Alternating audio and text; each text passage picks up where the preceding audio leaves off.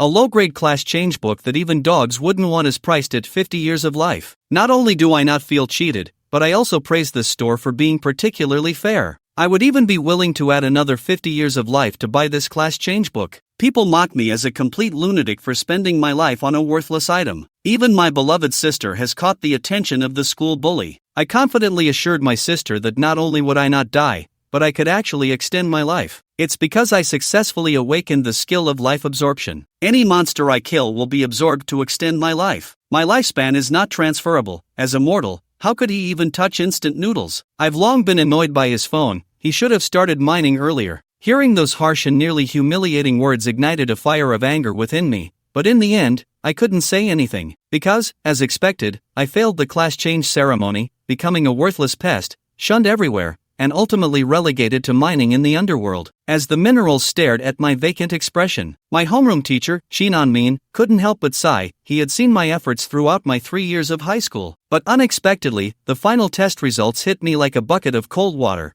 crushing me into this state. Out of concern, Shin-Min approached to comfort me, saying that being a minor after failing the class change wasn't the only option. I could only smile bitterly and shake my head, leaving him at a loss for words. Though the teacher meant well, the reality was incredibly cold. Do you think I could successfully change classes if I went to the Temple of Fate? Shin-Min was taken aback by my words. The Temple of Fate is an extremely unique temple in this world, where a batch of items refreshes daily, with the most common being class change books. It can force a person to change classes, regardless of whether they have succeeded before. This is the last chance for mortals who have failed their class change. However, there's no such thing as a free lunch. At the Temple of Fate, items aren't exchanged for coins but for life, starting at a minimum of 50 years. Shin-Min continued to urge me not to take extreme measures. The vice principal on stage, Genoa, loudly congratulated the students who succeeded in their class change but said nothing about those who failed, as in the eyes of the world, those people had no future. Feeling agitated and about to leave, a voice suddenly came from behind,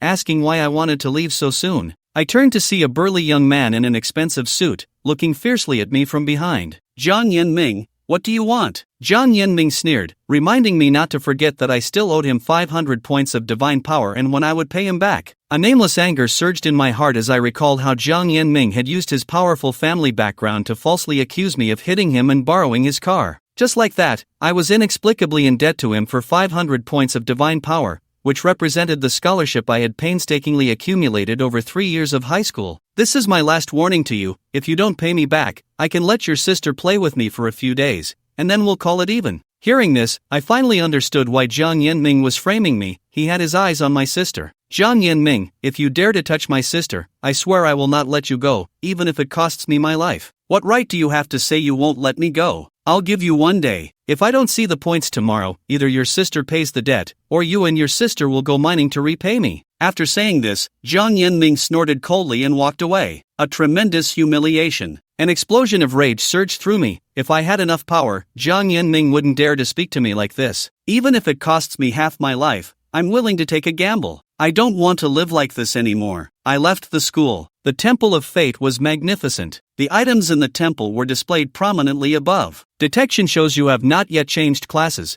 You cannot access the personal information panel. Is it free to unlock the personal information panel successfully? You can check your own information. I then opened my personal panel. Looking at the information, my remaining lifespan was 82 years. In other words, I could live to 100 years, which is quite long for an ordinary person. But thinking about spending the remaining 82 years as a minor, my feelings were incredibly complicated. When I saw the last line stating talent, I couldn't help but breathe rapidly, my pupils contracting sharply. The talent of longevity allows me to gain life by killing monsters. This means as long as I keep killing monsters, I can continuously extend my life, and this talent can also be upgraded. Over time, living to 100 years or even achieving immortality is not impossible. I stared blankly, suddenly smiling as tears streamed down my face. Years of frustration and the joy of a turnaround intertwined in my heart for a long time before I finally calmed my excitement. Wiping my tears away, I couldn't help but smile broadly. Being able to absorb life means lifespan is worthless to me. I could confidently exchange items at the Temple of Fate. Then, I opened the class change tree page,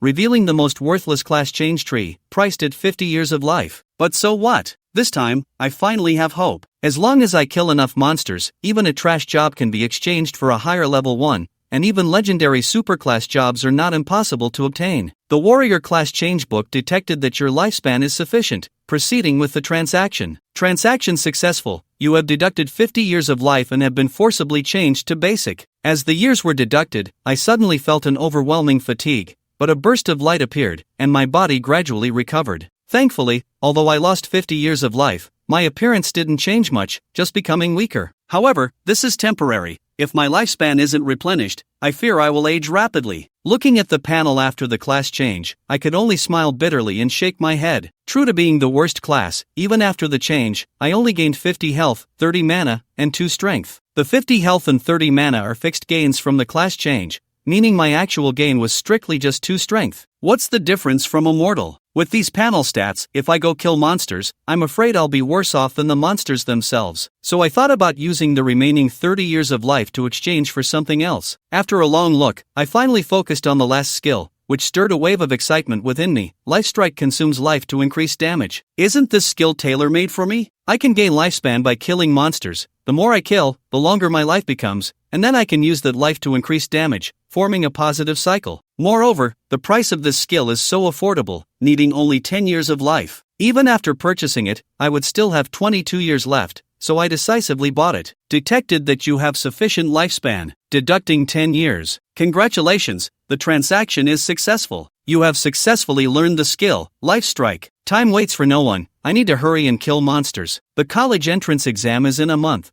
and I must become strong enough in that time. I immediately left the Shrine of Life and rushed to the leveling dungeon. Completing the Wild Wolf Valley dungeon in the southwestern outskirts, many young people gathered here. At the entrance, many people were shouting to form teams. Hey, brother, want to team up? We just need one more person. Just then, someone tapped my shoulder. Turning around, I saw a few young people planning to team up for leveling. I was about to refuse when one of them recognized me. Isn't this that guy? What are you doing here, you failure at job changing? This person was my classmate, Sun Hao, one of Jiang Yanming's lackeys. Others showed their disdain as well. What are you still doing here? Hurry up and leave. A failure at job changing should look like one to go mine. Those words immediately struck a sensitive nerve within me. My parents had tragically died in a mining accident. Life Strike. As I whispered, I activated the skill. In the next moment, I chose to deduct 1 year from my lifespan, and immediately felt a surge of power throughout my body. Just as Sun Hao continued to mock me, I swung my arm forward and slapped him hard. The force was so great that Sun Hao was actually knocked back. This sudden scene stunned everyone present. Sun Hao's previously pale face turned bright red. Why you dare hit me? He felt incredulous, as if the oppressed son-in-law had suddenly found his footing. Others were equally shocked. What's going on? Sun Hao, didn't you say he was just an ordinary person? One slap sent you flying, and you call him ordinary? At this moment, I looked down at Sun Hao. If you can't speak properly,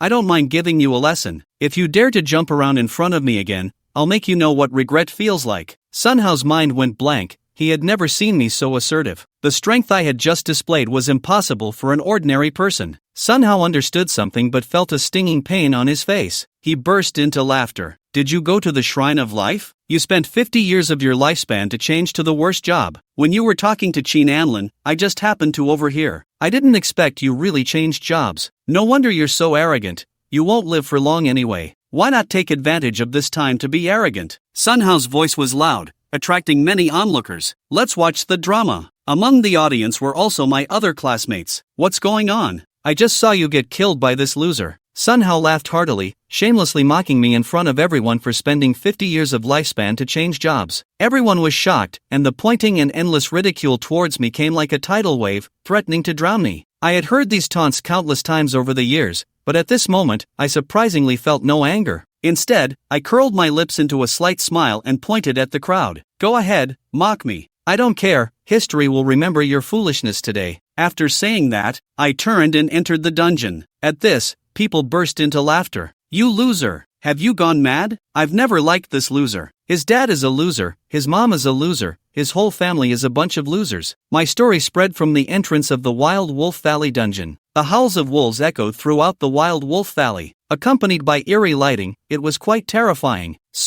I soon spotted a few wild wolves, and as soon as they saw me, they growled and launched their attack. I held nothing back, even without weapons. With my damage increased tenfold, I could take down several wild wolves with my bare hands effortlessly. I quickly leveled up to level 2, earning 10 attribute points. I had to act fast. To increase my damage, I consumed a full year of lifespan, meaning I needed to kill 365 wild wolves in an hour to break even. So I continued forward and soon encountered a few more wild wolves. I killed my way through, gaining experience and increasing my lifespan along the way. Congratulations, your level has increased to level 6. With 5 minutes left of my life strike duration, the number of wild wolves around gradually decreased, and I was gasping for breath against a large tree. In nearly an hour's time, I had been almost continuously regaining health. My arms were nearly paralyzed, but the rewards were astonishing. I had killed a total of 478 wild wolves. Not only did I break even, but I also gained a total of 113 days of lifespan and leveled up to level 6. Looking at the corpses of wolves scattered everywhere, it was a pity that I hadn't learned the extraction skill yet, so I couldn't collect materials from them. Otherwise, the materials from hundreds of wild wolves would have been a significant amount. For now, I could only waste the opportunity, which I regretted somewhat, but it didn't matter much. My goal was still to increase my lifespan. As long as I had enough lifespan, there was nothing I couldn't buy at the Shrine of Life. Thinking of this, I felt motivated again. With just a few minutes left, I wanted to kill a few more monsters. At that moment, a massive roar reached my ears, vibrating slightly, startling me. I turned to look. I was shocked to find a large wild wolf. This wolf was roughly the size of a typical one, with a fierce expression on its face, growling at me. I hadn't realized I had unknowingly entered a boss encounter. No wonder the number of wild wolves nearby had gradually decreased. The strong growls were intimidating. The atmosphere was heavy, but instead of panicking, I smiled. Killing a monster boss would surely yield a treasure chest. With 4 minutes left of my life strike, I had to act quickly, disregarding my fatigue. I charged forward immediately, and the Wolf King howled. Countless wild wolves rushed over and surrounded me. At the Wolf King's command, the surrounding wolves roared and charged at me. With a fierce shout, my adrenaline surged, and my once fatigued body was filled with strength again. I punched a wild wolf as I charged toward the Wolf King. The Wolf King continued howling, commanding the wolf pack to attack me, but they couldn't stop my assault. Just as I approached the Wolf King, it suddenly lunged at me, opening its massive jaws to bite. I immediately gathered my strength and swung my fist. With a heavy punch, my fist landed solidly on the Wolf King. The Wolf King yelped in pain and tried to flee, but I was quick and grabbed its tail with one hand. With my other hand, I threw another punch, shattering the Wolf King's bones. With a final punch, its skull was smashed, and dark blood splattered everywhere. At that moment, the Wolf King was still struggling, emitting weak cries as my fists fell like a torrential rain. As the black blood of the Wolf King poured down, it nearly stained my clothes black. Finally, when the Black Blood Wolf King stopped moving, I received a notification. Congratulations, you killed the Black Blood Wolf King and gained 580 experience points. The corpse of the Black Blood Wolf King glimmered with green and blue lights. Indeed, it dropped equipment. I let out a long sigh of relief. It fell to the ground, and at the same time, the effective life strike officially ended. Hearing the system's voice in my mind, I grinned broadly and laughed. I had pushed my body to its limits, feeling like I might fall apart, but everything I accomplished today was worth it. I leveled up to level 7, and most importantly, I had gained so much lifespan from defeating monsters above my level and had even dropped equipment. I was incredibly happy. My previously exhausted body felt invigorated again as I stepped forward to pick up the equipment that had just dropped. A pair of gloves with plus 15 attack, materials for crafting a set, and surprisingly, a skill book as well. I was overjoyed. I then equipped the full set, exited the dungeon, and headed to the marketplace. I sold the Wolf King's Claw for 980 power points and spent another 120 power points to buy an extraction skill and a large ordinary backpack. Satisfied, I prepared to head home. Just as I stepped out of the marketplace, a voice called out, "Hey, look, our useless scholar is coming out of the marketplace. Have you suddenly gotten rich?" It was Jiang Yanming who approached, staring coldly at me. "Since you've got money, when will you pay back the 500 power points you owe me? I must see the power points by tomorrow." My expression darkened instantly. "I don't owe you any money." Jiang Yanming became furious. "You won't get a single cent. Fine, so be it. Do you believe I can ruin your family by tomorrow?" His words ignited my anger. "You can certainly try. I might not be able to stop anything, but I can definitely kill you." My words, filled with killing intent, startled Jiang Yanming, who was about to say something in anger and embarrassment. One of his lackeys interjected, advising him not to provoke me. After all, he doesn't have much lifespan left. A cornered dog might bite. Upon hearing this, Jiang Yanming gradually calmed down and stated he would overlook the money, but I had to duel him at the school arena tomorrow. If I lost, I would have to bow to him at the school gate for 3 days and nights, and he would let it go. What if I win? If you win, Jiang Yanming said, taking out a golden card and waving it in front of me. This supreme card from the Dasha power bank contains 10,000 power points. You'll never earn this much in your lifetime. If you win, this card is yours. Alright, I hope you won't regret it tomorrow. After saying that, I turned and left. When I got home and saw my little sister, who I relied on, I finally felt relaxed. Such warm moments are fleeting. In the blink of an eye, it was the next day. Before I even arrived, news of my duel with Jiang Yanming had spread throughout the entire school in Lan City. Everyone in high school was shocked by my actions. How could I dare to do this? You're being so irrational. As soon as I arrived at school, Qin Anming found me and pulled me to cancel the bet with Jiang Yanming. Hearing Qin Anming's words warmed my heart. He was the only teacher in these 3 years of high school who truly cared about me. I was deeply moved,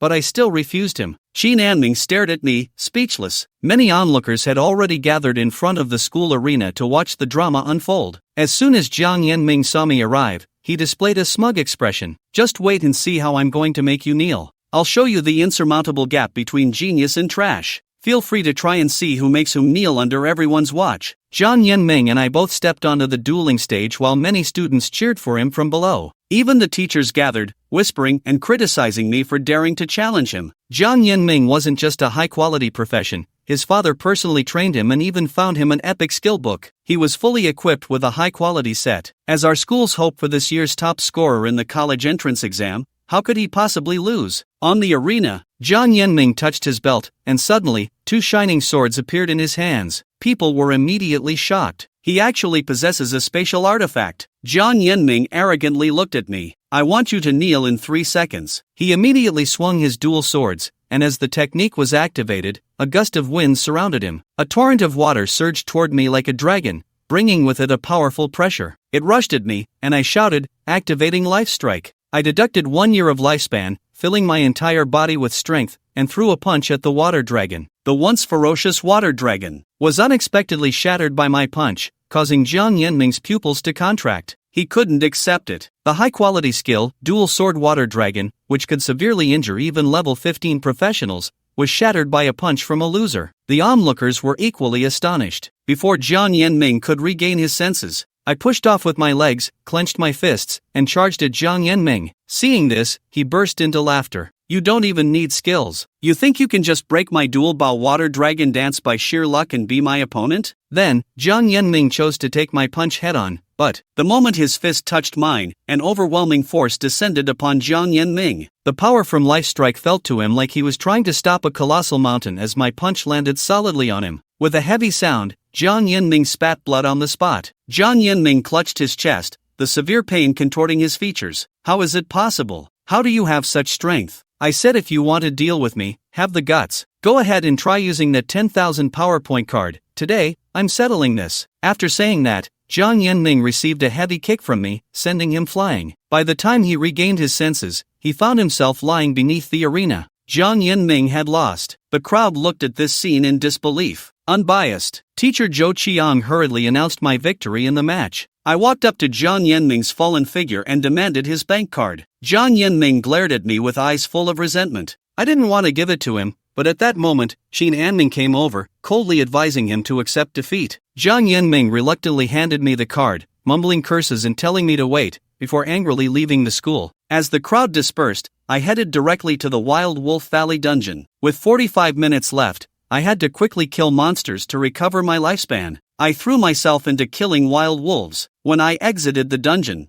I had killed over 400 wild wolves, but that only brought me to level 8. This dungeon was no longer offering me significant help, and here I could only gain a little over 100 days of lifespan each day. Thinking of this, I felt somewhat dissatisfied. I wondered if I would gain lifespan from entering a dungeon with mosquitoes or similar monsters. Thinking of this, I suddenly felt excited. I immediately went to the marketplace and spent 5,000 power points to buy 10 fire scrolls. Then I promptly headed to the school's Locust disaster dungeon. As soon as I entered the dungeon, the clear sky was immediately covered by dark clouds, which were, in fact, swarms of locusts. I immediately tore open a fire scroll. In the next moment, a fierce fire serpent burned countless locusts, creating a series of explosive sounds. Then, countless notifications appeared in my mind. Kill 1 locust, successfully absorb 1 day's lifespan, gain experience. Seeing this information, I was delighted. it was indeed feasible. Although killing a locust only gave me a little experience, that wasn't my goal here. For me, as long as I gained lifespan, I could exchange for almost anything at the Shrine of Life. So I stopped being stingy and threw the remaining fire scrolls,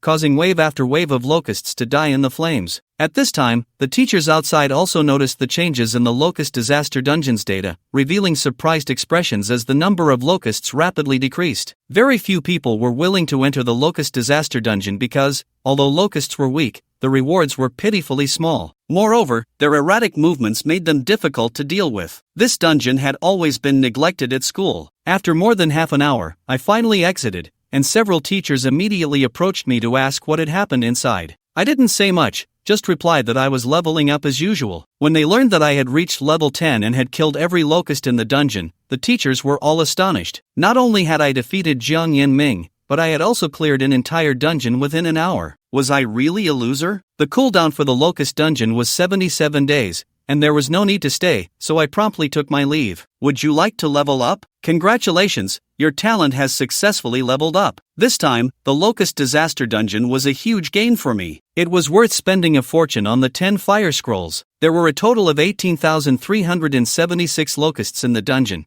and under the burning of those scrolls, I was overwhelmed with happiness. I successfully leveled up my talent, and my level also rose to 10. Most importantly, my current lifespan is 71 years. The Locust Disaster Dungeon granted me an additional 50 years. Moreover, with the talent upgrade, my efficiency in gaining lifespan increased threefold. At this rate, as long as I clear a few more similar dungeons, I'll soon have enough lifespan to exchange for an ordinary profession. So I went to the task hall, where various missions were posted. Completing any of them would yield generous rewards. After browsing the task list, one mission caught my eye, a willing to buy the crystal of the rampaging Orc King at a high price of 30,000 power points. Note, this crystal can only be found in the level 15 Nightmare difficulty Abandoned Mine dungeon. The high buyout price and the daunting difficulty of the dungeon made me both excited and hesitant. Moreover, the Abandoned Mine dungeon was located 50 miles outside Lon City. To challenge this dungeon, one had to leave the city, which meant no protection from the city's barriers, significantly increasing the danger level. Because of this, despite the generous rewards, no one was willing to take on this task. However, tempted by the 30,000 power points, I finally gritted my teeth and accepted the mission. Fortune favors the bold.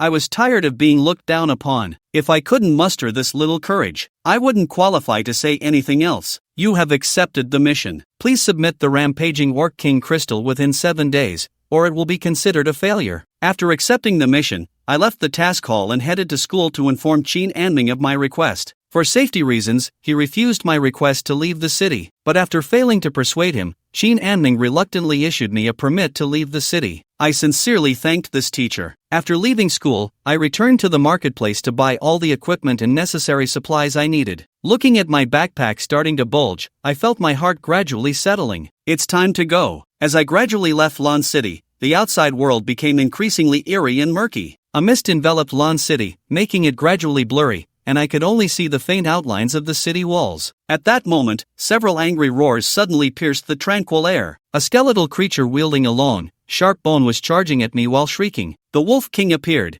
and I immediately retaliated with the Wolf King's claw. After 2 claws converged on my gauntlet, I quickly struck down at the skeleton, shattering the skeleton soldier's bones. However, the skeleton soldier did not lose its fighting power, so I continued to attack with my claws. As more and more bones shattered, the skeleton soldier finally fell, successfully killing it. Due to the high level of this monster, you extracted 15 days of lifespan and gained 450 experience. Wow, I didn't expect this. Defeating monsters above my level indeed yielded much better rewards, so I didn't waste any time and continued on my way. After a while, I passed through a forest and finally saw the abandoned mine. However, it was getting dark, so I had no choice but to stay nearby for the night. So I found a relatively open area in the forest to set up a campfire for the night. The forest at night is dangerous, so the fire must burn all night to fend off monster attacks. However, just as I finished my compressed biscuit and planned to rest, I heard faint rustling in the dense forest. Who could it be? I turned toward the source of the sound and shouted, "Excuse me." I wasn't hiding on purpose. A shadow emerged from the dense trees, and as I focused, I saw. It was a girl about my age, dressed very plainly, with dirt on her face and clothes as if she had fallen into a muddy pit. After she stepped out, she casually sat down in front of the campfire and said, "Hey, big brother, could you spare me a piece of compressed biscuit?" I glanced at her. Though I felt a bit wary, I still took a piece of compressed biscuit from my backpack. I handed it to her. After receiving the biscuit, the girl devoured it hungrily without caring about her image. She quickly finished that piece and then ate 3 more pieces of compressed biscuit before she was satisfied. Thank you so much, big brother. I've been starving for days. Can you tell me who you are and why you're here? Upon hearing this, a flash of hatred crossed the girl's face, but she quickly masked it. It's nothing. I just accidentally failed while hunting monsters outside the city. Her poor acting didn't fool me. You're lying. Seeing that I was still looking at her, she finally revealed the truth. My name is Zhong Qianyue, and I'm a level 17 Shadow Envoy. As for why I look like this, at that moment, as footsteps approached, Zhong Qianyue's expression turned cold. I have to go now, big brother. Thanks for your hospitality. I'll remember you. After saying that, the girl cast a skill, and her body gradually became ethereal, as if merging with the shadows. Then she vanished in an instant, and I could no longer see her. At that moment, several arrows whizzed by and landed near me. I immediately dodged, but the swordsman was too fast and grazed me. You took 18 points of damage from the swordsman's graze. A few seconds later, 3 figures appeared, but they still hadn't caught up. He's lucky, but he's been chased by us for several days now and is probably exhausted. At this moment, I could clearly see the 3 of them. One was a warrior carrying a large sword, another was a mage with a staff, and the last one held a bow. With the campfire here, they noticed me immediately and approached, asking if I had seen a woman. I didn't respond but coldly told them that I had just been hit by an arrow. However, the archer's attitude was very arrogant. What do you call that when you didn't even die from it? My gaze instantly darkened as I considered whether to use life strike to teach these people a lesson. At that moment, the man with the large sword threw a very low-quality healing potion at my feet and left with the other 2. Perhaps they didn't want to stir up more trouble, and I decided not to retaliate after all. It was better to avoid unnecessary conflict, so after they walked away, I looked around. You can come out now. As I spoke, the previously hidden Zhong Qianyue emerged from the darkness. She looked at me in surprise. How could you see through my shadow mirage technique? The envoy is a very special and rare profession. Once the shadow mirage technique is activated, no one can see through it unless their level is at least 15 levels higher or they possess a special skill to break the mirage. So that's what it's called, shadow mirage? Zhong Qianyue was stunned for a few seconds. Did you guess? Are you mocking me? Zhong Qianyue felt intellectually crushed, and her dirty face flushed slightly with shame and anger. Just as I was about to ask her for more details, the 3 people who had just left suddenly appeared in front of us. Zhong Qianyue's expression turned cold. Big brother, I didn't expect to say goodbye again. I'll go ahead, don't worry about me. She started to use the shadow mirage technique again to become invisible, but, in the next moment, a glowing orb suddenly shot up into the sky, illuminating the entire forest. Mysterious light fell upon Zhong Qianyue. Oh no, it's the blinding light. She immediately lost her composure and frantically tried to escape. However, a distant figure with a sword was still approaching. It was over for Zhong Qianyue. Panicked, she couldn't use her skills due to the blinding light, leaving her no way to escape. The swordsman was getting closer. In a critical moment, I struck to knock the sword away. Humph, I had said this guy looked suspicious, and indeed he was in league with this woman. Since that was the case, we might as well kill all 3 professionals. Zhong Qianyue listened coldly. She became anxious and said, "Hey, we're not on the same side. Don't involve innocent people." She was about to hand something over and urge the 3 to take it and leave her alone, but the 3 in front of us clearly wouldn't agree easily. If you had said this a few days ago, we might have considered it, but now that you're caught in the blinding light, we'll kill you. Their words made Zhong Qianyue despair a bit. She helplessly said, "I'm really sorry. Big brother, I've dragged you into this. I'll hold them off. You find a chance to escape." "You find a chance to escape," I said, knowing Zhong Qianyue couldn't activate her skills at this moment. I proactively inquired about the levels of the 3 in front of me. The one with the large sword was level 22. The others were all level 20, which was not too difficult for me to handle. I activated Life Strike at 10-fold damage. That should be enough. Alright, let's act quickly to avoid complications. As the swordsman shouted, his body began to swell, reaching a height of about 230 centimeters. His physique became very robust, and his loose clothing turned tight around his bulging muscles, gripping the large sword tightly. With a cruel expression, Zhong Qianyue didn't want to endanger me and hurriedly urged me to run first. "Don't worry about him, he'll handle it." The archer sneered from the side. "Can you escape? The explosive arrow is on its way." An arrow, resembling a fireball, shot toward me immediately. "Quick, dodge!" Zhong Qianyue shouted urgently, instinctively pulling me to avoid it. But she found that I was like a mountain. No matter how she pulled, I wouldn't budge. At that moment, I clenched my fists and swung hard at the incoming explosive arrow. The swordsman, resembling a small sun, was directly knocked away by my punch. A violent explosion ensued, igniting several nearby bushes. Seeing this, the three professionals in Zhongqianyue were all in shock. This person wore extremely shabby equipment, only a pair of gloves. By all appearances, he was just an ordinary professional, yet he had knocked away the explosive swordsman with a single punch. The archer hurriedly urged his companions to check my information,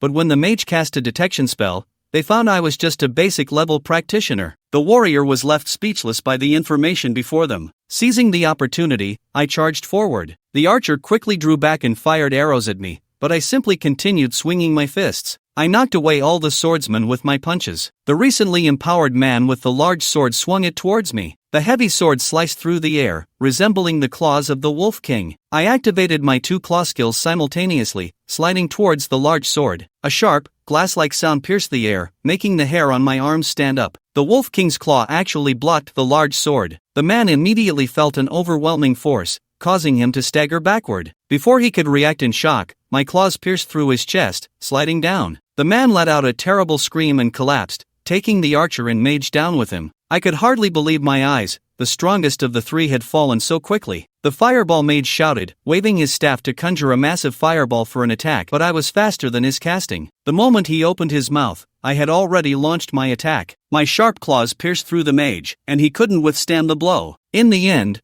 only the trembling archer remained. Naturally, he was no match for me and soon met his end at my hands. You killed them all. Zhongqianyue looked at the three on the ground in shock. They were the ones who tried to kill me first. Ignoring Zhongqianyue's astonishment, I began to search the three bodies. I stuffed all the loot into my backpack. After collecting everything, there was only a scroll left on the ground. You obtained the item Mysterious Map, and the nearby Zhongqianyue told me. This is a treasure map. According to the guidance of the map, one can find a relic. If you enter the relic, you may be able to obtain the treasure. Then he smiled helplessly and explained that he was being chased by three people because of this. Qianyue encountered the three people in a dungeon, killed them, and the dungeon boss dropped a treasure map. The three of them took the map because they had the advantage in numbers. However, the key that was brought out together with the map was in Zhongqianyue's hands, which led to the later incident of being chased. Death is deserved. The shallow moon reveals a refreshing expression, as if venting anger by kicking the corpse on the ground. Seeing that you helped me, this key is for you. With your strength,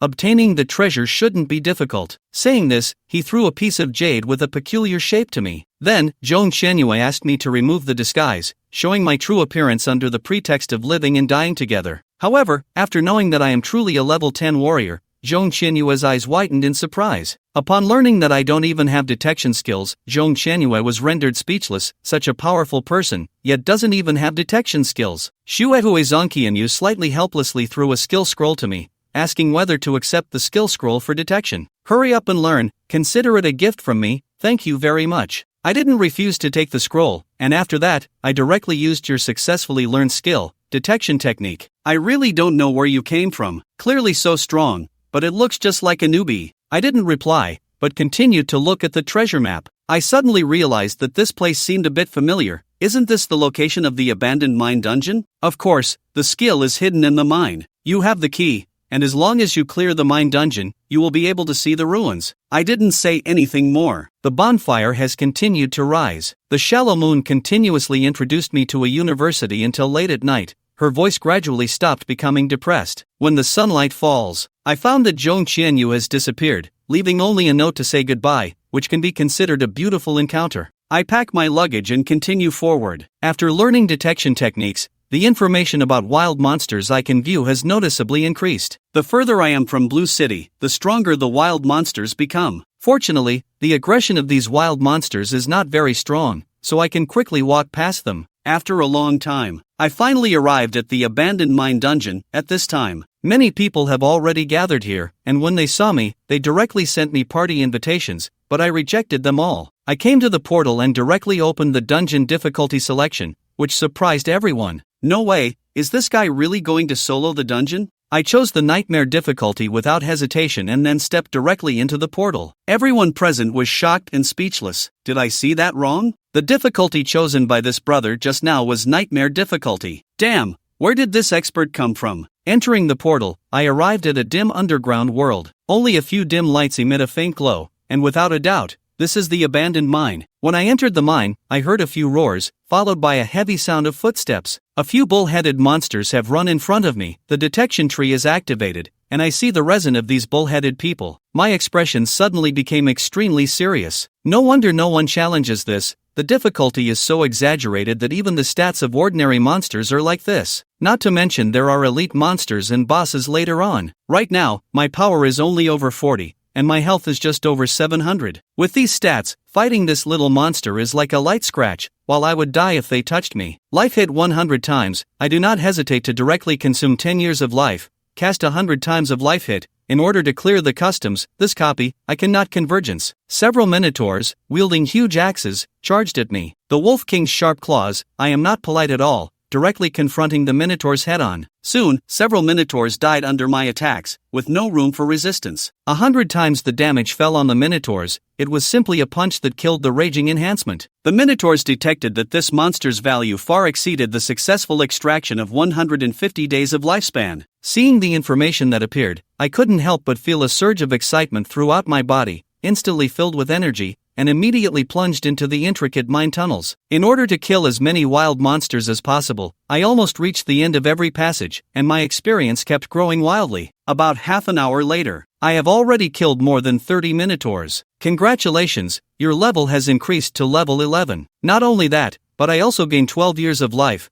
and the 100-fold life strike has already returned my investment. If I practice here every day, I might be able to accumulate 200 years of lifespan in just a few days. Thinking of this, I became even more excited. I have to hurry to fight the boss in half an hour, otherwise, if I get a life hit and it ends, I can only leave the dungeon. I quickened my movements. On the way, I encountered about 10 minotaurs, killed them all, and then finally passed through the maze-like mine tunnel, where the endpoint was an iron gate. Behind the iron gate, a large figure can be seen panting heavily. Even through the iron gate, one can feel a tremendous sense of pressure, so I immediately cast a detection spell. Such strong stats, it's actually just an elite monster. I was so shocked that I couldn't speak. If even the elite monsters are this powerful, so how strong is the boss inside? Fortunately, I am now facing a 100-fold life blow, so I pushed open the iron door without hesitation. At the moment the door was pushed open, the sleeping werewolf overlord was suddenly awakened. With a height of 3 meters, I felt incredibly small. He immediately became furious and let out a roar, the roar carrying a fierce wind that almost blew me away. I was just about to use my skill when I saw the werewolf overlord crouch down, quickly charging its hind legs,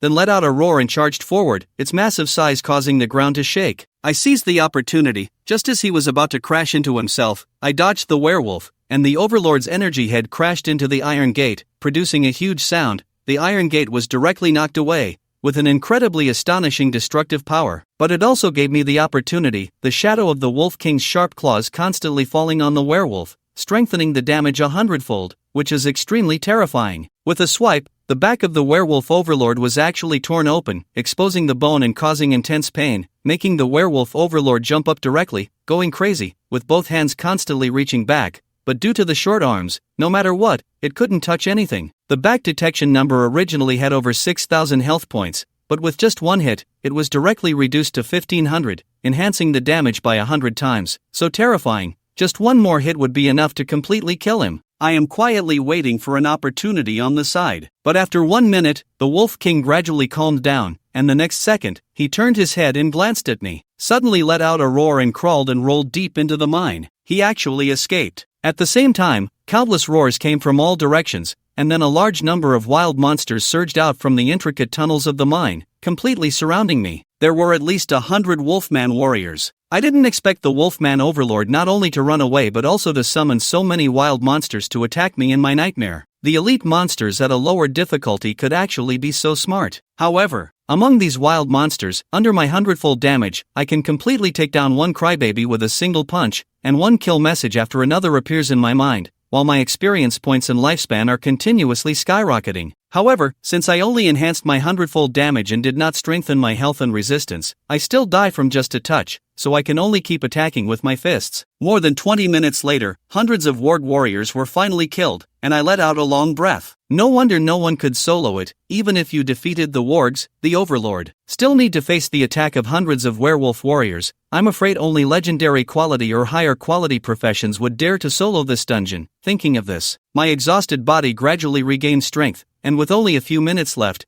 defeating the dungeon boss was impossible. But that werewolf overlord hadn't run far after being attacked. He must be killed. I followed the path where the werewolf overlord fled and quickly saw the werewolf overlord lying on the ground, motionless and on the verge of death. I walked up without hesitation and dealt him the final blow. You killed the raging werewolf overlord. The number of wild monsters you killed far exceeds. Congratulations to you. Successfully extracted 500 days of lifespan and gained 12,800 experience points. Congratulations on leveling up, current level 12. I am thrilled by this harvest. On this trip, not only did I directly level up, but I also gained over 50 years of life, almost catching up to the rewards from the Locust disaster dungeon, and I didn't need to spend money to buy the flame scroll. I performed the extraction in front of the corpse of the Wolfman Overlord. A total of 3 elite level item materials have been extracted, which can be sold for money. What has caught my interest is the heavy armor level 15 blue equipment on the ground. Not only has such a strong attribute, I also have equipment skills, but unfortunately, the equipment level requirement is level 15. Otherwise, I would want to put it on immediately. At this moment, the life enhancement on me has completely disappeared. I must leave this instance immediately. Without life enhancement, this instance is extremely dangerous for me. After coming out, many people were incredibly shocked. After all, I soloed the nightmare in the dungeon. I didn't pay attention to people's surprise. Instead, I calmly walked nearby to sit down and rest. The blows of life have disappeared, and today they cannot be used again. If someone were to have ill intentions towards me at this moment, my situation would be very dangerous. So the more it is like this, the calmer I must be. The fact proves that indeed no one dares to approach. I just like this, and I safely passed this hurdle. On the second day, I entered the instance again. Immediately transported to the last arrival location, crossing through a ground full of wargs. The warrior's corpse continued to delve deeper, encountering many powerful wild monsters along the way. Without hesitation, I directly activated Life Strike to kill my way to the deepest part. About half an hour later, I have finally reached the end. The light of the 4 weeks is very weak, with only a few flickering candle flames, as if they could go out at any moment. For weeks there are broken bones and constant chewing sound. Close to the sound source, finally saw a giant, 3m tall and jackal bully almost, but he was covered with armor. Green skin looks a bit like goblin. Using detection techniques, I was a bit confused. Shouldn't the boss of this dungeon be the Berserk Orc King? What is the guardian boss? Looking down, I saw the detection tree, and only then did I understand a little. It turns out that this Goblin King was once a boss, but he couldn't compete with the Orc King. Although killing the Goblin King won't yield any rewards, it would still be good to gain extra benefits by killing the Orc King. Although the Goblin King's stats are exaggerated, I have strengthened the damage 100-fold, so it is not to be feared at all, at this moment. The Goblin King also noticed it, and I immediately stopped chewing on the battle achievements. His massive body still brought me a lot of pressure. The Goblin King let out a roar towards the sky, and soon, many goblin elites holding knives and forks appeared in the 4th week, and all the warriors rushed towards me. Kill me to unleash the Wolf King's claws, immediately rush up, under my attack. The goblin elite warrior is simply no match for seeing his little brother. Being so ravaged, the Goblin King let out a roar and immediately charged forward, gripping the trident. I seized the opportunity and struck the Goblin King's waist with a solid punch. I even felt a bit of pain in my hands. Although this wild monster is a goblin, it is fully armored. With a solid punch, the Goblin King only took a few steps back while holding its abdomen, but it didn't seem to be too injured. I hit with a punch and only dealt less than 2,000 damage. The scene in front of me surprised me greatly. This guy's armor is a bit too high, able to reduce 6 to 7/10 of the damage. However, damage reduction does not mean the damage is ineffective. If one punch doesn't work, then I'll throw another punch, until he can't bear it anymore. So I came to the Goblin King, and in front of me was another punch. This time the Goblin King finally cried out in pain, constantly waving the trident in his hand, wanting to kill me, but unfortunately his body was too large and his movements were very clumsy. I have easily dodged it many times, and even if I can't dodge it, I can face it head-on and use powerful damage to counter the Goblin King's attacks, going back and forth like this for about 10 minutes. The Goblin King is already covered in blood, his armor is completely broken, and his health has dropped below 3,000. I was about to continue the attack when suddenly the Goblin King roared, and this roar carried an extremely strong aura. I was almost blown away, thinking that the Goblin King was about to escape. However, a monster covered in red hair with double eyes emitting a red glow and two horns like sharp swords emerged, its size even larger than that of the Goblin King, and with each step it took, the ground shook. The Goblin King knelt down upon seeing him, not daring to look up. I hurriedly used detection skills and saw the attributes and skills of this monster. I finally understood why there have been 10 teams that have cleared the nightmare difficulty until now, and many teams have to spend 89 hours to clear it. Even with 100 times the enhanced damage, I felt incredibly nervous in front of the Raging Orc King. Nearly 20,000 health points and a strength of up to 1,200 both indicate that this boss is extraordinary. The Raging Orc King saw me and let out an angry roar, then slammed his fist into the ground, and I was almost thrown into the air by the tremendous force of that punch from a distance. Because the power of the Berserk Orc King is too terrifying, I cannot withstand even one of his moves, so I choose to strike directly. However, the target is not the Orc King, but the King of the Gling, who was kneeling on the ground. Just when the Orc King thought I was going to attack him, I turned around and unleashed a Wolf King attack on the Goblin King. With a few swipes of my claws, the claws immediately tore through the Goblin King's armor. The Goblin King immediately cried out in pain, and after shouting a few times with his already injured body, he fell down. There's no more movement, and then I stepped back to create distance, and upon seeing my guard being killed, the furious Orc King was immediately filled with uncontrollable anger. The next second, he stomped his feet and charged over. I took out a potion to restore mana from my backpack. After drinking, used the Wolf King's claws again. The sharp claw strike landed heavily on the Raging Orc King, but only left a shallow crack on his armor. I didn't care that much. Continue to unleash the Wolf King's sharp claws. Continuously attacking, the Orc King roared in anger and frantically beat me. But I swiftly dodged and maneuvered, using agile movements. Dodging the attack, because the Orc King's hands have no bone armor,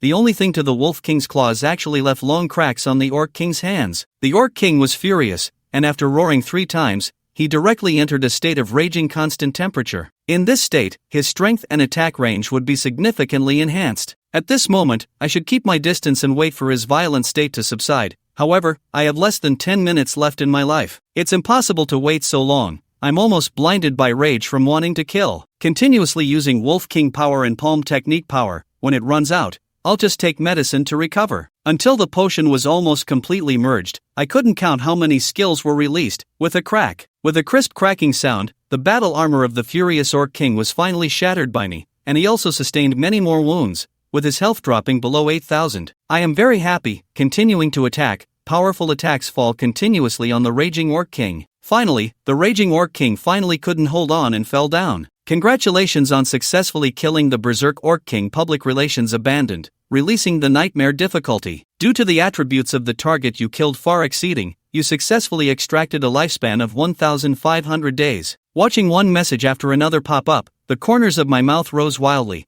I finally cleared this dungeon. A furious Orc King directly added 1,500 days to my lifespan and allowed me to level up again. At this pace, if you grind a couple more times, reaching level 15 in this dungeon is not impossible. This time I not only cleared the level, but also broke the record for this dungeon. Looking at the prompt above, I didn't hesitate to leave my name, completely without any intention of hiding myself. I have had enough of others' doubts and disdain. Now, an opportunity to make a name for oneself is right in front of us. How could it be possible to refuse your success? Leave your name. Congratulations on breaking the record, receiving rewards, 10,000 divine power points, and a random epic item. The gift package is complete. My face is almost splitting from smiling. It's so worth it. After receiving the gift package, I immediately opened it and congratulations, you have obtained an epic item. The space ring is actually the space ring. I was extremely surprised. The space ring is simply magical for professionals. With it, not only can you lighten a huge load, but you can also use various items and tools anytime and anywhere,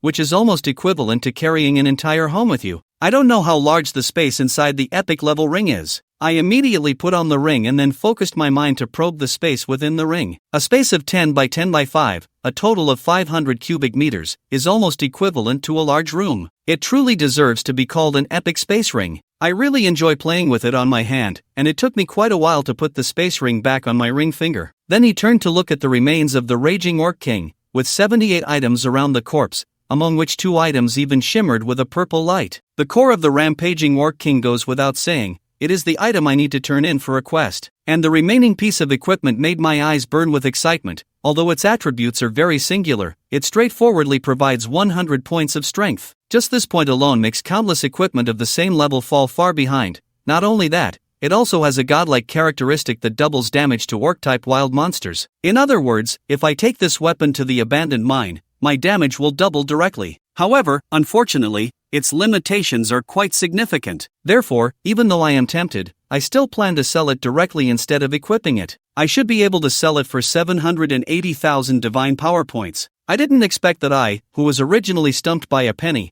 would now turn around and become a wealthy person. After putting everything into the space ring, I suddenly felt much more relaxed. By the way, there is also a treasure map. I took out the key that Zhong Qianyue gave me, and the key suddenly radiated a burst of light. Then it actually flew automatically into a nearby wall. Then, a vibration sound appeared on the wall, and it actually retreated directly, like a hidden door. Open and I will walk into one of the boxes. Just place it in the middle, and after opening, the information appears that the omnipotent scroll has been obtained. I am pleasantly surprised that the epic is actually an omnipotent scroll of epic quality. This is what is known as a treasure. The omnipotent scroll is a very advanced item. Even the worst ones require thousands of divine power. After learning the omnipotent scroll, one can acquire a skill that is most suitable for their profession, and any profession can learn it. Even the versatile scrolls above the exquisite level can choose from several skills, and the epic versatile scrolls are worth at least 1 million divine power points, which is really profitable. Mom, I am extremely excited, and at the same time, I am very grateful. I didn't expect Zhong Qianyue would leave such a great gift for me. No matter what, this is a huge kindness. Then I directly opened the omnipotent scroll to use it. Congratulations, you have successfully used the omnipotent scroll. Please choose your skills: Endless Slash, Rage of the Earth, Giant Windstorm, and Sword of Return. All 4 skills are warrior-type skills. Among them, Endless Slash is a single-target skill, Earth's Fury is more of a control and massive destruction skill, Storm and 10,000 Swords Return to the Sector both area damage skills. To be honest, I want all of them, but I have to make a choice. After thinking it over, I ultimately chose 10,000 Swords Return to the Trace, and after acquiring the Life Strike skill, my single output is not lacking at all. Even with the most garbage skills, the damage is still quite impressive. But in the future, I will keep entering dungeons, kill a large number of wild monsters to extract life. Single target output is really too time consuming. With area damage, my efficiency will be greatly improved, and 10,000 Swords Return to 1 has a larger range than Severe Storm. So for me, 10,000 Swords Return to 1 is the most suitable. After choosing the right skill, I am in a great mood, and now I can finally see the skills of the past. Opening the attributes panel, I allocated all 10 attribute points to strength. Lifespan directly increased, used for more than 70 years, only 50 years away from a 200-year lifespan. As long as I switch to an ordinary profession, it is also a huge improvement for me. Thinking of this, I felt a wave of relief in my heart. After collecting the loot, I set off to leave. The dungeon was cleared. He came out, he soloed the nightmare, and he broke the record. Is this something a person can do? As soon as I came out,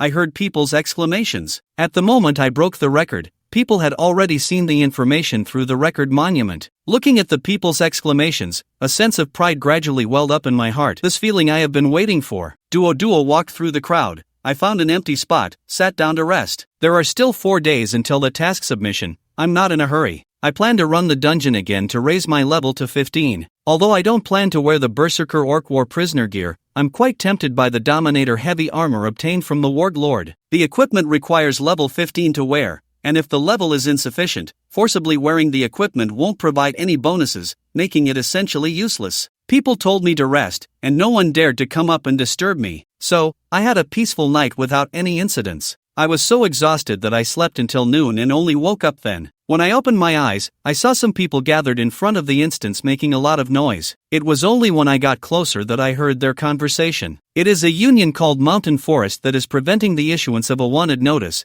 and it seems to be looking for someone. Many people feel very angry upon hearing this title, but they dare not express their anger. After all, the Mountain Forest Union is the largest union in Blue City. The president of the guild is said to be a level 40 big shot, and the regular members in the guild at least have full green gear, with skills that suppress ordinary professionals. No ordinary person dares to provoke the Mountain Forest Guild. I don't care, I'm just heading to the dungeon entrance on my own, completely ignoring the cheers of that group of people. Suddenly, an arrow shot at my feet, clearly a warning. I turned around and looked at the person from the Mountain Forest Guild with a cold gaze. Take out a portrait, damn it, remember this person for me. Once this person is encountered, it must be reported to us. Anyone who dares not report is opposing our Mountain Forest Guild. However, seeing the portrait suddenly made my gaze become strange. The portrait was actually of myself. How did I become a wanted criminal? I was stunned on the spot, thinking to myself, when did I provoke the Forest Workers Union? The Forest Workers Union, including the people present, did not recognize me, because I had been killing monsters all day yesterday. My body and face were covered in blood and dirt,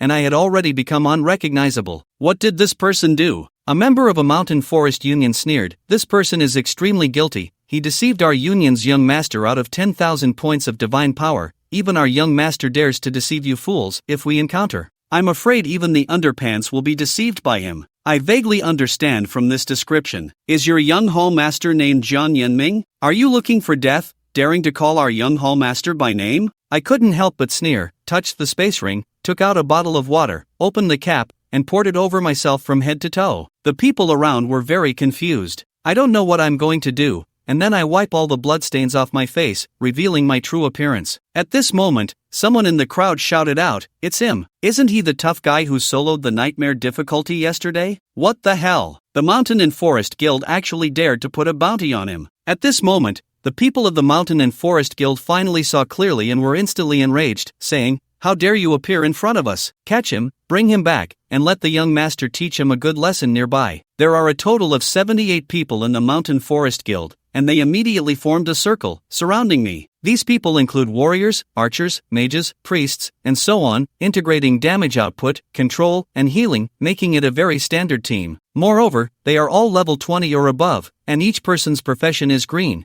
which is significantly stronger than ordinary professionals. At this time, the leader had already turned yellow, the warriors charged forward, the ranged shooters and mages provided control, and the others kept a close watch, not allowing him to escape. Then, a few soldiers immediately rushed up, and in front of them, I only needed to activate a 10 times life enhancement to easily defeat them. However, I suddenly had another idea, so I whispered loudly, 10,000. 10,000 swords returned to the sect, a group skill with a radius of 50 meters. When Li Du shouted it out, an incredibly large mark appeared in the sky, inscribed with countless mysterious runes. Then, sword after sword fell like raindrops. There were many onlookers nearby, but Li Du could control the targets of 10,000 swords returned to the sect. Countless swords fell upon the members of the Mountain Tomb Guild. This scene immediately shocked everyone. What skill is that? Damn! So many swords. Could this be a blue skill? With this scene, I think it's a purple skill. No wonder he can solo nightmare difficulty, it's simply terrifying. Regardless of the damage, the effect brought by the release of 10,000 swords returned to the sect was already enough to shock the heart. Whoosh, whoosh, whoosh. Countless swords fell, and the members of the Mountain Tomb Guild immediately felt waves of pain. Although they were wearing quite a bit of defensive gear, Li Du's 10,000 swords returned to the sect was an epic level skill, and their defenses were almost ineffective, unable to withstand much damage. In less than 10 seconds, countless wounds appeared on the bodies of all the Mountain Tomb Guild members, blood flowing freely. Quick, quick, quick! Where are the shield guards? Shield guards, quickly use your skills to block these attacks. And the healers? Don't just stand there, hurry and heal us. The members of the Mountain Tomb Guild kept shouting, the falling swords bringing them immense trouble. The shield guard, holding a massive shield, shouted, "There's nothing I can do. I just activated the protective shield, but it was immediately pierced by these swords." The healers shouted as well, "I've used all my skills. They're on cooldown, just wait a moment." They were thrown into chaos, many pulling out healing potions, but still unable to stop the damage from 10,000 swords returned to the sect. Someone shouted, "Charge! Kill him first. As long as we kill him, his skill will forcibly stop." Several warriors immediately released their skills, trying to take down Li Du first. In an instant, numerous skill lights appeared, but Li Du immediately directed the swords of 10,000 swords returned to the sect to focus on several warriors. Soon, countless sword tips fell upon them. When Li Du used his detection skill, he found their health bars plummeting, quickly entering a state of near death.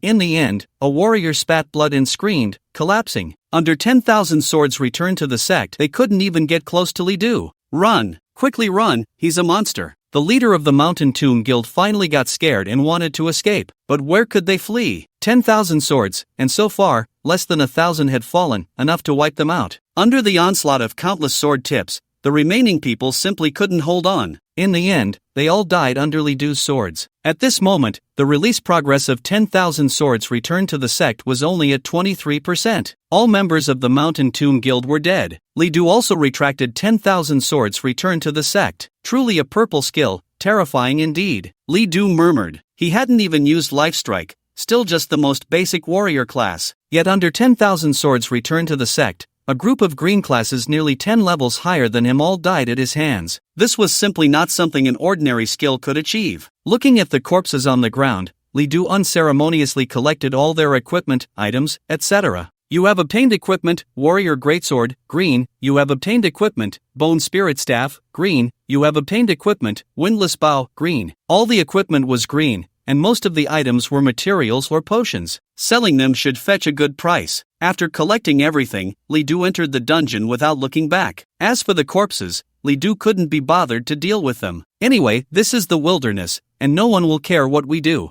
As for whether the Mountain Tomb Guild will find out about this, even if they do, so what? Li Du is not afraid of retaliation at all. Once Li Du's figure disappeared, people gradually dared to discuss this matter. So strong. 7 or 8 people, instantly killed. The skill he just used, I think it was a purple skill. That damage made my scalp tingle. Who exactly is he? Is there a genius named Li Du in Lon City? I don't know, maybe he's not from Lon City. He shouldn't be local. Our Lon City is just a small town. Even if it expands to Tianhai City, it's almost impossible for such a genius to appear. That's true. The most famous genius in Tianhai City is Fu Ming. She was the one who led the team to clear this dungeon at nightmare difficulty, directly killing her way to first place. It's a pity that there are always people better than you. I wonder what would happen if Fu Ming knew about this. As people talked, they gradually dispersed. Very few were afraid of the Mountain Tomb Guild's retaliation. First of all, this place is outside the city, with no restrictions. The Mountain Tomb Guild might not even be able to find out who killed their people. Secondly, although the Mountain Tomb Guild is overbearing and unreasonable, their influence is limited to Lon City. At worst, they could just run to another city. The world is vast, and how could they possibly defeat a hero? Lon City, Mountain Tomb Guild. Jiang Yanming was feeling very irritable. Ever since he learned that Li Du had left the city, he had been looking for an opportunity to kill Li Du. The day Li Du had forcefully defeated him and taken away his 10,000 points of divine power had left him deeply troubled. In Lon City, there are the Lord's Mansion and patrol teams that do not allow killing, so he did not dare to be too reckless. But once he left the city, everything would be different. It could be said that as long as he found Li Du's trace outside the city, he could directly have someone kill Li Du. Unfortunately, several days had passed, and there was still no news. Damn, are these people all useless? Even if Li Du is a waste, how far can he run after leaving the city? It's been 4 days, and we still haven't found him. Jiang Yanming really wanted to kill someone. His background in Lon City was considered strong. His father was the vice president of the Mountain Tomb Guild, and he himself had become a young hall master of the guild early on. Originally, he was in a position of great power, but he had been severely slapped in the face by Li Du, and he could not swallow this anger no matter what. At this moment, someone suddenly came to report. Young Hall Master, we found some information related to Li Du, but we can't confirm it. What is it? The person reporting mentioned that the record of the abandoned mine had been broken, and the person who broke the record was named Li Du. We can't confirm if this Li Du is the one you were looking for, Young Hall Master. But all the elites we sent to explore the abandoned mine ended up dead there. Their equipment and items were all stripped away. Upon hearing this news, Jiang Yanming was instantly furious. What are you doing? You can't find Li Du, and now people are dead. You tell me, is this the strongest guild in Lon City? Useless. A bunch of useless people. The person reporting was scolded head to toe, but he did not dare to refute. In fact, he was very dissatisfied with Jiang Yanming, but there was nothing he could do. After venting his anger, Jiang Yanming continued to send people out. No matter what, as long as Li Du had not returned to Lon City, Jiang Yanming would not give up on his desire to kill him. Congratulations, your level has increased. Current level, 15. After coming out of the abandoned mine dungeon again, Li Du felt refreshed all over. Finally level 15. For this, he had stayed in this dungeon for an extra 2 days. When he entered the dungeon again, everything was already familiar, especially with the skill 10,000 swords returning to the origin, which greatly improved Li Du's efficiency in killing monsters. He once again refreshed his own record. Now, Li Du's record for clearing the nightmare difficulty dungeon was set at 1 hour, 22 minutes, and 4 seconds. Unfortunately, since Li Du has already broken a record once, he cannot receive a reward for breaking it again. However, the gains from the dungeon made Li Du very happy. Over the course of 2 days, Li Du cleared the dungeon twice more. Unfortunately, the lifespan gained from the dungeon was very little, only a mere 20 years. The reason for this is that when he re-entered the dungeon, due to possessing the terrifying skill 10,000 swords return to origin, the attributes of the small monsters could no longer suppress Li Du. Even when Li Du killed the small monsters, he could not gain 150 days of lifespan. This number was reduced to a basic 3 days. The remaining 20 years came from the elite monsters, bosses, and the elite small monsters they summoned. It seems that dungeons like the Locusts are still my main means of quickly increasing my lifespan. If I don't want to risk entering powerful dungeons every time, I can only look for Locust-type dungeons. After clearing the dungeon for the third time, Li Du harvested many materials and obtained 2 more pieces of equipment, including some epic items. Li Du could now be considered a small wealthy man. Do you want to equip the Overlord Heavy Armor, Blue? Equip! Li Du took out the Overlord Heavy Armor and put it on. The 15 kilograms heavy armor felt very heavy on him, but it provided Li Du with an extraordinary sense of security. Equipping successful. After the prompt appeared, Li Du immediately opened his status panel. Name, Li Du level, 15 class, basic warrior equipment, Black Blood Wolf King's Slaughter, green, Overlord Heavy Armor, blue, skills, Wolf King's Claw, green, extraction, white, 10,000 swords return to origin, purple, health, 1910 mana, 215 strength, 67, plus 10, spirit, 19 constitution, 47 agility, 18 free attribute points, 0 talent, longevity. Intermediate, you gain the life absorption skill. Killing wild monsters allows you to extract life. Currently the extraction rate is 3 days per monster. Talent experience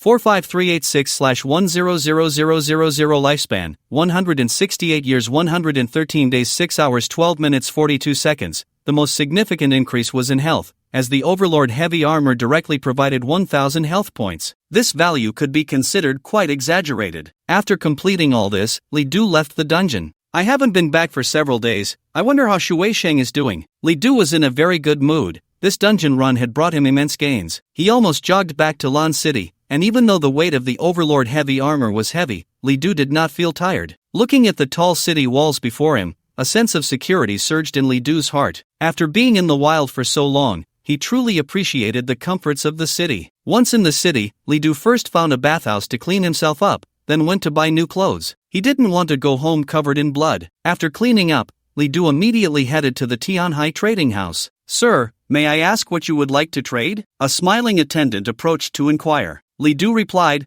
I have a lot of things, can you take charge? This statement left the attendant momentarily stunned, and she asked, Sir, could you give me a rough idea? The items I want to trade are worth over 100,000 divine power. The attendant was taken aback, but quickly regained her composure and said, Sir, please have a seat. I will report to our manager immediately, please wait a moment. After settling Li Du, the attendant quickly left. 100,000 divine power. For the trading house itself, this was actually quite small. However, Lan City was just a small town, and this was merely a branch of the trading house in Lan City, with a monthly turnover of only about 200,000 divine power. A transaction of 100,000 divine power was enough to summon their manager. Soon, a middle-aged man with a big belly hurried down the stairs and asked, which comrade wants to trade? Li Du stepped forward and said, I am Li Du. The middle-aged man immediately extended his hand and shook hands with Li Du, while enthusiastically asking, Hello, young brother Li Du. My name is Han Minghui, the branch manager of the Tianhai Trading Company in Lanchang. What do you want to trade? Li Du got straight to the point. I want to sell a large amount of equipment and materials,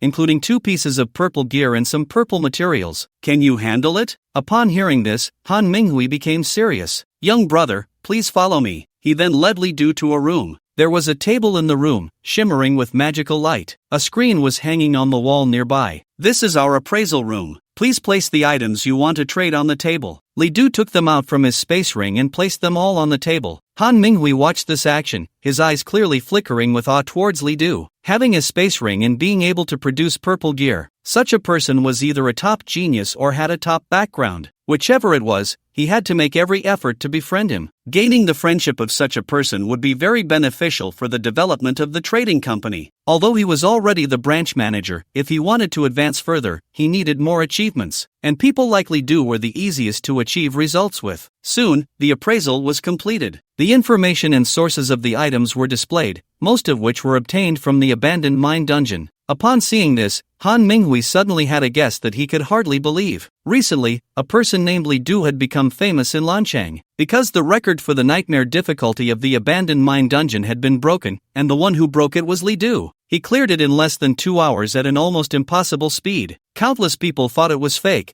but as more and more people went to verify, it was ultimately confirmed that this was true. Who exactly was Li Du had sparked much speculation. After all, Li Du's actions had almost shattered people's assumptions about the limits of genius. Some even asserted that Li Du had at least awakened a legendary level profession. Otherwise, it would have been impossible to achieve all this. When Li Du first mentioned his name, Han Minghui didn't pay much attention. In fact, according to statistics, there were more than 30 people named Li Du in Lanshang, ranging from elderly men in their 70s and 80s to newborn babies. But now, the truth seemed to be right in front of him. A genius equivalent to a legendary level profession could provide immeasurable value. Han Minghui trembled as he asked, "Young Mr. Li Du, are these items the spoils you obtained after clearing the nightmare difficulty of the abandoned mine dungeon?" Li Du glanced at him but did not answer. Instead, he asked, "How much can I sell them for?" Although Li Du did not answer, Han Minghui was almost certain it was him. It was this young man who looked to be not even 20 years old. Han Minghui's attitude suddenly became enthusiastic. "If these items are strictly valued, the total value is about 120,000 divine power points. However, Mr. Li Du, if you are willing to trade with our company long-term,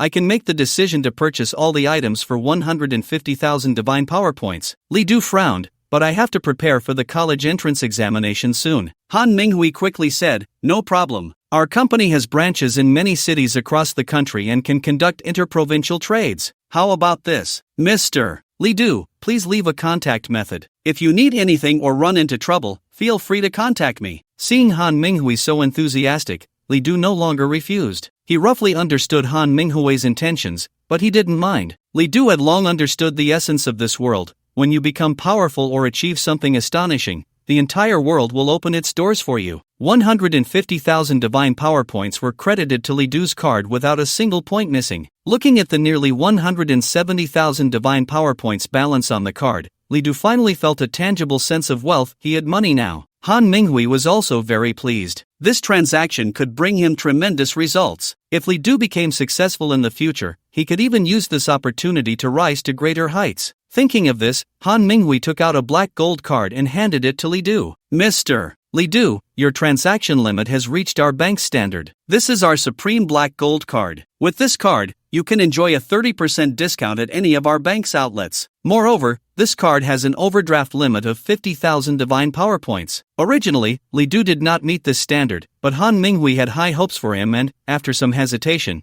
decided to give him this card. Adding flowers to the brocade is far less profound than sending charcoal in the snow. He could see that Li Du was still quite inexperienced, even though his performance had already surpassed that of his peers by a large margin. For Han Minghui, this was a bold investment. Li Du was stunned for 2 seconds but ultimately accepted the card, saying, "Thank you." Han Minghui repeatedly said, "Our bank's greatest principle is to make our clients comfortable. Do you need anything else? I still want to buy some things." "No problem, take your time." Then, Han Minghui called over the most beautiful sales assistant to attend to Li Du before finally taking his leave. Li Du looked at the product list and eventually scrolled down to the skill book section. Battle Gold Body, Excellent Level Warrior Class Skill, Learning Requirement, LV15. Price, 12,900 Divine Power Tiger Roar in the Forest, Excellent Level Warrior Class Skill, Learning Requirement, LV15. Price, 14,900 Divine Power. Skill books, with the increase in learning level and changes in quality, also see their prices rise. Blue skills at level 15 generally range from 10,000 to 20,000 Divine Power points. However, Li Du did not stop there but continued to scroll down. He wanted to see if there were any epic level skill books for sale. Generally speaking, small cities like Lan City rarely have epic level skill books. Among all items, skill books hold the highest value. Lan City was still too small, and not many people could afford such skill books. Sure enough,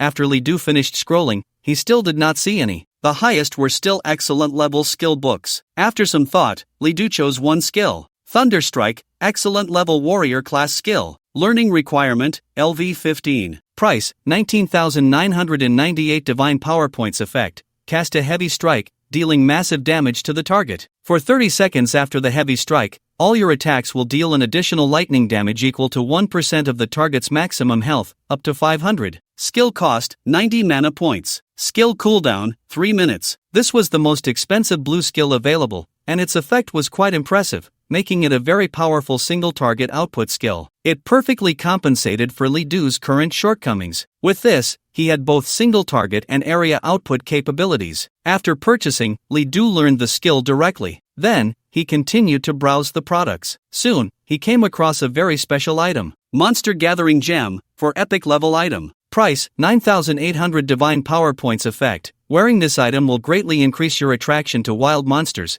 making it easier for you to encounter them, whether in the wild or in dungeons. The effect will automatically disappear after being put into your backpack or spatial artifact. If the wild monster's level exceeds 40, the effect will be significantly reduced. Seeing this item, Li Du was immediately intrigued. Without hesitation, he placed an order. This thing was a divine artifact for him. As long as he had it, Li Du would no longer worry about not finding wild monsters when entering the dungeon in the future. His efficiency in killing monsters would see a huge boost. After buying what he needed, Li Du left the trading hall. He had spent nearly 30,000 divine power points in one go, something he had never even dared to imagine before. With excitement in his heart, Li Du arrived at the quest hall. Li Du, senior student at Lon City High School, level 15. Combat power rating, 1,786 points. Level rating, average. Seeing his combat power rating, Li Du was astonished. 1,007. Originally, his combat power rating was only 28, but now it had multiplied by dozens of times. Is it because of the 10,000 swords returning to origin? Li Du felt it was very likely. After all, his own stats were quite poor, but the 10,000 swords returning to origin was simply too powerful. He could kill 7 or 8 level 20 plus players without even using life strike, and those players were fully armed. My level rating is already equivalent to that of a level 27 or 28 green class player. After closing the level rating, Li Du took out the crystal core and directly chose to submit the quest. Detected the crystal core of the Berserk Orc King. Quest conditions met. This quest has been submitted. You have received quest rewards, divine power points 30,000. Once the divine power points were credited to his account, Li Du left. He thought he would be very excited, but perhaps due to his experience at the Tianhai Trading Hall, he felt that 30,000 divine power points were not that much after all. However, he indeed had the right to say this, as with this 30,000, Li Du's divine power points had already approached 180,000. Overnight wealth, nothing more than that. Returning to his long-missed home,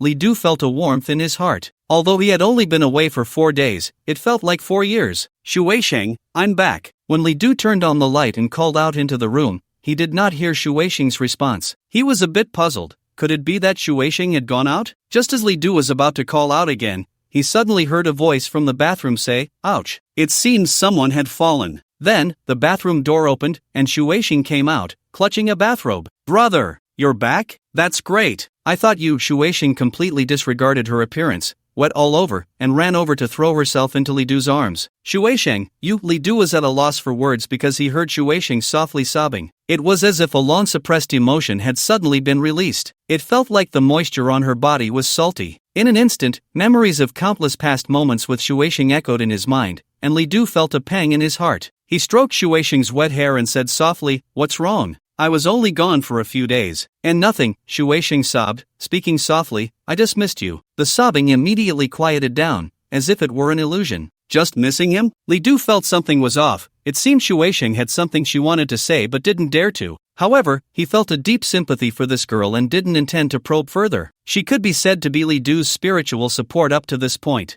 "Alright, look at you, you're already so grown up. Even if I'm back, you don't have to be like this. You didn't even wash up properly." "I've already washed up." Shu Weisheng gradually pulled away from Li Du's embrace, and upon realizing her current state, her face finally turned bright red. I just didn't change clothes." "Go change."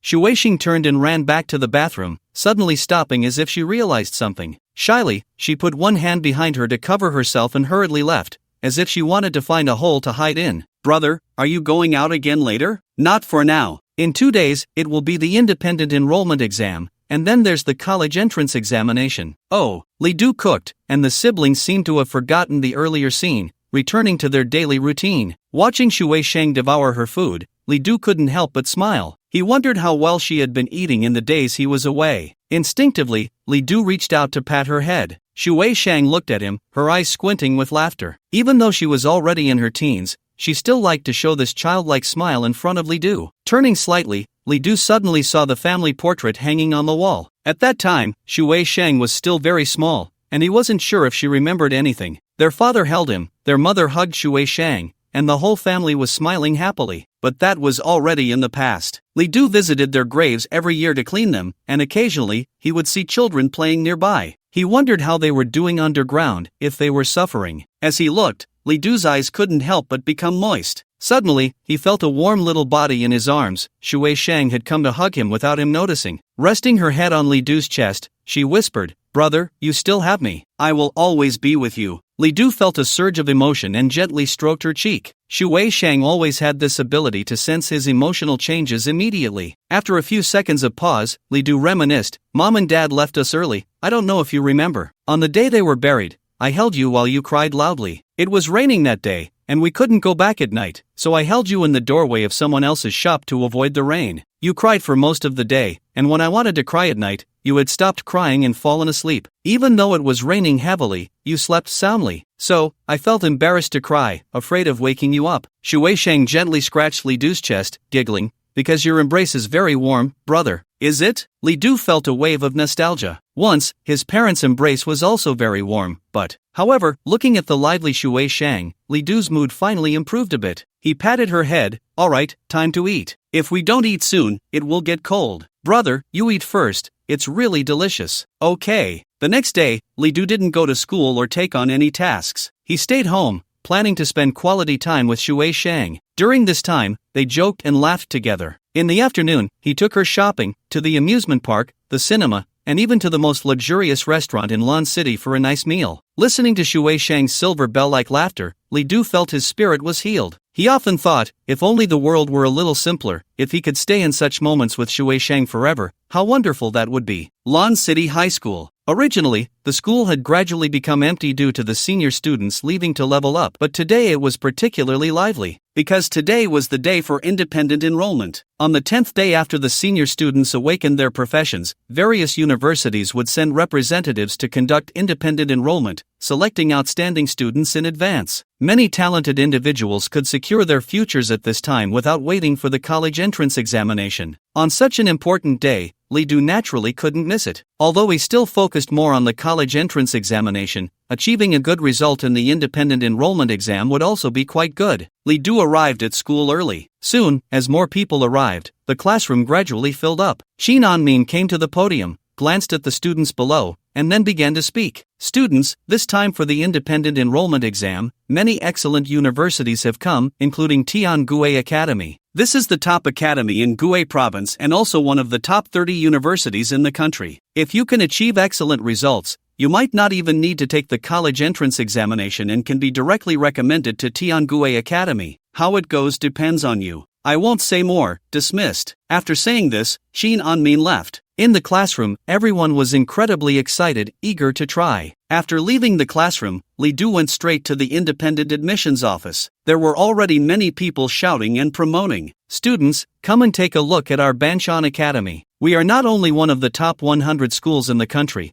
but we also have professors from the 90th level on campus. Want to get stronger? Want to further your studies? Want advanced equipment and skill books? Choose the excellent Academy of Daxia, Lijiang Academy." Unlike the many bustling recruitment points, the one located in the middle was very quiet. There were very few people here, only a middle-aged man sitting quietly. Yet no one went to sign up. Because of the four big characters, Tiangue Academy. Tiangue Academy is absolutely renowned in Guizhou province. It is not only a double first-class key project Academy of Daxia, enjoying countless national resources, but its own strength is also quite formidable. In the rankings of Daxia academies, Tiangue Academy consistently ranks 24th or 25th every year, belonging to the top-tier academies. Because of this, the difficulty of entering Tiangue Academy is also immense. Although every year during the independent admissions exam, Tiangue Academy comes to Lancheng High School for recruitment, the number of students who actually enter Tiangue Academy each year is very few. As for the academies ranked even higher, they do not recruit in a small county like Lancheng. They go to the top high schools in Tianhai City for recruitment. Li Du arrived at the recruitment point and said, "Hello, I would like to sign up for the independent admissions exam." The middle-aged man looked up at Li Du and said kindly, Alright, please fill out this form first. Although Li Du yearned for the top 10 academies, it didn't mean he would be stubborn. If he didn't perform well in the college entrance examination, having a recommendation spot from Tianbue Academy would still be quite good. After filling out the form, the middle-aged man looked it over and immediately showed a puzzled expression. Your profession is basic warrior? Did you not fill it out incorrectly? Li Du shook his head. I didn't make a mistake. Seeing this, the middle-aged man frowned slightly and said very politely, this student,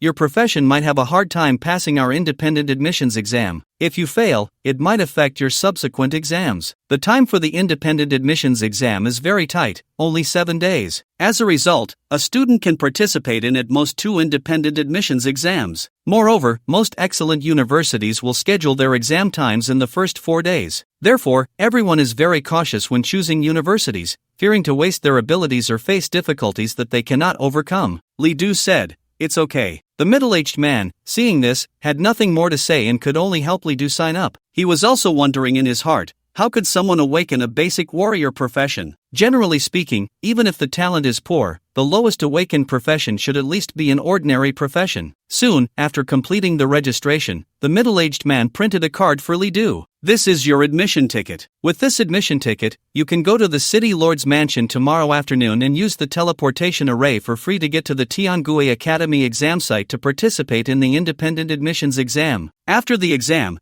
you can also use the teleportation array to return for free. Don't worry about accommodation. Tianbue Academy will arrange it uniformly. Li Du took the admission ticket. Thank you very much. 2 days later, Li Du arrived at the Tianbue Academy exam site through the teleportation array of the City Lord's Mansion. Here, thousands of people had already gathered densely. This exam was bound to be brutal. Because this year, Tianbue Academy only had 200 independent admission spots, but the number of competitors had already exceeded 6,000. They all stood in the square, a sea of black. In the gaze of everyone, a magnificent and resplendent tower descended from the sky, landing steadily in the center of the square. Then, a dignified voice echoed, "This is the trial tower, your examination venue. Upon entering, the trial tower will generate different examination content based on your professions. Scores will be assigned according to your performance. Ranking will be based on scores, and only the top 200 will qualify for direct admission to Tianbue Academy." Everyone listened intently, afraid of missing something. The voice continued, "Once you enter the trial tower, all your equipment, items, and spatial artifacts will become ineffective. You can only use the basic equipment provided by Tianbue Academy. Now, everyone line up to receive your equipment." Upon hearing the examination rules, people were in an uproar. It was one thing to not allow the use of items during the exam, but they never expected even their equipment would be rendered useless. This exam was indeed very strict. Many in the crowd showed confused expressions, some still hoping to rely on top-tier equipment to pass the exam directly. Although it was disheartening, no one dared to question Tianbue Academy's decision. People hurried to receive their equipment. After taking off all the gear he was wearing, Li Du also received his equipment. He was given the standard gear for warriors, which consisted of a pair of gauntlets and a sword. Of course, if one preferred a knife or an axe, they could switch. This equipment was specially crafted, providing no stats. Its only purpose was to allow the professionals to use it to unleash skills, so they wouldn't be empty-handed. After everyone had received their gear, the voice reappeared. "Good. Everyone, enter the trial tower in an orderly manner to take the exam." People lined up orderly, and no one dared to cut in line. For those here, the importance of this exam was no less than that of the college entrance examination. No one dared to cause trouble. Soon, all the candidates entered the trial tower. Not far away, in a loft, several middle-aged men stood watching the trial tower. On a large screen beside them, various information about the candidates appeared. They were the chief examiners for this examination. There are quite a few excellent candidates this year. Among over 6,000 candidates, there are more than 60 with epic-level professions. I feel they all have a chance to secure direct admission. That's about right. The advantages of epic-level professions are still too great. However, there are also several hundred refined professions, and there are many good candidates among them. It's a pity there are no legendary professions, otherwise, our school would be in luck. Ha ha ha, legendary professions are not so easily seen. Even the top academy in the country, Qingbei Academy, only receives a dozen legendary professions each year. The few men chatted and laughed, looking forward to this year. Compared to previous years, the number of epic-level professions participating in the self-admission exam at Tianbue Academy had increased by nearly a third this year. Why is there a basic warrior? Suddenly, one examiner saw Li Du's information and exclaimed, "Is the system displaying an error?" Another examiner also felt something was off. Then, several people tried to fix the system, but the final result showed no issues. "No way! A basic warrior dares to apply to our school?" The examiners were puzzled, but the exam had already begun, so they could only suppress their doubts. Information confirmed. Candidate, Li Du. Exam number 028106, first exam, single combat exam content, kill the Earth Bear. After entering the trial tower, Li Du immediately saw a line of information. Following this line of information was a thin light screen. Behind the light screen, a huge wild monster could be vaguely seen, a black bear. Confirm. Confirmation complete. The exam begins. Then, the light curtain lifted, and the wild monster appeared before Li Du. Earth Bear type, elite wild monster level, 15 health, 2100 strength, 120. This value was quite ordinary for Li Du. Even though it was an elite wild monster, he had experienced the nightmare difficulty of the abandoned mine and was not afraid at all. Roar. The Earth Bear let out a roar and charged forward immediately. Without hesitation, Li Du activated Life Strike. Thunderous Strike. Crackle. As Li Du swung his sword, thunder roared, and he struck at the Earth Bear. Instantly, countless bolts of lightning struck the bear. As if an explosion had occurred, the Earth Bear's body turned charred, and with a cry, it fell down. Then, a message appeared. Exam passed. Your exam time, 1-2 seconds. Li Du remained indifferent. After activating Life Strike, his damage was terrifying. The Earth Bear could not withstand his blow. However, the examiners outside were all shocked at this scene. Passed? The exam just started. How did he complete it? Is there a mistake in the exam? Could the wild monster's data be wrong? No mistake. The level 15 Earth Bear is indeed the content of the warrior class exam. To select outstanding students, the Tiangue Academy self-enrollment exam is very strict. The first exam involves facing a level 15 elite monster, which would put pressure even on high-quality professions. This is how they can eliminate most candidates and select the best. In previous years, the best score achieved by students in the first round was around 10 seconds, which was already quite excellent. However, 1 second, it was unbelievable that a candidate passed the exam in just 1 second. One examiner asked, "Can we analyze the skill he used?" A few seconds later, another person spoke up. "It should be Thunderous Strike. This skill is quite popular among warrior classes." Besides him, many others also used this skill in the first exam. Is the power of Thunderous Strike really that great? Moreover, he is just a basic warrior. The examiners were puzzled. Finally, the chief examiner concluded, "Since we can't figure it out for now, let's not discuss it and wait until the exam is over. This student named Li Du will be ranked first for now." The examiners could only nod. The exam continued. This exam did not last long. It was completely over in half an hour. Out of more than 6,000 people, about half were directly eliminated. The rest all completed the exam. As for the exam results, aside from Li Du's instant kill, the others took quite a bit of time.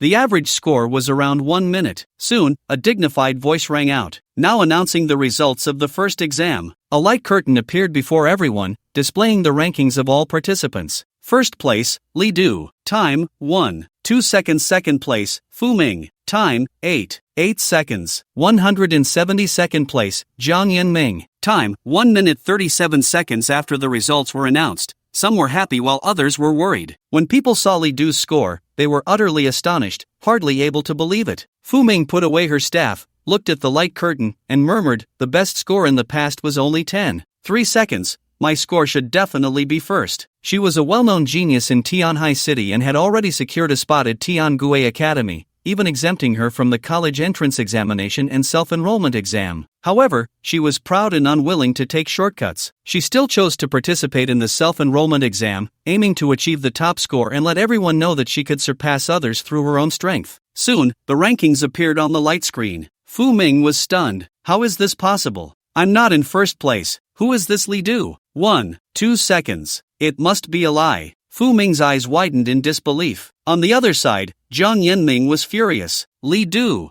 Damn it. That bastard Li Du. He cheated. He definitely cheated. 1.2 seconds? How is that possible? He simply couldn't accept it. Li Du was clearly just a waste. How could he become so strong? Even if he risked his life to change professions, it shouldn't be like this, right? Li Du was completely unconcerned. Soon, a dignified voice echoed again. Congratulations to the candidates who successfully passed the first exam. You have proven yourselves and possess greater strength than others. But this is not the end. The second exam, which is even more brutal, follows closely. This exam will be the watershed that sets you apart from others. The danger level of this exam is extremely high. Please act according to your abilities. As the voice fell, information appeared before the candidates who passed the first exam. Second exam, group battle exam. Please select exam difficulty, normal, elite, hard, nightmare, hell. The higher the difficulty, the easier it is to score high. The Tiangui Academy's independent admission exam consists of 2 parts. The first part is just an appetizer. The second part is the main course. Countless geniuses have fallen in the second exam throughout history. Unlike the first exam, this one has difficulty divisions. Li Du did not hesitate and directly chose Hell difficulty. Difficulty selection successful. Your exam content is defend against the Goblin Army's attack. Exam time, 30 minutes. The exam began, and Li Du appeared on a battlefield. Then, a whirlwind of dust rose as countless goblins surged toward him like a tide. Goblin Soldier, Type, Elite Wild Monster, Level, 15, Health, 2,380, Strength, 160. The numbers were quite exaggerated. A single Goblin Soldier's stats even surpassed that of the Earth Bear. Truly worthy of the highest difficulty exam. Outside, several examiners focused their attention on Li Du. Seeing that he had chosen Hell difficulty, they all showed expressions of surprise. The youth is formidable, he actually chose Hell difficulty. At this difficulty, each small monster's stats are 50% higher than elite monsters. No one has ever passed in history. That's right, the most anyone has managed is Nightmare difficulty, and even that is extremely rare. That little girl from the Tianhai Guild also chose Nightmare difficulty. The difficulty divisions in this second round of exams corresponded to the quality of professions. Nightmare difficulty requires at least an epic profession to have a chance of passing, but even that is just a possibility. Hell difficulty, on the other hand, is considered a preparation for the prodigies of legendary professions. Yet Li Du was just a basic warrior, and the examiners found it hard to believe. Let's see how he performs. A basic warrior can kill the Earth Bear in an instant. It still feels too surreal. If he can pass, that would truly be a dream. The examiners shook their heads, feeling that Li Du was being overly ambitious. After all, the wild monsters at Nightmare difficulty had stats that were a level above the Earth Bear. Whoosh whoosh, there were simply too many goblin soldiers, almost creating a whirlwind. Li Du even felt the entire ground shaking. I wonder if killing them can extend my lifespan, Li Du murmured, and at that moment, the goblin soldiers had already charged at him. He no longer hesitated. All swords returned to their origin. With Li Du's loud shout, a massive magic array appeared in the sky. Then, countless sword rains fell like raindrops. The goblin soldiers charging forward were immediately pierced by the numerous sword rains, letting out a series of wails. This scene completely shocked several examiners. What is this skill? He can actually use such a skill. At least it's at the epic level. I think the strength of this skill can even vaguely catch up to the legendary level. He actually has this move. I feel he is very likely to be the first in this exam. The examiners were at a loss for words. Li Du stood under the sword formation, commanding the swords to kill the goblin soldiers, while he himself remained motionless. With every sword that fell, a goblin soldier would surely die, and not a single sword was wasted. After a while, the examiners finally shifted their attention to others. On the other side, Fu Ming's performance was also quite good. She cast a large spell, generating a huge magic array on the ground. This magic array continuously drained the life of the wild monsters, while she used her skills to constantly dodge, preventing the monsters from harming her. In this way, without expending any effort, she could grind down countless wild monsters. Moreover, Fu Ming had many skills, not only healing skills but also mana recovery skills. As long as she timed it right, she could even release skills like a perpetual motion machine. This girl is also quite impressive. If it weren't for that guy named Li Du being so unbelievable, she would have been the most outstanding candidate in this exam. Hee, I wonder how she will react when she sees Li Du. This girl has always been proud. Even when we old folks invited her, she was reluctant and insisted on participating in the exam. Fu Shang has a good daughter. Besides Fu Ming, many other professionals performed quite well. Unfortunately, they did not catch the attention of the examiners, especially the candidates ranked lower. The examiners merely glanced at them and moved on, leaving no impression at all. One examiner sharply commented when he saw Jiang Yanming, only focused on being flashy, not knowing to conserve energy. He probably won't last 10 minutes. It's a common problem with young people, most are like this. In comparison, Li Du and Fu Ming are much more mature. After witnessing astonishing talents, they found it hard to be interested in ordinary talents. Soon, their gaze returned to Li Du. At this moment, 20 minutes had passed. Li Du's sword formation had been fully unleashed, and his mana bar was empty. However, Li Du still wielded his iron sword to slay goblin soldiers, one sword for one kill, his movements clean and swift, flowing like art. The examiners were once again amazed. Time continued to pass. During this period, most candidates either got injured or ran out of stamina, choosing to withdraw from the exam, regrettably losing their qualification for direct admission. This included Jiang Yanming. Just as the examiners had said, after 10 minutes, he exhausted all his mana and was left dumbfounded. Without skills, he couldn't possibly contend with so many wild monsters and could only retreat in disgrace. Finally, 30 minutes had passed. A voice rang out. The exam is over. This round of exams was even more brutal than the last. The previous round only eliminated half of the participants, but this round directly eliminated 90% of the candidates. Out of 3,000 people, less than 300 managed to hold on until the end. The difficulty was simply too high. Ultimately, the results of the exam appeared before everyone. First place, Li Du, total score 1872, difficulty choice. Hell. Second place, Fu Ming, total score 780, difficulty choice, nightmare. How is this possible? He actually chose hell difficulty. Is he a legendary class? After seeing Li Du's score, Fu Ming became completely unsettled. She had once attempted the hellish difficulty, but the strength and danger of the wild monsters were simply too high, so she withdrew in less than 10 minutes. She thought her nightmare difficulty was enough to surpass most people, and indeed, it was. In previous self-enrollment exams, the top score was just over 600 points, with most people scoring only 300 or 400. Yet Li Du directly shattered all of that, raising the score to an unattainable level. He can't be cheating, can he? This thought suddenly popped into Fu Ming's mind, but after a moment's reflection, she shook her head. This was the self-enrollment exam of the Tengui Academy, and the strictness in all aspects was comparable to the college entrance examination. Who would dare to cheat in such an exam? Were the examiners of the trial tower blind? It was likely that this Li Du was a hidden legendary class professional. That was the only possibility, otherwise, Fu Ming could not believe that such a huge gap had opened up between them. Soon, the candidates were successively teleported out of the trial tower. The self-enrollment exam has ended, and the results have been announced. Our school will verify the exam results for 2 days, and once confirmed, they will be publicly released. Those who meet the standards can come to our school to sign early enrollment procedures without having to go through the college entrance examination. If anyone wishes to pursue a higher platform, our school is also very welcoming. It was finally over. Although the exam time was not long, it was only a little over an hour. The pressure of the exam was extremely great. Since it was a self-enrollment selection exam, the difficulty was much greater than the college entrance examination, so many candidates found it very challenging. However, for Li Du, it was nothing. When the results were announced and he saw his first place ranking, he merely smiled. Looking at it this way,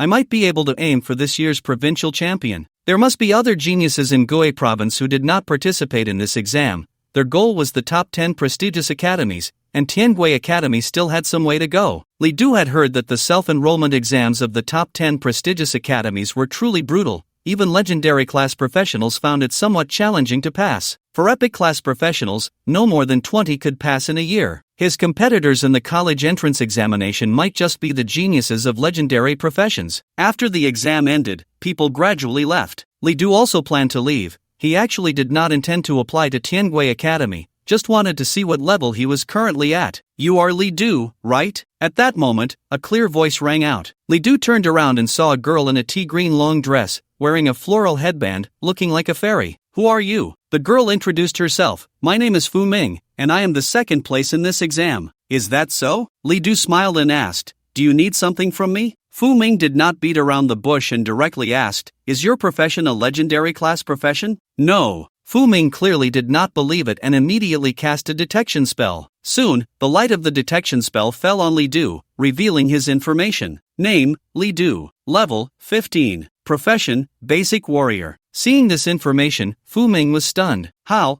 is this possible? How can you be a basic warrior? How could a basic warrior score so high? Do you have some item that disrupts detection spells? Li Du replied, no, I don't. Also, using a detection spell on me without my permission is a bit impolite, don't you think? Alright, I apologize. But Li Du, I want to challenge you. Challenge me? That's right, do you dare to accept? Li Du suddenly laughed. He felt that this scene seemed somewhat familiar. Previously, Jiang Yanming had said similar things to him, but Jiang Yanming had a complete disdain for Li Du, while this girl named Fu Ming, although she seemed a bit willful, was still somewhat reasonable. Whether I dare or not is my business. Why should I accept your challenge? Fu Ming thought for a moment and said, I am the strongest genius in Tianhai City. If you can defeat me, you will be the strongest. I don't care. Then how about this? I am still the vice president of the Tianhai Guild. If you can defeat me, I will let you join the Tianhai Guild. Not only will you enjoy the resources of the guild, but I will also let you use all the dungeons in the guild for free. Hearing this condition, Li Du raised his eyebrows slightly. Do you have that much power? Fu Ming immediately became proud. Of course, the Tianhai Guild is decided by me. That's just empty talk. What if you don't keep your word later? Fu Ming suddenly became a bit angry. What do you think I am? How could I possibly go back on my word? He wanted to say more, but a strong voice of a middle-aged man suddenly rang out. How about my guarantee? Upon hearing this familiar voice, Fu Ming immediately turned around, revealing a look of surprise. Dad, what are you doing here? This middle-aged man turned out to be Fu Ming's father. He smiled at Li Du and then said to Fu Ming, if I don't come, are you going to sit here sulking after getting second place? Not at all, Fu Ming pouted. The middle-aged man came to Li Du and extended his hand. Hello, Li Du. My name is Fu Shang, and I am Fu Ming's father. His demeanor was very kind, yet carried a hint of authority. Such a presence could only be cultivated through long-term high status. At first glance, Li Du confirmed that this middle-aged man was definitely a big shot. Li Du reached out and shook hands with Fu Shang, feeling somewhat shy for some reason. Fu Shang touched his daughter's head and said meaningfully, there are people beyond people, and heavens beyond heavens. Confidence is certainly a good thing, but being too proud is not. Even so, I won't lose to him. I didn't even give it my all in yesterday's exam, otherwise, my score could have doubled. Alright, I have always believed in you. After that, Fu Ming ran off by herself. She needed to prepare for tomorrow's competition. Once Fu Ming left, Fu Shang took out another file, which was also about Li Du. The difference was that this was the most detailed file on Li Du. It recorded his life, background, connections, itinerary, experiences, almost restoring Li Du's 18 years of life on paper. He flipped through a few pages, staring at a line of text, lost in thought. Failed job transfer, exchanged for the basic warrior profession at the Divine Mandate Temple. Tian Gui Academy Dormitory. This was the dormitory arranged for the self-enrollment exam at Tian Gui Academy, where free accommodation was provided for these 2 days, and there was also a free cafeteria downstairs. After finishing his meal, Li Du returned to the dormitory and began searching for information on the public computer provided. In fact, Li Du didn't know if he would find anything, but he felt that Fu Shang was likely a big shot. If that were the case, there should be some information about him online. Soon, results came in. Fu Shang, 42 years old, level 90 spirit spellcaster, profession quality, epic. Li Du looked on, astonished. He never expected that the seemingly kind middle-aged man was actually a top-tier powerhouse at level 90. There couldn't be many people in Tianhai City who reached level 90, right? Li Du had heard that even at Tian Gui Academy, there were only a handful of big shots above level 90. As he continued reading, Li Du suddenly froze. Formerly served as the president of the Tianhai Guild, currently serving as mayor of Tianhai City. He was actually the mayor. If he hadn't specifically looked it up, Li Du wouldn't have even known. That girl Fu Ming had such a background? The next day, Li Du arrived as instructed, and Fu Ming was already waiting for him. Upon seeing Li Du, Fu Ming immediately raised her chin. Li Du, you were just lucky yesterday. Today, I will give it my all and show you who the strongest genius is. Then I hope you will go easy on me. When Li Du saw Fu Ming again, his attention was noticeably heightened. He didn't know if it was just luck, but he happened to be entangled with Fu Ming. Perhaps due to the trauma of losing his parents in his childhood, Li Du always felt an inexplicable aversion to people with powerful backgrounds. However, even though Fu Shang was the mayor, he appeared very gentle, and Li Du couldn't bring himself to dislike him, nor did he have any reason to. However, Fu Shang did not come today. Instead, an old man in a white robe arrived. Upon seeing Li Du, he spoke, I am the official teacher for this competition. You two can compete with peace of mind. The only requirement is that you cannot attack vital points or kill. Surrendering or falling off the stage counts as a loss. Fu Ming said, Thank you, Mr. Li. Seeing this, Li Du also echoed Fu Ming's words. The old man with the surname Li waved his hand. Not a bother, not a bother. Young people are full of energy. It's a good thing to compete more. Are you both ready? As Li Du and Fu Ming both nodded, the old man with the surname Li announced, Then I declare the competition to begin. Fu Ming took out a staff glowing with deep green light, with a green orb embedded at the top. The light radiated, as if all things were reviving. My profession is Nature Spirit Envoy, capable of harnessing the power of nature, including flames, lightning, storms, and tsunamis. My skills will carry the power of nature. Be careful. Li Du smiled and said, Thank you for the reminder. Fu Ming immediately activated her staff, the magical light swirling within it, gradually condensing into a flame. The flames grew stronger, forming a fireball. This fireball was enormous, with a diameter of at least half a meter. If it were to explode, it would likely cause immense damage. Word Spirit, Fireball Technique. Attack! As Fu Ming shouted, the fireball and the staff immediately rushed towards Li Du. Li Du also moved quickly, activating a tenfold life strike. Wolf King's Claw. A shadow of a claw appeared, and Li Du's Wolf King's Claw seemed to summon a real Wolf King. The claw rushed towards the fireball, and the powerful gust of wind directly split the fireball apart. Whoosh, whoosh, whoosh, the fireball didn't even have a chance to explode before being neutralized by Li Du. Fu Ming was not surprised by this scene, as the fireball technique was merely a basic spell. She had used it just to test Li Du. It's my turn. Li Du immediately charged forward, wanting to get close to Fu Ming. As long as he was in close range, whether using the Wolf King's Claw or Thunderstrike, he could deal massive damage. Fu Ming was aware of this and released her skill again. Nature's Power, Forest Binding. The staff emitted a green glow, and then countless shadows of large trees appeared around Fu Ming,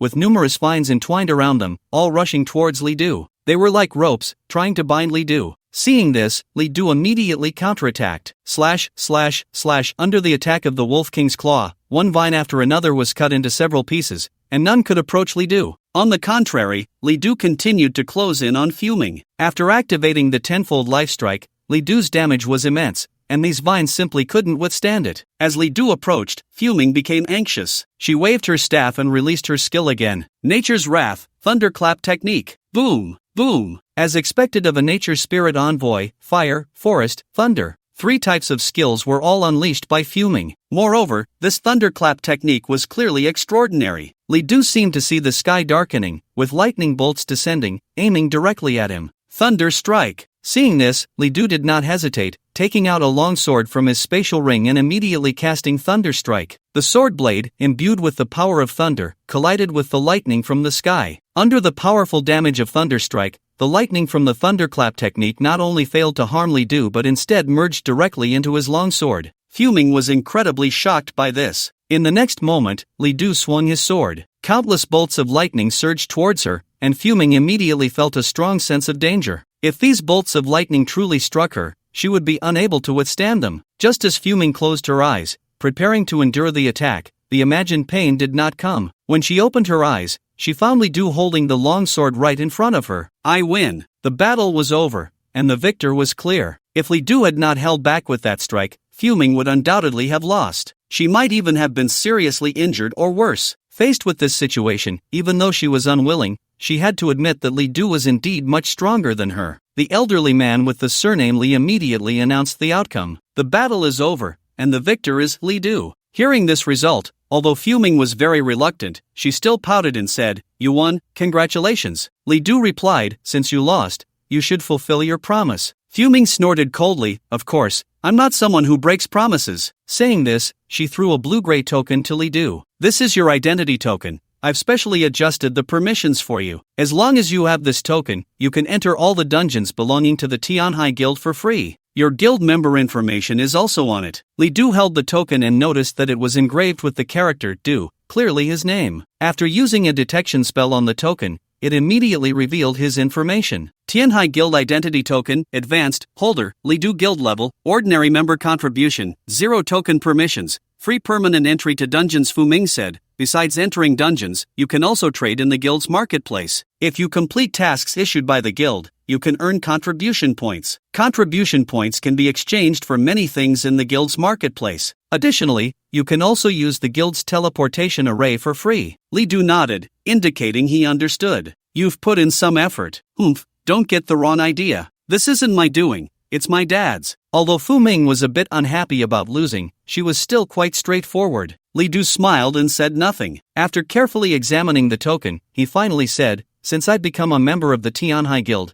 take me to see a dungeon." Fu Ming didn't refuse and led Li Du through the teleportation array of Tiangue Academy, arriving at the Tianhai Guild. The guild's building was very luxurious, filled with a sense of majesty and mystery, as if it contained some immense energy. Fu Ming took Li Du on a tour of the guild. There weren't many people inside, as most were out doing tasks, and no one stayed here. However, those they passed were quite surprised to see Fu Ming bringing a man to the guild. Could it be that the vice president is in a relationship? People speculated but didn't dare to say much. Although Fu Ming's level was not high, her reputation as the #1 prodigy in Tianhai City was too loud, especially since Fu Shang was once a hero of Tianhai City. As the daughter of Fu Shang, they had genuine respect for Fu Ming. Soon, Fu Ming led Li Du to a room. The room was very spacious, with only a teleportation portal. This is the general teleportation portal for dungeons. As long as you choose the dungeon you want to enter, you can go through this portal directly. Li Du said, I understand. After touching the portal, he immediately saw a line of information. Level detection in progress. Detection successful. Your level is level 15. You can enter dungeons below level 25. Please select the dungeon you wish to enter. Below was a list of dungeons, all below level 25. There were about 20 in total. Li Du directly chose the first one, then scrolled down to select the highest difficulty, Hell difficulty, and entered. As Li Du's figure disappeared, Fu Ming stomped her foot in annoyance.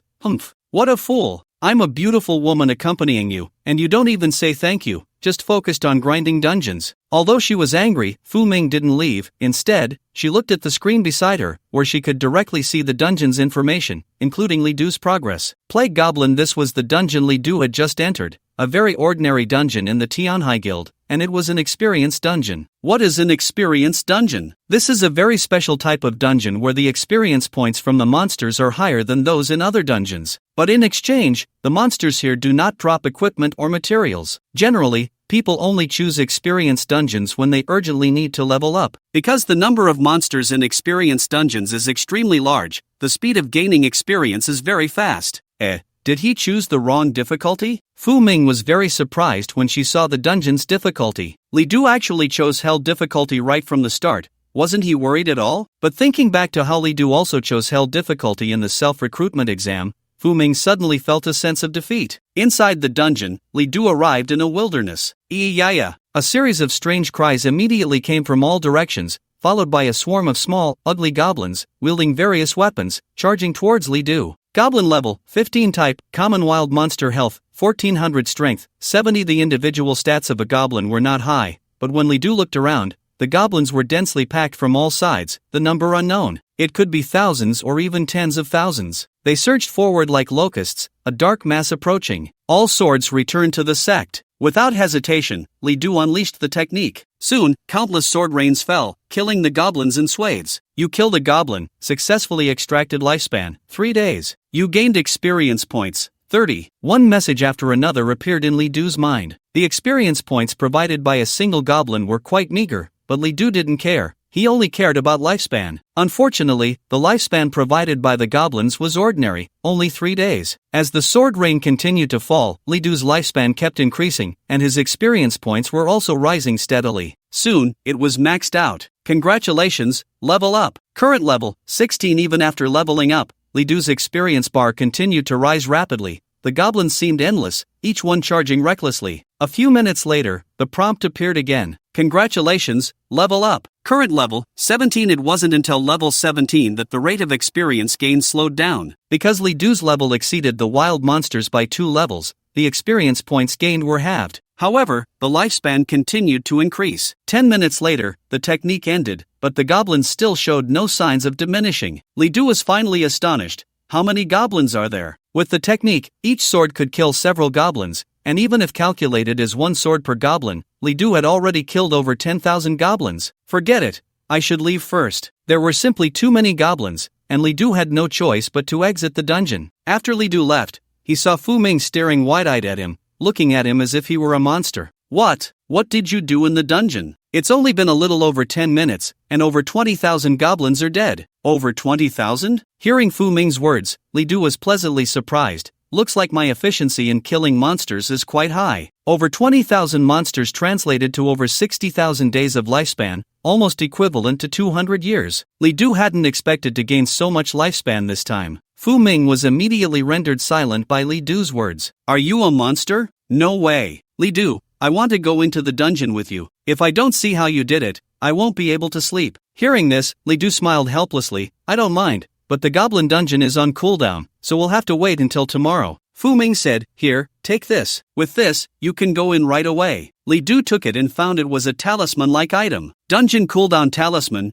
Blue can immediately refresh dungeon cooldown time, limited to dungeons below level 30. There's such an item? Li Du was somewhat surprised. Seeing this, Fu Ming's mood improved significantly. Of course, there are many more good things you don't know about. If you stick with me, I can let you farm dungeons every day. Li Du just smiled but still took the talisman. A few minutes later, when the cooldown for the technique ended, Li Du entered the dungeon with Fu Ming. Upon entering the dungeon, a large number of goblins surged out again. Although the individual stats of a goblin were low, the sheer number of them was overwhelming. One careless moment could lead to being submerged by countless goblins. As the goblins charged forward, Fu Ming quickly exclaimed, "Be careful!" Just as she was about to swing her staff to strike down the goblins, she suddenly froze. Li Du had already cast a skill, and a massive formation appeared in the sky, followed by countless swords raining down like raindrops. Once they hit the ground, they all sliced towards the goblins, and large groups of goblins were instantly dismembered, leaving piles of goblin corpses scattered everywhere. There were simply too many swords, so many that the goblins were almost overwhelmed. Is it really this easy? Fu Ming was astonished. You actually have such a skill. Why didn't you use it when we were competing? Li Du replied nonchalantly, if I had used this skill, it would have been too unfair to you. I wouldn't have one by merit. Fu Ming was immediately infuriated, her little face puffing up as she turned away, looking quite adorable. I'm not as weak as you think. However, Li Du's casual slaughter of goblins still deeply shocked her. A few minutes later, Li Du suddenly recalled all the swords. The goblins had been completely wiped out. A voice appeared in the minds of Li Du and Fu Ming. The Goblin Plague dungeon has been cleared. Is that it? We cleared it already? Fu Ming was at a loss for words. Initially, she was quite unwilling to accept losing to Li Du, but upon witnessing his true strength, she suddenly felt a sense of relief, as if it was only natural to fail against such a powerful opponent. After exiting the dungeon, Fu Ming asked, "You're clearly so powerful, why is your class just a basic warrior? Your skill stats are impossible for a basic warrior to achieve." Hearing this, Li Du was instead surprised. You don't know? Know what? I thought you would have specifically investigated me. Fu Ming was the daughter of Fu Shang, the mayor of Tianhai City. If she wanted to know about Li Du, it would be almost effortless. Li Du's words angered Fu Ming, and she shouted, "What do you take me for? I'm not the kind of person who pries into others' privacy." Seeing her angry, Li Du realized he had misspoken and could only apologize. Fu Ming's puffed-up face finally returned to normal. Alright, just tell me if your basic warrior class is really true. If you say you have an item that can block Tiangue Academy's detection, I might believe it. Li Du said, my class is naturally real. This was the second time Li Du had admitted this class in front of her. No matter how hard it was to believe, Fu Ming had no choice but to accept it. She suddenly felt a deep sense of defeat. It was one thing to lose to Li Du, but he was just a basic warrior. She was the #1 genius of Tianhai City. Was she really that inadequate? For a moment, Fu Ming felt a bit wronged, almost on the verge of tears. But her pride wouldn't allow her to cry in front of Li Du, so she could only puff up her cheeks and pretend to be angry. Li Du comforted her. Alright, don't be angry. I shouldn't have misunderstood you. I'm not angry. Don't think too much. I know you're not angry. After a while, Fu Ming gradually calmed down. Li Du said, I'm leaving now. I'll come back tomorrow to continue running the dungeon. Fu Ming turned her face away. Do as you wish. I've already given you the token. You can come whenever you like. Soon, Li Du returned to the dormitory of Tiangue Academy. All the way, Li Du felt exceptionally good. The trip to the Tianhai Guild had brought him immense rewards. In the Goblin Plague dungeon, there were over 30,000 goblins, and after killing them all, Li Du gained over 90,000 years of lifespan. He opened his data panel. Name, Li Du. Level, 17. Occupation, Basic Warrior Equipment, Black Blood Wolf King's Slaughter, green, Overlord Heavy Armor, blue, Skills, Wolf King's Claw, green, Extraction, white, All Swords Return to Origin, purple, Health, 1910 Mana, 215 Strength, 77, plus 10, Spirit, 19 Constitution, 47 Agility, 18 Free Attribute Points, 0 Talent, Longevity. Intermediate. You gain a Life Absorption skill. Killing wild monsters allows you to extract life. Currently the extraction rate is 3 days per monster. Talent experience, 14138/100000. Upgradable, lifespan, 431 years 125 days 21 hours 36 minutes 51 seconds, 431 years. This time, the dungeon directly allowed Li Du to gain over 200 years of lifespan. With this, I can at least exchange for an ordinary profession. However, Li Du's gaze gradually became fervent. If the speed of increasing lifespan is this fast, Why should he limit himself to exchanging for an ordinary profession? Excellent, fine, or even epic, it might not be impossible. No matter what, let's upgrade the talent first. I wonder how much the efficiency of life absorption will improve after this upgrade. Then, Li Du immediately upgraded his talent. Upgrade successful. As a message appeared, Li Du quickly checked his talent. Talent, longevity, advanced. You gain a life absorption skill. Killing wild monsters allows you to extract life. Currently the extraction rate is 10 days per monster. Talent experience, for 1386/1000000. Seeing the upgraded talent, Li Du finally grinned. 10 days. Killing a wild monster can grant me 10 days of lifespan. If the value difference is huge, I might get 500 days from just one. With this, Li Du's efficiency in killing wild monsters significantly increased again. After the upgrade, the next upgrade would require 1 million talent experience. I'll run the Plague Elemental dungeon a few more times. This won't take too long. After upgrading his talent, Li Du looked at his over 400 years of lifespan and thought of the Life Strike skill. This skill could also be upgraded, and the lifespan required for the upgrade was 100 years. I wonder what the effect will be after the upgrade. Let's upgrade and see. Upgrade successful. Life Strike has evolved into Wrath of Beings. Wrath of Beings, special skill, no occupational restrictions, no learning restrictions. Skill effect, consumes 1 day of lifespan, doubling all your damage for 1 hour. Usage restriction, 200 mana. Skill cooldown time, 1 hour. Skill passive, when you suffer fatal damage, automatically deduct 100 years of your lifespan to negate this damage, and for the next 30 minutes, all your attributes are doubled. This effect can only be activated 3 times. Note 1, if you consume 1 year of lifespan, the damage can be increased to 10 times. If you consume 10 years of lifespan, it can be increased to 100 times, and so on. This skill can be upgraded. Current upgrade requirement, 1000 years of lifespan. Note 2, consuming 100 years of lifespan allows you to forcibly cast this skill during the cooldown period, but it can only last for 5 minutes. After the upgrade, the effect of Wrath of Beings did not change much. However, Li Du was very pleased, because after the upgrade, although casting Wrath of Beings requires mana, the cooldown time changed from 1 day to 1 hour. Moreover, even during the cooldown period, it can be forcibly cast. Since Wrath of Beings only enters cooldown after the effect ends, Li Du can cast it a maximum of 12 times a day. With this, he can repeatedly challenge high-difficulty dungeons to farm monsters,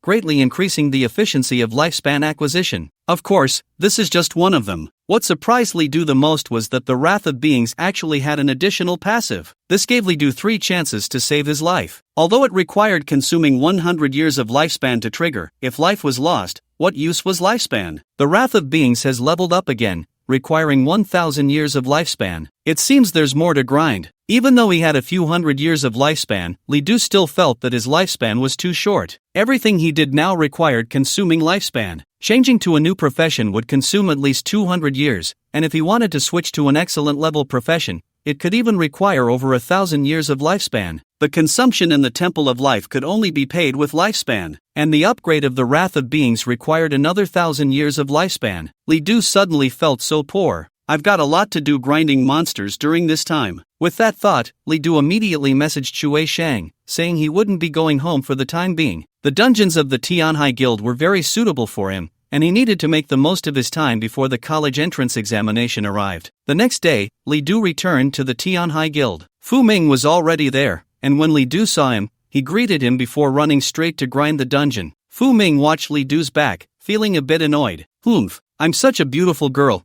and you didn't even glance at me, just went straight to grind the dungeon. I curse you to never find a girlfriend in your life." Arriving at the dungeon, it was the familiar group of goblins. Li Du wasted no time and directly unleashed the 10,000 swords return to origin. Then, his experience bar and lifespan began to rise continuously. A few minutes later, Li Du came out. "Fu Ming, do you have any mana potions and dungeon cooldown tokens?" Fu Ming threw the items to Li Du with annoyance. "Take it, thanks." After saying that, Li Du entered the dungeon again. Soon, he came out again because he had cleared the dungeon. When Li Du emerged, Fu Ming was still watching him, but Li Du ignored her, simply sitting on the ground with his eyes closed, resting. After a few minutes, when his skills were off cooldown, he entered the Plague Goblin dungeon once more. And so, half a day passed. It wasn't until Fu Ming realized that all her mana potions and dungeon cooldown tokens were completely used up that Li Du finally stopped. Fu Ming looked at Li Du as if he were a monster. "Aren't you tired from grinding the dungeon for so long?" At this point, Li Du was already drenched in sweat, panting as he sat on the ground to rest. Hearing Fu Ming's words, he smiled helplessly. In fact, continuously grinding dungeons and unleashing skills took a huge toll on both physical and mental stamina. If it were just a few times, it would be fine, but Li Du had been grinding for most of the day without any breaks. As soon as his skills were off cooldown, he continued grinding. Do I look like I'm not tired? Fu Ming asked in confusion. Then why are you working so hard? The results of today's independent enrollment exam have already come out, and you are in first place. If you want, you can directly obtain the recommendation qualification for Tiangue Academy right now. Li Du slightly raised his head.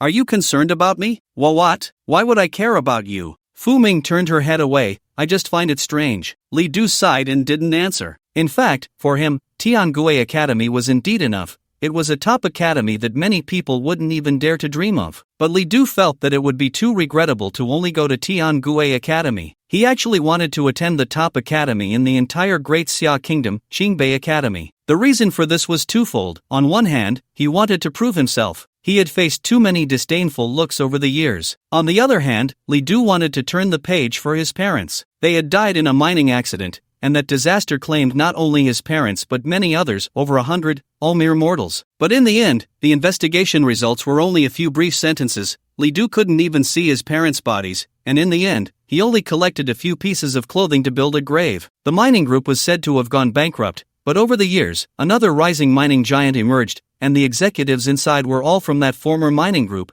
Not a single one had changed. This was a thorn in Li Du's heart. His parents died too tragically, too unjustly. Li Du wanted to know what had really happened back then, and all of this required absolute strength. This is the era of professionals, where reason does not apply. Li Du finally spoke, forcing a smile. There's nothing strange about it. Everyone wants to become stronger. I can now be directly admitted to Tiangue Academy, but if I grit my teeth a little more, can I go even further? Fu Ming shook her head. It's difficult. Your profession is really too poor. Tiangue Academy is already the limit. The more prestigious the academy, the more they value professions. For instance, the top academies in Daxia, like Qingbei Academy, don't even accept excellent level professions. They start with epic level. Maybe Li Du didn't take Fu Ming's words to heart, feeling that he had rested enough and planned to continue into the dungeon. But soon he saw the cooldown time on the dungeon and realized that he had run out of dungeon cooldown tokens. Do you have any dungeon cooldown tokens left? Fu Ming, exasperated, stomped her foot. No. All you do is run dungeons. One day you'll end up dead from it. If you love running dungeons so much, why don't you break all the records in the guild's dungeons? Upon hearing this, Li Du's eyes suddenly lit up. He hadn't even realized this matter. Back when he broke the record in the abandoned mine dungeon, he even got a space ring. Li Du immediately grabbed Fu Ming's hand, excitedly saying, "You're right. I would have forgotten about that if you hadn't mentioned it. Where can I check the dungeon records?" Fu Ming stared blankly at Li Du, not even realizing her hand was being held. Wait,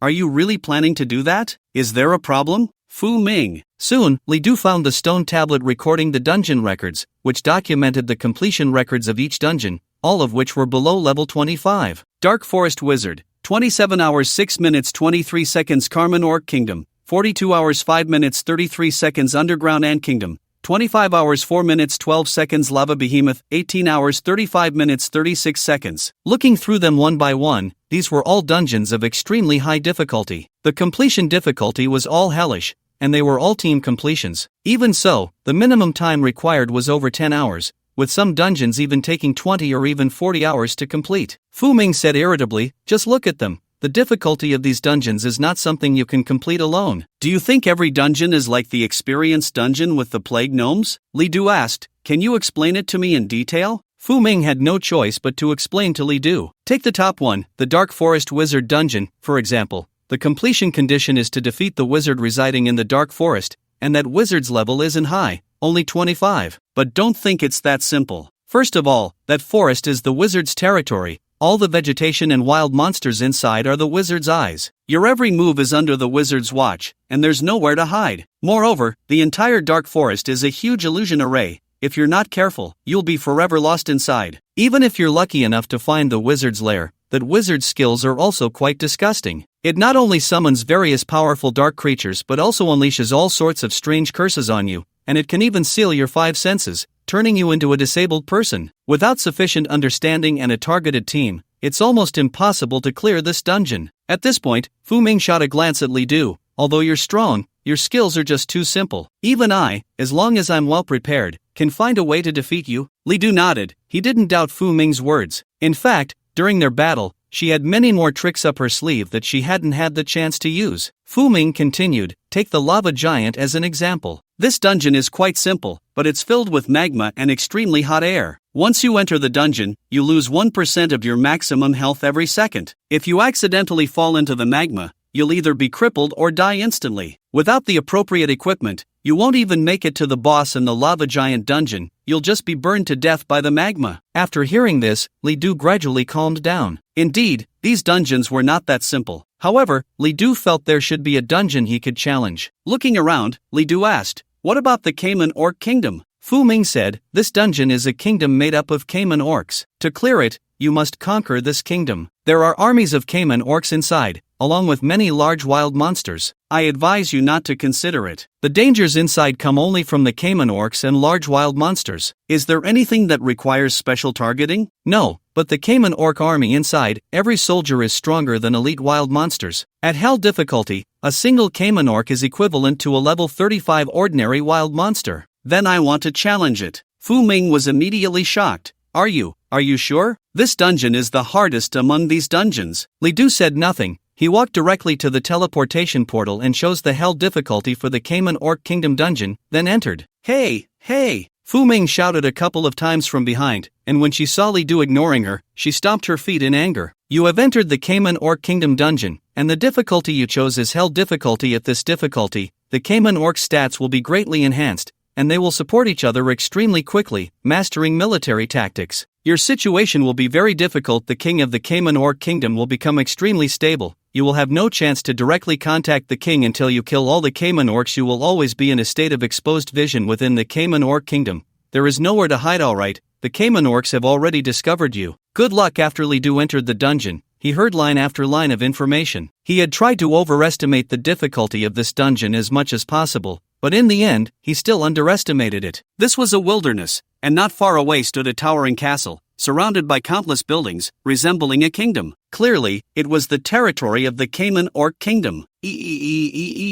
Wah. Soon, several voices caught Li Du's attention. Nearby were a few patrolling Cayman Orcs who had already spotted him. These Cayman Orcs looked similar to goblins, all green, but much taller and more menacing, with very solid muscles. Upon seeing Li Du, they immediately screeched and charged at him. Li Du immediately cast a detection spell. Cayman Orc Patrol Type, Common Wild Monster Level, 25 Health, 9800 Strength, 280 is expected. This is hell difficulty. Even a wild monster's stats are so exaggerated. Li Du did not hesitate and directly unleashed tenfold Wrath of Beasts. Wolf King Claw. Swish, swish, swish. Under several slashes, these Cayman Orcs were immediately defeated by Li Du. "You have killed Cayman Orc Patrol. Detecting that this wild monster's stats far exceed yours, you gain 500 days of lifespan. Congratulations, you gained experience. 600. Just one Cayman Orc Patrol can extract 500 days of lifespan. Awesome." With several orcs dead, Li Du immediately added several years to his lifespan. Now, with his talent upgraded, killing a wild monster would at least grant him 10 days of lifespan. At this rate, it wouldn't be long before Li Du's lifespan reached over 1,000 years. Wah-gee. After the few Cayman Orc patrols died, Li Du heard several strange cries. On the other side, there was another team of patrols. Just as Li Du was about to attack, the few Cayman Orcs suddenly seemed frightened and fled. Li Du wanted to chase, but saw them throw something unknown, which landed on the ground and exploded into a large cloud of smoke, completely obscuring Li Du's vision. A few seconds later, a loud bang was heard. Woo. It was the sound of a horn being blown. At this moment, the smoke dissipated, but there were no Cayman Orcs left in the wild. Li Du looked towards the castle and found many fully armed Cayman Orcs on the city wall. They held bows and arrows, aimed at Li Du. Then, whoosh, whoosh, whoosh, a rain of arrows fell like raindrops, as the Cayman Orc soldiers attacked. They were well trained, completely unlike typical orcs, but rather like a battle-hardened iron-blooded army. Seeing this, Li Du no longer hesitated and directly unleashed Wrath of Beasts. 10,000 swords returned to origin. Li Du shouted loudly, holding nothing back. A massive magic array appeared in the sky,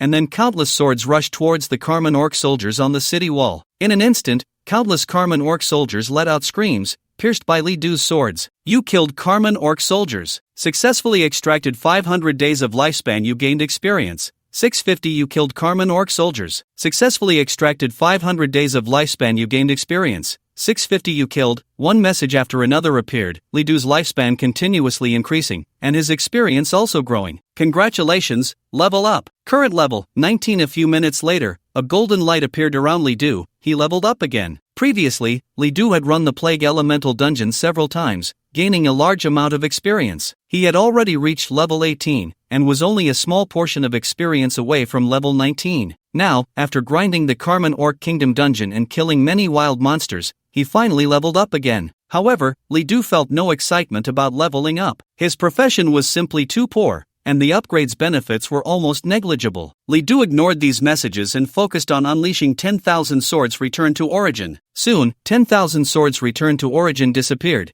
and the Carmen Orc soldiers on the city wall had long been wiped out by Li Du. He approached the city gate and unleashed Thunder Strike. Then, the city gate slowly opened. Li Du thus entered the Carmen Orc Kingdom. Woo woo woo woo woo woo. The huge sound of horns continued to ring out. Although the soldiers on the city wall had been killed, a tide of soldiers surged from within the kingdom, all fully armed, rushing towards Li Du. Carmen Orc Elite Soldier Type, Elite Wild Monster Level, 25 Health, 18760 Strength. For 50. Seeing these values, Li Du couldn't help but be taken aback. The stats of these elite soldiers were twice that of ordinary soldiers. 10 times the fury of beings is not enough. There are just too many of these soldiers. Li Du no longer hesitated and directly increased the fury of beings to 100 times. Consuming 10 years of lifespan, Li Du immediately charged forward. Thunderous Strike. Soon, a thunderous blow landed on the front row of soldiers, instantly killing several of them. You killed Carmen Orc Elite Soldier. You successfully extracted 500 days of lifespan. You gained 1200 experience points. Although the extracted lifespan is still 500 days,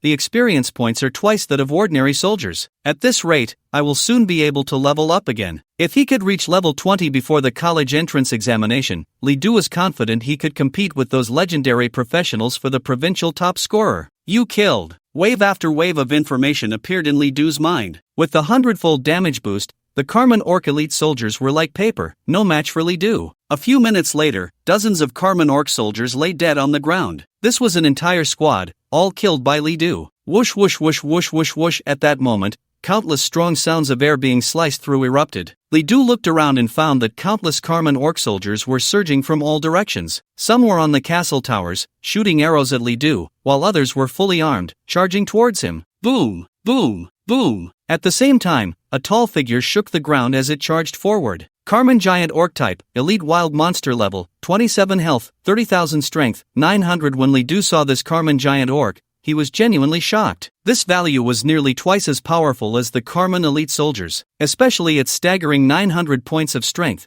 which could easily kill Li Du with just one punch. However, Li Du was not afraid. After a few minutes of battle, the cooldown for 10,000 Swords Return to Origin was ready. 10,000 Swords Return to Origin. Li Du shouted and unleashed the skill again. Countless sword rains fell, and the Carmen Orc soldiers were once again slaughtered in droves. Although the Carmen Giant Orc had a thick health bar, it could not withstand the damage from 10,000 Swords Return to Origin. Li Du could see it quickly becoming battered and bruised, its health dropping at a visible rate. In less than 10 seconds, the 30,000 health Carmen Giant Orc fell. You killed Carmen Giant Orc, successfully extracted 500 days of lifespan. You gained experience points, 1800. By the time 10,000 Swords Return to Origin ended, the surroundings finally quieted down significantly. The ground was littered with the corpses of Carmen Orc soldiers. Although there were still sounds of charging nearby, it seemed to be reinforcements, but they would take time to arrive. Li Du walked to the corpse of the Carmen Giant Orc and activated extraction. Congratulations, extraction successful. You obtained Tooth of the Behemoth, Blue, Frenzy, Blue. A total of 2 items were extracted, with the Tooth of the Behemoth being a material, and Frenzy surprisingly being a skill book. Frenzy, Summoning Class Skill Book. Grants Summon Creatures Attribute Enhancement. Duration 30 minutes. Unfortunately, this was not a warrior-type skill, so Li Du could not learn it. However, selling the blue skill book could fetch a good price. It was still quite valuable. After collecting the spoils, Li Du continued deeper into the castle. At this moment, Li Du discovered that there were walls inside the walls. He arrived at the second castle, where the soldiers were fully armed and waiting for him. Above the city wall, a gigantic eagle was still perched. When Li Du appeared, a towering figure, nearly 3 meters tall and clad in silver armor, stepped out from the wall. It was the Cayman Orc General. Li Du cast a detection spell. Cayman Orc General Type, Mini-Boss Health, 58,000 Strength, 1280 Traits, Extremely High Resistance, both physical and magical, Burst Damage, every hit is a critical hit, dealing double damage. Seeing these numbers, Li Du felt a wave of pressure. No wonder this was the hardest dungeon, the mini-boss's stats far exceeded those of a normal dungeon. It was no surprise that the best records for clearing it by others took over 40 hours. Kill the intruder. At that moment, the Cayman Orc General actually spoke, drawing a silver longsword and pointing it at Li Du. Then, the giant eagle in the sky and the Cayman Orc soldiers on the wall all aimed their weapons at Li Du. Wow wow wow! A strange cry erupted among the Cayman Orc soldiers,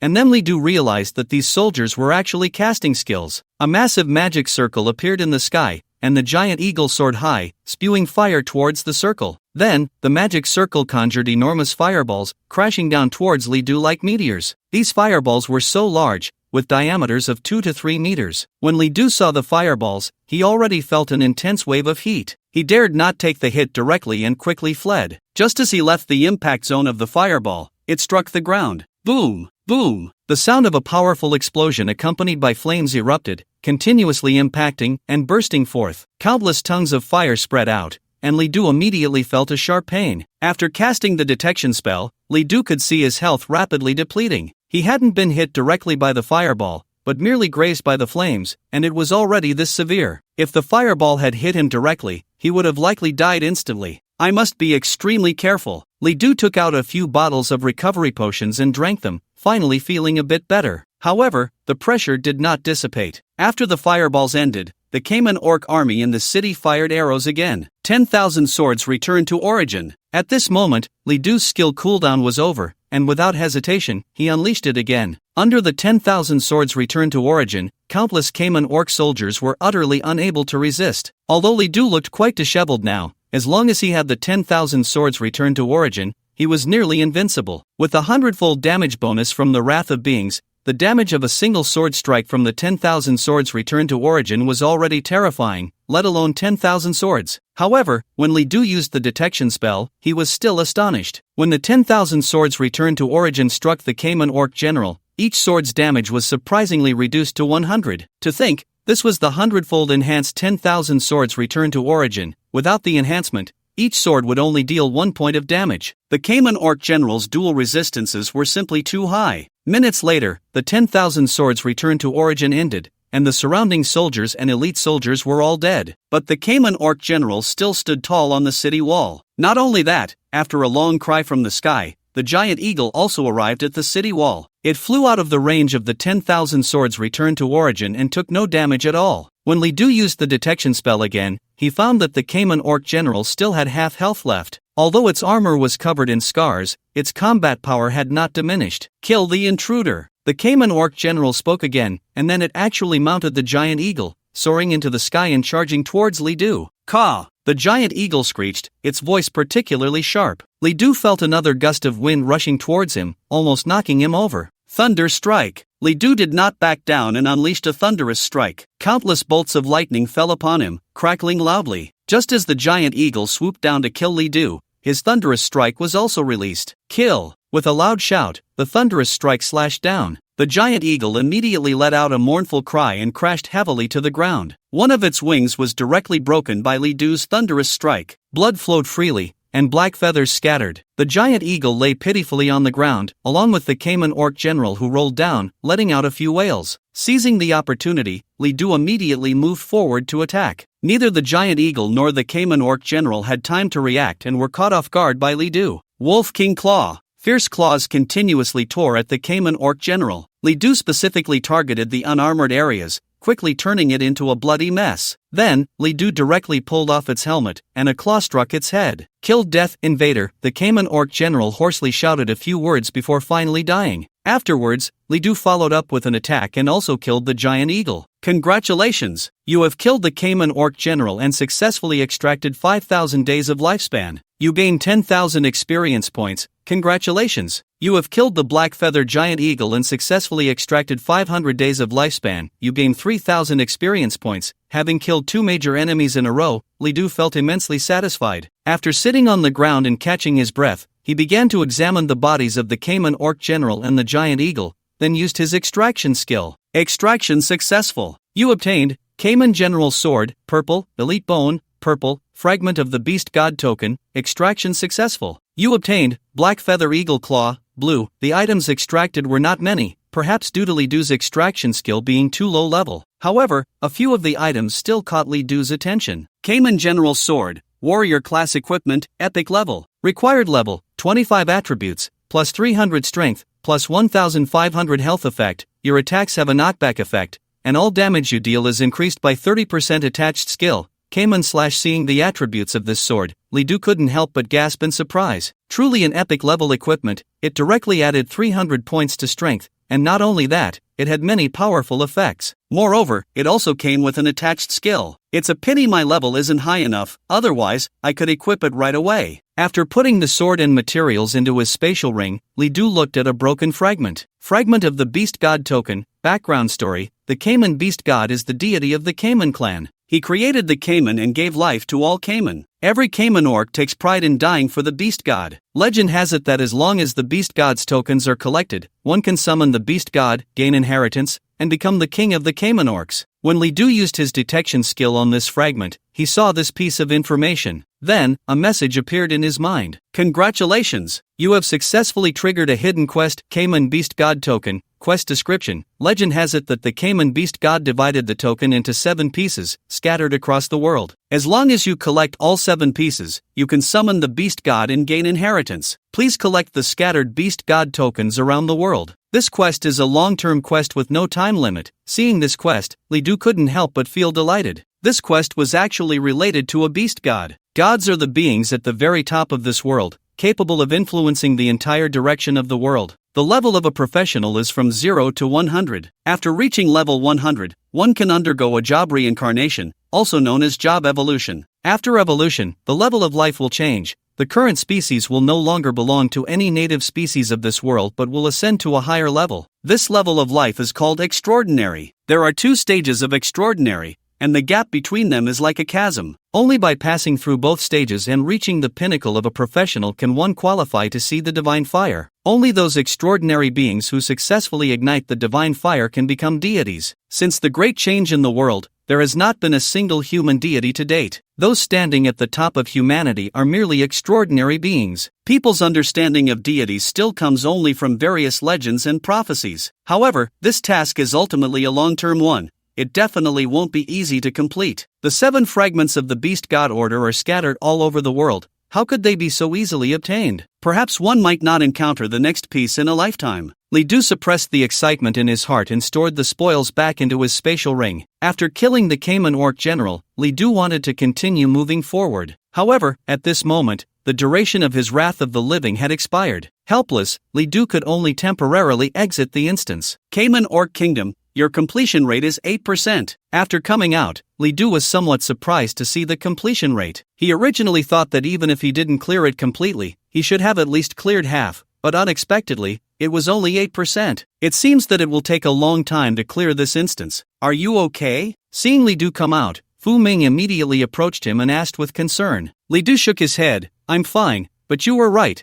This instance is indeed very difficult. Fu Ming finally breathed a sigh of relief but rolled her eyes. I told you not to challenge this, but you just wouldn't listen. You're so ambitious, now you know it was a mistake, right? Li Du just smiled and said nothing. Fu Ming didn't say anything more. After spending these days together, she had come to understand Li Du's character. He looked quite gentle, but his temper was as stubborn as a bull. Once he decided on something, nothing could change his mind. She changed the subject. The rankings for the autonomous enrollment exam at Tengwei Academy have been announced. Those who want to enroll early have gone to sign the paperwork. You didn't go today, and the admissions office people found me, asking what was going on with you? Li Du said, I don't want this spot. I should be able to do better on the college entrance exam. For some reason, after hearing Li Du's words, Fu Ming felt a bit irritated. Her grades could also get her into a better school, but because her father was the mayor of Tianhai City and her family had deep ties with Tiangwei Academy, Fu Ming could only attend Tiangwei Academy. Of course, due to her strong background, the treatment she received at Tengwei Academy far exceeded that of ordinary people, even more so than students from prestigious schools like Qingbei. After thinking for a moment, Fu Ming said, Why don't you go after all? My dad knows a lot of people at Tengwei Academy. I can have him find you a level 90 professor for one-on-one guidance. Li Du was puzzled. Why? Fu Ming snorted coldly. You don't even think about what your profession is. Even if your scores are high, would the top-ranked schools really want you? Even if they do, would any teachers pay attention to you? Just come to Tiangui Academy. Even if you're just a basic warrior, it doesn't matter. As long as I speak, there are plenty of professors to teach you. Li Du laughed. So you do care about me after all. Well, what are you talking about? Fu Ming turned her head away. You stole my first place. Of course, I want to take it back. If you become weaker because you don't have a teacher, even if I win, I won't feel accomplished. That's just how it is. Don't misunderstand. Is that so? Li Du just smiled but did not agree. Well, thank you for your encouragement, but I still plan to take the college entrance examination. Fu Ming was a bit angry. Why can't you understand what I'm saying? Top-ranked schools do not accept low-level professions, and even if they do, you won't be valued there. Li Du just smiled and did not refute. However, his meaning was quite clear. Fu Ming stomped her foot, angrily saying, "Humph, do as you please, it doesn't concern me anyway." After saying that, she turned and left. Watching her back, Li Du shook his head helplessly. To be honest, he had really considered agreeing just now. However, in the end, he still did not agree. He just felt that the Tiangui Academy was not enough. The ceiling of this platform was not high enough. At least, it was very difficult to see legendary-level professions at Tiangui Academy. Yet, the top 10 elite academies could separate legendary professionals into several classes. Although they value professions, what if I become the top scorer in the province? Li Du was full of confidence. By this time, it was getting late, and Li Du was planning to go back. When he arrived at the guild entrance, he suddenly saw Fu Ming again. It seemed she was waiting for him. Li Du asked, "Is there anything else?" Fu Ming said irritably, "The independent enrollment exam has ended, and the dormitories of Tiangui Academy have been cleared out. Where do you plan to live?" Li Du was stunned for a moment. He clearly just realized this matter. After thinking for 2 seconds, Li Du said, "Just find a random place." "Humph, I knew you would say that," Fu Ming said, directly pulling Li Du's arm. "Come with me." Li Du followed her, and before long, they arrived at a very luxuriously decorated apartment. "This is the guild's exclusive dormitory. I've already arranged a room for you, just stay here." Saying this, she threw a set of keys to Li Du. She also emphasized, "I only thought of this because I felt sorry for you and suddenly remembered there were dormitories here. If I hadn't thought of it today, hum." Fu Ming waved her small fist and turned to leave. Seeing this, Li Du couldn't help but smile. At this moment, Fu Ming was surprisingly quite cute. Entering the dormitory, the interior was very luxurious, with all kinds of furniture available. After taking a shower, Li Du began to tally up today's gains. He opened the attribute panel. Name, Li Du level, 19 profession, basic warrior equipment,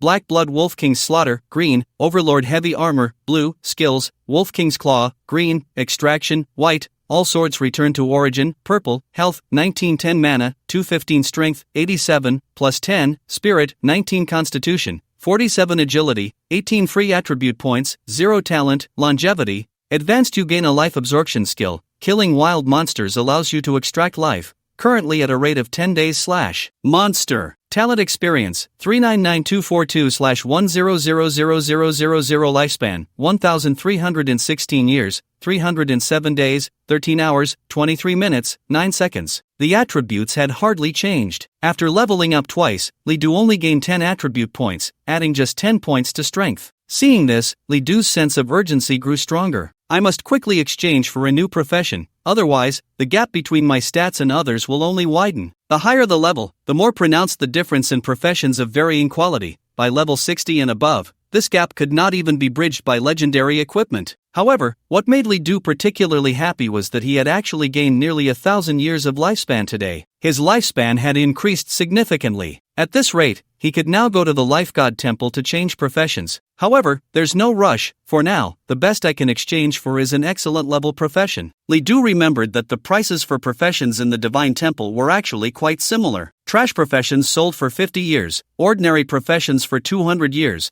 and excellent professions for 1,000 years. A fine level profession required 5,000 years of lifespan. An epic level profession, on the other hand, required over 100,000 years of lifespan. Currently, Li Du couldn't exchange for an epic level profession in the short term, but a fine level profession was still worth considering. At the very least, a fine level profession could meet the minimum admission standards of the top 10 prestigious academies. Aside from the 3 top academies, Qingbei Academy, Daijing Academy, and Xinxia Academy, the minimum admission standard for the other 7 of the top 10 was a fine-level profession. At least, that's what the documents stated. 2 days later, Li Du once again arrived at the dungeon's teleportation portal. Fu Ming was already there, and Li Du asked her, "Aren't you going to level up?" Fu Ming pouted, "Not at all. I'm already this strong. If I worked any harder, how would I give others a chance to catch up?" Li Du smiled and said nothing, then directly entered the Cayman Orc Kingdom dungeon. Having challenged it once yesterday, he was quite familiar with it today. Within the Cayman Kingdom, there were countless castles, and with each one conquered, there was always another waiting for Li Du. No wonder after killing so many monsters yesterday, the completion progress was only 8%. From a distance, the Cayman Orc Kingdom seemed to have only one castle, but beneath the massive castle were countless smaller ones. Soon, an hour passed, and the effect of the Wrath of Beings ended, prompting Li Du to leave the dungeon. Seeing Fu Ming waiting for him outside, looking bored, Li Du suddenly remembered that she seemed to have been like this for the past few days. To wait for him, she hadn't done anything else. Li Du felt a bit guilty and thought for a moment before saying, "Why don't you come into the dungeon with me? I can help you level up." This immediately made Fu Ming anxious. "I don't need that. Who wants you to help me?" Li Du just smiled. He knew Fu Ming's temperament. After sitting down, he chatted with her casually. Before long, another hour passed, and Li Du suddenly grabbed Fu Ming's arm, saying, "Come on, I'll take you to level up." "Ha!" Fu Ming hadn't reacted yet when Li Du pulled her into the dungeon. At that moment, Fu Ming's little face was puffed up with anger as she complained, "I already said I don't need it. What are you trying to do?" Li Du didn't respond and quickly re-entered the castle to start farming monsters. Seeing this, Fu Ming stomped her feet in frustration. However, in the end, she didn't leave, she just watched Li Du farm monsters. Under the effects of the Wrath of Beings and the return of 10,000 swords, the wild monsters had no chance to resist and were all killed by Li Du. Even elite monsters and mini-bosses only differed in the timing of their deaths. Although she already knew Li Du's skills, seeing them again still surprised Fu Ming. Li Du's strength truly made her feel like she needed to look up to him. "Your companion Li Du has killed a Cayman Orc soldier. You gain 150 experience points." Your companion. Soon, one message after another appeared in Fu Ming's mind, and her experience points kept increasing. However, Fu Ming didn't pay much attention. Li Du's killing spree never ceased. Once he entered combat mode, he ignored Fu Ming. In his eyes, there were only the enemies before him. Under his onslaught, countless Cayman orcs turned into corpses. An hour later, Li Du conquered 2 more castles. At this point, the effect of the Wrath of Beings had also ended. When Li Du planned to take Fu Ming away, he found that she had already fallen asleep leaning against a big tree. It had to be said that Fu Ming was truly beautiful. Today she wore a light blue dress, without much makeup or any accessories. Yet, in her youthful demeanor, there was an air of first love. Her sleeping posture was lovely, with a hint of childlike innocence, and a bit of drool even escaped the corner of her mouth. Li Du couldn't help but smile wryly, suddenly feeling mischievous, and pinched Fu Ming's nose. Woo woo. Still asleep, Fu Ming felt uncomfortable, murmuring a few times before finally waking up. Seeing Li Du's face so close, she was startled. "Ah, what are you doing?" Li Du released his hand and said, "I can't believe you can still sleep here. This is a dungeon. Aren't you afraid?" Fu Ming immediately felt like a child caught in a mistake and turned her face away. "And no, I was just pretending to sleep, trying to fool you." Li Du didn't expose her lie and smiled. "Alright, it's time to go out." He then took her out of the dungeon. Once outside, it was already noon. Just as Li Du was about to take his leave, Fu Ming said, "You haven't eaten yet, right? Why not stay, and I'll treat you to a meal." Li Du blinked, looking at Fu Ming, who seemed a bit shy. Don't misunderstand. This is just because you helped me level up in the dungeon. It's my way of thanking you." "Is that so?" "Sure." Li Du didn't refuse. Fu Ming immediately became a bit happy and was about to pull Li Du away. At that moment, a young man arrived. "Miss Fu Ming? Great. I've finally found you." The newcomer was a young man in a gray mage robe, quite handsome and charming, who greeted Fu Ming with a warm smile. Fu Ming asked, "Imo Shanchang, is there something you need?" The young man named Imo Shanchang replied, "It's like this, Uncle Fu is looking for you. He asked me to tell you to come over immediately." "Ah, what does Dad want with me? I still need to treat my friend to a meal. Tell him I don't have time right now." Imo Shanchang's expression turned serious. "Miss Fu Ming, it's very important." Uncle Fu's expression is unusual. Hearing this, Fu Ming reluctantly said, All right, I understand. I'll go right away." She then looked apologetically at Li Du. The meal invitation might not be possible anymore." Li Du didn't mind. "No worries, you go take care of your business." Only then did Fu Ming leave. After she left, Li Du also planned to leave, but a figure blocked his path. It was Imo Shanchang. Li Du was a bit puzzled. Do you need something? In stark contrast to his earlier gentle demeanor, Mo Shanchang looked at Li Du with a frosty expression. He ignored Li Du's question and spoke to himself. Li Du, male, 18 years old. Failed in job transfer, a waste. Spent 50 years of lifespan in the Divine Command Hall for a trash profession. Has a sister named Li Shueixing, not biological. Parents died in a mining accident. You're just a worthless orphan. These two sentences struck a sensitive nerve in Li Du, and his expression immediately turned cold, his body even trembling with anger. You investigated me? What do you want? Mo Shanchang raised his head, his face full of disdain. I'm making you see yourself clearly. Your past has nothing to hide from me. Li Du, do you really think that just because you got first place in the self-recommendation, you can win Fu Ming's heart? Do you know what her status is? She is a phoenix you can never reach in your lifetime. And you're just a bug in a stinking ditch, not even as good as a pig or dog. He. The ones I look down on the most are you worthless mortals. Why not just be honest and work as a mind slave? Still trying to climb high branches and change your identity? Get away from Fu Ming immediately, or don't blame me for being rude. When Mo Shanchang said this, Li Du's face turned extremely dark. A hint of murderous intent flickered in his eyes. There were two things he hated most in his life. The first was when someone insulted his parents or used their death against him. The second was when someone looked down on him from a high position. Mo Shanchang had committed both offenses. Then what are you? Upon hearing Li Du's words, Mo Shanchang's expression darkened. You dare to talk back to me? As he spoke, he touched the ring in his hand and pulled out a gray-black staff, pointing it at Li Du. It seems that if I don't teach you a lesson, you won't know how to speak to someone of my level. How about this? I'll cripple you for life, making your existence worse than death. Then, magical energy began to gather on the staff as Mo Shanchang prepared to unleash a spell. A fireball appeared on his staff, the simplest fireball spell. However, this fireball was enormous, nearly half a meter in diameter. The scorching flames almost made Li Du's skin ache. Fireball spell, release, Mo Shanchang shouted, and the fireball was immediately unleashed. Li Du could no longer endure it. Wrath of the Beasts, forcibly cast. After sacrificing 100 years of his lifespan, Li Du unleashed the wrath of the beasts once more. Wolf King's Claw. Two sharp claws appeared and directly clawed at the fireball in front of him. The fireball was actually torn into 3 pieces, but no matter what,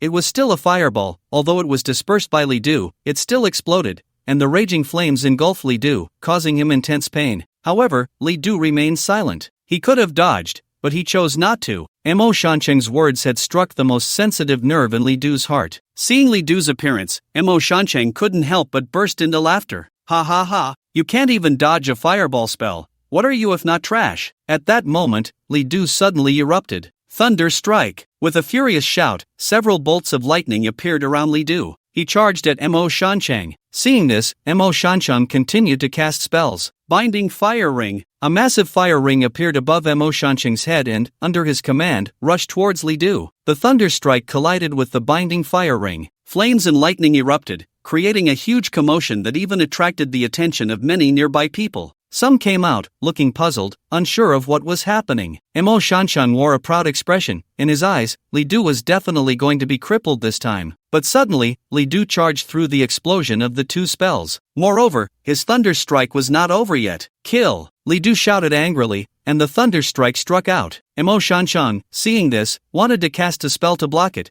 but it was already too late. Li Du's attack landed solidly on Mo Shanchang's chest. Then, the lightning raged. Li Du heard the sound of bones breaking. Mo Shanchang's ribs were directly shattered by the intense impact. Not only that, but he was also sent flying, crashing into a wall before falling to the ground. Cough, cough, cough. Li Du's strike left Mo Shanchang in disbelief, and he couldn't help but spit out a mouthful of blood. How is this possible? You took my spell, how could you be fine? Li Du ignored him, stepping forward to stomp on his chest, looking down at him from above. With broken ribs and spitting blood, Mo Shanchang felt a wave of intense pain. At that moment, seeing Li Du's cold gaze, he couldn't help but feel a twinge of fear. What do you want to do? Li Du's eyes glinted coldly. Did you not say you wanted to cripple me for life? Since that's the case, I'll make sure you are crippled for life too. 2 sharp claws coalesced in Li Du's hands, and he set his sights on Mo Shanchang's legs. Mo Shanchang's eyes widened in shock. Why, you better not do anything reckless. I am the young master of the Mo family. If you dare to hurt me, the Mo family will definitely not let you off. Li Du replied coldly.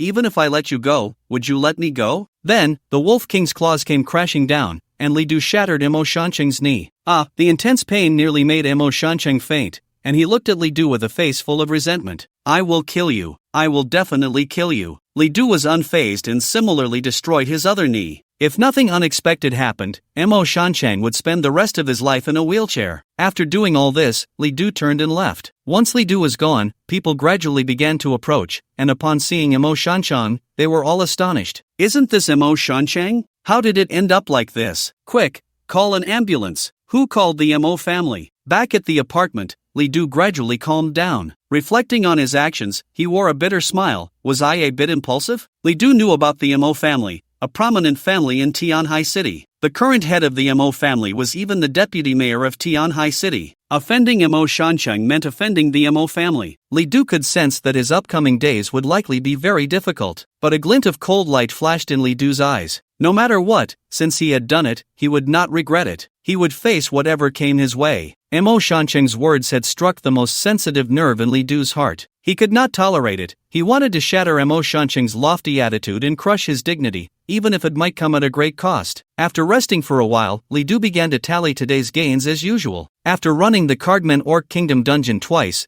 Li Du had pushed the progress bar to 27%. At this rate, a few more days would see him clear the dungeon. Once he cleared the dungeon, he would likely break the record. At that time, both the rewards from clearing the dungeon and the record-breaking rewards would be a huge gain for Li Du. I just wonder if clearing the dungeon will yield legendary level items? Li Du shook his head, feeling it was unlikely. The difference between legendary and epic levels might seem just one tier, but they represented two entirely different realms. The value gap could be 100-fold or even 1,000-fold. Dungeons that could drop legendary items were extremely rare. As for experience, Li Du was still at level 19, but his experience bar was already over halfway full. A few more runs would see him level up. In terms of lifespan, the two dungeons had granted Li Du several hundred years of life, and after deducting the 100 years consumed by forcibly using the Wrath of Beings, his current lifespan gain was 457 years. Thus, Li Du's total lifespan had reached over 1,700 years. Soon, in a few more days, I will have enough to exchange for 5,000 years of lifespan and be able to redeem a fine-grade profession. Li Du was filled with anticipation. After redeeming a fine-grade profession, his stats would surely multiply,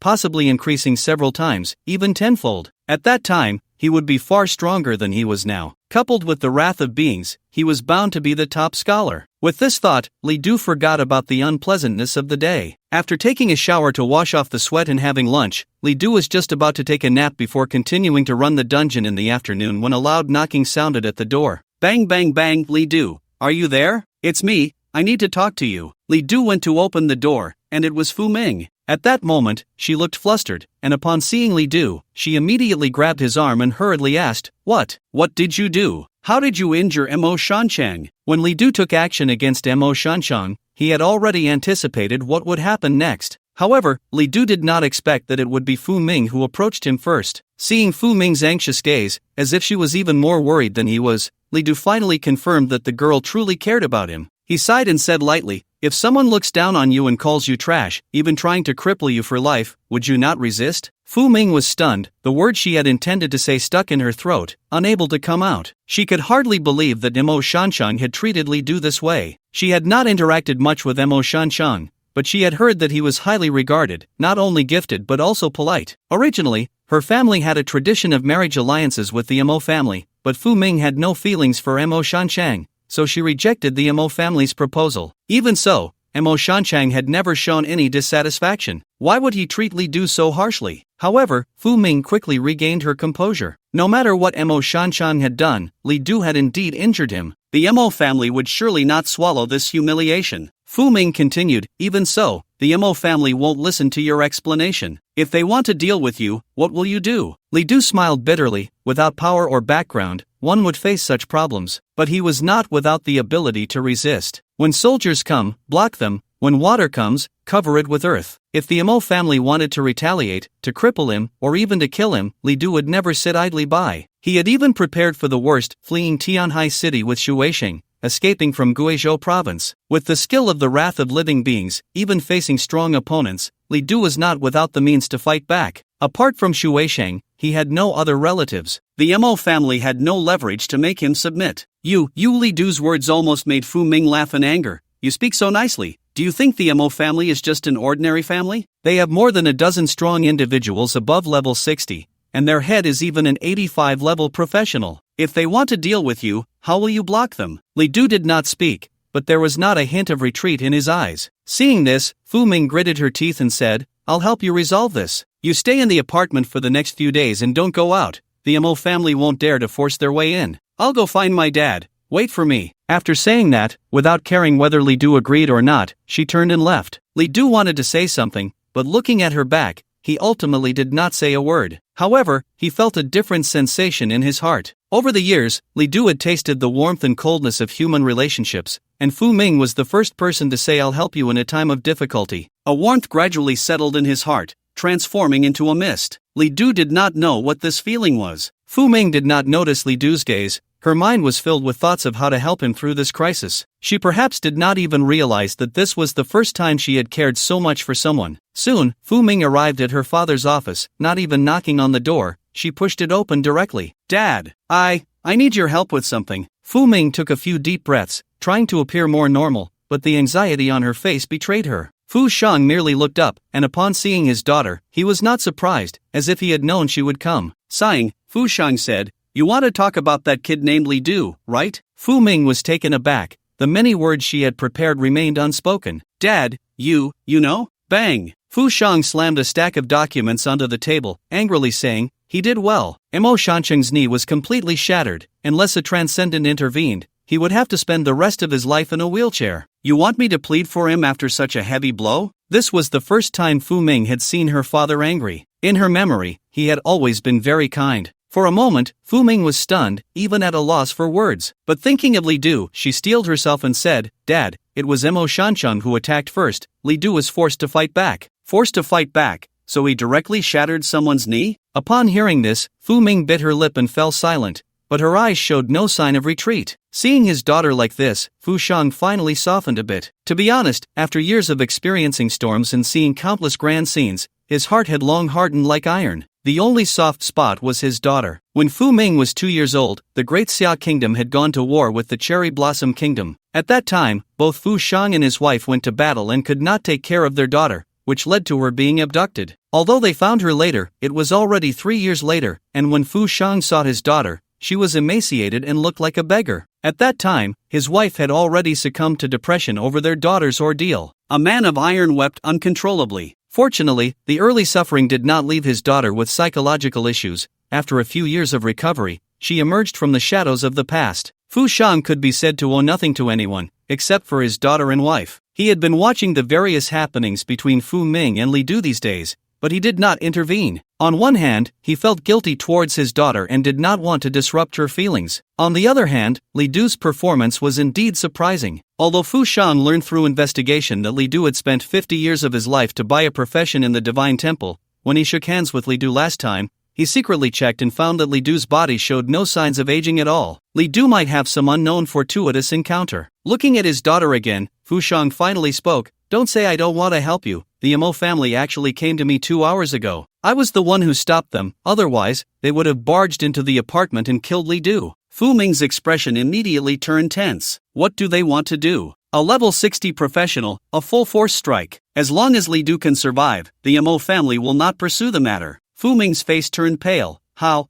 is that possible? That's a level 60 professional. Isn't the Mo family trying to kill Li Du? Fu Shang said, This is the Mo family's bottom line, and it's also the only way for Li Du to escape this calamity. If Li Du doesn't agree or tries to run, the Mo family will directly issue a task to the Assassin Guild to hunt him down nationwide. At that point, there will be no way out. Upon hearing this, Fu Ming finally understood, feeling a bit lost. I understand, Dad, I will go talk to him now. Watching his daughter's back, Fu Shang sighed deeply again. Soon, Fu Ming returned. Hearing the Mo family's conditions, Li Du looked at Fu Ming and smiled. Why do you have that expression? Are you afraid I'll die at the hands of the Mo family? Fu Ming, who usually loved to retort Li Du, surprisingly did not argue this time. Li Du said, Go tell the Mo family, I accept their terms. Fu Ming shouted, Aren't you worried at all? That's a level 60 professional. Because I'm strong. Fu Ming ultimately left, and watching her figure, Li Du softly said, Thank you. Then, his expression gradually became serious. Tomorrow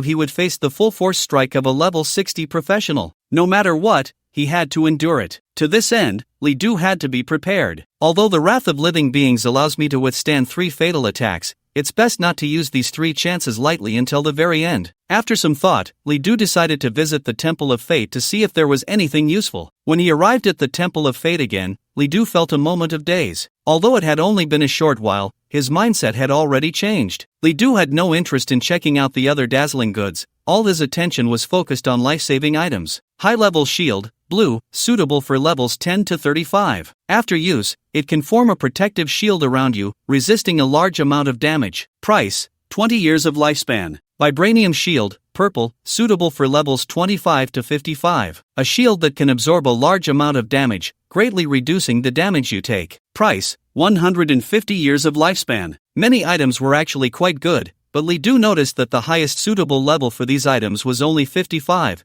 meaning that once a practitioner exceeded level 55, the effectiveness of the items would greatly decrease. And what Li Du needed to face were level 60 practitioners. These items were simply not enough. After looking for a long time, Li Du finally found an item he was quite satisfied with. Death Substitute Doll, purple, suitable for levels 0 to 75. A death substitute doll passed down through the Miao ethnic group's witchcraft for thousands of years. It automatically takes effect when carried, able to block a fatal blow for you. Price, 500 years of lifespan. This death substitute doll had a suitable level of up to 75. As long as it was carried, Li Du could completely withstand a full force attack from a level 60 practitioner. Although the price was extremely high, reaching 500 years of lifespan, Li Du had no other choice. Unless he wanted to consume the passive uses of the Wrath of Living Beings. Even though the passive of the Wrath of Living Beings only consumed 100 years of lifespan, this passive had no suitable level, meaning that no matter how strong the attack, Li Du could withstand it. This was something that no item could replace. Therefore, Li Du did not hesitate and directly bought the Death Substitute doll. Detecting that your lifespan is sufficient, deducting 500 years of lifespan.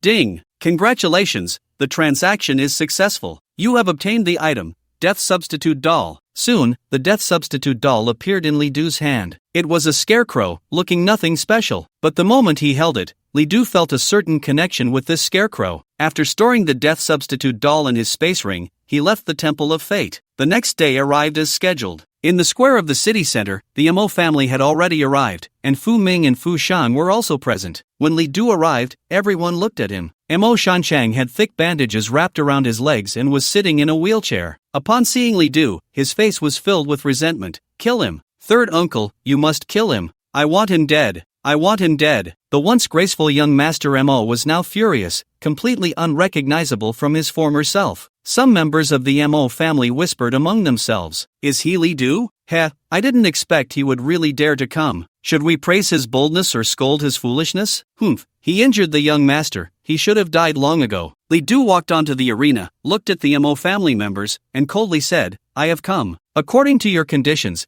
as long as I withstand a full force attack from a level 60 practitioner, this matter will be settled." A middle-aged man from the Mo family also stepped onto the arena. He said nothing, just looked at Li Du as if he were a corpse. Fu Shang stood up. "Since Li Du has arrived, I will announce the rules of this battle once again. The Mo family can only send out a level 60 practitioner, and they can only make one move. After one move, regardless of the outcome, this dispute will be settled. Mo family can no longer cause any trouble for Li Du. Do you agree?" There was no opposition from the Mo family. In their eyes, Li Du was already doomed. Li Du nodded. "In that case, let the battle begin." As Fu Shang's words fell, the professionals from the Mo family moved. He took out a staff and cast a skill, and suddenly a gust of wind surrounded him. The next moment, this professional actually flew directly into the air. It's the levitation spell, a spell that only mages at level 40 can learn. Others gasped in amazement. Li Du cast a detection spell to see the information about this person. Soon, he received a prompt. "The level difference between you and the opponent is too great. The detection spell cannot take effect." However, this message quickly changed. Affected by the arena's force field, the detection spell forcibly takes effect. Name, Mo Tianzong.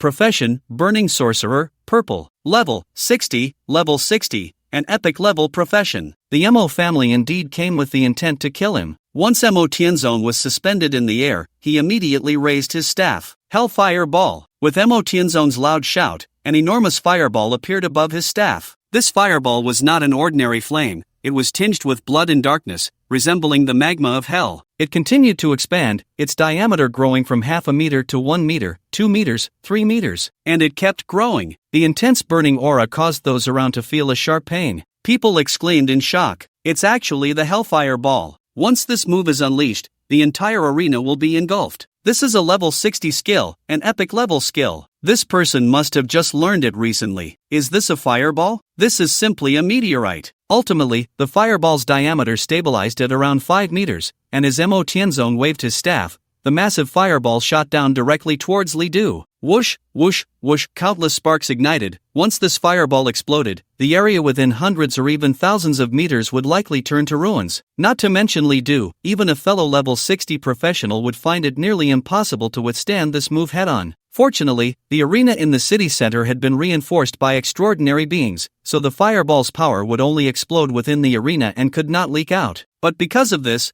the fireball's power would be even more terrifying. At this moment, everyone was staring at Li Du, eager to see how he would defend himself. Especially Fu Ming, who merely covered her mouth, her eyes wide open, her heart racing to her throat. She forced herself to hold back, trying not to cry out. What's going on? Is Li Du just going to watch? Is he doing nothing? He wouldn't give up, would he? Probably, knowing he can't block it at all, so he simply won't. Facing death, he still looks so calm. I suddenly think he's quite a man. Boom! Boom! The fireball hit the ground, a strong burst of flames erupted, and the entire arena was engulfed in fire. Although the fireball's power could not leak outside the arena, the sight still left people in utter shock. A level 60 professional could unleash such powerful force. This might be the most shocking scene they had ever witnessed in their lives. Li Du! At the moment of the explosion, Fu Ming could no longer hold back, shouting out loud, wanting to rush out. Just then, Fu Shang directly pulled her back. Fu Ming looked at the arena, tears shimmering in her eyes. Boom! The fireball continued to explode, one after another, flames like dazzling fireworks. Mo Shanshang stared intently at the exploding fireball, his eyes revealing unmasked delight. Die! Die for me! He utterly loathed Li Du. His family once requested a marriage alliance between him and Fu Ming from the Fu family. Although it was ultimately rejected, Mo Shanshang,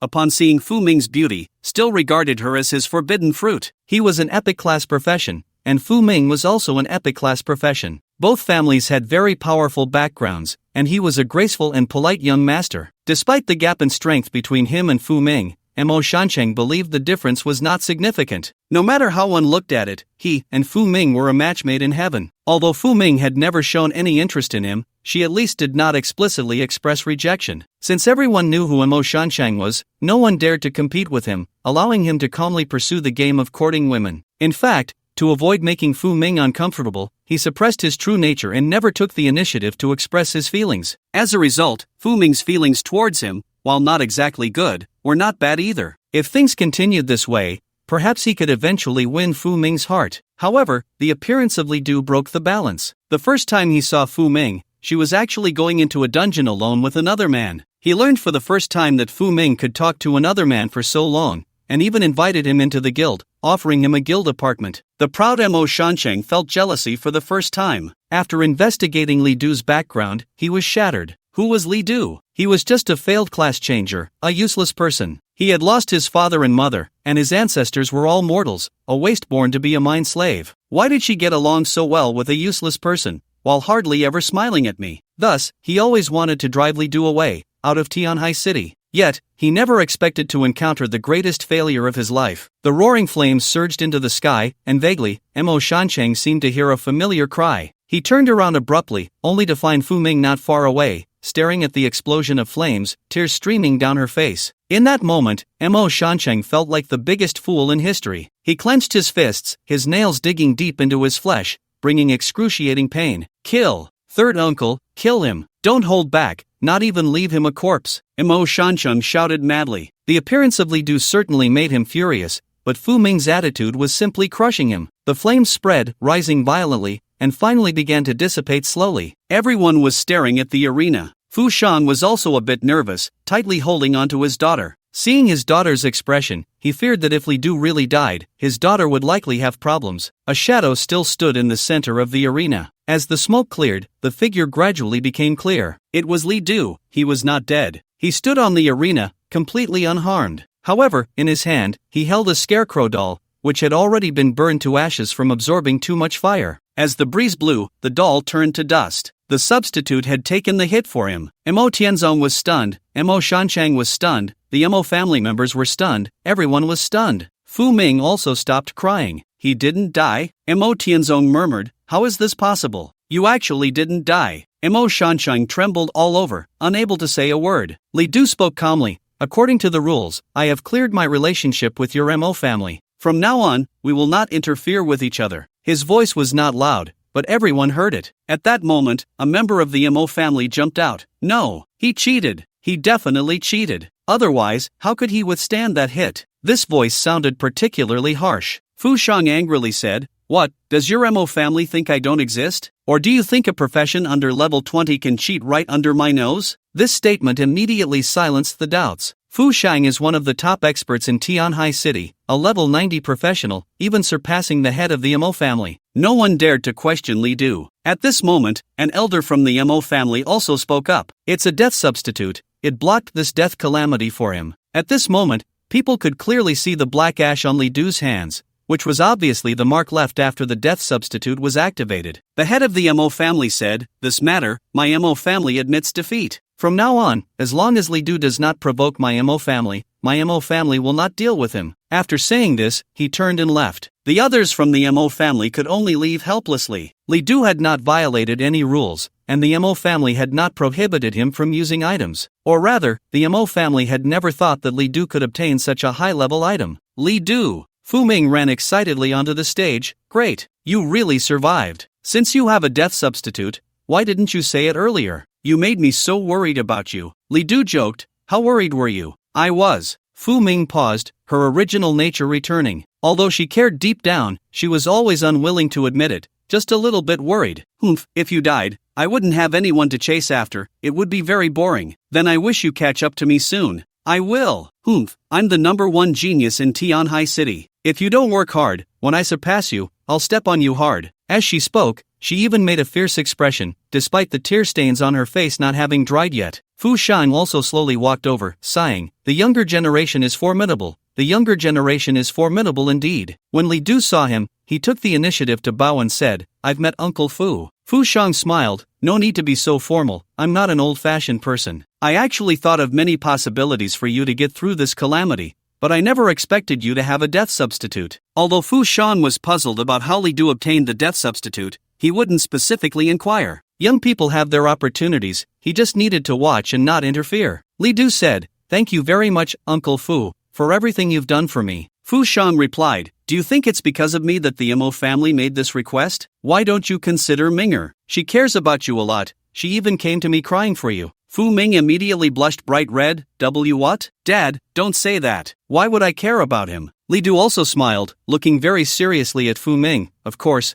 I need to thank you, my matters have troubled you. It's nothing much, just a little effort, don't misunderstand. After exchanging a few pleasantries, Fu Shang left. At this moment, he was quite satisfied with Li Du. Not servile nor arrogant, polite, and most importantly, he did not evade responsibility, and he had a deep fortune. Although his background might be a bit lacking, if he could reach a sufficiently high position, it would actually be a plus. The Great Xia Kingdom is the most faithful and the least faithful. In times of obscurity, a strong background will make people look at you differently. After rising, a humble origin can be even more convincing. Fu Shang was still a bit expectant. After his father left, Fu Ming asked Li Du, what are you going to do next? She did not notice that her gaze was somewhat expectant at this moment. Li Du said, continue to grind dungeons, you should come too. Let's clear the Cayman Orc Kingdom dungeon first, and hopefully break the record. Breaking the record is not as easy as you think. All swords return to their source, kill. Whoosh whoosh whoosh, countless sword rains fell, killing large numbers of Cayman Orc soldiers. Li Du had already lost count of how many batches this was. He had almost cleared out the castles on the outskirts of the Cayman Orc Kingdom. In these few days, Li Du had been grinding dungeons with Fu Ming. Fu Ming hardly did anything, completely relying on Li Du to level up. Now both of them had leveled up. Fu Ming was at level 21, and Li Du had also reached level 20. After a few days, Li Du's lifespan had greatly increased, and he now possessed nearly 3,000 years of life. He was very close to 5,000 years, and in at most 2 days, he would be able to exchange for a refined level profession. Fu Ming had gone from being surprised at the beginning to now being accustomed to it. Here are some blue potions and cooldown reagents for you. After the Wanjian Guizong ended, Fu Ming handed over a few potions. After drinking them, Li Du's mana was instantly restored, and his skill cooldowns refreshed immediately. To be honest, if Fu Ming had found Li Du's strength incredible before, after a few days of interaction, she had actually seen through him. Li Du really only had 3 skills. One was the Wolf King's Claw, one was Thunderstrike, and one was Wanjian Guizong. Among them, the excellent level Wolf King's Claw was even Li Du's main means of output. His profession was ultimately too poor. Generally, when a professional reached level 20, they would have at least 3 of their own professional skills. For someone like Fu Ming, an epic level profession, she had more than 10 skills by the time she reached level 20. Therefore, her combat style was extremely varied, but Li Du's was extremely singular. If it weren't for his own strength, such a singular combat style could easily be countered. An hour later, the two left the dungeon. Li Du checked the progress, which had already reached 68%. Fu Ming said, "Li Du, you should learn a few more skills. If you don't have skill books, I can give you some. Your skills are really too few." Hearing this, Li Du smiled helplessly. Was he lacking skills? Not really. His essence was that his profession was too trashy. Now he was already level 20, but his 4-dimensional attributes were not much different from those of a level 7 or 8 professional, all because his profession was too poor. Shaking his head, Li Du said, "You don't need to trouble yourself. I will be prepared before the college entrance examination." In these few days, their relationship had returned to normal, as if the events in Mo Shan City had never happened. However, Li Du could sense that Fu Ming was more intimate with him, often asking about his well-being, and the topics they could discuss had increased. Sometimes, when he was with her, Li Du would even forget the passage of time. Accidentally glancing at the calendar, he realized that the college entrance examination was approaching. Perhaps hearing about the college entrance examination, Fu Ming asked again, "Li Du, are you really not considering Tian Gui Academy?" She was actually quite reluctant to part with Li Du. "Maybe I will consider it, but I think I should be able to aim for a higher academy." An hour later, the two entered the dungeon again. At this time, the outer fortresses had all been conquered. They arrived at the inner area of the dungeon. Here, the walls were taller, and the fortresses were more magnificent. Looking up, Li Du could see a huge stone monster leaning against the castle. "This is a stone giant, a level 28 mini-boss. Seeing it means we are very close to the royal city," Fu Ming explained beside him. Li Du nodded upon hearing this and then unhesitatingly released Wanjian Guizong. As Wanjian Guizong fell, the stone giant was immediately battered and broken. Not only that, many of the Cayman orcs on the walls were also killed. About half an hour later, Li Du conquered the walls. He then collected the spoils and walked inside. The architecture of the Cayman orc kingdom was very different from the outside world. There were castles everywhere, and tall walls were built all around. Rather than a kingdom, it was more like a prison. Along the way, the scattered Cayman orcs were cleared by Fu Ming, and when they encountered regular troops, Li Du directly released a Wanjian Guizong. After Li Du activated the Wrath of Beings, no Cayman orcs could survive at all. Moreover, Fu Ming also brought a large amount of potions, allowing Li Du to continuously unleash skills and quickly recover his stamina. The dungeon journey gradually became quite pleasant. 2 days later, Li Du finally reached the deepest part of the dungeon and encountered the final boss of this dungeon, the Cayman Orc King. He was extremely burly, with a face full of authority. Dressed in a black robe and wearing a crown, he sat on the throne, silently watching Li Du and Fu Ming. Cayman Orc King type, boss level, 30 health, 98,000 strength, 1970 traits. King, can command all Cayman orcs in the dungeon. Emperor's Might, targets viewed as enemies have all attributes reduced by 20%. Skills, Cayman Command, King's Fury, King's Cleave, Mountain Smash. This was the first time Li Du had seen such terrifying attributes. Nearly 100,000 health points, and strength close to 2,000. One hit from him could probably leave Li Du severely injured. Fu Ming said, "Li Du, you must be very careful." Many teams that attempted this dungeon initially pushed through easily, but ultimately fell at the boss. Li Du replied seriously, "I understand." To be safe, Li Du did not hesitate and directly enhanced the Wrath of the Beasts to 100 times. At this moment, the Cayman Orc King gradually rose from his throne. With an imposing presence, he spoke in human language, "Intruders shall become the bones beneath my throne." As he spoke, he struck his staff, causing the palace to tremble. Li Du charged forward, Thunderstrike, Crackle. Countless bolts of lightning flashed as Li Du rushed in. The Cayman Orc King raised his staff. Suddenly, a massive creature appeared, blocking Li Du's path. Boom! Li Du's Thunderstrike landed right in front of the colossal creature. It turned out to be a stone giant over 5 meters tall, which collapsed immediately after being struck by Li Du's thunder strike. Countless boulders rolled down, shattered by the lightning. The thunder strike was thus neutralized by the Cayman Orc King. Li Du had no choice but to retreat. At that moment, the Cayman Orc King still held his staff aloft. The next moment, Li Du noticed countless shadows densely surrounding him. They transformed into elite Cayman Orc soldiers and Cayman Orc generals. People of the kingdom, charge with me and kill the invaders. Whoosh! With the wind at their backs, countless Cayman Orcs surged forward like an ocean. If an ordinary team saw this, they would likely be filled with despair. They were completely surrounded by Cayman Orcs from all sides. However, Li Du remained calm and directly unleashed the 10,000 swords returned to origin. Countless sword rains fell, sweeping through wave after wave of Cayman Orcs, clearing a path for Li Du. Li Du consumed a cooldown potion and charged again, heading towards the Cayman Orc Kingdom. Once more, thunder strike. The powerful lightning erupted again, and this time, the Cayman Orc King, having just summoned countless Cayman Orcs, was unable to cast another spell in time. Thus, the thunder strike landed heavily on the Cayman Orc King. The lightning flickered, and the strike fell like a meteor. The intense attack battered him repeatedly, leaving countless wounds on the Cayman Orc King's body. Li Du used the detection spell and saw his health points continuously decreasing. Seizing the opportunity, Li Du consumed another cooldown potion and unleashed another thunder strike. Boom! The powerful strike nearly shook the entire hall. In the end, the Cayman Orc King fell. Congratulations! You have successfully killed the Cayman Orc King, and you have successfully drawn 5,000 days of lifespan. You gain 100,000 experience points. Your level has increased. Your current level is level 21. Congratulations, you have successfully cleared the dungeon, Kingdom of the Cayman Orcs. Your clearing time is 36 hours 24 minutes 09 seconds. Congratulations, you have broken the record. Would you like to record your name/team name? Finally cleared it, 36 hours. In order to clear this dungeon, Li Du spent nearly a week. When the prompt appeared, Li Du immediately felt much lighter all over. Hurry up and write your name. I didn't expect you to really break the record, Fu Ming said happily. She originally didn't have high hopes for Li Du, but he really did it. Li Du smiled, glanced at Fu Ming, and then directly wrote down a few words. Li Du, Fu Ming team. Congratulations to Li Du, Fu Ming team for breaking the record of the Kingdom of the Cayman Orcs members. Li Du, Fu Ming receive rewards, 50,000 divine power points, 10,000 guild contribution points, random epic item gift pack ×1, epic skill scroll ×1. This time, the clearing rewards included 3 items, and the rewards for Li Du and Fu Ming were the same. After seeing this information, Fu Ming immediately shouted, "What are you doing, Li Du? Why did you write my name?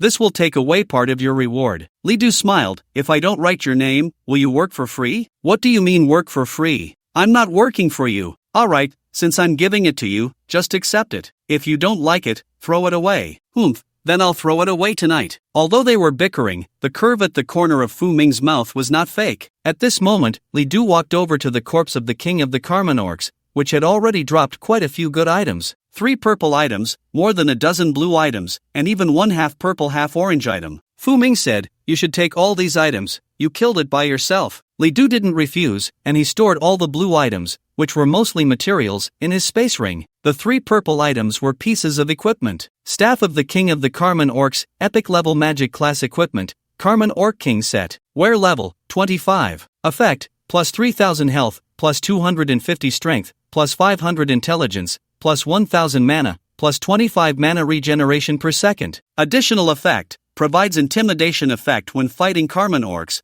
reducing all attributes by 10%. Additional effect, increases all your spell damage by 35%. Attached skill, summon, can summon 3 level 25 elite Cayman Orcs to fight for you. Crown of the King of the Cayman Orcs, epic level magic class equipment, Cayman Orc King set. Wear level, 25. Effect, plus 500 health, plus 100 intelligence, plus 200 mana. Additional effect, King's Majesty, at the start of your battle, all attributes increase by 10%, duration 3 minutes. Robe of the King of the Cayman Orcs, epic level magic class equipment, Cayman Orc King set. Wear level, 25. Effect, plus 1,000 health, plus 300 constitution, plus 300 intelligence, plus 800 mana, plus 50 mana regeneration per second. Additional effect, immune to 45% of spell damage. This effect will be greatly reduced if the target's level exceeds 10 levels, and will disappear if it exceeds 20 levels. All 3 pieces of equipment have such powerful effects. Unfortunately, they are all magic class equipment, which Li Du cannot wear at the moment. Seeing this, Fu Ming comforted him, "Don't be disappointed. These equipments can be recycled for a lot of contribution points for the guild. Then you can use the contribution points to exchange for the corresponding equipment, and it's even possible to exchange for a complete set. And even if we don't return it to the guild, selling these 3 pieces of equipment could probably fetch hundreds of thousands of divine power points, Li Du said. You're right, he replied, then stored the equipment in his space ring. All that remained on the ground was a half-purple, half-orange object. It was a crystal full of cracks. Broken Heart of Cayman, legendary item, damaged, effect, a reward granted by the beast god when the Cayman Orc King ascended to the throne. Possessing it allows one to command all Cayman orcs in their territory. It's actually the Heart of Cayman. What a pity it's damaged, Fu Ming exclaimed upon seeing it. Li Du asked, what use is this thing if it can only command Cayman orcs? Fu Ming said seriously, don't underestimate any legendary item, even if it's damaged. The Heart of Cayman is a divine object among the Cayman orcs. Its greatest effect isn't just to command Cayman orcs, but to change jobs. Change jobs? Li Du was quite puzzled. Can a legendary item really provide a job change? Fu Ming continued, strictly speaking, it allows you to have a secondary profession, Cayman Orc King. As long as you repair the Heart of Cayman and complete the legendary quest Ascension of the King, you can merge with the Heart of Cayman, become the Cayman Orc King, and then summon the elite of the Cayman Orc clan to fight for you. As your level increases, the summoned Cayman Orc elites become stronger. By level 60, you can even summon an army of thousands. Li Du was astonished, so powerful? Of course. And the summoned ones aren't just weaklings, they're true elite monsters. Their stats are incredibly strong. At a certain level, you can even call upon the Cayman Beast God through the Heart of Cayman and receive the Beast God's blessing. Hearing this, Li Du felt quite regretful. The Heart of Cayman truly deserved its legendary status, but it was damaged. So how do we repair this thing? Fu Ming suddenly looked a bit downcast. It's very difficult. The materials needed to repair a legendary item are extremely harsh, and you must have a legendary blacksmith of level 70 or above to be able to repair it. Some teams in the guild also obtained a broken Heart of Cayman, but in the end, they chose to decompose the item. Upon hearing this, Li Du also sensed the high difficulty. Professions like blacksmiths were already rare, let alone legendary blacksmiths. Having one was like having a national treasure, not something you could easily find. He could only put it away for now and see if there would be an opportunity to repair it later. After packing up the loot, Li Du and Fu Ming left the dungeon. At this point, the college entrance examination was very close, just a few days away. When Fu Ming saw the calendar, she suddenly realized that they might need to part ways. In a daze, she saw Li Du already packing up, and she asked, Li Du, what are you going to do next? Li Du instinctively replied, I need to prepare for the college entrance exam. I won't be going into dungeons these next few days. I see. Fu Ming felt a bit down. She had been very happy these past few days going into dungeons with Li Du. She had never felt that time could pass so quickly. So are you going home? Li Du smiled. That's right. Actually, I have a younger sister. She's been home alone these past few days and is probably worried sick. I see. Fu Ming pretended to be casual. Then go on. Don't let your sister worry too long. What? Are you already tired of me? I've spent so much time with you in dungeons these past few days. I'm already sick of looking at your face. Li Du chuckled, finished packing, and planned to leave. Fu Ming suddenly called out, Li Du. Li Du turned back. What university do you plan to apply to? Li Du thought for a moment. I still want to apply to the top 10 universities. You, Li Du, your profession is too poor. You really can't get into the top 10 universities. Why don't you come to Tianwei Academy? My dad is still the honorary principal there. I can ask him to find you a top-notch professor from the 99th level. How about that? She genuinely wanted to attend the same university as Li Du. However, due to various reasons, she could basically only go to Tianwei Academy. Li Du suddenly felt a warmth in his heart. An unprecedented feeling surged within him. He stepped forward and suddenly hugged Fu Ming. Fu Ming was taken aback, momentarily unsure of what to do, not even knowing where to put her hands. At her age, it was the first time she had been embraced by someone of the opposite sex. A strange feeling took root in her heart, and at that moment, Fu Ming felt like a helpless little girl. Thank you, Li Du whispered in Fu Ming's ear, but I think I can still give it a shot. Saying this, he released her and walked away. A few seconds later, Fu Ming came back to her senses, suddenly feeling very wronged, and she even had the urge to cry. Give it a shot. Give it a shot. You're a basic warrior, the worst profession. What are you going to give it a shot for?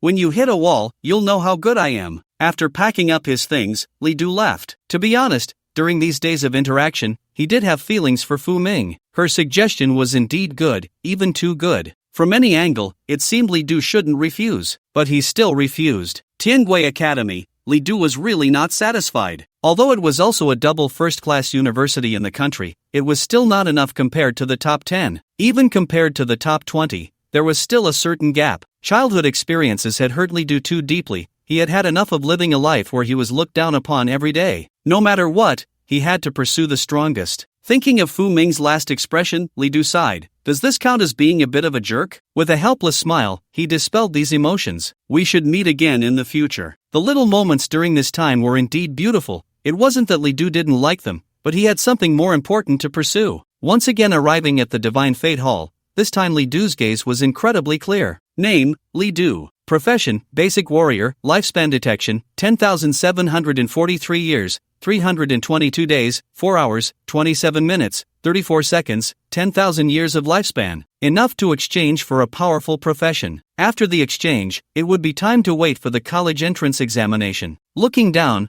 all were excellent level professions. Storm Mage, excellent level magic profession. Price, 5,000 years of lifespan. Holy Light Knight, excellent level warrior profession. Price, 5,000 years of lifespan. Ocean Priest, excellent level support profession. Price, 5,000 years of lifespan. Going down the list, all were priced at 5,000 years of lifespan. When Li Du saw this, he hesitated instead. What profession should I choose? Deep down, Li Du actually leaned towards warrior-type professions because his skill, 10,000 Swords Return to Origin, was a warrior-type skill. However, the epic-level equipment dropped in the Cayman Orc Kingdom dungeon were all magic-type. If he switched to a magic-type profession, it didn't seem bad either. Moreover, the all-purpose scroll had a special effect. When the profession changed and the skills no longer matched, the skills originally obtained through the scroll would be transformed back into a scroll. Li Du could learn skills again through the scroll. Because of this effect, the all-purpose scroll could be sold for a high price of 1,000,000 divine power points. Li Du continued to look at the professions. Since the world changed, the number of derived professions had exceeded 10,000,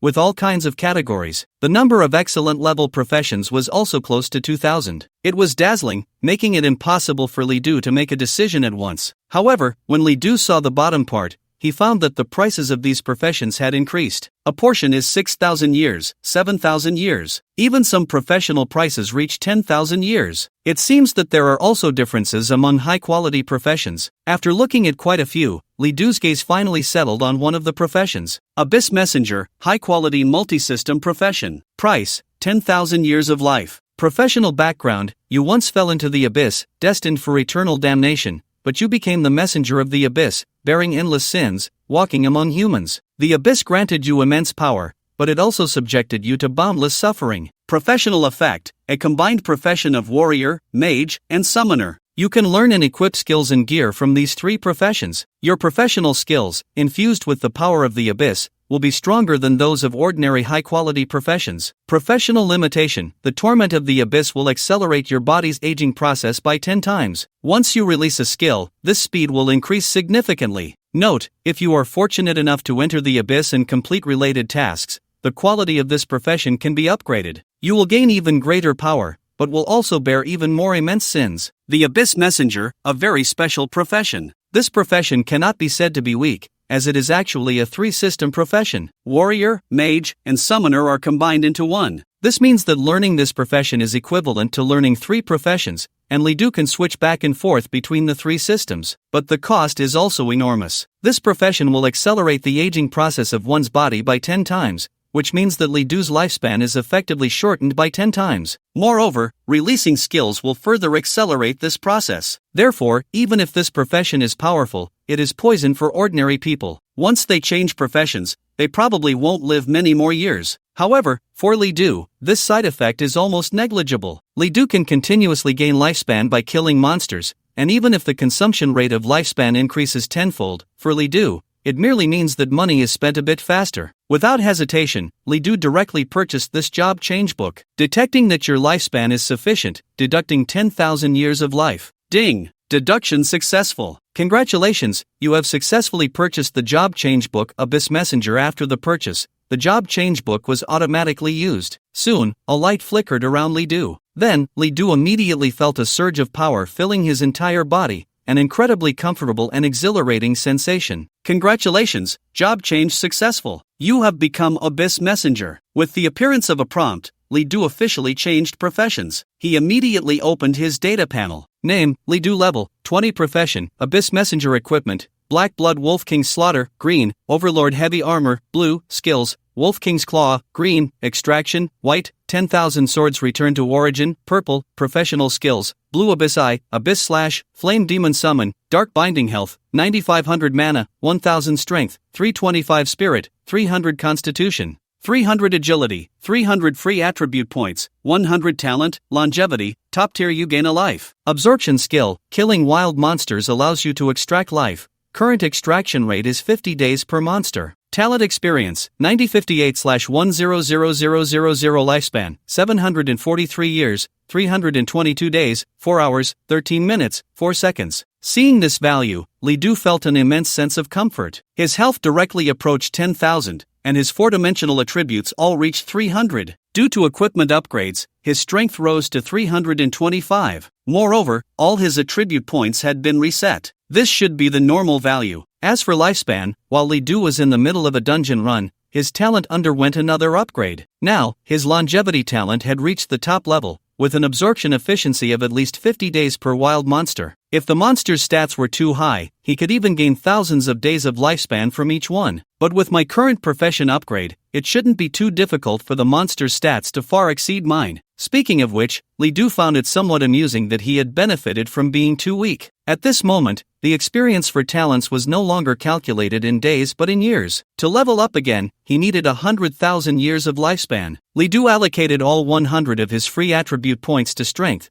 bringing his strength to 425. With his current stats, if he were to clear the Cayman Orc Kingdom dungeon again, Li Du was confident he could finish the battle in 15 hours or even within 10 hours. Of course, aside from the numerical increase, Li Du also gained 4 professional skills, all of which were of excellent quality. The first 2 were basic professional skills that could be learned at level 5, Abyssal Eye and Abyssal Strike. Abyssal Eye was similar to a detection spell but more advanced. It could not only view a person's basic information but also delve deeper to see their skills, talents, and even some hidden traits. For wild monsters, it could even reveal their attack preferences. Abyssal Strike was a very ordinary offensive skill, but its effect was quite powerful, dealing even more damage than Thunder Strike, with similar cooldown and consumption. The other 2 skills were learned at levels 10 and 20, respectively, Flame Demon Summon and Dark Binding. Flame Demon Summon allowed him to summon a flame demon to fight for him, with the demon's attributes matching his own, capable of using Abyssal Strike to attack enemies. Its duration was 1 hour, after which there would be a 30-minute cooldown before he could summon again. However, the flame demon could only reach a maximum level of 35. Once Li Du surpassed level 35, the demon's attributes would no longer increase. Dark Binding was a very powerful control skill that could also deal considerable damage. It created a black mist that blinded those covered by it, while not affecting Li Du's own vision. Additionally, the black mist would continuously absorb the strength of those enveloped within, paralyzing them and rendering them immobile for a short time. During this period, the black mist would deal damage every second, and within a minute or two, it could kill everyone inside. Moreover, the range of the black mist was quite large, spanning a radius of 30 meters. Although it was an excellent quality skill, Li Du felt it was already comparable to some epic level skills. The cooldown for this skill was not long, only 30 minutes. These are just my current professional skills. Every time I level up by 10 levels, I can gain another professional skill, and the quality of the skills is linked to the quality of the profession. Besides the job change, I remember I also received some rewards when I broke the record. I can use them now. When he broke the record for the Cayman Orc Kingdom dungeon,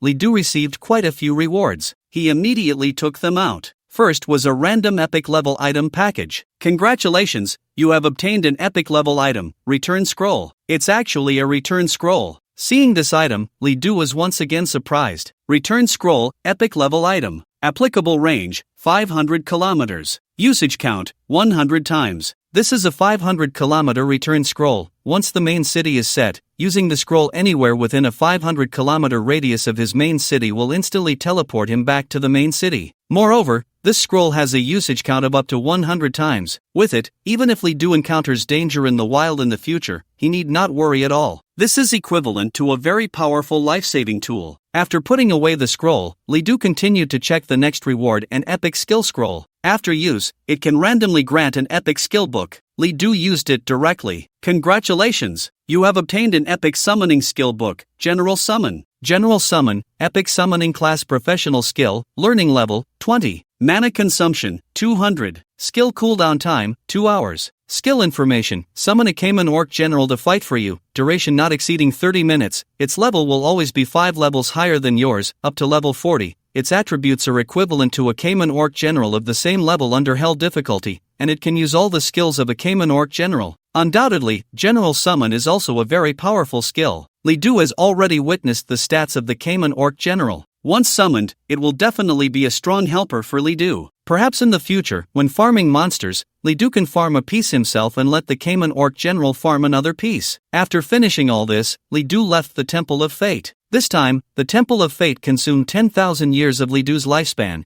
and the accumulated lifespan during this period was completely emptied. But for Li Du, it was very worthwhile. I haven't been home for many days, and I don't know how Shui Sheng is doing. On the train back to Lan City, looking at the scenery outside the window that kept retreating until it became blurry, Li Du felt a bit emotional. He did not use the teleportation array because the time for the self-enrollment exam had long passed, and the teleportation array was no longer free. The cost to teleport from Tianhai City to Lan City was as high as 2,000 divine power points, while taking the train back, although it would take several hours, the ticket was only 5 divine power points. Although Li Du was not lacking in divine power points now, years of poverty had still made him develop a habit of saving. 3 hours later. Next stop, Lan City Station, please disembark quickly if you need to get off. With the announcement from the train, Li Du got off with the crowd. Breathing in the familiar air of Lan City again, Li Du couldn't express what it felt like. After buying some vegetables at the market, Li Du went straight home. Upon returning home and opening the door, Li Du called out as usual, Shui Sheng, I'm back. Brother, you're back. Shui Sheng ran out of the room, her face full of excitement. Although he had only been away for a few days, Li Du felt that Shui Sheng seemed a bit haggard. When she saw Li Du, she was very happy, even a bit teary, biting her lip and saying, I thought you wouldn't come back until the college entrance exam. What kind of talk is that? Li Du smiled helplessly. Nothing happened while I was away, right?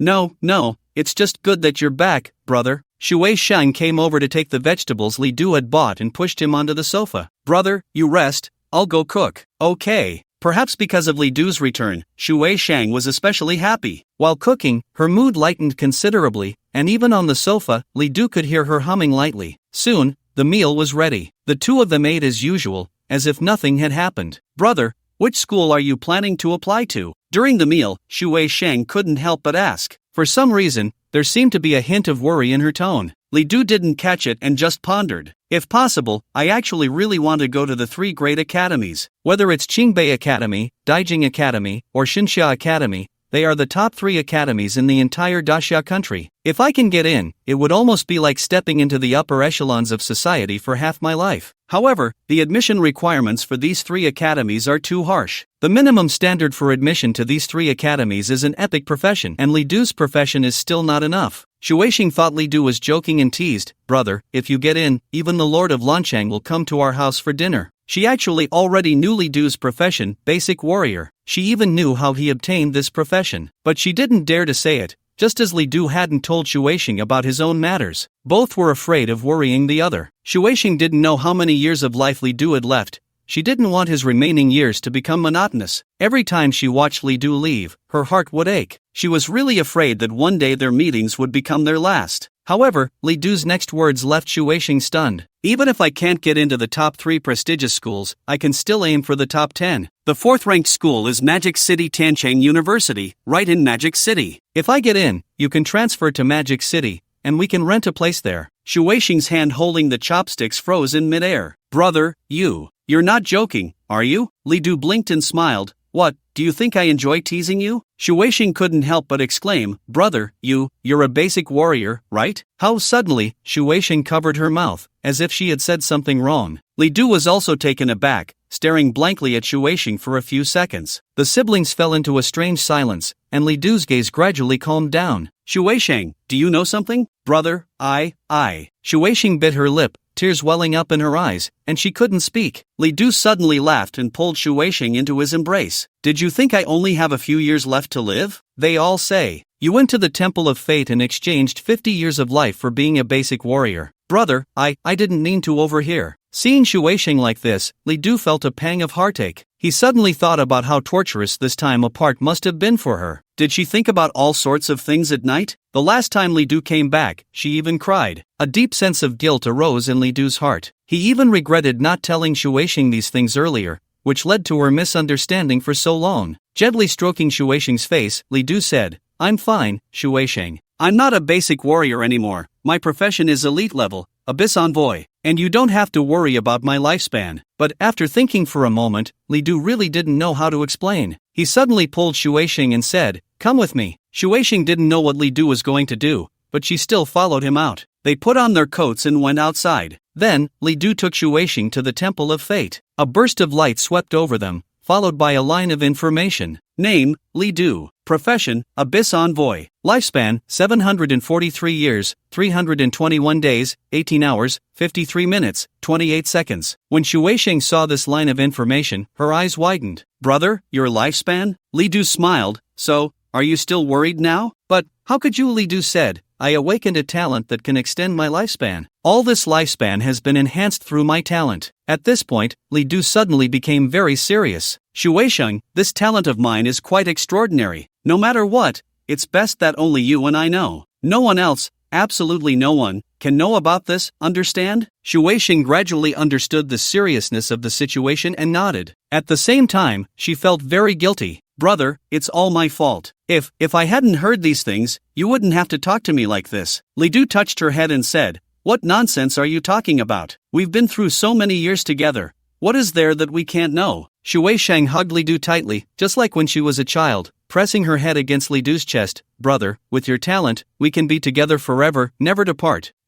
Li Du smiled, just about to head home with Shueisheng. Suddenly, he realized something. "Shueisheng, let me see your lifespan." The Divine Life Hall opened the data panel for Shueisheng for free. Li Du scrolled down and saw Shueisheng's lifespan. Name, Li Shueisheng. Occupation, none. Lifespan, 47 years, 231 days, 12 hours, 34 minutes, 9 seconds. 47 years, Shueisheng's lifespan was only 47 years. Li Du didn't even realize that his lifespan was long enough. But what about Shueisheng? He had lived for 1,000, 10,000, 100,000 years, but one day, Shueisheng would gradually grow old, and everyone she knew would turn to dust. At that time, what would be the meaning of his existence? If one day, Shueisheng also passed away, how would he face it? Li Du couldn't bear to imagine. He had already experienced life and death. After his parents passed away, he had almost lost the will to live. If it weren't for Shueisheng, he wouldn't even have had the courage to go on. Shueisheng had become his spiritual support for living. Li Du couldn't imagine how he would face everything if Shueisheng were to die. Shueisheng noticed something was off with Li Du. At first, she was a bit puzzled, but when she saw her own lifespan, she suddenly realized. Her brother had a long lifespan, but what about her? She would grow up, and one day she would grow old, her once beautiful face gradually becoming withered, youth fading away. How would they face that? Shueisheng understood from a young age that wanting to be with her brother forever was very difficult. She had heard others say that girls had to grow up,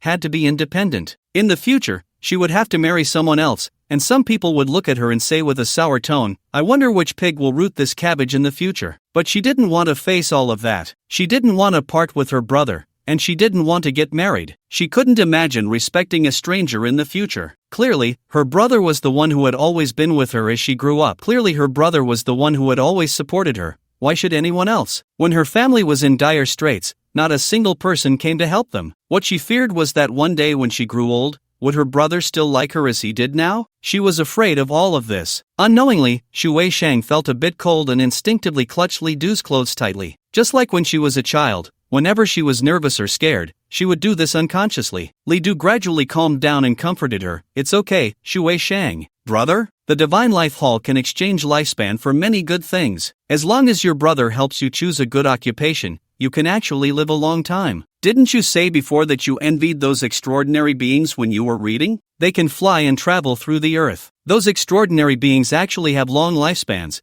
As long as you become one, you won't have to worry about anything." Shueisheng lightly hummed in response. In the end, the two left the Divine Life Hall. In the following days, Li Du didn't go to grind dungeons but instead spent quality time with Shueisheng. Shueisheng was 14 years old this year, in her second year of junior high, and next semester she would be in her third year. Li Du had already made a decision. Wherever he went to take the exam, he would let Xu Weisheng transfer to that place. After she finished high school, Li Du would see if she could awaken a good occupation. If possible, that would be best. If not, or if she even failed to awaken, Li Du would go to the Divine Life Hall to choose a profession for her. Soon, a few days passed, and the day of the college entrance examination finally arrived. Professionals from the provincial capital had come to various schools to set up the teleportation arrays, which could transport each student to their respective examination sites. Several teachers were chatting and laughing nearby. This year, the quality of our students is quite good. I'm afraid we might produce a few outstanding candidates. Ha ha ha. Teacher Qin, I think your student Jiang Yanming is remarkable. He ranked 212th in the independent enrollment exam and secured a recommendation spot at Tianwei Academy. Congratulations, Teacher Qin, really congratulations.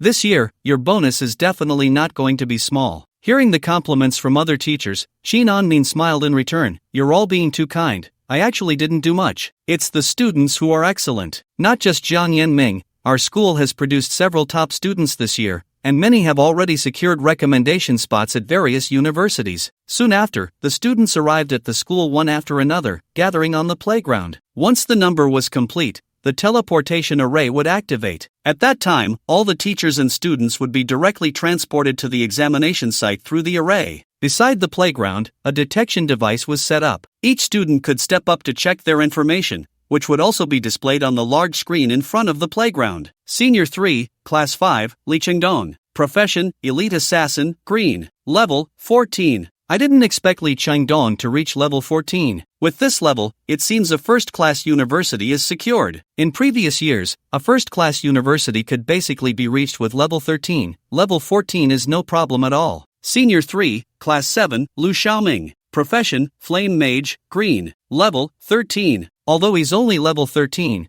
being a mage is a popular profession. What a pity, if he could reach level 14, I feel he might even have a chance at a double first-class university. People commented on the various professions appearing on the screen, with many excellent students, but also some underperformers. A month of preparation had led to a gradual polarization among the students. Many top students had reached levels 13 and 14, while quite a few underperformers were only at levels 7 or 8. With such levels, even getting into a first-tier university was difficult. They could basically only go to second-tier institutions. However, the strength of second-tier universities was evident. Going there would hardly guarantee a future. A few minutes later, a line of information surprised many. Senior 3, Class 2, Jiang Yanming. Profession, Dual-Wield Swordsman, Blue. Level, 16. Wow! Jiang Yanming actually reached level 16. Impressive! With this level, he can definitely aim for the top 30 double first-class universities. What? You guys didn't know? Jiang Yanming has already secured a recommendation spot at Tianwei Academy. Damn! As expected of young Master Jiang, truly impressive. With this level, he could completely become this year's top student in Lancheng.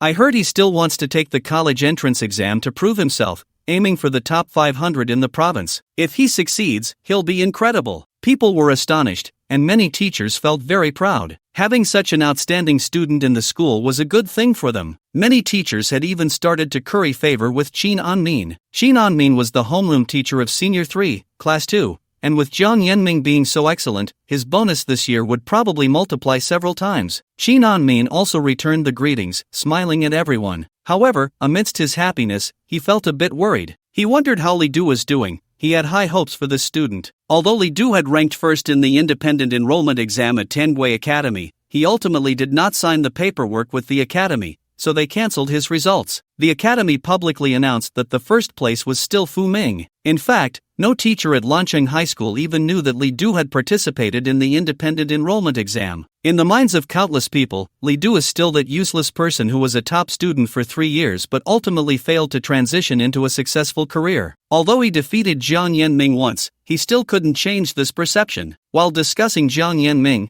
people also began to talk about Li Du. I heard that Li Du defeated Jiang Yanming, but why hasn't he shown up? I don't know, but can he really beat Jiang Yanming? This can't be a false rumor, right? My assessment is, he studies journalism. No, I saw him beat Jiang Yanming with my own eyes that day. But I feel like Jiang Yanming must have been too careless. Li Du definitely can't be compared to Jiang Yanming now. Of course, one is a basic warrior, and the other is a dual-wielding swordsman. There's no comparison. Jiang Yanming stepped down from the detection device and, upon hearing the discussions, revealed a smug expression. He loved the feeling of being envied, It gave him a sense of superiority and the thrill of being the center of attention. Hearing people talk about Li Du, Jiang Yanming scoffed. What is Li Du? How can he even be compared to me? Although Li Du had severely provoked him on the day of the independent admissions, when Jiang Yanming saw the results and realized Li Du's name was absent, he was overjoyed. He believed Li Du must have cheated, otherwise, there was no way his name wouldn't be there. He was still the strongest. Just then, some people suddenly gasped. Li Du is here. Li Du's arrival caught everyone's attention, and many teachers turned to look.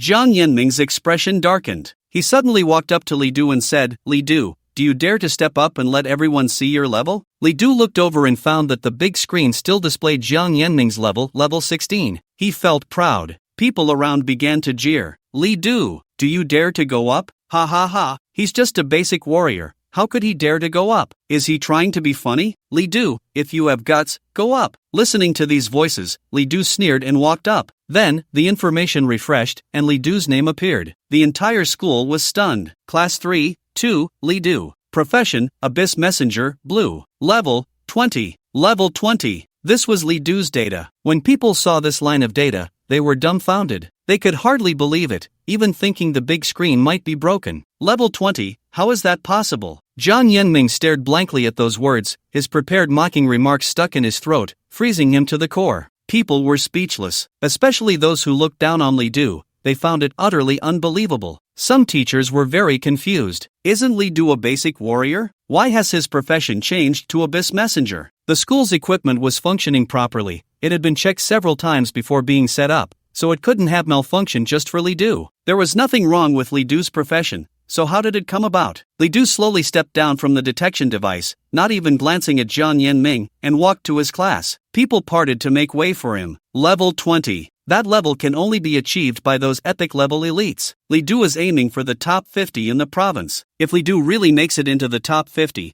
he might even get into the top 10 prestigious universities. Wow! After all these years, is Arlan City finally going to produce a genius who can enter the top 10 prestigious universities? Watching the envy that once belonged to him shift to Li Du, Jiang Yanming felt a deep resentment. But at that moment, he no longer dared to provoke Li Du. People arrived one after another, but the fervor belonging to Li Du did not dissipate. Instead, it intensified. Those who had originally looked down on Li Du changed their tune, praising him as an unparalleled genius. Even those who had previously mocked him rushed over to apologize. Such is the world. Teachers, please take attendance for each class. Once everyone is present, we will teleport to the examination site. At this moment, the Director of Education took the stage to speak, and the teachers from each class began counting heads. Soon after, the attendance was completed, and all the faculty and students were gathered. Then, everyone stood on the teleportation array. As the Grand Mage from the provincial capital cast the teleportation spell, everyone from the school was instantly transported away. The once bustling campus became desolate. The provincial capital of Gue Province is Tianhai City, where the college entrance examination is held uniformly.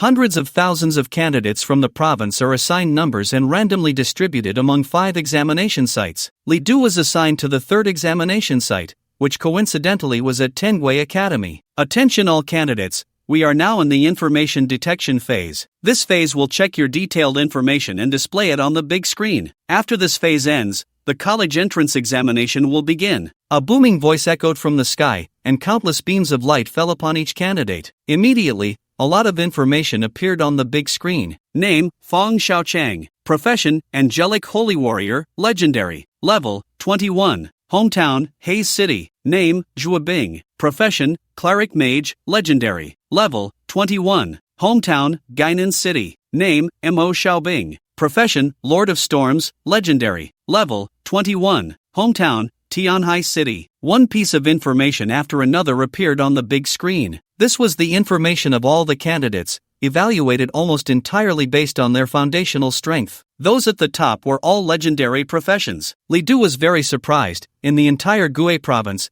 there were actually 20 legendary professions. This was something he had never heard of before. In fact, due to the protection of legendary professions, schools do not disclose information about them before the college entrance examination. This is also why Fu Ming was able to secure the title of Tianhai City's top genius. Otherwise, with 5 legendary professions just in Tianhai City, she would never have had a chance. But Fu Ming was not lacking either. Li Du saw her ranked 21st. Although she was not a legendary profession, she was still the strongest among the epic professions. I didn't expect her to participate in the college entrance examination. Li Du thought she wouldn't take part. Li Du was ranked 186th, nestled among a crowd of epic professions. Although his profession was of the refined level, his level had reached 20, which allowed him to stand out. Most people's attention was focused on the legendary professions, and the most discussions revolved around them. This year, Gue Province produced a total of 20 legendary professions and 213 epic professions. As for refined level professions,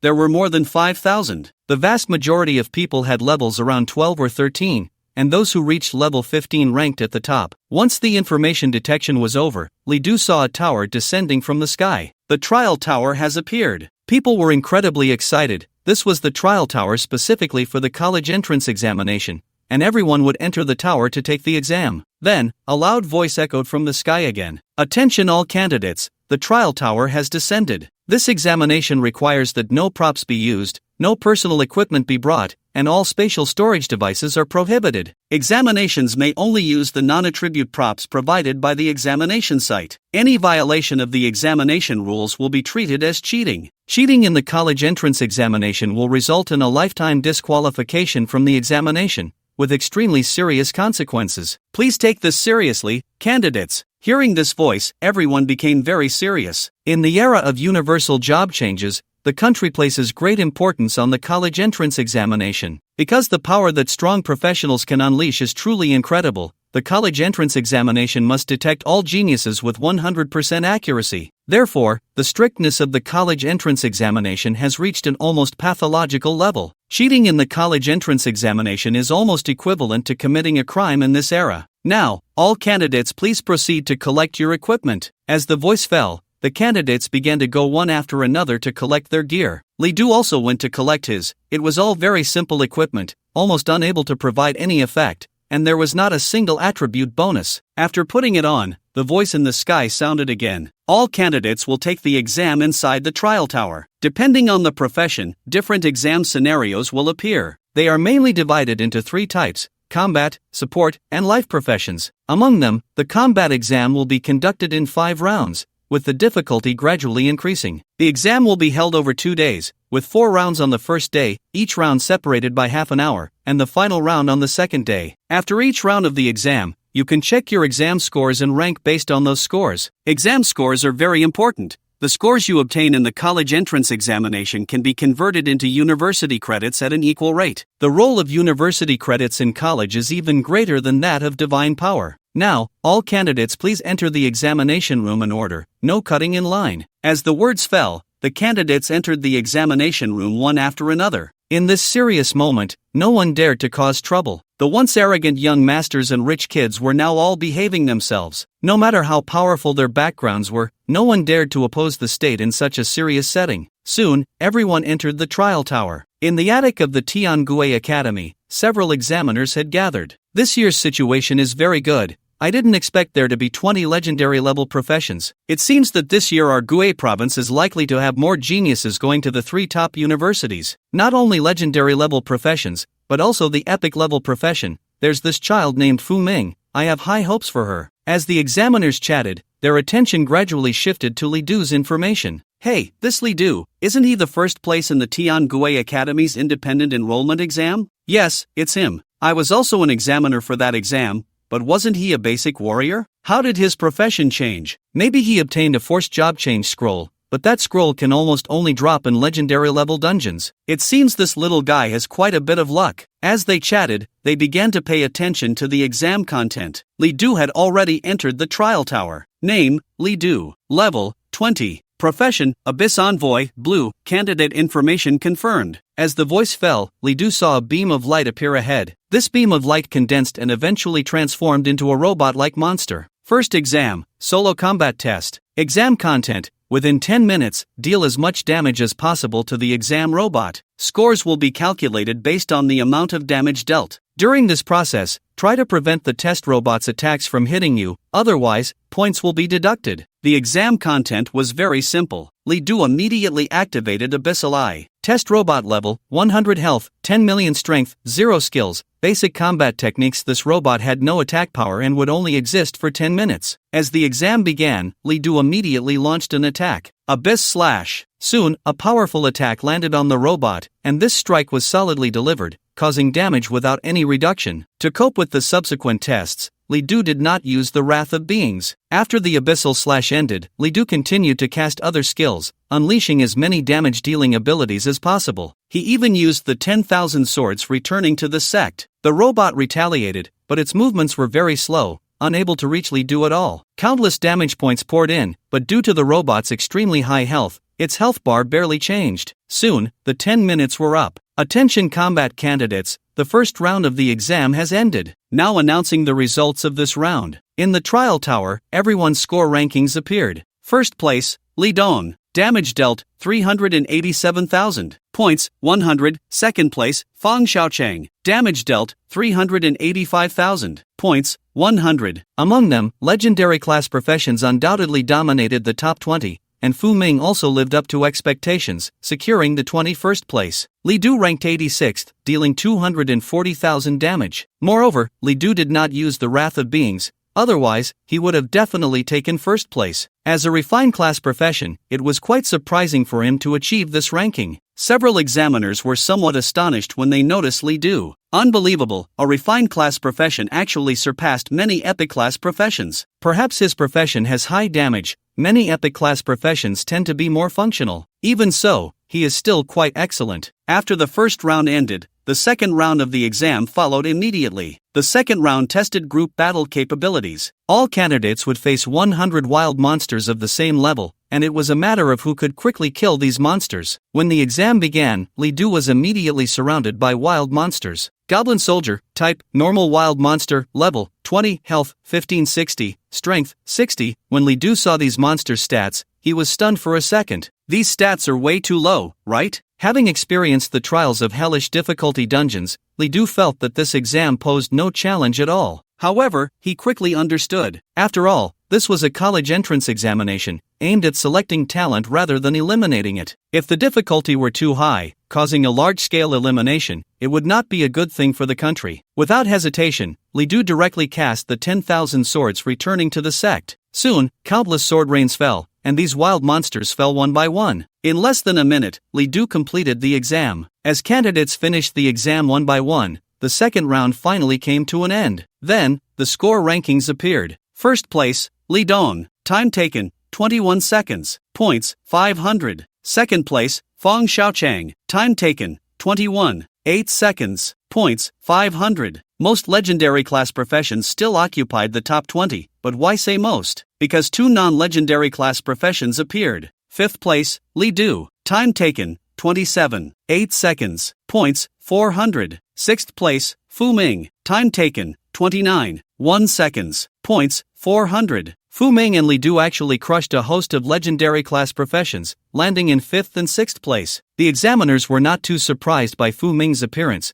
but they were utterly astonished by Li Du. What's going on with this Li Du? He actually only took 27 seconds. Was there an error in the monster's attribute settings? There's no error. The attributes were set according to his level. After several examiners confirmed there were no mistakes, they finally acknowledged Li Du's results. In another trial tower, Fu Ming saw that his and Li Du's rankings were actually linked together, feeling both happy and unwilling to accept it. Why should I fall behind him by one rank? I'll work harder and definitely surpass you. Some legendary professions that had been surpassed were quite surprised, not expecting that a refined level profession could reach this ranking. Especially Imo Xiaobing, who ranked 7th, right after Fu Ming and Li Du. Seeing their rankings, Imo Xiaobing sneered, "It's just that you kill low-level monsters a bit faster. When the next 3 rounds of exams start, you'll witness the power of legendary professions." Soon, the third round of exams began. However, this round was no ordinary one. Starting from the third round, the difficulty of the exam will significantly increase. All candidates can choose their own difficulty: normal, elite, hard, nightmare, and hell. 5 levels of difficulty. The higher the difficulty, the more points you can earn, but the corresponding exam will also be more challenging. All combat candidates, please choose your exam difficulty. As the announcement ended, the candidates began to select their difficulties. Li Dong stood in the trial tower, his gaze incredibly resolute. "I will only challenge the hardest tasks. I am determined to be the top scorer in this exam. Without hesitation, he chose Hell difficulty. The second-ranked Fong Xiaochang also chose Hell difficulty. In the previous 2 exams, he had narrowly missed Li Dong, and he was not willing to accept it. As a legendary profession, why should I lose to you? It wasn't just Fong Xiaochang. Almost all legendary professions chose Hell difficulty. When Fu Ming saw the difficulty options, she paused for a moment. Logically, she should choose Nightmare difficulty, which was the most suitable. After all, she wasn't really taking the exam to get into any university. She had already been accepted early, but she wanted to prove herself. Although I am an epic level profession, I am not inferior to legendary professions. Li Du, I will surpass you. I mean what I say. Then, she also chose Hell difficulty. When Li Du saw the difficulty options, he showed no hesitation either. If I don't use the Wrath of Beings, it might be a bit difficult to challenge Hell difficulty with my current strength. However, that doesn't mean I lack the ability. Li Du also chose Hell difficulty. In today's 4 rounds of exams, Li Du did not plan to use the Wrath of Beings in the first 3 rounds. He wanted to save it for the most crucial moment. Finally, all candidates completed their difficulty selections. The 3rd round of exams tested adaptability. In this round, candidates would face various elite monsters. They might appear alone, in groups, or even ambush, simulating various situations on the battlefield. Candidates were required to be able to respond skillfully to various emergencies. The exam duration was 1 hour, and before the time ended, candidates would earn points for each elite monster they killed. Points were awarded based on difficulty, at 1 point, 2 points, 4 points, 8 points, and 20 points. As the exam began, various wild monsters started to appear around Li Du. Blue Moon Greedy Wolf, type, elite monster, level, 20, health, 7,800, strength, 320. At this point, these elite monsters finally posed some pressure on Li Du. However, these values were not insurmountable. Inferno Demon Summon. Li Du cast the skill, and a magic circle appeared on the ground. A fire-filled Inferno Demon emerged. Its attributes were identical to Li Du's. Kill. Li Du commanded the Inferno Demon, which immediately charged out. At the same time, Li Du also attacked, releasing his skills. Soon, this elite monster was killed by Li Du. But it wasn't over. After the elite monster died, another one of a completely different type appeared nearby. Li Du moved to kill the wild monsters again, and soon several more appeared. One even attempted to ambush Li Du as soon as it appeared. If Li Du hadn't remained vigilant, it might have succeeded in the ambush. This round of testing was finally no longer easy. Not just Li Du, but others also began to slay monsters one after another. Li Dong's profession was that of a warrior. He wielded a great sword, and although it had no attributes, every attack he landed would unleash a powerful thunderstorm. The wild monsters in front of him barely lasted 2 seconds. Li Dong is really strong, and his combat skills are very high. He kills monsters cleanly and decisively, without any hesitation. Of course, Li Dong's father is the Commander Li from the Southern Military District, so it's no surprise that he excels. He is determined to win the provincial champion this time, and even aims to challenge for the national champion. In another battlefield, Fu Ming's combat was quite pleasant. These wild monsters posed little threat to her. Compared to the Cayman Orc Kingdom dungeon, this challenge could even be considered simple. Although her profession had low damage output, she still dispatched monsters efficiently. Several candidates nodded in agreement. Fu Ming is also quite good. Fu Shang seems to have taught her well. After all, Fu Shang is a person who has truly been to war. He even had the chance to become a general back then. At this rate, this girl has a chance to make it into the top 10 in the province. It's just a pity that she will likely have to stay at Tianwei Academy. The examiners continued to observe. Every time they spotted a promising candidate, they couldn't help but comment. Soon, they noticed Li Du. The combat is very methodical. Although it looks ordinary, it is actually quite skilled. However, it seems to be getting a bit difficult. After all, it's a refined level profession. But choosing Hell difficulty is commendable. He is a talent worth cultivating. After the examiners finished their comments, they were about to look at others. But soon, one examiner noticed something unusual. Wait, take a closer look. The skills Li Du is using are clearly warrior skills, yet he can summon elite monsters. I almost missed that. What's going on? Let me see. Li Du is actually a very rare triple system profession, belonging to warrior, magic, and summoning. Is there really such a profession? This is truly eye-opening. Abyssal Envoy. Currently, there are no records of this profession nationwide. We need to report this data quickly and observe Li Du more closely. The examiners all nodded. The exam continued. This round of testing was not like the previous two. The difficulty had greatly increased. From this round onward, some candidates were forced to withdraw from the exam due to injuries or various reasons, and their scores were fixed at that point. If they couldn't even complete the third round, their final scores would likely only qualify them for a second-tier school. It was impossible to aim for a first-tier or even a double first-tier institution. Among the hundreds of thousands of candidates in the entire province, more than half had already been eliminated. At this moment, the cruelty of the college entrance examination gradually became apparent. However, outstanding professionals continued to stand out. In fact, many refined-level professionals exerted themselves, pushing many epic-level professionals down. Soon, an hour passed, and the third round of testing officially ended. Fu Lidong let out a long breath, his expression still calm. He looked at his score, which finally settled at 186. He had killed 186 elite monsters. Fang Xiaochang also stopped. This time I gave it my all and killed 185 elite monsters. No matter what, I should be able to surpass Li Dong. You want to take the provincial champion? Did you ask me first? Fu Ming also stopped. Looking at her score, she felt very satisfied. Killing 146 wild monsters was already quite good. Finally, the score rankings appeared again. First place, Li Dong. Kill count, 186 points, 3,720. Second place, Fang Xiaochang. Kill count, 185 points, 3,640. 180th place, Fu Ming. Kill count, 146 points, 2,920. 35th place, Li Du. Kill count, 123 points, 2,460. Seeing himself ranked second again, Fang Xiaochang was instantly furious. Damn, how did he kill 186? Just one more than me. I refuse to accept this. I'm second again, he cursed, venting his dissatisfaction. Meanwhile, Fu Ming was quite satisfied to see herself still in the top 20. After all, her profession didn't have much killing power, and many of her skills were actually more functional. But not seeing Li Du surprised her. I surpassed Li Du? At first, Fu Ming was a bit happy, but when she looked down and saw that Li Du had dropped to 35th place, she became worried. Could something have happened to him? Li Du shouldn't be at this level. But worry aside, she still had to participate in the upcoming exam. After the third round ended, the fourth round exam quickly began. This round also had difficulty choices. However, before it started, a huge voice echoed in the sky. Attention all combat exam candidates,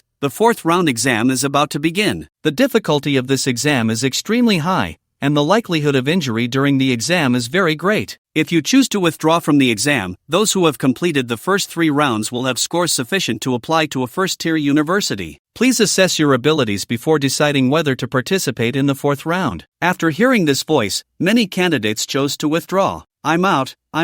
This college entrance exam is just too difficult. I really can't go on. Just getting into a first-tier university is enough. I'll withdraw too. I'm not a genius anyway. I almost got killed in the third round, and the fourth round is even harder? No more, I'm done. Soon, large numbers of candidates chose to withdraw, ending their college entrance exam journey early. However, many candidates still chose to stay. They had come this far, and it would be too regretful to stop here. No matter what, they wanted to complete the journey of the college entrance exam. All candidates confirmed their decisions, and then the fourth round exam finally began. The fourth round exam was a real challenge, because this round involved facing boss monsters. There was also a choice of difficulty. Li Du chose hell difficulty without hesitation. However, the choices of others were different from Li Du's. Except for Li Dong, Fang Xiaochang, and a few others who had consistently occupied the top 5 and chose hell difficulty, the rest chose a lower level of difficulty. Even those who were legendary professions lacked the confidence to pass hell difficulty. Fu Ming also chose nightmare difficulty. Meanwhile, more epic level professions chose hard difficulty. Some even opted for normal difficulty for safety. This round of the exam was extraordinary. After the choices were made, the exam officially began. Several chief examiners were discussing. How many do you think will pass the fourth round? After the screening of the first 3 rounds,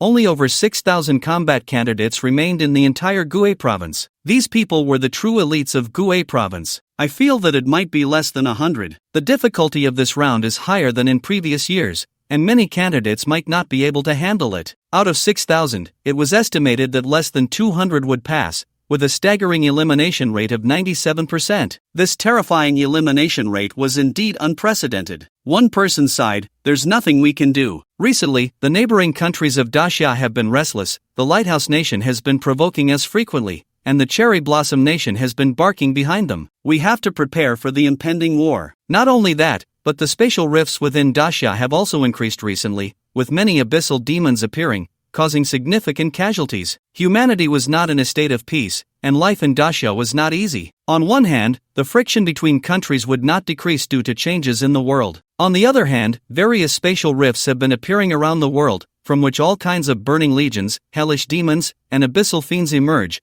posing a tremendous threat to humanity. This year's college entrance examination has suddenly become more difficult, closely related to the current situation in the Great Xia Kingdom. In the trial tower, the boss that Li Du faces has already appeared. It is an enormous monster, its skin is red as lava, radiating a terrifying heat. Its appearance is quite unique, with a demonic face and sharp fangs, horrifying to the extreme, resembling a demon that has walked out of hell. In fact, it truly comes from hell. Burning demon type, boss level, 30 health, 128,000 strength, 2780 trait, scorching. The closer you are to it, the faster your health decreases. Skills, hellish lava, demon summon, flame demon body, demon roar. Upon seeing these numbers, Li Du finally showed a look of surprise. Its stats are even more powerful than those of the Carmen Orc King, with 120,000 health and nearly 3,000 strength. Such terrifying stats, no wonder the examiners gave special warnings. Facing this wild monster, even a legendary class profession might not be able to claim victory, right? However, these are already hell-level stats, other difficulties should be lower. Fu Ming looked at the demon before her, her expression more serious than ever. Although she had chosen nightmare difficulty, the demon she faced was still incredibly strong. With over 100,000 health and around 2,000 strength, just this stat alone was enough to make her go all out. No matter what, I must win this round. Although the opponent is very powerful, she is not without confidence. Meanwhile, many others have pale faces. Even though they have tried to overestimate the strength of this opponent as much as possible, they find it still far from enough. Even at normal difficulty, the demon's health reaches an astonishing 50,000. Its attack power also reaches 800, dealing extremely high damage. But no matter what, they have to face it. The path they chose must be completed, even if they have to crawl. As the sound signaling the start of the exam rang out, all the candidates began to fight, and Li Du finally stopped hiding. Wrath of the Beings. With a furious shout, Li Du immediately unleashed the Wrath of the Beings. He did not cast it at 10 times the power, but at 100 times. Abyssal Slash. After the Wrath of the Beings was unleashed, Li Du released another skill. Under 100 times damage, in just one exchange, the body of the burning demon was directly sliced in half by Li Du. With a scream, Li Du killed the burning demon. However, the others had not completed the exam, so Li Du had not yet received the prompt information. But outside, Li Du's information had already appeared. First place, Li Du. Time taken, 0.1 seconds. Points earned, 8,000 points. When this information came out, all the examiners were stunned. What's going on? How did a candidate complete the exam? What happened? The exam has just begun. How could Li Du take only 0.1 seconds? Is there an error in the exam content? Everyone go check it again. The examiners were incredibly shocked. Such a situation had never occurred before. In previous years, although the fourth round of exams was not as extreme as this year, candidates still needed some time to kill the boss. The average time was around 30 minutes, and the provincial champion usually needed about 3 to 4 minutes to kill the boss. The previous best record was 2 minutes and 13 seconds, a record that had stood for 7 years. And 0.1 seconds, such an instant kill situation had never happened before. What happened? At this moment, an old man in a gray-blue robe walked over. A few examiners saw him and quickly bowed. It's Elder Zhou, what brings you here? Zhou Ning is a top professor at Tengui Academy, a level 99 legendary quality magic practitioner, a leading figure in the National Guild, and also a representative of Guizhou province. Such a prominent person has the right to go to the capital to meet the emperor,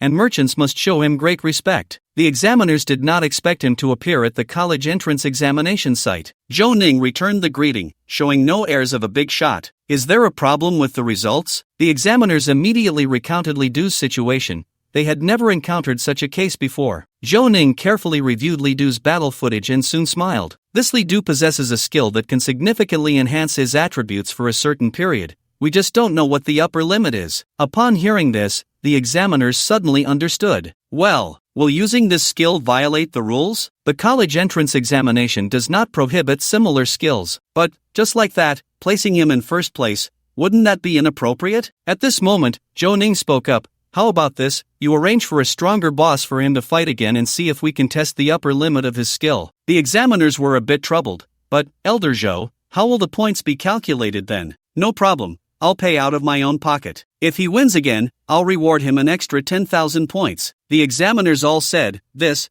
won't do. How can we let you, Elder Zhou, spend your own money? How about this? We'll cover the 10,000 points. After all, we are the examiners. Zhou Ning immediately looked displeased. I proposed this. What's wrong with me covering the points? Don't mess around, business is business. Hearing this, the examiners could only reluctantly accept. Soon, Li Du saw the new information. The second round of the exam begins. Li Du was a bit puzzled. Is there a second round in this exam? However, since it had appeared, Li Du was not worried. Under the enhancement of 100-fold wrath of living beings, he felt completely fearless. The newly appeared wild monster was also entirely red, as if covered in magma. This wild monster looked like a vicious dog but had 3 heads. Hellhound type, boss level, 30 health, 158, 700 strength, 800 traits, unyielding, berserk, will not defend, only attack continuously, scorching skills, charge, lava summon, celestial dog call, berserk body. This boss's attributes were even more powerful and terrifying than before. Such a formidable boss made even Li Du feel incredulous. Even though it was hell difficulty, this difficulty was indeed too high, wasn't it? Li Du did not know that this was a test specifically for him. Despite the Hellhound's high attributes, Li Du was not afraid.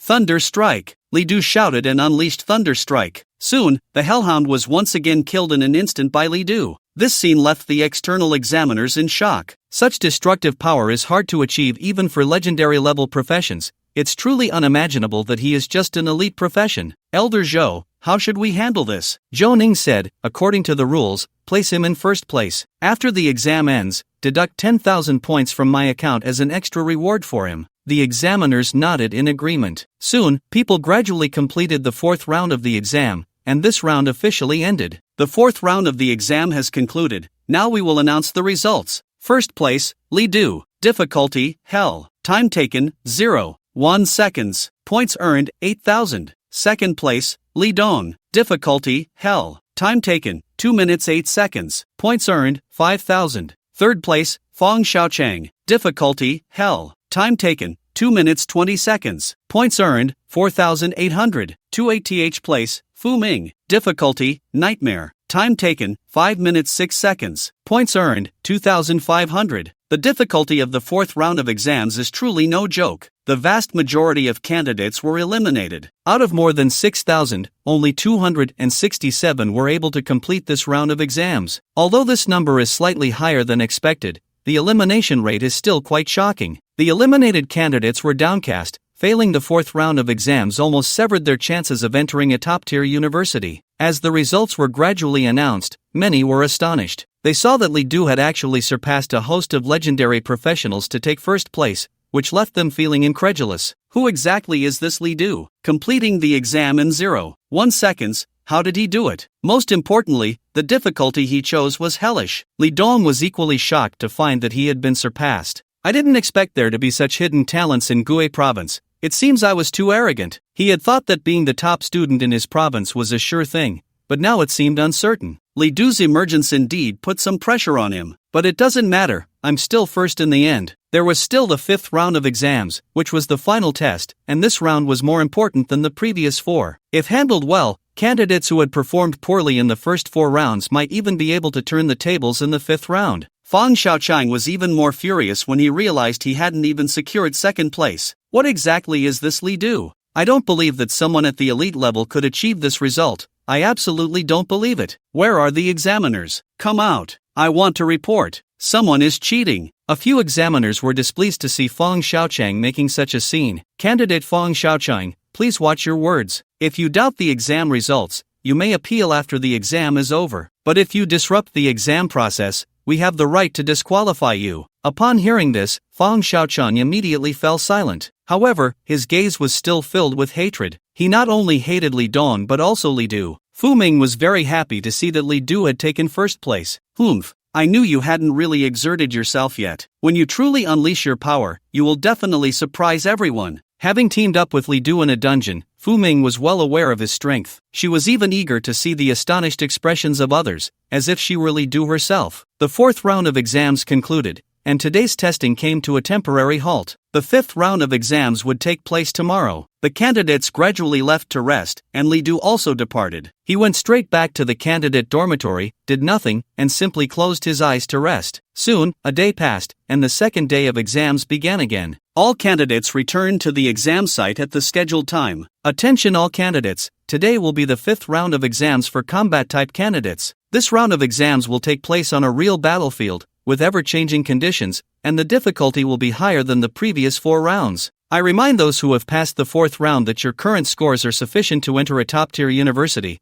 It is fine to forego the 5th round. Please assess your abilities before deciding whether to participate in the 5th round. Unlike before the 4th round, not a single candidate chose to forego the 5th round. Having come this far, no one wanted to leave now. The 5th round of exams officially begins. As the announcement was made, the candidates in the trial tower immediately entered the examination hall for the 5th round. Li Du noticed that the surrounding environment had changed. He arrived at a dimly lit wasteland, filled with the stench of blood, surrounded by bones, some weathered, others still stained with fresh blood. The venue for the 5th round of the exam turned out to be a battlefield. The 5th round of the exam has begun. Exam content, real battlefield simulation. In this battlefield, various enemies will appear, including wild monsters, demons, and professionals. Candidates need to survive in this battlefield and kill as many enemies as possible. The battlefield lasts for 1 hour. As the announcement ended, Li Du found many figures around him. Kill, kill, kill these monsters. Don't retreat, behind us is our homeland. Die for the country, bring glory to our ancestors. Surrounding him were many soldiers engaged in battle, their professions varied, their bodies dirty and covered in blood, yet there was no sign of retreat. In front of them were all kinds of monsters, hell demons, burning legions, goblins, and professionals from other countries. The melee had begun. Hey, kid over there, what are you dawdling for? Daydreaming on the battlefield will get you killed. At that moment, a middle-aged man shouted at Li Du. When Li Du saw the man, he felt an inexplicable sense of familiarity. But he had no time to think too much. He immediately unleashed the wrath of beasts and plunged into the battlefield. Abyss slash. Countless enemies surged forward, and various skills erupted. Li Du executed the Abyss slash, instantly killing several enemies. But he did not stop. With another skill, more enemies fell. Beside Li Du, many comrades were also killing enemies. They fought fiercely on this battlefield. The simulation of the real battlefield, also known as the Abyss battlefield. The monsters, enemies, and comrades on the battlefield were all projections of those who had once existed. This battlefield had a total of 5 stages, and as each stage progressed, the enemies would grow stronger, and the battlefield would become increasingly dangerous. The first stage generally featured elite monsters around level 25, with a maximum of 30. By the second stage, there would be boss monsters ranging from level 25 to 30. Its strength was determined by the boss from the 4th exam. When the 3rd stage began, it would enter the true hell phase, as the monsters appearing from this stage would no longer have a level cap. The further one went, the stronger the enemies became, and by the 5th stage, even level 60 boss monsters could appear. In previous years, the record for the Great Xia Kingdom only reached the 3rd stage, and it lasted less than 5 minutes there. Most people could only make it to the 2nd stage. At this moment, Li Du was fully immersed in battle, his damage amplified 100-fold, making it seem as if he was slicing through monsters like cutting vegetables. Several chief examiners were continuously monitoring Li Du's performance. As Zhou Ning was fixated on Li Du's actions, the examiners dared not switch the screen. "This is incredible," Zhou Ning exclaimed. "This kid named Li Du definitely has great fortune." One chief examiner asked, "Lord Zhou Ning, what do you see?" Among all the candidates, Li Du's combat is the cleanest and most efficient, wasting not a single ounce of energy. Even Li Dong, from a military family, pales in comparison. Such a person has either been immersed in the battlefield for years, having killed countless enemies, or possesses extraordinary talent, knowing instinctively how to fight. Hearing Zhou Ning praise Li Du so highly, the other chief examiners were astonished. However, seeing Li Du's prowess in killing enemies, they were equally impressed. Clearly, the first stage has posed no pressure on him at all. I wonder how far this Li Du can go. As long as you kill more than 200 enemies, you can directly enter the next stage. At this moment, Li Du had already lost count of how many enemies he had killed, when a message appeared in his mind. The simulated real battlefield has entered the 2nd stage, all enemies have been enhanced, and elite-level enemies have begun to appear. After the voice appeared, Li Du felt that the enemies were stronger. The stats were even more terrifying. Even the most ordinary wild monster had over 10,000 health points, and its strength had reached 2,000. Some elite wild monsters even had 30,000 health points and nearly 3,000 strength. Surrounded by such wild monsters, a careless move could lead to serious injury. However, this still posed no threat to Li Du. Although the elite-level enemies were strong, Li Du's damage was simply too high. He could still take them down with a single sword strike. The dim earth was soaked in blood, and Li Du's slaughter continued. Li Du is indeed the first to enter the second stage. The younger generation is formidable. It's been less than 10 minutes since the exam started. He must have broken the record of the Great Xia Kingdom, right? He has broken it. The fastest to enter the second stage before was 15 minutes. At this rate, Li Du is very likely to reach the third stage. Indeed, but the second stage requires killing 400 enemies to enter the third stage. Even if he can enter the third stage, there probably won't be much time left. On the battlefield, Li Du unleashed the 10,000 swords returned to origin. Countless sword rains fell, killing wave after wave of enemies. Whether they were wild monsters, demons, or hostile professionals, none could withstand the onslaught of the 10,000 swords returned to origin. Even elite monsters were completely unable to resist. The examiners were left speechless in shock. They had thought Li Du would take a long time to kill enemies, but with this move, countless enemies had already fallen under his sword. This skill is only an epic level skill. How can it have such powerful damage? We underestimated Li Du. It's a certainty that this kid will enter the third stage. It's just a matter of how long he can last there. The examiners were all in admiration. Li Du was merely a refined level professional, yet he outperformed a host of legendary level professionals. In other battlefields, the performances varied. The advantages of legendary level professionals were magnified in such scenarios, and each legendary level professional faced the abyss battlefield without feeling much pressure. Especially Li Dong, whose speed in killing enemies, though not as fast as Li Du's, was also extremely decisive. By the 16th minute, he too entered the second stage. Li Dong was clearly determined to reach the third stage of the battlefield. Following Li Dong, various legendary level professionals also successively entered the second stage. However, many people were still injured on the battlefield and had to withdraw from the exam. The final test was unprecedentedly brutal. "You little brat, looking so thin, I didn't expect you to be so impressive." The surrounding comrades, seeing Li Du kill enemies as if drinking water, were all in admiration. At this moment, a middle-aged man approached and praised Li Du. Li Du smiled in response, saying nothing. He held immense respect for the people on this battlefield. Although they were all simulated shadows, they were real people who had existed. Perhaps they were an ordinary figure beside him or a military god that appeared in some textbook. "The enemies are charging again, brothers, hold them off. The Great Xia Kingdom fears not death, charge with me. Charge, go kill the enemies." In this intense atmosphere, Li Du gradually became exhilarated, fighting fiercely against the enemies. Soon after, the 10,000 swords returned to origin had finished its release, and countless corpses lay on the ground. At the same time, Li Du's points were continuously soaring, directly rising to over 60,000. In hell difficulty, in the first stage, each enemy killed grants 100 points. In the second phase, the kill points doubled, reaching 200 points. With a total of 60,000 points, this indicates that Li Du has already killed over 200 enemies in the second phase. Compared to Li Du, the scores of others are quite disappointing. The second-ranked Li Dong has only a little over 20,000 points, which is a full 3 times less than Li Du. The third place, Fang Xiaoqiang, hasn't even reached 20,000. Epic-level professionals like Fu Ming performed even worse, with none breaking 10,000. Currently, everyone entering the second phase, except for Li Du, is a legendary-level professional. Even Fu Ming is still some distance from the second phase. The quality of the profession has a significant impact on one's combat power. Time continued to pass, and the exam was quickly nearing its halfway point, approaching 40 minutes. At this moment, after killing a professional from the Sakura nation, a prompt finally appeared. The simulated real battlefield has entered the third phase. All enemies have received significant enhancements, and high-intensity boss-level monsters will appear. In this phase, you can earn 300 points for killing ordinary targets and 500 points for killing boss targets. This kid has entered the third phase. In just 40 minutes, he has pushed the record forward by nearly 15 minutes. The examiners were all astonished to see Li Du enter the third phase. His performance once again exceeded their expectations. Boom, boom, boom. Intense magic collided with the ground, and one massive figure after another appeared. These were all boss-level monsters. Burning Legion Leader, Type, Demon Boss, Level, 30, Health, 127,800, Strength, 4,200. The stats of these boss-level wild monsters were even stronger than those of the bosses in the fourth exam. Faced with such high-intensity wild monsters, even Li Du's 100-fold damage couldn't achieve a one-hit kill. This was the real challenge. The examiners outside focused all their attention on Li Du, eager to see how he would perform. Abyss Slash. Despite the formidable enemies, Li Du showed no fear. His agile figure darted between various bosses, launching attacks. The enhanced 100-fold damage was still terrifying.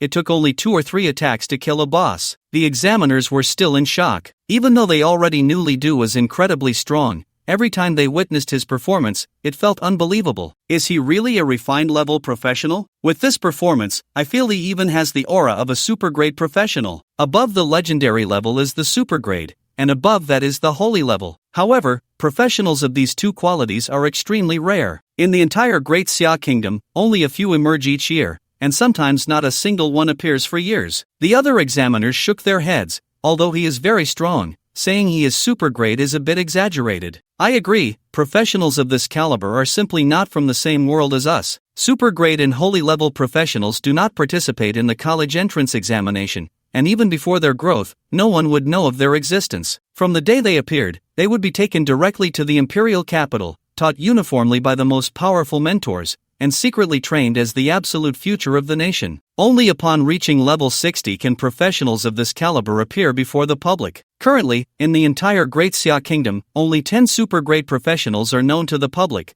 referred to as the 10 heroes of Great Xia, and there are only 3 holy level professionals. The performance of professionals of this quality absolutely crushes everyone else. More than a decade ago, during a war between the Great Xia Kingdom and the neighboring Sakura nation, the country sent out a supergrade professional. With a level of 70, he forcefully crossed 20 levels to decisively slay several level 90 warriors from the Sakura nation, allowing the entire world to witness his extraordinary strength. As for the holy level professionals, even until now, there have been very few public displays of their power. The only record is from decades ago, when a level 70 holy level professional defeated a level 99 legendary professional, who was already half a foot into the extraordinary realm. Therefore, no matter how strong Li Du's performance was, the examiners did not dare to compare him to those two levels. After watching for a long time, the examiners reluctantly shifted their attention to other candidates. In fact, Li Dong's performance was also quite good. He was still in the second stage but had already killed over 300 wild monsters. In just a few minutes, he could enter the third stage. However, after witnessing Li Du, the examiners were no longer as impressed by Li Dong's performance. Once you've seen the ocean, it's hard to be satisfied with mere water.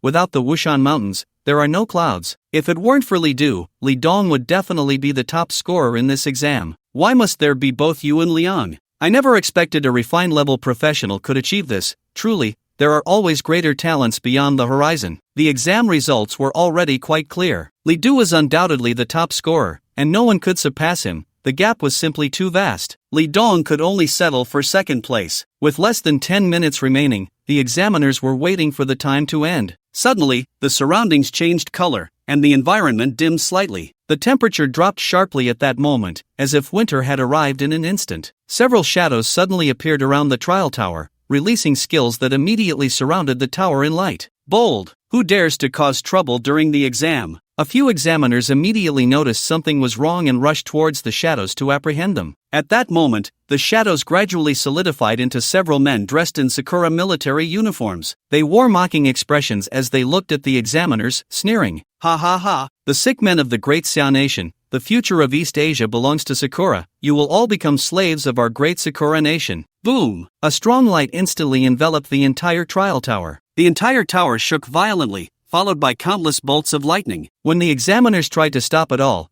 they felt an extremely strong aura that prevented them from advancing. Kill! At that moment, Zhou Ning made his move. His power was incredibly strong, a level 99 legendary professional, soon to qualify for the extraordinary realm. With his intervention, the light was instantly repelled, and the entire trial tower stabilized immediately. Then, with a wave of his hand, several beams of light shot towards the men in Sakura military uniforms. Bang! Bang! Bang! Their bodies instantly expanded and exploded one after another. Yet, at the moment of the explosion, these men showed no signs of panic. Instead, they wore mocking smiles. Our mission is complete. You can do as you please. Long live the great Sakura nation. Long live His Majesty the Emperor. Bang! With the last man exploding, the trial tower finally returned to stability. The examiners immediately approached to check. Then, they all showed serious expressions. Zhou Ning stepped forward and asked, what's the situation? Not optimistic, one examiner said solemnly. I never expected the scum of the Sakura nation would come to cause trouble. Their goal is the candidates inside. They released a special barrier that disrupted the trial tower. In addition, they also threw some things into the trial tower that cannot be detected in a short time. The candidates inside are in great danger. The expressions of the examiners made Zhou Ning understand the seriousness of the situation. He immediately asked, how do we resolve this? A few examiners immediately said, we will do our best to repair the trial tower. During this time, the candidates may face unknown dangers. At this moment, inside the trial tower, Li Du swung his sword but hit nothing. He stumbled and almost fell to the ground. Looking around, he found that there was nothing here. Where are the enemies? Why have they disappeared? Li Du was very confused, not knowing what had happened. Suddenly, many figures appeared around him, but they were not enemies. They were fellow candidates participating in the exam. Li Du also saw Fu Ming. The candidates all looked puzzled, not knowing what was going on. Li Du. Fu Ming ran over as soon as she saw him. Li Du asked,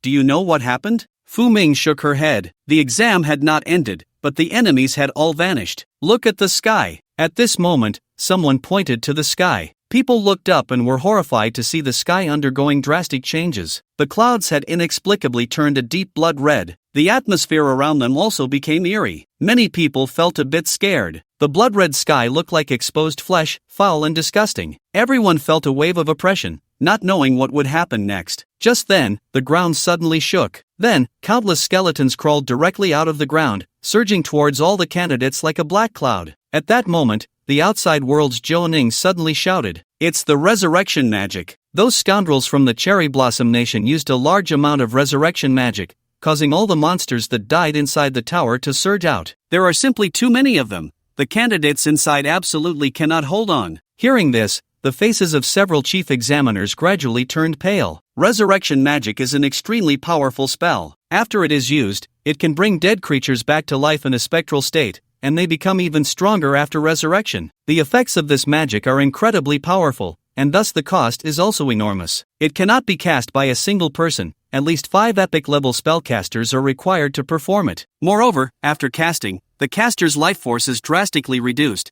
and they may even die on the spot. This is the price of resurrection magic. After being resurrected, the undead have no self-awareness and will recklessly attack all living beings within their line of sight. They do not tire, feel pain, and are incredibly frenzied. Furthermore, during the effect of the resurrection magic, even if the undead die, they will be resurrected again and again. The Cherry Blossom Nation is so ruthless, they want to annihilate everyone in the trial tower. If they succeed, the Great Xia Nation will definitely suffer heavy losses. These candidates are the future of the Great Xia Nation. Even the death of one person is a loss of a talented individual for the Great Xia Nation. The actions of the Cherry Blossom Nation are essentially digging at the roots of the Great Xia Nation. Zhou Ning shouted, we must immediately cast a large-scale shielding spell to rescue the candidates inside. Influenced by the people of the Cherry Blossom Nation, the candidates were now trapped inside the trial tower. The chief examiners could not regain control of the trial tower in a short time. The chief examiners did not dare to hesitate for a moment and immediately cast their spells. Zhou Ning, as the main caster, went to the top of the trial tower to cast his spell. The other chief examiners acted as auxiliary casters, assisting Zhou Ning in his spellcasting. At the same time, Zhou Ning's voice also reached inside the trial tower,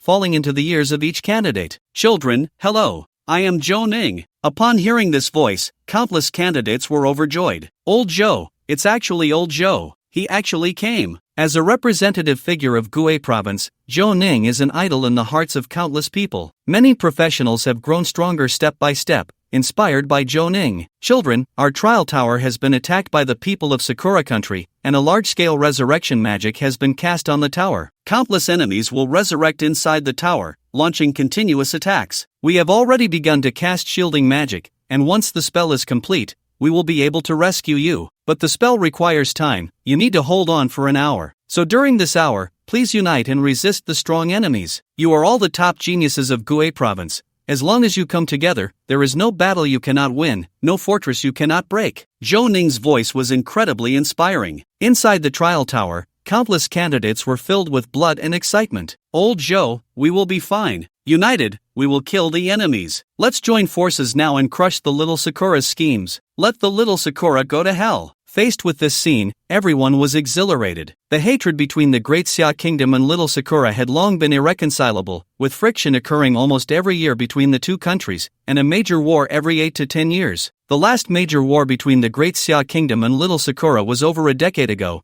and some people's parents even participated in that war. Whenever Sakura country was mentioned, every person from Great Xia was filled with righteous indignation. Li Du's gaze was also icy. At this moment, Li Dong, who came from a military family, immediately stood up. "Everyone, I am Li Dong. The danger we face this time is unprecedented. To overcome this danger, we must unite and maximize the effectiveness of each profession. I ask the defensive professions to hold the front line and block the attacks for us, and the damage-dealing professions, unleash your full firepower. The priests will be responsible for healing, and those with low damage should focus on control. Do not hold back. Our goal for this hour is that not a single person dies." Li Dong's father was a general, and his speech was very compelling, almost possessing a natural leadership quality. The professionals present, upon hearing his words, quickly arranged themselves according to Li Dong's plan. At this moment, a large number of wild monsters had already resurrected. They charged in groups towards them. Kill the enemies. Wipe out these wild monsters. The candidates began to unleash their skills. In an instant,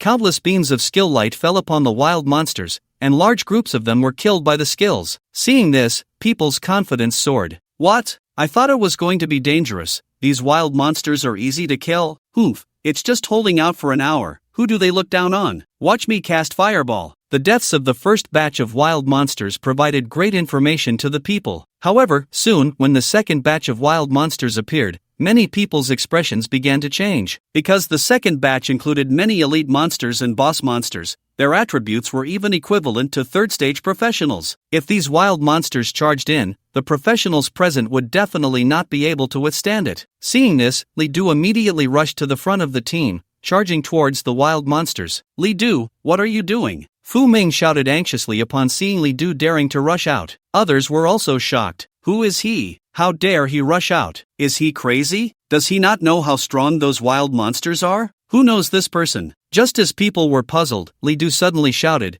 10,000 swords returned to origin. A massive magic array appeared in the sky, and then countless swords fell like raindrops. Swish, swish, swish, they landed on countless wild monsters, sweeping them away in waves. In an instant, numerous elite monsters and boss monsters fell under Li Du's sword. This scene completely stunned everyone present. What kind of skill is this? It's so powerful. Who is he? He's even more impressive than Li Dong. Countless beams of detection magic fell upon Li Du, and his information appeared before everyone's eyes. Name, Li Du. Profession, Abyss Messenger, Blue. Level, 20, Li Du. He's the one who took first place in the 4th exam. Damn, it's him. So powerful, no wonder he could take down the boss in the 4th exam in an instant. Isn't this guy a blue profession? Why is he so strong? At that moment, Li Du's figure was deeply etched in everyone's mind. Li Dong, seeing this, was also filled with admiration. There are always people stronger than you, and skies beyond the skies. So he is this strong, no wonder I lost. Upon seeing that Li Du was not only fine but also performing so well, Fu Ming's initial worries turned into excitement. Humph, I worried for nothing. That stinky Li Du.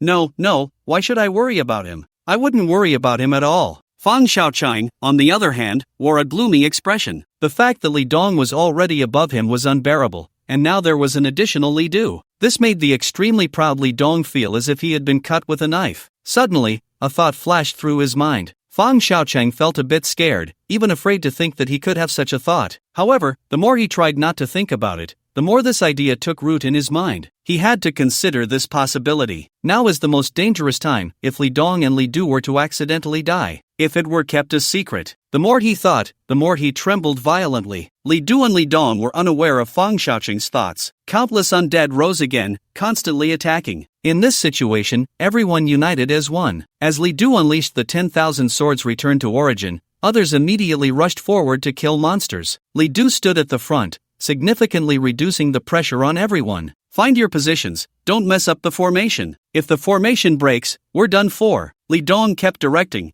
ensuring everyone maintained their formation. Only in this way could they withstand the onslaught of the undead. Minutes later, the 10,000 swords returned to origin ended. A large number of undead surged again, almost overwhelming the crowd. Many were swallowed by the undead, losing their lives instantly. This scene left the remaining people in despair, and some even considered giving up. Kill! Li Du swung his long sword, continuously unleashing skills. As the light of his skills fell, one monster after another fell beneath his sword. However, Li Du's strength was ultimately limited. No matter how many undead he killed, he could not stop the massive wave of undead from crashing into the crowd. The death toll began to rise. This was true despair. At this moment, everyone experienced the real scene of the battlefield. The formation of the people was constantly being compressed, and if this continued, they would eventually be completely wiped out by these monsters. Li Du, how long until you can use that skill again? Li Dong suddenly spoke up. Now, unless Li Du could unleash the 10,000 swords return to origin once more,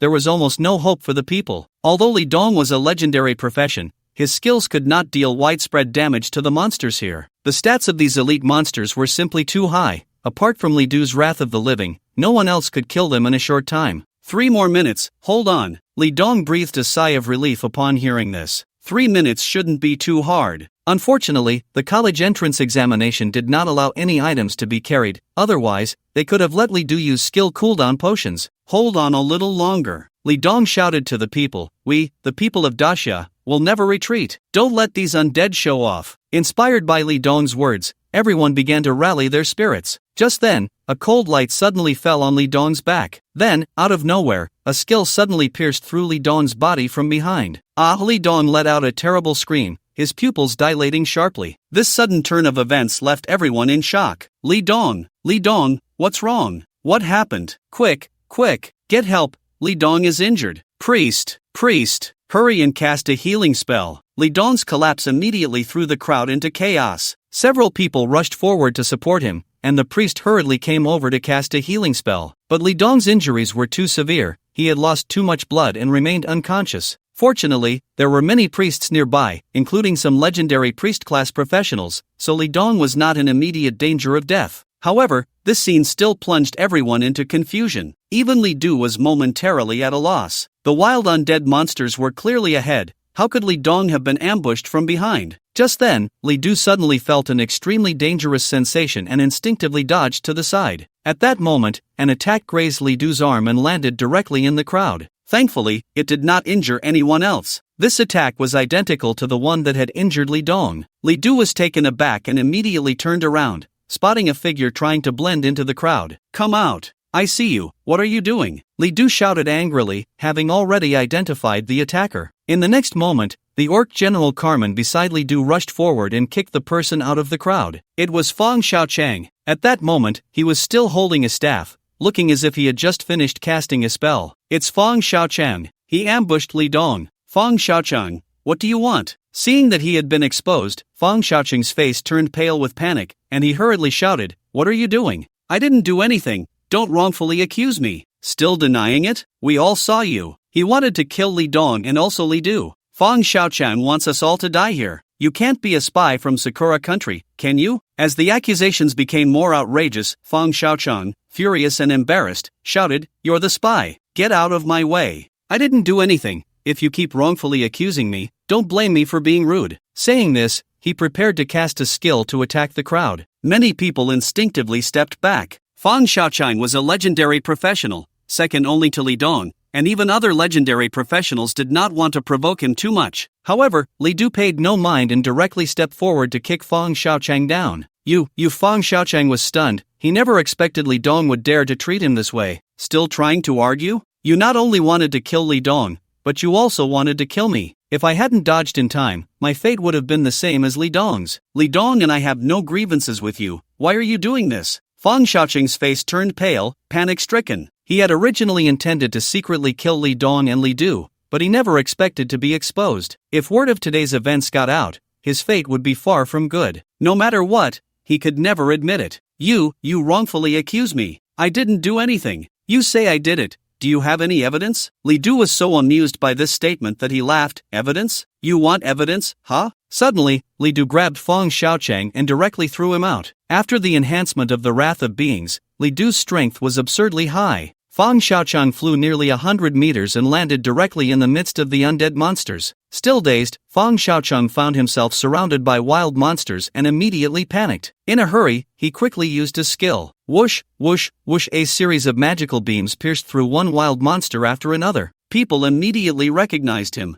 It can't be wrong. This is the skill that ambushed Li Dong just now. It's really him. Fong Xiaochang wants to kill Li Dong. People were terrified. In such a situation, everyone was struggling to protect themselves. It was all thanks to Li Du and Li Dong holding the line, yet Fong Xiaochang still wanted to kill them. Did he want everyone to die here? Many people were instantly drenched in cold sweat. At this moment, countless wild monsters had surrounded Fong Xiaochang. Even if he was a legendary class profession, he couldn't withstand so many wild monsters. Not to mention there were quite a few level 30 bosses among them, each with hundreds of thousands of health points. Soon, Fong Xiaochang was killed by the wild monsters. Then, the wild monsters surged again, and seeing the crowd about to fall into chaos, Li Du shouted loudly, "Priests, stay to take care of Li Dong. Everyone else, follow me to kill the enemies. We must hold on through this time." Then, Li Du immediately charged forward, unleashing the 10,000 swords returned to origin. The other professionals, seeing this, also rushed out. At this point, there was no use in saying anything,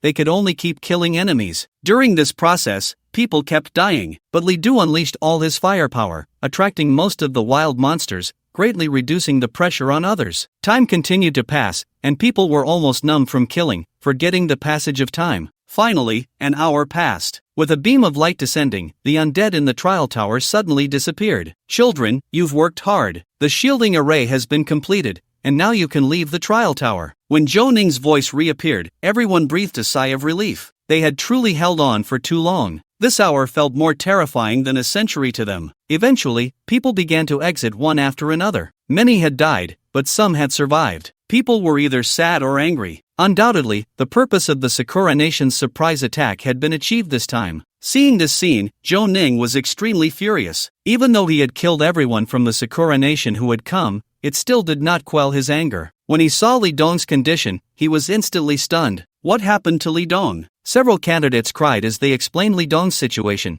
and Zhou Ning's face gradually twisted in anger. "Bastard! How dare Fong Xiaochang do this? At a time when everyone was in great danger, he actually dared to ambush." Such behavior was no different from treason. In his anger, Zhou Ning immediately ordered for Li Dong to be taken down for treatment. At the same time, he reported the situation immediately. In fact, the Sakura Nation was not only causing trouble in Gue Province, people from the Sakura Nation were sabotaging the college entrance examination in various provinces. To accomplish this, they even resorted to using many spies who had been lurking in the Great Xia Kingdom for years. This action also infuriated the high-ranking officials of the Great Xia Kingdom. The Sakura Nation's actions were undoubtedly digging at the roots of the Great Xia Kingdom. As for how to retaliate later, that was beyond Zhou Ning's knowledge. Although the college entrance examinations in many places had been disrupted, fortunately, the Great Xia Kingdom had already set up heavy defenses against the college entrance examination and had countless contingency plans in place. Therefore, although the Sakura Nation had killed many talents, overall, the impact on the Great Xia Kingdom had not reached a crippling level. The candidates were all settled, waiting for the announcement of the exam results. Li Du. Fu Ming immediately ran to Li Du's side. She was really worried. During this time in the trial tower, she felt like she was going to die. If it weren't for Li Du, the candidates inside would have almost been completely wiped out. "Li Du, are you okay? How are you now?" Looking at Fu Ming, Li Du smiled. "I'm fine, how about you?" "That's good, I'm fine too. Thanks to you, if it weren't for you, we would have really been in danger." At this moment, the chief examiners had already begun to restore order in the trial tower. As the situation in the trial tower gradually unfolded, the candidates' battles were displayed on the main screen in front of the examiners. It's really dangerous. These undead are like a tide. Fortunately, there's Li Du. His skills held back most of the undead, giving the remaining candidates time to organize a counterattack. Fong Xiaochang. If his attack had been off by just a little, it would have directly grazed Li Dong's heart. So ruthless, I didn't expect him to be that kind of person. It's a good thing he died in the end. It's a good thing Li Du dodged, otherwise, the consequences would be unimaginable. Aside from their admiration for Li Du,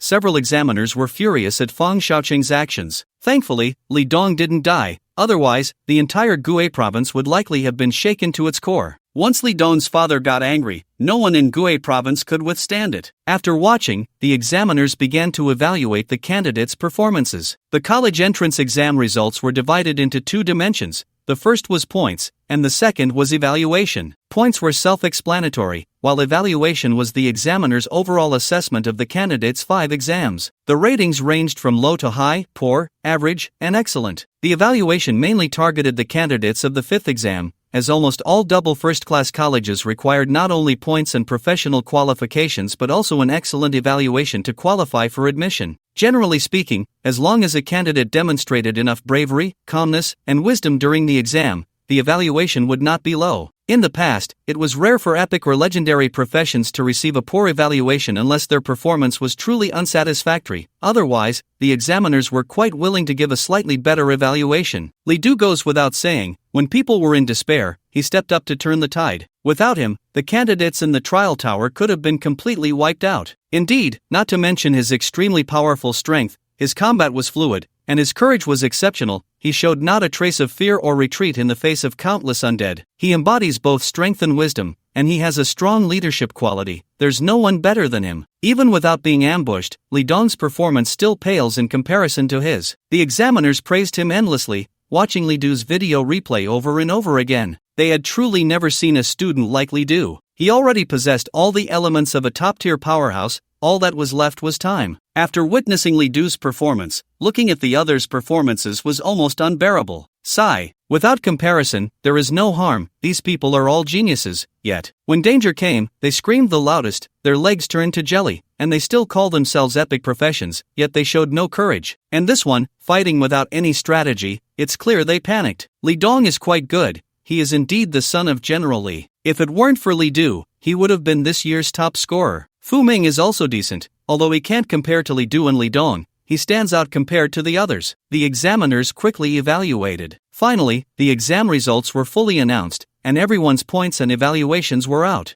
First place, Li Du, points, 97,800. Evaluation, excellent. Alma mater, Lancheng High School. There was no doubt that Li Du had taken first place, becoming the top scorer of the college entrance exam. When all the candidates saw this line, there was no question. Li Du's performance had conquered everyone. Even the proud legendary professions had to admit that they simply could not compare to Li Du. Top scorer. Top scorer. Li Du, you really got the top score. Fu Ming immediately jumped up, even happier than Li Du. She even disregarded her image and grabbed Li Du's hand, overjoyed. The teachers from Lancheng High School were even more incredulous upon seeing this. Is it him? Is it our school's Li Du? It is him. Didn't you see the alma mater behind him? Ha ha ha, our school actually produced a top scorer. Teacher Qin, you're in luck. Li Du from your class has topped the exam. Qin Anmin felt it was unbelievable. A month ago, Li Du was a failed transfer student, and now, a month later, he had actually topped the exam. This scene felt almost dreamlike to him. Following Li Du, the results of the others were announced one after another. Second place, Li Dong. Score, 42,500 points. Evaluation, excellent. Alma mater, Shin City No. 1 High School. Third place, Moen. Score, 32,000 points. Evaluation, excellent. Alma mater, Shanlong No.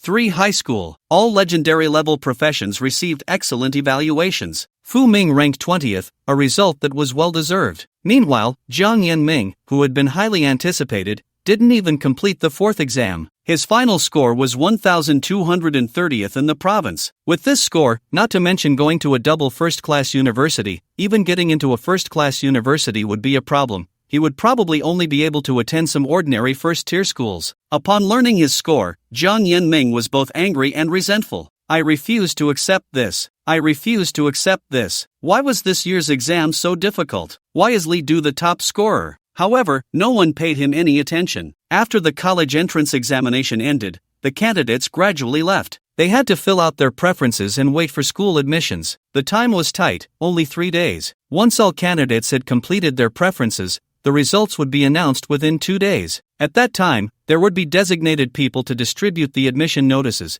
and then it would be a wait for the start of school. There were no breaks from high school to university. The maximum rest time was half a month. Li Du originally planned to go home immediately to fill out his preferences, but someone came to see him. You are Li Du, right? The person looking for him was an elderly man in a white robe, looking very kind. You are Old Joe? The old man smiled and nodded. He was indeed Zhou Ning. Old Joe, please. Li Du did not dare to be negligent and immediately invited him in. However, Li Du was somewhat puzzled. Old Zhou was a prominent figure in Guizhou province, so why was he here to see him? Zhou Ning got straight to the point. I watched your performance in the trial tower, and it was outstanding. To be honest, over the years, I have never seen a student as excellent as you. With a refined level profession, You suppressed a host of legendary level professions and ultimately stood out to become the top scorer in the provincial college entrance examination. You truly deserve it. Li Du immediately replied, Old Zhou, you flatter me. I just did what I was supposed to do. Zhou Ning chuckled, this is no flattery. You are worthy of these praises. What university do you want to apply to? Li Du answered honestly,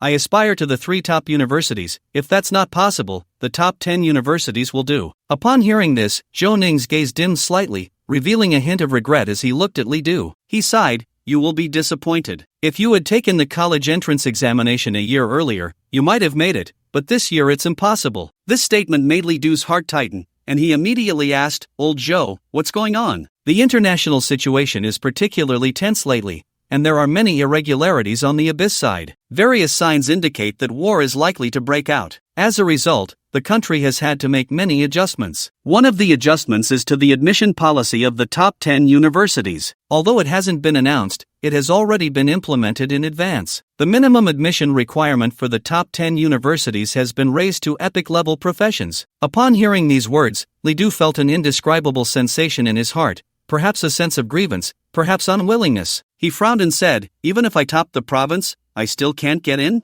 Zhou Ning did not speak, but it was clear he had already given the answer. This was a national policy adjustment, and he was powerless to change it. This left Li Du at a loss for words, and he didn't know what to feel inside. He originally thought that even if he couldn't get into the 3 top universities, he would definitely be able to get into one of the top 10, right? I have already achieved the provincial champion, proving my excellence. My profession has also reached the minimum standard, so there should be no reason for me not to get in. But Li Du never expected that the minimum standard had been raised. Zhou Ning said, although it's a pity, Li Du, would you like to hear my suggestion? Li Du took a deep breath, gradually calming his emotions. Please, Zhou Lao. Actually, in my opinion, blindly aiming for the top 10 universities may not necessarily be a good thing. I have slightly looked into your background, not to pry into your privacy, but to understand you as a person. No problem, Zhou Lao, I understand. To be honest, with your background, going to one of the top 10 universities may lead to you feeling out of place. Most of the people at the top 10 universities come from wealthy families. Although there are many geniuses, many have been afflicted by various kinds of rich people's diseases. Moreover, it is also a battleground for power, and you could easily find yourself in a difficult position. After a pause of a few seconds, Zhou Ning said, go to Yanguan University, Li Du. It is the only civilian university among the double first-class universities, ranked 11th in the country, closely following the top 10. Yanguan University? Upon hearing these 4 words, Li Du felt a sense of familiarity. It seemed he had heard it somewhere before. Suddenly, he remembered. When he was on a mission in an abandoned mine, he met a girl named Zhong Qianyu. At that time, she spoke highly of Yanguan University. However, Li Du was not interested, so he didn't pay much attention to what she said. Now, hearing Zhou Ning's words again, Li Du suddenly recalled the note Zhong Qianyu left before she left. She said, I think you have a good connection with Yanguan University. It seems that this is indeed the case. Li Du asked, Zhou Lao, may I ask why you specifically came to tell me this? Zhou Ning said,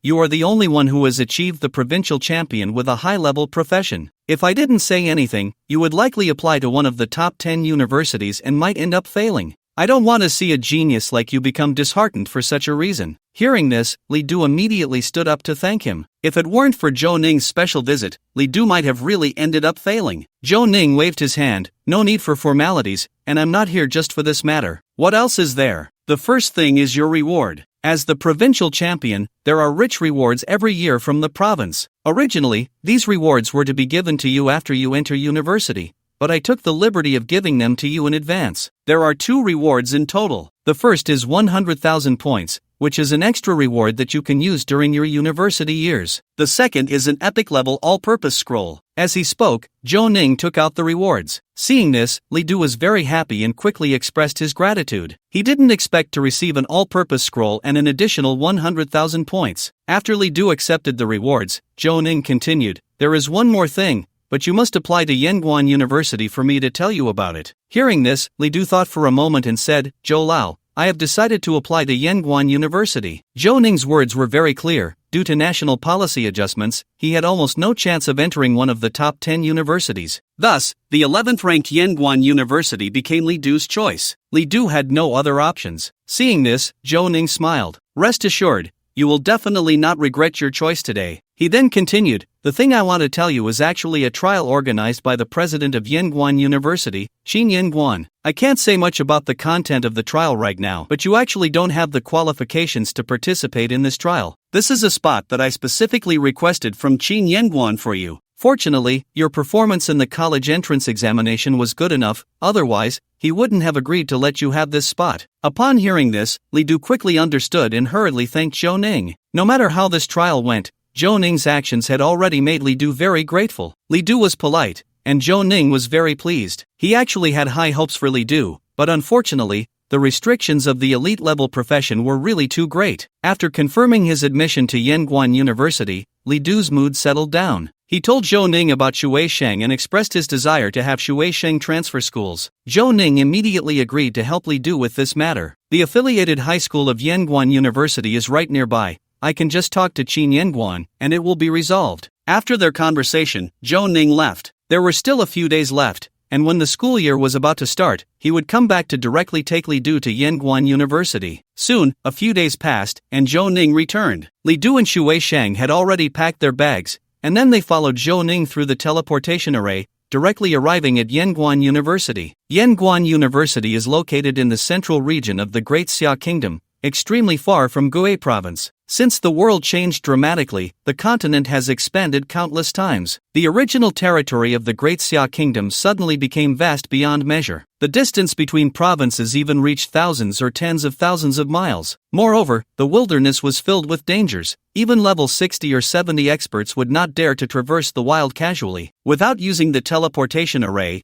ordinary people might spend their entire lives unable to cross it. Soon, as a beam of light enveloped them, the three had arrived at Yenguan University. Upon entering, they saw a magnificent gate, with a huge plaque above it, elegantly inscribed with the words Yenguan University in cursive. Just looking at this gate, Li Du felt an immense pressure. Zhou Ning said, "This gate itself is a powerful magical artifact, forged by 10 craftsmen above level 90. Unless an extraordinary being intervenes, no one can break it." Hearing this, Li Du couldn't help but feel a shock in his heart. No wonder it was the 11th ranked university in the country. The craftsmanship of this gate was extraordinary. As they walked into the school, many students were coming and going, and several were practicing various skills, with the light of their skills dancing around. Some students, upon seeing Zhou Ning, came forward to greet him. "Hello, Professor Zhou." Zhou Ning nodded in acknowledgement. After a long walk, they finally reached their destination. Ahead were several exquisite apartments, which seemed to be dormitory buildings. Zhou Ning said, "This is the dormitory, also the living area of Yenguan University. You can choose to live here in the future,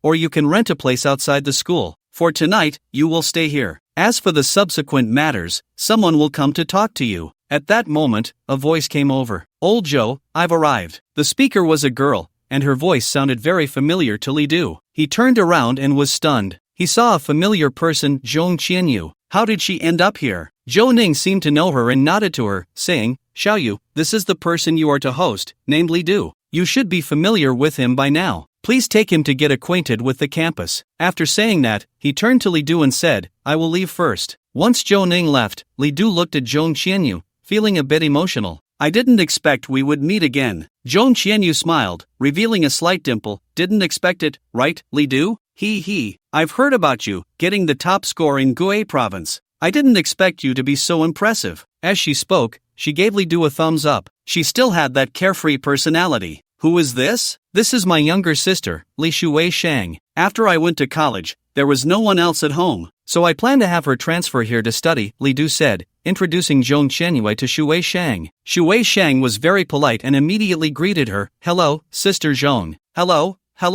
Zhong Qianyu looked at Shueisheng. "What a polite little girl. How old are you this year?" 14, about to enter the 3rd year of junior high. Zhong Qianyu seemed to really like Shueisheng and kept talking to her, to the point where Li Du felt a bit neglected. After a while, she finally remembered. "Oh no, I forgot to take you to tour the dorms. Come, I'll take you over." Saying this, she pulled Li Du into the dormitory area. There are many dorms here, single, double, 4-person, 6-person, and even luxury apartments. The school doesn't have strict rules, you can live wherever you want. In the school, all expenses are calculated through points. The accommodation fee is the same. A regular 4-person dorm costs 200 points a month, a double dorm costs 300 points, and a single dorm costs 400. Regular dorms are fully equipped with facilities, including bathrooms, air conditioning, public computers, etc. If you want to live a bit better, the luxury apartments are a good choice. However, the cost of luxury apartments is also very high, starting at 2,000 points a month,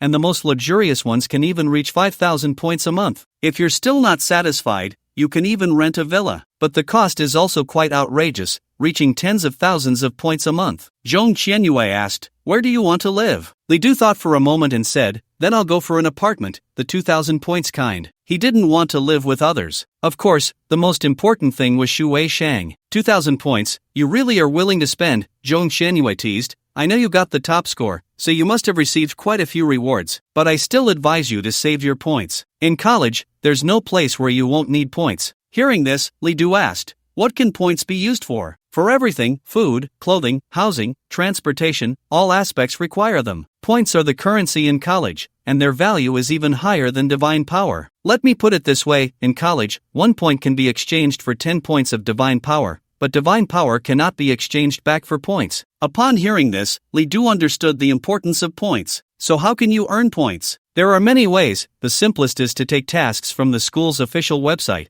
Completing tasks earns you points. Secondly, various exams at the school can also earn you points if you rank high. Besides that, you can sell items in the school's trading hall for points. Zhong Qianyue said a lot. In fact, points are like divine power in college, but even more precious. After she finished speaking, she winked at Li Du. "So, Li, the top scorer, do you still want to live in an apartment? Actually, you two can live in a double dorm. It's quite nice, and most importantly, it's only 300 points a month." She was actually being kind because she knew Li Du's situation wasn't good. She had been poor herself and understood that kind of hardship. Li Du shook his head. "Thank you for your concern, but I'll stick with the apartment." Seeing this, Zhong Qianyue didn't say anything more. "Then take out your points card. I'll help you rent an apartment." Li Du handed over the card. Then, Zhong Qianyue went to the equipment in front of the dormitory, preparing to help Li Du with the operation. A few seconds later, she suddenly let out a gasp. "Holy crap! Damn it, Li Du! How did you get this 190,000 points? Did you rob a bank?" Seeing the number on Li Du's points card, Zhong Qianyue doubted her own eyes. It wasn't until multiple confirmations that he accepted this fact. Li Du joked, "What's wrong? Is 190,000 a lot? How can you even say that?" Zhong Qianyue gritted her teeth. "I've worked my ass off to save just over 50,000 points. Tell me the truth, did you rob a bank?" The fact that she used such a term as old lady shows just how unbalanced she felt at that moment. Li Du explained, "I earned over 90,000 points from the college entrance exam, got the top score, and the province rewarded me with another 100,000. So that's how it adds up to 190,000. Over 90,000. Zhong Qianyue looked at Li Du with a strange expression. "Are you even human? I've never heard of any top scorer in the college entrance exam getting over 90,000 points. This year's top scorer in Central Plains Province only got 30,000 points. Although she felt quite angry, she didn't harbor any feelings of jealousy. Soon, Zhong Qianyue helped Li Du rent an apartment. Here's the card, the apartment is rented. It's a luxurious single room, 120 square meters, 3 bedrooms and a living room, fully renovated. I'll take you there now." With that, she led Li Du to the apartment. Building 06, apartment 503, here's your key, reinforced with special magic. Without the key, unless a supernatural being breaks in, no one can enter. The fees will be automatically deducted from your card every month, so remember to keep enough money. Well, never mind,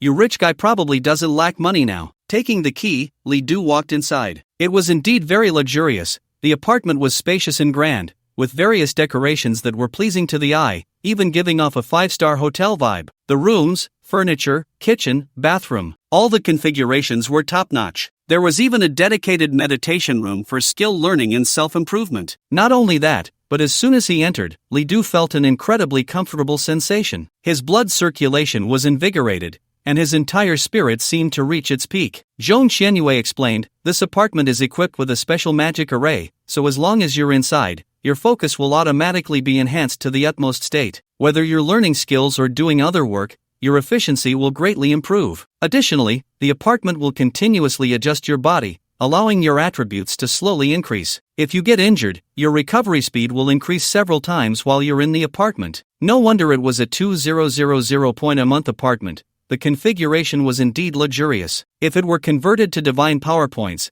this apartment would probably cost at least 20,000 divine power points a month outside. Alright, I'm leaving now. You should rest well today. I'll come back to see you tomorrow. Zhong Qianyue left. Shueisheng, how does it feel? Li Du asked with a smile after putting down his luggage. Bro, isn't this a bit too expensive? We don't necessarily need to live in such a nice place, do we? Li Du replied, if you have money and don't enjoy it, then what's the point of having that money? Don't worry, this amount is nothing to me. Shueisheng, you have to remember, we are rich now. Upon hearing this, Shueisheng couldn't help but chuckle. Yes, you're the best, bro. After that, Li Du went to buy ingredients and made dinner. With Li Du attending university, Shueisheng also transferred to the affiliated middle school of Yinguan University. In the future, he would be able to directly advance to the affiliated high school. The middle school hadn't started yet, unlike the university, which had a break for a while. The next day, Zhong Qianyue indeed came. Come on, Li Du, I'll take you to tour the school. We'll be classmates from now on. Her enthusiasm was clearly high, and Li Du didn't refuse. Following Zhong Qianyue, Li Du walked around various areas of the school, the teaching building, the mall, the trading hall, and so on. The mall and the trading hall were not the same. The school's mall sold various daily necessities, such as food, daily items, various furniture, and even magically carved items. The trading hall only deals with items related to professions, such as skill books, equipment, and so on. The school's teaching building is where classes are held, and when the semester officially starts, Li Du can choose his courses freely. Currently, the semester hasn't started yet, and Li Du is just getting acquainted. In addition, there is a library. Inside, there are not only ordinary books but also many specialized books for professionals, introducing various characteristics of professions, the history of professionals, and various notes on secret realms and bosses, etc. Using the library also requires points, charged by time. There are also various practice rooms for skill training, and so on. The entire university is as bustling as a small city. During this time, Li Du also learned that Zhong Qianyue is actually from Central Plains Province. She originally attended Yangguan University affiliated high school and did not take the college entrance examination, entering Yangguan University directly through the independent enrollment exam. Li Du, if I had taken the college entrance exam, I would definitely have been the top student in Central Plains Province this year. How about that? Impressive, right? Zhong Qianyue boasted to Li Du. Li Du smiled and said, I remember you are a refined level professional. Can you really be the top student? You're still a basic warrior, and if you can be the top student, why can't I? But honestly, how did you become the top student? As a basic warrior, your stats are far behind others, and there's no way to have a development ceiling. Li Du said, just take another look at my profession. Zhong Qianyue, puzzled, immediately used a detection spell on Li Du. Name, Li Du. Level, 20. Profession, Abyss Envoy, Blue. How did you become an Abyss Envoy? Zhong Qianyue was extremely surprised. Then, she immediately punched Li Du on the shoulder in anger. Humph, I asked you back then if you used profession disguise, and you said you didn't. You actually lied to me, Li Du, you hurt my feelings. Saying this, she deliberately made a wronged expression. Li Du felt a bit helpless. I really didn't lie to you, my situation is a bit special, but I was indeed a basic warrior back then. Zhong Qianyue generously waved her hand. Forget it, I forgive you, but you owe me a dinner, otherwise, I'll take back my forgiveness. Alright. After wandering around for a long time, they finally finished exploring the campus. At Zhong Qianyue's strong insistence, Li Du had no choice but to treat her to a meal. During the meal, Zhong Qianyue suddenly said, you have to participate in the trial tomorrow, right? Li Du was puzzled. You know about the trial? Of course, because I have to participate too, Zhong Qianyue said very casually. This trial is not simple. Although I don't know why old Zhou specifically wants you to participate, you must be prepared. Forget it, let's not talk about it during the meal. I'll find you tomorrow, just consider it a return for this meal. This surprised Li Du. Hearing this, the trial content must be quite complicated. But Zhong Qianyue is only a refined level professional, she can participate too? Li Du felt she might be quite extraordinary, but he didn't think too much about it. The next day, Zhong Qianyue came again. Yunling Academy is one of the colleges of Yinguan University. At Yinguan University, there are various colleges. Each college has different teaching content, and to learn real knowledge, one must enter a college. However, colleges cannot be entered casually, one must pass the college's assessment. Only after passing the assessment can one enter the college and take the exclusive courses. If the assessment fails, one can only take the most basic courses and cannot learn deeper knowledge. Zhong Qianyue brought Li Du to Yunling Academy, where the trial would take place. A few people were already waiting there, discussing something.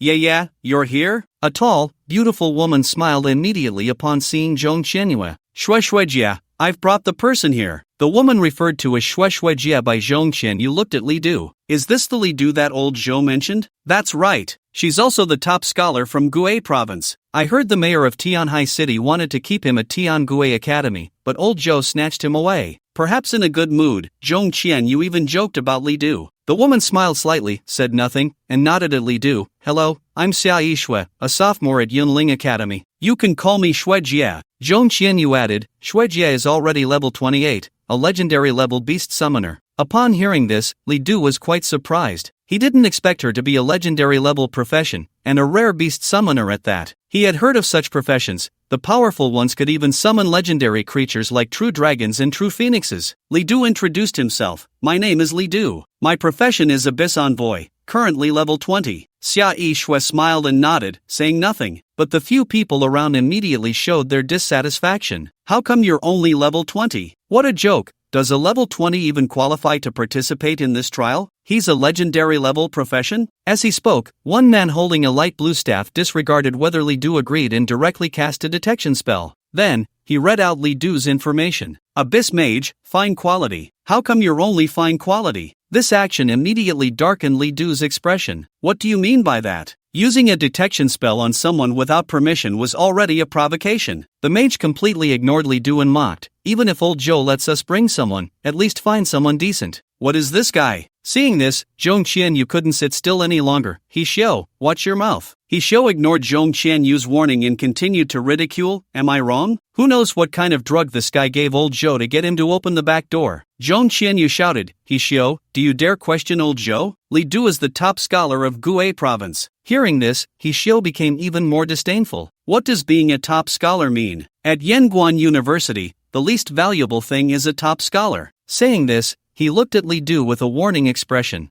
I can agree to let you follow us to the trial, but you'd better lower your stance. If you're going to be a dog, you need to have the awareness of being a dog. If you dare to hold us back, I'll be the first to not let you off. Li Du's gaze grew colder. Faced with this blatant mockery, if he could still hold back, he wouldn't be a man. Idiot! What did you say? He Xiao's face immediately darkened. Li Du actually dared to insult him. Li Du continued, I said you're an idiot, didn't you hear? He Xiao stopped talking and directly raised his staff. A massive amount of energy immediately gathered, as if about to explode. Zhong Qianyue saw this and immediately stood in front of He Xiao, shouting, He Xiao, what do you want to do? He Xiao's gaze was icy. A dog that doesn't know its own status, can't I teach him a lesson? The energy was still gathering, and he completely ignored Zhong Qianyue. Seeing this, Zhong Qianyue was also ready to make a move. At this moment, Xia Yishui finally couldn't stand it any longer and coldly shouted, Enough! As soon as she spoke, He Xiao finally stopped. Humph, consider yourself lucky. After saying that, he walked aside alone. Xia Yishui said to Li Du, This trial will start at 2 p.m. I can't tell you the specific content right now. There's still time, you can prepare a bit.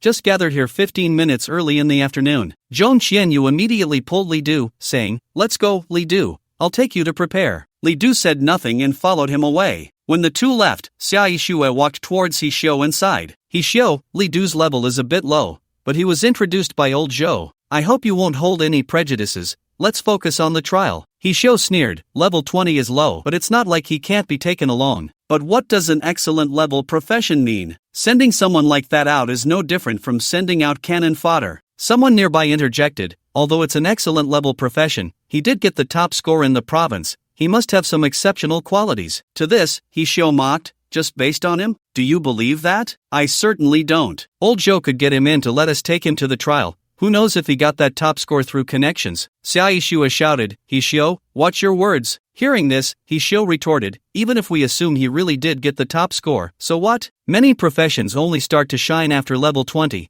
A bunch of professions are strong before level 20 but become useless afterward. Aren't most top scorers just those useless ones? Seeing He Xiao like this, Xia Yishui sighed and fell silent. After they left, Zhong Qianyue's expression was full of apology. Li Du, I'm really sorry. I didn't expect to encounter such a situation. Li Du smiled. Why are you apologizing? To put it bluntly, this is just a madman who can't stand me barking everywhere, right? If he's barking, should I bark back? Hearing this, Zhong Qianyue chuckled. Li Du, you're so sharp. Li Du wondered. But I have a question. Looking at that Hishio with his high and mighty attitude, did he ever question you? After all, Zhong Qianyue was also just an excellent level profession. Does he dare? Zhong Qianyue scoffed. Then, she winked at Li Du. I'll secretly tell you, I actually have a secret. If you knew, you'd be shocked. What secret? I can't tell you yet. You'll find out after the trial starts. In that case, I'll look forward to it. Alright, let me take you to buy some things. The trial is tough, so we need to prepare well. Saying this, she pulled Li Du to the trading hall. To others, they looked like a couple. However, Li Du felt that Zhong Qianyue probably didn't realize this. After all,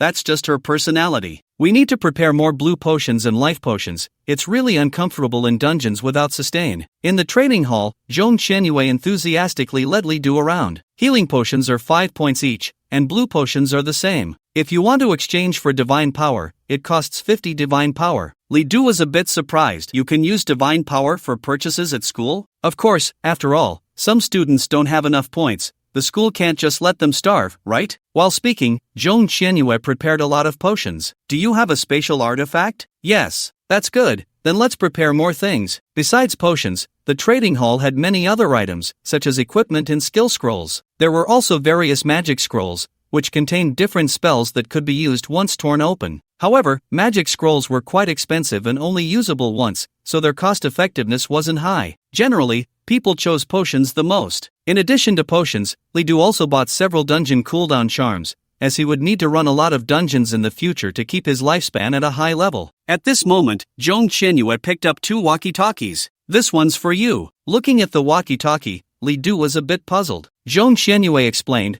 this is a specially made intercom that can be used in dungeons below level 60. With it, no matter where we are, we can communicate instantly. This thing isn't cheap. It costs 300 points for one. Consider it my treat. Hearing this, Li Du did not decline. After browsing around, their preparations were nearly complete. As they left the trading hall, Zhong Qianyue asked, is there anything else you need to prepare? Li Du remembered he still had an all-purpose scroll he hadn't used, and after telling Zhong Qianyue, he went home first. In the afternoon, he would meet her to head to Yunling Academy. I wonder what skills I can learn this time. Li Du was very much looking forward to it, as this all-purpose scroll was also of epic quality. The last epic all-purpose scroll had granted him a skill like 10,000 swords return to origin, so this time it probably wouldn't be simple either. You have successfully used the all-purpose scroll. Please choose the skill you wish to learn from the following options. After using it, four skills appeared for Li Du to choose from. Abyss Tactics, Epic Level Warrior Class Skill. Greatly enhances all of your attributes. If in the Abyss, the enhancement will increase further. Extreme Cold Storm, Epic Level Mage Class Skill. Summons an extreme cold storm that sweeps the surroundings, lasting for 5 minutes. Those covered by the storm will not only take massive damage but also suffer frostbite, greatly slowing their movements. Hell Vanguard, Epic Level Summoning Class Skill. Summons a Hell Vanguard to fight for you, which will always be 10 levels higher than you, up to a maximum of level 60. Immovable, Epic Level Warrior Class Skill. Immune to 90% of all damage for 3 minutes. If the opponent's level is more than 15 levels higher, this effect will be significantly reduced. Each of the 4 skills was quite good. Unfortunately, he could only choose one. Li Du thought for a moment and ultimately chose the 4th skill, Immovable. Now, Li Du already had single target damage, area damage, and summoning skills, but he lacked defensive skills. This meant that if he accidentally got hurt by an enemy, the impact would be significant. With the addition of Immovable, which grants 90% damage immunity for 3 minutes, it was extremely valuable for Li Du. Congratulations! You have successfully learned the skill Immovable. Now that I have more skills, I have fewer restrictions in battle. When he had fewer skills, every time he released one, Li Du had to seize the right moment. Skills had cooldowns, and once released, he would enter a vacuum period. Now that he had more skills, he could release one and immediately follow up with another. This way, Li Du's combat ability could be greatly enhanced. Soon, afternoon arrived. Li Du, come out. If you don't come out soon, you'll be late. Zhong Qianyue had already come and was waiting for him. coming. Li Du immediately stepped out and headed to Yunling Academy with Zhong Qianyue. Xia Yixue and the others had also arrived. The location of this trial is not within the school. After we enter the teleportation array, don't run around. Li Du and Zhong Qianyue both nodded. Hsiao looked at Li Du with disdain and sneered. Maybe someone will get lost in the abyss and won't even know which way to go. Before Li Du could respond, Zhong Qianyue immediately retorted, Hsiao, are you talking about yourself? Hsiao snorted coldly, I'm talking about a certain dog that doesn't know its place. Hearing this, Li Du couldn't hold back and directly shouted, if you want to be a dog, then be one yourself. Don't think everyone is like you. To be honest, Li Du really didn't know what he had done to provoke him. Ever since he arrived, Hsiao had been targeting him at every turn. Hsiao's expression changed slightly. Kid, are you looking for death? Enough! Xia Yixue could no longer bear to watch and spoke up to stop them. If anyone doesn't want to participate in this trial, you can choose to withdraw. Upon hearing this, Hsiao stopped speaking. Xia Yixue coldly said, this trial is of great importance, and I don't care what conflicts you have. If anyone dares to cause trouble during the trial, don't blame me for being rude. No matter what, she could not allow Li Du and Hsiao to fight here, otherwise, there would be no need for the trial to continue. Seeing that both Li Du and Hsiao had fallen silent, Xia Yixue continued, this trial is a team trial. Before we begin, everyone should introduce your profession and level so that we can understand each other. With that, she started her self-introduction. Xia Yixue, level 28, Beast Summoner, legendary quality. After Xia Yixue, Zhong Qianyue immediately introduced herself. Zhong Qianyue, level 22, dual class profession, Shadow Envoy, fine quality, Dark Mage, epic quality. Upon hearing Zhong Qianyue's introduction, Li Du was very surprised. She was actually an extremely rare dual-class profession. Zhong Qianyue giggled, so, Li Du, didn't I say I would surprise you? Indeed, it is quite a surprise. A dual-class profession has a tremendous advantage over ordinary professions, because Zhong Qianyue can add 2 attribute points each time she levels up and gain 2 sets of professional skills. In terms of both stats and the number of skills, she would have more. After Zhong Qianyue, the other 2 also introduced themselves in turn. Wu Chang, level 23, Golden Knight, epic quality. Zhou Wei, level 23, Elf Priest, epic quality. Then, Xia Yixue looked at Hsiao. Hsiao snorted coldly and reluctantly introduced himself. Hsiao, level 23, Fire Blast Warlock, epic quality. Finally, Li Du introduced himself. Li Du, level 20, Abyss Envoy, fine quality. After everyone had introduced themselves, Xia Yixue nodded. I will say this one last time, this trial is very important. No matter what, we must unite and cannot have internal strife. Otherwise, I will kick you out directly. After saying this, she especially glanced at Hsiao. At the same time, a huge teleportation array appeared around them, and a force immediately enveloped the 6 of them. As the teleportation array surrounded them, the 6 were instantly sent high into the air. Li Du looked down at the ground and could see the entire Yanguan Academy. It covered an extremely vast area, and one could even say it was a city. At the 5 corners of Yanguan Academy stood 5 tall towers. The towers reached the sky, incredibly majestic. Soon, his vision became blurry, and then the scenery changed. They had entered the teleportation array. It was as if they had entered a peculiar space,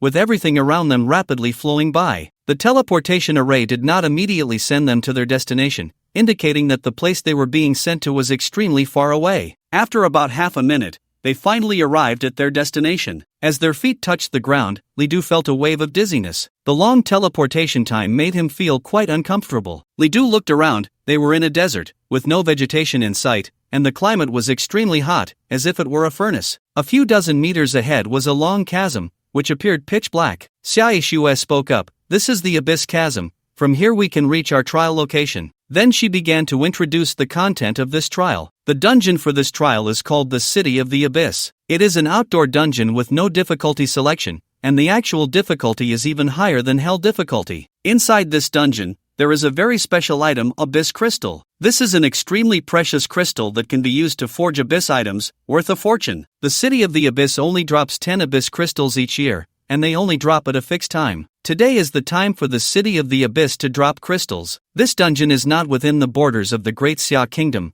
but in the Great Rift of Nizhou, where competition is extremely fierce. To compete for the Abyss Crystals, the top 10 universities of the Great Xia Kingdom have all sent teams here. Therefore, we not only need to compete with foreign teams but also with teams from other universities. Upon hearing this, the others finally realized the difficulty of this trial. Except for Li Du, who remained calm, the rest showed serious expressions. Xiaoxue didn't want to see morale severely impacted before they even entered the dungeon, so she said, "You don't need to put too much pressure on yourselves. Our purpose in this trial is not to seize the abyss crystals, as we are unlikely to compete successfully. The top 3 universities would definitely send teams of legendary professions, and if they faced them, Yanguan University would have no chance. The trial takers from other countries were not to be underestimated either. They would surely try to obstruct them. Our goal is to explore the city of the abyss as much as possible while ensuring our own safety. In the future, we will all have to enter the abyss to fight, and this will be good experience." At this moment, Li Du suddenly asked, "What should we do if we encounter foreign trial takers? If a fight breaks out, can we kill them?" This question stunned Xiaoxue, and for a moment, she couldn't respond. It was the first time she had seen someone ask such a question. Xiao immediately mocked, "You? If you don't get killed,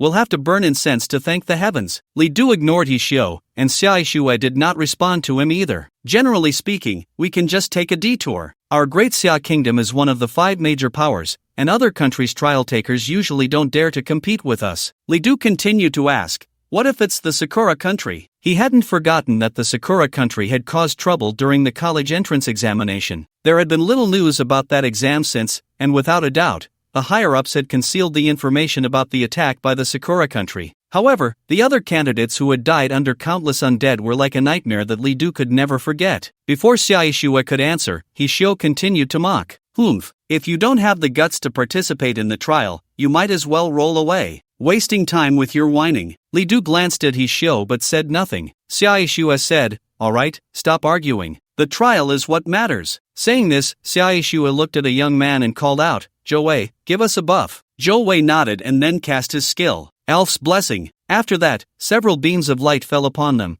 and Li Du immediately felt his body become lighter. Not only that, but his vitality also became extremely invigorated, as if he were filled with strength. Zhou Wei said, "My Elf's Blessing can significantly enhance your agility and health, while also providing a large amount of health recovery and a slight boost to strength." It wasn't over yet. After casting Elf's Blessing, he continued to cast Holy Water Light. Then, more beams of light fell upon them. This is Holy Water Light, which can make you immune to most negative effects. Both of these buffs can last for an hour. Xiaoxue nodded. At this moment, Li Du looked around. There were many teams nearby, all preparing in various ways. Among them, Li Du saw many professionals glowing with orange light, undoubtedly legendary professions. Only the top universities could organize a team composed entirely of legendary professionals. Xiaoxue said, "All right, let's hurry and enter the dungeon." Then, the group arrived at the edge of the rift, where there was no path left. Below was a pitch-black abyss, unfathomable. Zhong Qianyue asked, "Sister Shui, how do we get in?" "Jump down." "Jump down?" Zhong Qianyue's eyes widened immediately. There was actually such a way to enter the dungeon? Xiaoxue said, "This rift itself is a huge teleportation portal, leading to the abyss. From this area, we can teleport directly to the city of the abyss." Li Du said, "I didn't expect there to be such a dungeon. The world is vast, and there are wonders everywhere." Xiao sneered, a country bumpkin who has never seen the world. As soon as these words were spoken, Li Du's gaze instantly turned cold. After being mocked repeatedly, even a clay figurine would have some temper. Several bolts of lightning appeared on Li Du's arm, crackling and ready to explode. Seeing this, Xiao's expression changed. These lightning bolts gave him a very dangerous feeling. He gripped his staff, ready to unleash a skill. At that moment, Xiaoxue immediately stood between the two. "Enough! Do I need to say it again? This is a trial, not a place for you to fight." Xiaoxue was already a bit impatient. This was not the first conflict between the two, nor the first time they were about to fight. Seeing her blocking the way, Li Du paused for 2 seconds and finally retracted the skill he was about to unleash. "This is the last time," Li Du said coldly, looking at Xiao.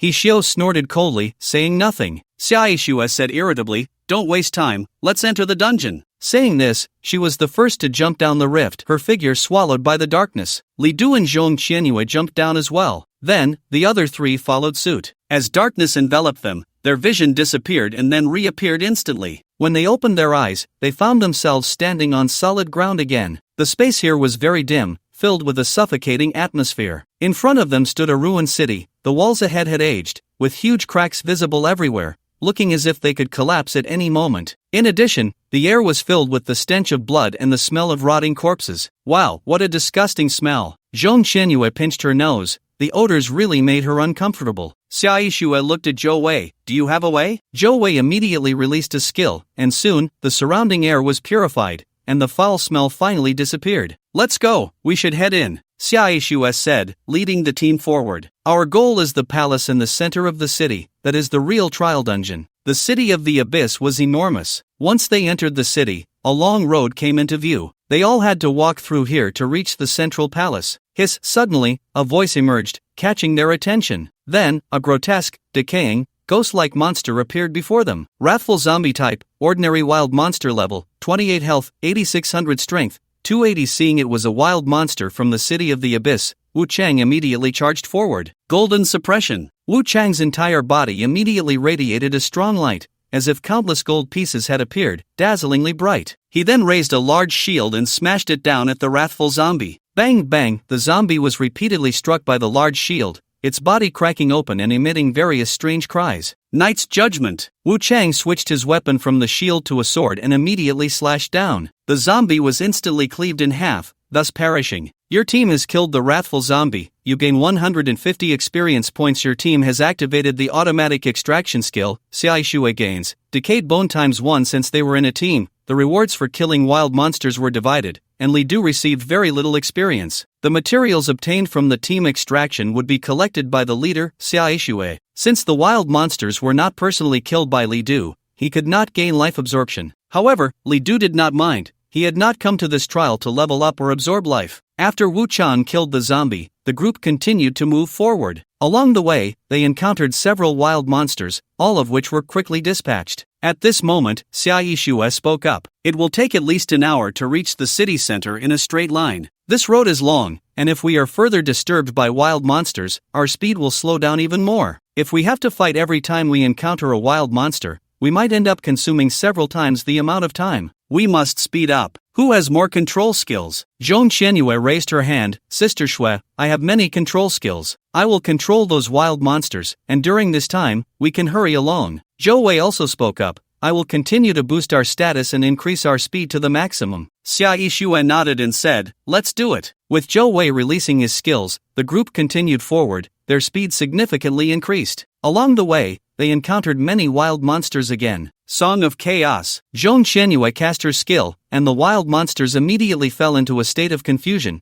losing their attack targets and running around aimlessly. Taking advantage of this time, the group hurried along. They handled all the wild monsters they encountered in this manner. With less time spent fighting monsters and the speed boost from Zhou Wei, their pace quickened considerably. Soon, they had been walking for over half an hour. At this point, they could vaguely see the palace, with just over 20 minutes left to go. However, the group came to a stop. Ahead at the intersection, many zombies were wandering about, numbering around 50 or 60. These zombies were moving nearby, unwilling to leave. This was the only way to the city center, and if they wanted to pass through, they had to face these zombies. Sssss-Level frowned slightly. So many zombies, all at a high level. Level 28, while not a threat to her, would take a lot of time to clear. The main issue was that these zombies had too much health. It took over a minute to kill just one. She looked at Zhong Qianyue and asked, Yeah, do you have a way? Zhong Qianyue shook her head. Sister Shui, there are too many zombies. I can't control that many at once. Plus, there are elite monsters among them, and I can't control the elite monsters at all right now. Hearing this, Sssss-Level felt a bit disappointed. It seemed there was no way around it. They would have to charge through directly. With that thought, she prepared to summon her summoned beast and start the fight. At that moment, Li Du spoke up. Let me handle it. As soon as he said this, Hishio immediately mocked. You? What do you think you are, daring to speak out? Zhong Qianyue couldn't hold back and shouted, Hishio, can you shut up? If you don't speak, no one will think you're a mute. Sssss-Level immediately added, Hishio, this is not the time for arguments. Seeing this, Hishio had no choice but to stop, but his dissatisfaction grew stronger. Sssss-Level looked at Li Du. What do you plan to do? Li Du replied, I have a large area control skill that can control all these zombies. Hearing this, Hishio couldn't help but mock again. Don't make me laugh. Just you? Sssss-Level couldn't take it anymore and coldly said, Enough, Hishio. If you don't want to participate in the trial, you can leave first. Li Du also looked at him, his expression dark. If it weren't for Sssss-Level stopping him several times, Li Du would have already made a move. The fact that he had tolerated Hishio until now was already a testament to his good temper. Suddenly, the noise startled the zombies ahead, and they immediately noticed the group rushing over. Wu Chang shouted, "This is bad. Those zombies have spotted us." Zhong Qianyue glared at Ishio. "It's all your fault." "Hey, Ishio, if you could just shut your stinky mouth, we wouldn't have been discovered by the zombies." Everything was going well until Ishio's loud shouts completely disrupted their plans. Ishio retorted, "Is it my fault? Am I wrong in what I said? You don't really believe that a level 20 waste can do anything, do you?" "Enough!" Xia Ishio shouted. "Quickly get ready to face the enemy." She was extremely dissatisfied with Ishio as well, but there was no time to think about that now. They had to quickly confront the zombies. Otherwise, if they were surrounded, their situation would become dangerous. At that moment, Li Du immediately unleashed his skill. Dark Confinement. A magic array appeared, and countless black mists spread out around them. These black mists seemed to merge with the Abyss City, surrounding all the zombies. The black mist had a blinding effect and continuously absorbed the target's attributes. As the black mist completely spread, the surrounding zombies immediately lost their targets and began to run around in a panic. Some weaker zombies even collapsed to the ground. Seeing this, Zhong Qianyue excitedly shouted, "It really works. Li Du, you're amazing." Li Du said, "Alright, there's no time to waste, let's rush out while we can." Xia Ishue urged, "Hurry up and go." Then, the group quickly dashed out of the intersection, leaving the area where the zombies were. Finally breaking free from the zombies' encirclement, everyone was very happy. Zhong Qianyue patted Li Du on the shoulder and exclaimed, "I knew you would have a way, hee. No wonder you're the top scorer in the college entrance exam." Zhou Wei and Wu Chang also praised him, surprised that Li Du had managed to solve their predicament. Xia Ishue was also very pleased and asked, "Li Du, is that skill of yours a professional skill?" Li Du nodded. "This skill of mine is called Dark Confinement. It creates a large area of black mist, and targets enveloped by the mist will fall into a state of blindness. Not only that, but the mist also continuously drains the target's attributes, gradually paralyzing them." Xia Ishue said, "That's a powerful skill. It doesn't seem like it's just of excellent quality, even some epic level skills can't compare to yours." Her evaluation was very fair. Li Du's profession was not an ordinary excellent level profession. As an Abyss envoy bearing the sins of the Abyss, Li Du's lifespan consumption increased tenfold, and correspondingly, the strength of his profession also greatly improved. Seeing Li Du being praised, Ishio's face darkened, and he sarcastically said, "Isn't it just creating a fog? What else can he do besides this?" This continuous targeting not only angered Li Du but also made the others unable to tolerate it. Wu Chang said, "Ishio, can you just stop talking? Without Li Du, we wouldn't have made it here so quickly." "TCH, Ishio scoffed." Li Du suddenly walked up to Ishio and looked at him coldly. Seeing Li Du approach, Ishio immediately got angry and shouted, "What are you looking at? Want to die?" Unexpectedly, Li Du did not immediately explode in anger but calmly asked, "Did I provoke you? What do you mean? Since I appeared, you've been targeting me. Did I provoke you?" To be honest, amidst his anger, Li Du was also somewhat confused. Even if Ishio was a madman, it was impossible for him to target him for no reason, right? Ishio sneered, "Who knows if you, a waste who got in through connections, will drag us down. I'm doing this for everyone's good. If you had any self-awareness, you should just roll out of here. Or kneel down and be a good dog, I might show mercy and spare you." This repeated targeting had almost reached Li Du's limit of tolerance. At that moment, those words pushed Li Du over the edge. He didn't speak, but a powerful force immediately gathered around him. Then, lightning appeared, and the sound of crackling filled the air. Li Du suddenly struck. Thunderous strike. The powerful blow was unleashed in an instant, catching Ishio off guard. "Stop! What are you doing?" Xia Ishue rushed over to intervene, but it was too late. Li Du's attack had already been launched. Crackle electricity surged chaotically, and Ishio immediately felt his whole body go numb, while a tremendous force slammed into him, sending him flying. "Why you dare hit me?" Ishio had never expected Li Du to strike first. That punch was heavy. Ishio felt as if his internal organs were shifting, and a sharp pain coursed through his body. Struggling to get up, his face twisted in anger. "Lava fireball, die for me." Ishio swung his staff, and a massive fireball instantly coalesced above it, making the surrounding air scorching hot, as if the grass around was about to ignite. Whoosh, the fireball launched, hurtling towards Li Du. The searing heat was merciless, like a small sun. "Luo Shui Tianma, block." A delicate shout rang out. It was Xia Ishue who intervened. A white horse, seemingly descending from the heavens, suddenly appeared, letting out a long neigh, and then created a barrier that completely blocked Ishio's fireball. This was one of Xia Ishue's summoned beasts. At that moment, the heavenly horse stood before Li Du and Ishio, resembling a true sacred beast. "That's enough. What do you want?" Xia Ishue exclaimed angrily. What was supposed to be a joyful trial had turned into this,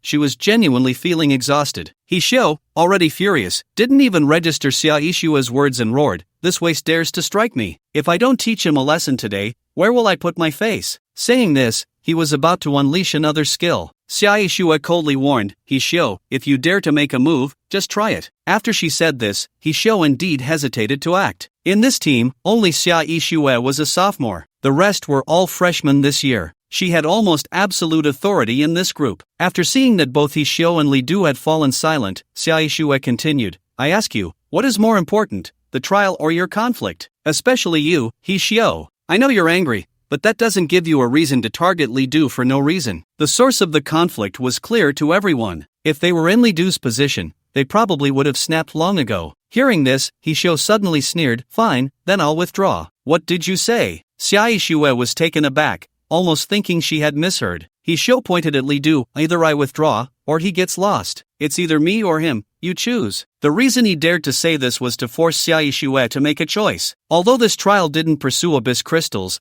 the results were extremely important to Xiaishua. Hishio was a fire blast sorcerer, the main damage dealer of the team. Without him, it would be very difficult to face the powerful bosses once they entered the palace, potentially leading to failure. Therefore, he could say this without restraint. He was confident that this team could not do without him. Zhou Wei shouted, "Hishio, you must be joking, right? This is a trial spot we worked hard to get. How can you just say you want to withdraw?" Wu Chang also said, "Shuijia, Hishio must be joking, don't take it seriously." Hishio completely ignored them and continued, "I'm not joking, it's either me or him. Who will you keep?" Hearing this, Xiaishua was utterly disappointed. She never expected he would force her like this. However, it must be said that Hishio's words indeed made her hesitate. If the team lacked a main damage dealer, it would undoubtedly be very difficult to enter the palace. If this trial failed, the impact on her would be immense, possibly even affecting her future. Zhong Qianyue spoke up, "Shuijia, you decide." Although she said this, she stood alongside Li Du. It was clear she was on Li Du's side. Seeing this, Xiaishua had already made her decision. She looked at Hishio and coldly said, "Then you can leave." At this moment, there was no need to give him any good face. Upon hearing this, Hishio's expression changed immediately. You want me to leave? That's right, didn't you hear? I'm the main damage dealer. If you lose me, you definitely won't get through the palace. Are you sure you want me to go? Yes. Her temperament was already somewhat cold, matching her name perfectly. Especially when she was in a bad mood, this icy aura was even more pronounced. A surge of immense anger rose within Hishio. He never expected Xiaishua would actually let him leave. Fine.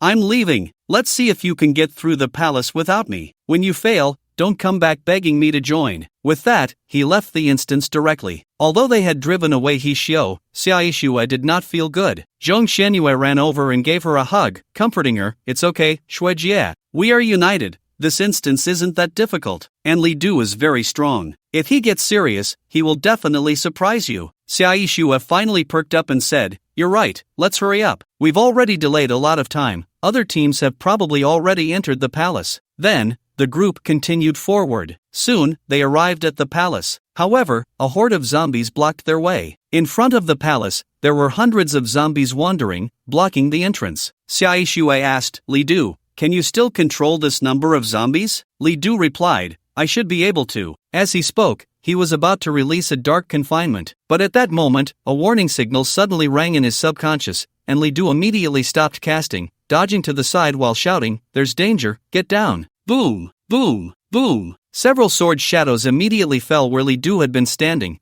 exploding upon contact with the ground and creating several large craters. This scene also startled the others. Wu Chang immediately shouted, "Who is it?" Xiaishua suddenly looked up and saw several figures in the distance. They were dressed in various strange outfits, standing on a nearby loft. "Dasha people, get back!" The strangely dressed individuals jumped down from the loft and shouted at the group. Strangely, the surrounding zombies did not attack them. Seeing their outfits, Xiaishua furrowed her brows. "Oh no, it's the practitioners from Sakura country. They're blocking us from entering the palace." Zhong Qianyue asked in confusion, "Why aren't the zombies attacking them?" Xiaishua explained, "Do you see the one in the middle with the staff? That's a special practitioner from Sakura country and on Myoji. They can control various spirits. Those zombies are probably already under their control." Seeing that the group remained unmoved, the people from Sakura country shouted again, "Dasha people, get out immediately. Otherwise, don't blame us for being rude." As they spoke, they began to gather energy, preparing to unleash their skills. Wu Chang and Zhou Wei looked at Xia Yixue and asked, "Xuejia, what should we do?" Xia Yixue hesitated. She didn't know the strength of those on Myoji. If the other side controlled hundreds of zombies to surround them,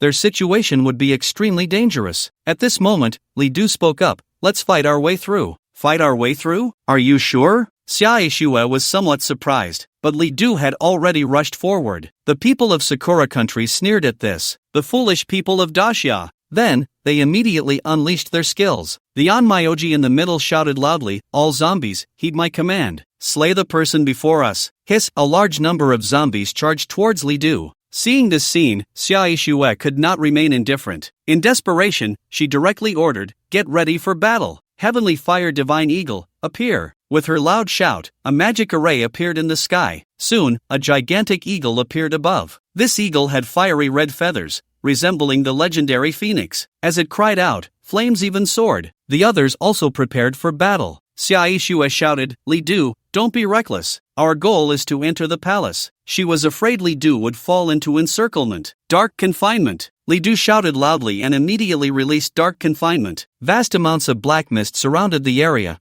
causing the zombies to lose their targets and scatter in all directions. The sudden blindness also caused some of the Sakura country professionals to become confused. "Damn, what happened? I can't see anything." "This is their skill. Kurita-kun, hurry up and use your skill." A Sakura person named Kurita immediately released his skill, and soon, the blindness status of several people was dispelled, allowing them to see again. However, Li Du had already taken this opportunity to approach them. Wrath of the Living. Li Du shouted loudly and finally unleashed the Wrath of the Living. In an instant, his damage increased tenfold. However, the lifespan he consumed was no longer just 1 year. Under the influence of the Abyssal Messenger's sin, he released the tenfold Wrath of the Living, directly consuming 10 years of his lifespan. Moreover, in this state, every time Li Du released a skill, he would lose an additional year of lifespan. He had to finish this quickly. Thunderous Strike. Li Du held nothing back, delivering heavy blows to the Sakura people.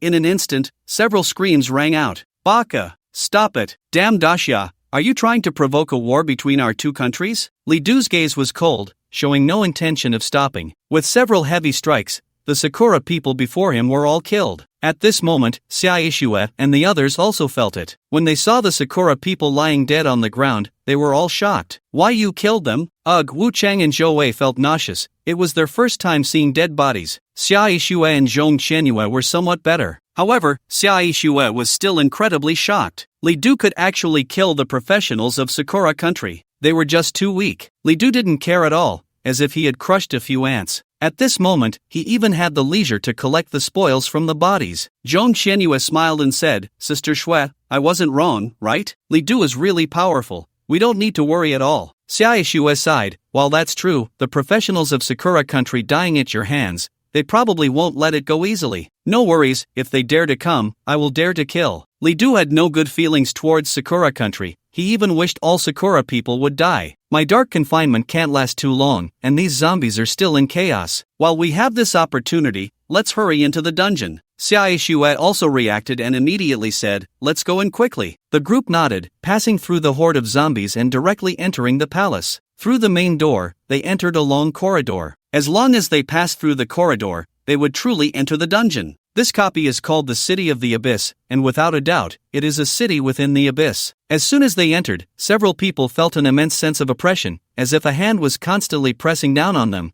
No matter how they moved, they could not escape this five-fingered mountain. This is the characteristic of the abyss. In fact, this place is not truly the abyss, as it lacks the breath of the abyss. The so-called breath of the abyss is the air of the abyss. Humans cannot survive in it unless they wear special equipment. Such equipment has always been extremely precious, and few countries possess it. Even the Great Xia Kingdom has been in a state of shortage regarding such equipment. Abyssal crystal is one of the materials used to create this type of equipment. A few minutes later, they passed through the corridor and directly entered the instance. The palace had no hint of luxury. Everything was so ancient, filled with a decaying smell. Blood could be seen everywhere on the surrounding walls. There were also rotting bones. Crack, creak, several chewing sounds echoed around them. Upon entering the palace, they saw many monsters gnawing on bones. They looked terrifying, like skinless zombies. Abyssal evil spirit type, ordinary wild monster level, 25 health, 18560 strength, 380 level 25, with over 18,000 health points,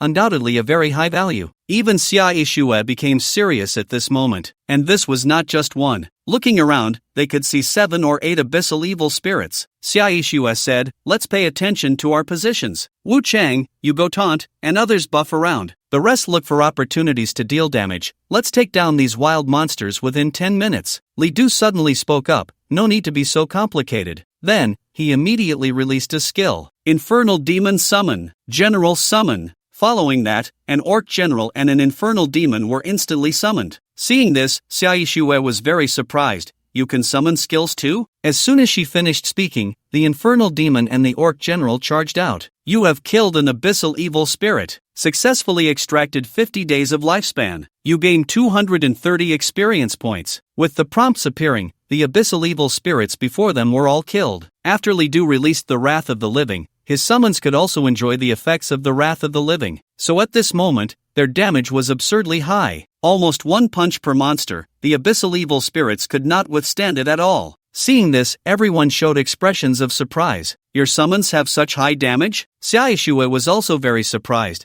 "This damage is even higher than my heavily fire divine eagle." Zhong Qianyue came over and patted Li Du on the back. "Hee, Li Du, I didn't expect you to have such a hidden skill. But isn't your profession a magic type? How did you learn summoning skills?" Li Du explained, "My profession is not just a magic type, it is actually a combination of warrior, magic, and summoning types." Upon hearing this, everyone was even more astonished. "A combination of 3 types, such a profession. I didn't expect you to be so hidden." Xia Yishue said, "A refined level profession that combines 3 types can already rival an epic level profession. No wonder the principal chose you to participate in the trial." Li Du was indeed qualified. The combination of 3 types was very similar to Zhong Qianyue's dual type profession, but it was different. In terms of upper limits, Zhong Qianyue was definitely higher. But the combination of 3 types meant that Li Du's combat style was very diverse, with almost no weaknesses. After killing the abyssal evil spirits, they continued forward. Almost all the wild monsters they encountered along the way were instantly killed by Li Du's summons. The others didn't even need to make a move. Soon, they entered the inner hall. Xia Yishue said, "Opening this door leads to the elite monsters room. We must be very careful." The others nodded and then directly opened the door. Creak, the door opened, and a wave of scorching heat rushed towards them. What came into view was a colossal creature. It was a monster entirely red, with a liquid flowing over its body like magma, sporting horns, and looking quite terrifying. Abyss Demon Type, Elite Monster Level, 28 Health, 57800 Strength, 980 Traits, Scorching, Burning, Frenzy Skills, Fire Breath, Magma Splash, Furious Stomp, Abyss Impact. The elite monster's stats were incredibly powerful, and just looking at it gave a terrifying sense of oppression. Upon seeing the group, the Abyss Demon immediately let out a roar of anger. Then, it stomped the ground. Boom, boom, boom. The sound of stomping echoed, and the ground shook violently, nearly cracking open, causing Li Du and the others to almost be thrown off balance. This was the Abyss Demon's furious stomp. Zhou Wei immediately released a skill, Steadfast Heart. Several beams of light descended, and although the ground was still shaking, Li Du and the others had stabilized. "I've granted you all a minute of invulnerability. Let's take action while we can." Li Du immediately took action, commanding his 2 summons to attack the demon. Roar, the flame demon and the Cayman orc general both let out a roar,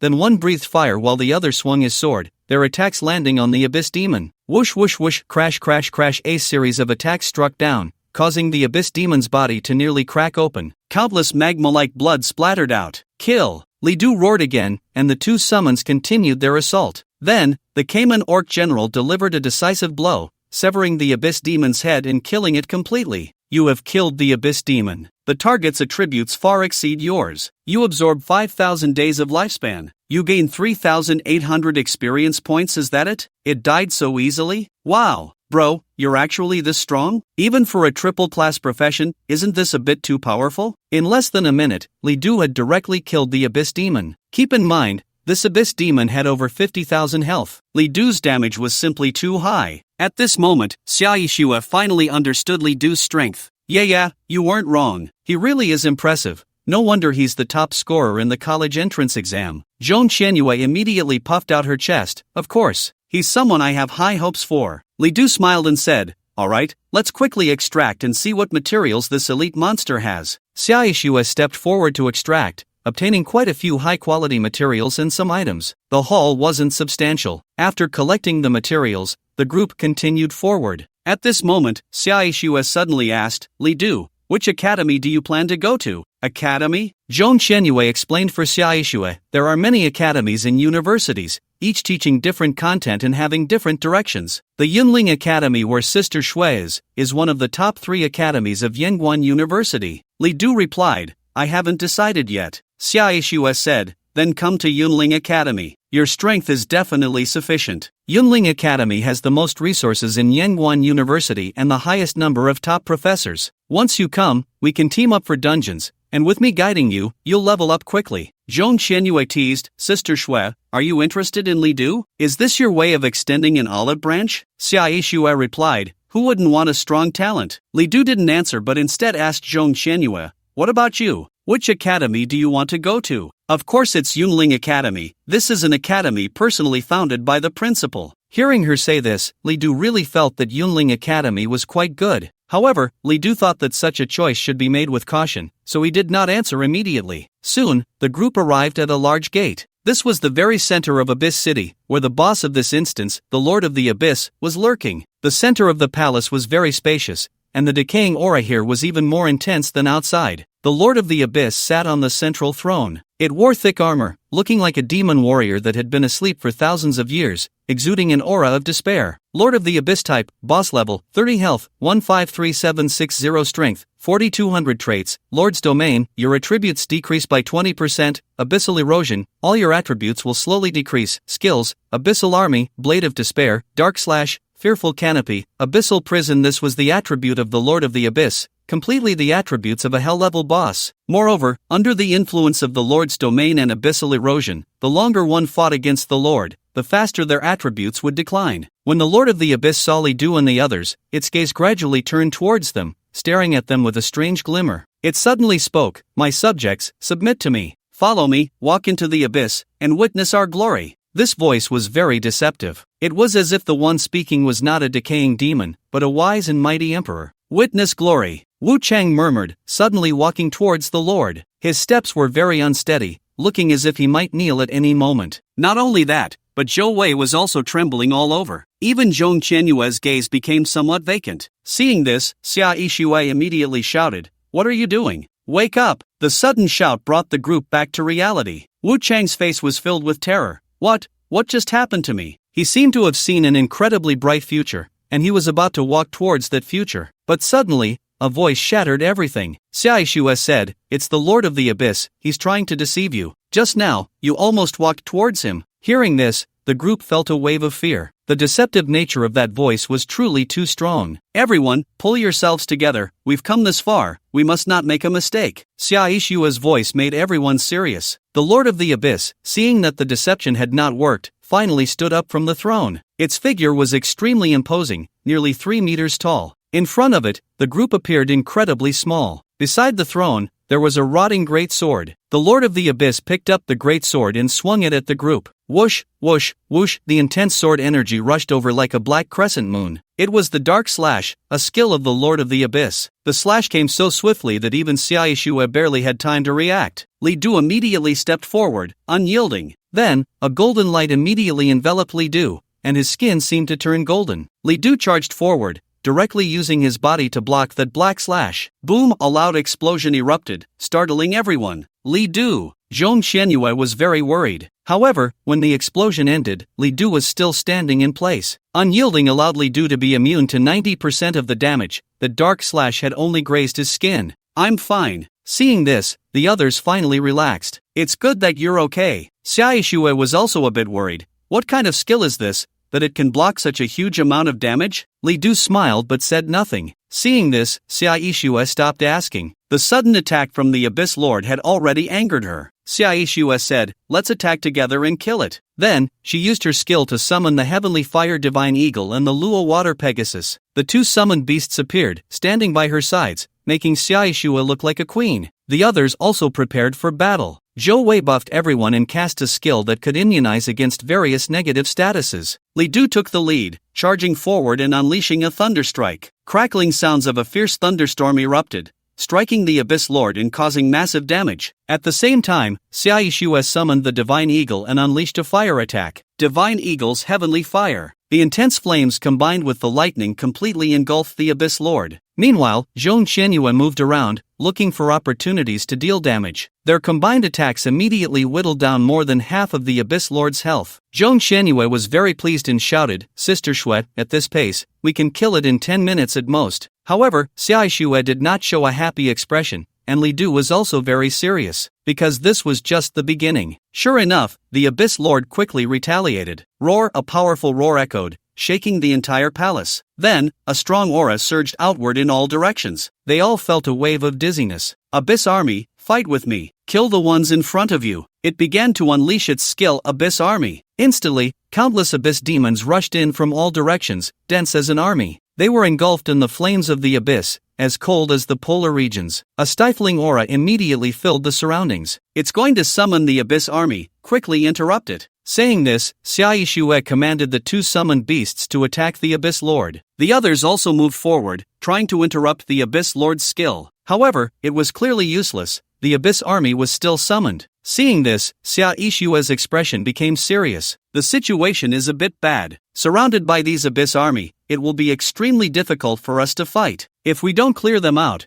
we might very well fail in battle." Fighting while surrounded by enemies was clearly very challenging. Li Du spoke up, "It's okay, leave it to me." He then immediately unleashed his skill. 10,000 swords returned to origin. Instantly, a massive magic array appeared in the sky, and then countless swords fell like raindrops. Whoosh whoosh whoosh, a rain of swords fell upon the Abyss demons, instantly piercing through them. The sword rain, enhanced with 10 times the damage, was simply not something these ordinary Abyss demons could withstand. Seeing Li Du's skill, the others were incredibly shocked. Although Sssss-Level also had area clearing skills, her damage was nowhere near as high as Li Du's. Was he really a top-tier class? As the sword rain fell, large numbers of Abyss demons perished. Soon, more than half of the Abyss demons were eliminated. The Abyss Lord, seeing this, was instantly furious. Slaughter, destruction, despair, fear. The abyss descends. Whoosh whoosh whoosh, a fierce wind swept in, and black mist instantly spread, surrounding the group. The Abyss Lord unleashed its skill again, Fear's Canopy. In an instant, those surrounded by the black mist seemed to see the things they feared most in their lives,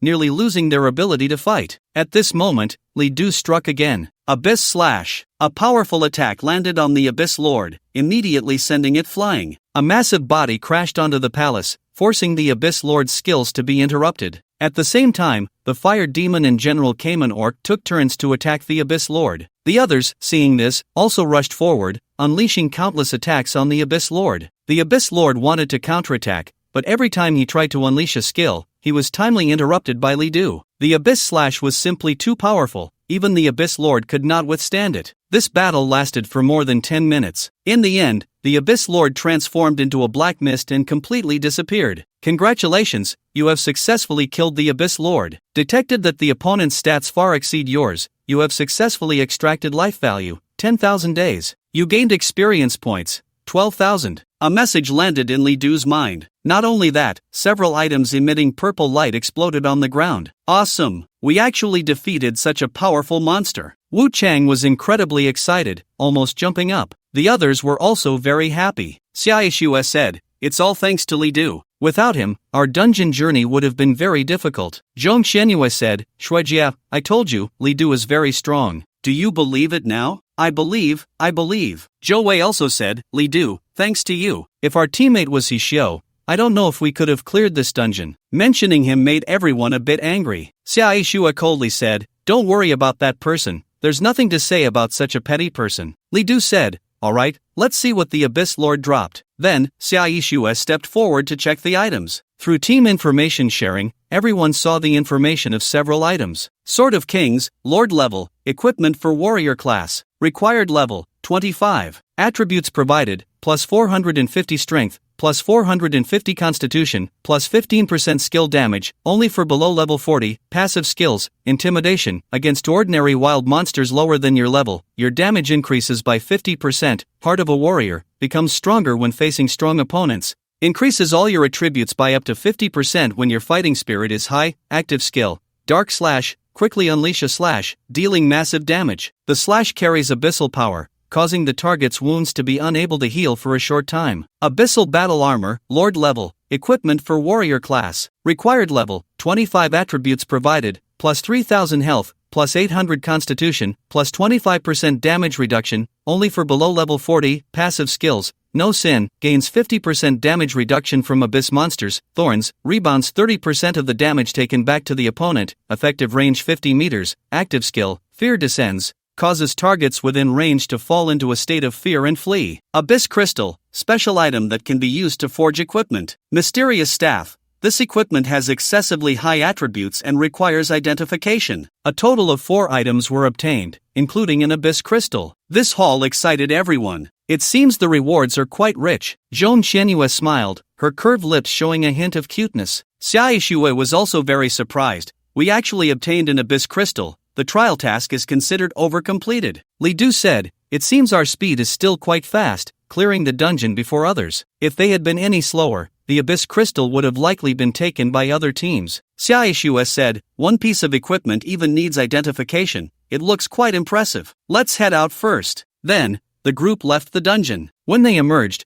quite a few people had already gathered outside the dungeon. It seemed to be other teams, noisy and seemingly arguing about something. This dungeon doesn't belong to your Lighthouse Nation. Why can't we go in? Exactly. You don't really think your Lighthouse Nation can do whatever it wants, do you? The two groups were at a standoff. One side was clearly from the Great Xia Nation, while the other was led by a blonde-haired, blue-eyed youth, along with several practitioners from the Cherry Blossom Nation. They stood in front of the other teams, their expressions haughty. Hey, you Great Xia people are all a bunch of sick men. You won't be able to clear the dungeon even if you go in, so you might as well just watch from outside. That's right. The Lighthouse Nation is the most powerful country in the world. What do you have to compare with them? People from the Great Xia Nation, get out. At that moment, when Li Du and the others came out of the dungeon, they immediately attracted the attention of others. Someone's come out. People turned their gazes toward the few of them. Li Du looked and found that among the Great Xia group, there was actually He Xiu. Upon seeing them, He Xiu's expression instantly turned icy. The people around noticed the change in his expression and asked, He Xiu, what's wrong? He Xiu said, those people are the ones who drove me out. Humph, I didn't expect them to actually come out alive from the dungeon. Are they very strong?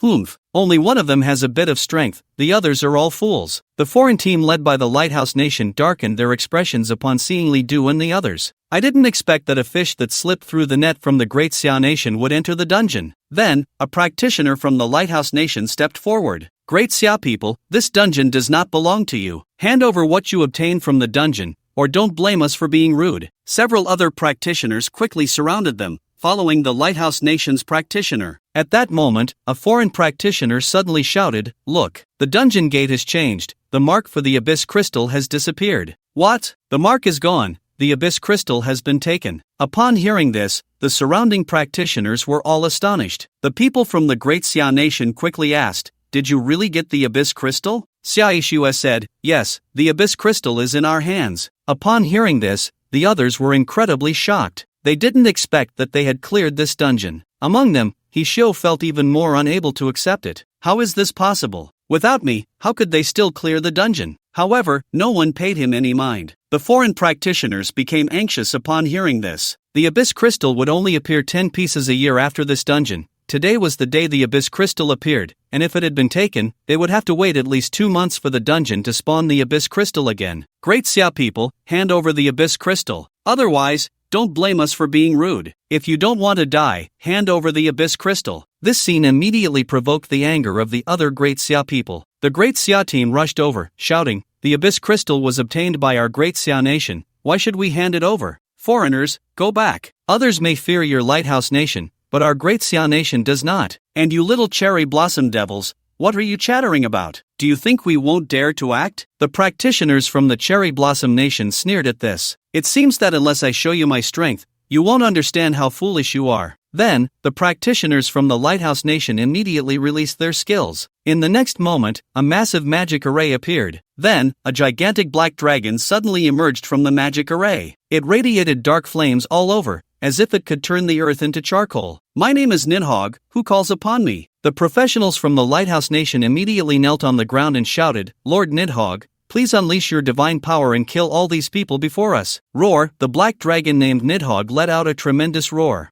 I grant your request. The appearance of the black dragon shocked everyone. People hurriedly cast detection spells, trying to gauge the dragon's level, but soon, all their detection spells failed. They simply could not detect anything. To make our detection spells fail, this black dragon's level must be at least level 35. The emergence of the black dragon sent the professionals from the Great Xia Nation into a panic. However, someone still stood up and shouted, "Don't be afraid. If we work together, we might still win." The professionals from the Lighthouse Nation sneered, "Stubborn fools, death is your ultimate fate." Then, the black dragon immediately launched an attack. Roar! The deafening roar of the dragon echoed as it swooped down, its claws ready to tear everything apart. The professionals unleashed their skills to fend off the dragon's assault, but it was of little use. The dragon's claws grabbed several professionals and tossed them aside. The immense damage nearly killed those few. Even if they survived, they lost their combat ability. Meanwhile, the attacks from the people against the black dragon felt like mere tickles,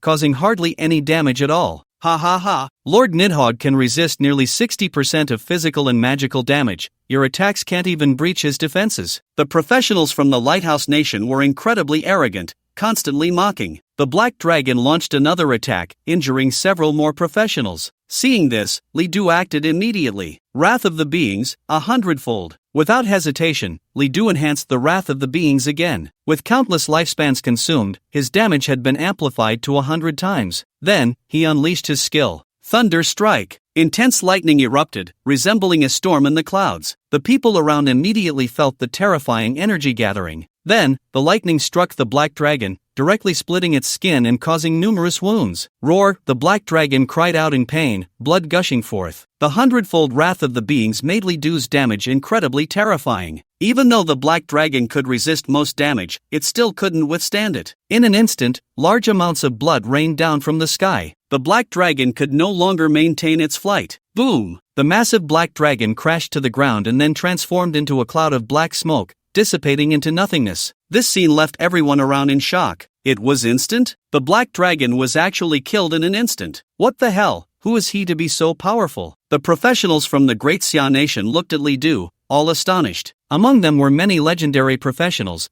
but none could match Li Du's strength. He Xiu's face was filled with disbelief. This is impossible. This absolutely cannot be. He's just someone who got in through the back door. How could he be this strong? With the black dragon slain, the professionals from the Lighthouse Nation immediately faced a strong backlash. He looked terrified and then suddenly spat out a mouthful of blood. The other foreign professionals were equally horrified. How could this happen? The Lord of the Lighthouse Nation actually lost? That black dragon is gone. How could the people from the Great Xia Nation be so powerful? They simply couldn't believe it, but everything was happening right before their eyes, leaving no room for doubt. The professional from the Lighthouse Nation, finally regained his composure, looking at Li Du with fear. Great Xia Nation person, I will remember you. The Lighthouse Nation will not let you go. After saying this, he turned and left. My lord, where are you going? My lord, don't leave us behind. When the other foreign professionals saw this, they were in a state of panic. In an instant, they all fled alongside the professionals from the Lighthouse Nation. The once imposing group now fled like dogs that had lost their souls. The people from the Great Xia Nation couldn't help but burst into laughter. Ha ha ha, how imposing you are. Weren't you just very impressive? So the people from the Lighthouse Nation can run away too. I thought they were so powerful. And that black dragon, I thought it was so strong.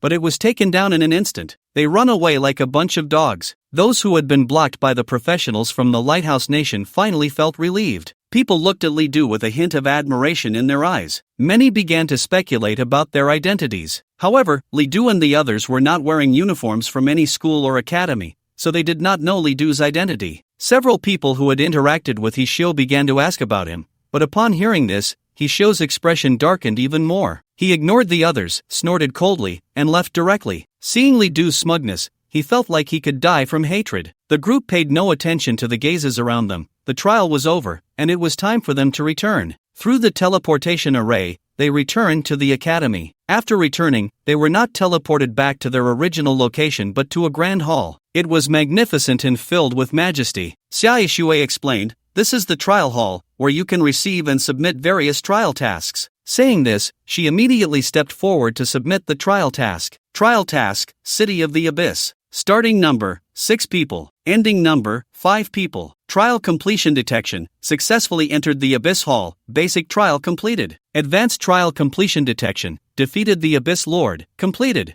Obtained Abyss Crystal, completed. Final trial evaluation, perfect. When the word perfect appeared, several beams of light fell upon the group. You have received trial rewards, 10,000 points. After completing the trial, everyone received a reward of 10,000 points. Phew, I didn't expect the reward to be this good.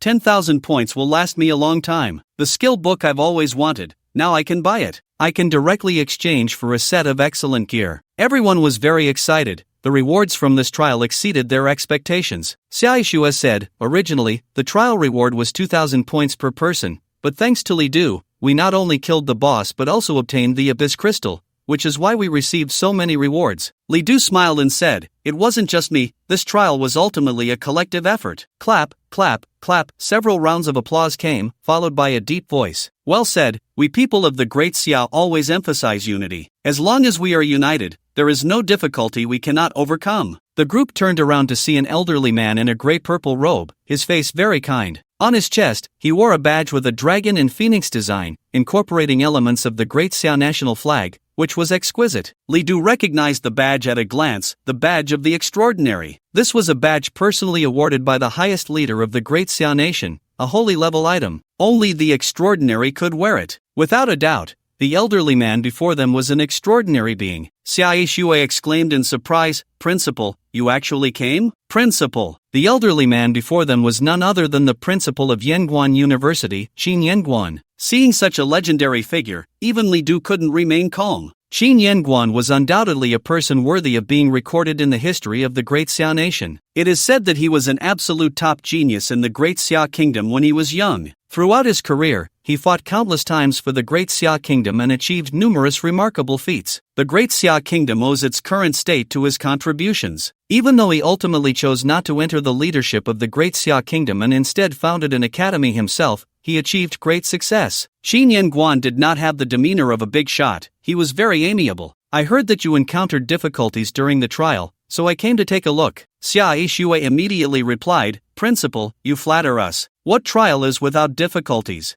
That's true, but you all handled it very well. No matter who it is, if they dare to bully our Great Xia kingdom, we will definitely repay them 100-fold. You don't need to worry. Whether it's the pressure from Sakura country or Lighthouse country, the school will bear it for you. Hearing this, several people were deeply moved. As a principal, to actively stand up and solve problems for students is something rarely seen in the entire higher education system of the Great Xia Kingdom. After chatting casually for a while, Qin Yanguan left. Then, the group began to divide the spoils. Li Du played the most significant role in this trial, and in the end, he received the equipment that needed appraisal. Any item that required appraisal was undoubtedly worth a fortune. No one opposed giving that piece of equipment to Li Du. The others then evenly divided various equipment and materials. Xiaishue did not take anything. For her, the evaluation from this trial was her best reward. After dividing the spoils, the group left. Li Du, if you want to appraise the equipment, go to the trading hall. After clearly stating your needs, they will help you contact an appraiser, and you can get the equipment appraised. However, the appraiser's fees are quite high, each appraisal costs at least 5,000 points. Upon hearing Zhong Qianyue's words, Li Du was somewhat surprised. Is it really that profitable to be an appraiser? An appraisal costing 5,000 points means that just a few appraisals could cover a year's expenses. Zhong Qianyue said, it's because there are too few excellent appraisers. Appraisers themselves are non-combat professions, and their status in the Great Xia Kingdom is not high. Unless a specialized organization spends a lot of money to train them, very few can master the craft. In every university, the number of excellent appraisers is generally no more than 5. At Yanguan University, there are only 8 appraisers who have received the National Certificate for Excellent Appraisers. Among them, only 2 can appraise legendary level items. But you don't need to worry. Although the appraisal fee is high, the items that need appraisal are extremely precious, so this fee is nothing compared to the value of the items themselves. Li Du nodded, indicating that he understood. After exchanging a few pleasantries, he returned home. Not long after, Li Du received a message from Zhou Ning, asking him to come over. A few minutes later, Li Du arrived at the principal's office. Zhou Ning was already waiting for him, and to Li Du's surprise, Principal Qin Yanguan was also there. Hello, Principal. Hello, old Zhou. Li Du greeted them respectively. Zhou Ning nodded and smiled, have a seat. After Li Du sat down, Zhou Ning spoke, you did very well, the results of this trial exceeded our expectations. I originally just wanted you to experience a broader world and see how other excellent people fight. I didn't expect you to become the most dazzling one. Li Du said, Old Zhou, you flatter me. I just did what I was supposed to do. No need to be modest, your achievements are yours, and no one can deny that. At this moment, Qin Yanguan also spoke. Old Zhou, I thought you were just trying to use connections at first, but I didn't expect you to give me such a big surprise. This Li Du is a good kid. Hearing the principal's evaluation, Li Du was at a loss for words. Even though he usually appeared very mature, he was only just 18 years old. Ha, alright, you've made him feel embarrassed, Zhou Ning said after a few compliments, then got straight to the point. The reason I called you here is that I actually have something to discuss with you, possibly even a task. Upon hearing this, Li Du sat up straight and immediately said, Please, Zhou Lao, go ahead. Do you know the function of abyss crystals? Li Du shook his head. Abyss crystals are a type of crystal that appears in dungeons related to the abyss, and they are extremely rare, making them in high demand in every country. Since these crystals are formed from pure abyssal power, they have a very special effect absorbing the negative forces of the abyss. Thanks to this effect, equipment and items made from abyss crystals can eliminate most of the abyss's influence. This way, ordinary people can act independently in the abyss, even live within it. Hearing this, Li Du was very surprised. Zhou Ning then began to educate Li Du about various aspects of the abyss. The abyss is a special world that appeared in this realm after the great change of heaven and earth. Its rules are completely different from the outside world, filled with bloodshed, decay, brutality, and despair. Currently, the power of the abyss is continuously eroding the real world through several strongholds. One of these strongholds is the Great Rift of Nizhou, which is where Li Du went for his trial. In fact, the place Li Du visited was just a trivial part of the Great Rift of Nizhou. The entire Great Rift of Nizhou stretches for tens of thousands of miles, with depths that cannot be seen. Every certain distance corresponds to a city of the abyss. In the center of the rift, there is even a hell where hundreds of millions of abyssal monsters live. The monsters in the abyss are extremely powerful and possess various abilities, making them a constant threat. However, humans cannot survive in the abyss at all. The atmosphere of the abyss is filled with various negative states such as brutality and despair, and even the strongest professionals will be affected mentally if they stay in the abyss for too long, potentially becoming insane. Moreover, the power of the abyss is not influenced by skills. Ordinary purification skills cannot dispel the negative aura of the abyss at all. For a long time, humans only dared to explore the outskirts of the abyss. The emergence of abyss crystals has given humans the confidence to enter the abyss. Although the abyss is terrifying, it is also a treasure, Zhou Ning said. At first, the strongest profession discovered by humans was merely at the legendary level, but when humans hunted an abyssal demon that had reached the extraordinary level, they gained knowledge beyond the legendary level. At that time, humans first encountered items of supergrade and even holy grade. It can be said that the abyss influences humanity, and humanity also leverages the abyss. Li Du was deeply shocked by this knowledge. Although he knew some information about the abyss, it was limited to understanding that it was a terrifying place filled with powerful demons. He had not expected there to be so much history behind it. Zhou Ning continued, in order to fully utilize the abyss and to prevent its influence from becoming too great, humans send elites to the abyss every year to hunt various demons.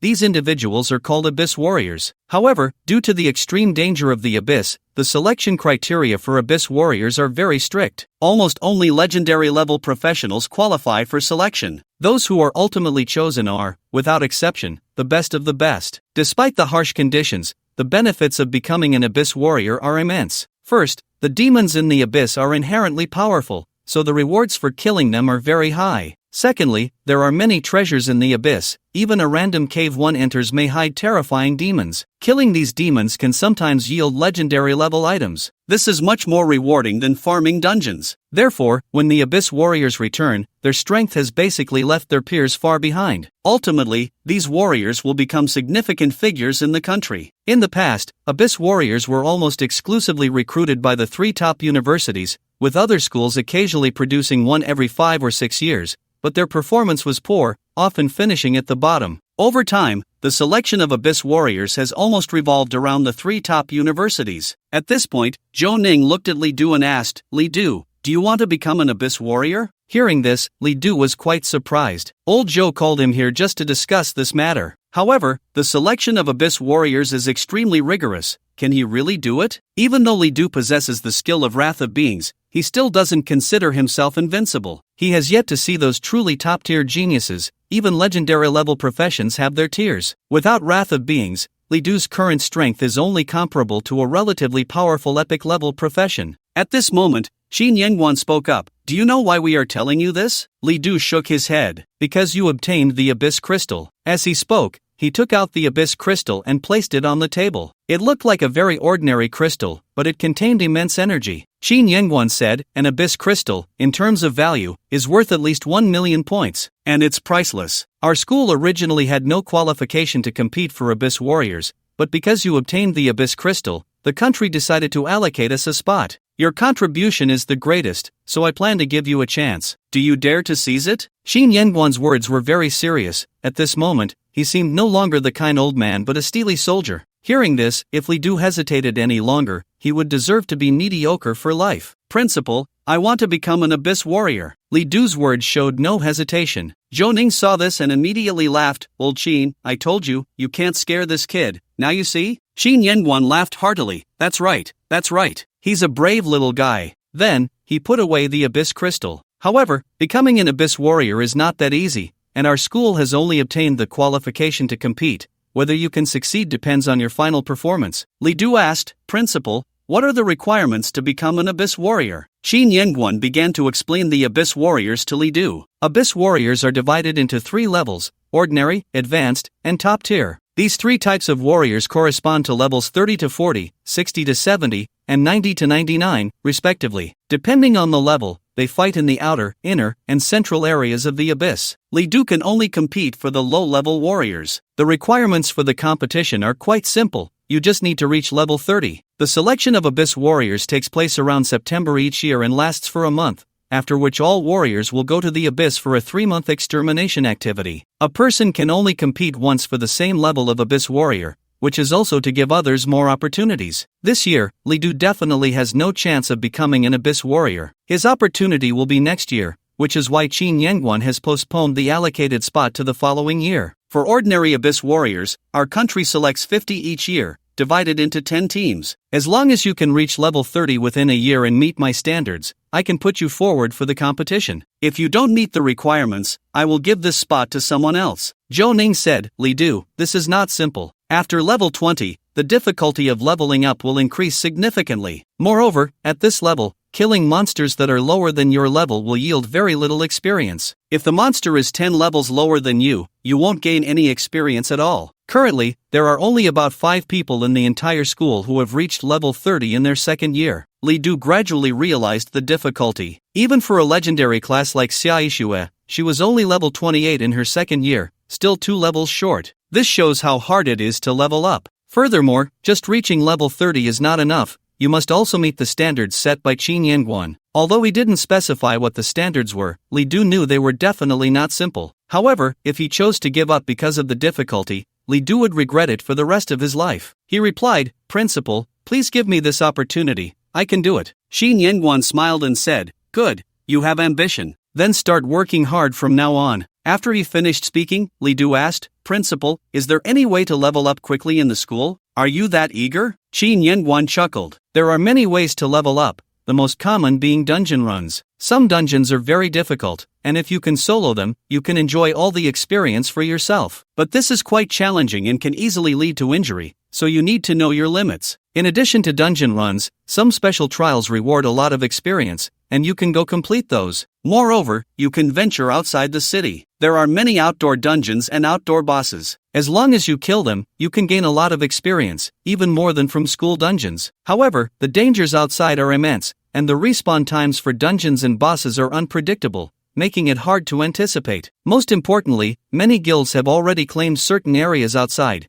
making it impossible for outsiders to enter. Qin Yangguan shared a lot, much of it common knowledge, but some were new to Li Du. For instance, Qin Yangguan also recommended a method, joining the military. Every year, the country recruits from various universities, and as long as you are selected and participate in the war, you can exchange the contribution points earned during that time for many items, including experience points. There are people who served in the military for 3 years and exchanged all their contribution points for experience, resulting in a jump from level 30 to level 40 overnight. Additionally, you can even go abroad. At the borders between countries, various monsters are extremely active, and you often encounter large groups of them. Of course, the dangers here are also very high. Sometimes, if you encounter a beast tide, you might not even have a place to be buried. Qin Yengguan even recommended that Li Du take on trials related to the abyss more often, as they are more effective than dungeons. After about 10 minutes of discussion, Qin Yengguan finally stopped. In short, there are many ways to level up. As long as you are determined, leveling up 10 levels in a year is actually not difficult. Li Du said,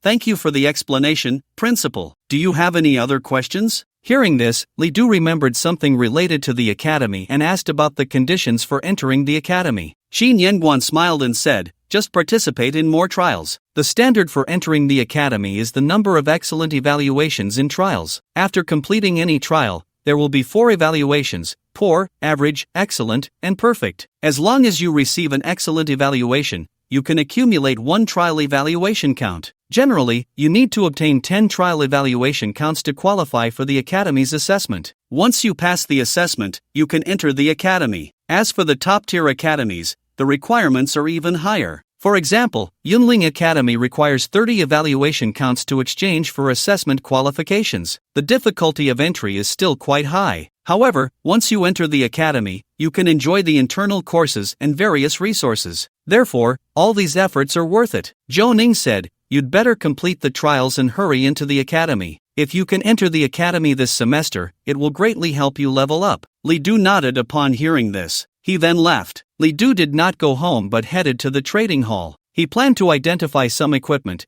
and after the identification was complete, he would go to farm dungeons. His lifespan was already running low, and the consumption was high. He needed to replenish it as soon as possible. Whether farming dungeons or completing trials, Li Du needed to consume a lot of lifespan. The trading hall was bustling with people, coming and going, constantly engaging in various transactions. At the front desk, Li Du asked, "I need to identify some equipment. Please help me contact an appraiser." The female staff member at the front desk was quite surprised to hear this. However, she did not dare to be negligent and immediately said, "Sir, please follow me." She then led Li Du to a room. "I will contact the appraiser for you, please wait a moment." A few minutes later, a middle-aged man in a gray-blue robe walked in. Upon seeing Li Du, he asked, "I am LV Bin, a level 1 appraiser. Are you the one who needs to identify items?" Li Du nodded. The middle-aged man said, "The starting price is 5,000 points, and the price will vary depending on the quality of the item. If you have no objections, please take out the item for me to see." His tone was quite impolite, even somewhat harsh. Li Du frowned upon hearing this but still said nothing. He took out the equipment obtained from the City of the Abyss and placed it on the table. The item was shaped like an hourglass, very small, and looked like a delicate toy. LV Bin picked it up and examined it carefully, then used a skill to check it. Soon, his expression became somewhat serious, and his movements slowed down. He continuously used various skills and took out various tools,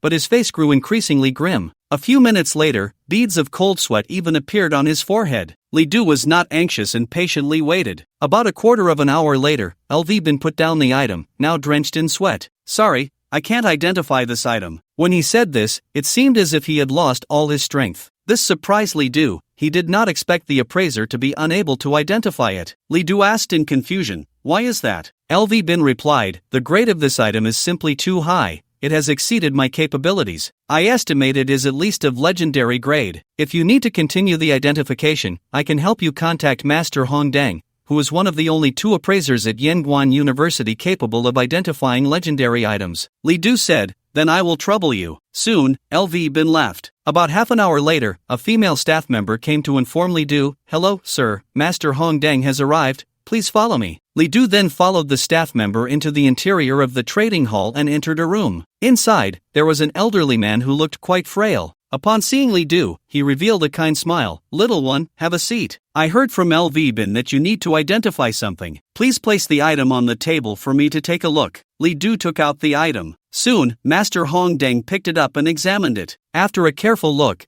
he showed a very surprised expression. "This item is not simple. Can you tell me where you obtained it? Of course, if it involves privacy, you can treat it as if I never asked." Li Du did not hide it and said, "I obtained this in the City of the Abyss." Upon hearing this, Master Hongdang exclaimed, "Incredible, it seems we have another genius. The Great Xia Kingdom is fortunate." As he spoke, he casually cast a skill. Soon, the hourglass, which was still gray, immediately began to change. The light enveloped, and the hourglass began to look exquisite and clean, just like freshly crafted equipment. "It's identified, take a look," Li Du immediately took the hourglass and checked its attributes. Hourglass of Time, legendary level, special item, no equipment requirements. Description: an hourglass infused with the power of time. Its mysteries are beyond anyone's comprehension. Drop rules: it can only drop in hell-level abyss dungeons, with a drop probability of about 0.3%. Usage methods: 3 types. Dungeon type: select a dungeon and mark it. After you clear the dungeon, activate the hourglass to instantly clear the dungeon's cooldown time. Skill type: select a skill and mark it. After you use the skill, activate the hourglass to instantly clear the skill's cooldown time. Resurrection: when you die, the hourglass automatically activates, allowing you to resurrect and restore 1/5 of your state. After this effect is activated,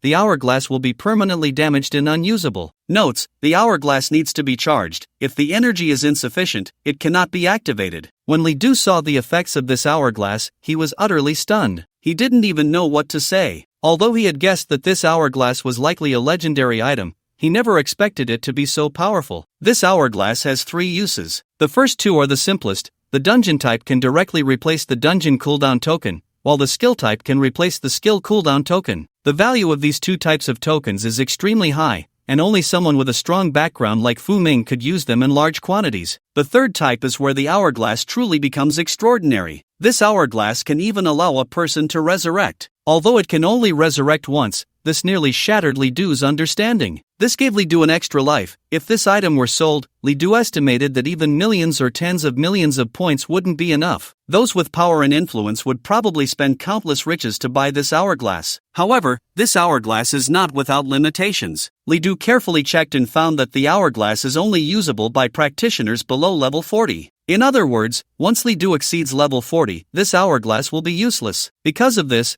the applicable range of this hourglass suddenly narrowed. However, level 40 is still quite a long way off for Li Du. This hourglass can at least be used for 2 years. That is already enough. Moreover, once he surpasses level 40, whether to sell this hourglass or give it to Shui Sheng in the future, it would be quite good. Master Hong Deng did not disturb Li Du, patiently allowing him to read all the information about the hourglass. A few minutes later, Li Du reluctantly put away the hourglass and asked, "Master, how much is the identification fee?" Master Hong Deng did not hold back and held up 2 fingers, 20,000 points. Hearing such a high identification fee, Li Du couldn't help but gasp. However, he still readily paid the identification fee to Master Hong Deng. This 20,000 identification fee was nothing compared to the value of the hourglass. After Li Du paid the identification fee, Master Hong Deng spoke, "Little guy, I find you quite likable, so I can tell you something." Li Du was a bit surprised. "Master, please go ahead." The hourglass of time, this special item, can actually be upgraded. After upgrading, the usage level cap can be raised to level 60.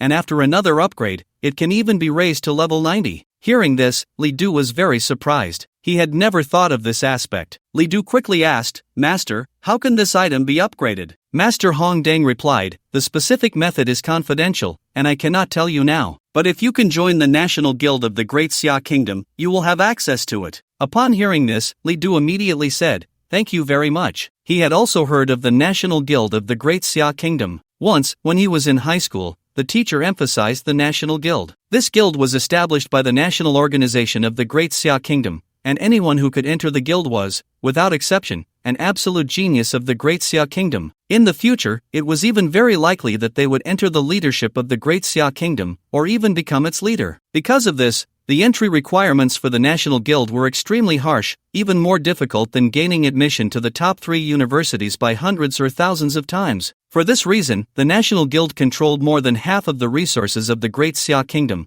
more than all the universities combined. Those who could enter the National Guild, even the least capable, would possess a complete set of legendary gear, and the number of skill books and items was countless. In addition, the National Guild also held countless secrets of professionals. Some of these secrets were worth their weight in gold. If one did not enter the guild, they might never know them in their lifetime. Just like the method to upgrade the time sandglass, Li Du could only find out by entering the National Guild. But this is a long-term goal. After coming out of the trading hall, Li Du felt a bit emotional. The National Guild was open to all professionals across the country, and anyone could sign up. The path to joining the National Guild was also public. First, one needed to pass the annual professional assessment, obtain the professional qualification, and become a public servant. Secondly, one had to rank in the top 50 in the provincial exam to qualify for the national exam. After that, as long as they placed in the top 10 in the national exam, they could participate in the National Guild assessment. Upon passing the assessment, they would become a trial member of the National Guild. Yes, at this stage, they were still just trial members. This period could be as short as a month or as long as a year. Based on their performance in the National Guild, a final elimination of 30% would occur. Only those who passed through layers of selection could become official members of the National Guild. One can imagine how high the difficulty was. Just the first step of the professional assessment was enough to stump countless people. The professional assessment was conducted at the city level, with the number of professionals in a city ranging from 2 to 300,000, or even over 1 million. However, the number of slots released each year was only a few hundred. It could be said to be 1,000 troops crossing a single log bridge. However, Li Du was very confident. As long as he continued to accumulate lifespan and exchanged for sufficiently powerful professions and skills in the Temple of Life, any assessment would not be a problem for him. Moreover, he also had the skill Wrath of the Living, which was already powerful enough. However, at present, Li Du could not consider these things. There was a condition for the professional assessment. The professional level must reach at least level 40. Currently, he still had a long way to go before reaching level 40. After level 20, the experience required for leveling up became extremely large. Generally speaking, a person might take 1 or 2 months to level up once. Gradually calming his mind, Li Du entered the school's teleportation array, swiped his student card, and was teleported to the dungeon hall. The student card was arranged for Li Du by Zhong Qianyue, and it contained his points. With one card, he could access almost all functions within the school. The dungeon hall was hidden in a special space within the school and could only be accessed through the teleportation array. Each entry required 100 points. After entering the teleportation array, Li Du arrived in a very spacious area. It was bright here, a huge square where many people were moving about. In several places, groups of people could be seen gathering, and some were calling out. Black Moon Lone Wolf Dungeon, Elite Difficulty. 3 spots left, need a healer, interested parties come. Burning Legion Dungeon, Hard Difficulty. 5 spots left, need 2, any warlocks or elves? Preferably water-type warlocks. Goblin City Dungeon, Hard Difficulty. Need main damage dealers, who is willing to come? Those who come can directly share 1/3 of the dungeon rewards. All of these are the professional teams recruiting members, preparing to conquer the dungeons. Most people choose elite and hard difficulties, with very few opting for normal and nightmare difficulties. The former is because the dungeons are too easy, yielding little in terms of rewards, while the latter is simply too difficult. For nightmare difficulty, at least a standard epic 5-man team is needed to say it can be conquered smoothly. As for hell difficulty, aside from legendary classes, very few consider this level because it is just too hard. Walking through the crowd to the end of the square, one can see a grand hall. This is the dungeon hall. In the dungeon hall, there are rows of teleportation portals, which lead directly to the corresponding dungeons. Several signs differentiate the entry levels of the dungeons for people to find. In front of the teleportation portals, there are also decorative staffs with crystal balls on top. By inputting mana into them, one can see the corresponding dungeon information. Upon entering the hall, Li Du heard someone shouting. It was a young man in his 20s. Which brother needs the dungeon hall guidelines? I personally compiled and bound them, only 5 points of credits each, absolutely worth it. Seeing this, Li Du stepped forward and said, please give me one. The young man replied, sure, here you go, 5 points of credits. After paying the credits, Li Du received the dungeon hall guidelines. Opening it, he found various key points about the dungeon hall. First, the functions of the dungeon hall. There are countless teleportation portals, allowing access to various dungeons. Some dungeons are free, while others require credits to enter. All dungeons have cooldown times, but if one is willing to spend a large number of credits,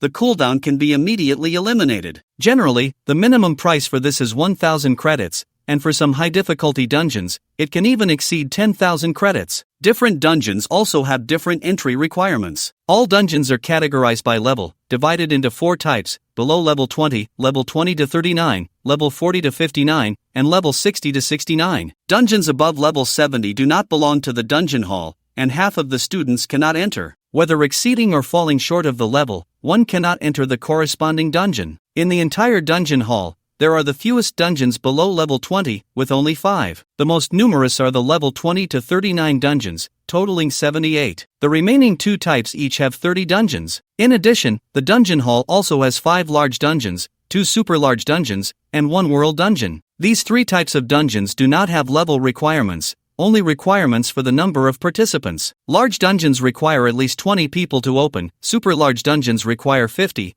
and world dungeons require 100. Each dungeon has difficulty choices and completion records, with only the top 10 being recorded. The first to reach the completion record list can receive considerable rewards. The record holders receive certain rewards each year, with the rewards varying based on the rank of the record. After gaining a general understanding, Li Du entered the hall. There are many dungeons here, but due to level restrictions, there are not many he can access. Li Du arrived at the level 20 to 39 area and began to check the dungeons. Currently, there are only 3 dungeons that meet Li Du's level requirements: Grave of the Buried, level 20 to 22, Chaotic Forest, level 20 to 23, and Lone Wolf Dungeon, level 20 to 22. Among them, the Lone Wolf Dungeon is a rare single monster dungeon. This type of dungeon has only one wild monster, which is the boss, and thus often drops complete sets of equipment. If one wants to obtain a set, farming this type of dungeon is a good choice. However, this holds little significance for Li Du, so he passed it by. The Burial Ground Dungeon and the Chaotic Forest Dungeon were quite normal. After checking the dungeon information, Li Du discovered that the Burial Ground had more wild monsters,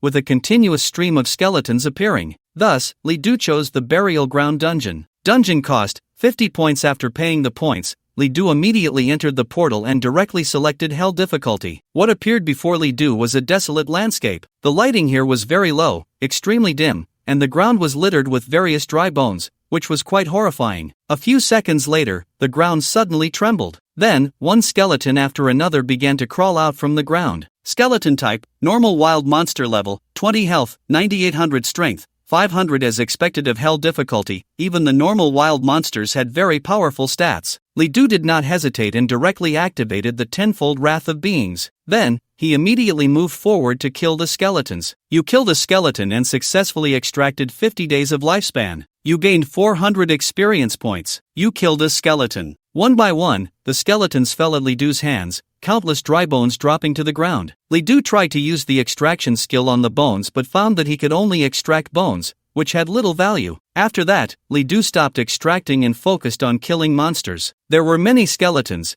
Kill one and another would appear, densely packed. With a single skill, Li Du could sweep away a large number of skeletons, and after 10 minutes, the number of skeletons that died at his hands reached several hundred. As a result, Li Du also gained decades of lifespan. At that moment, the skeletons on the ground suddenly changed. Their originally decayed bones began to turn red and became extremely frenzied. Li Du quickly activated Abyssal Eye. Mutated skeleton type, elite wild monster level, 20 health, 18900 strength, 1200 traits, frenzy, greatly increased attack speed, immune to control, weakness, afraid of light, afraid of purification skills. After mutating, these skeletons had their stats more than doubled, reaching the range of elite monsters. However, they also gained 2 weaknesses. If targeted, the efficiency of killing would greatly increase. Unfortunately, Li Du did not possess these 2 types of skills yet. There was no choice, Li Du had to fight them head-on. However, even the mutated skeletons could not inflict much damage on Li Du. Soon, the mutated skeletons also fell in batches at his hands. About half an hour passed, and Li Du used various skills to kill around 1,000 mutated skeletons. The lifespan he gained was nearly 200 years. At this point,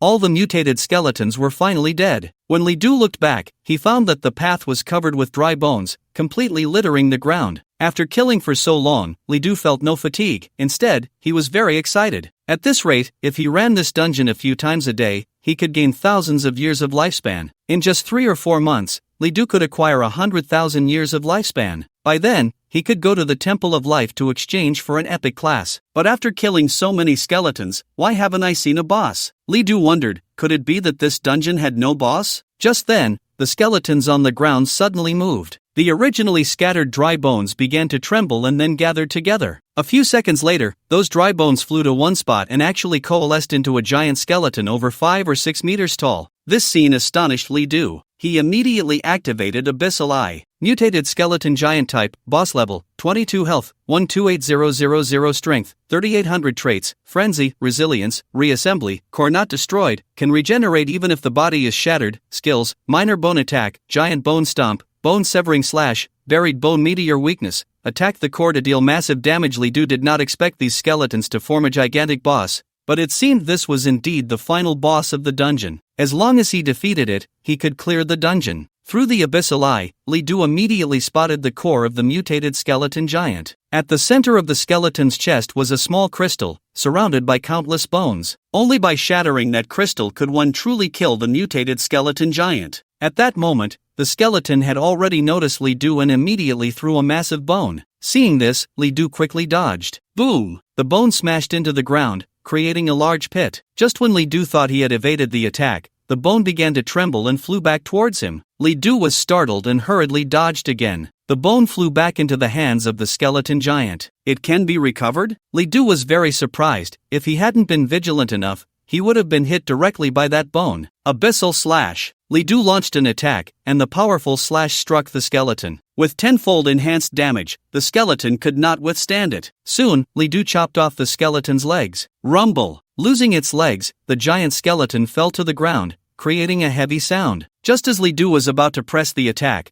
the legs that had been severed reattached to the skeleton, and it stood up again. As expected, if I can't hit its core, attacking other places is ineffective. After some probing, Li Du understood the skeleton's troublesome nature. At this moment, the skeleton giant, enraged from losing its legs, let out a strange howl and raised its arms to the sky. Countless withered bones began to gather in its hands, forming a giant skull ball with a diameter of 4 to 5 meters. Whoosh! The skeleton giant threw the skull ball at Li Du, and the massive skull ball created a strong wind. If it hit, Li Du would likely be turned into a pile of mush. Fortunately, the skull ball's speed was not very fast. Li Du immediately dodged to the side, trying to escape the attack range of the skull ball. But it was no use. The skull ball was just too large. Unyielding, Li Du had no choice but to unleash a skill. Boom! The skull ball smashed into the ground, sending up a cloud of dust. Li Du was hit by the force and flew out, but because of unyielding, he did not suffer any damage. However, when he looked back, he found a large pit with a diameter of 7 to 8 meters on the ground. The destructive power of that skull ball was truly immense. However, such a powerful skill also took a huge toll on the skeleton giant. When Li Du regained his senses, he noticed the skeleton giant was stiff all over, seemingly suffering from the aftereffects of releasing its skill. It's an opportunity. Li Du immediately realized this and quickly activated his skill. Thunderous strike. Rumble. A powerful attack landed on the chest of the skeleton giant,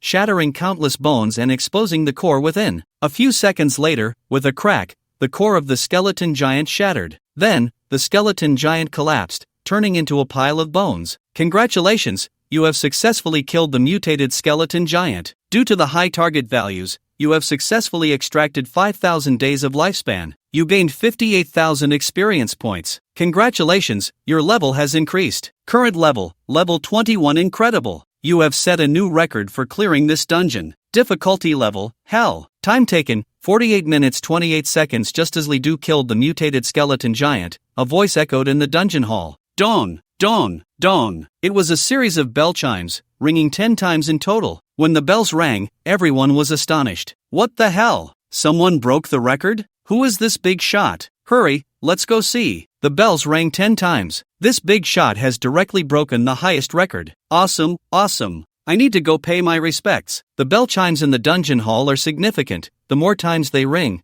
the higher the record achieved. 10 chimes indicate a breakthrough of the ultimate record. Soon, people flooded into the dungeon hall. The originally empty hall was suddenly packed with people. On the large screen in the center of the hall was the new record. Burial ground, hell, new record, 48 minutes 28 seconds. Creator, Li Du, Abyss Messenger. Upon seeing this record, people were shocked. Is this a single person? Yes, a single person, not a team. What the hell? This is hell difficulty, and someone soloed it, even setting a new record. How amazing must this big shot be? Do you know what kind of profession the Abyss Messenger is? I've never heard of it. Could it be a legendary profession? I think it is legendary, otherwise, it wouldn't be possible to solo a hell-level dungeon. Just as people were discussing, Li Du had already walked out of the dungeon. As soon as they saw Li Du, people surrounded him. He's out, he's out. Bro, you're so amazing. How did you break the record? Can you take me with you? Big shot. Do you need a sidekick? I can shout 666. Seeing these people, Li Du felt a bit helpless. He didn't expect that breaking a record would attract such attention. However, he still needed to continue clearing dungeons, so he didn't have time to chat with them. Li Du took out the hourglass of time, reset the dungeon cooldown, and re-entered the dungeon. He went back in, still hell level, and soloing again. Doesn't he get tired? Looks like this big shot is tough and doesn't talk much. In the previous dungeon, Li Du gained a lot. His lifespan increased by over 200 years. He also obtained several fine-quality equipment and some materials from killing the boss, but unfortunately, there were no epic items. Dungeons like this are generally quite ordinary. Even at the highest difficulty, it's hard to get good loot. However, Li Du didn't expect to get anything from here. After breaking the record, Li Du also received a handsome reward, 3,000 points. This is the reward for first place. If he had ranked lower, like in the 10th place, he would only get 500 points. Moreover, points can only be earned once. Even if Li Du breaks the record again, there won't be a second chance. This is to prevent teams from repeatedly refreshing records to quickly accumulate a large number of points through cheating. Upon re-entering the dungeon, Li Du was already familiar with the process. He directly summoned the Flame Demon and the Orc General, and with the help of the 10,000 swords returning to the origin, he quickly killed the skeletons. When the mutated skeleton appeared, he used the same method. In less than 20 minutes, all the skeletons and mutated skeletons were dead. During this time, if any skills were on cooldown, Li Du would directly use the Hourglass of Time. Currently, the energy of the Hourglass of Time was full. Li Du had calculated that, at full energy, the Hourglass could refresh the dungeon cooldown about 10 times and refresh skill cooldowns about 20 times. The charging of the Hourglass of Time was very simple.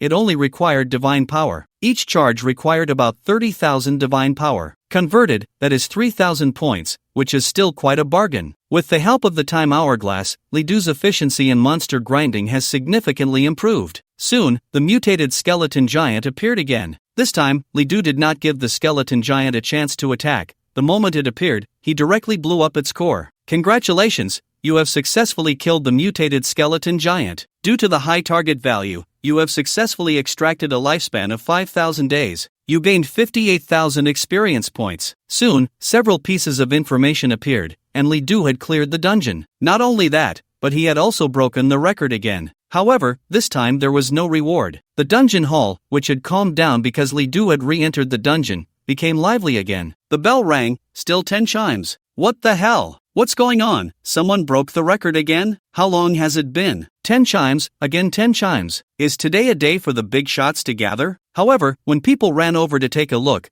they found that the dungeon record was still the burial ground. Why is it still the burial ground? What the hell? Could it be that big shot from earlier? He just broke the record, and now he did it again? What the hell? This record was pushed forward by 15 minutes. How did he do that? Is he even human? The new record was very clear, 33 minutes and 27 seconds. After not counting skill cooldowns, Li Du's efficiency had improved by an unknown amount. The previous record had been pushed forward significantly, almost reaching a despairing level. This made Li Du very happy. He currently had a large number of points, and even his divine power value was around 2 to 300,000. With so many points and divine power, Li Du could spend them almost without concern. He could recklessly use the Time Hourglass to restore skill cooldowns and refresh dungeon cooldowns. Even if he ran out of points, Li Du only needed to sell all the materials and equipment from the dungeon to exchange for many points. This way, Li Du was almost at no cost. Soon, Li Du came out again. There were still many people gathering around,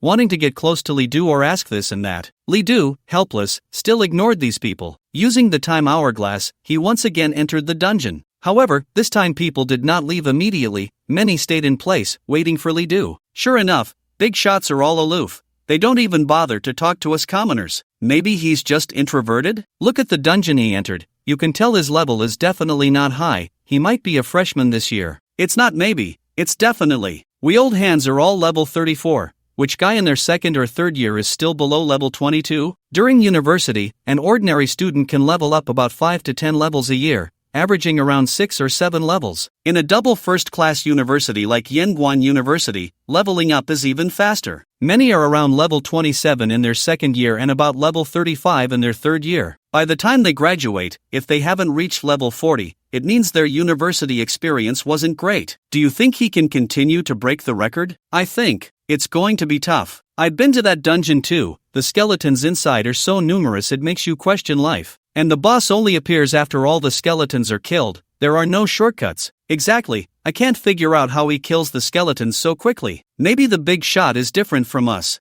33 minutes, I bet this record won't be broken in 50 years. 50 years? You think too highly of us. I bet a pack of spicy strips, no one will break it in 500 years. Soon, more than half an hour passed, and Li Du cleared the dungeon again. However, this time he did not break the record. After coming out, Li Du still ignored everyone else and continued to enter the dungeon. Others were not surprised and many people gathered nearby, discussing Li Du with great enthusiasm. After clearing the dungeon 3 times in a row, Li Du's gains were still quite substantial. He had already accumulated nearly 800 years of lifespan, and if he continued, he estimated that he could gain nearly 1,500 years of lifespan today. After coming out of the dungeon again, there were still many people gathered at the entrance. People praised him, but Li Du paid no attention. He looked at the side dungeon, the chaotic forest dungeon, and walked straight in. The difficulty was naturally hellish. The entry fee was not low either, requiring 100 points, which was twice that of the burial ground. The reason he chose this dungeon instead of the burial ground was that after clearing the burial ground several times, Li Du was somewhat tired of it and wanted to change things up. Of course, another reason was that the maximum level for entering the chaotic forest dungeon was level 23, 1 level higher than the burial ground, so the rewards might be greater. Upon entering the dungeon, Li Du found himself in a dense forest. There was only one path, surrounded by all kinds of trees, some of which Li Du had never seen before. The environment looked decent, but the atmosphere was very oppressive, creating an involuntary sense of tension. After walking for a while, Li Du gradually showed a look of confusion. Why are there no wild monsters? He had been there for half a minute and had not seen a single wild monster. This was very unusual. Generally, as soon as one entered a dungeon, wild monsters would immediately launch an attack. Just as Li Du was puzzled, a vine silently fell behind him, coiling up as if it could instantly wrap around him with a single pull. Whoosh, the vine suddenly sprang into action, like a rope trying to bind Li Du. But Li Du reacted quickly, realizing it immediately and activating his skill. Wolf King's Claw. A series of claws appeared, and the vine was instantly shredded into several pieces. At that moment, the surrounding environment also changed. The trees that had seemed ordinary suddenly began to move. The branches acted like limbs, and the vines were like tentacles. They had come to life. Are the wild monsters these trees? Li Du activated Abyssal Eye. Chaotic Trend Type, Normal Wild Monster Level, 20 Health, 10800 Strength, 620 Weakness. Afraid of fire attacks. The stats of these treants were even higher than the skeletons in the burial ground. No wonder the dungeon's entry fee was higher. However, they still posed no threat to Li Du. Wrath of the Beings. A 10-fold damage increase, and then Li Du immediately unleashed his skill. Abyssal Slash. With a single slash, several treants were instantly cut down, letting out a series of strange cries. You killed a chaotic treant, successfully absorbing 50 days of lifespan. You gained 800 experience points. After the Abyssal Slash, he used other skills. Not only that, but Li Du also summoned the Flame Demon. The Flame Demon was originally an abyssal demon, engulfed in flames. Its appearance was almost a disaster for the treants. Soon, the Flame Demon unleashed wave after wave of fire, instantly igniting countless treants. The treants struggled, but they had no legs and could not escape. Before long, large numbers of treants were burned to ashes by the Flame Demon, and Li Du received a series of notifications. Thanks to the powerful suppression of the Flame Demon, Li Du had an exceptionally smooth time in this dungeon. At this point, Li Du understood that in the chaotic forest dungeon, the entire forest was actually filled with wild monsters. The trees, shrubs, and various plants living in the forest had all come to life, and one might be ambushed at any moment. Therefore, Li Du's approach was to simply kill his way through. The flames of the demon opened the way, and Li Du followed up with the finishing blows. Countless tree spirits turned to ashes, and one piece of information after another appeared in Li Du's mind. Outside, as Li Du entered the new dungeon, people began to discuss again. Do you think this person can create a new record? I can't say for sure. The highest record for the chaotic forest dungeon, if I remember correctly, was set by a senior 5 years ago, taking 1 hour and 23 minutes. I think it's very possible. Given his speed in clearing the buried bones, the chaotic forest shouldn't be too difficult for him. But there are many forks in the chaotic forest. If he's not careful, he could waste a lot of time. Without a map, it's hard to reach the boss quickly. That makes sense. He probably won't achieve a very good result on his first entry into the chaotic forest. Even so, I still have faith in him clearing this dungeon. People were discussing fervently, still confident in Li Du. Both the chaotic forest and buried bones dungeons are known for their abundance of wild monsters. Among them, the chaotic forest is particularly extreme, with an entire forest filled with wild monsters. Moreover, the numerous forks in the forest deter challengers. Without guidance, one could spend 7 or 8 hours just trying to find the boss. Li Du was unaware of all this. At this moment, he had been killing for nearly half an hour, and the number of tree spirits that had died at his hands had reached 200 or 300. He finally came across a fork in the road. Ahead was a 3-way intersection that looked completely identical, and he had no idea which path led to the final boss. Seeing this, Li Du decided to walk each path once. My goal is to farm monsters, not to break records. I won't let any wild monsters on each path escape. Li Du's objective was very clear. Soon, he chose the leftmost path and charged in. Along the way, he could see a continuous stream of tree spirits. After killing for more than 10 minutes, he encountered another fork. Li Du still chose the leftmost path,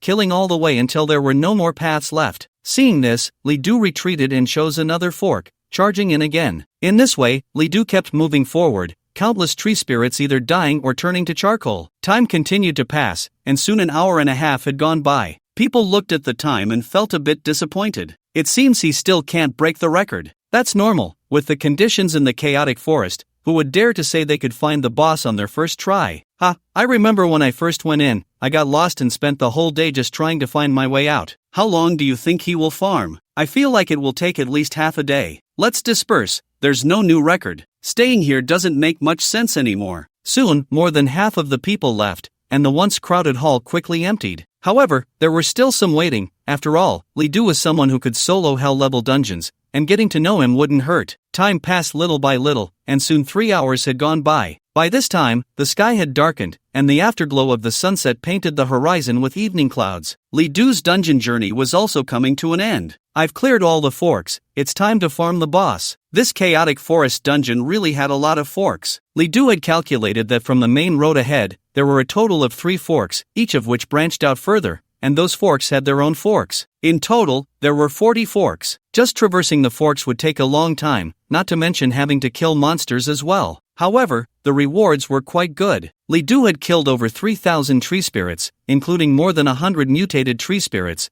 which fell into the elite monster category. The lifespan he gained reached 400 years. Converted, it is twice the burial ground. Unfortunately, the time consumed is even longer, and in comparison, it is somewhat inferior to the burial ground. Soon, Li Du reached the end of the instance. This is the room where the boss is located. Ahead is a patch of dark land, looking as if it has been burned by fire. In the center of the black land stands a large tree, also dark, but very tall, appearing to be at least 20 meters high. Releasing the abyssal eye, Li Du saw the information about the tree. Chaos Tree King type, boss level, 23 health, 187800 strength, 2230 traits, binding, unable to move, thunderstrike wood, cannot be burned, skills, entangle, seed sowing, shockwave weakness, fear of thunderstrike. Upon seeing this boss's stats, Li Du couldn't help but be astonished. This was the boss with the highest health he had ever seen, a whopping 180,000 health. However, its strength was considerably lower compared to other bosses of the same type, only a little over 2,000. Moreover, as a tree, it could not move on its own, so it shouldn't be too difficult to fight. As soon as Li Du entered its territory, the tree immediately reacted. Soon, countless black branches began to sway and charge towards Li Du. These branches, originally incredibly soft,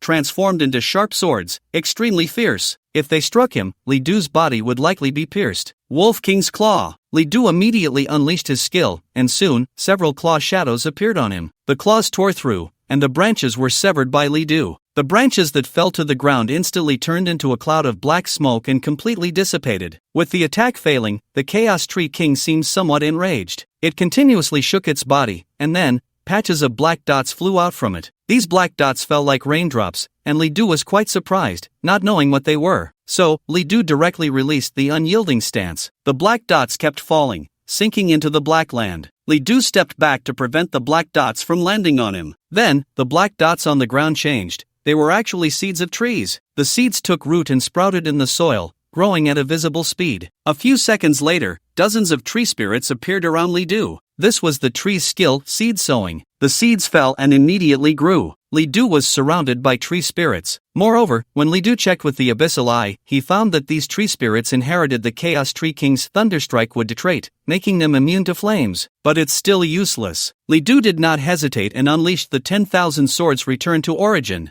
Instantly, countless swords fell like raindrops. The trees on the ground were all severed. Seeing this, the Tree King became furious and summoned countless vines to attack Li Du. However, all the vines were cut off as soon as they came into contact with the range of 10,000 swords returned to origin, unable to reach Li Du at all. With one failed attempt, the Tree King scattered countless seeds again, and the tree spirits continued to grow, but 10,000 swords returned to origin was simply too powerful, these tree spirits were cut down before they could fully grow. Rustle, rustle, the tree king continuously shook its trunk, and large amounts of leaves fell. Then, these leaves flew towards Li Du like sharp swords. The density of the attack was even comparable to 10,000 swords returned to origin. Such a dense attack, Li Du could not completely defend against. However, he activated the unyielding stance, and when the leaves landed on him, the damage was not significant, but they could still cut his skin, and if he allowed the leaves to keep falling, Li Du could even be in danger. Let's end this quickly. Li Du no longer held back and planned to resolve the battle directly. Thunder strike! Li Du immediately unleashed his skill,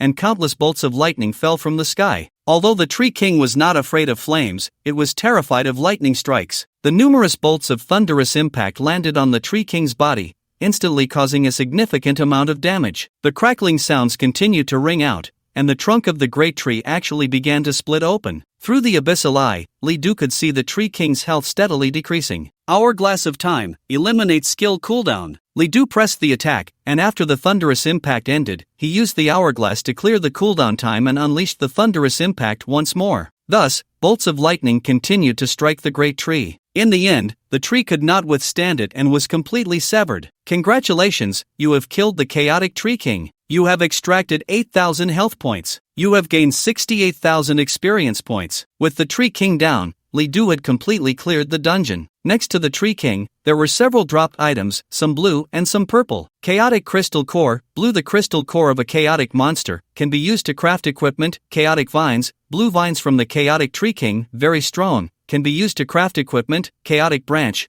blue. The branch of the chaotic Tree King, very hard, can be used to craft equipment. The materials dropped by the chaotic Tree King were all of fine quality, not very useful to Li Du. However, the epic item was a piece of equipment, a headband made of branches and vines, predominantly black, with a black-purple flower that looked quite eerie. Ring of Chaos, purple, type, epic all-class equipment wearing level 21 attributes, plus 400 spirit special effects, plus 40% tenacity, reduces control time, plus 40% abnormal status resistance built-in skill, language of chaos, causes targets within range to fall into a state of chaos for 30 seconds, chaos state. Unable to control one's own actions. The attributes of this equipment were quite good, being a rare all-class item. It provided 400 points of spirit and also granted tenacity and abnormal status resistance. After wearing it, Li Du would not only gain a significant boost in mana but also greatly resist various control and abnormal states. Moreover, this equipment had a built-in skill, which was even better. With a level 21 restriction, I can wear it right away. Thus, Li Du immediately put on the Ring of Chaos. After wearing it, Li Du felt his spirit refreshed significantly. Moreover, this equipment did not cause any discomfort.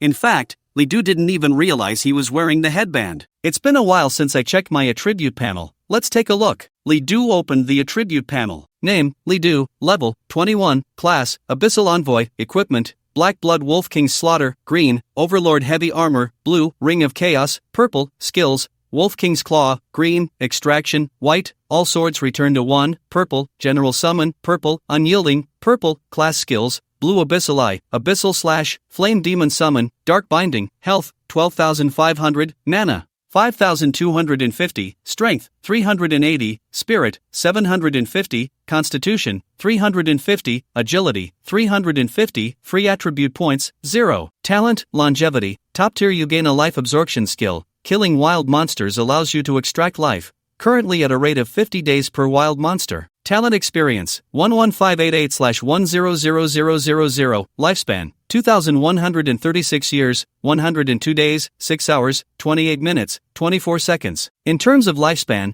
today he had gained over 1,000 years, truly a bountiful harvest. In terms of numerical values, for a high-quality profession, every time Li Du levels up, all attributes will increase by 50, and both mana and health will also see significant boosts. Unlike the initial basic profession, Li Du's stats had no growth at all. As Li Du's level increases, this enhancement will become even greater. Moreover, every time he levels up to the next 10 levels, Li Du's attributes will undergo a qualitative change. For instance, leveling from 29 to 30, although it's just a one-level increase, Li Du's attributes could very well double. This is an advantage that low-quality professions do not possess. If I were to say my only disadvantage now, it would probably be my equipment. Li Du is still wearing his old set of gear. The reason for this is that under the influence of the Wrath of Beings, Li Du's demand for equipment is not high. However, as his level increases, the challenges he faces will also grow. It seems it's time to get a better set of equipment. Bro, you finally came out. Did you clear the dungeon after 3 hours? You must have cleared it. This brother is amazing. After exiting the dungeon, someone immediately came forward to ask. Even though it was already evening, they were still waiting for Li Du. Seeing this, Li Du felt a bit helpless. I've cleared it. Upon hearing Li Du's response, everyone was filled with admiration. That's incredible, you soloed a hell-level dungeon. This dungeon is no joke, not to mention the many forks in the road. The final boss has an absurd amount of health, and the various skills are quite nasty. Without a good team, it's impossible to get through. It's a pity you didn't set a record. It took over 3 hours. Li Du smiled and said nothing. In fact, he could have set a record. He had memorized the path of the dungeon, and if he had gone straight to kill the boss from the start, he felt he could have cleared it in under an hour. Just as Li Du was about to leave, he suddenly thought of something. By the way, for a level 21 professional, besides these dungeons, where else can I level up? Where are the dungeons with the most wild monsters? Although he gained over 1,000 years of lifespan in a day, Li Du was not satisfied. This speed was still far from the goal of 100,000 years of lifespan, and at this moment, he increasingly felt the advantages brought by a high-quality profession. Therefore, he needed to quickly obtain a higher quality profession. When people heard Li Du's question, they eagerly responded. I know. You can go to trials. Many trial locations have more wild monsters than dungeons. You're misleading him. Those trial locations just have a lot of monsters, but the experience points are greatly reduced. It's simply not worth it. I say, it's better to go to the wild. Generally speaking, wild dungeons have a lot of monsters, and leveling up is quick, but the wild is too dangerous. Can you guarantee your safety? People were chattering away, but Li Du was not particularly satisfied. At that moment, someone suddenly spoke up. Classmate, if you want to level up quickly, why not go directly to a large dungeon? The wild monsters there are of high level, and you can have someone take you. Right. How did I forget this method? This method works. Upon hearing this, Li Du immediately began to ask in detail. In the main hall of the dungeon, besides the regular dungeons, there are various large dungeons that require dozens of people to unlock. The level range of these large dungeons is quite broad, generally reaching up to 10 levels. For example, the Desert Emperor dungeon is a large dungeon that people from level 20 to 30 can enter. You can spend some points to have a high-level player take you to level up, and you won't have to do anything to gain levels. Li Du asked, are there many wild monsters in this dungeon? A lot. The Desert Emperor can summon countless sand soldiers, all of which are considered wild monster units. Killing them can yield experience points and materials. In total, there are at least tens of thousands of sand soldiers in this dungeon. Not only are there sand soldiers, but also various sandwolves, sandworms, and ubiquitous poisonous snakes, and storms may occasionally arise. This dungeon is very dangerous. Listening to the people's introduction, Li Du was very curious about this dungeon. He felt that this dungeon should be very suitable for him. After noting this dungeon in his heart, Li Du left. After leaving the main hall of the dungeon, Li Du did not go home but headed to the trading hall. He first sold various materials he obtained in the dungeon. The selling price was not high, only over 8,000 points. Considering Li Du's expenses, these points could be considered a net gain from his several trips to the dungeon. Earning 8,000 points in a day, if this earning speed were to be shared, countless students at Yanguan University would probably feel ashamed. Many of the outstanding students here can earn at most a few hundred points a day, totaling less than 10,000 in a month. After selling, Li Du began to inquire about equipment. The trading hall had a lot of equipment, dazzling in variety. The most numerous were the fine-grade equipment, which was also the most commonly used. Epic-grade equipment was relatively rare, while legendary grade was even scarcer. Some legendary grade equipment could only be encountered at auctions. The prices of equipment were generally not low. Fine-grade equipment was acceptable. The highest fine-grade equipment at level 21 was only over 5,000 points, while the lowest could be less than 2,000 points. However, once it came to epic grade, the prices multiplied many times over. The cheapest epic grade equipment required as much as 20,000 points, while the most expensive reached 80,000 points. The higher the level, the more expensive the equipment. Before reaching level 10, even epic grade equipment only cost a few tens of thousands of divine power points, which converted to only a few thousand points. But once the level reached above 20, the price difference was more than 10 times. By the time Li Du reached level 30, these points would probably only be enough to buy fine-grade equipment. Looking at it this way, my 200,000 points are simply not enough to buy a few pieces of equipment. Faced with this situation, Li Du could only choose some equipment of higher importance. After all, if he chose a complete set, the price would be even more outrageous. The price of a fine-grade set at level 21 was generally around 30,000 points. The price of an epic-grade set of the same level reached 400,000 points. Li Du thought for a moment and ultimately chose only 2 pieces of equipment. Abyss Staff Introduction, the staff used by Abyss demons, containing mysterious and unfathomable power,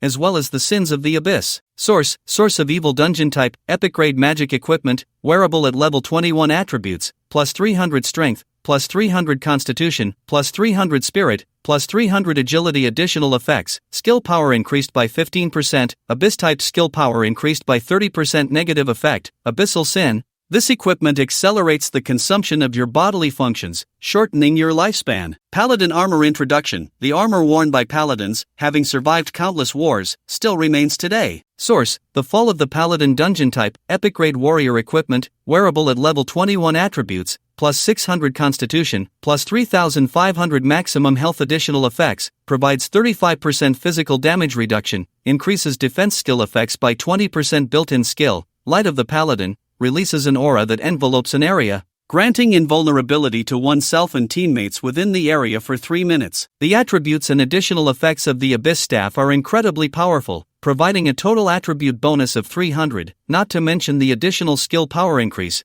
making it an absolutely devastating piece of equipment. However, this equipment also has negative effects, similar to Li Du's profession, Abyssal Envoy. Because of this, such powerful equipment is priced at 68,000 points, which hasn't reached the first tier. Others might think twice due to the negative effects, but for Li Du, it means nothing. He has a long lifespan and can afford it. The Paladin Armor, on the other hand, is a very standard defensive gear, providing not only a large amount of attributes but also extra health. The additional effect is damage reduction, which can enhance defensive skills. This way, when Li Du uses Unyielding, the effect becomes even more powerful. There's also a built-in skill that can provide up to 3 minutes of invulnerability. It can even be shared with teammates. Just looking at the attributes and skills, this equipment is even better than the Abyssal Staff. For this reason, the price of this equipment is also absolutely in the first tier, reaching an astonishing 88,000 points. That's a full 20,000 more than the Abyssal Staff. Although the price is extremely high, Li Du did not hesitate and directly purchased both pieces of equipment. Points deducted, 154,000. Congratulations, you have obtained the Abyssal Staff and the Paladin Armor. After buying the equipment, Li Du was left with only a few thousand points, which meant he had suddenly become much poorer. Although he had lost most of his points, the attributes provided by the equipment were still quite impressive. After donning the gear, Li Du felt a significant change throughout his body. He opened the data panel. Name, Li Du. Level, 21. Profession, Abyssal Envoy Equipment, Black Blood Wolf King Slaughter, green, Paladin Armor, Ring of Chaos, purple, Abyssal Staff, purple, skills, Wolf King's Claw, green, Extraction, white, All Swords Return to Origin, purple, General Summon, purple, Unyielding, purple, Chaos Language, equipment, Ring of Chaos, equipment, professional skills, blue Abyssal Eye, Abyssal Slash, Flame Demon Summon, Dark Binding Health, 59,000 mana, 12,750 Strength, 640 Spirit, 1,050 Constitution, 1,230 Agility, 650 Free Attribute Points, 0 Talent, Longevity, top tier. You gain a Life Absorption skill, killing wild monsters allows you to extract life, currently at a rate of 50 days per wild monster. Talent Experience, 11,588/100,000 Lifespan, 2,136 years, 102 days, 4 hours, 36 minutes, 19 seconds. The Abyssal Staff and Paladin Armor provide a total of 900 points in Constitution,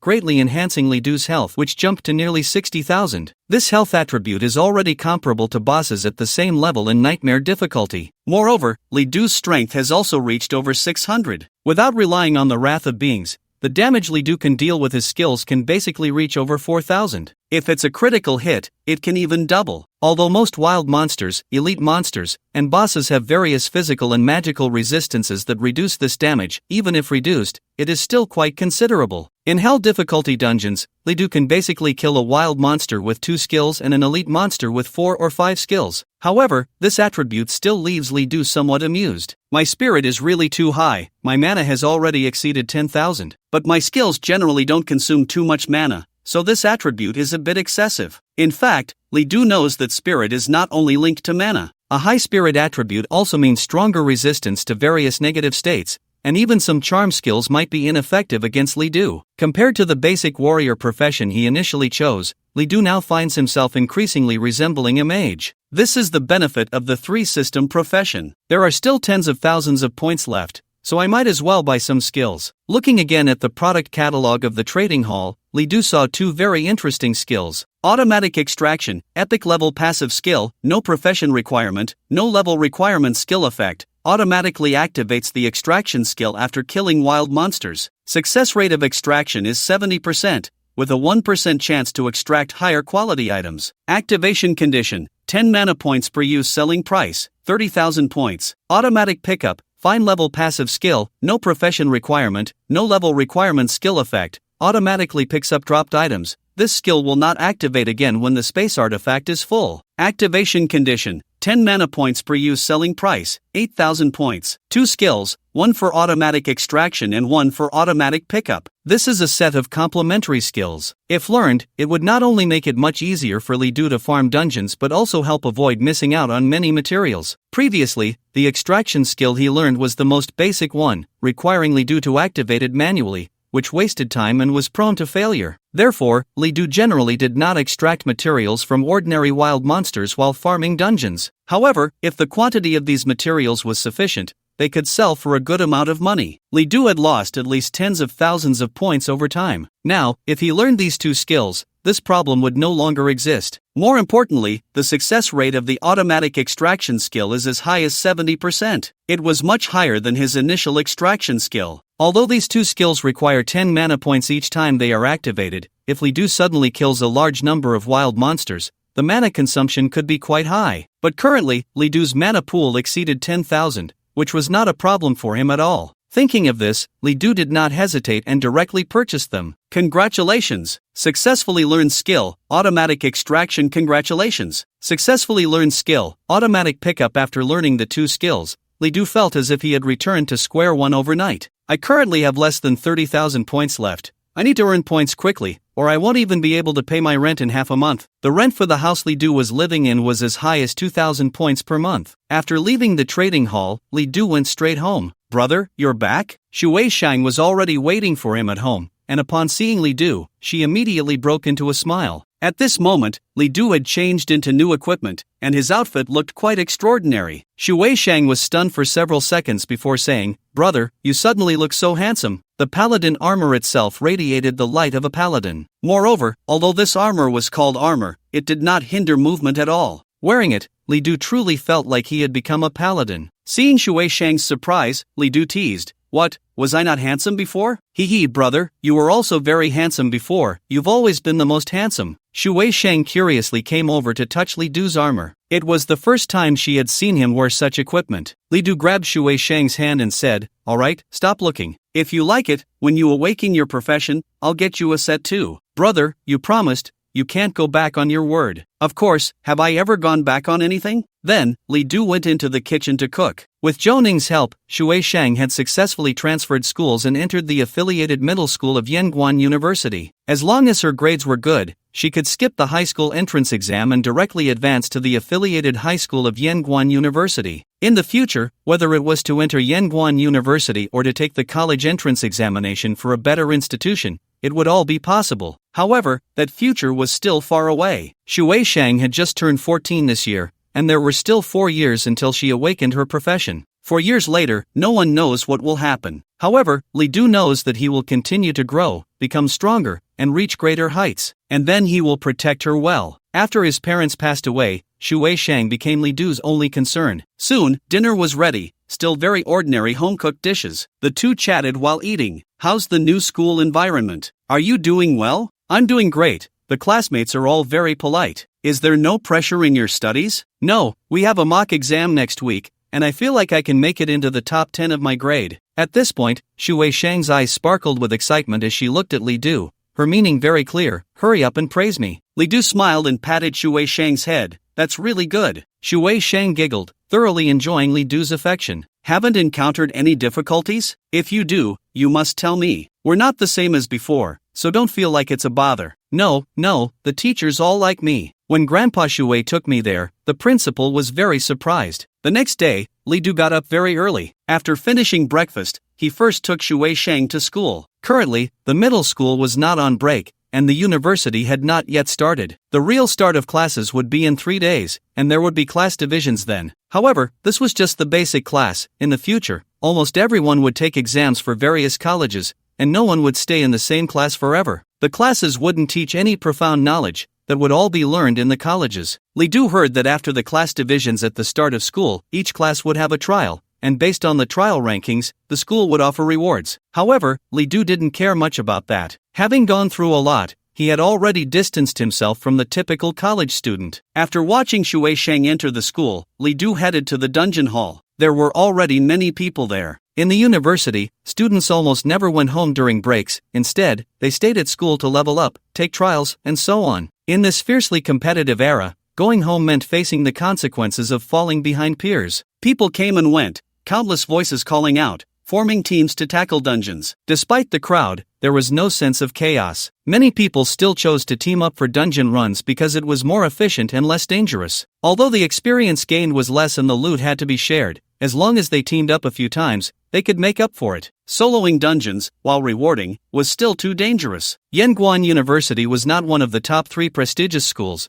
At this university, most people's professions were actually of good quality, with epic-level professions only accounting for about 2 to 3%. Legendary-level professions, like that of Xia Yixue, were extremely rare. After all, if one awakened a legendary-level profession, who wouldn't want to go to one of the top 3 prestigious schools? And even then, they would want to go to the top 10 universities, who would choose Yanguan University. Professions of good quality found it very difficult to solo hard difficulty dungeons, let alone nightmare difficulty. Upon entering the dungeon hall, Li Du went straight to the chaotic forest dungeon. First, let's break the record and get the points reward. The dungeon had not changed. Li Du summoned the flame demon and charged through. You have killed a chaotic treant, successfully absorbing 50 days of lifespan. You gained 800 experience points. Automatic extraction skill activated. Extraction successful. You obtained branch, green, ×1. Lines of information appeared in Li Du's mind. Each time he killed a chaotic treant, the automatic extraction skill would activate. The drops from the chaotic treant were excellent quality branches, which were very suitable for making staffs. If sold, a single branch could fetch about 10 points. The success rate of the automatic extraction skill is quite high, and Li Du has hardly ever failed to extract. He pushed forward, and soon, his spatial ring was piled with branches. A few minutes later, a special message appeared. Automatic extraction skill activated, extraction successful. You have obtained branch, green, ×1, chaos toxin, blue, ×1. After Li Du killed a tree spirit, he not only extracted a branch but also obtained a high-quality material. Chaos toxin, a very special material that, when used, can cause a person to briefly fall into a state of confusion. When mixed with other herbs, it can be used to create chaos water. The automatic extraction skill not only extracts but also has a 1% chance of extracting higher level items. Looks like my luck is pretty good. Li Du had only killed dozens of chaotic tree spirits and had already extracted a drop of chaos toxin. If he were to kill all the tree spirits in this dungeon, he could probably extract 20 to 30 drops. The price of chaos toxin is not cheap. A drop can be sold for 150 points. After all, chaos water is a very precious potion. Using this potion oneself grants 3 hours of immunity to confusion. If used on an enemy, it can inflict 30 minutes of confusion instead. Moreover, the amount needed for it to take effect is very small. Just 1 drop is enough. More than 10 minutes later, Li Du arrived at a fork in the road. Based on his memory from yesterday, he headed directly towards the path where the boss was located. Along the way, he casually killed the tree spirits he encountered, ignoring those that were not worth his time. From here on, elite monsters began to appear gradually. These elite monsters had stronger attributes, making it difficult for Li Du to overcome them with his current stats. So, Li Du directly used the Wrath of Beasts and pushed through. During this time, he also obtained countless materials. Elite-level tree spirits could provide stronger branches and chaos toxin, and sometimes even drop equipment. However, most of it was green gear, which Li Du found unworthy of his attention. Since Li Du's goal was extremely clear, his pace quickened significantly. Although the number of elite monsters increased along the way, they could only slightly slow him down and could not stop his advance at all. After about 50 minutes, Li Du finally reached the end of the fork and arrived at the location of the final boss. The dark, towering trees still stood ahead. This was the Chaos Tree King. It had not changed much since yesterday. Upon Li Du's appearance, the Tree King shook countless branches, transforming them into sharp swords aimed at him. The attack method had not changed at all, and Li Du quickly used the Wolf King's claw to shred several branches. Let's finish this quickly. At this point, nearly an hour had passed since Li Du entered the dungeon. He just needed to defeat the Tree King within a few minutes to clear the dungeon in under an hour. The Tree King continued its assault, shaking its massive branches,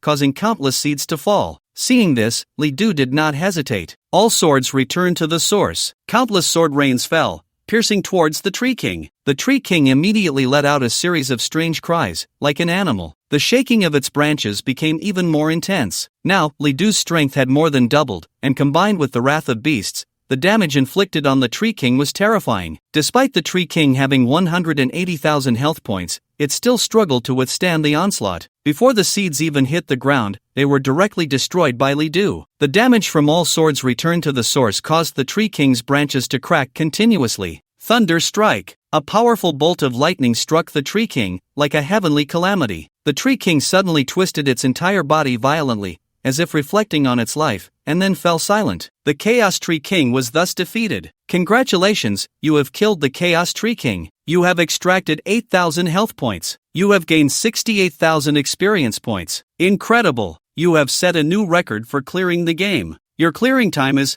56 minutes and 7 seconds. Congratulations! You have received a reward, 4,000 points. As the messages appeared one after another, the bells from outside rang out again. Dawn! Dawn! Dawn! A total of 10 bell tolls, indicating that someone has once again set the highest record. Damn! Someone has broken the record again. Who is it? Could it be the same person as yesterday? Let's see which dungeon it is. A crowd surged into the hall, and on the central screen, new information appeared. Chaotic Forest, Hell, clearing record, first place, Li Du, time, 56 minutes and 7 seconds. Damn, it really is him. Who is he? I've never heard of him. He's a big shot from yesterday, soloing the Hell-level graveyard dungeon and broke the record. Damn, soloing the graveyard yesterday, and now soloing the Chaotic Forest today. How is he so amazing? Hey, isn't that the guy who bet with me yesterday that he couldn't break the record for the Chaotic Forest? Come out, I'm still waiting for you to call me Dad. Dad, I'm sorry, I was wrong. People were utterly shocked. Li Du's record-breaking feat yesterday had already astonished everyone, and today breaking the record again was even more unbelievable. People were speculating about what profession Li Du had. He can't be a legendary-level professional, can he? Upon hearing this speculation, many felt it was quite possible. After all, such a feat could only be accomplished by a legendary-level professional. But at that moment, a cold voice came from a corner. Humph, a bunch of idiots, knowing nothing. You don't really think he's that impressive, do you? He's just a refined-level professional, merely lucky. The voice was filled with jealousy and resentment. People's attention was immediately drawn to this voice. The speaker was dressed in a luxurious red robe of a sorcerer, looking quite grand. If Li Du were present, he would definitely recognize him. This person was Hishio. Swish, swish, swished gazes fell upon Hishio, making him feel a bit nervous for a moment. Someone asked, "Dude, what do you mean by that?" Others chimed in, "Li Du breaking the record is real, and he did it soloing a hell-level dungeon, and you say he was just lucky?" The rebuttals made Hishio's expression turn sour. He sneered, disdainfully saying, "What do you mean by luck? He just finished the college entrance examination. If it weren't for his connection with Professor Zhou Ning to get into the school, he might not even know where he is right now. Do you really believe he broke the record based on his own ability?" As soon as he said this, he was met with considerable opposition. So what if he just finished the college entrance examination? Who here didn't get in through the entrance exam? Your tone sounds sarcastic. Do you have any evidence? If he broke the record, what did he rely on if not his own ability? I can hear the jealousy in your words. You didn't break the record yourself, so you think others must have some trick up their sleeve, right? I recognize you, you're Hishio. I know your father, he's Changming, the vice governor of Central Plains Province, and he has connections with the principal. With that connection, you could study at Yanguan University since you were little. You're the one relying on connections, not others. This statement immediately stirred up an uproar among the crowd. Yanguan University is the only civilian institution among the double first-class universities. Although it ranks 11th in the country, its admission requirements are very low. As long as one awakens an excellent quality profession, they are eligible to apply to this university. Moreover, university admissions not only consider grades but also tend to favor students from impoverished families. Because of this, the quality of students at Yanguan University is somewhat inferior compared to other double first-class universities. Yet, even so, it still ranks 11th in the country. Most of the students at this university come from common backgrounds. Therefore, when Ishio's background was revealed, he almost immediately faced public outrage. Because he had no background, many students at Yanguan University had hardly enjoyed any resources before entering the university. For them, someone like Ishio, who could study at Yanguan University from a young age, was a luxury. If it were just that, others might not say much. But clearly, it was Ishio who relied on connections, yet he accused others of doing the same who could tolerate that. In an instant, the two sides began to argue fiercely. The main hall of the dungeon almost turned into a marketplace. Ishio was so furious that his face turned red, and he was about to make a move. At that moment, the portal flickered, and Li Du stepped out. Suddenly, the arguing crowd stopped in perfect unison. Someone shouted, "Li Du, are you a candidate for this year's college entrance examination?" Li nodded. "How did you do on the exam?" Li Du was a bit puzzled, not understanding why they were asking these questions, but he still answered, "Provincial top scorer." "What the hell? Provincial top scorer?" Upon hearing Li Du's words, people were astonished. "I didn't expect him to be a top scorer. To be honest, coming to our school is a waste of talent." "Ishio, what else do you have to say? A provincial top scorer without record-breaking ability, who would believe that? It seems Li Du really is a legendary class profession. The case is solved." Big shot, now that's a real big shot. Almost every provincial top scorer goes to one of the top 10 universities and wouldn't consider other institutions. Because to achieve provincial top scorer, one must almost certainly have a legendary class profession. At this moment, many people looked at Li Du with envy. Ishio was so angry he nearly jumped up, sneering, "A bunch of fools. Do you believe his nonsense? Don't make me laugh. A refined class profession can't be a provincial top scorer?" Hearing this, Li Du turned his head and saw Ishio. Instantly, his gaze turned cold. He never expected to encounter him here. Someone asked again, "Li Du, can I detect your profession?" Li Du replied, "Sure." Soon, beams of detection spells fell upon Li Du. His profession was revealed. Refined class? How is it refined class? What the hell? Can a refined class profession solo a hell dungeon? Why is our gap so big even though we are both refined class professions? At this moment, Ishio sneered, "See? He's just a refined class waste." Little did he know, this statement immediately angered many people. How is refined class waste? What do you mean? Do you look down on refined class? Are our refined class professions eating your family's rice? At this time, Li Du slowly walked in front of Ishio, his gaze icy. Seeing Li Du approach,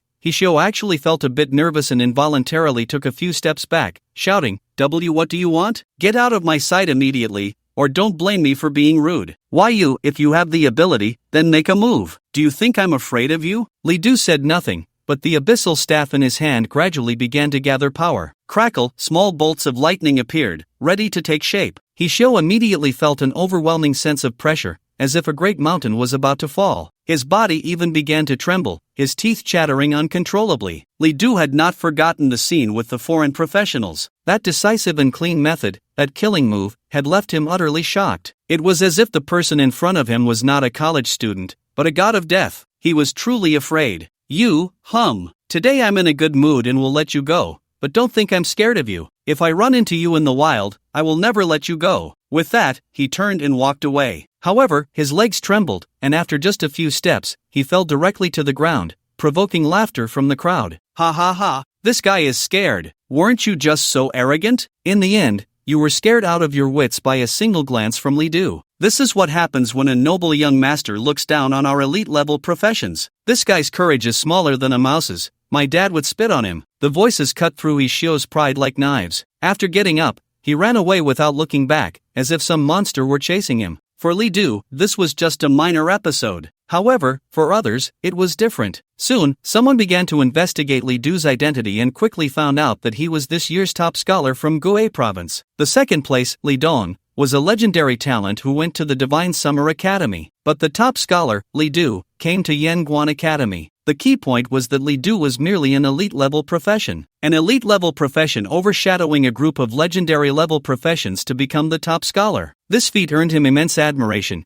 and Li Du's reputation gradually spread among the new students at Yanguan Academy this year. As for Ishio, he naturally became the one to be laughed at. Li Du's achievements also inspired countless students of elite-level professions. If Li Du could overshadow legendary-level professions to become the top scholar, couldn't I achieve something great too? However, Li Du was completely unconcerned about all of this. At this moment, he was still grinding monsters in the dungeon. Days passed one by one. Li Du continued to grind monsters in the dungeon every day, enjoying it immensely. In almost a day, he could grind out 2,000 to 3,000 years of lifespan. During this process, Li Du constantly broke his own records. Because of this, Li Du gradually became famous at Yanguan Academy. People knew that there was a new student named Li Du, who was the top scholar from Gue province. He was a record-breaking fanatic, basically breaking 2 to 3 dungeon records every day. The records for the 3 level 20 dungeons had already been broken by Li Du to an unimaginable height. Even in the Lone Wolf dungeon, Li Du effortlessly broke the record and earned 3,000 points. Soon, 3 days passed in a flash, and the day of school opening arrived. During these 3 days, Li Du had ground out countless materials and obtained numerous spoils in the dungeon. All these spoils were sold, directly earning nearly 50,000 points. This made Li Du's previously depleted wallet fill up again. As for lifespan, it was even more exaggerated. Now, Li Du's lifespan had reached over 12,000 years. At this rate, I should be able to reach 100,000 years of lifespan in a month at most. Li Du was quite satisfied with this speed. However, the leveling speed was not as fast. Even though Li Du had been grinding dungeons day and night, he was still a bit short on experience points to level up. But this was already an impressive achievement for just 3 days. Today was the start of school, and the classes had already been assigned. Every student had to attend the first class, so Li Du couldn't grind dungeons for the time being. After having a good breakfast, Li Du checked the school map and went to his assigned class. In the classroom, some people were already there. Some sat alone, while others gathered together, seemingly having formed initial friendships. Some scanned the surroundings like hunters searching for prey. Li Du's arrival did not attract anyone's attention. Everyone was unfamiliar with each other. He casually found a seat and sat down. After a while, a burly young man came to Li Du's side and asked, "Hey buddy, can I sit here?" Li Du nodded slightly, not caring much. The young man sat down without any courtesy and let out a long sigh. "Ha, finally in the classroom. This Yanguan University is really something, winding around so much that I actually got lost." The young man seemed to be quite familiar, leaning over to Li Du and asking, "Hey buddy, nice to meet you. I'm Sun Li, from the northeast. What's your name?" "Li Du." Upon hearing Li Du's name, Sun Li was a bit surprised. "Oh, buddy, your name is the same as that famous new student recently." "Ha, I heard that Li Du broke many records even before school started, and he became popular." Seeing that Li Du had no reaction, Sun Li seemed a bit bored and turned to talk to other classmates. People came in one after another, and soon there were quite a few in the class, maybe 30 or 40. Noticing that Li Du remained silent, Sun Li leaned over again. "Buddy, aren't you bored?" Li Du looked a bit puzzled. Sun Li, seeing this, helplessly said, "I saw you sitting here like a wooden block, not moving at all. You're not shy, are you?" "Maybe," Li Du replied indifferently. Sun Li changed the topic. "By the way, buddy, where are you from? I can tell from your accent that you should be from the south, right?" Before Li Du could respond, Sun Li started talking non-stop. He was definitely a chatterbox, able to talk about anything. Li Du felt a bit helpless but didn't know what to say. He let him talk until the class bell rang,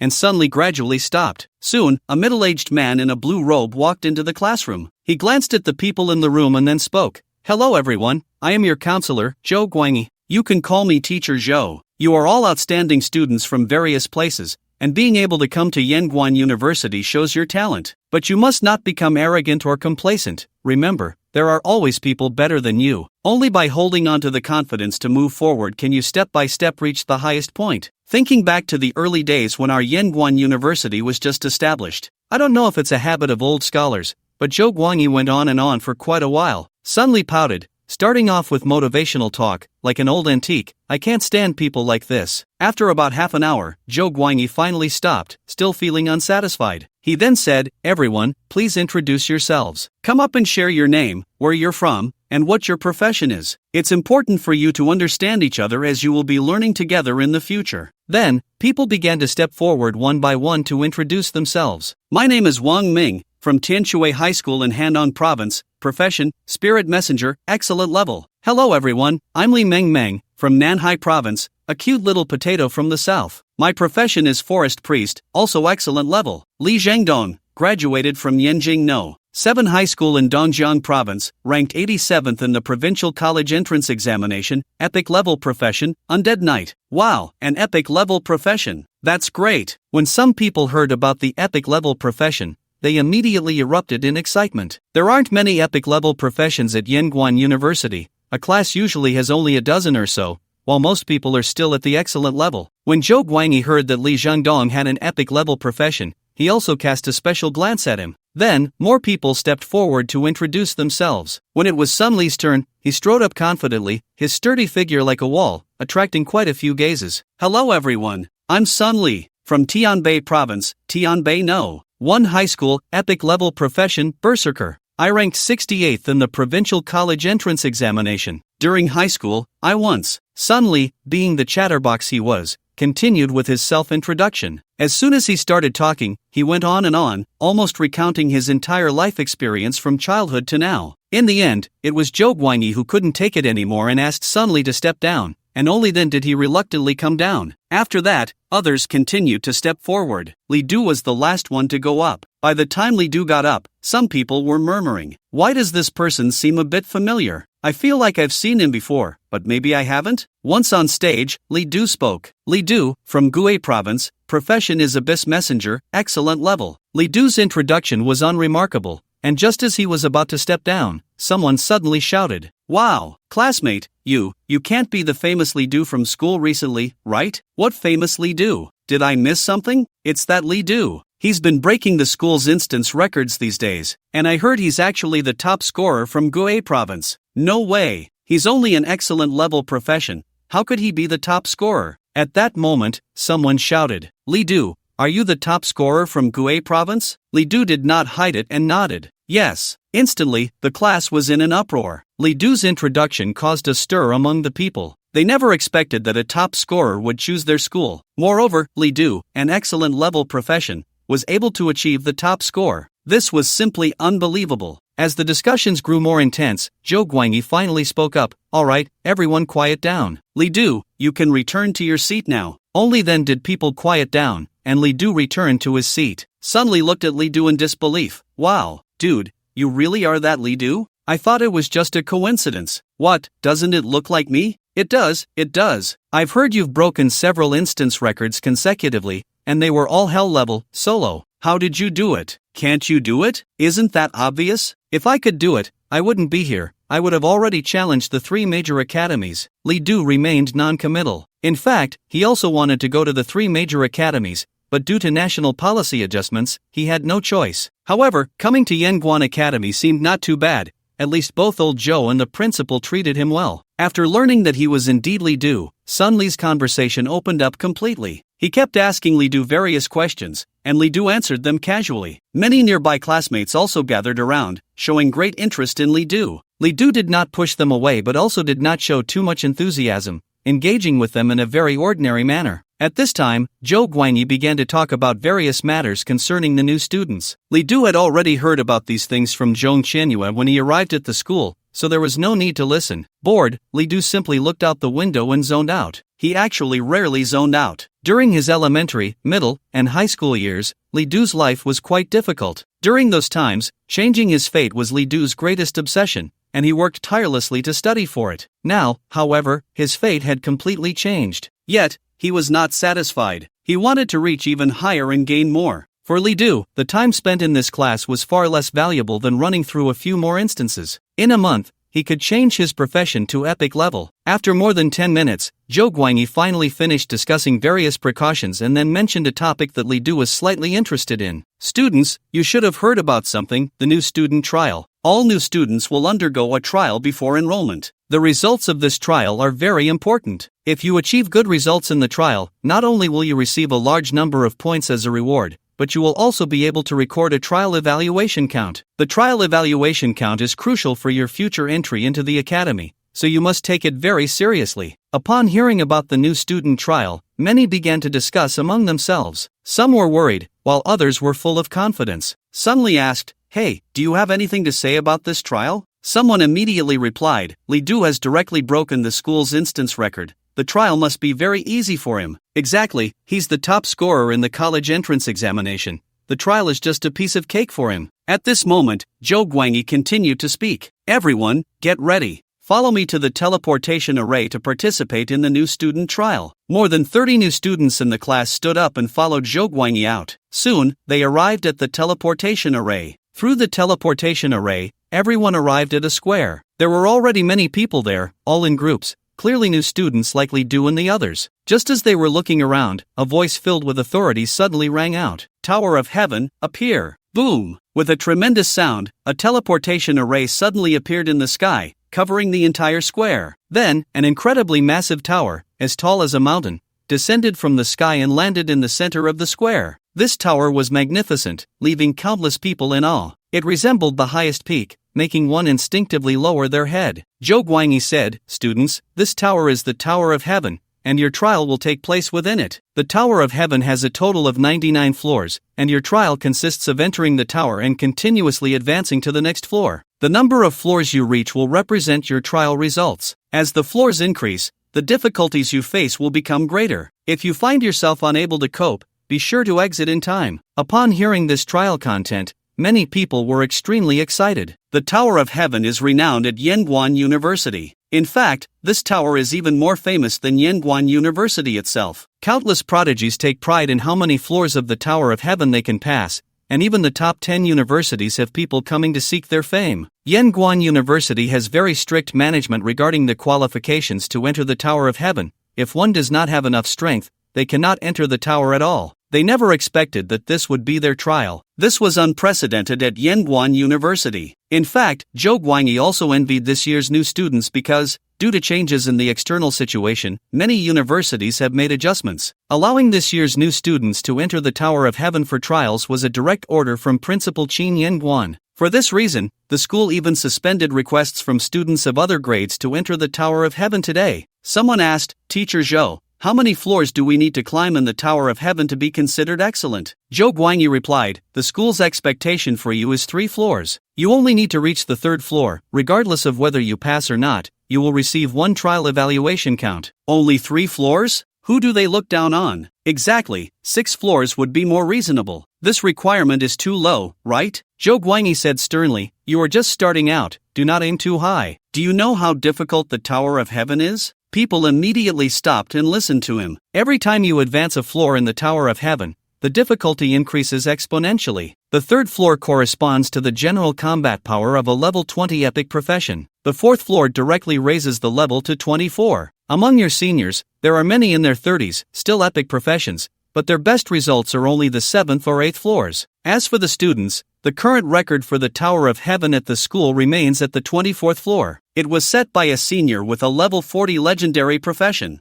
Hearing this, the people immediately felt the difficulty of the Tower of Heaven, unable to help but click their tongues. Someone asked, then, "Teacher Zhou, has no one ever climbed to the top of the Tower of Heaven?" Zhou Guangyi replied, "As of now, no one has. Even the principal has only managed to reach the 87th floor, and the national record for the Tower of Heaven is only at the 90th floor. Upon hearing this, many felt an immense pressure. No wonder the school's requirements for them were so low. It turned out that even the 3rd floor was likely out of their reach. Suddenly leaned over to Li Du and asked, "Buddy, how many floors do you plan to climb? I feel like you have a great chance." Li Du said, "It depends on the situation." He wasn't sure how many floors he could climb, but at least the 3rd floor posed no difficulty for him. However, judging by the increasing difficulty of the Tower of Heaven, Li Du's best performance would probably only be the 6th or 7th floor. Although it didn't seem impressive, Li Du estimated that this score should be enough to secure first place in the school. He was determined to win the first place reward. Zhou Guangyi said, "Alright, the Tower of Heaven is now open. Please line up and enter one by one. Your scores will be automatically generated after you leave the Tower of Heaven." Soon, all the new students entered the Tower of Heaven one after another. The interior of the Tower of Heaven was quite peculiar, resembling a grand hall. However, it was very spacious, more like a plaza. Around, Li Du noticed various strange runes permeating the air. He keenly sensed the function of these runes. They formed an extremely powerful force that ensured that no matter what happened inside the tower, the structure of the entire space tower could not be destroyed. Li Du tried to use the abyssal eye to check the instance. Unable to query, was the information he received? He didn't mind much and walked forward directly. At that moment, a piece of information appeared in Li Du's mind. "You have entered the 1st floor of the Tower of Heaven." Detecting your numerical status, generating your clearance expectation. Your clearance expectation is 5th floor. Entering the 5th floor, you can receive rewards. Seeing the clearance expectation, Li Du was momentarily stunned. Zhou Guangyi hadn't mentioned this to them. However, Li Du had heard that the higher the floor entered in the Tower of Heaven, the more generous the rewards. It probably referred to the clearance expectation, right? If he entered the 5th floor, he should be able to receive the rewards from the Tower of Heaven, otherwise, there would be no rewards. The higher the clearance floor, the better the rewards should be. Moreover, this clearance expectation was calculated based on his numerical values, meaning that the higher the values, the higher the clearance expectation would be. After realizing this, Li Du's gaze gradually became serious. At the same time, a beam of light appeared in the center of the plaza. Then, a monster holding a giant axe, with the head of an ox and the body of a horse, appeared before Li Du. Ox-head horseface, type, boss, level, 20, health, 36,000, strength, 4,000, traits, incredible strength, swift agility, skills, ox charge, horse stance, shattering roar. The monster's stats were not high,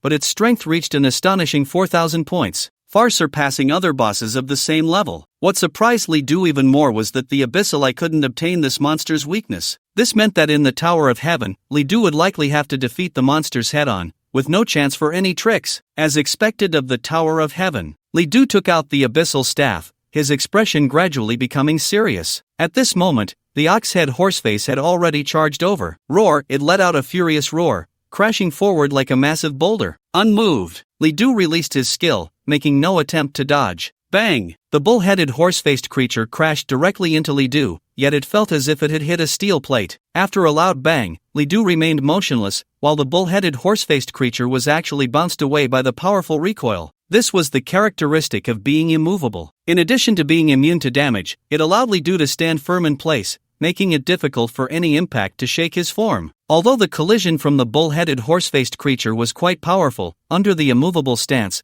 Li Du hardly lost any health. Instead, the bull-headed horse-faced creature was injured significantly from Li Du's counterattack. Thunder Strike! Li Du launched a direct attack, and the powerful skill energy instantly struck the bull-headed horse-faced creature. Abyss Slash! Another skill caused the bull-headed horse-faced creature to tremble all over, its skin torn and flesh exposed. Li Du did not use the Wrath of Beings, so he couldn't achieve an instant kill on the bull-headed horse-faced creature. But at this moment, his damage was already quite formidable, and after several skills landed, the bull-headed horse-faced creature finally closed its eyes unwillingly. The bull-headed horse-faced creature has died. You have successfully passed the first layer, proceeding to the next layer. As a beam of light descended, Li Du officially arrived at the second layer. Soon, the monsters of the second layer appeared. It was a man dressed in a blood-red cloak, but his appearance was quite strange. His face was sharp like a nail, his eyes were red, and his two tiger teeth were exceptionally long, resembling zombie fangs. He unleashed the Abyssal Eye. Vampire count type, boss level, 20 health, 68,000 strength,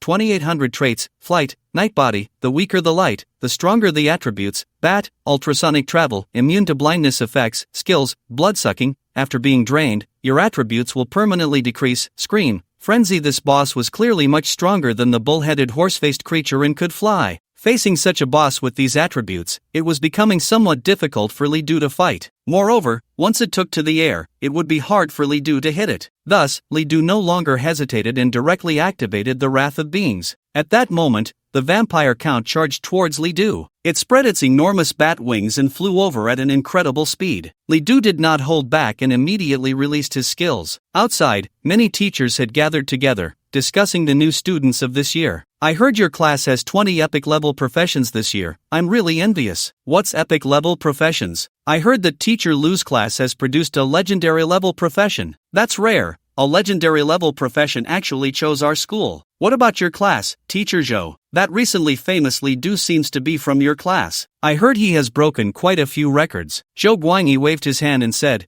being strong at a young age doesn't mean being strong when grown up. Everything depends on their own fortune. I'm just a guide. Not only the teachers, but also two people were sitting in a distant loft. Upon closer inspection, it turned out to be Zhou Ning and Qin Yangguan. The principal actually came in person. As old friends, the two chatted while slowly sipping tea. Old Zhou, this Li Du you brought is remarkable. Soloing hell-level dungeons, breaking one record after another in 3 days, even legendary level professions can't match his tenacity. Zhou Ning was very pleased. Of course, my judgment has never been poor. Don't look at Li Du being an excellent level profession, but I spotted him in the crowd at a glance. I heard Fu Sheng originally wanted to keep him at Tiangui Academy, but you, old fellow, didn't play fair, and Fu Sheng was quite frustrated. Speaking of this, Zhou Ning couldn't help but laugh and cry. Although Zhou Ning was a representative figure of Guizhou province, he actually worked very little in Guizhou. His teaching position at Tiangui Academy was merely nominal. Zhou Ning preferred Yangguan Academy. This university suited his temperament. He can be gloomy if he wants,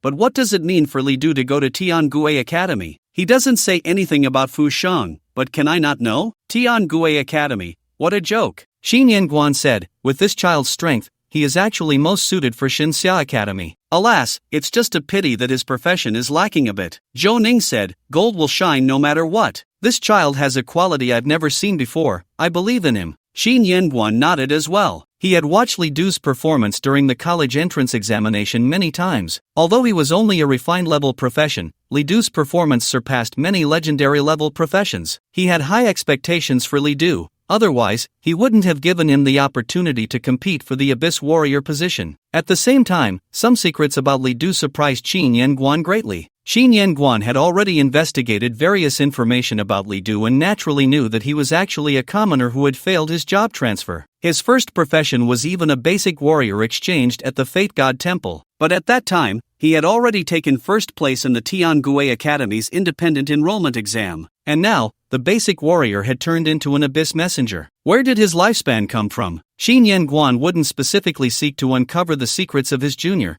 No matter how Li Du achieved it, it was his own fortune. After all, this was a rare junior he recognized. A rising star. The vampire count has died. You have successfully passed the second level and are heading to the next level. Li Du's battle was very swift. After activating the Wrath of Beings, he quickly dealt with his opponent. Even though the vampire count could fly, Li Du's attacks were still too powerful. Just one hit was enough to nearly kill it. Upon reaching the third level, the environment remained unchanged. A flash of light appeared, and a new monster emerged. It was a crocodile-like monster, but it walked upright. It held a giant axe in its hand. Desert Butcher type, boss level, 20 health, 98,000 strength, 5,800 traits, fury. Each attack can strengthen its next attack up to 10 times. Skills, Overlord Slash, Frenzied Bite, Charge, Uncontrollable Rage. Although it was also level 20, the monster before him was powerful on a whole different level. When it fully appeared, its eyes turned red, flashing with a bloodthirsty light. Despite being a boss monster, it could speak human language. Bite, devour, kill. Shameful humans, perish. It swung its giant axe and charged forward. As it approached Li Du,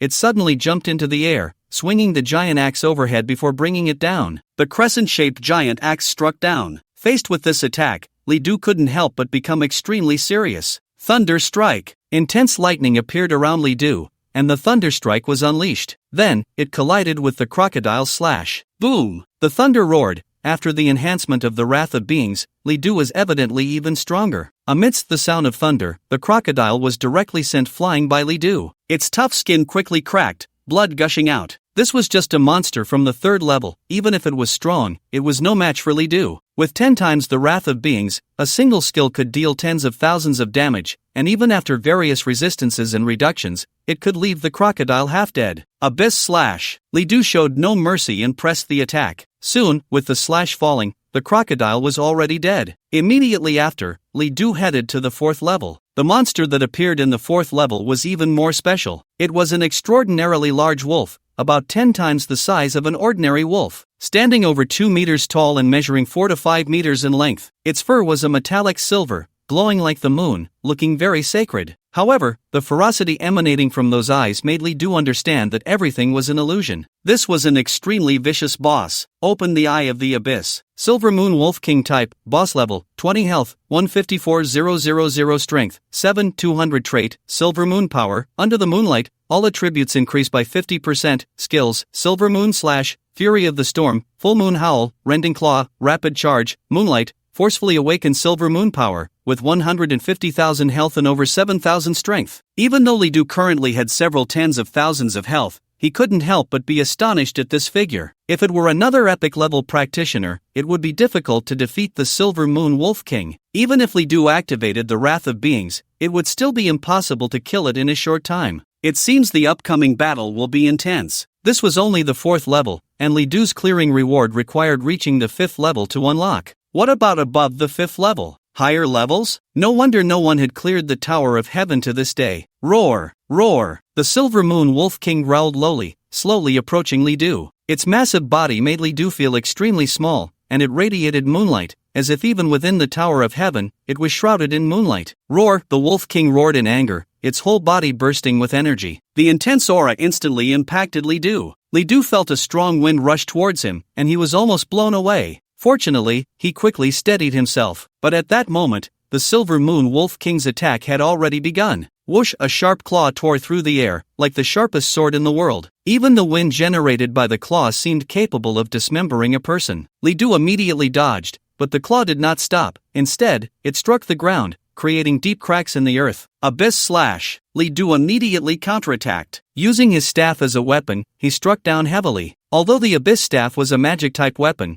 Li Du could still deal considerable damage when using warrior-type skills. The staff hit the Silver Moon Wolf King, carrying the force of the slash, and immediately pushed the Wolf King back several meters. In fact, the Silver Moon Wolf King almost fell due to the backlash from the strike. However, this blow did not deal fatal damage to the Wolf King. Regaining its composure, the Wolf King let out a furious roar. Suddenly, the surroundings were enveloped in a thick fog. This surprised Li Du. Just as he was about to continue attacking the Wolf King, he found that the Wolf King's figure had vanished without him noticing. The surroundings were eerily quiet, with only the fog slowly drifting. Step, step, step. Suddenly, footsteps were heard, but they vanished in an instant. The next moment, whoosh! A gust of wind rushed in, and Li Du suddenly felt an extremely powerful impact, sending him flying. The Wolf King had hidden itself in the fog and then struck suddenly. This intense collision nearly displaced Li Du's internal organs. Fortunately, Li Du was not seriously injured, just suffering some internal damage. Seeing this, Li Du became serious. Eye of the Abyss. Li Du's eyes immediately became enchanting, flashing with an inexplicable light. Then, he saw through the fog. The Wolf King was slowly moving nearby, preparing for its next charge. Soon, it found the right angle, took a few steps back, and charged. Its swift figure almost shook off its shadow. Li Du did not hesitate and directly activated Unyielding. Golden light flashed. As Unyielding appeared, the Wolf King charged at the same time. Bang! A strong echo resounded as the Wolf King collided with Unyielding, and the damage Li Du received was greatly reduced, almost equivalent to no damage at all. However, the Wolf King was directly bounced away by the recoil of its own charge. Roar! Roar! The mist dissipated, revealing the figure of the Wolf King. Above its head, there was a crack. Clearly, that collision had injured itself. Wrath of the Beings, enhance again. Li Du raised the enhancement effect of the Wrath of the Beings to 100-fold and launched another attack. Thunder Strike! Intense lightning flickered continuously, and the heavy blow landed fiercely on the Wolf King. Roar! The Wolf King let out a roar, struggling incessantly, but it was evidently futile. The 100-fold damage was simply too high. The Wolf King could not withstand it at all. In the end, the Silver Moon Wolf King unwillingly closed its eyes and died completely. The Silver Moon Wolf King has died. You have successfully passed the 4th level and are heading to the next level. Finally, the 4th level was cleared. Li Du breathed a sigh of relief.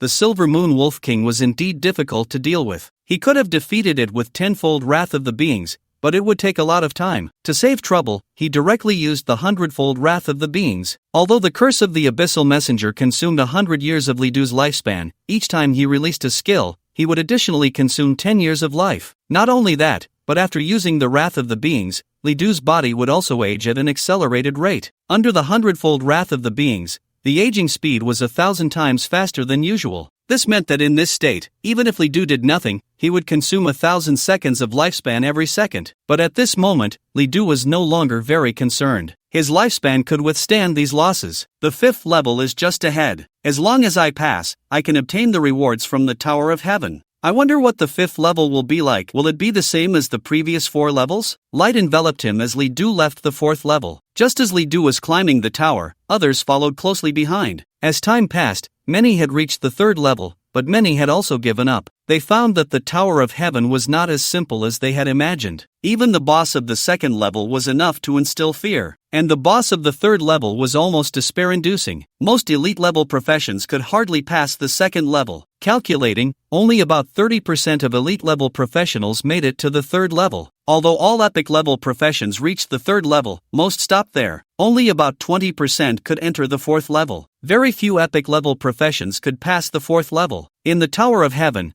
the challenges faced by different professions and attributes were all different. For example, warrior-type professions mostly encountered warrior-type monsters that could tank and deal damage, with thick health bars and high attack and defense. This way, they could test the warrior's strength to the fullest. On the other hand, mage-type professions mostly faced magic-type monsters, proficient in various spells, with diverse and intricate abilities, which tested the mage's application of different spells. A careless mistake could lead to elimination. Other professions were similar. Damn, is this Tower of Heaven a freak? A boss with health several times mine, strength several times mine, and even more skills than me, plus all sorts of ridiculously high resistances. How am I supposed to fight this? Sun-Li angrily left the Tower of Heaven. He had passed the 3rd level and wanted to keep going, but the boss of the 4th level was just too overpowered, and he ultimately had to give up. When he returned to his class's location, he found that most of his classmates had already come out. Some people saw Sun-Li and asked, "Bro, how many levels did you climb?" 4 levels. Upon hearing this, many were astonished. "Wow, you're amazing, you made it to the 4th level." "Awesome, I only made it to the 3rd level." "Woo-woo, don't say that,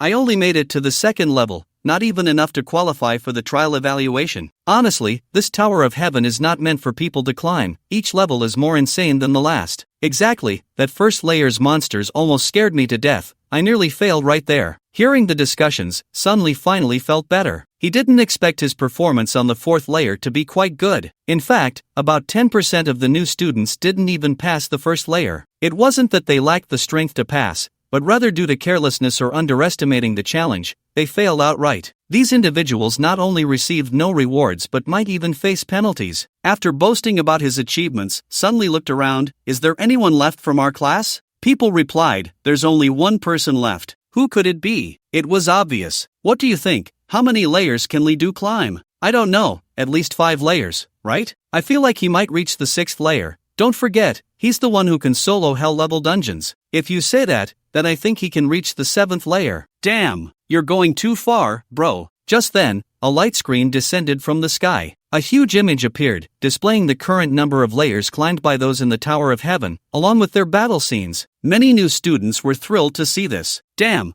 we came out early and there's still good stuff to watch. Let's see how these big shots climb the tower. At that moment, the rankings on the light screen were revealed one by one. First place, Li Du, layers, 5th layer. Second place, Qian Beiliang, layers, 5th layer. Third place, Liao Chen, layers, 5th layer. Fourth place, Zhong Qianyue, layers, 5th layer. Currently, there were 58 people still climbing the tower. Among them, only 7 had reached the 5th layer, while the rest were still stuck on the 4th layer, having yet to defeat the boss there. When people saw Li Du, they were all astonished. Li Du had indeed climbed to the 5th layer, and he was the first among everyone. No wonder he can solo hell-level dungeons, he really has the strength. I feel like the 5th layer isn't his endpoint. Aside from Li Du, many were discussing the others. I know that Qian Beiliang, he's from the same province as me. He's a legendary class profession and didn't go to the 3 top universities but came to our college. Liao Chen is also a legendary class profession. I heard the vice principal specifically invited him to our school.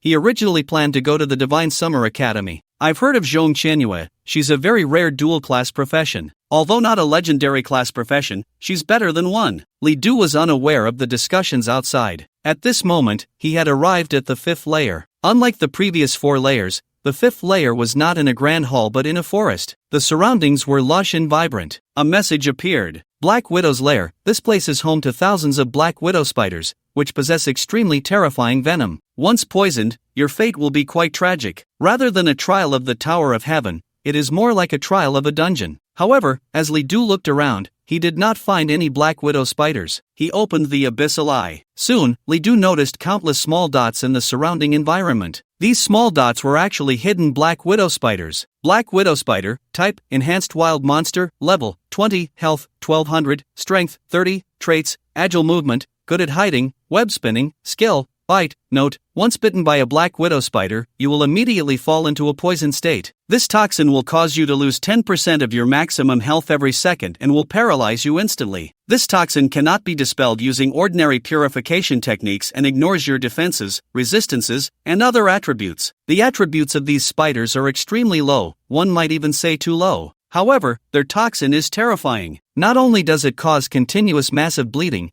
but it can also instantly paralyze and incapacitate the victim. It can be said that being bitten even once is almost a certain death. Moreover, the toxin ignores defenses, resistances, and other attributes. This means that remaining motionless cannot reduce the damage caused by the toxin. As expected of the fifth layer, it truly is different. At this moment, many dense spiders had appeared around, lurking nearby, waiting to deliver a fatal blow to Li Du. Suddenly, through the abyssal eye, Li Du saw the spiders begin to move rapidly in large numbers. They had launched an attack on Li Du. In just a few seconds, dozens of spiders crawled out of the originally tranquil jungle. Seeing this, Li Du did not dare to hesitate and immediately released a skill. Summon Fire Demon. He did not use the 10,000 swords return to origin. These spiders were simply too small and too numerous. Although 10,000 swords return to origin could sweep a large area, it could not kill them all. As the fire demon appeared, Li Du immediately commanded it to defend against fire. In an instant, several fire walls appeared around Li Du. These fire walls surrounded Li Du while also landing on many black widow spiders. Crackle! The intense flames immediately burned the spiders, and their bodies exploded, making a loud noise. However, the exploding spider bodies splattered a considerable amount of venom. Fortunately, the distance was relatively far, and it could not spray onto Li Du. Otherwise, once poisoned, Li Du would be in danger. A lot of venom also fell onto the fire demon, but the intense heat of the fire demon immediately caused the venom to evaporate, forming patches of black gas. Fire demon, immediately burn this jungle clean, Li Du ordered without hesitation. Boom, boom, boom. Fireballs shot from the fire demon's hands, landing on the jungle and instantly igniting a great fire. The fire burned through the jungle. Li Du used the abyssal eye and immediately saw many spiders being killed in the flames. Many spiders crawled out of the fire,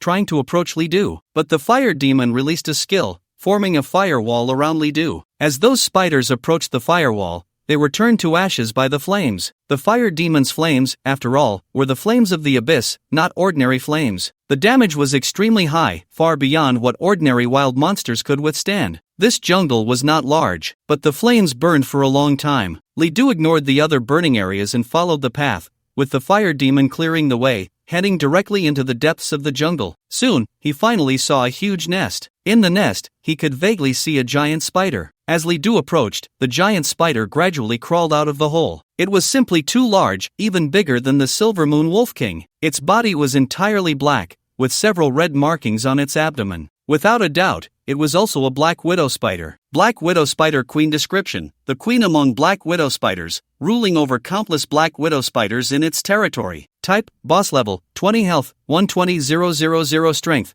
800 traits, toxic attack. All attacks are accompanied by black widow spider venom. Self-destruct, will explode upon death, splattering a large amount of venom. Skills: web entanglement, silk entanglement, venom spray, spider scythe, egg laying, generates hundreds of small spiders. Self-destruct venom spider. Seeing the attributes of the Black Widow Spider Queen, although the values were not high, Li Du became even more serious. The power of the Black Widow Spider Queen lay not in its attributes, but in its traits. The toxin attack meant that Li Du could never let even a single strike from the Black Widow Spider King hit him, otherwise, he would face an irreversible state of poisoning. However, every attack from the Black Widow Spider King was extremely troublesome. Not to mention skills like venom spraying and web weaving. It could even summon small spiders and self-exploding poisonous spiders. If Li Du let his guard down and got contaminated with toxins, even if he activated the hundredfold wrath of beings, he would likely still meet his end. Hiss, hiss, the Black Widow Spider King emitted several hissing sounds, as if warning Li Du. But the next moment, a web suddenly shot towards Li Du. He was almost startled. The spider's attack was too sudden. Fortunately, he reacted quickly, dodging to the side and avoiding the attack. The web landed on a tree, entangling it. Then, it oozed countless transparent liquids, which were the spider's venom. As soon as this venom touched the tree, it caused a several meter tall tree to wither instantly. Not only that, but nearby plants also immediately wilted, losing all vitality. This terrifying scene made Li Du extremely serious. This battle was definitely not simple. Flame Demon, set it on fire. At Li Du's command, the Flame Demon immediately released several fireballs. Boom, boom, boom. The fireballs flew towards the spider, but the spider swung its long spider spear and directly batted the fireballs away. One of the fireballs bounced onto the web and surprisingly rebounded back towards Li Du. The Flame Demon jumped up and knocked the fireball away. But this scene also made Li Du realize that the Black Widow Spider King's web was fireproof. Fire attacks might work against ordinary spiders, but against the Black Widow Spider King, they were clearly insufficient. The Black Widow Spider King continued to attack, this time directly spitting out a ball of venom from its mouth. The speed of the venom was extremely fast, but fortunately, Li Du was always prepared and immediately dodged. Soon, the venom landed on the ground. The plants contaminated by the venom withered again, without any surprise. This venom was incredibly toxic, and Li Du had no means to counter it. Therefore, he dared not act rashly, let alone attack carelessly. He was waiting for the spider to attack actively and reveal a flaw. The spider's attributes were not high, Li Du only needed to find an opportunity to strike and he could kill it. However, the spider was clearly very cautious, with half of its body tucked into its lair, ready to retreat at any moment. This caution gave Li Du a headache. Even if he wanted to unleash the 10,000 swords return to origin, once the spider entered its lair, he wouldn't be able to hit it. A standoff ensued between one person, one spider, and one flame demon, with neither daring to act rashly. Only the flame demon occasionally set fire around to prevent small spiders from sneaking out and biting Li Du. Minutes passed. During this time, Li Du also cast the Chaos Tongue, hoping to confuse the spider. But it failed. This skill was effective against ordinary wild monsters but nearly impossible to work against a boss. The spider seemed to grow a bit impatient and moved again. It suddenly emitted a sharp sound, and then, several objects shot out from its abdomen. These objects were extremely fast, and by the time Li Du saw them, it was already too late to dodge. At that moment, the flame demon immediately appeared, blocking in front of Li Du. Those objects instantly landed on the flame demon and then shattered. Upon closer inspection, they turned out to be several eggs wrapped in webs. After they broke,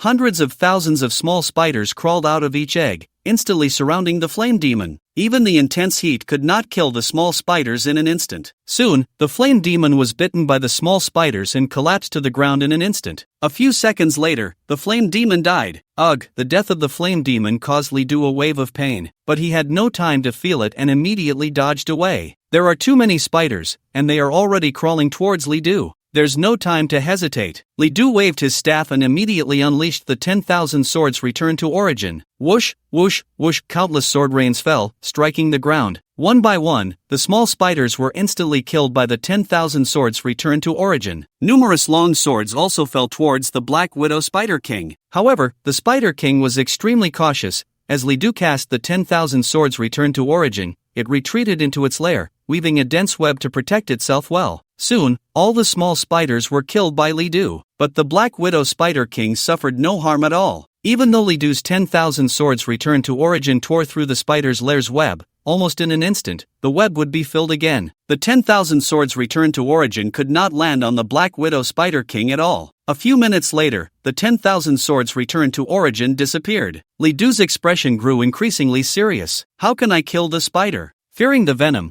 Li Du did not dare to approach the spider easily, and the spider was extremely cautious, never straying far from its lair. If this continued, Li Du would have no way to clear the level. He had to find a way to force the spider out. Upon carefully examining the spider's lair, Li Du discovered that the entire lair was actually a massive web. These webs grasped the ground and clung to countless large trees behind, with many plants nearby. However, the plants near the spider's lair had not withered. This caught Li Du's attention. Could it be that the spider's lair is actually not poisonous? With this thought, Li Du immediately released a skill. General Summon. The Cayman Orc General appeared instantly. Li Du commanded the Cayman Orc General to approach and touch the spider web. Soon, the contact ended, and the Cayman Orc General was unharmed. Seeing this, Li Du knew his guess was correct. With this in mind, Li Du quickly devised a plan to deal with the spider. He used the hourglass of time to reset the cooldown of the 10,000 swords return to origin skill. Then, he unleashed the 10,000 swords return to origin once more. Countless sword rains fell, but there were no small spiders left for Li Du to kill. Li Du didn't mind. He first commanded the Cayman Orc General to block the entrance,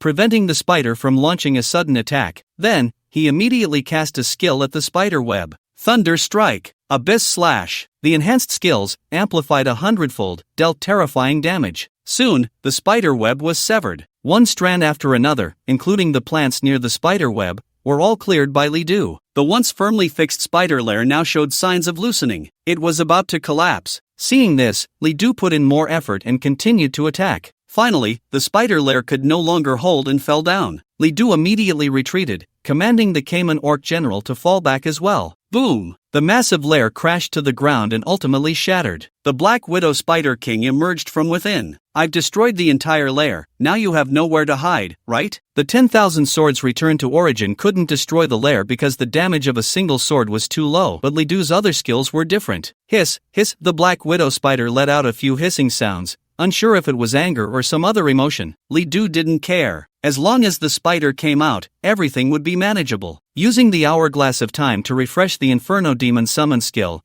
Li Du summoned the Inferno Demon again. He then commanded the Cayman Orc General and the Inferno Demon to launch an attack together. Without the lair's obstruction, the spider had no choice but to engage Li Du in battle. But even so, the spider was not to be underestimated. All its attacks were venomous, so Li Du dared not approach. Instead, he continuously commanded the Inferno Demon and the Cayman Orc General to fight. During this time, both the Inferno Demon and the Cayman Orc General were injured by the spider and died from poisoning. However, Li Du refreshed the skill through the Hourglass of Time and summoned them again. Not only that, Li Du also used the 10,000 swords returned to the sect, continuously depleting the spider's state. Although the spider kept laying eggs, summoning small spiders and explosive spiders, trying to kill Li Du, all these attacks were blocked by the Flame Demon or the Cayman Beast General. In the end, the spider let out a wail and died completely. The Black Widow Spider King has been defeated. You have successfully passed the 5th level and are heading to the next level. When this voice appeared, Li Du finally breathed a sigh of relief. After spending a long time, he finally passed the 5th level. At this moment, Li Du realized that his Wrath of the Beings had less than 10 minutes left. Under the influence of the Abyss Messenger profession, the Wrath of the Beings would greatly consume Li Du's lifespan. If he forced it, the lifespan he would have to pay would no longer be 100 years, but 1,000 years. Moreover, in this state, every time Li Du released a skill, it would consume another 1,000 years of lifespan. If Li Du did not want to waste the lifespan he had painstakingly accumulated over the past few days, it meant he had less than 10 minutes left to climb the tower. It seems I can't reach a higher level. This is the downside of a refined level profession. Without the Wrath of the Beings,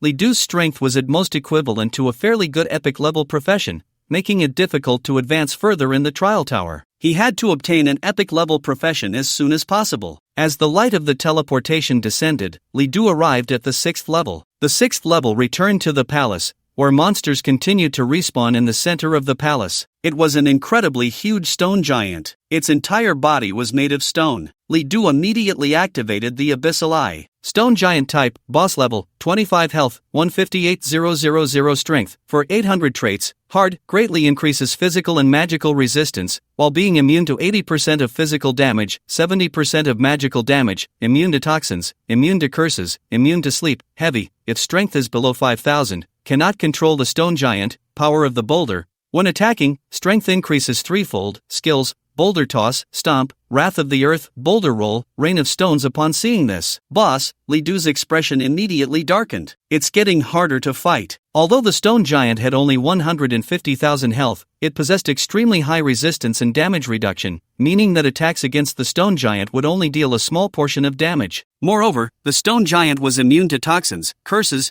and sleep, which meant that clever damage tricks wouldn't work either. Despite having a strength of only 4,800, which was even lower than the bosses from the previous levels, its power of the boulder could allow it to triple its strength when attacking. This meant that when the stone giant attacked, its strength could reach 14,400, almost 15,000. Such an attack would likely leave Li Du half dead on the spot. Not only that, the stone giant's heavy trait made it impossible for Li Du to control it. No matter what control skills he used, they would be ineffective, unless Li Du's strength reached 5,000. If the Black Widow Spider King made the battle difficult with its severe toxins, then the stone giant was, as its name suggested, as solid as a rock. This was destined to be a tough battle. I wonder if I can kill it within 10 minutes, if not, my limit in the Tower of Heaven will be the 6th level. But in any case, Li Du had to fight first. The stone giant had already noticed Li Du and was approaching with heavy steps. With each step, the entire palace trembled. Flame Demon Summon, General Summon, 10,000 swords return to the sect. Thunder Strike. Li Du did not hesitate and unleashed 4 skills in succession. The Flame Demon and the General appeared together, launching an attack on the stone giant. Then, a formation appeared in the sky, and thousands of swords descended upon the stone giant. However, the originally sharp swords were deflected by the giant's hard rocky exterior,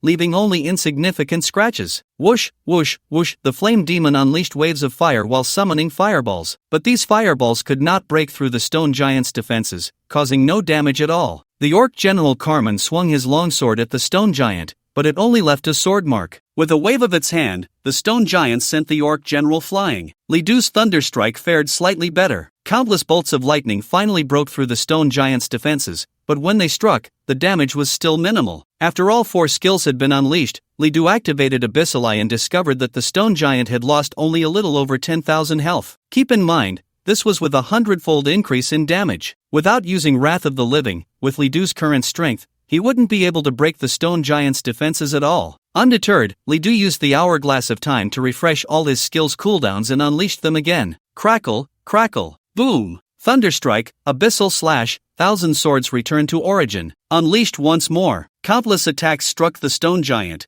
creating a tremendous noise. These attacks still only whittled down the stone giant's health by a little over 10,000. However, releasing these skills took Li Du a long time. There was now less than a minute left until Wrath of the Living ended. There's not enough time. Li Du's expression darkened. The stone giant was just too tough. Li Du calculated that at the current rate, he would need over an hour to wear down the stone giant. There simply wasn't enough time. Disappointed, Li Du thought about how he had reached the 6th level, which was somewhat expected, but he still felt unsatisfied. Wait, can the Hourglass of Time refresh the duration of Wrath of the Living? Li Du suddenly thought of this. At the same time, the duration of Wrath of the Living officially ended. Li Du immediately took out the Hourglass of Time, wanting to eliminate the cooldown of Wrath of the Living. Soon, the Hourglass of Time emitted a burst of light. Seeing this, Li Du was overjoyed. It works. However, the light stopped halfway. There wasn't enough energy. Recharge. Without hesitation, Li Du spent divine power to fully charge the Hourglass of Time. Soon, tens of thousands of divine power points were poured into the hourglass,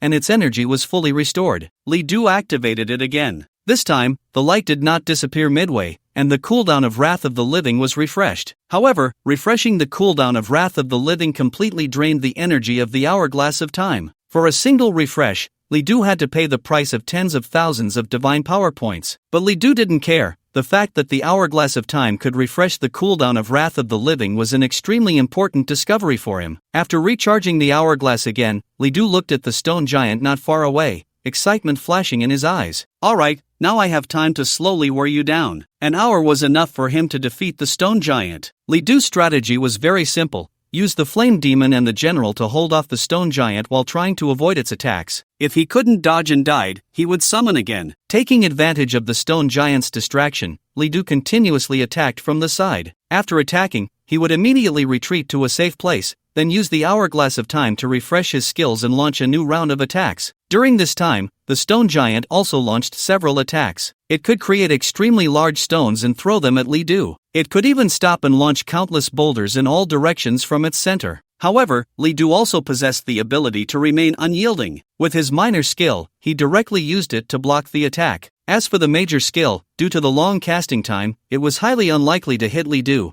and the damage it caused was not significant. Therefore, the stone giant was always led by Li Du. This was the stone giant's drawback, its heaviness. It was so heavy and powerful that its movements were particularly slow. As long as one paid attention to dodging skills and attacked in a way that could break through its defenses, the stone giant was actually not that terrifying. In fact, Li Du felt it was easier to deal with than the Black Widow Spider King. If the outside world knew that Li Du evaluated the stone giant this way, it would definitely cause an uproar. Unlike Li Du, the stone giant was a nightmare for many professionals. Even for those in their 30s, many found it difficult to break through the stone giant. The stone giant's defense was simply too high. It had a hidden mechanism, 10,000 blocks. This meant that every segment of damage that reached the stone giant would be blocked by 10,000. It was this mechanism that made it extremely difficult for countless people to inflict damage on the stone giant. As a result, the stone giant was known as the hardest boss to defeat below the 10th floor of the Tower of Babel. Because Li Du had activated the Wrath of Beings, his damage was so high that he didn't feel the effects as much. Time passed little by little, and soon an hour had gone by.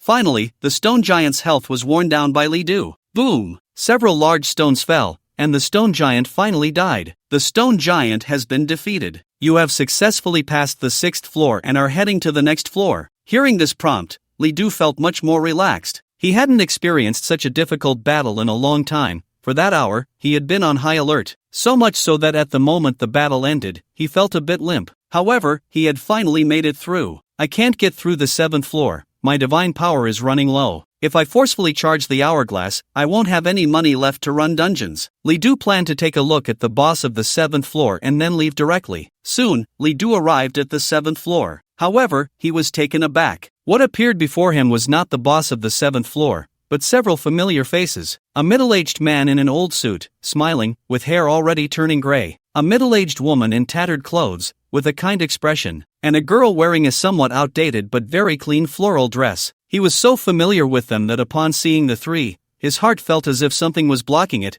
and his mind went blank. Dad, Mom, Shui Shang, Li Du murmured. Suddenly, a sharp pain shot through his brain. Immediately after, everything disappeared, and the scene before him became increasingly blurry. A piece of information appeared in Li Du's mind. Pass failed. Your completion score is 7th floor. Your expected completion was the 5th floor, and your final score is the 7th floor. You exceeded the expected completion by 2 floors. Congratulations, you have received an A-level reward. The reward has been stored in your space ring. When his vision became clear again, he had already been teleported outside the Tower of Babel, but everything he had just seen echoed in Li Du's mind, unable to dissipate. What was going on? He had actually seen his parents and Shui Shang in the Tower of Babel. He's out. Li Du is finally out. At that moment, a voice rang out. It was his classmates, who rushed over upon seeing Li Du. Ha ha ha, I saw it, the 7th floor. Li Du actually climbed to the 7th floor. Damn, this is incredible. Among all the new students in the school, only Li Du succeeded in climbing to the 7th floor. Li Du finally came back to his senses. Zhou Guangyi walked over, patted Li Du's shoulder with great satisfaction, and said with a smile, "Well done, Li Du." Li Du voiced his question, "Teacher, what is on the 7th floor?" Hearing this, Zhou Guangyi said, "Did you just enter the 7th layer, see some past scenes, and then realize you failed to clear it?" Li Du nodded. The 7th layer is quite special.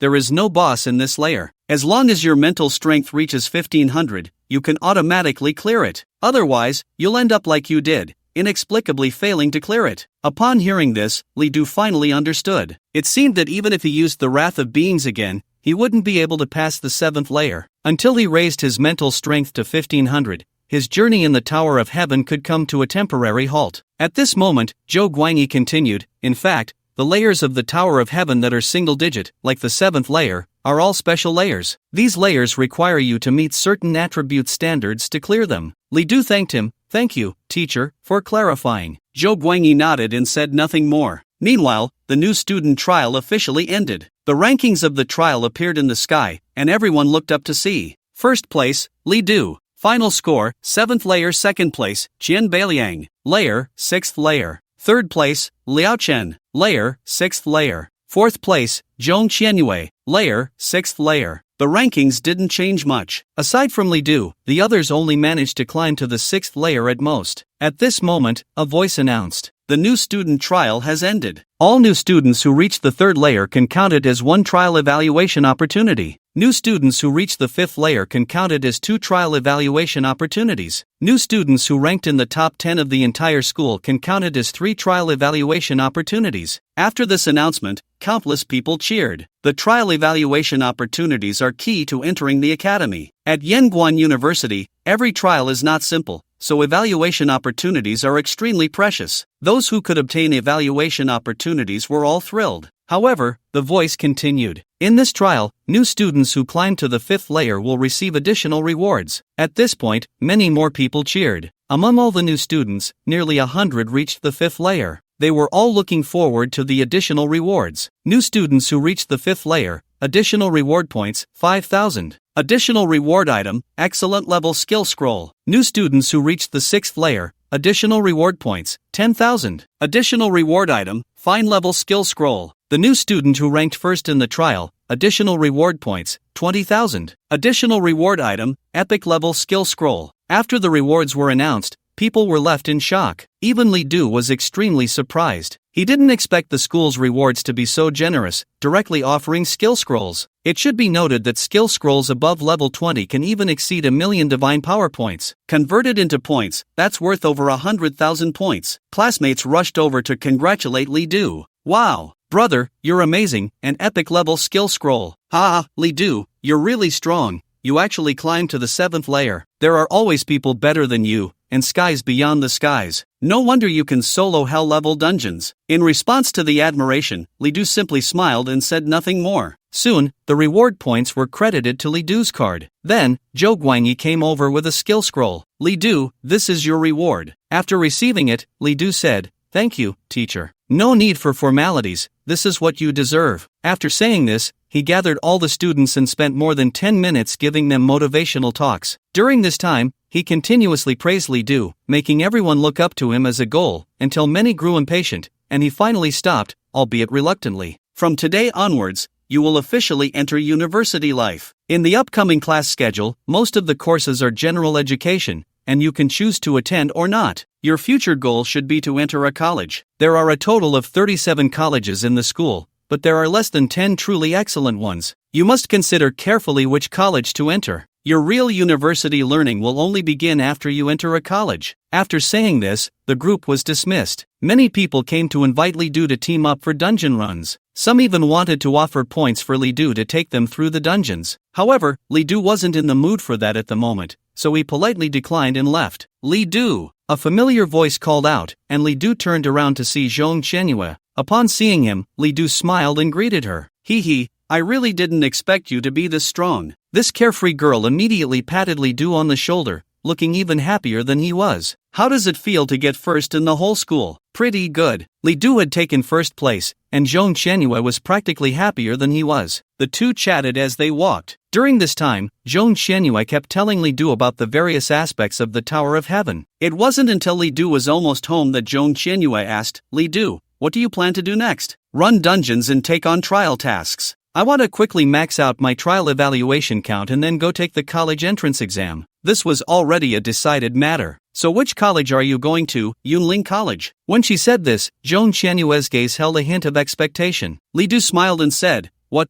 do you really want me to go to Yunling College?" "Why not?" Zhong Qianyue grinned, revealing two shallow dimples. "I want to go to Yunling College too. If you go there, we can keep each other company. Besides, Sister Shui is also from Yunling College. Such a beautiful girl, don't you want to pursue her? I'll let you in on a secret, Sister Shui is still single and has never been in a relationship." Hearing this, Li Du felt a bit helpless. Xia Shui was indeed very beautiful, but Li Du didn't have much feeling for her, just a bit of fondness. Speaking of beauty, both Shui Shang and Fu Ming were stunning as well. Even Zhong Qianyue wasn't bad, but Li Du wasn't considering romantic issues at the moment. He had endured too much hardship, and until he became strong enough, he didn't want to think too much about anything else. Moreover, speaking of feelings, Li Du suddenly thought of Fu Ming. That girl, when she learned that he still insisted on choosing other universities, the look in her eyes, he saw it. Disappointment, grievance, even tears welling up. At that moment, Li Du admitted that his heart actually hurt a little. Li Du walked alongside Zhong Qianyue until he got home, and only then did she leave. During this time, Li Du didn't keep her in suspense and made it clear that he was going to Yunling College. As the best college at Yanguan University, even if Zhong Qianyue didn't recommend it, Li Du would still go. After returning home,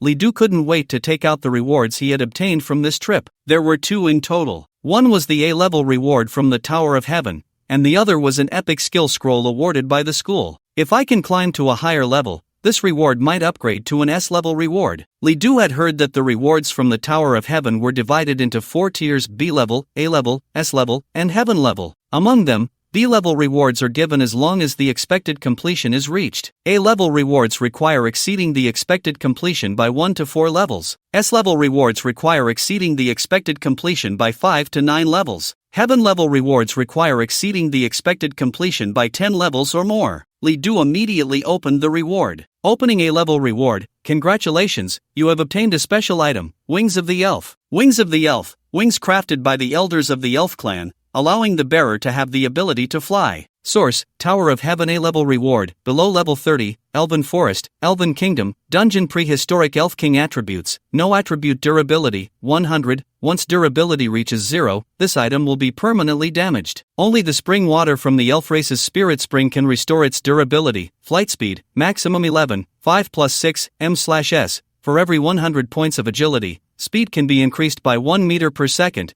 with a maximum flight speed of 20 meters per second. Note, the usage time of the elven wings will lose 1 point of durability for every 10 hours. If flight speed is increased, it will accelerate item wear. Seeing this item, Li Du was very surprised. Such a rare flying item. A flying item, as the name suggests, is an item that allows a person to fly. Professionals can only learn flying skills upon reaching level 40, allowing them to walk in the air. Before that, flying can only be achieved with the help of items. However, such items are extremely rare and are basically available at a price but not in the market. Even if one can buy it, most jetpacks are similar, which are not only very heavy but also cumbersome to recharge, with a huge energy consumption. The Elven Wings, however, have no energy consumption at all. Just this point alone makes its value comparable to the most expensive epic level sets. Although this item has durability and is quite troublesome to repair, for Li Du, it is already extremely precious. No wonder everyone wants to challenge the Tower of Heaven. This reward is indeed astonishing. Li Du immediately equipped the Elven Wings. Soon, a pair of crystalline wings appeared behind Li Du, giving him an ethereal quality. He controlled the wings with his mind and flapped them. In the next second, a gust of wind appeared beneath his feet, and Li Du slowly floated into the air. He tried flying again and found it not difficult at all. At first, he was a bit unaccustomed, but after flying for a few minutes, Li Du gradually became adept. He could even perform various maneuvers in the air. Aerial combat was not impossible. With this, my combat style has become even more varied. Encountering flying enemies is no longer a problem. After coming down, Li Du put away the Elven Wings. This item is too conspicuous. Li Du did not want to wear it all the time to avoid being watched everywhere. In addition to the Elven Wings, there was another reward. Epic Skill Scroll, after use, randomly awakens an epic level mage skill. Skill level 20. Use. As Li Du used it, the skill scroll immediately transformed into a beam of light. Then, a piece of information appeared in Li Du's mind. Scroll used successfully. Congratulations, you have awakened the skill Heaven's Wrath Fireball. Heaven's Wrath Fireball summons a massive fireball that falls from the sky, causing unparalleled damage. Basic consumption, 500 mana. Cooldown time, 30 minutes. Fireball diameter. Basic diameter is 3 meters. An additional consumption of 1000 mana can enhance the fireball, increasing its diameter to 5 meters. If 5000 mana is consumed, the diameter can be increased to 10 meters. Fireball range. Basic range is a radius of 30 meters. As the fireball diameter increases, this range will continue to expand. Seeing this skill, Li Du was overjoyed. Another powerful skill. Heaven's Wrath Fireball. This skill not only has extremely explosive damage but also has a terrifying area damage effect. It has 3 types of damage. The first type is the falling damage of the fireball. This will cause targets within the range to take damage first, with a high probability of stunning the enemies. At the moment of falling, the fireball will explode, dealing an extremely powerful explosion damage to enemies within the range. The damage at the center is the highest, while the edge is the lowest. And the damage at the center, with Li Du's current attributes, can exceed 20,000. Even the edge damage is several thousand. After the explosion, all enemies within the range will catch fire and suffer continuous flame damage. As a result, the damage from the Heavenly Fury Fireball is several times that of the 10,000 swords returning to the sect. After all, the 10,000 swords returning to the sect only has a total of 10,000 swords, and the damage of each sword is not high. Sometimes, if the enemy's defense is too high, it may not even break through the defense. The Stone Giant is one such example. But the Heavenly Fury Fireball is not like that. It not only has extremely terrifying burst damage but also very decent continuous damage. If combined with the Wrath of Beings, even the Stone Giant wouldn't be able to withstand 2 of my Heavenly Fury Fireballs, right? This skill is indeed powerful. No wonder it can only be learned at level 20. As Li Du's level increases, the skills learned at lower levels will become less effective, or even ineffective. At that time, Li Du can only continue to learn higher level skills. As for the skills learned before, he can go directly to the trading hall and use a cleansing scroll to wash out the old skills and remake them into skill scrolls. Li Du can also sell them for some money. However, this is not something Li Du needs to consider at the moment. His 10,000 swords returning to the sect still has a strong effect at this stage, and even if he needs to wash skills, Li Du feels that this might be something he only needs to consider after reaching level 40. In fact, besides washing skills, there is another way to make low-level skills effective. That is skill upgrading. However, Li Du knows nothing about the knowledge of skill upgrading. He only knows the concept. The specific method, it is said, can only be found in the National Guild. Thinking of this, Li Du smiled helplessly. In any case, he needs to find a way to enter the National Guild in the future. Otherwise, there are many things Li Du will not be able to access. Just thinking about this goal fills Li Du with motivation. Unlike before, for Li Du, entering the National Guild is not a dream. It is a visible path. 2 days later, Li Du did not attend class but went to the dungeon hall. Before participating in the freshman trial, Li Du was already on the verge of leveling up. After arriving at the hall, Li Du continued to grind dungeons. After several runs, his level finally increased again. After level 20, each level up is a significant improvement. In addition to gaining basic attribute points, all 4-dimensional attributes increased by an additional 100, and both health and mana also saw a substantial increase. Compared to level 21, this increase is about 20%. Level 22, at this point, entering the original 2 dungeons no longer yields much benefit. I can consider higher level dungeons. At this time, aside from the Burial Ground, Chaotic Forest, and Lone Wolf dungeons, Li Du met the entry requirements for as many as 10 dungeons. Most of them are level 22 to 25 dungeons. However, after looking for a while, Li Du wasn't very keen on grinding in these dungeons because the monsters in these dungeons didn't seem numerous enough. If there are too few monsters, Li Du might as well go back to grind the Chaotic Forest dungeon. How about grinding a large dungeon? Li Du remembered that there was a large dungeon he could enter at his level. However, large dungeons require a certain number of players to enter, which clearly does not align with Li Du's idea. He wanted to solo it. Li Du took out his communicator and sent a message to Zhong Qianyue. How to solo a large dungeon? A few seconds later, Zhong Qianyue replied, "You want to solo a large dungeon? Yes. You are really brave. You should know that large dungeons do not have difficulty options, and some large dungeons are as difficult as hell level. The number of monsters inside is extremely high, the intensity is very strong, and the process to clear it is very long. If you solo, you might not be able to clear it even after several days." The message that came in made Zhong Qianyue at first complain a bit, but she quickly replied, "Although large dungeons require enough people to enter, you can also solo it as long as you obtain a certain item." What item? Proof of the strong. Following that, Zhong Qianyue continued to explain in her messages. This is a proof of strength. Possessing this item allows you to solo large dungeons and even ignore level restrictions to forcibly enter dungeons. However, the proof of the strong also comes in different levels, and the degree to which you can ignore restrictions varies with each level. The highest level of proof of the strong has absolutely no restrictions. Upon seeing this, Li Du was quite tempted. He immediately messaged her to ask how to obtain the proof of the strong. Soon, Zhong Qianyue's reply came. "I don't know the specifics, you should ask old Zhou. He has seen a lot and definitely knows." Seeing this, Li Du immediately left the dungeon hall and headed to Zhou Ning's office. A few minutes later, "You want the proof of the strong?" Zhou Ning was a bit surprised to hear Li Du's words and suddenly thought of his strength, instantly understanding. "Is it because the low-level dungeons can no longer satisfy you?" Li Du nodded, "Sort of." Zhou Ning said, "The proof of the strong is not easy to obtain. It is a proof of a professional as a strong person. Once obtained, it will be bound to the professional, unable to be separated, discarded, or traded. Theoretically, only national guilds or high-level government officials are qualified to issue the proof of the strong." Hearing this, Li Du had a bad feeling, but Zhou Ning changed his tone. "However, our school has been authorized by the National Guild to issue 20 proofs of the strong each year,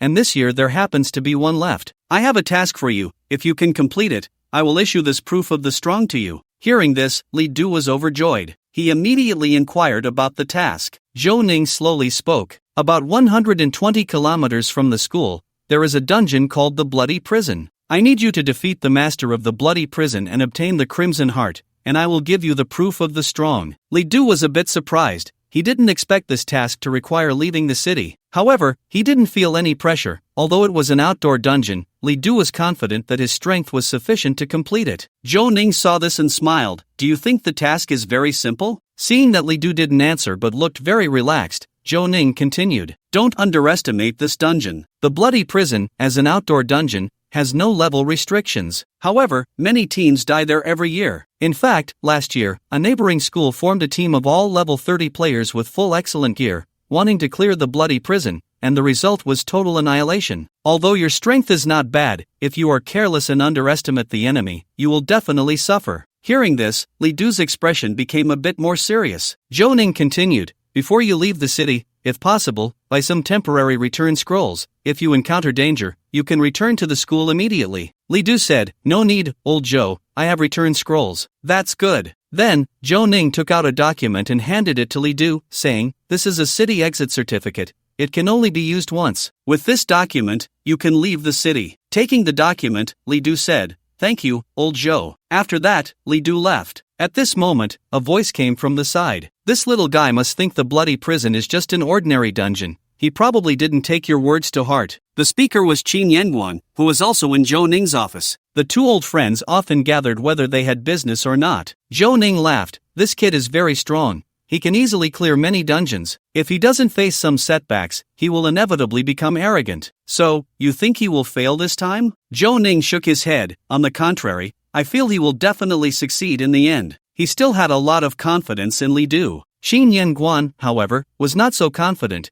It might be very difficult. The bloody prison dungeon is not an ordinary dungeon. There are no regular monsters inside, and its difficulty is a notch higher than hell-level dungeons. With his strength, it's still too hard. Zhou Ning suddenly changed the subject. By the way, I remember you also tried to solo this dungeon before. Upon hearing this, Qin Yenguan immediately felt a bit embarrassed and coughed twice. That was when he was level 30, as a legendary class profession, full of vigor and pride, looking down on everything. Zhou Ning teased. I remember you went into the dungeon in the morning and came out at noon. When you came out, you were half dead and in a terrible state. Qin Yenguan coughed. A hero doesn't speak of past bravery. What happened before is in the past, and now is now, it's all over. Zhou Ning completely ignored him and continued. If we hadn't been outside supporting you, you might not have made it back. Even so, you were still in bed for more than half a month. After leaving, Li Du first took out a city return scroll. This scroll was a reward he received when he cleared the Gatekeeper Orc Kingdom. Li Du set the main city to Yenguan University, so whenever he used the scroll, he could instantly teleport to Yenguan University. Moreover, this scroll had an effective range of 500 kilometers and could be used 100 times. The task location was only 120 kilometers away from Yenguan University. You've been gathering dust in my space ring for a while, and now you're finally coming in handy. Li Du used the scroll and immediately set the main city. At that moment, he also received a notification that the task was active. Ongoing task, Blood Red Heart, task content, enter the bloody prison dungeon and obtain the Blood Red Heart. Task duration, 7 days. Publisher, Zhou Ning. There were a total of 7 days, which was relatively ample time. Considering the travel time, Li Du had about 5 days to tackle the dungeon. Li Du didn't know when he would complete the task, so he first told Xu Weishang that he would be leaving for a while, and then he prepared various supplies before leaving the school. Through the school's teleportation array, Li Du was directly teleported to the city gate and presented his exit permit. Yenguan University. You're a freshman? A guard looked at Li Du in surprise. Freshmen who could obtain an exit permit were usually powerful representatives. Moreover, being from Yenguan University, he was quite impressive. Li Du nodded. Then, the guard stamped the document with a magical seal. All right, you can leave the city. This document can only be used once. You won't be able to use it again when you come back. After saying this, he opened the teleportation portal. After entering the portal, Li Du had already arrived outside the city. Xinshan City was surrounded by tall walls, and the people inside the city could only come and go through the teleportation portal. There were no city gates. When Li Du returned, he only needed to stand on the teleportation portal to be directly transported back into the city. Outside the city, there was still nothing particularly special. This was not Li Du's first time leaving the city. He arrived at the signpost, confirmed the direction of the bloody prison dungeon, and proceeded at full speed. At level 22, Li Du's agility had reached over 700. With this value, his speed was extremely fast. As he ran, the surrounding scenery and even shadows were left far behind. However, Li Du was not running at full speed the entire time. Otherwise, he could only sustain it for half an hour at most before exhausting his stamina. On the way, he ran and stopped intermittently. If he got tired from the journey, he would stop to rest. At this pace, including rest time, Li Du would need about 3 to 4 hours to reach the location of the dungeon. Along the road, Li Du encountered quite a few wild monsters. However, these monsters were not of high level. They did not provoke Li Du,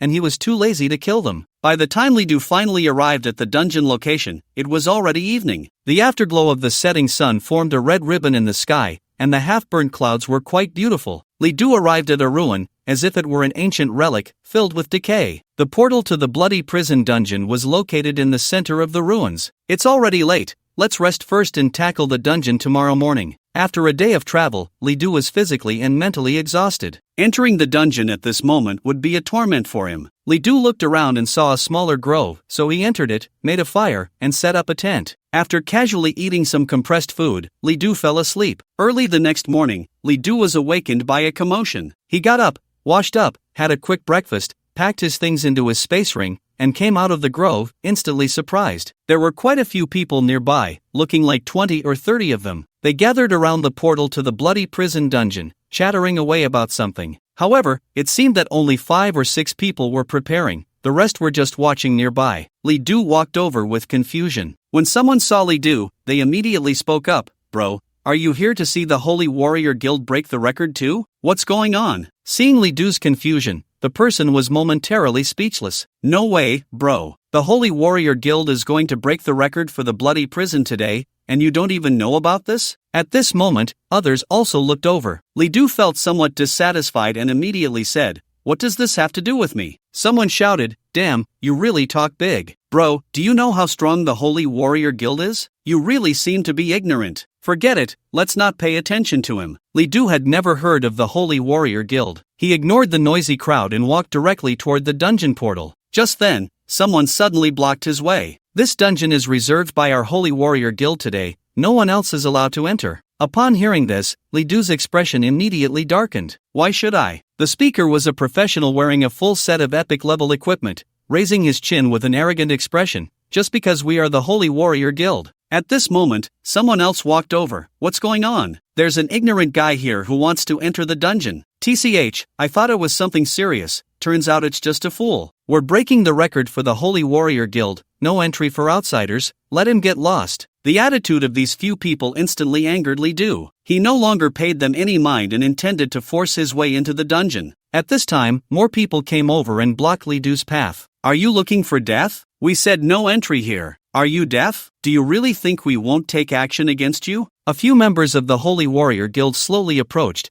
clearly the main force for conquering the dungeon. The equipment they wore was extremely luxurious, a full set of epic-level gear. Among them stood a young man with a calm expression, as if nothing concerned him, behind a few others. He even had 2 pieces of equipment glowing with orange light. This was the mark of legendary level gear. Li Du tightly gripped the staff in his hand, his gaze gradually turning cold. "I said, I want to enter the dungeon." Then, several beams of light gradually gathered on the staff, and Li Du was ready to use the wrath of the living at any moment. "Humph, an ungrateful fool. It seems we need to teach him a lesson. Otherwise, others will think our Holy Warriors Guild is no longer effective." Several members of the Holy Warriors Guild immediately gathered powerful energy, ready to launch an attack. The surroundings became incredibly lively. People turned to look, astonished. They never expected someone would dare to stand against the Holy Warriors Guild. After all, this is a well-known guild in Central Plains Province. The strength of the entire guild goes without saying. The fact that they could prepare a set of epic gear for their core members is enough to prove their formidable power. However, no one believed Li Du could withstand the Holy Warriors Guild. Many even showed disdainful looks, thinking Li Du was a brainless fool. At this moment, a young man standing behind them spoke up, his tone extremely indifferent. "Hurry up and make your move, don't waste time."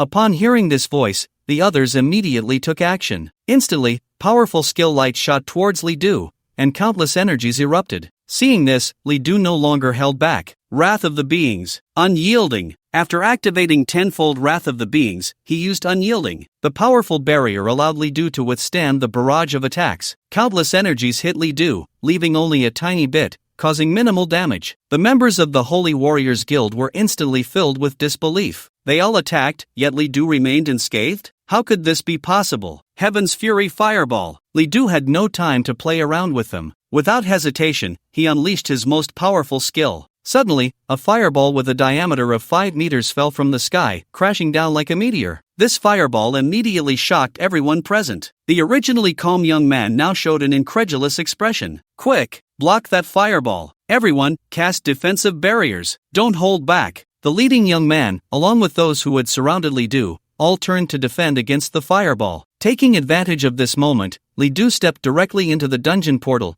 entering the bloody prison dungeon. At the same time, the fireball, lacking Li Du's continuous casting, suddenly vanished. However, the terrifying heat did not dissipate. Some even experienced hallucinations, feeling as if the fireball had exploded and they were burned to death. He entered the dungeon. Damn, we were actually played by one person. If I see him again, I will definitely tear him apart. The members of the Holy Warriors Guild were furious. Wang Jin's face was also ashen. He was the captain leading the team to break the record for the bloody prison dungeon, and also the vice president of the Holy Warriors Guild. Due to the guild's strength, their professions were also very powerful, so they had never looked down on others. But Li Du's actions were like a hard slap to their faces. A trace of killing intent flashed through his mind. Wang Jin instructed a few people, "You guys, if that person comes out of the dungeon later, attack him directly and kill him. If you can't kill him, use the binding demon rope to control him, and we'll kill him once we come out." These few were there to assist, not to fight in the dungeon. Hearing Wang Jin's orders, they immediately nodded. The binding demon rope is a very powerful item that can bind elite monsters below level 25, and it works even better on professionals. However, this item is a one-time use, but Wang Jin no longer cared about that to reclaim their dignity. After giving his orders, he coldly led the team into the dungeon. The onlookers shook their heads upon hearing these words. That person is doomed. He deserves it.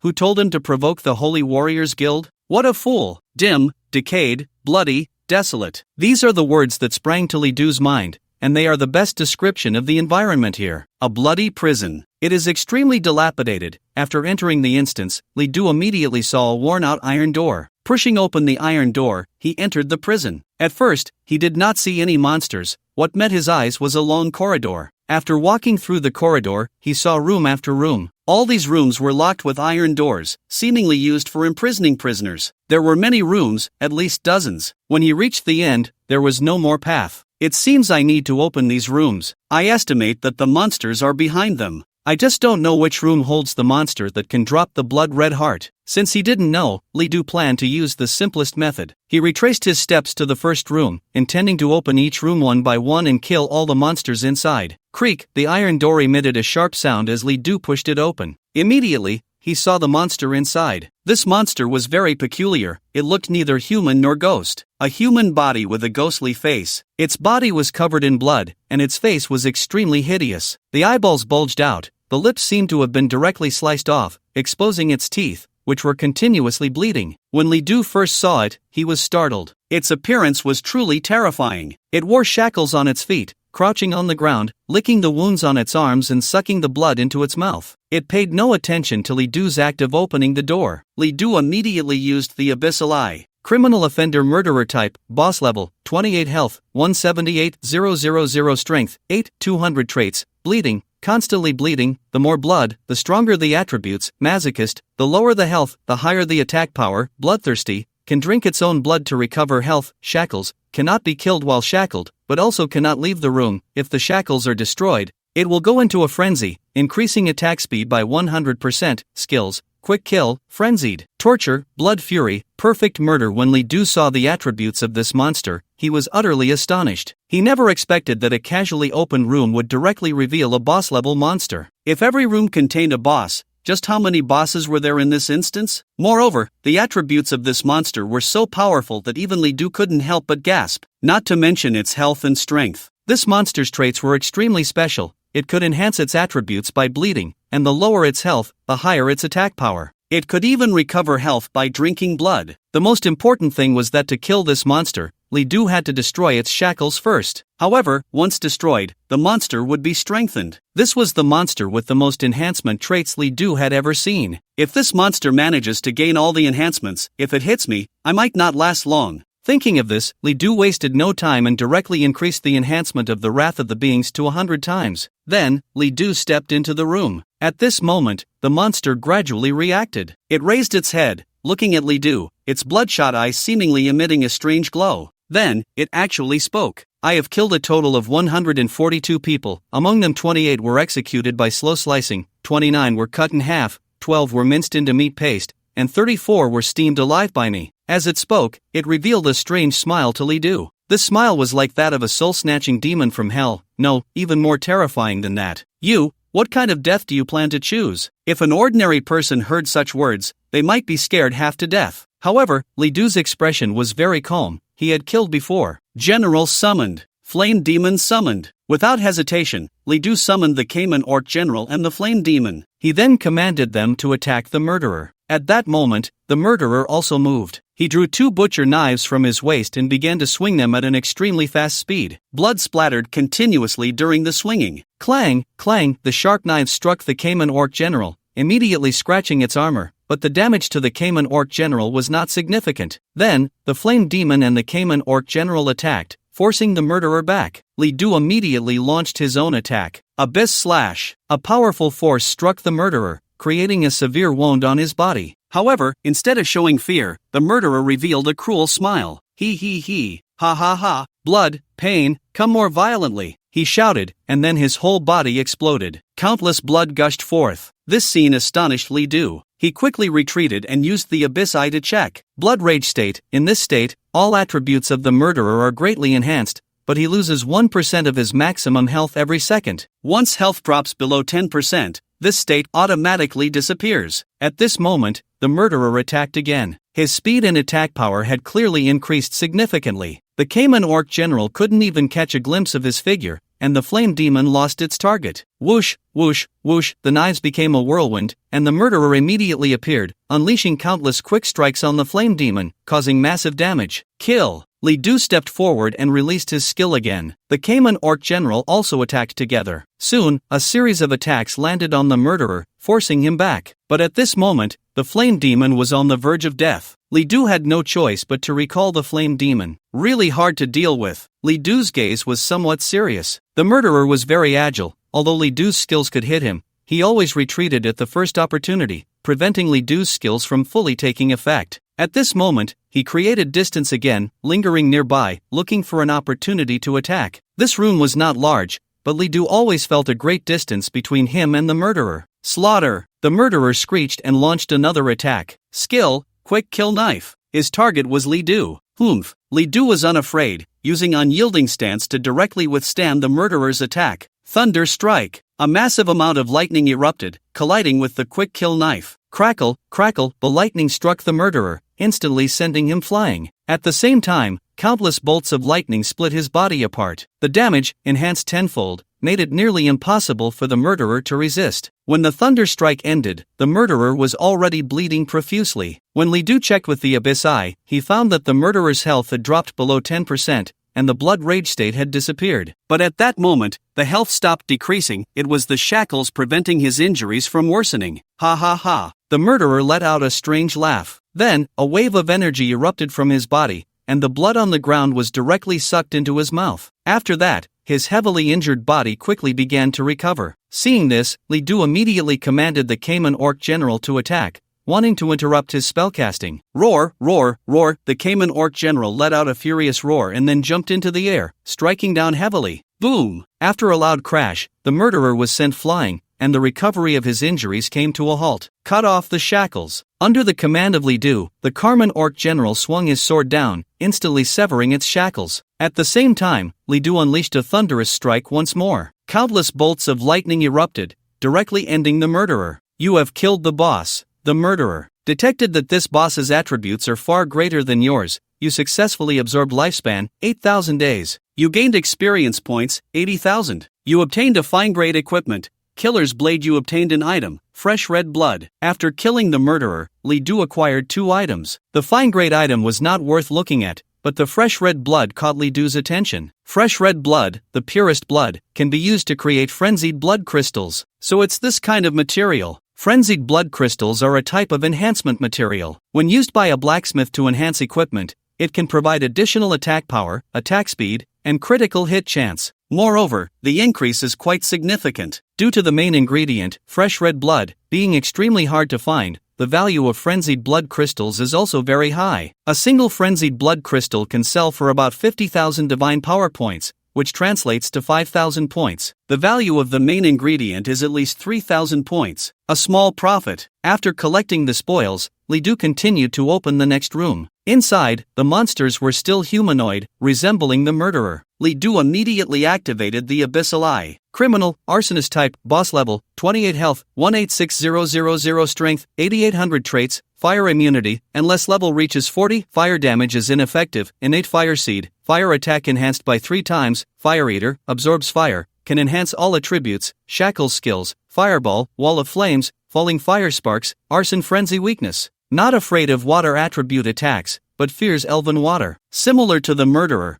but this monster is an arsonist. Likewise, it is still a boss. It seems that all the bosses are imprisoned in these rooms. Is there no ordinary wild monster in this dungeon? This made Li Du take it seriously. With so many bosses, there seemed to be 4 or 5 dozen of them, and killing them one by one would take an eternity. Each boss was a criminal, truly befitting the name Bloody Prison, with such unique monsters. The arsonist before him was immune to fire attacks, so Thunder Fireball and Flame Demon were useless, but other skills could still be used. Li Du wasted no time and launched an attack directly. The Carmen Orc General also joined in the assault. Instantly, the two sides clashed. The arsonist's attacks were all fire-based, and Li Du had to be particularly cautious to avoid getting burned. However, the Carmen Orc General's armor had a certain degree of fire resistance, and with him in front, Li Du felt much less pressure. Li Du did not hold back on skills, unleashing Abyssal Slash and Thunderous Strike without reservation. When they entered cooldown, he directly used the Time Hourglass. Although the arsonist's attributes were stronger than the murderer's, it had fewer traits, making it less difficult to deal with. After Li Du unleashed his skills one by one, the arsonist was clearly struggling. During this time, it continuously attempted to counterattack, even releasing countless flames to surround Li Du, but Li Du remained steadfast, with over 90% damage reduction making him nearly invulnerable. The fire damage that landed on him was merely a pitiful amount. Moreover, Li Du still had tens of thousands of health points. At most, he was just slightly burned on some skin, which was hardly a concern. Ultimately, when the Carmen Orc General broke the shackles,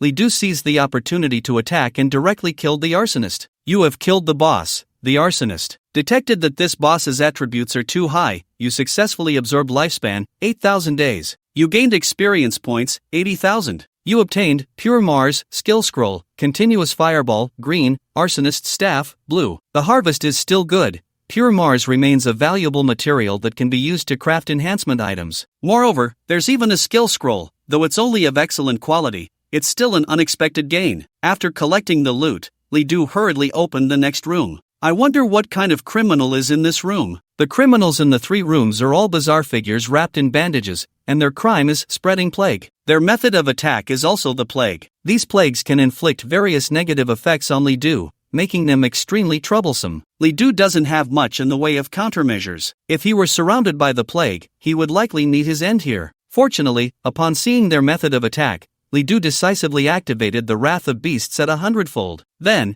he instantly resolved the battle. The plague didn't even have a chance to spread before it vanished forever. After the battle, Li Du obtained a Cursed Gem. Enhancing it on a weapon can apply curse-related effects to the weapon. After defeating the 3rd room, Li Du continued to the next room. The criminal in the 4th room is a cult leader. It can use mental attacks, making it impossible for people to resist its commands, and extreme thoughts will automatically emerge in their minds. However, Li Du's mental attribute is high enough, so he is minimally affected. After a brief battle, Li Du effortlessly killed the leader. The loot included materials related to the mind, as well as a piece of equipment. The criminal in the 5th room is a terrorist organization. The 6th is a corrupt criminal. The 7th is a thief. One by one, they were all leaders, without exception. Li Du was almost numb. Dozens of rooms meant dozens of bosses. Even with the 100-fold enhancement of the Wrath of Beasts, Li Du still needed several minutes to defeat a single boss. At this rate, completing this dungeon might take 5 or 6 hours. Fortunately, as long as I don't open the rooms, the bosses inside can't come out. This means I can actually rest in the dungeon. This way, even when the cooldown for Wrath of Beasts is over, Li Du doesn't need to leave the dungeon. He can just wait inside. After all, he only needs an hour to use Wrath of Beasts again. I just wonder how long the record for this dungeon is. Li Du thought, and began to check the dungeon information,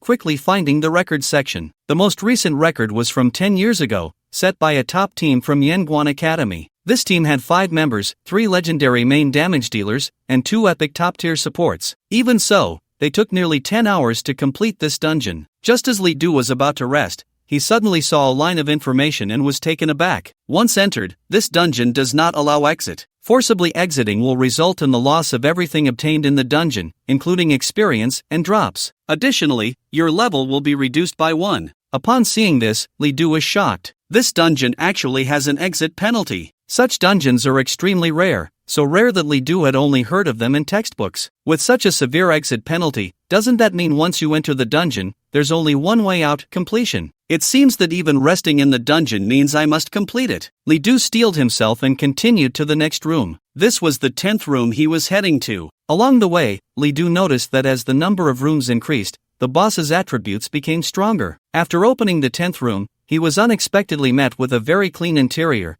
devoid of any bloody smell. Standing in front of Li Du was a seemingly kind old man, who was writing something on a blackboard. Li Du looked closer and was astonished to find it was a math problem. This surprised Li Du immensely. Open the Eye of the Abyss. Dr. Moriarty type, boss level, 30 health, 285714 strength, 11235 traits, criminal doctor, master of all criminal techniques, possesses skills of all criminals, leader of all criminals, can summon all criminals, skills, criminal techniques, randomly acquire a skill from a criminal and unleash it, criminal summon, summon all criminals, substitute death. You cannot harm him until all criminals are killed. When Li Du saw the attributes of this boss, he was at a loss for words. 280,000 health, over 10,000 strength. This was completely beyond what he could handle at his level. Moreover, he could master all criminal skills and summon them. Wasn't this akin to summoning the leaders of the first 9 rooms? When Li Du entered the room, Dr. Moriarty had already turned around, revealing a strange smile. Then, he waved his hand. The room transformed into a massive battlefield. Magic circles appeared around, and then, the 9 criminals that Li Du had previously killed were summoned back. Dr. Moriarty pointed casually, and the 9 leaders charged at Li Du. Kill. Faced with this situation, Li Du had no choice but to attack. At this moment, he finally understood why the Holy Warrior Guild had prepared an entire set of epic gear to conquer this dungeon,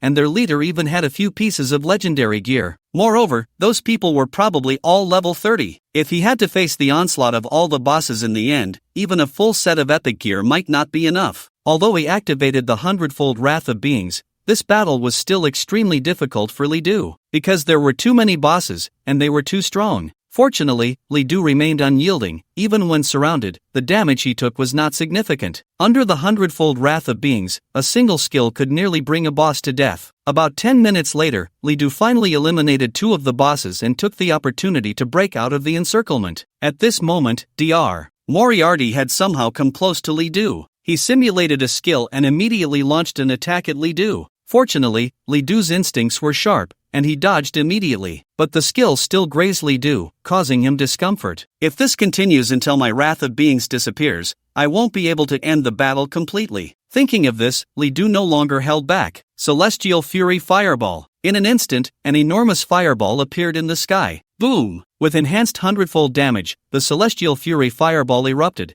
and the rolling flames instantly filled the entire battlefield. One by one, the bosses turned to ashes beneath the fireball. The damage from the Celestial Fury Fireball was immense, but to achieve maximum effect, the mana cost was also terrifying. This strike consumed 5,000 mana. The once ample blue bar was instantly depleted. However, the final result left Li Du extremely satisfied. Under the fireball, no boss could survive. The arsonist, who was originally immune to fire damage, had also been killed by Li Du long ago. However, Dr. Moriarty did not die. He lay in the flames, his body burned and grotesque, barely clinging to life. Li Du stepped forward to deliver the final blow, completely ending him. Congratulations, you have killed Dr. Moriarty. Detecting that the target's attributes are too high, you successfully extracted lifespan, 15,000 days. You have gained 150,000 experience points. You have obtained Heart of Sin, Skill Scroll, Criminal Art, purple, Ideal Whip, purple. The rewards were significantly higher than those from other bosses,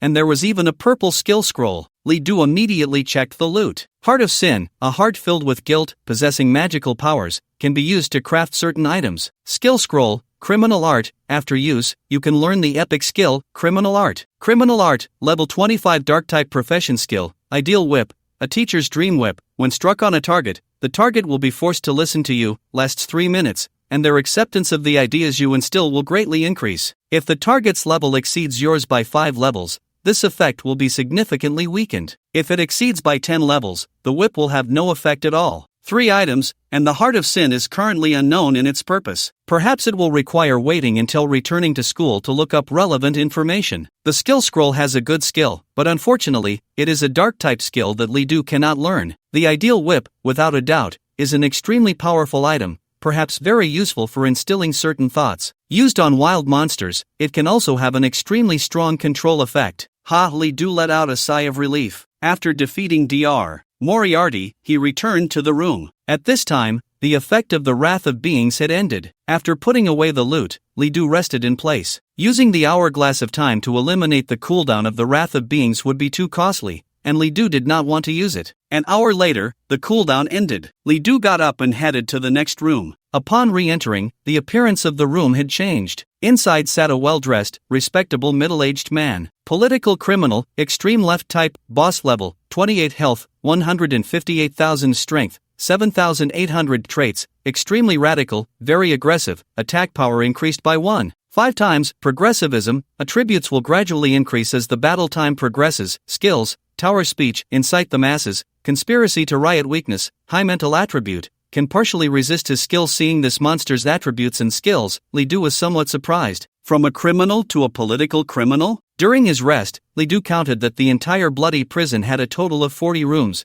meaning he would face 40 bosses. Perhaps every 10 bosses corresponded to a type of criminal. The 11th room was equivalent to the first room of political criminals. The boss's attributes were relatively low. Moreover, Li Du's mental attributes were very high, which countered this boss well. Soon, Li Du unleashed the 100-fold wrath of beings and directly killed it. Entering the second room, it was still a political criminal. However, this time it was not extreme left but extreme right. Its skills were similar to the previous boss, but the core was the opposite. Nevertheless, for a practitioner with high mental power, it still had little effect. Its attributes were only slightly increased, and it was no match for Li Du. 2 minutes later, this boss was also killed by Li Du. Then came the third room. The title of this criminal was interesting. It was the wrong team supporter who became a criminal due to being on the wrong side. However, it still posed little threat to Li Du. He quickly killed it. All the way through, they were all political criminals. Each type was different. Besides the wrong team supporter, there were also victims of persecution and various ideologies, such as extreme liberalism. It could use various types of skills, and its combat style had no restrictions. Perhaps one moment it was a mental attack,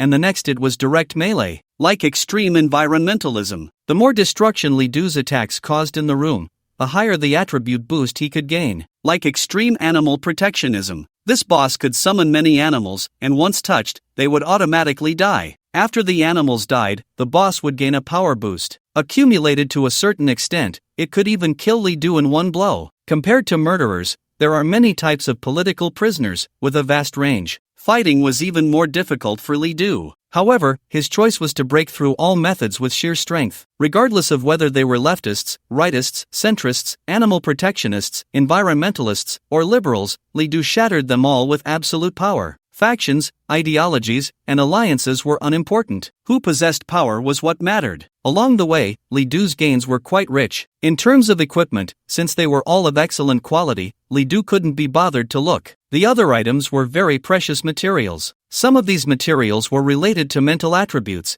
capable of enhancing mental strength, or were medicinal herbs. Li Du even obtained a mental skill scroll, and it was of the magic type, which he could learn. Additionally, there were some peculiar materials whose functions were not yet clear. However, their value should not be low. Li Du pressed forward. Eventually, he arrived at the 20th room. He was ready. Upon opening the room, he saw a middle-aged man writing at a desk, sporting a thick beard and dressed in marshal's attire. Li Du activated the Eye of the Abyss. Iron Martial type, boss level, 30 health, 199100 strength, 8240 traits, Great Purge, killing all political prisoners triples his attributes. Iron Will, immune to mental attacks. Red Terror, your attributes decrease by 30%. Iron Marshal, you cannot harm him until all political prisoners are dead. Iron Alliance, can summon all political prisoners. Skill, Winter is Coming, summons all political criminals and releases their skills one by one. This process cannot be interrupted. After releasing, initiates the Great Purge and releases Winter is Coming again. Seeing this boss's attributes and skills, Li Du gasped. It was even more terrifying than Dr. Moriarty. Although it had only one skill, its traits were extremely horrifying. This meant that Li Du had to kill it quickly, otherwise, it would continuously strengthen until Li Du could no longer deal with it. Fortunately, the Great Purge will only activate after he releases all his skills, otherwise, this battle would be extremely difficult. Despite appearing very powerful, its health and strength were not high before initiating the Great Purge. As long as he killed it during this time, it would be fine. Not to mention, Li Du also had the Heavenly Wrath Fireball. 100 times damage, that should be enough. As Li Du stepped into the room, the Iron Marshal also lifted his head. His eyes seemed to emit a terrifying light, drawing one straight into hell. Then, he stood up. The next moment, the skill activated. Winter is Coming. The original room transformed into a battlefield. A teleportation array appeared, and all political criminals appeared in the room. Li Du did not hesitate. Heavenly Wrath Fireball. time passed little by little. Through the Heavenly Wrath Fireball, Li Du cleared all the bosses in the 20th room. After killing the Iron Marshal, Li Du did not receive a skill book but instead obtained a purple material and 2 pieces of purple equipment. You have obtained Heart of Steel, Alliance Armor Motorcycle, Crimson Grenade Launcher among them. The Heart of Steel still had an unknown use. The other 2 pieces of equipment could only be used by mechanical class practitioners, which Li Du could not use. The mechanical system is a rather niche profession. Practitioners of this system are quite similar to special forces before the Great Change in the world. They can use various firearms and tools, and even operate armored vehicles, tanks, and even mechs. However, don't think that mechanical practitioners are weak themselves. The machinery they use can also enhance their attributes. Some mechanical practitioners, with sufficiently strong armor, can even match many practitioners who specialize in physical strength. What a pity about these 2 purple items. I can only sell them. Although mechanical practitioners are relatively niche, this also means that high-level equipment is rare. If luck is on his side, Li Du might sell these 2 pieces of equipment for a high price. After that, Li Du continued to rest, waiting for the cooldown of the Wrath of Beings to end before moving on. After battling through the first 20 rooms, Li Du had gained ample experience. Starting from the 21st room, the criminals transformed into war criminals. Although their skills had changed, their essence remained largely the same. There were many types of war criminals, from the instigators of massacres, evil generals, to battlefield executioners. Various names, with different skills. For an ordinary practitioner, facing them would be extremely difficult. But for Li Du, it posed no challenge. In Li Du's view, the hardest part of this dungeon was actually the first 10 rooms. Without having experienced the dungeon, it would be hard to imagine that it was composed entirely of bosses. Moreover, after every 10 rooms, one would have to face all the bosses from the previous 10 rooms. Those who could endure the trials of the first 10 and even the first 20 rooms would likely only need time to clear this dungeon. Unknowingly, nearly 8 hours had passed. At this moment, the sun was setting, and the afterglow of the sunset gradually painted the horizon red. The portal of the dungeon finally showed signs of activity. Are the people from the Holy Warrior Guild coming out? Ha ha ha, it must be them. Are they about to break the record? They definitely can. They are fully armed for this dungeon. They should have obtained the Heart of Cruelty by now, right? I heard that the Holy Warrior Guild has already collected the hearts of evil, steel, and hatred,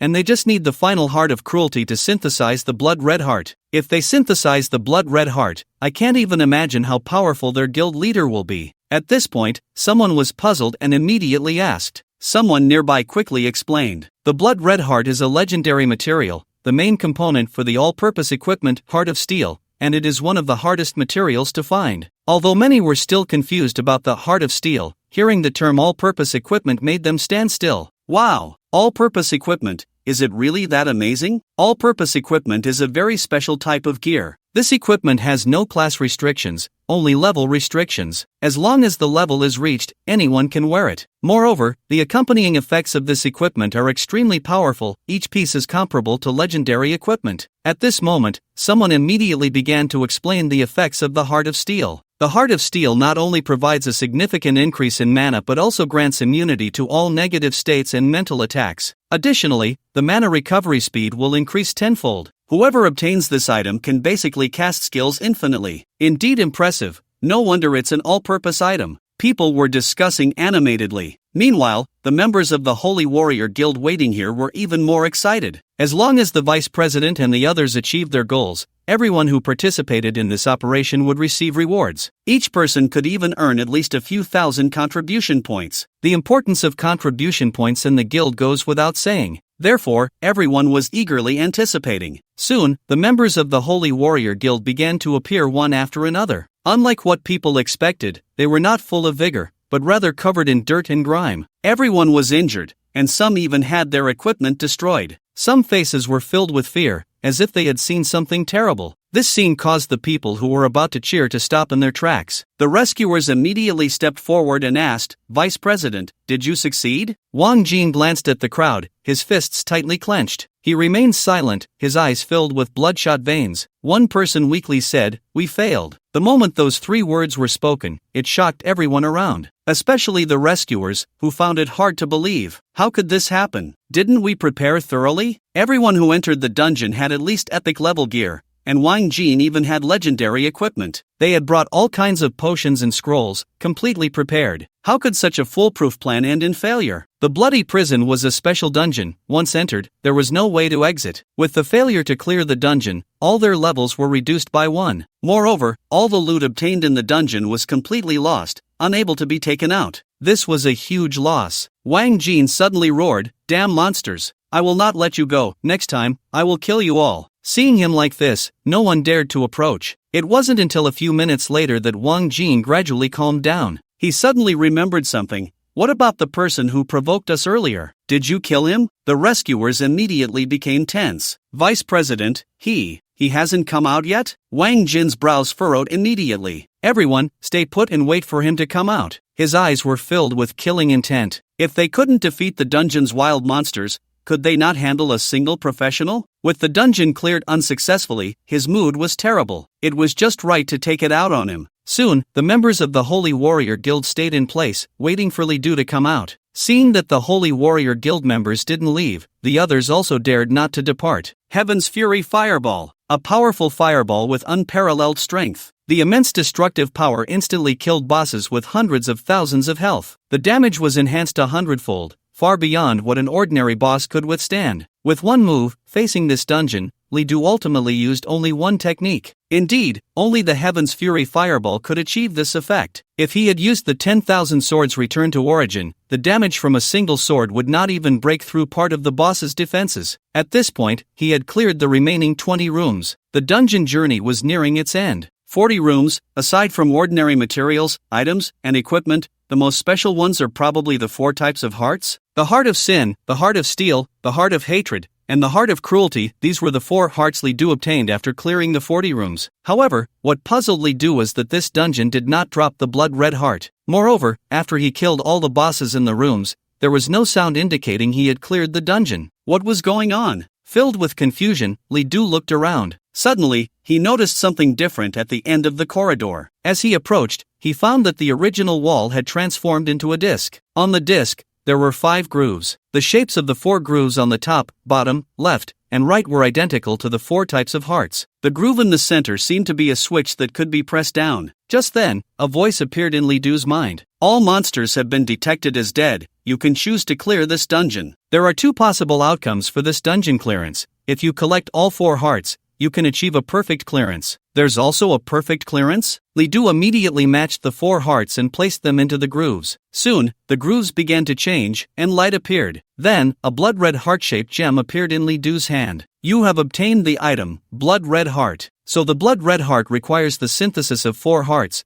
Li Du finally understood. No wonder it didn't drop after clearing the dungeon. After obtaining the Blood Red Heart, Li Du immediately pressed the groove and chose to clear the dungeon. Congratulations, you have cleared the dungeon, Bloody Prison. Your clearing time is 8 hours 27 minutes 9 seconds. Incredible! You have broken the record for this dungeon. You have received a reward, 50,000 Divine Power Points, Epic Item Gift Pack. Due to achieving perfect clearance conditions, you receive an additional reward, Mysterious Scroll. Would you like to leave your team/your name? Clearing the dungeon yielded quite good rewards. However, compared to the gains within the dungeon, it was far less. During this dungeon run, Li Du obtained a total of 5 pieces of purple gear, 7 purple items, and 2 skill scrolls. The blue equipment, items, and materials were even more numerous. Although there were class restrictions, Li Du couldn't use many of them. But if he sold all these items, he could probably earn hundreds of thousands of points. With the money from the purple set, I'm set. Thinking of this, Li Du felt incredibly wonderful. Moreover, perfect clearance also granted him an extra reward. When Li Du checked, he found it was yet another item that needed identification.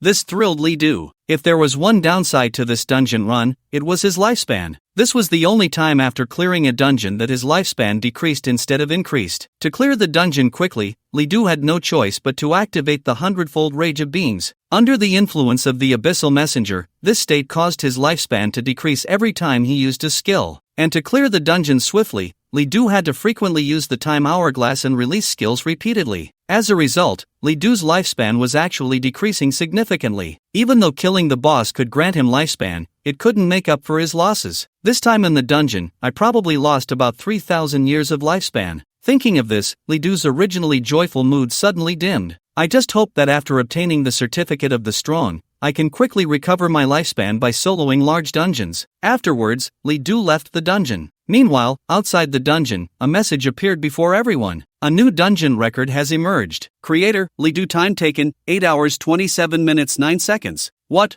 is going on? Someone actually broke the record. Who is this big shot? Need I say? It must be that kid who entered the dungeon earlier. Who else could it be? Damn, he did it alone. Did he solo this dungeon? Impossible. Absolutely impossible. The new record left everyone in disbelief, especially the members of the Holy Warrior Guild, who looked as if they had eaten something bitter. They had fought tooth and nail and couldn't even clear the dungeon, yet someone else had broken the record. Solo, in 8 hours. More than an hour less than the record from Yanguan University. When Lidu came out, he saw the members of the Holy Warrior Guild waiting for him, and his expression immediately turned cold. Fortunately, he was prepared. The energy of the time hourglass was already full. In an instant, Lidu could refresh the cooldown of Rage of Beings. He's out. The members of the Holy Warrior Guild immediately stood up, ready to attack. Wang Jin's face was cold. Are you Lidu? He was completely unwilling to accept that his team had failed to clear the dungeon while someone else had broken the record. Lidu sneered.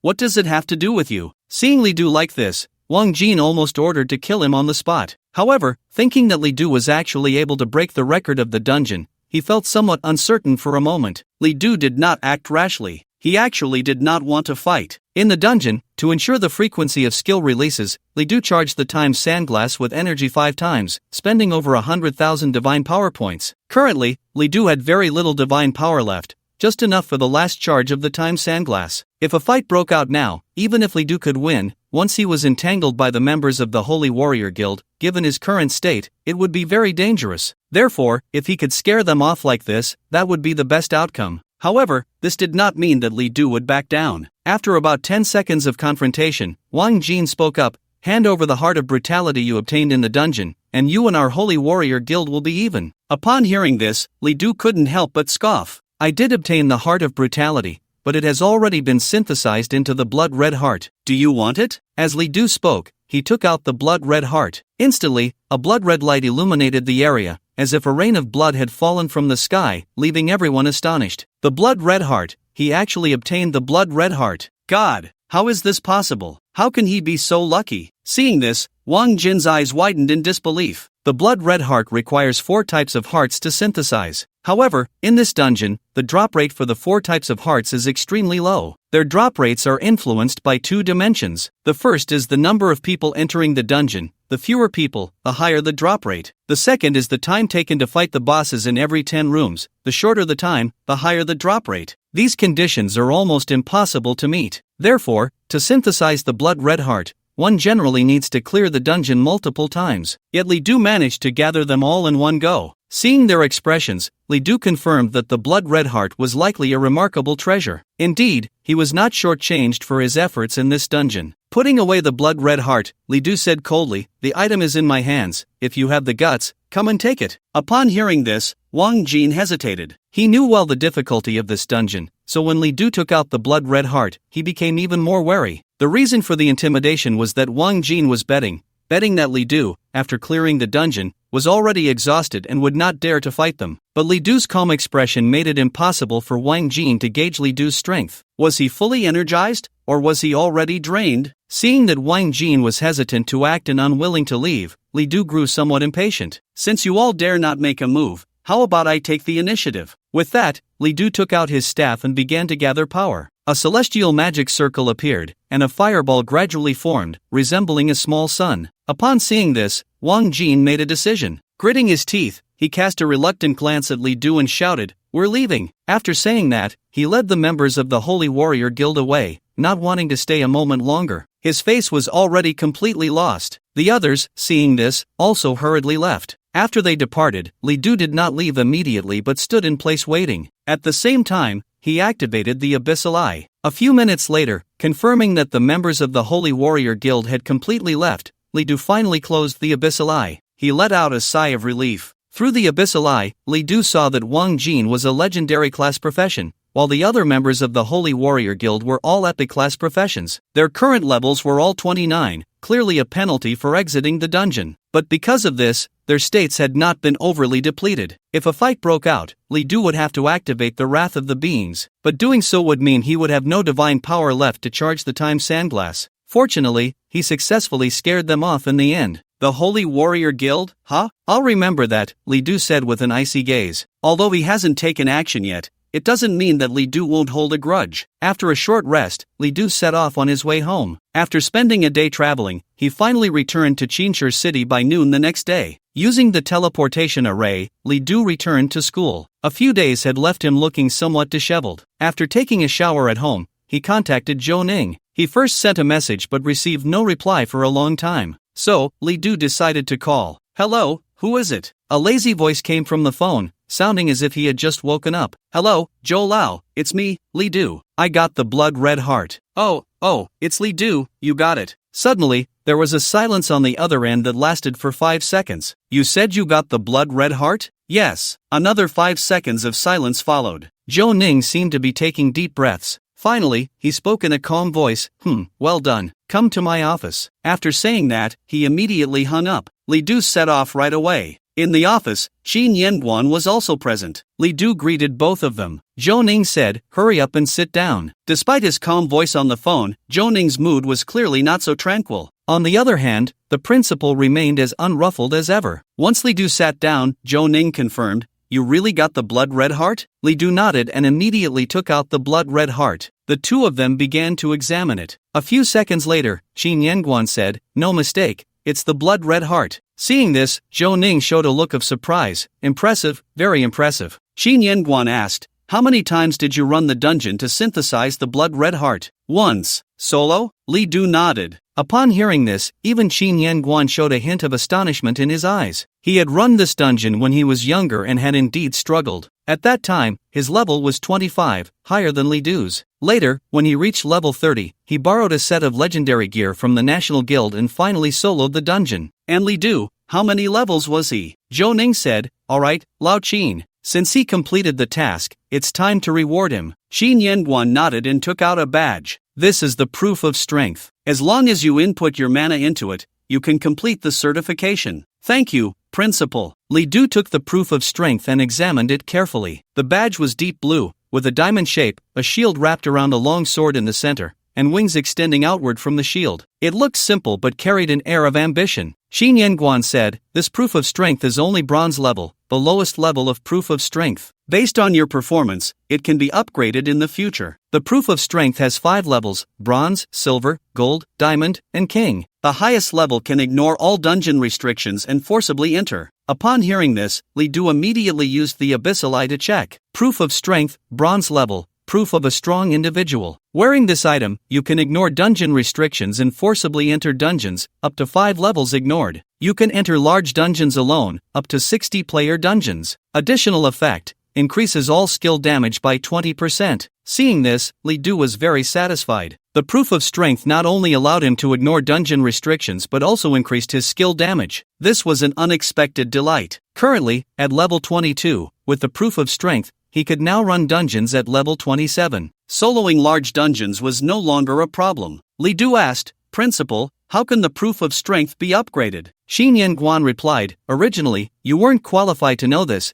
but since you managed to solo the bloody prison dungeon, knowing it in advance isn't a bad thing. The only way to upgrade the proof of strength is through contribution points. You need to take contribution points to the National Guild to upgrade. Upon hearing this, Li Du felt a bit confused. Contribution points? Are they the same as the contribution points in the guild? Not the same. Xin Yanguan shook his head. The contribution points I'm talking about are national contribution points. He then immediately began to explain national contribution points to Li Du. This is a type of contribution that can only be provided by the nation itself or the National Guild, specifically for outstanding professionals who have contributed to the Great Xia Kingdom. With national contribution points, you can exchange for almost anything you want as long as the Great Xia Kingdom possesses it. Things like profound knowledge, various confidential information, and legendary great equipment are just the basics. If you have enough contribution points, you can even exchange for holy grade equipment, or even holy grade skill scrolls. Moreover, having a holy grade powerhouse as your teacher is not out of the question. At this moment, Zhou Ning added, national contribution points can also be exchanged for evaluation opportunities at the academy. 30 points can be exchanged for 1 opportunity, and if you wish, you can even skip any trials and go directly to the academy. Hearing this, Li Du immediately felt that these contribution points had become much more valuable. At the same time, the difficulty of obtaining them had also increased significantly. However, Li Du was still very much looking forward to it. So how do I obtain national contribution points? Zhou Ning said, once you become an Abyss Warrior, as long as you come back alive, you will receive a guaranteed minimum of 10,000 national contribution points. This contribution will be just enough to upgrade your badge to silver level. Upon hearing this, Li Du felt a bit disappointed. This meant he would have to wait at least another year to access national contribution points. However, the benefits of national contribution points were simply too high, and Li Du did not want to wait. Zhou Ning was about to say something else, but Qin Yengguan spoke first. There is a place that can provide a large amount of national contribution points. Li Du's eyes lit up. What place? Qin Yengguan smiled and said, have you heard of the 10,000 races battlefield? Li Du shook his head, having never heard of it. Qin Yengguan explained, it doesn't matter if you haven't heard of it. You just need to know that it's a good place. In there, you can not only earn national contribution points but also obtain countless things that cannot be found in external dungeons. He then added, however, the difficulty of the 10,000 races battlefield is not simple, and not everyone is qualified to enter. So how do I obtain the qualification to enter the battlefield? I can directly give you this qualification. Upon hearing this, Li Du immediately understood that it was probably conditional. After all, there is no such thing as a free lunch in this world. What do I need to pay? Qin Yengguan said, there are several materials in the 10,000 races battlefield. I can take you to the battlefield once. You just need to collect these materials and bring them back to me, and I will arrange for you to enter the 10,000 races battlefield. Saying this, he provided Li Du with a list. Heart of the Blood Serpent, 5 pieces Tears of the King of Mermaids, 10 drops Teeth of the Bloodthirsty Whale, 15 pieces Claws of the Skyhorn Shrimp, 6 pieces. Upon hearing these materials, Li Du realized that the destination was likely by the sea. Although some of the materials were unfamiliar to him, since Qin Yengguan could propose this task, it meant it should be achievable. Nodding, Li Du agreed. After that, he left. Li Du first went to the trading hall to deal with the items from the bloody prison. There were quite a few pieces of equipment and items, but most were not what Li Du needed, so he sold them all. In the end, Li Du sold for 360,000 points. Calculating it, although he lost a few thousand years of lifespan, the gains from the bloody prison were truly remarkable. In other dungeons, even if I grind 10 times, I couldn't earn this many points. The only regret is that there are too few monsters in the bloody prison. Otherwise, Li Du really wanted to grind a few more times. After selling his items, Li Du took out 60,000 points and exchanged them for 600,000 divine power before leaving the trading hall. 600,000 divine power is enough to recharge the hourglass many times. Now that I have obtained the proof of a strong person, I must quickly make up for the lifespan I lost these past few days. Li Du immediately headed to the instance hall and arrived at the large instance area. Currently, there is only one large instance suitable for Li Du. Desert Emperor, 50-player large instance. Entry level, 20 to 30. There is no difficulty selection for large instances because the final boss is almost always a hell-level boss, which is why the loot inside is extremely precious. Next to the instance, there are several records related to this instance. Willing to pay handsomely for desert fruits, 3,000 points each. Looking to buy Zar Crystal Cores, 50,000 points. The strategy team is short on people. If you want to break the record, only epic class professions above level 25 are accepted, currently lacking 7 people. Team up to clear the Zar instance. Please contact if interested. Various task information, some for collecting materials, some for breaking records, some for leveling up with others. All kinds of tasks are available. Li Du glanced at them and did not intend to take on these tasks. Currently, his points are quite sufficient. Hey, are you planning to tackle the Zar instance? Someone approached Li Du as he lingered in front of the instance. Li Du turned around, nodded, and said nothing. I see, do you want to team up? We only need 5 more people to fill our 50-man team. At that moment, a few people came over. Lu Hao, why are you here instead of looking for people? We're just short 5. When they saw Li Du, they immediately spoke up. Is this the person you found? What level? What profession? A young man named Lu Hao immediately asked, hey, join our team. We're almost full. Li Du shook his head and said, no need. Saying this, he immediately stepped into the teleportation array. Detected that you do not meet the entry requirements for the instance. Do you want to use the proof of a strong person to forcibly enter the instance? Enter. Proof of a strong person activated. You have entered the instance. Soon, Li Du's figure disappeared into the teleportation array. The people around were instantly astonished. What the hell? What's going on? How did he get in? He's all alone. How can he enter the Zar instance? Doesn't this person look familiar to you? Now that you mention it. What the hell? Isn't he Li Du? Li Du, it's actually him? The endless desert blurred the vision, and faintly, a few ancient cities could be seen. Not far away, there were swirling sands, looking like a sandstorm could erupt at any moment. The Desert Emperor instance is located in a vast desert. Being in it, the sun scorched the earth,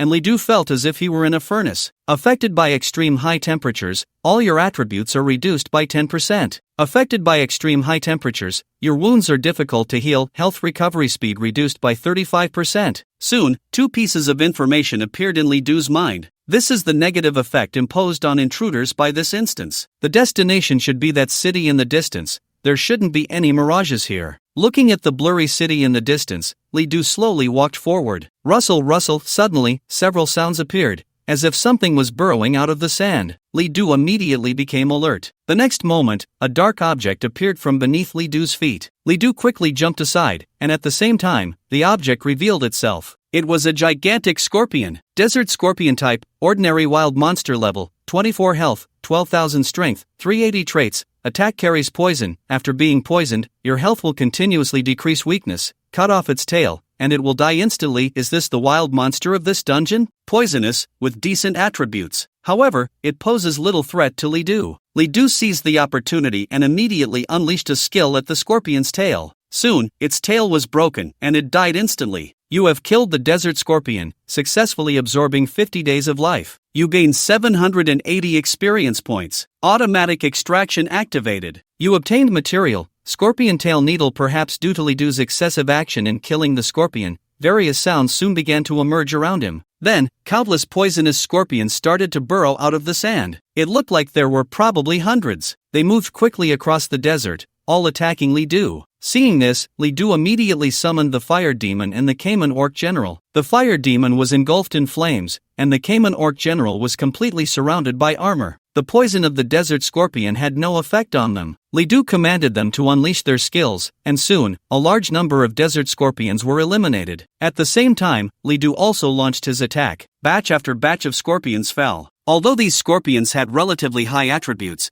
they still posed little threat to Li Du. He didn't even need to lift a finger. The fire demon and the Cayman orc general could clear them out entirely. He didn't even need to use the wrath of the living. About half an hour later, hundreds of scorpions were killed, and Li Du continued on his way. He did not summon the fire demon and the general but let them lead the way. Along the way, he encountered quite a few scorpions, but most were in pairs, unlike before when they came out in the hundreds. Further ahead was a sparse thicket. It looked relatively safe. However, the more such places there were, the more likely they were to hide unknown dangers. Fire demon, set it ablaze. Li Du commanded the fire demon, and then a fireball shot out, instantly igniting the thicket. The shrubs in the desert were extremely dry, and it only took a spark to catch fire. Soon, all the shrubs were ablaze. Hiss, hiss, hiss. Before long, several sounds rang out. Indeed, there were things hidden in the thicket. Li Du then saw several snakes quickly slithering towards him. Judging by their tails, they were all rattlesnakes. Roar, the Cayman orc general stepped forward, swung his sword down, and immediately killed several rattlesnakes. You have killed a rattlesnake. Successfully absorbed 50 days of life. You gained 800 experience points. Automatic extraction activated. You obtained material, rattlesnake skin. You have killed. To his surprise, there were quite a few rattlesnakes hidden in the thicket. Almost every patch of shrubs concealed 2 or 3, and in dozens of spots, there were 100 or 200. However, they still posed little threat. Li Du launched his attack, and soon, these rattlesnakes also fell one after another. Another half an hour passed, and Li Du finally cleared all the rattlesnakes, obtaining a large amount of snakeskin. All in all, he had spent over an hour. However, there was still a long way to go to the ancient city. Li Du originally thought there would be many wild monsters in this dungeon, but so far, he had only killed a little over 200, gaining only a few decades of life. This left Li Du somewhat disappointed. Could it be that my direction is wrong? Whoosh, whoosh, whoosh. Just then, a fierce wind swept in. The sky was filled with yellow sand, rising like a wall of desert,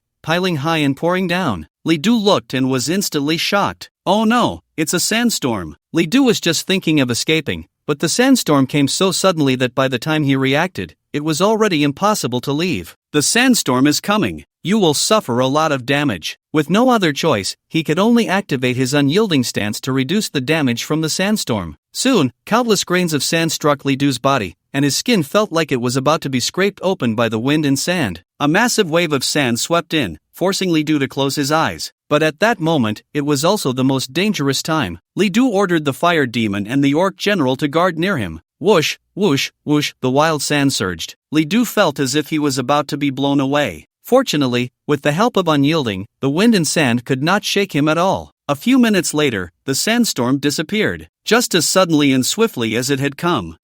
It's over. Li Du let out a sigh of relief. At this moment, he was covered in sand. With a shake of his body, countless grains flew away. The orc general and the fire demon were even buried in the sand, struggling to crawl out. Li Du looked around and suddenly froze. At that moment, countless shadows appeared from all directions, surrounding him. They were wild monsters. A large number of wild monsters. Poisonous scorpions, rattlesnakes, giant ants, strange dead trees. All types were present, densely packed, making it impossible to see the end. A sandstorm had caused countless wild monsters to appear and surround him. However, at this moment, Li Du was not panicking. Instead, he showed an excited expression. I was wondering why there were so few wild monsters in this large dungeon. It turns out they only appear after the sandstorm. A massive wave of wild monsters surged toward Li Du. Without hesitation, he unleashed his skill. Heaven's Wrath Fireball. A magic circle appeared, and a huge fireball condensed above his staff, resembling a meteorite, even forming a small sun. Soon, the fireball took shape. Li Du directed the fireball to attack immediately. Boom! The fireball plummeted,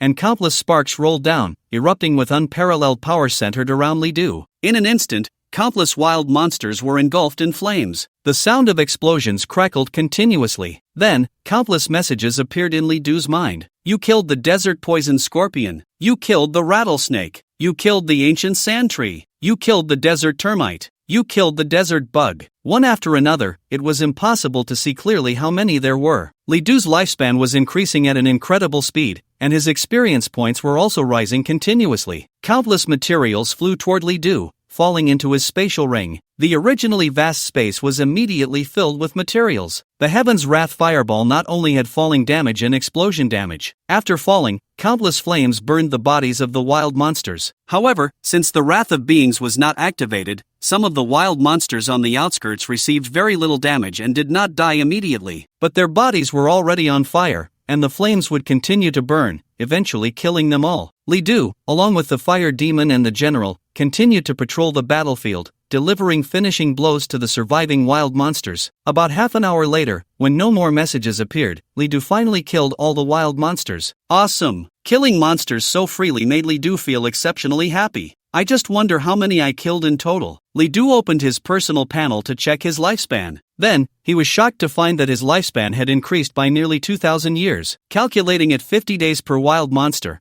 I actually killed over 10,000 wild monsters this time. A sandstorm, which was originally a disaster, had turned into an opportunity for Li Du. I really hope this sandstorm comes a few more times. Unfortunately, the sandstorm had already disappeared, and the desert returned to calm. Li Du continued on his way. Perhaps it was because Li Du's wrathful fireball was too fierce, that for the next half hour of travel, he did not encounter a single wild monster. This left Li Du particularly disappointed. During this time, the summoning duration of the Flame Demon and the Cayman Orc General had ended. Li Du had no choice but to use an hourglass to summon them again. Continuing on his journey, Li Du finally began to encounter wild monsters one after another. However, they were still ordinary wild monsters and posed no threat to him. But as he delved deeper into the desert, the wild monsters gradually became stronger and larger. The desert scorpions Li Du encountered had grown to about a meter long, frighteningly large. The rattlesnakes were the same size as pythons, and as they slithered, the sand trembled continuously. At this point, Li Du finally felt some pressure. However, it was not yet necessary to unleash the wrath of beasts,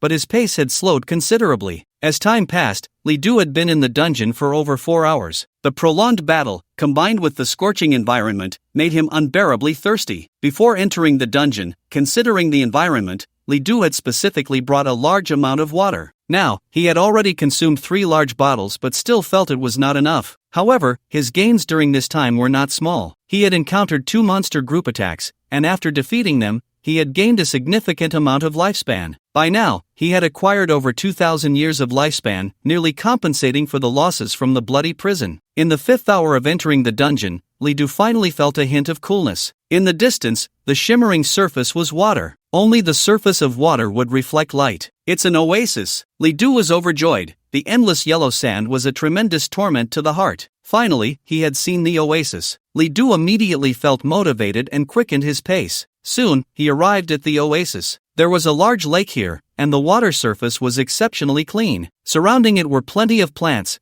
creating a stark contrast with the dry desert. Li Du stepped forward and cupped his hands to wash his face. The lake water was particularly refreshing, almost like well water. Ah, finally comfortable. The long journey and battles had soaked Li Du in sweat. He longed to stop and take a bath, but he ultimately resisted that impulse. He still did not know if there were any dangers here, so he could not relax too much. However, having reached the oasis, Li Du could finally take a moment to rest. The map of the Desert Emperor is truly vast. Li Du sighed. The only other experience that gave him such a feeling was the former Cayman Orc Kingdom dungeon. However, that dungeon was not actually this large. It was merely composed of individual cities, and the challenge lay in conquering those cities. If that dungeon were emptied, its actual size would be far less than that of the Desert Emperor. At Li Du's speed, 5 hours, even with delays from wild monsters, he had still covered at least 60 to 70 kilometers. Yet, despite such a long distance, he could see no end to the desert. Looking again at the distant, blurry ancient city, Li Du suddenly had doubts. That city can't really be a mirage, can it? Li Du thought it was somewhat possible, yet felt it was absurd. After all, this was a dungeon, and the entire dungeon was a desert. A mirage. Where would one find a sea to create a mirage? Just as Li Du was pondering, a warning sign appeared. Then, the calm lake's surface erupted with a large splash of water, and a figure surged forth. What appeared before Li Du was a giant scorpion. Its body was at least 3 meters long,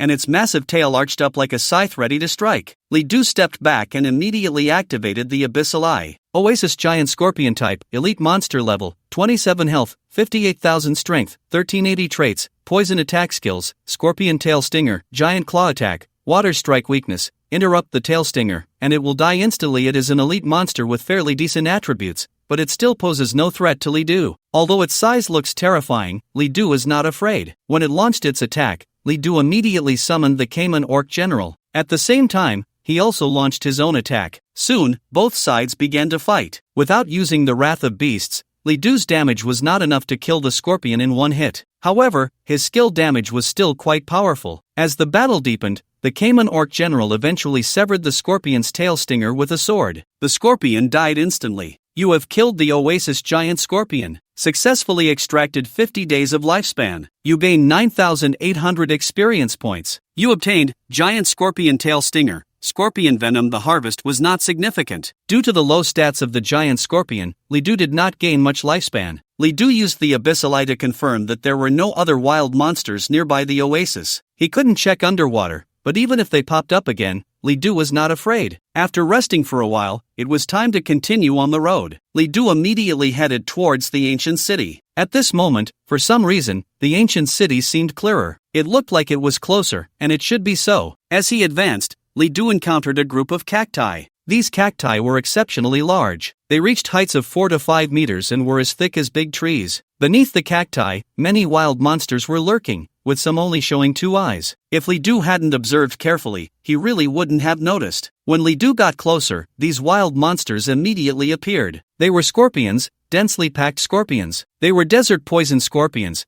but their level had already reached 26, and their size had grown to 2 meters. Their attributes were far stronger than the scorpions Li Du had encountered initially. The Flame Demon and Cayman Orc General sprang into action. Although they could still kill them, the speed had noticeably slowed down. Li Du's skills could not kill them in one hit either. Despite their slow speed, it took quite a while for Li Du to clean them up. Li Du moved forward and suddenly saw an extremely strange cactus. Rather than a cactus, it looked more like a tree. It stood at the center of all the cacti, like the moon surrounded by stars. Above it, there was a fruit the size of a fist, purplish in color, resembling fish eggs. However, it hung at the top, nearly 6 meters high. Currently, Li Du could not jump that high, and if he used a skill to knock it down, it would be easy to accidentally injure the fruit. Moreover, the tree was covered in sharp thorns, making it impossible to climb. Wings of the Elf, equip. Li Du had no choice but to summon the wings of the elf. Soon, a pair of crystalline wings appeared behind him. With Li Du's mental command, he flew up with the flapping of the wings of the elf and quickly picked the fruit. Using the Abyssal Eye. Desert fruit, a type of fruit that grows deep in the desert, extremely rare in yield, with very powerful effects, thus particularly precious. Effect: consuming it restores 10% of mana per second, with a cumulative recovery limit of 500,000 mana. Additional effect, keeps the body in a cool state, immune to attribute reduction effects caused by high temperatures. Seeing this effect, Li Du was very surprised. The effect is actually this good? Restoring 10% mana per second means that even if the blue bar is empty, it can be fully restored in just 10 seconds, and it can also provide immunity to high temperatures. This means that after consumption, one can ignore the negative effects of the Desert Emperor dungeon. This is already equivalent to a very good piece of equipment. Although there is a limit to the cumulative recovery amount, 500,000 cumulative recovery is enough for a person to use for a long time. It's no wonder someone is offering 3,000 points to buy this. For the fruit, this amount is still too little. Li Du immediately consumed the fruit. Soon, his nearly depleted blue bar began to recover. At the same time, a refreshing sensation washed over him. The once scorching desert transformed into an oasis, and the heat was nowhere to be found. The effect is indeed remarkable. Li Du was overjoyed. The effect of the desert fruit was truly a surprise. Li Du's total mana was actually quite high, over 10,000. However, after grinding through dungeons, he had run out of blue twice. His automatic extraction skill consumed mana, and the frequency of skill releases was extremely high, which drained his mana quickly. Relying solely on natural mana recovery was far from sufficient. During this time, Li Du had no idea how many mana potions he had consumed. Now, he didn't have many mana potions left. The appearance of the desert fruit perfectly filled the gap for Li Du. What a pity, there's only one. If only there were more desert fruits. Li Du's skill release frequency while grinding dungeons was extremely high, thus requiring a large amount of mana recovery methods. Previously, Li Du's method had been to continuously drink mana potions, but currently, the mana potions could only restore a small amount of mana. Even the largest bottle only restored 2,000 mana at a time, and the price was not low, requiring a full 60 points per bottle. For Li Du to fully restore his mana once, it was equivalent to consuming 300 points. If there were a large number of desert fruits, it would completely cover this consumption. With a total mana of 500,000, it should last me at least 10 days, right? 5,000 mana a day was Li Du's calculation of his frequent dungeon grinding consumption. This was actually quite exaggerated. Ordinary practitioners, after a day of grinding dungeons, wouldn't exceed 1,000 mana, which was less than 1/5 of Li Du's. If the desert fruit were used by others, it could last at least 2 months. Looking around, Li Du confirmed there were no other desert fruits and had to leave. At this moment, he was getting closer to the ancient city ahead. Calculating the time, Li Du had been in this dungeon for almost 8 hours. He opened the data panel to check his lifespan. Li Du found that he had gained nearly 4,000 years of lifespan. 4,000 years for one dungeon. No wonder it's a large dungeon. Currently, Li Du hadn't even encountered the boss. The number of wild monsters was truly overwhelming. Groups of wild monsters appeared from time to time. After walking for more than 2 hours, he had killed countless wild monsters and encountered several elite monsters, consuming a lot of Li Du's time. Finally, he arrived in the desert ancient city. This ancient city was in ruins, like a relic covered by sand and wind. As Li Du walked in, he suddenly saw several armored warriors holding long spears. Upon seeing Li Du, they immediately stood up and emitted a strange sound. Abyssal Eye. Sand Soldier type, enhanced elite monster level, 28 health, 78,000 strength, 3,200 traits, attack carries sand and dust, can obscure the target's line of sight skills, spike attack, dust summon, sandification notes.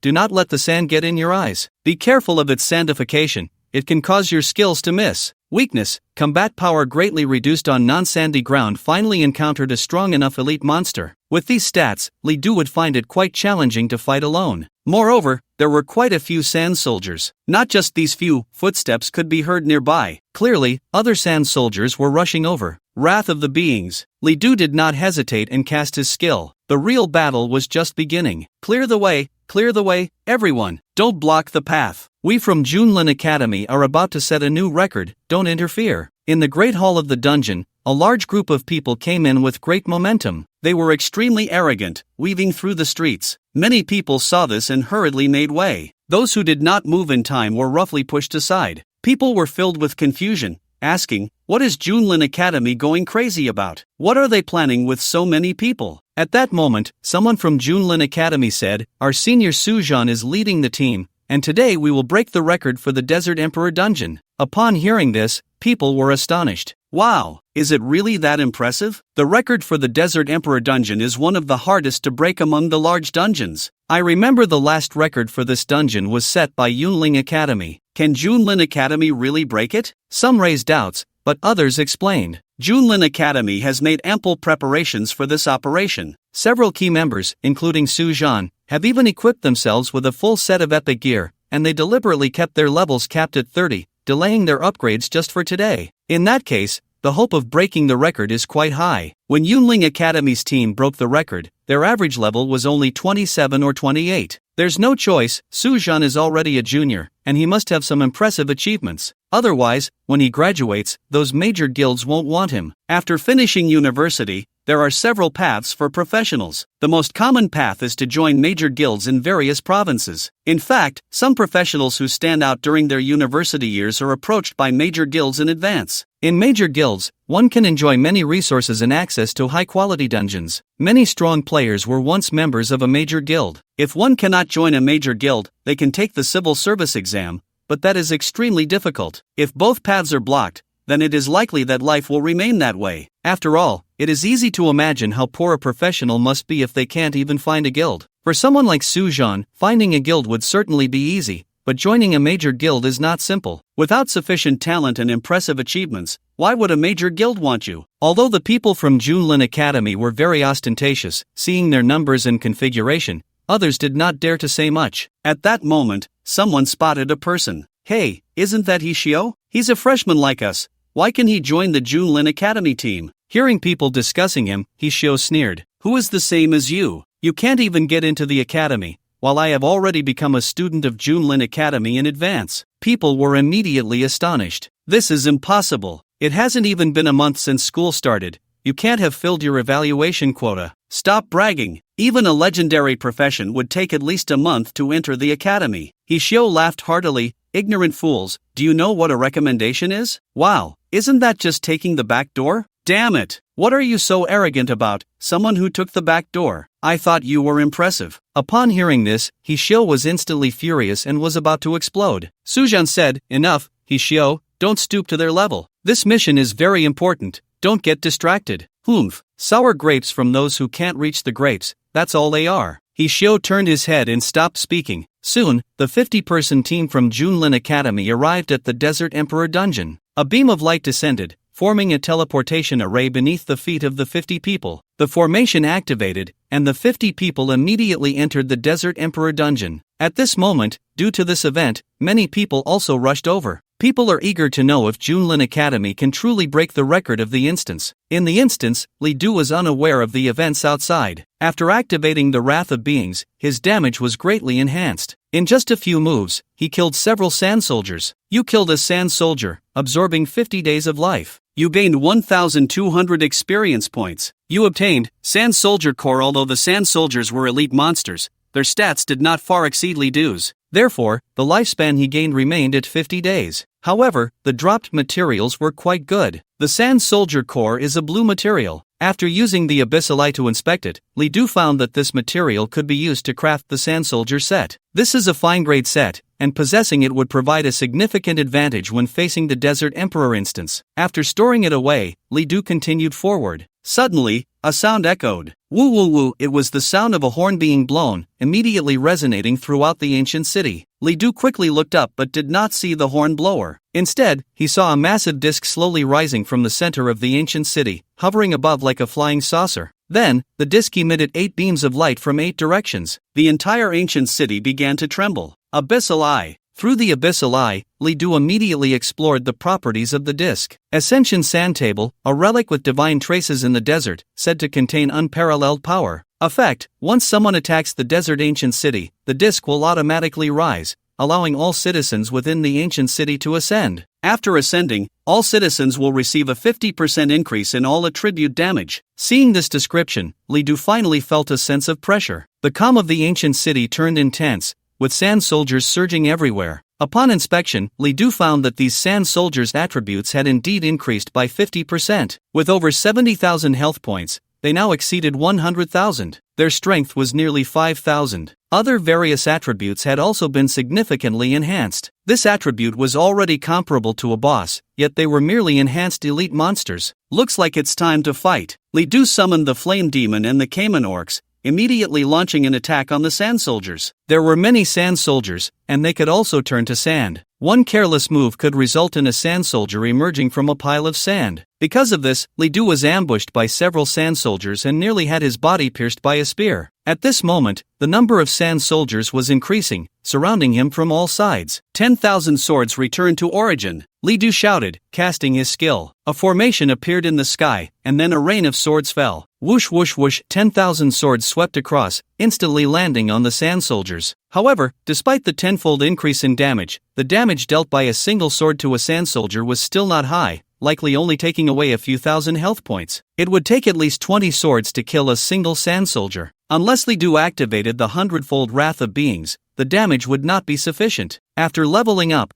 the performance of 10,000 swords returned to origin has started to weaken. Li Du had not felt this way for the first time today, but today the feeling was the strongest. The most intuitive feeling was that after 10,000 swords returned to origin ended, when Li Du looked around, although there were corpses lying everywhere, there were still quite a few Sand Soldiers alive. Moreover, more Sand Soldiers were continuously rushing over from behind. Judging by the numbers, there were no less than 1,000. If he used 10,000 swords returned to origin, it would probably take 3 rounds to clear the field. There's no choice, I'll use Fireball. Whoosh whoosh whoosh, the fireballs gathering in the sky grew larger, the rolling flames almost capable of melting a person's bones. Li Du raised his staff, his power reaching its peak. At this moment, the Sand Soldiers seemed to see nothing, continuing to charge forward. The Cayman Orcs and the Flame Demon clearly could not withstand such a violent assault. They were on the verge of death, ready to perish at any moment. Kill! Li Du shouted, and the fireball fell. Boom! It was like a meteor crashing down. The intense explosion echoed throughout the Sand City, countless flames surged, engulfing everything. Li Du recalled the 2 summoned creatures. He stood amidst the sea of fire. Although the flames raged and covered him, they did not harm him in the slightest. All around, countless Sand Soldiers perished in the sea of fire. You killed a Sand Soldier, gained 50 days of life, gained 1,200 experience points. You obtained Sand Soldier Core. You killed a Desert Mage, gained 50 days of life, gained 1280 experience points. You obtained Sand Soldier Core. You killed. Lines of information appeared before Li Du's eyes. Countless experience, life, materials, and overwhelming amount. With this one fireball, Li Du had killed at least 1,000 Sand Soldiers. When the fireball disappeared, Li Du looked around. The ancient city had turned into ruins in many places due to the violent explosion. The once formidable Sand Soldiers had become a pile of corpses. A few seconds later, they turned to sand, merging into the desert. Indeed, fireballs are the best. Although the mana cost of a fireball was enormous,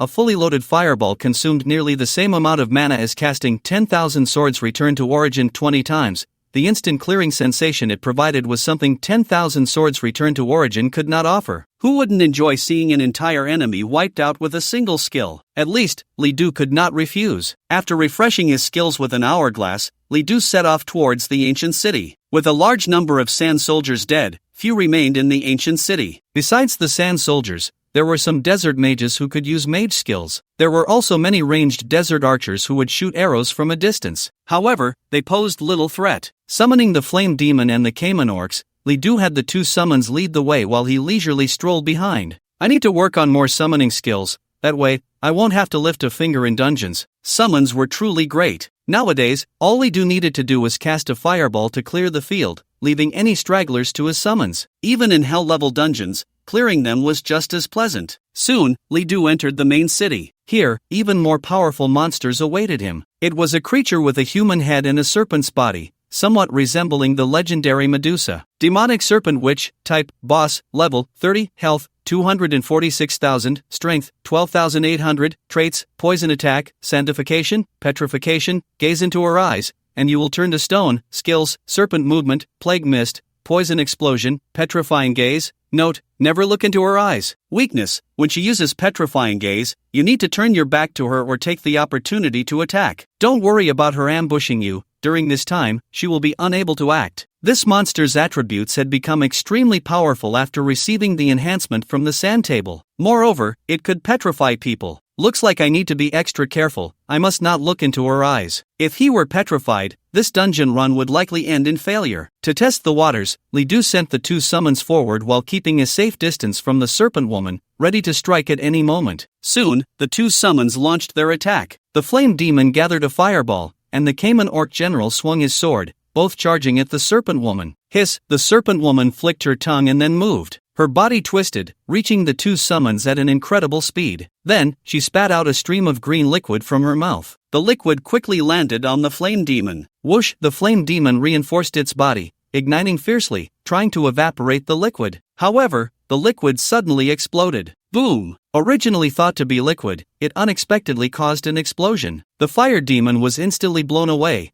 while the Cayman orc general used his shield to brace against the shockwave. After the explosion ended, the fire demon was already contaminated with the liquid and fell into a deep state of poisoning. Although its health was still decent, the toxins deepened every second, and it wouldn't last much longer. Her toxin damage is surprisingly high? Li Du summoned the fire demon back. Fortunately, the Cayman orc general was fully armored, and the toxins couldn't harm him. I must be careful of the toxins, otherwise, I might be in trouble. At that moment, the Cayman orc general launched another attack. Li Du waited for an opportunity to strike. Despite the snake woman's high power, the Cayman orc general was fully armored and had high resistance. Therefore, even if he took the snake woman's attacks head-on, it was not unbearable. Meanwhile, Li Du continuously unleashed abyssal slashes in thunderous wrath. Facing two opponents, the snake woman still found it somewhat challenging. The damage amplified tenfold made Li Du's output extremely explosive. After a few skills, the snake woman was covered in wounds, blood flowing profusely. Li Du used Abyssal Eye and discovered she had less than half of her health left. At this rate, he could kill her in a few minutes. Just as Li Du was about to continue his assault, he suddenly felt a warning. The snake woman twisted in an extremely strange manner, instantly appearing before Li Du. Then, her pupils dilated, and a green light began to rise. Li Du immediately felt his entire body lose control, unable to move. She had activated petrification. At that moment, the Cayman orc general immediately shielded Li Du. Li Du quickly regained his ability to act. However, the Cayman orc general's body became completely hardened, even his armor could not escape. He turned entirely into a stone statue. Is this petrification? Li Du felt a wave of fear. In that brief moment, he sensed an unprecedented danger. However, since he had already experienced it, the snake woman's end was near for Li Du. Wrath of the Beings, enhance 100-fold. Li Du amplified the effect of Wrath of the Beings and immediately launched an attack. The snake woman had just finished petrifying and was affected in her movements. With a thunderous strike, countless bolts of lightning immediately struck the snake woman. She screamed in agony but could not break free. In the end, she died at Li Du's hands. You have killed the serpent demoness. Detecting that the target's attributes are too high, you gain 8,000 health points. You gain 78,000 experience points. You have obtained Serpent Demon Core, Eye of Petrification, Serpent Demon Spear, Blue. After defeating the Snake Woman, Li Du obtained a total of 3 items. The Serpent Demon Core was a material for crafting equipment, nothing much to say about it. The Eye of Petrification was a special enhancement material that could provide the petrification extra skill to equipment. As for the Serpent Demon Spear, it was just a blue item, and Li Du couldn't be bothered to look at it, tossing it into his spatial ring. Continuing forward leads to the very center of the ancient city, the royal palace. Li Du looked ahead, thus, this dungeon journey was nearing its end. Currently, Li Du had spent over 10 hours in the dungeon. He wasn't sure exactly how long, but it was definitely around 11 or 12 hours. There was still some distance to the royal palace from here. Perhaps he would have to endure another tough battle. This dungeon was truly not simple. Monsters swarmed everywhere, and even upon reaching the ancient city, the challenges were even more severe. No wonder it requires 50 people to enter. With so many monsters, if the numbers are insufficient, it's basically a death sentence. Even legendary class professions, without skills similar to Li Du's Wrath of the Beings, would definitely struggle to clear the field with a single skill. At that point, he would find himself surrounded by monsters. If that happened, failure would not be far off. Li Du steeled himself and continued forward. Sure enough, there were several boss-level monsters on the way to the royal palace. Their attributes are even stronger than that of the snake woman. One has a dog's head, another looks like a sword, and the last resembles a crocodile, quite similar to the desert butcher Li Du encountered in the Tower of Heaven. Each of them has its own troublesome aspects. However, with the enhancement of 100-fold wrath of living beings, Li Du's damage is simply too high. He killed them almost effortlessly. The items obtained are similar to those from killing the snake woman, which Li Du doesn't really need. He can sell them directly when he goes out. Finally, after a journey lasting over 10 hours, Li Du arrived at the deepest part of the Desert Emperor's dungeon, the palace of the ancient desert city. Pushing open the grand palace doors, Li Du walked inside. It was not as magnificent as he had imagined. It was very ancient, as if built entirely from sand. A tattered red carpet stretched all the way to the throne. The throne was extremely large, with its backrest extending to the top of the palace. A monster, standing 4 to 5 meters tall, sat upon the throne. Its head resembled that of an eagle, but its entire body was clad in armor, exuding a yellow hue like sand. It lacked the nobility of gold but possessed an unparalleled imperial majesty. Beside the throne was a scepter. Rather than a scepter, it looked more like a pointed reed of sandy color. Li Du activated the Abyssal Eye to check its attributes. Desert Emperor type, final boss level, 30 health, 328,000 strength, 18,000 traits. Sand soldiers appear. It will not fight you directly. You must kill all its sand soldiers to battle it. Desert Inheritance, fighting in the desert increases all attributes by 50%. Sandstorm power, during battle, you will be swept by a sandstorm. Majesty of the Desert Emperor. Your all attributes decrease by 15%. Skills, sand soldiers appear. Sandstorm, ascend again. Wrath of the Desert, Imperial. Guard wall note, beware of the sandstorm. Weakness, there is no weakness when fighting in the desert as expected of a final boss. Its attributes and traits are unparalleled. Moreover, it has no weaknesses when fighting in the desert. Even with the 100-fold enhancement of the wrath of living beings, Li Du had to admit that this battle would not be easy. On the throne, the Desert Emperor gazed at Li Du. It suddenly spoke. The desert was once the glory of this world, only I can bring it back to life. Then, it stood up. Countless grains of sand fell from its body and merged into the throne. Intruder, I will make you dissipate into the wind. Boom, boom. The entire palace shook violently and then collapsed. Instead of debris crashing down, the palace turned into sand, becoming part of the desert. No, it wasn't just the palace. The entire ancient city vanished. All that remained around Li Du was the boundless desert and the Desert Emperor. Sand soldiers appear. Countless grains of sand surged, and one after another, sand soldiers emerged from the desert. Their numbers were countless, endlessly pouring forth, surrounding Li Du. Seeing this, Li Du immediately took action. Heaven's Wrath Fireball. A rolling fireball fell, erupting in a dazzling blaze in the desert. The temperature was like that of the sun's surface, capable of melting sand. This was something the sand soldiers could not withstand, no matter how numerous they were. Just when Li Du thought he could clear the area with the fireball, he suddenly froze. Despite the sand soldiers dying one after another, the Desert Emperor still stood unmoved amidst the flames. Li Du then realized that even though he had killed a large number of sand soldiers, in just an instant, the Desert Emperor could summon countless more. The continuously appearing sand soldiers absorbed a massive amount of damage from the fireballs. The Desert Emperor remained completely unharmed. Even when Li Du opened the Eye of the Abyss, he found that the fireball did 0 damage to the Desert Emperor. How is this possible? Li Du was astonished. If that were the case, the Desert Emperor could not possibly be killed. How did others clear the level? It must have a weakness that I haven't thought of. Li Du thought while attacking. Suddenly, he had an idea. In battle in the desert, it has no weaknesses. But what if it's not in the desert? However, this dungeon was a vast desert.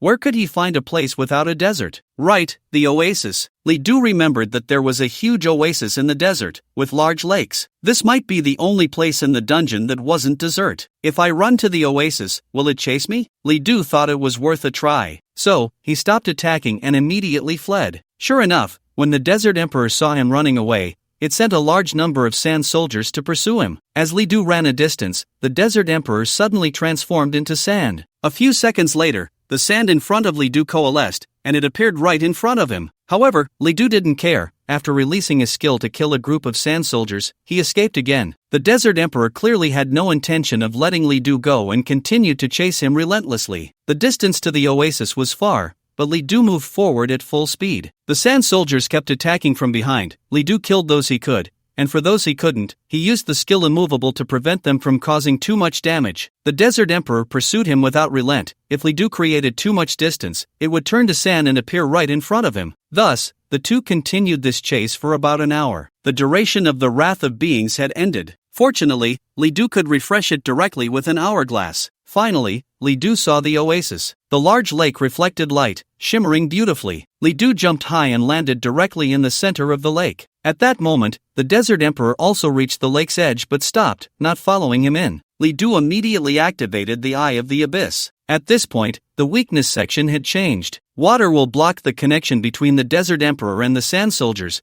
Feel free to use water to disrupt him. Without hesitation, Li Du unleashed his skill, Abyss Slash. He released the skill in the water, instantly creating a powerful impact. Boom! Immediately, the skill splashed up a huge wave, accurately landing on the Desert Emperor. The Desert Emperor let out a terrible scream, and the sand soldiers around it turned into a pile of sand. Seeing it was effective, Li Du was very pleased. However, the Desert Emperor reacted extremely quickly. It realized Li Du's intention and immediately turned to leave the oasis. I can't let you escape. Li Du equipped the wings of the spirit and soared out of the water. Then, he immediately released another skill, Heaven's Wrath Fireball. Another fireball, cast in an instant. A massive fireball fell from the sky, just as the Desert Emperor reached the edge of the oasis, about to step back into the desert. But the fireball had already fallen. Boom! Countless flames erupted, crashing down in an instant. The Desert Emperor was immediately engulfed in flames. A series of messages appeared. Congratulations! You have killed the Desert Emperor and successfully cleared the dungeon. Detected that the target's attributes were too high. You gained 10,000 days of lifespan. You gained 150,000 experience points. You obtained Desert Disc, purple, Heart of the Desert, purple, Skill Scroll, Sand Soldier Summon, purple, Staff of the Desert Emperor, purple. As the messages appeared, Li Du's record finally settled. 14 hours, 25 minutes, and 6 seconds. A full 14 hours. To clear this dungeon, Li Du had expended all his energy. However, everything is worth it. Just from the lifespan income, Li Du has already reached over 5,000 years. One can imagine just how many wild monsters are in this dungeon. No wonder the record duration for the dungeon is so long. Now, Li Du has already broken the record. The last record for the Desert Emperor dungeon was set 2 years ago, taking a total of 17 hours. By breaking the record, Li Du earned a full 10,000 points. The rewards for breaking records in large dungeons are much better than in other dungeons. Of course, aside from these, the gains within the dungeon are also considerable. I didn't expect that the few items dropped by the Desert Emperor would all be epic level. It was worth all his efforts. Desert Disc. When carried, you will gain the Ascend skill. Ascend, gain a 30% boost to all attributes for 30 minutes. This skill consumes all the energy of the disc, and if the energy is insufficient, the release will fail. It can actually enhance all attributes, and the duration is so long. This item can be said to be extremely useful. It's like a low-tier version of the Wrath of the Beings. Moreover, it enhances all attributes, making it more versatile than the Wrath of the Beings. However, its effect is far inferior to that of the huge disc in the dungeon. After all, it can only be used by one person and requires recharging. However, recharging the Desert Disc is quite convenient. Like an hourglass, it consumes divine power. A full recharge costs about 3,000 divine power. Heart of the Desert, the core of the Desert Emperor, the main material for crafting the Desert Emperor set. Only 1/5 of the Heart of the Desert is needed to meet the requirements for one piece of equipment. Skill Scroll, Sand Soldier Summon, requires level 20 to use. After use, you can learn the skill, Sand Soldier Summon. One material, one skill scroll, both are quite valuable. Especially the skill scroll, which is actually an epic level summoning skill. Reaching level 20 means that the summoned sand soldiers will probably be even stronger than the Cayman Orc General. Of course, it might also be a group summoning skill. When the Desert Emperor summons sand soldiers, he can summon thousands at once. It can be said to be an army of one. The dropped skill book will also be quite impressive. Staff of the Desert Emperor, epic level equipment for magic professions. Required level, 20. Background, an ancient staff that condenses the power of the desert, carrying the authority of the Emperor. It is said that obtaining it allows one to become the Desert Emperor. Effects, plus 500 strength, plus 400 spirit. Additional effect, plus 15% increase in spell damage. This effect triples in the desert. Passive skill, Ascend of the Desert Emperor, triggered by collecting the full set, increases all attributes by 20%, triples in the desert. Seeing the attributes of this equipment, one must say that Li Du is indeed a bit envious. If all the effects of the equipment are activated, it can not only increase spell damage by 45% but also boost all attributes by a full 60%. Unfortunately, it requires collecting the full set and can only double the effects in the desert. This gives the equipment a significant limitation. Nevertheless, the attributes of this equipment still rank among the best among epic level gear. This time, Li Du has indeed made quite a profit. After counting his gains, Li Du directly left the dungeon. Outside, a new record has appeared. The crowd gathered in front of the Desert Emperor dungeon immediately became lively. They saw new words appearing on the record monument. So, is it Junlin Academy? No, it's not. Not? Who else could it be besides Junlin Academy? You can see for yourself. Soon, people were stunned, their eyes wide open in disbelief. First place, Li Du. Time taken to clear, 14 hours 25 minutes 6 seconds. How is this possible? It's Li Du, it's him again. Wait, why is there only his name? What about the others? In a large dungeon, insufficient numbers cannot enter, so when people saw Li Du's name, they generally assumed it was his team. However, the monument indeed only had Li Du's name. He can't have soloed this dungeon, right? Damn, how did he do it? Let's not even talk about how he entered solo, just the fact that he could solo a large dungeon. I feel like no one will match that in 100 years. At that moment, Li Du also emerged from the dungeon. People immediately surrounded him. Li Du is out. Li Du, how did you break the record? Looking at the crowd that had formed a complete circle around him, Li Du frowned slightly. He ignored their questions and simply pushed through the crowd to leave. Seeing Li Du's demeanor, some people became jealous. What's he so proud of? He won't even say a word. Maybe he has something to hide. This remark was immediately heard by Li Du. He turned around and silently stared at the person who had mocked him. Say that again. Instantly, the air around them grew cold. The person who had just been sarcastic felt an inexplicable fear wash over him, his body trembling slightly. I.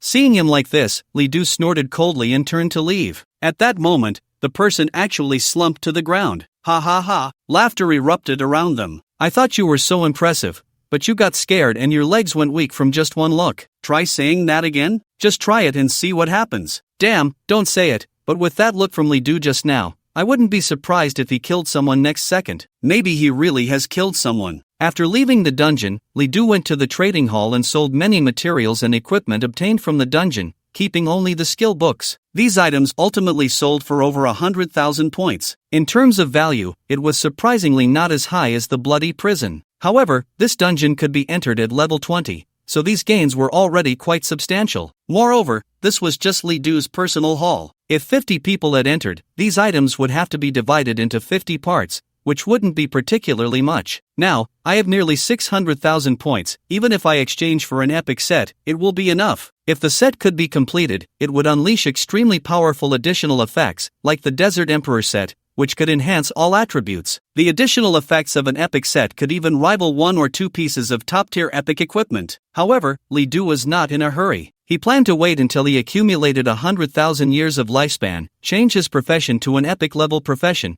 and then handle everything at once. After returning home, Li Du rested for a while before starting to learn new skills. He used a skill scroll. Use successful. You have learned the skill. Sand Soldier Summon. Li Du immediately checked the skill effects. Sand Soldier Summon. Summon one Sand Soldier, which will inherit 60% of your attributes. Your level cannot exceed 50. If it does, it will inherit according to level 50 attributes, and it will learn one of your single-target combat class skills. The Sand Soldier has no time limit. It will automatically disappear once it leaves your range of 5,000 meters. Skill cost, 300 mana points. Cooldown time, 1 second. Skill limit. You can have up to 100 Sand Soldiers existing simultaneously. If the Sand Soldier encounters desert terrain, it will increase all attributes by 20% and gain the Sandification skill. It's actually a group summon skill. This surprised Li Du greatly. He had thought it would be another single-target summon skill. A group summon skill that can inherit personal attributes and skills. Most importantly, the cooldown time is only 1 second, but Li Du could summon as many as 100. In the dungeon, as long as I summon enough Sand Soldiers, I don't even need to lift a finger to clear the dungeon. Li Du suddenly felt that his perspective needed to change. Warrior or mage classes are nothing special? Summoning is the true path. Ha ha ha,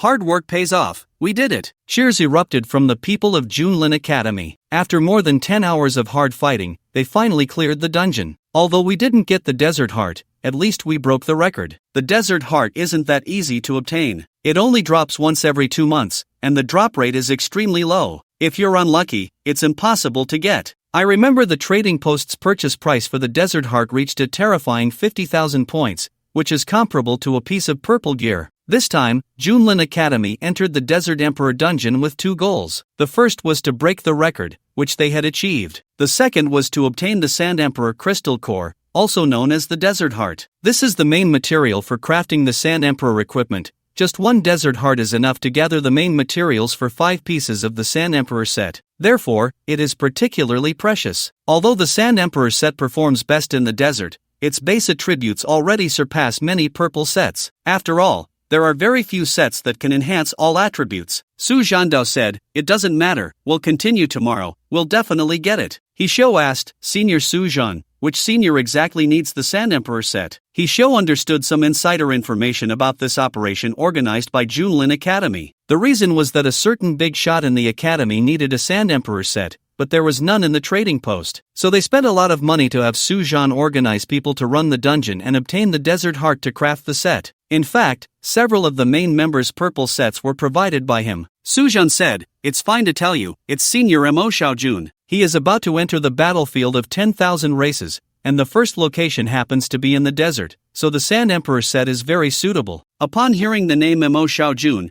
Hishou was immediately taken aback. In Junlin Academy, this name is particularly famous. It is said that Junlin Academy was established with funding from his father, and Mo Xiaojun lived up to his father's expectations, awakening a legendary class at the age of 18, and just a month after entering the school, he soloed several hell-level dungeons. In his sophomore year, he even passed the National Guild's assessment and obtained a certificate of strength. After that, he crazily set numerous trial records. As a fellow legendary class, he was able to surpass others by a large margin. Countless people claimed he was simply a prodigy. Almost the entire senior class recognized Mo Xiaojun as the #1 professional. He had once passed the assessment of Yunling Academy with the best historical score, but ultimately refused to go to Yunling Academy and instead entered Junlin Academy. He even boldly declared, "From today on, Junlin Academy is the #1 academy, because I am here." Who would have thought he needed the Sand Emperor set? But Hishou was very puzzled. Isn't the Sand Emperor set a level 20 set? I heard Senior Mo Xiaojun is already level 40. Su Zhan said, "You may not know this, but sets can actually be upgraded. After upgrading, the Sand Emperor set can reach level 40. Senior Mo Xiaojun has even prepared all the materials needed for the upgrade, just waiting for the set." Hearing this, Hishou felt a bit excited. Does this mean he has connected with Mo Xiaojun? This is definitely a big opportunity. If he builds a good relationship with him, his future will be smooth sailing. Thinking of this, he began to consider how to get close to Mo Xiaojun. The teleportation array appeared, and the people of Junlin Academy left the dungeon. The people from Junlin Academy are out. They cleared the dungeon too. At this moment, there were not many people left here. Su Zhan did not pay attention, but instead looked at the record monument. However, he soon froze. What is going on? At this time, someone in the crowd from Junlin Academy shouted, "Why didn't we break the record?" On the record monument, there was a line of text. Second place, Junlin Academy. Time, 16 hours 48 minutes 28 seconds, 16 hours, and they were only second. Su Zhan frowned and said, "Who is this Li Du? He only took 14 hours. Who did he enter the dungeon with?" At this moment, someone watching the commotion shouted, "Li Du soloed. He soloed a large dungeon." Soloed? Are you kidding me? Su Zhan's expression immediately turned cold. It was common knowledge that a large dungeon could not be entered if the number of players was insufficient. Who didn't know that? He did solo. We all saw it. Yes,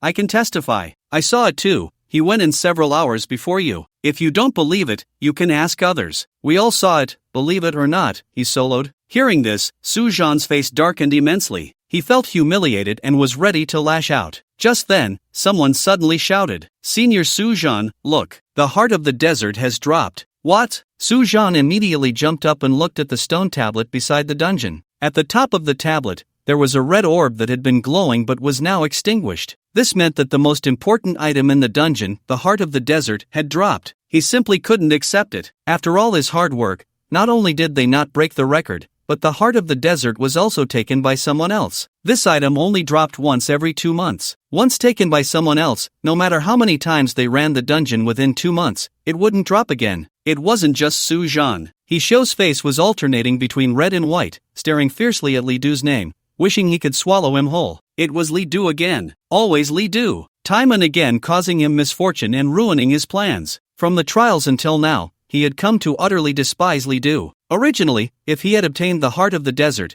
he would have found an opportunity to have Su Zhan handed over to him so he could give it to Imo Xiaojun. This way, he could take the chance to befriend Imo Xiaojun. But now, the heart of the desert had already dropped. What was supposed to be a sure thing was ruined by Li Du. He Xiu shouted, "The heart of the desert must have been taken by Li Du." His voice immediately attracted the attention of many people. Su Zhan asked, "Do you know this Li Du?" He Xiu gritted his teeth and shouted, "It's him. He set me up during the trials and took away my achievements." Upon hearing this, disgust immediately appeared in Su Zhan's eyes. Thinking of how Li Du had taken the heart of the desert that should have belonged to them only fueled his anger. Realizing that Li Du was just a freshman, Su Zhan immediately instructed a few people, "You two, go find that guy named Li Du immediately. If he knows what's good for him, let him hand over the heart of the desert. If he doesn't, I'll teach him a lesson." Upon hearing this, a few people immediately left. After working hard in the dungeon for over 10 hours, Li Du was almost exhausted. After studying skills at home, he went straight to bed. Even for professionals, continuously running dungeons without rest was extremely draining. Shui Shang, seeing this, didn't want to disturb Li Du. It wasn't until close to noon the next day that Li Du finally got up. After washing up, he found that Shui Shang had already warmed up the meals. After eating, Li Du continued to head to the dungeon hall. Although running a large dungeon was tiring,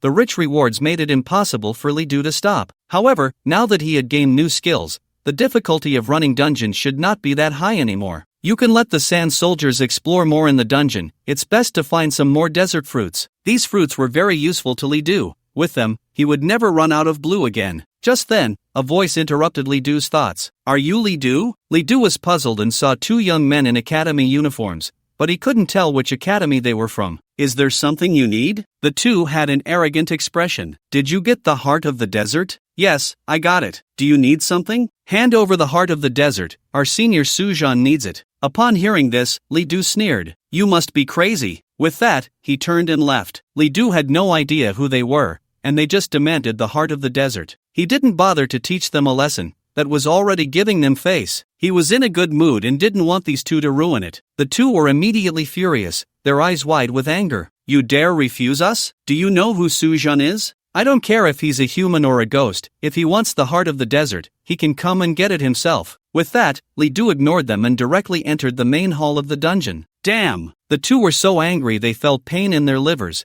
but they didn't dare to act. In the end, they could only leave. Junlin Academy. Li Du refused? The two had returned and reported the situation to Su Zhan. Yes, not only did he refuse, but he even cursed at you. "Senior Su Zhan, he is really too arrogant. If we don't teach him a lesson, won't our Junlin Academy be laughed at by others?" Su Zhan's face was also very dark, and he held even more resentment towards Li Du. However, he couldn't just act against Li Du at school. At Yanguan University, upperclassmen bullying underclassmen was strictly punished. In severe cases, it could even lead to expulsion. However, what troubled Su Zhan even more was that the heart of the desert had already dropped. How was he going to explain it to Imo Xiaojun? After all, Imo Xiaojun had directly provided them with 3 sets of purple gear. No matter what, the heart of the desert had to be retrieved. Li Du had no idea what Su Zhan was thinking and didn't care at all. At this moment, he returned to the dungeon. Desert Emperor Dungeon. Since he had already cleared it, the dungeon was on cooldown. The cooldown time was extremely long, reaching as much as 400 hours. Converted, it would take more than half a month to enter again. If he wanted to use points, it would require as much as 5,000 points to eliminate the cooldown time. Fortunately, the hourglass was also effective for large dungeons,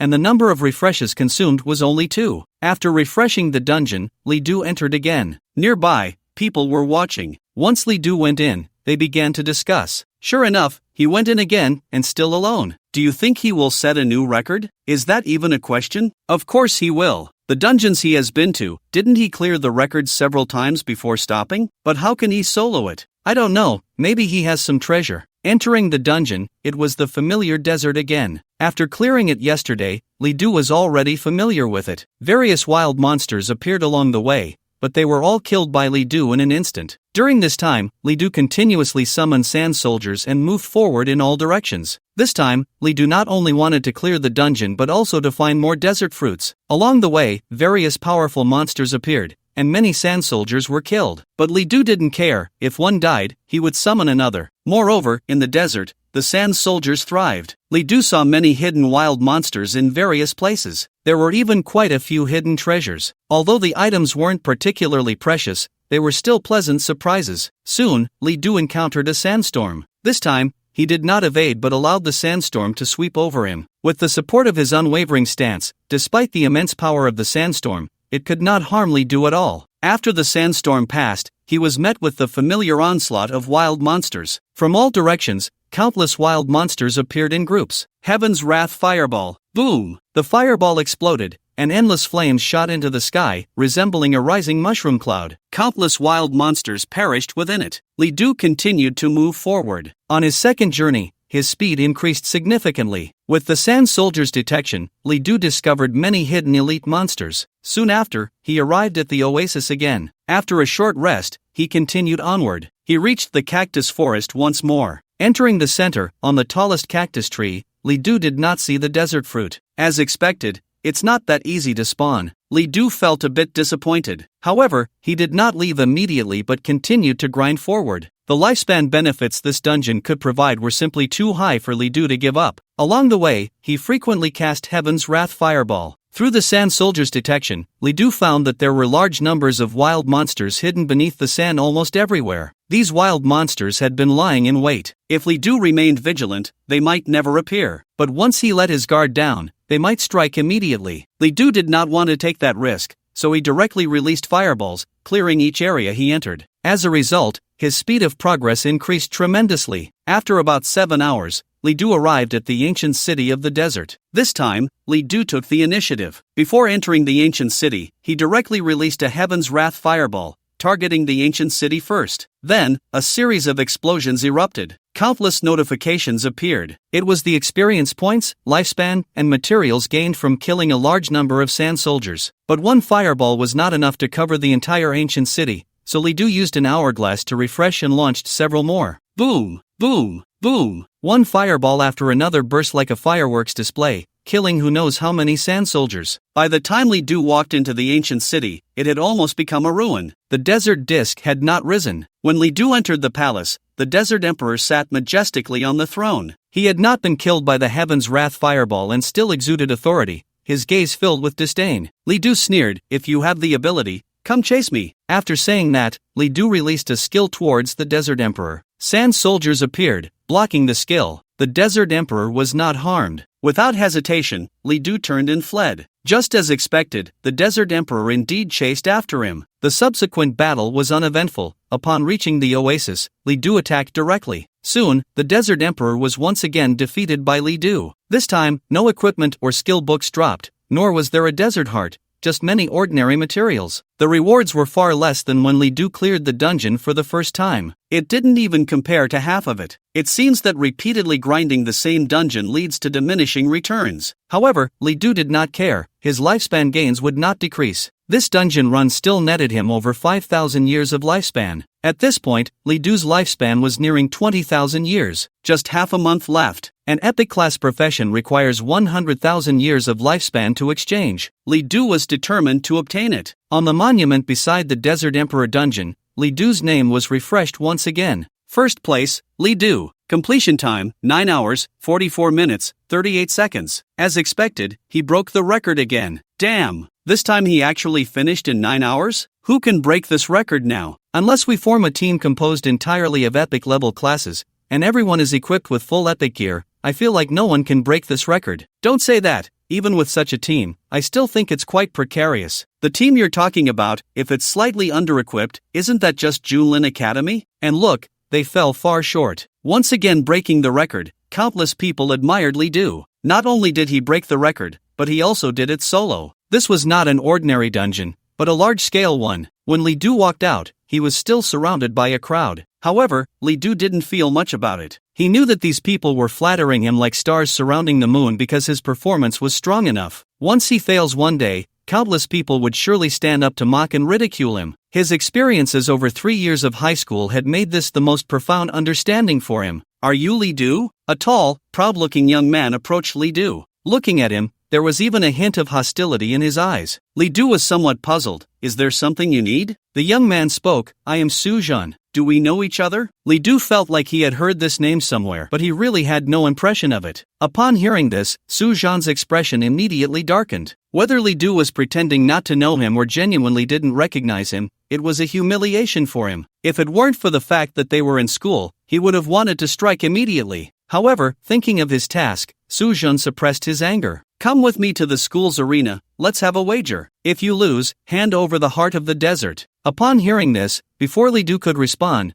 the people around them immediately erupted in an uproar. "Damn, how shameless! Sujun, you're a junior, and Li Du is just a freshman. How can you say such a thing? Impressive, now I know what kind of people are at Junlin Academy. Sujun really has no bottom line. Isn't this just bullying? And a wager, why should he even wager with you?" Li Du just looked at him blankly. It was simply baffling. He didn't even know how he had provoked him. Crazy. Li Du ignored him and tried to walk past Sujun. Seeing this, Sujun immediately panicked and shouted, "You wouldn't dare, would you? You have the guts to solo a dungeon but not to wager with me?" Li Du turned a deaf ear to his words. He still needed to go to the trading hall to deal with his loot, and after that, he wanted to rest and continue running dungeons. What wager? What nonsense! It was simply childish. He could farm 5 to 6,000 years of lifespan in a day. If he were disturbed by such matters, even if it was just for a minute, it would cost him years of life. Just as Li Du was about to leave the dungeon hall, Sujun could no longer hold back. "Stop right there!" Sujun drew a large sword and unleashed a skill at Li Du. Instantly, shockwaves erupted from the ground, like mountain peaks rising up, charging towards Li Du. Li Du felt a threat and turned to look, his gaze instantly turning icy. However, his reaction speed was quick, and he immediately dodged the skill. Yet, Sujun's actions had thoroughly enraged him. "What do you mean by this?" Li Du's face darkened, ready to strike at any moment. At this moment, the people around were astonished. Has Sujun gone mad? How dare he attack here? No matter what, he won't escape punishment today. I feel like he's really lost it. Is it worth it for a wager? When did Li Du provoke him? Wasn't it just breaking the record before Junlin Academy? Sujun ignored the voices around him. He knew that once he made a move, there would be no turning back. Once the matter gets out, he will definitely be punished by the school. But if he obtains the Desert Heart, he can still ask Mo Xiaojun for help. With Mo Xiaojun's influence, even if he is punished, it should be a light penalty, at most just a probation, not expulsion from school. Either you gamble with me, or I will take action myself. Choose one. Li Du's face showed a cold light. Since you want to die, I will fulfill your wish. I accept your gamble. Upon hearing Li Du's words, the people around were instantly in an uproar. Damn! Li Du, you can't be as foolish as Sujun. Why are you accepting his gamble? Hurry up and run, report this to the school. Sujun definitely can't handle the consequences. Exactly, I really don't understand. But in a gamble, I feel Li Du might not lose. Sujun is level 30, an epic class profession. How can Li Du fight him? Li Du has soloed large dungeons. Does Sujun have that capability? People were discussing animatedly. Meanwhile, Sujun felt a surge of joy. As long as Li Du accepted the gamble, everything would be fine. Alright, let's go to the arena now. At this moment, Li Du suddenly spoke. Wait a minute. If I lose, the Desert Heart is yours. If you lose, what is your stake? Sujun was taken aback. He had never considered this point because he never thought he would lose. He sneered. Do you really think you can win against me? Li Du ignored his words and repeated. I ask again, what is your stake? Humph. If I lose, you can have whatever you want. You said it yourself, Li Du sneered. If you lose, whatever points I have, you will give me that many points. Then, Li Du and Sujun entered the teleportation array and were transported to the arena. Soon, people nearby followed and teleported over as well. This matter gradually spread. Many people learned that the new student Li Du was actually going to gamble against the junior Sujun. It should be noted that Li Du was only level 22, while Sujun was already level 30. Li Du actually agreed to the gamble? What was he thinking? Although only a short time had passed, the news of this gamble spread like wildfire. Soon, the arena was packed with people. During this time, Li Du had almost become a symbol for new students. Not a single new student was unaware of him. Even some older students began to hear about this record-breaking maniac. And today, he was actually gambling against a junior. It should be noted that there was an 8-level difference between Li Du and Su Zhan. I feel Li Du will definitely lose. He is too arrogant and needs to suffer a bit. I think it will be a fierce battle. Don't forget, Li Du can solo nightmare-level dungeons. But that's just a low-level dungeon. Su Zhan is already level 30. Which is a qualitative change for professionals.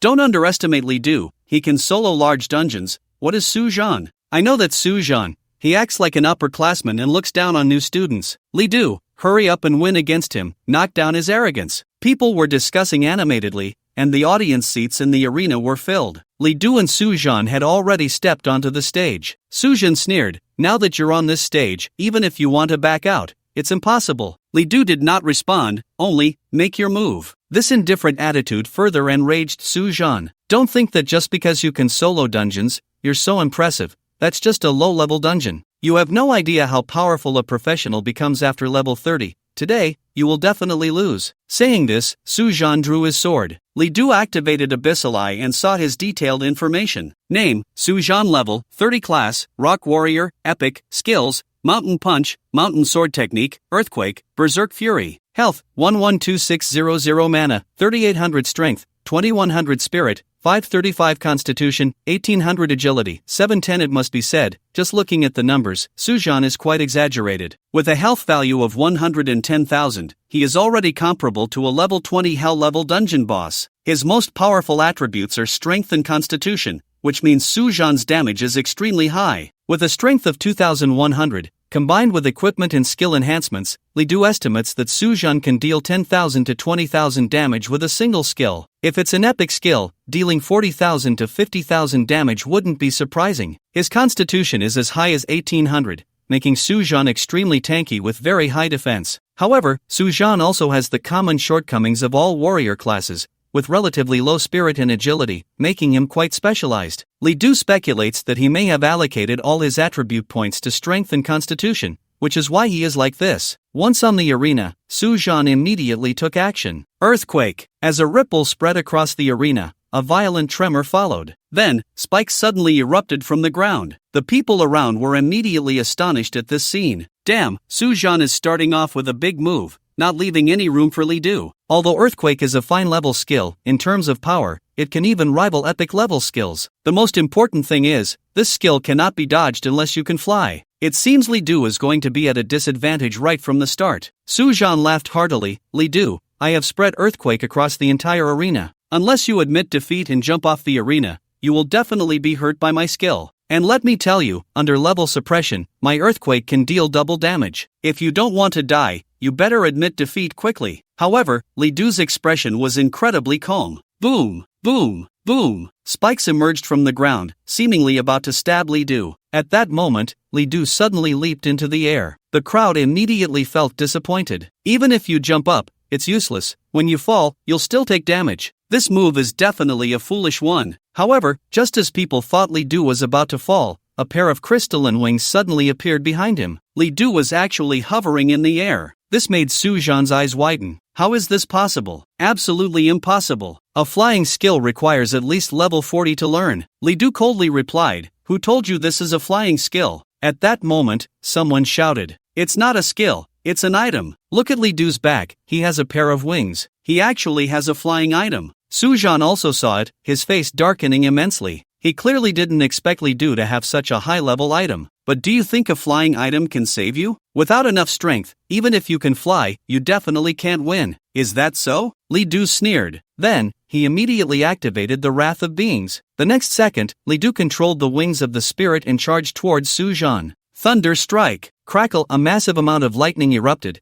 and Su Zhan immediately felt a wave of fear. The power contained in that lightning seemed capable of killing him instantly. Rock defense. He activated his skill, trying to block this attack. However, when the thunder struck him, he found that his defense was as fragile as paper. Under Li Du's lightning, no defense was effective. Boom, boom. A massive surge of lightning struck Su Zhan. An explosion occurred, and Su Zhan was thrown off the stage, landing on the ground. The onlookers were left speechless in shock. Some believed Su Zhan could easily defeat Li Du. Others thought it would be a fierce battle, but no one expected that Li Du could take Su Zhan down with a single skill. Level 22 against level 30, and yet, at level 22, he was defeated in an instant. This was simply unbelievable. Moreover, Li Du was a refined level profession, while Su Zhan was an epic level 1. No one could have anticipated this, no one at all. Su Zhan was in a bad state, the lightning had charred his body, and combined with the force of the blow, he was spitting blood and had sustained significant injuries. Fortunately, it was not life-threatening. The priest in the arena immediately rushed over to heal Su Zhan's wounds. Li Du approached Su Zhan, looking down at him and said, "You lost." He lost. Su Zhan finally realized this, his eyes wide open, unable to accept the outcome. At that moment, the arena's supervising teacher arrived. According to your betting agreement, Su Zhan must pay an amount of points equal to what Li Du possesses. The total is 587,682 points. Su Zhan immediately jumped up,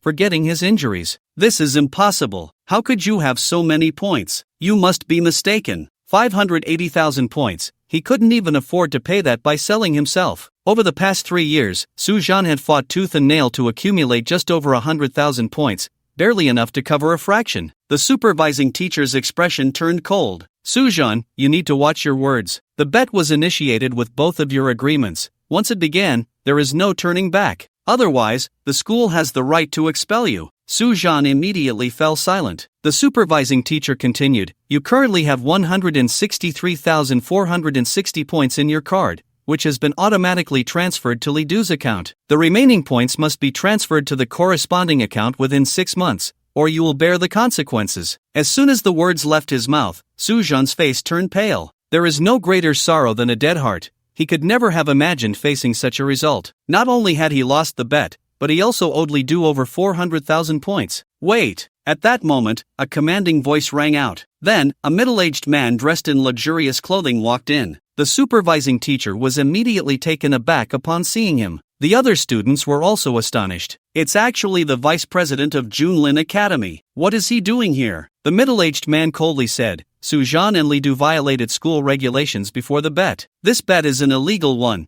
and the result is null and void. As soon as this was said, the crowd erupted in an uproar. What does this mean? It means Su Zhan doesn't have to pay the 580,000 points. Isn't this blatant favoritism? Su Zhan violated school rules by attacking Li Du. What rule did Li Du break? What is wrong with this person? Shu, he is the vice president. Be careful with your comments. Su Zhan was overjoyed to see the vice president. He immediately shouted, I admit I violated the rules by initiating the bet. I asked the school to cancel the result of the bet. The supervising teacher immediately became displeased and said, Vice President Han, whether the result of the arena is valid is a matter for the arena. Please do not interfere too much. Han Feng glanced at him and said lightly, This teacher, please watch your words. It was Li Du and Su Zhan who violated the school regulations first. Now I am taking them away for punishment. The supervising teacher was left speechless. Han Feng was the vice president of Junlin Academy, with a significant status at Yanguan University, far beyond what a mere supervising teacher could provoke. Then, Han Feng looked at Li Du and coldly said, Come with me. Li Du just looked at him but did not move. On what basis? On the basis that I am the vice president. I am not asking for your opinion. I am informing you. If you do not go, I can directly expel you from the school. Li Du frowned, his gaze gradually turning cold. It had been a long time since he felt this way. Even though he knew that the person in front of him was absolutely powerful and that he could never defeat him, Li Du still wanted to make a move. At that moment, a cold voice echoed throughout the arena. You dare! Hearing that familiar voice, Li Du was immediately astonished. The person who came was an old man dressed in gray cloth, looking much like an ordinary old man on the street. He appeared very kind, but now he was frighteningly cold. Old Zhou? The person was indeed Zhou Ning. Upon seeing Zhou Ning, Han Feng's brows furrowed slightly. Although his status was not low, Zhou Ning was one of the few professors above level 90 in the school. In fact, he was at level 99, just one step away from entering the extraordinary realm. Faced with Zhou Ning, he had no confidence. Han Feng, if you dare to expel Li Du from the school today, I will dare to dismantle Junlin Academy. This domineering statement was completely different from the Zhou Ning Li Du knew. The people around were also astonished. Damn, old Zhou actually stood up for Li Du. So domineering, but I like this side of old Zhou. I thought Professor Zhou Ning was always kind and amiable, but he can say such things too. Han Feng's face was as dark as water, and he gritted his teeth, saying, Old Zhou, Li Du violated school regulations, and I want to take him back for punishment. Punishment my ass. Zhou Ning shouted. Do you think I don't know what happened? Suzhan violated the rules, forcibly attacked Li Du, and forced him to agree to a gambling battle. If we are talking about violating school regulations, it is only Suzhan. Li Du did not violate anything. Han Feng still refused to accept this. Even so, their gambling battle was forcibly initiated by Suzhan, and this gambling battle is not valid because it does not comply with the regulations. Zhou Ning scoffed. Which regulation does it not comply with? As long as the arena recognizes the legality of the gambling battle, this gambling battle is in accordance with the regulations. Saying this, he looked at the supervising teacher. This teacher, is this gambling battle legal? The supervising teacher glanced at Han Feng, then at Zhou Ning, and finally said, the gambling battle between Li Du and Suzhan complies with the arena regulations. Upon hearing this,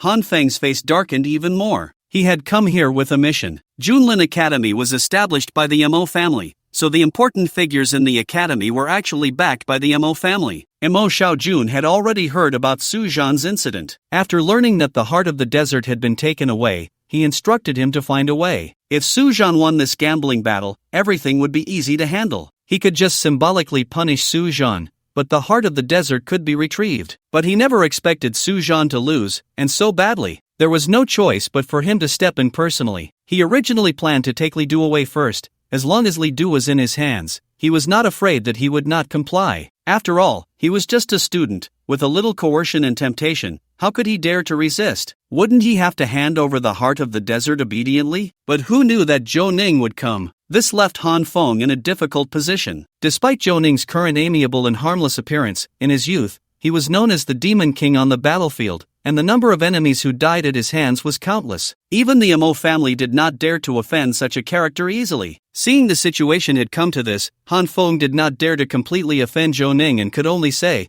but Suzhan is a student of Junlin Academy. How to handle this must be decided by Junlin Academy. Zhou Ning coldly said, no need. I remember that old Qin did not give you the authority to handle students at Junlin Academy privately. What does old Zhou plan to do? Zhou Ning snorted coldly, we will handle it according to school rules. Within 6 months, Suzhan must repay the points he owes, otherwise he will be expelled from the school. Also, Suzhan acted against lower grade students on his own, which is extremely bad behavior. According to school rules, his qualifications for the academy should be revoked, and he should receive a major demerit. Upon hearing this, Suzhan's face turned as pale as paper. If this were really how it was handled, then his life would basically be ruined. Being stripped of his academy qualifications would definitely become a major stain on his career. In the future, he could forget about joining any major guilds. If he were also expelled from the school, his life would be over. Without the school, he would hardly be able to enter a guild or obtain any resources. His level might never break through 40. Han Feng's expression was not good. This handling could be said to be a harsh slap in the face for him. Even the Mo family would be disappointed in him for not being able to protect a single student. How could he work with the Mo family then? This is unacceptable. Han Feng shouted, this handling is too excessive.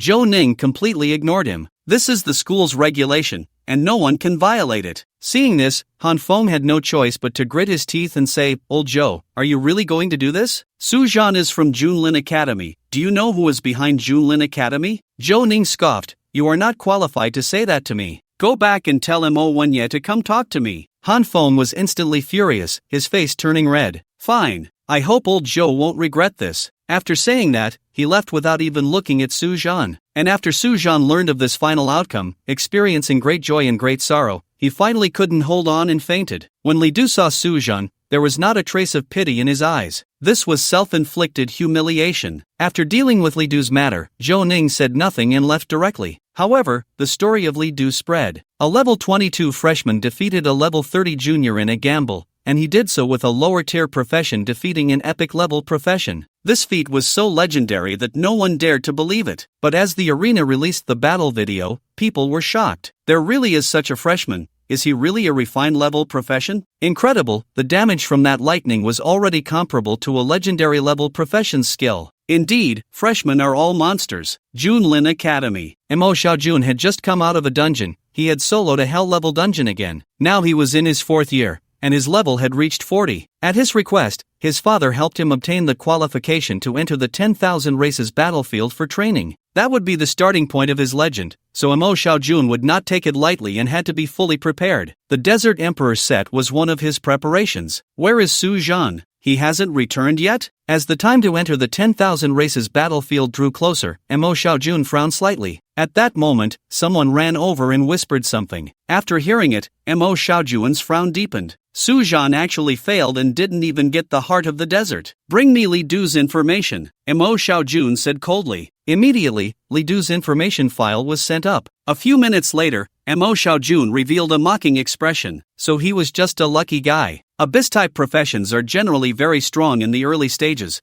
but the cost is enormous. It's not surprising that he could defeat Su Zhan before level 30, but after level 30, he will only be a waste. In fact, he might not even live to see level 30. His gaze was extremely cold. No one had ever made him suffer since he was young. He had already marked Li Du in his heart. If it weren't for the need to prepare for the battlefield of the myriad races, he wouldn't mind teaching Li Du a lesson.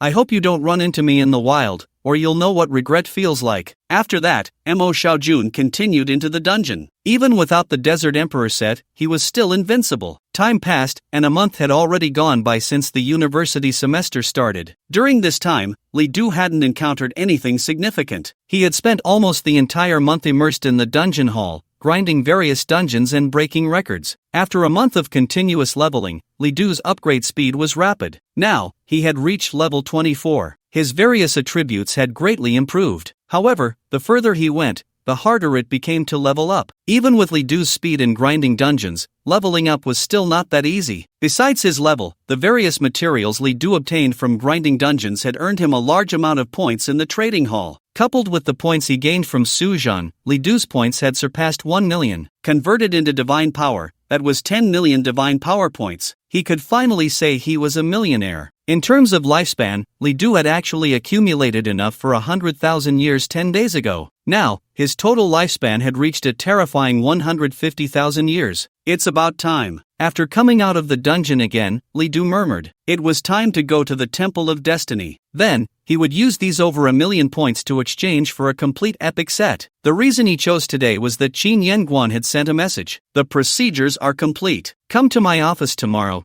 Prepare to head to the battlefield of the myriad races. The battlefield of the myriad races, a place where one could grind national contribution. It would undoubtedly be very brutal, but it also contained immense opportunities. Li Du would never miss it. Soon, Li Du arrived at the Temple of Destiny. It was still the familiar appearance, the familiar feeling. Li Du immediately checked the job transfer book. Holy Seal Knight job transfer book. Can transfer to Holy Seal Knight. Price, 100,000 years of lifespan. Storm Summoner. Can transfer to Storm Summoner. Price, 100,000 years of lifespan. The job transfer books for epic level professions generally required 100,000 years of lifespan. However, Li Du wasn't very keen on choosing these professions. He kept scrolling down to see if there were any Abyss-type professions. Ideally, something like Abyss Envoy, a 3-system profession. Because currently, Li Du's skills were very mixed, with warrior-type, magic-type, and summoning-type skills. If he transferred to a single system, many of Li Du's skills would become unusable. However, after looking for more than 10 minutes,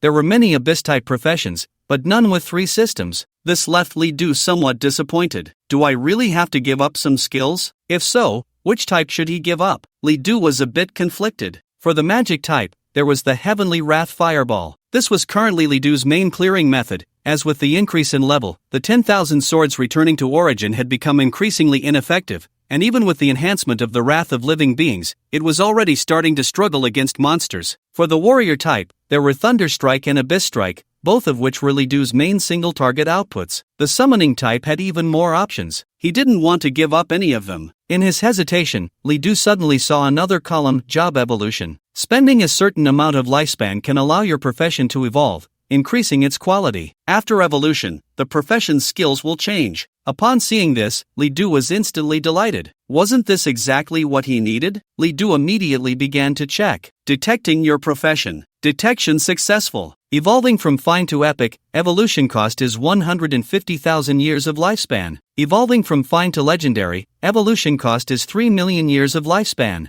Soon, Li Du saw the evolution costs. How can it be so expensive? A lifespan of 150,000 years is more costly than many epic-level professions. As for evolving to legendary level, that's not something Li Du can consider at the moment. At the very least, he needs to wait a year. Despite the high cost, Li Du still chose to evolve without hesitation. As a beam of light enveloped him, Li Du soon felt changes happening throughout his body. Evolution successful. Abyss Messenger profession has evolved into a Skywalker. Skywalker, the sky, a legendary forbidden zone. Those who enter will bear the sins of the world. You are an existence walking in the sky, which grants you immensely powerful strength, but the sins will constantly torment you. Profession introduction. Upon transitioning to Skywalker, your overall attributes will far exceed those of other professionals of the same quality, and the power of your skills will be enhanced by the strength of the sky, making them even more formidable. However, the burden of sins has deepened, and your lifespan consumption rate has increased to 50 times. Moreover, each time you release a skill, it will drain vitality, consuming a large amount of lifespan. Although I have become stronger, my lifespan is consumed even faster. 1 day for me is equivalent to 50 days for others. But it doesn't matter, as long as I am strong enough, I am not afraid of lifespan consumption. With the information of successful evolution appearing, Li Du eagerly opened the data panel. Name, Li Du, level, 24, profession, Skywalker, equipment, Black Blood Wolf King Slaughter, green, Paladin Armor, Chaos Ring, purple, Abyss Staff, purple, skills,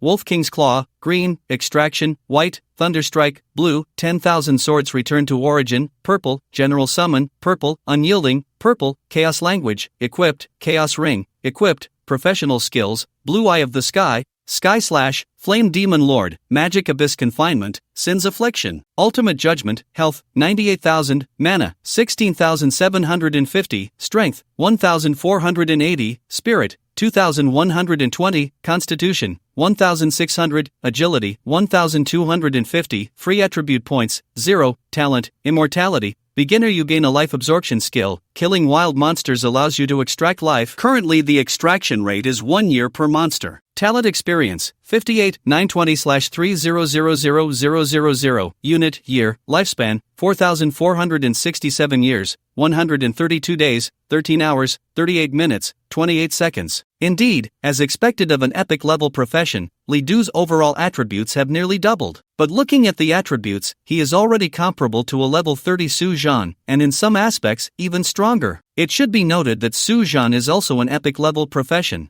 Based on these attributes, by the time I reach level 30, the value should double again. Compared to refined level professions, epic level is truly too powerful. Some of the original professional skills have changed, and their effects have become even more powerful. Eye of the Abyss and Abyss Slash have transformed into Eye of the Sky and Sky Slash. Flame Demon Summon is no longer summoning a flame demon, but rather summoning a flame demon lord, whose attributes are even stronger than those of the Cayman Orc General. Dark Confinement has become Magic Abyss Confinement, with a larger range, higher damage, and stronger effects. Professional skills have evolved from refined level to epic level. Not only that, but I also gained 2 additional skills. The first is Sin's Affliction. The Skywalker profession has a very special effect. Each time you attack an enemy, you can inflict a layer of sin on them. Each layer of sin increases Li Du's total damage by 2%. The sin effect will gradually drop only if Li Du does not make any attacks within 30 seconds. And Sin's Affliction can instantly apply 30 layers of sin to enemies in a wide area. Moreover, the duration of these sins lasts for 30 minutes. This is equivalent to giving Li Du a damage boost effect lasting 30 minutes. The second is Ultimate Judgment. This skill can instantly clear all sins of the enemy, with each layer of sin causing massive damage. Combined with the accumulation of sins, it can clear the field in an instant. Moreover, since there is no limit to the number of sins,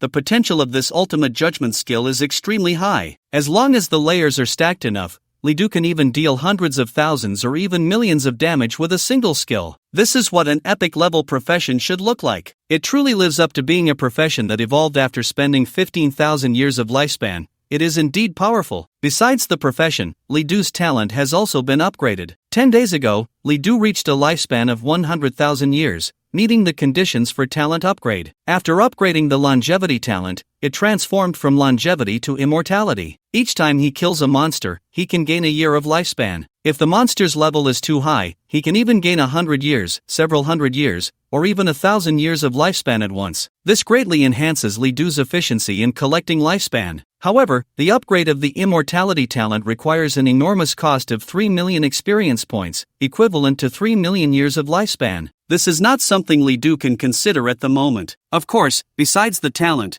the Wrath of Beings can also be upgraded by spending lifespan. In fact, this skill could have been upgraded long ago, costing only 1,000 years of lifespan. However, Li Du had been so engrossed in grinding dungeons that he forgot about it. A few days ago, he finally remembered and upgraded the Wrath of Beings. After the upgrade, the name did not change, it remained the Wrath of Beings. However, it now had an advanced label added. With this label, the effect of the Wrath of Beings did not change, but an additional piece of information was added. Its effective range was increased to level 40. Only then did Li Du realize that the Wrath of Beings indeed had an effective range. The lowest level of Life Strike could only be effective within level 20, while the effective range of the Wrath of Beings reached level 30. The advanced Wrath of Beings had its effective range increased to level 40. It makes sense, after all, Life Strike only costs 10 years of lifespan. If there were no usage restrictions, it would be too favorable for high-level professionals. In fact, many things in this world have effective ranges. For example, a level 40 professional wearing level 20 equipment would not gain any effect because the equipment is too low level and mismatched with the professional. The next upgrade for the Wrath of Beings requires another 10,000 years of lifespan. It's not much, but Li Du estimates it will only increase the effective range. There is no need to upgrade it for now. Next, it's time to exchange for an epic level set. After leaving the Hall of Fate,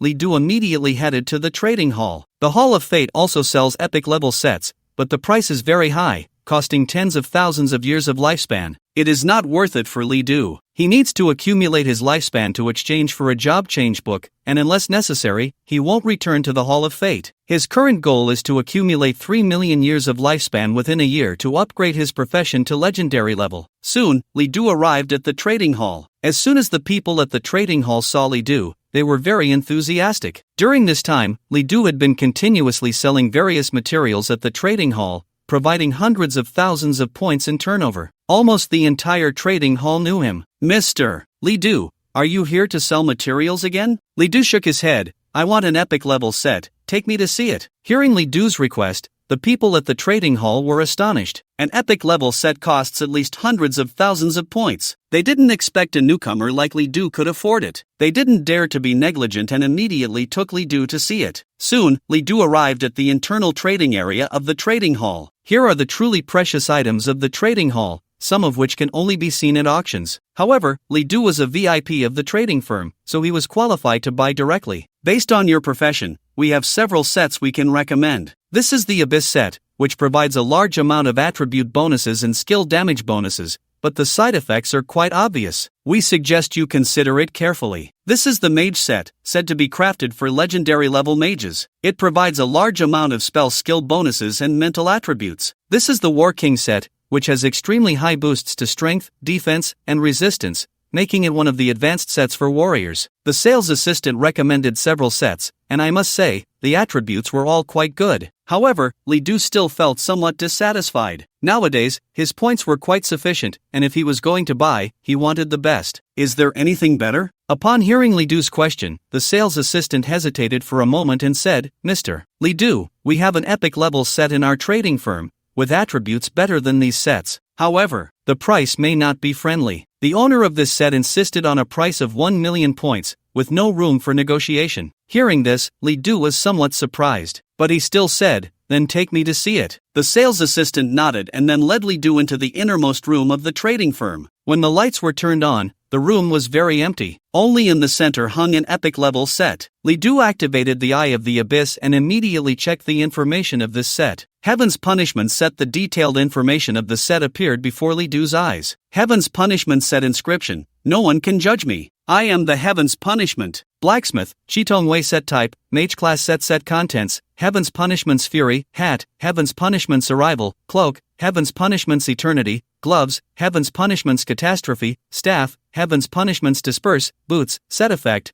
gain skill. Heaven's Punishment, epic level skill. No mana cost, no casting cooldown. After casting, you will enter the Heaven's Punishment domain. The Heaven's Punishment domain will mark all your enemies. When you attack marked enemies, the skill range increases by 300%, and skill damage increases by 500%. Duration, 30 minutes. You must kill all marked individuals within the duration, or you will suffer the backlash of Heaven's punishment. Heaven's punishment backlash: your health drops to 10%, mana is emptied, and this state lasts for 24 hours. You cannot recover during this duration. The Heaven's Punishment set was crafted by a blacksmith named Chitong-wei. What surprised Li Du was that he actually had a title. Some sufficiently powerful individuals receive titles granted by the state. This is the state's recognition, just like Qin Yenguan and Zhou Ning. They both have titles, which they earn through their remarkable achievements on the battlefield. It is extremely rare for a profession like a blacksmith to receive a title. Not to mention, Chitong-wei's title was actually Son of Victory. Such a resounding title made one's heart tremble. Moreover, that phrase "no one can judge me" was so deafening. The effect of this set indeed lived up to the name Heaven's Punishment. The set effect would greatly increase the range of one's skills and quintuple the damage. But one must kill all enemies within half an hour, or the one who dies could be oneself. Even if the enemies flee, one would still suffer the backlash of Heaven's Punishment. Li Du couldn't help but continue to look at the attributes of the set. Heaven's Punishment's Fury hat, wearing level 24. Equipment effects, plus 500 spirit, plus 100 strength. Additional effects, plus 200 mana recovery per second, plus 10% spell skill cooldown reduction. Heaven's Punishment descends, cloak, wearing level 24. Equipment effects, plus 600 constitution, plus 5000 maximum health, plus 30% spell resistance. Additional effects: 1. Provides a shield that can absorb 30,000 points of spell damage. If the shield is broken, it deals 15,000 points of spell damage to enemies within a 20-meter radius. The shield refreshes every 10 minutes. 2. Absorb one enemy skill without taking any damage. Effective once every hour. Heaven's Punishment Eternal gloves, wearing level 24. Equipment effects, plus 200 strength, plus 15% spell skill damage. Additional effects: 30% chance to further increase spell skill damage by 30%. Heaven's Punishment Repel boots, wearing level 24. Equipment effects, plus 200 agility. Additional effects: 25% chance to automatically evade enemy skills, regardless of your awareness. Heaven's Punishment Catastrophe staff, wearing level 24. Equipment effects, plus 600 strength. Additional effects: increases strength attribute by 30%,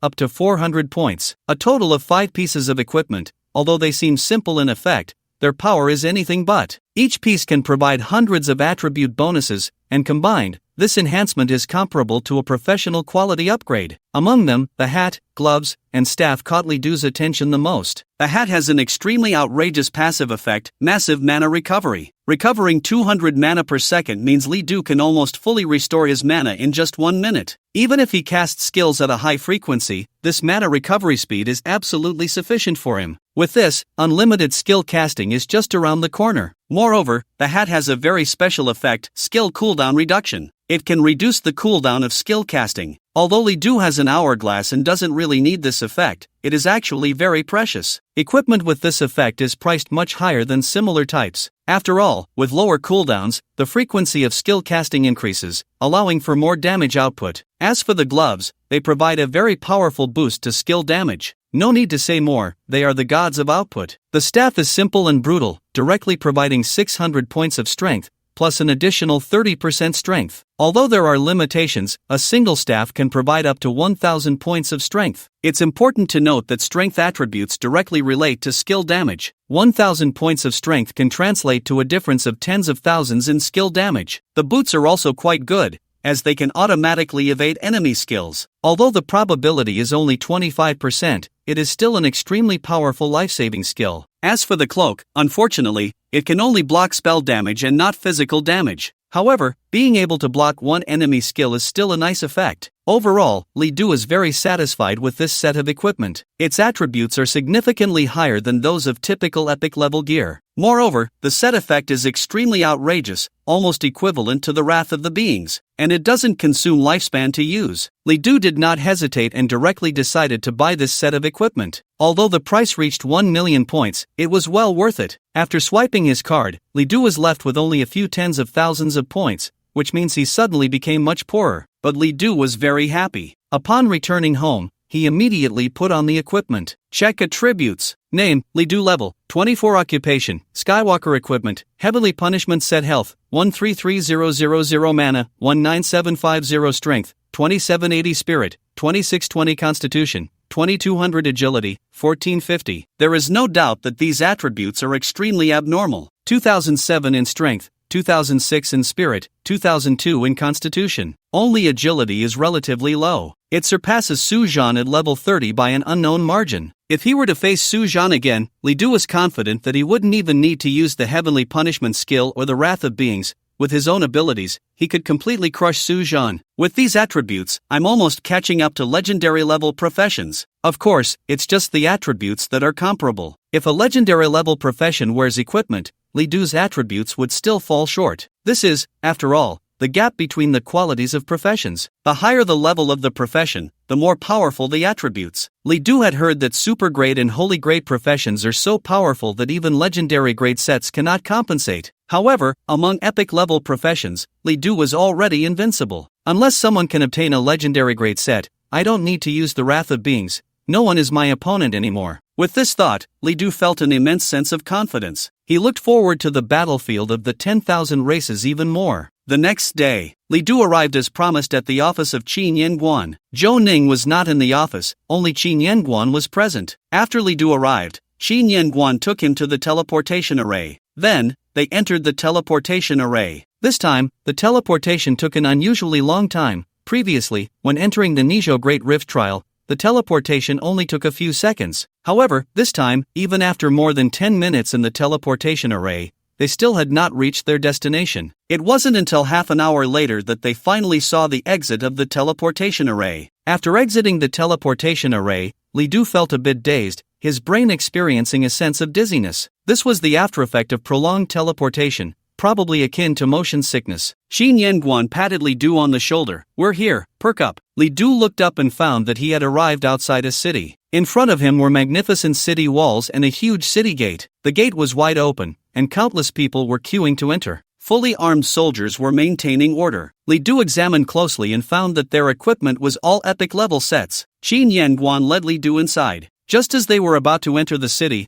a soldier shouted, "Queue to enter the city." Suddenly, he froze, carefully looking at the badge on Qin Yanguan's chest, and immediately showed respect. "Hello, Commander." This voice immediately attracted the attention of many people, and some who saw Qin Yanguan felt a surge of respect. Qin Yanguan nodded, said nothing, and then walked in with Li Du. Once inside the city, an armored vehicle approached, and a middle-aged man in military attire got out, greeted them with, "Hello, Commander," and then took both of them into the vehicle. The vehicle then drove into the city. Inside the city, people were coming and going, seemingly no different from the outside world. But Li Du could see that every person exuded a fierce aura. Without having been tempered on the battlefield, it was impossible to possess such a demeanor. Clearly, those who could settle in this place were veterans of this battlefield. After about half an hour of driving, they arrived at a grand hall. The two entered. Along the way, many people saluted upon seeing Qin Yanguan. They reached a front desk. As soon as they arrived, the person at the front desk immediately took out a certificate and a badge. "Commander, the task you assigned has been completed." Qin Yanguan nodded and handed the certificate and badge to Li Du. "Keep the certificate safe and wear the badge. This is your soldier's certificate. Every monster you kill on the battlefield of the myriad races will be recorded in this badge. This is your only way to gain contribution points, and it is very important." Li Du nodded seriously and pinned the badge to his chest. He then opened the certificate. It had Li Du's photo and personal information, with the top line reading, "Soldier's Certificate." In the rank section, Li Du was currently a private. Qin Yanguan explained, "On the battlefield of the myriad races, you can accumulate merit by killing monsters,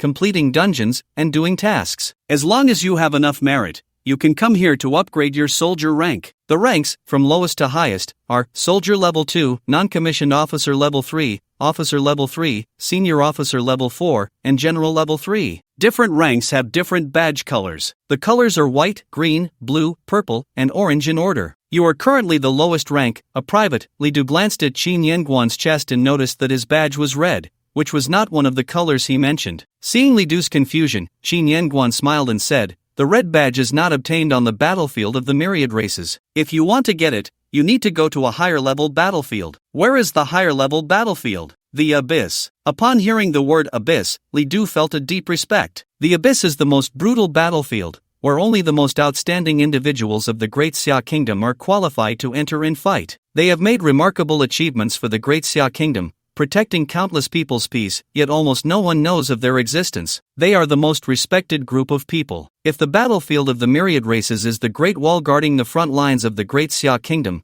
then the abyss is the vast battlefield keeping enemies at bay beyond the national borders. Li Du had once read related records, and Qin Yanguan had entered the abyss to fight multiple times when he was young. There were not many records of his battles, but it documented his achievements over the year. He had slain 3 Abyss Demon Kings, 15 Abyss Demon Generals, over 100 Abyss Lords, and more than 100,000 Abyss Demons. He remembered that 100 years ago, an Abyss Demon General crawled out of the abyss and invaded a city in the Great Xia Kingdom, causing a catastrophe. Tens of thousands died, and over 90% of the professionals perished in battle. Later, it took the urgent dispatch of 10 generals from the Great Xia Kingdom 3 months to completely kill that demon general. And such a demon general, Qin Yanguan had killed 15 in just 1 year. What a glorious achievement! Yet, how perilous was it? The records in the classics simply stated the reason for Qin Yanguan's departure from the abyss battlefield. Due to physical discomfort, he had to withdraw from the abyss battlefield. After years of fighting, the glorious achievements may just be the true military honors behind a body full of scars. Seeing Li Du lost in thought, Qin Yanguan patted his shoulder. Don't space out. Li Du finally came back to his senses. I'll take you to see other places, and after that, you can enter the battlefield of the myriad races. Then, the two entered deeper into the Great Hall. They arrived at one of the palaces. Upon entering, Li Du found that many statues stood there. Upon closer inspection, he realized that these statues were surprisingly familiar. Qin Yanguan said, "This is the Hall of Heroic Souls, where the pioneers of our great Xia lie in eternal rest. This is Qin Shichuan, who, during the first breach of the Great Wall in the Abyss and the full invasion of the Great Xia Kingdom, led hundreds of thousands of professional soldiers to forcefully repel the Abyss demons. It was from him that the Great Xia Kingdom truly gained the qualification to contend with the Abyss. This is He Yujie, the first Abyss warrior of the Great Xia Kingdom and the first professional to kill an Abyss Demon King. He fired the first shot of the Great Xia Kingdom's resistance against the Abyss. This is Huatsong Bai, who, when the warriors of the Great Xia were ambushed and surrounded, led the troops to break through the encirclement, saving countless soldiers and leaving behind the bloodline to resist the Abyss for our country. This is Qin Yanguan introduced one by one. These people have all passed away. They were the outstanding figures who emerged during the great upheaval of the world hundreds of years ago. They were the heroes who protected the nation during the perilous times of the Great Xia. Each heroic spirit represents a figure from an era. It was their desperate struggle that brought about the present Great Xia. Upon reaching the innermost part of the Great Hall, Qin Yanguan saluted. The junior of the Great Xia, Qin Yanguan, humbly requests the blessings of the esteemed sages for the descendants of the Great Xia. Suddenly, the Hall of Heroic Spirits began to glow. Then, it surged into Li Du's body. Li Du felt a warmth in his body. Then, it seemed he saw a certain scene. Countless soldiers of the Great Xia were fighting fiercely, using their blood and lives to protect the people of the Great Xia in the Abyss. Qin Yanguan said, "This is the protection of the Hall of Heroic Spirits. With this protection, even if you die on the battlefield of the myriad races, I have a way to resurrect you." Upon hearing this, Li Du was incredibly astonished. To think that one could be resurrected. Is this the protection of the pioneers? Li Du felt deeply moved. After leaving the Hall of Heroic Spirits, Qin Yanguan continued to explain the battlefield of the myriad races to Li Du. The battlefield of the myriad races is the front line of humanity's resistance against the Abyss. Every country has established a base here. The base of the Great Xia is the Great Wall. After being invaded by the Abyss once, to protect the people of the Great Xia, the first ruler of the Great Xia mobilized the entire nation to build the Great Wall of 10,000 miles. It stretches like a dragon, standing firm before the Abyss, blocking the steps of the abyssal demons. Every generation of soldiers is stationed on the Great Wall. It is precisely because of the watch of the Great Wall that the Abyss has never been able to step into the territory of the Great Xia. The Great Xia has successfully kept the enemy outside its gates. However, the price of peace is extremely harsh. Countless elite souls of the Great Xia lie in eternal slumber here, and some even have no remains to be found. After finishing the story of the Great Wall, Qin Yanguan continued. The battlefield of the myriad races not only has various wild monsters and dungeons but also abyssal demons. Even some abyssal lords can enter this place through various means. The methods of the abyssal demons are extremely vicious, more terrifying than any monster. If you encounter them, run if you can, unless absolutely necessary, do not confront them. Hearing Qin Yanguan speak so seriously, Li Du was somewhat skeptical. He had seen similar abyssal demons during the trials when he first came to school, but they seemed no different from wild monsters. Seeing this, Qin Yanguan explained, "The abyssal demons you encountered in the trials actually did not come from the Abyss. They are merely wild monsters that have mutated under the influence of the Abyss. The demons that truly originate from the Abyss are 100 times stronger than you can imagine. Upon hearing this, Li Du became serious. In addition to these,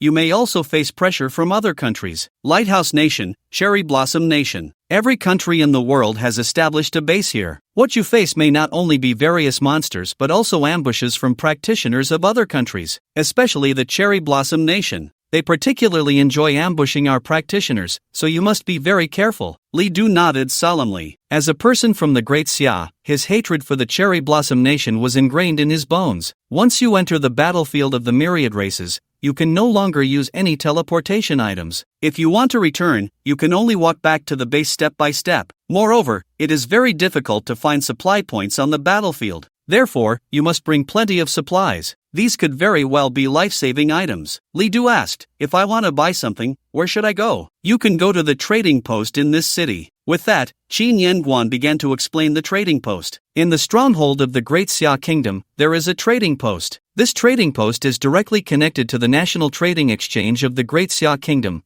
allowing for the trade of almost anything you can imagine. Even some items that are prohibited from trading domestically are clearly priced here. However, the prices are generally higher than those outside. Moreover, some items only accept contribution points and do not accept divine power points. Although there are many items available, purchases are still restricted. Those with insufficient levels cannot buy anything of good quality. For example, Li Du, an ordinary private, can only purchase basic supplies at the trading post, such as various potions, talismans, and ordinary equipment. Only by continuously leveling up can one unlock higher purchasing limits. After the introduction, Qin Yanguan left. Li Du bought a lot of supplies and, after making sufficient preparations, headed to the city gate, intending to directly enter the battlefield of 10,000 races. The soldiers guarding the city were quite surprised after checking Li Du's information. You're only level 24? Even the lowest level monsters in the battlefield of 10,000 races are at least level 30. Are you really going in? It's just too dangerous. Why don't you go back first, level up a bit more, and come back in a year? The soldiers at the city gate really wanted to persuade Li Du to turn back. After all, Li Du was still very young,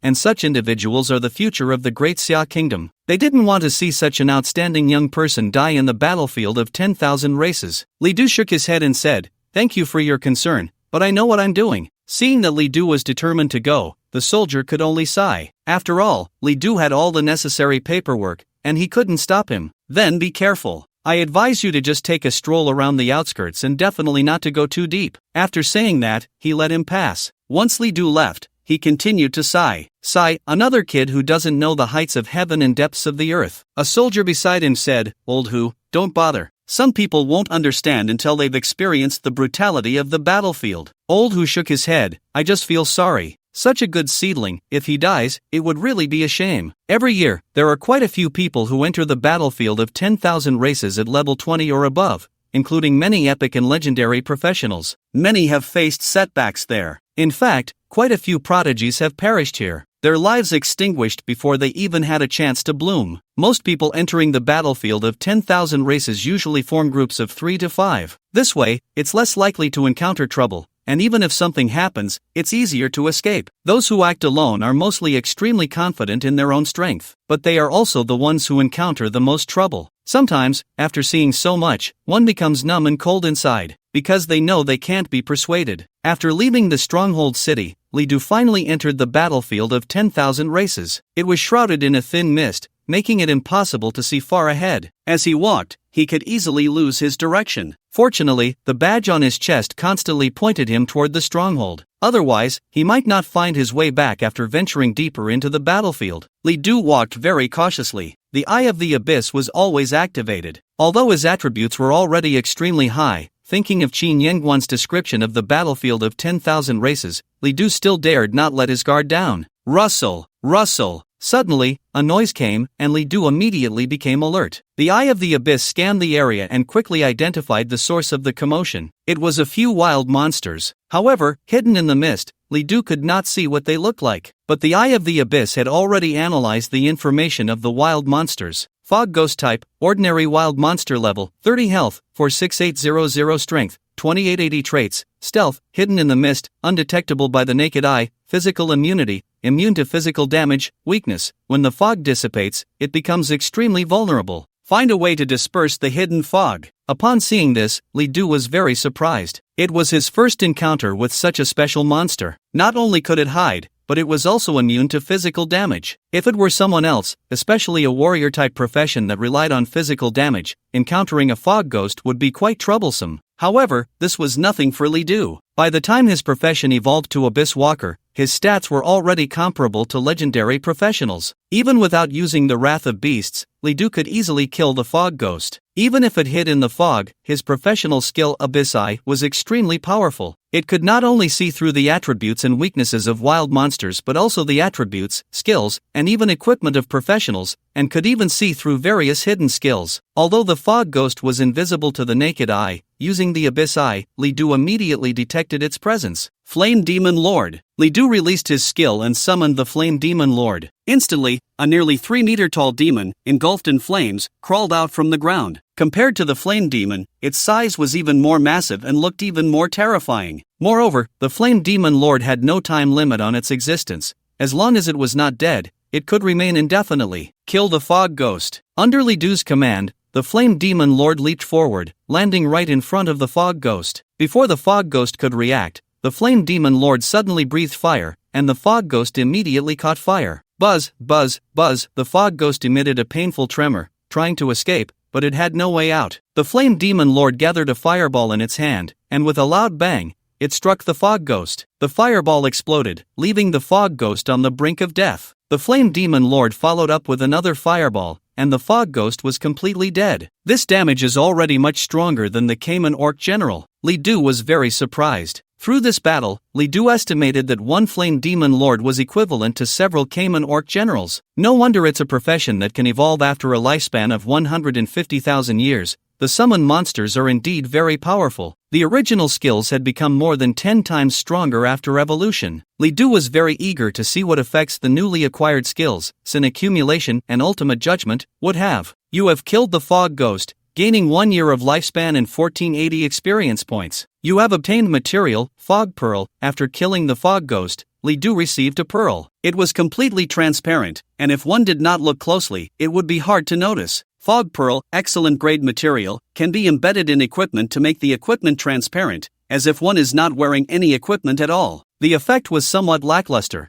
so Li Du tossed it back into his space ring. Li Du continued forward. Nearby, the most common monsters were the fog ghosts. They hid in the fog and could attack at any moment, making it hard to defend against them. Fortunately, Li Du could ignore their hiding. After discovering a fog ghost, he directly commanded the Flame Demon Lord to attack. Generally, 2 fireballs could take down 1 fog ghost. Some higher level ones might require a few more fireballs. It's a pity this isn't a desert. Otherwise, if I summon sand soldiers, I wouldn't have to do anything. In non-desert terrain, the sand soldiers were not very effective. Even if summoned, a single sand soldier might not be able to defeat a fog ghost. Although Li Du could summon 100, it wasn't necessary. After walking for a while, the fog gradually dispersed, and Li Du began to see further ahead. The battlefield of the myriad races was vast and seemingly endless. Although many people had come to this battlefield, compared to its vastness, the number of people was actually quite sparse. Li Du had been walking for more than half an hour without encountering a single person. If my direction is not wrong, I should be close to the location of the first dungeon. Li Du took out a map and examined it carefully. This map had cost him 5,000 divine power points to purchase, recording all known dungeon locations, world bosses, major monster gathering spots, and a rough view of the myriad races battlefield. Although the map was quite crudely made, the information it contained was extremely important. Without the map,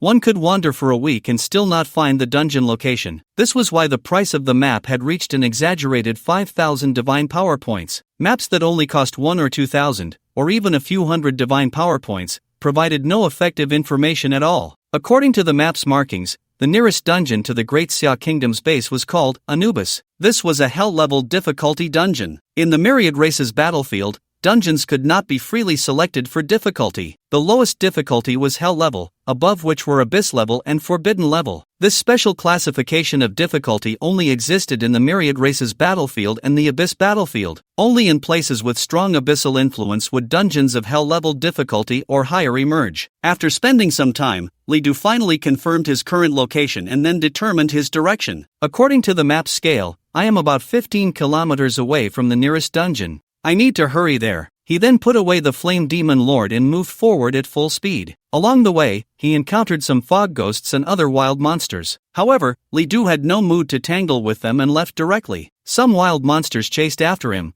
but after a while, realizing they couldn't catch up, they gradually stopped. Just as Li Du was about to reach the dungeon, he suddenly heard a commotion. He then saw 3 people, covered in blood and heavily injured, hurriedly fleeing. Upon seeing Li Du, they shouted, "Run! It's the Sakura people, they are lying in ambush nearby, we have already lost 7 people." Boom! Suddenly, a huge fireball was launched, landing directly on the 3 people. A violent explosion followed. Flames soared into the sky, spreading everywhere. The few people were unable to resist, and after a series of screams, they all perished. At the same time, several professionals from the Sakura Kingdom approached. Ha ha ha, the fools of the Great Xia Kingdom are ultimately no match for our great Sakura. Alright, let's leave quickly, we've already killed 10, if we keep going, there might be trouble. Ha, there's still a bug? Just as they were about to leave, they suddenly spotted Li Du. A person from the Great Xia Kingdom? Let's kill him too. Li Du's gaze was exceptionally cold, his tightly clenched fists trembling. This was the first time he had seen his compatriots die at the hands of the Sakura Kingdom's professionals. Although he did not know them, witnessing this scene felt like a knife cutting through his heart. Rage surged uncontrollably within him. "You are all dead," Li Du shouted, charging forward before the Sakura Kingdom people could react. "Ha ha ha, you dare to attack us? Foolish Great Xia person." The professionals from the Sakura Kingdom immediately prepared to unleash their skills. However, they suddenly froze. A formation appeared in the sky, and then a massive fireball began to coalesce. It looked like a small sun. The extreme heat from the fireball made the clothes of the Sakura Kingdom professionals start to catch fire. What skill is this? The professionals from the Sakura Kingdom were suddenly a bit panicked. Wrath of the Beings, tenfold enhancement. Heaven's Wrath Fireball. Boom! It was like a meteor crashing to the ground. The Heaven's Wrath Fireball landed. The rolling flames soared into the sky, utterly unstoppable. The terrifying flames surged, and the practitioners of the Cherry Blossom Nation didn't even have time to react. Under tenfold enhancement, the horror of the Heavenly Fury Fireball was beyond what ordinary practitioners could withstand. In the instant the fireball hit the ground, several practitioners from the Cherry Blossom Nation were instantly turned to char. They didn't even have time to scream. It was a mercy for them. In fact, there was no need to use the Wrath of Beings. These few wouldn't have held out anyway. However, in his fury, Li Du couldn't care less about that. At this moment, his only thought was to kill these people. When the flames dissipated, the bodies of the several practitioners from the Cherry Blossom Nation were already charred black, unrecognizable. Even if their mothers appeared, they wouldn't recognize them. Yet, Li Du's heart felt heavy. Watching his compatriots being killed by the Cherry Blossom people, he couldn't calm his emotions. "Old Zhao, Old Lu, Old Zheng, where are you? We've arrived. Hey, is anyone there?" At that moment, several voices called out, followed by a few anxious figures. When Li Du saw them, he spoke up, "Are you looking for those 3? At this, a few people immediately ran over, and upon seeing the bodies of the 3 on the ground, they were instantly filled with grief. The priest stepped forward, but after a few seconds, he shook his head. "We're too late, they are dead. Ah, damn Cherry Blossom people, I will not rest until I have my revenge. Sigh, let's collect their remains." One of the middle-aged men looked at Li Du and asked, "Little brother, do you know where those Cherry Blossom people went?" "They're all dead." Li Du pointed to a few charred bodies on the other side. "Good riddance." The few of them wished they could grind their bones to dust. In their sorrow, they had no mood to say anything to Li Du. After collecting the remains of the 3, they left. Watching them walk away, Li Du felt a pang in his heart. He remembered the time in his childhood when he learned of his parents' deaths in a mining accident. At that moment, it felt as if the sky had collapsed, the whole world turned gray, and everything seemed to lose its meaning. That feeling was something he would never forget in his life. A few minutes later, Li Du shook his head, clearing his thoughts. He stepped back onto the road. 10 minutes later, he arrived at the entrance to the dungeon. The massive portal swirled like a vortex, and many people lingered nearby. Not only were there people from the Great Xia, but also Cherry Blossom people, Lighthouse Nation people, and various practitioners. Li Du's arrival drew people's attention. "So young, looks like he's not even 20. Look at the badge on his chest, he's from Great Xia. Hey, he's just a private, he must be entering the battlefield of the myriad races for the first time." At that moment, a burly middle-aged man approached. His badge was also a soldier's badge, but he was also a private. However, the stars beneath the badge were 3. These stars represented the merits earned, once 5 stars were collected, one could be promoted from private to superior private. 3 stars indicated he had been fighting in the battlefield of the myriad races for some time. Little brother, is this your first time here? Do you want to team up for the dungeon? Li Du shook his head in refusal. No need. Seeing this, the man said nothing more. Just then, a beam of detection magic suddenly fell on Li Du, attempting to probe his information. But soon, Li Du's figure seemed to flicker, and the detection magic missed. It was Li Du's equipment, Heavenly Punishment Dispersal, that activated passively. It automatically evaded the detection magic. Hey, it actually failed. This great Xia person is a bit strange. He seemed to flicker just now. Li Du turned his head, his expression somewhat grim.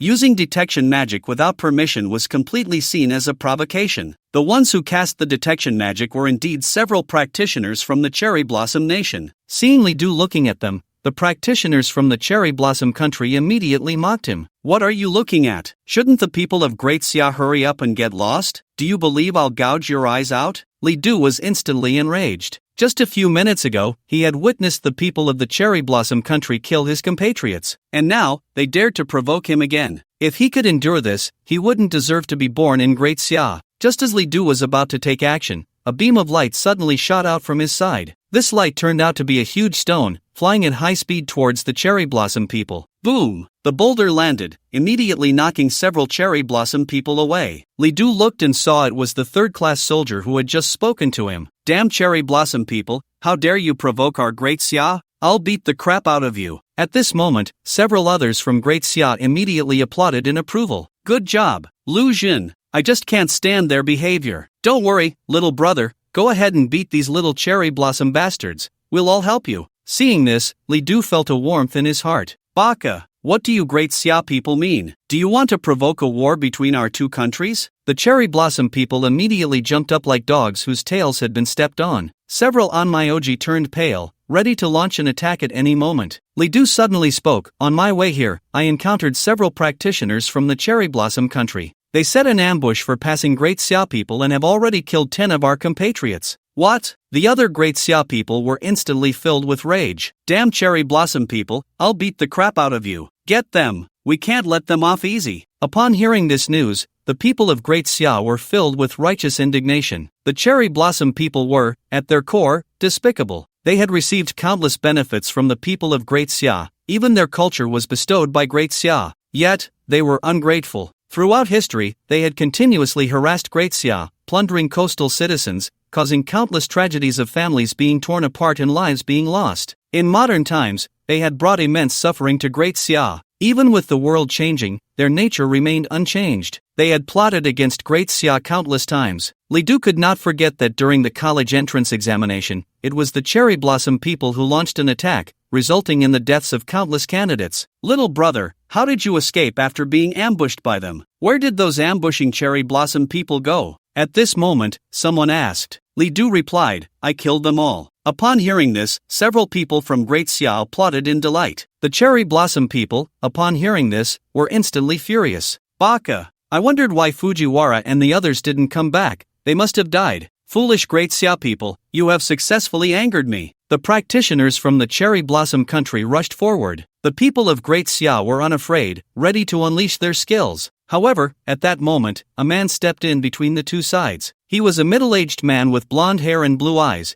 dressed in a Marine Corps uniform. He looked at Li Du and the others, then at the Cherry Blossom people. Gentlemen, I am Jason Steve, a reserve member of the Lighthouse Country Marine Corps. Give me some face, let's not fight. As Steve spoke, he radiated the orange glow of his legendary profession. The Cherry Blossom people looked unwilling upon seeing this. However, since their superior had spoken, they dared not disobey. Humph, damn Great Xia people, consider yourselves lucky. Li Du said, what qualifications does your lighthouse country have to meddle in the affairs of Great Xia? Steve's expression turned cold as he looked at Li Du with a hostile gaze. Little guy, I must remind you, the lighthouse country is the most powerful nation in this world. Now, the strongest country's strongest army, the Marine Corps reserve member, Jason Steve, is telling you to back off. This is a notice, not a request. Several people from the Great Xia looked unwilling, but they were indeed at a disadvantage compared to Steve. There was no helping it, after all. Steve was a legendary class professional. One person said, little brother, just let it go. There will be plenty of opportunities to deal with the Sakura people. no need to be too stubborn. Li Du shook his head. After the earlier events, these Sakura people had already made it onto his list of those who must die. He glanced at Steve. I say, you have no right. Then, Li Du unleashed his skill, immediately summoning the Flame Demon and the Orc General Cayman. The two summoned beings charged forward at once. Seeing this, a flicker of killing intent flashed in Steve's eyes. Foolish Great Xia people, you will pay for your actions. With that, Steve was about to unleash his skill. However, the two summoned beings immediately blocked his path. If he wanted to attack, he would have to kill these two summoned beings first before he could reach Li Du. At that moment, Li Du had already rushed into the midst of the Sakura people. The Sakura people, seeing this, were instantly delighted. Foolish Great Xia person, coming up to deliver your death. They immediately activated their skills. Various skills rained down on Li Du, resulting in explosion after explosion. However, Li Du burst forth from the explosions. He activated Unyielding, and these skills caused him hardly any damage. What's going on? Why isn't this Great Xia person injured? Before they could figure it out, Li Du had already launched his attack, Heavenly Abyss Slash. Instantly, a powerful slash struck several Sakura people. After evolving, the Heavenly Abyss Slash not only dealt higher damage but had also become an area of effect skill. Moreover, at this moment, Li Du's effect of Wrath of the Beings had not yet faded. A single slash fell, and several Sakura people instantly perished. Boom! At the same time, the furious Steve finally exerted all his strength, sending Li Du's two summoned beings flying, trying to stop him. But it was too late. Seeing the dead Sakura people, everyone was astonished. So powerful. Is he really just a private? That last skill, I feel like I could never withstand it. Could he also be a legendary class professional? Seeing the dead Sakura people, Steve's face turned ashen. Li Du showed no fear. If you want to make a move, then go ahead. In the end, Steve did not attack. Humph, Great Xia, I will remember you. You will pay for your actions today. With that, he turned and left. The Sakura people were dead. He had no need to make a big deal over a few dogs. Moreover, Li Du looked formidable as well. He might not be weaker than him. Ha ha, little brother, you did well. I didn't expect you to be this strong. Little brother, can I use detection on you? The Great Xia people gathered around, very pleased. They had been worried about Li Du, but they didn't expect him to be this strong. Someone wanted to use detection on Li Du,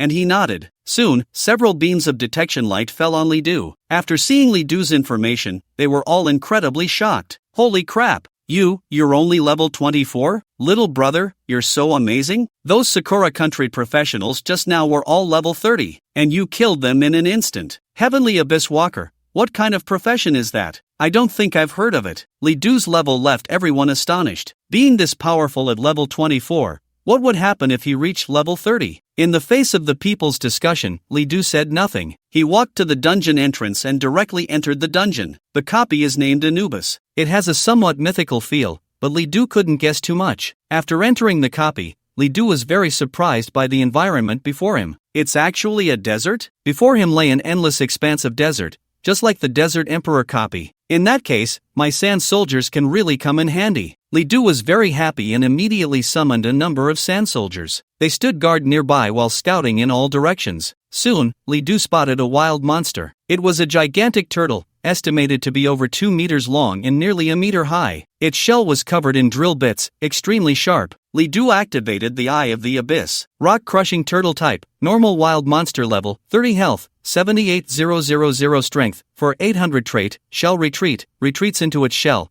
able to withstand 95% of physical damage, skill, drill smash. Seeing these stats, Li Du was incredibly shocked. Just a normal wild monster had nearly 80,000 health and close to 5,000 strength. It was already equivalent to a reinforced elite monster in the outside world. Upon seeing Li Du, the rock-crushing turtle immediately launched an attack. It first crawled over at an extremely fast speed, then retreated into its shell. The next moment, to Li Du's astonishment, its shell began to spin rapidly. As the shell spun, countless grains of sand flew up. A stone was struck by the spinning shell, and those sharp drill bits instantly turned the rock into powder. No wonder it was called the rock-crushing turtle. I can't let its drill bits touch me, otherwise, even if I activate Unyielding, I might still get hurt. Li Du retreated, creating distance, and then immediately unleashed Abyssal Slash. A slash of light surged forward. However, it did not harm the rock-crushing turtle at all. That's right, after it retreats into its shell, it has 95% physical damage immunity. Abyssal Slash is physical damage. Li Du had forgotten. However, the attacks of the sand soldiers were all magical damage. Li Du commanded more than 10 sand soldiers to attack the rock-crushing turtle. Soon, the spinning rock-crushing turtle had to stop, battered and bruised from the sand soldiers' assault. 2 minutes later, it was completely dead. You have killed the rock-crushing turtle, gaining 1 year of lifespan. You gained 1,800 experience. You obtained materials,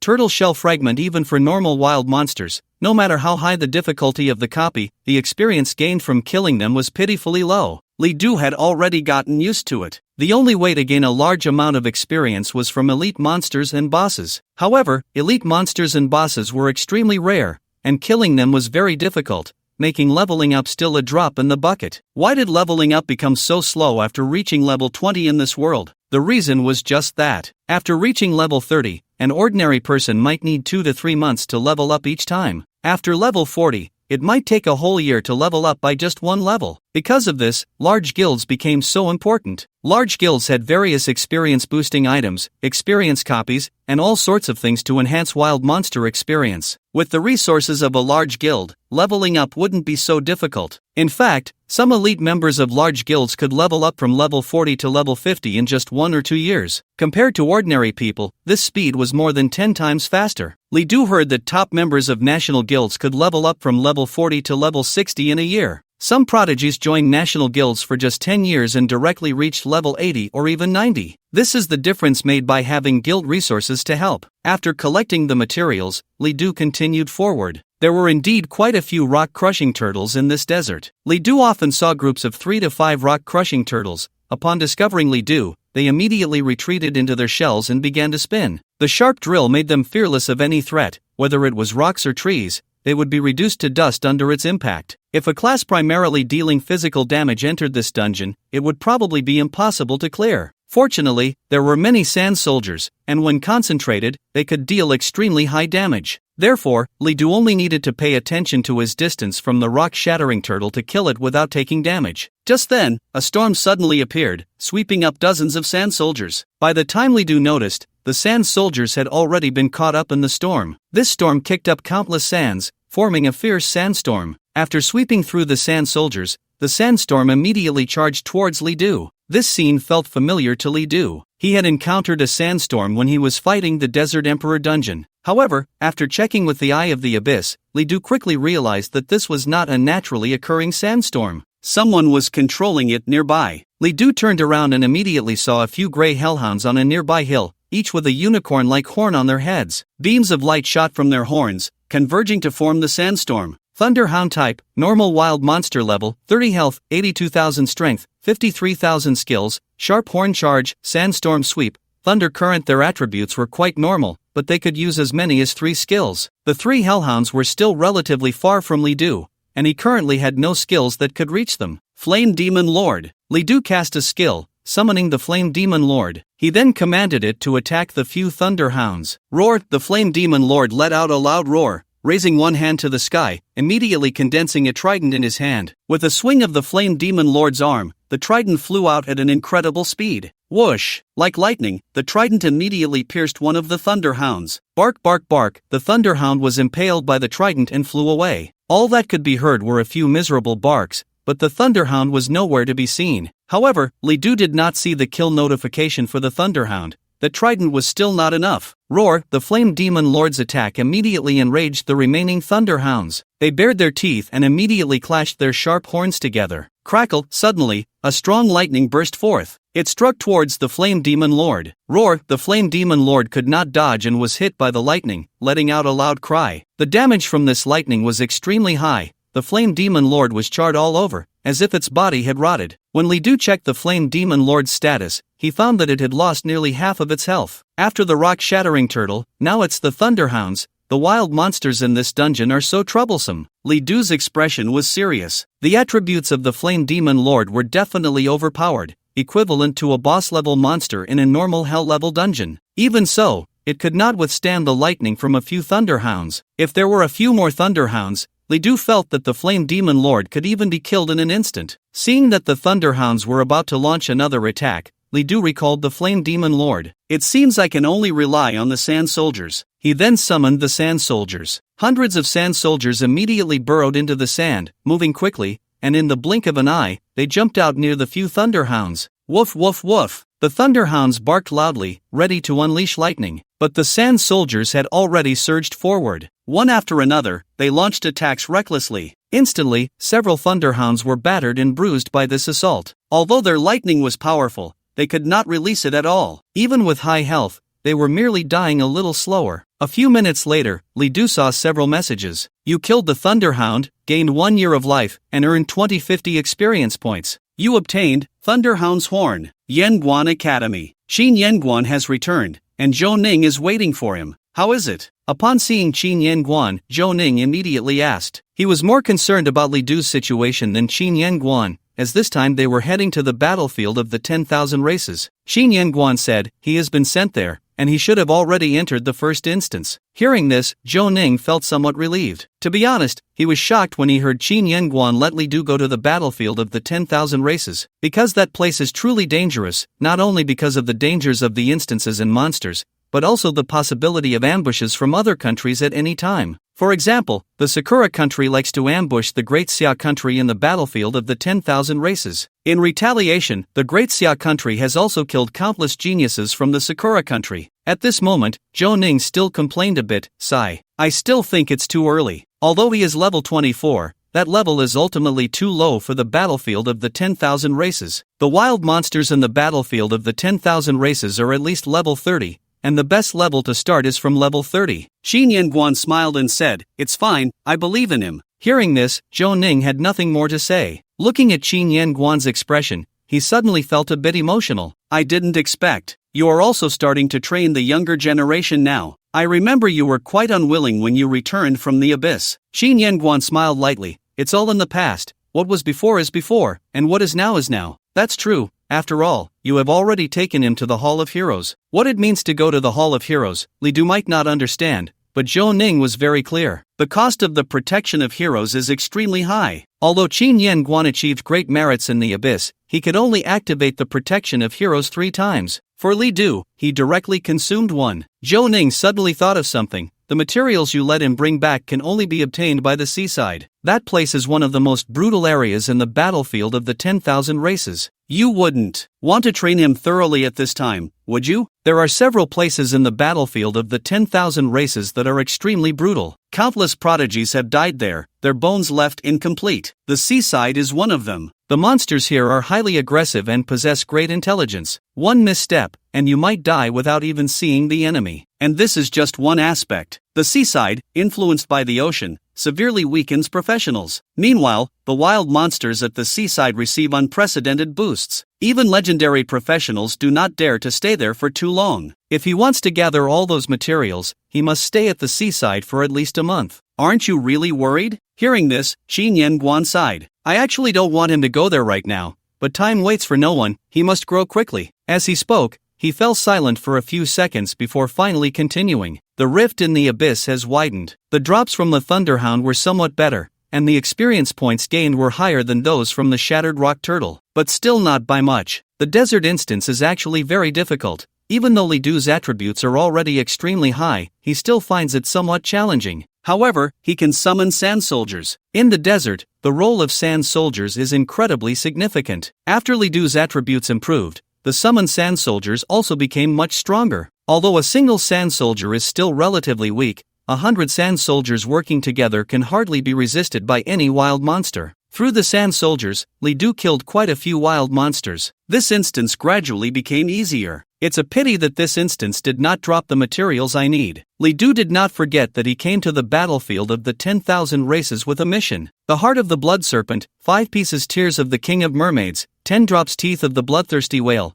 15 pieces claws of the skyhorn shrimp, 6 pieces serpent, mermaid, whale, shrimp. There is no doubt that only by going to the seaside can these materials be found. Li Du had noted on the map that the seaside was extremely far from the Dasha stronghold. Just traveling there, Li Du might need to spend half a month on the road. During this time, there were several necessary routes: the Black Domain Forest, the Undead Hills, the Cursed Canyon. These 3 locations were all marked as dangerous on the map. Only after passing through them could one reach the seaside, and the seaside was marked as desolate on the map. Thinking of this, Li Du couldn't help but smile wryly. The principal really thinks highly of me, assigning such a difficult task right from the start. The seaside was not only dangerous, but the wild monsters were also extremely powerful. The blood serpent, the king of mermaids, the bloodthirsty whale, and the skyhorn shrimp were the elite among them. Fortunately, this task had no time limit, allowing Li Du to take his time. His plan was to stay in the battlefield of all races for 2 to 3 months. Along the way, he would kill monsters and conquer dungeons, heading straight to the seaside. He had already regarded the battlefield of all races as a forward base for the Abyss. Once he adapted to this place, when the time came for the Abyss Warrior election next year, Li Du would be more confident. Clearing his mind, Li Du continued on his way. So far, he had encountered only 2 types of wild monsters: rock-shattered tortoises and thunderhounds. Rock-shattered tortoises were extremely numerous, almost everywhere. Thunderhounds were fewer, mostly hiding and ambushing nearby. However, Li Du had sent out his sand soldiers, and there were eyes everywhere for him. Most thunderhounds were discovered by Li Du before they even noticed him. Thus, their ambushes were meaningless. Along the way, he had killed nearly 200 wild monsters and gained quite a bit of lifespan. With hourglasses to refresh skill cooldowns, and his equipment significantly restoring mana, Li Du used his skills without concern for consumption. Boom! At that moment, a tremor echoed through the earth. In an instant, Li Du realized that dozens of his sand soldiers had been killed by this tremor. The ground shook, and Li Du nearly fell over. He turned around and immediately saw a monster standing 2 to 3 meters tall, exceptionally large and strong. Its head resembled that of a lion, but its body was gray, and it wielded a massive hammer. Desert Miner type, elite monster level, 33 health, 148,000 strength, 10,000 trait, hammer guardian, 70% immunity to physical damage, skills, earthquake, full power hammer, triple strike. The health of this elite monster was average for this dungeon, nothing noteworthy. What caught Li Du's attention was its staggering strength of 10,000 and its 70% immunity to physical damage. It seems that the monsters in this dungeon have extremely high immunity to physical damage. This was very unfriendly for warriors. If Li Du hadn't upgraded his class, even if he activated 100-fold Fury of Beasts and unleashed 10 times the sword return, he might not be able to kill a single desert miner. After the sand soldiers died, the desert miner charged at Li Du. The massive iron hammer dragged on the ground, and once swung, it could probably stir up a sandstorm. Thinking of this, Li Du immediately made an estimate in his heart. Absolutely cannot confront him head-on. With that thought, Li Du quickly summoned several sand soldiers. He had the sand soldiers burrow into the sand and then appear under the desert miner's feet, grabbing onto its legs. Instantly, the desert miner was tripped, and the hammer slipped from its grasp. Seeing this, Li Du rushed forward to attack. Magic Abyss Confinement. Suddenly, the ground beneath the desert miner transformed into an unfathomable abyss. Countless large hands emerged from the abyss, firmly grasping the body of the desert miner. The desert miner was instantly immobilized. It roared in anger, trying to break free, but there were simply too many hands, holding too tightly. After the profession evolved, Li Du's dark confinement also evolved into the Magic Abyss Confinement. The black mist that used to appear was no longer present, replaced by the even more terrifying Magic Abyss. When the desert miner was confined, countless magical hands were absorbing its attributes. A few minutes later, Li Du saw that the desert miner's strength had dwindled to a pitiful 3,000 or so. At this moment, it could no longer escape the Magic Abyss. The Magic Abyss began to absorb its life force. After a few more minutes, the desert miner turned into a dried corpse, completely dead. You killed the desert miner, gaining 1 year of lifespan, and 38,000 experience points. You obtained Miner's Iron Bones, Desert Fine Iron. After death, the desert miner dropped 2 materials. The experience gained was over 30,000. Although it took 10 minutes, it's still not bad. Until now, Li Du had not used the Wrath of Beings. Therefore, the speed of killing monsters was much slower, but Li Du was already very satisfied. After the profession upgrade, Li Du began to control himself, reducing the frequency of using the Wrath of Beings. Li Du always felt that the power gained from the Wrath of Beings did not entirely belong to him. Once time passed, he would eventually return to his original state. If his lifespan was insufficient, Li Du would even be in great danger. He could not rely too much on the Wrath of Beings. If his profession upgraded to a legendary level in the future,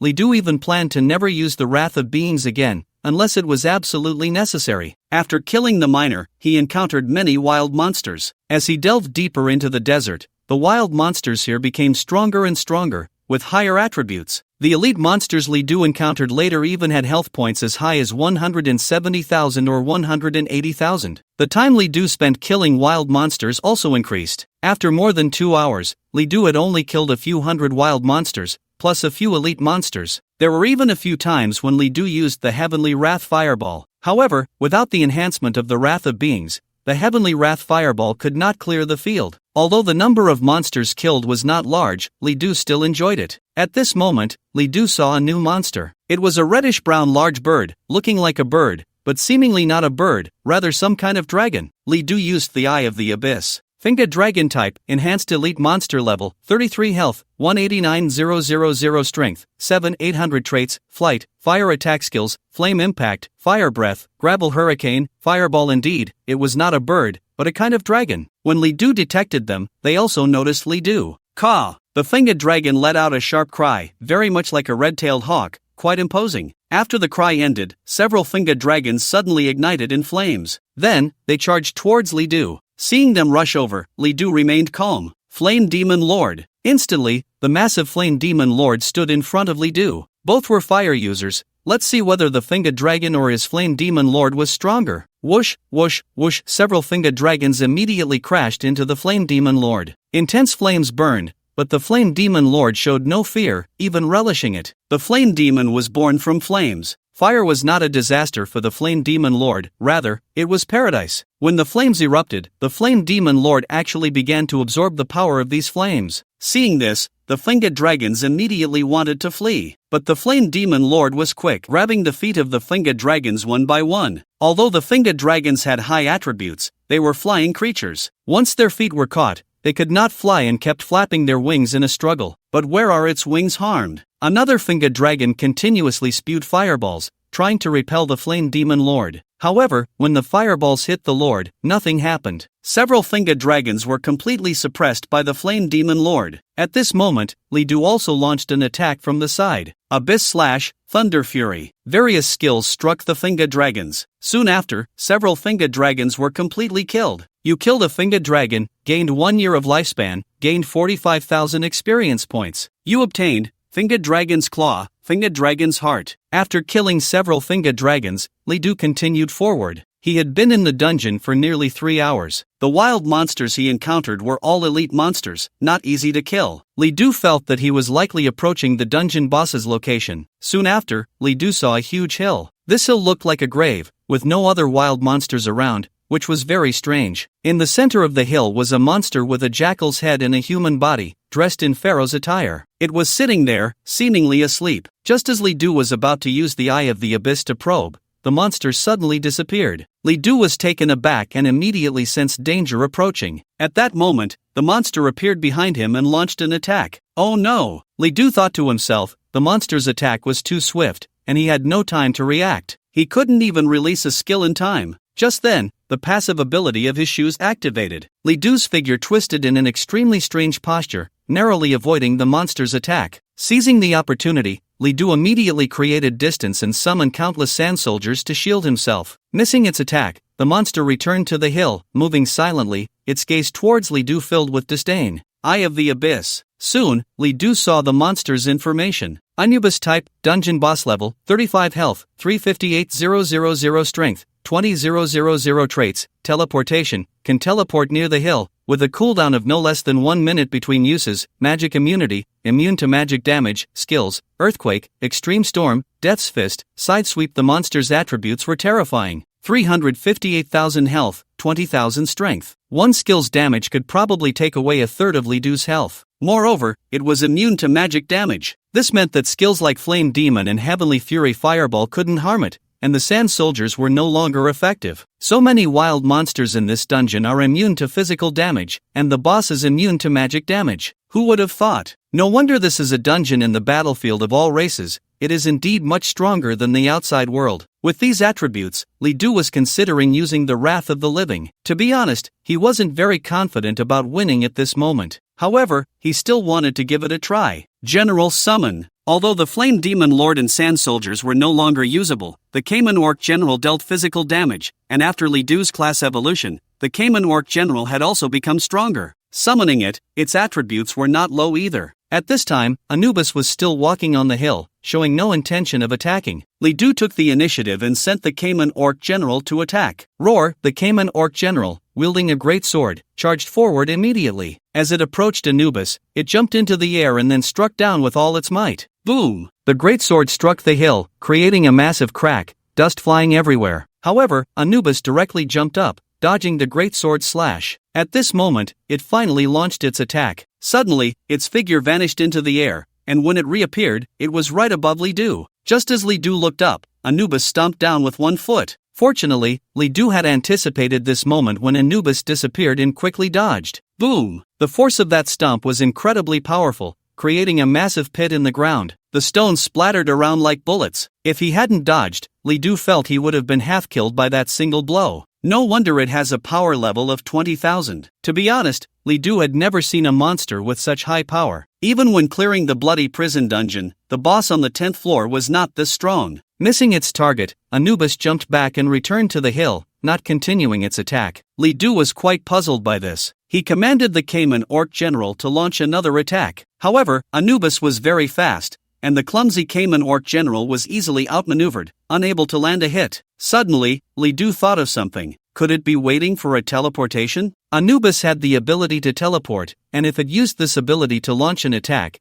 it could indeed create unexpected effects. With this in mind, Li Du began to wait. Soon, a minute passed. Anubis indeed launched another attack. Just as Li Du was about to dodge, he suddenly realized that this time Anubis's target was not him, but the Cayman Orc General. Anubis charged in front of the Cayman Orc General, and a massive scythe suddenly appeared in its hand. It swung the scythe, instantly creating a blood moon. Then, the Cayman Orc General, along with its armor, was directly bisected. The scythe was sharper than Li Du had imagined. However, Anubis's assault was not over. Gripping the scythe, it quickly charged towards Li Du to continue its attack. Abyss Slash. Although the Cayman Orc General had been killed, Li Du was not afraid at all and planned to clash with Anubis head-on. Soon, a powerful slash emerged, and Anubis swung its scythe to attack. Boom! The two attacks collided, and Li Du immediately felt a jolt throughout his body, his hands trembling uncontrollably. Anubis's power was simply too great. A power level of 20,000 was beyond what Li Du could withstand. Soon, the scythe came down. Li Du felt an overwhelming force, and he was directly sent flying. The shock was so intense that he felt his palms nearly crack, and his arms were shaking. Indeed, this is quite a struggle. The battlefield of all races was not simple at all. The Anubis dungeon was the closest dungeon to the Great Xia stronghold in the battlefield of all races,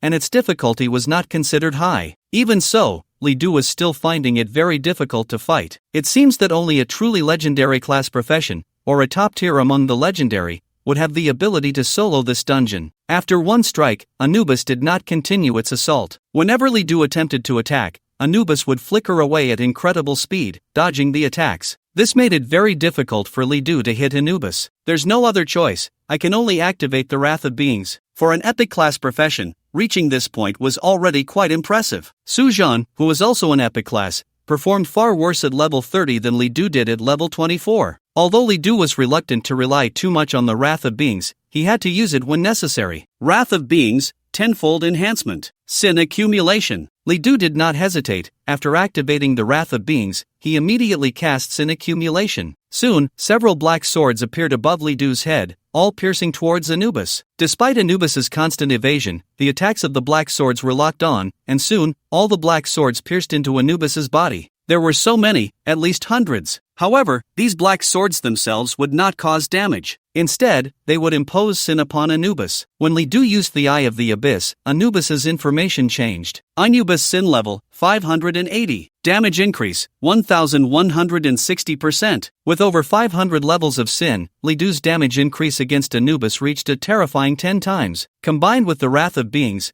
Li Du could deal 100 times the damage with a single strike. Abyssal Slash. Li Du charged forward, swinging his staff to unleash the Abyssal Slash. A strike resembling a black moon surged forth, instantly cleaving towards Anubis. Boom! This strike actually bisected Anubis at the waist. The damage from the strike was simply too high, Anubis could not withstand it at all. With just one skill, it had already been killed in an instant. Such damage, even if Anubis's health were doubled, could not be stopped. Seeing the effect of the damage, Li Du realized he had somewhat underestimated himself. At this current damage level, even without the Wrath of Beings, I can still deal a large amount of damage in a short time just by having sin imposed on me. Even 2 abyssal slashes could kill it. A miscalculation. Li Du had not realized how strong he had become. Previously, he had always relied on the Wrath of Beings, which made his understanding of his own strength unclear. Once he was without the wrath of beings, he would instinctively feel uneasy. However, Li Du gradually discovered that his strength had, unknowingly, astonished even himself. Congratulations! You have killed Anubis and successfully cleared the dungeon. You have gained lifespan, 100 years. You have gained experience points, 180,000. You have obtained Funeral Sword, purple, Extraordinary Crystal, purple, title, Lone Wolf. After killing Anubis,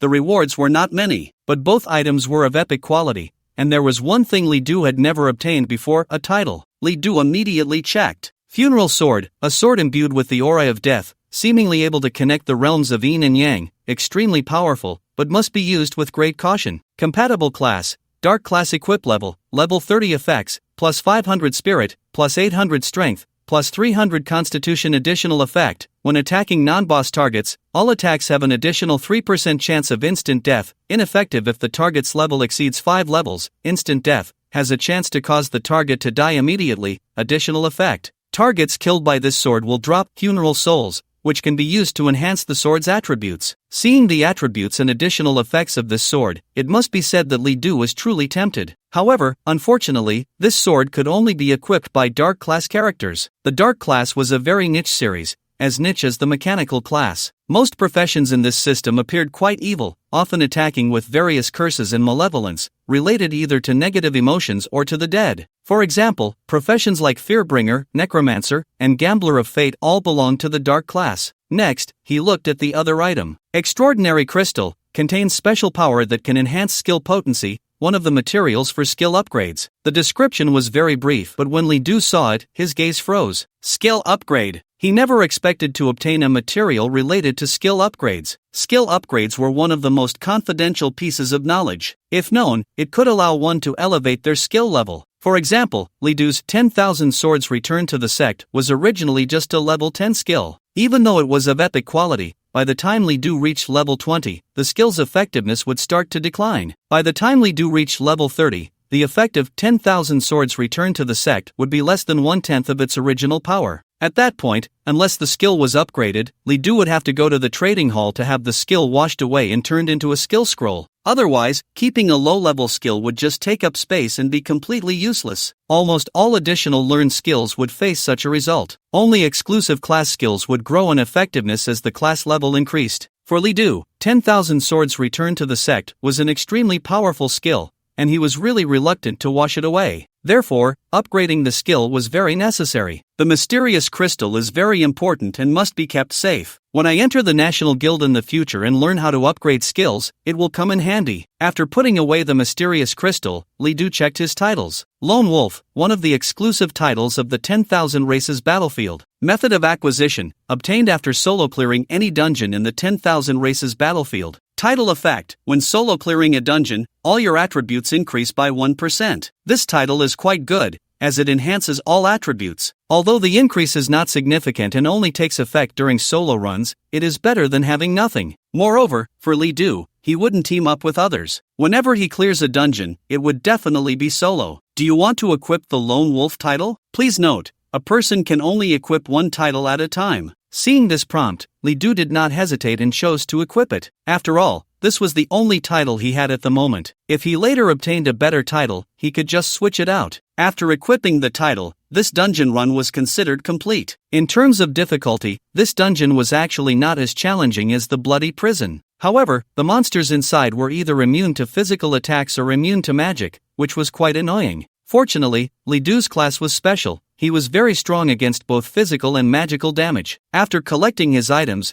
Li Du directly exited the dungeon. Baka Yaro. As Li Du came out of the dungeon, he immediately heard a series of dog barks. Boom! Then came the flashes of skills one after another. Li Du looked around and found that, at some point, many practitioners from the Cherry Blossom country had appeared. The sounds of skill clashes and battle cries intertwined, creating a chaotic scene. Surrounding them, practitioners from the Great Xia country were resisting. Before Li Du could gather his thoughts, he heard a voice. Hey, kid over there, don't just stand there, hurry over. The speaker was a man in knight armor, currently raising his shield to resist the spells of the Cherry Blossom country practitioners. Come to me, don't let them hurt you. Li Du rushed over immediately. There were a few other practitioners here, all releasing skills and exchanging blows with the practitioners from the Cherry Blossom country. What happened? One person replied at lightning speed, the little cherry blossom devils are blocking this area, attacking every great Xia person indiscriminately. Several people trying to enter or exit the dungeon have been ambushed and killed. Hearing this, a hint of killing intent flashed in Li Du's eyes. The cherry blossom country, once again. Time and again causing trouble, time and again provoking, killing. The knight in front was anxious, my shield is about to break,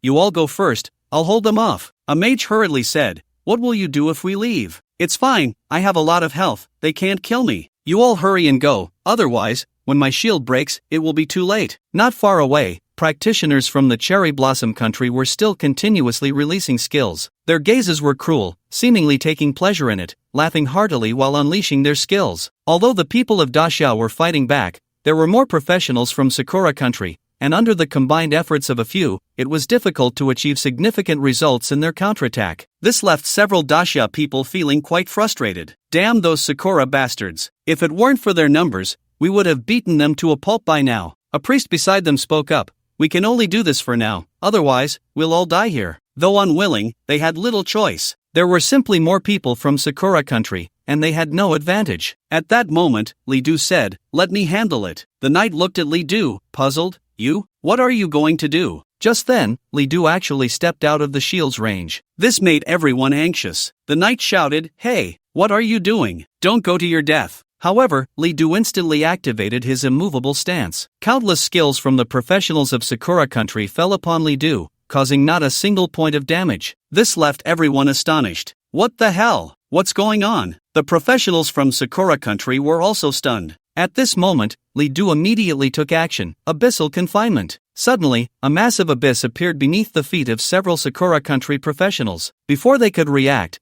countless hands crawled out of the abyss, firmly grasping them. What the hell? What's going on? It's that damned Daxia person, he's up to something. Daxia person, quickly cancel your skill, or we'll definitely make you die. Li Du's gaze was cold, unmoved. He continuously cast his magic, enhancing the effect of the abyssal confinement. Soon, the attributes of the Sakura country professionals were drained by the abyss, and their life force gradually faded away. A few minutes later, amidst a chorus of wails, they all turned into dried corpses. What the hell? Brother, I didn't know you were this strong? Everyone was thrilled. The knight stepped forward and heartily patted Li Du on the shoulder. You look young, but I didn't expect you to be such a big shot. At this moment, Li Du finally asked, why are these Sakura people doing this? Although there had been wars between Daxia and Sakura country, the latter did not dare to offend Daxia too much. Even though they killed Daxia people, they mostly only dared to conduct sneak attacks and would never dare to encircle Daxia professionals on a large scale. After all, once they angered Daxia, they could truly wipe out Sakura country without hesitation. Even if Lighthouse country intervened, it wouldn't stop them. Therefore, Li Du was somewhat puzzled by Sakura country's actions. The priest said, it might be because their last team was completely wiped out here. I heard that a big shot killed an entire team from Sakura country. The professionals from Sakura country couldn't accept it and went mad attacking other Daxia people. The knight said angrily, little Sakura is just like that. I really want to know where that big shot is. I can't sleep at night if I don't get to know such a hero. The priest said, I heard that person is called Li Du. I have a friend who saw it with his own eyes. Upon hearing this, Li Du's expression was quite interesting. He didn't expect that the source of all this chaos would ultimately be himself? No, that shouldn't be said. Li Du acted because he saw the professionals from Sakura country ambushing those from Daxia. Any Daxia person would absolutely not be able to hold back. Thinking of this, Li Du felt even more hatred towards Sakura country. The knight said, brother, my name is Wang Bin, from Tianfan University. I'm a junior, level 31,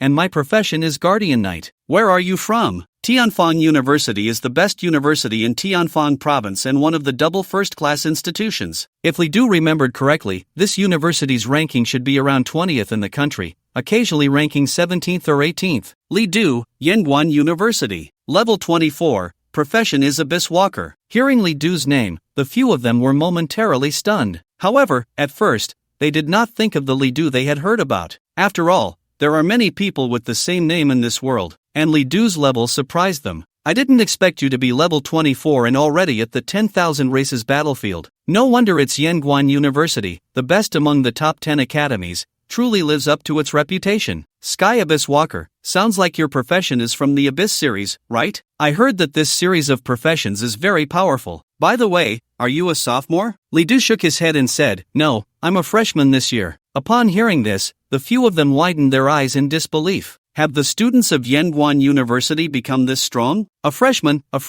has actually reached level 24. Is this even human? Generally speaking, freshmen's levels are usually around 13 or 14, with the excellent ones at 15 or 16. In a school like Yanguan University, freshmen are at most around level 17, and it doesn't get much higher than that. Such a freshman would definitely be taught a harsh lesson by the upperclassmen to let them know that there are always people better than them. Only then would they start their university life. After a year of study, reaching levels 23 or 24 is already quite impressive. Legendary professions like Xiai Shuai are only at level 28 in their sophomore year, so they naturally assumed Li Du was a sophomore. Who knew he was actually a freshman? Moreover, can freshmen from Yanguan University even come to the 10,000 races battlefield? Are they that advanced? I heard that very few people from the top 10 academies have this privilege. After a long silence, they finally regained their composure. At this moment, Wang Bin suddenly shouted, "Bro, you're also named Li Du. You wouldn't be the one who killed a team from Sakura country before, would you?" Li Du replied, "If nothing unexpected, it should be me." He indeed killed quite a few Sakura people. Hearing this, they were even more astonished. They initially thought it was just a coincidence of names,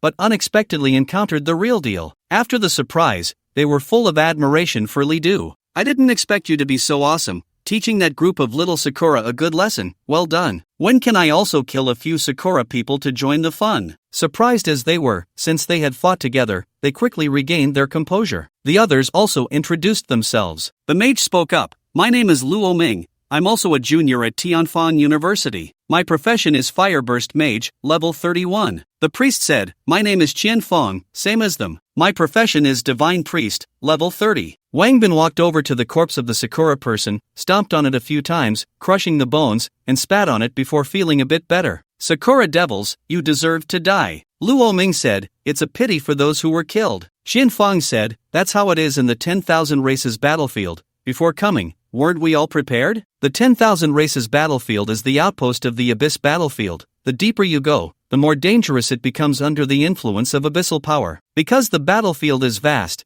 it has also become a public battlefield for various countries. Many times, it's hard to tell if those who died on this battlefield were killed by wild monsters or by personnel from other countries. Nearby, there are many practitioners from other countries. Some people looked at Wang Bin's actions with disdain or anger, but Wang Bin didn't care. When they were besieged, no one from other countries offered help. Now, whatever he does, it's not up to others to criticize. "Bro, where are you planning to go next? Want to team up to grind dungeons?" Wang Bin invited Li Du. Li Du shook his head, "No need, I prefer to solo." Hearing this, Wang Bin immediately gave a thumbs up, "Awesome. No wonder you're a top student from Yanguan University." Luo Ming joked, "Alright, Wang Bin, you can't even handle a few little cherry blossom skills for long, and that guy took them out in an instant. Is it the same? I'm a guardian knight, guarding. Do you know what guarding means? When Brother Li Du came out, didn't I hold on for half an hour?" After some small talk, Li Du planned to leave. Wang Bin said, "Brother, where are you going?" "We've been to the 10,000 races battlefield a few times. We know some routes. Maybe we can help you." "To the seaside." "Oh, so it's the seaside." The seaside? Damn, brother, you're going to the seaside?" Hearing these two words, the others were shocked again, even though they had already been stunned by Li Du several times today. "Brother, don't seek death. The seaside is one of the most dangerous places in this battlefield. You're only level 24. Going there is almost certain death." "Yeah,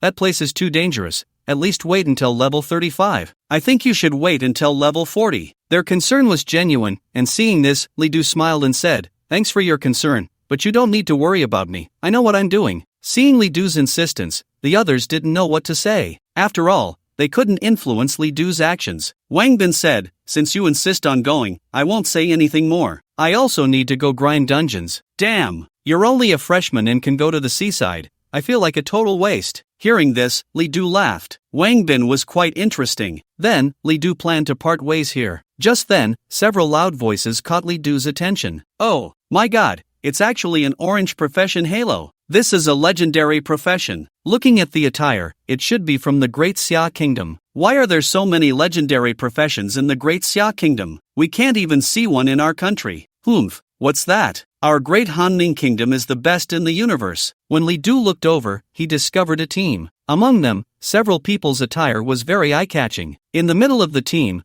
a young man was unabashedly radiating an orange profession halo. Upon closer inspection, his clothes were actually from Tiancheng University. Tiancheng University is the top academy in Magic City and the fourth-ranked institution in Great Xia, second only to the three major academies. This academy has produced countless strong individuals, so it's not surprising that there are legendary professions within. Wang Bin said, "I'm so damn envious. Unfortunately, the heavens are not cooperating, and I couldn't awaken a legendary profession. The Guardian Knight is just an excellent level profession. Although it is a top profession among excellent level ones, it is still just excellent level. Wang Bin's attributes are even inferior to Su Zhen's." Luo Ming said, "That's Tiancheng University, one of the top 10 academies, so don't even think about it." Li Du didn't pay attention to their chatter but was carefully observing the team. One familiar figure made Li Du freeze. It's actually her? A girl in a light green long dress was among the team, and it was Fu Ming. Since the college entrance examination, Li Du hadn't seen her again. When the team arrived, Fu Ming seemed to sense something and turned her head. Suddenly, her gaze met Li Du's. For a moment, she was a bit dazed, then surprised, and finally delighted. The next moment,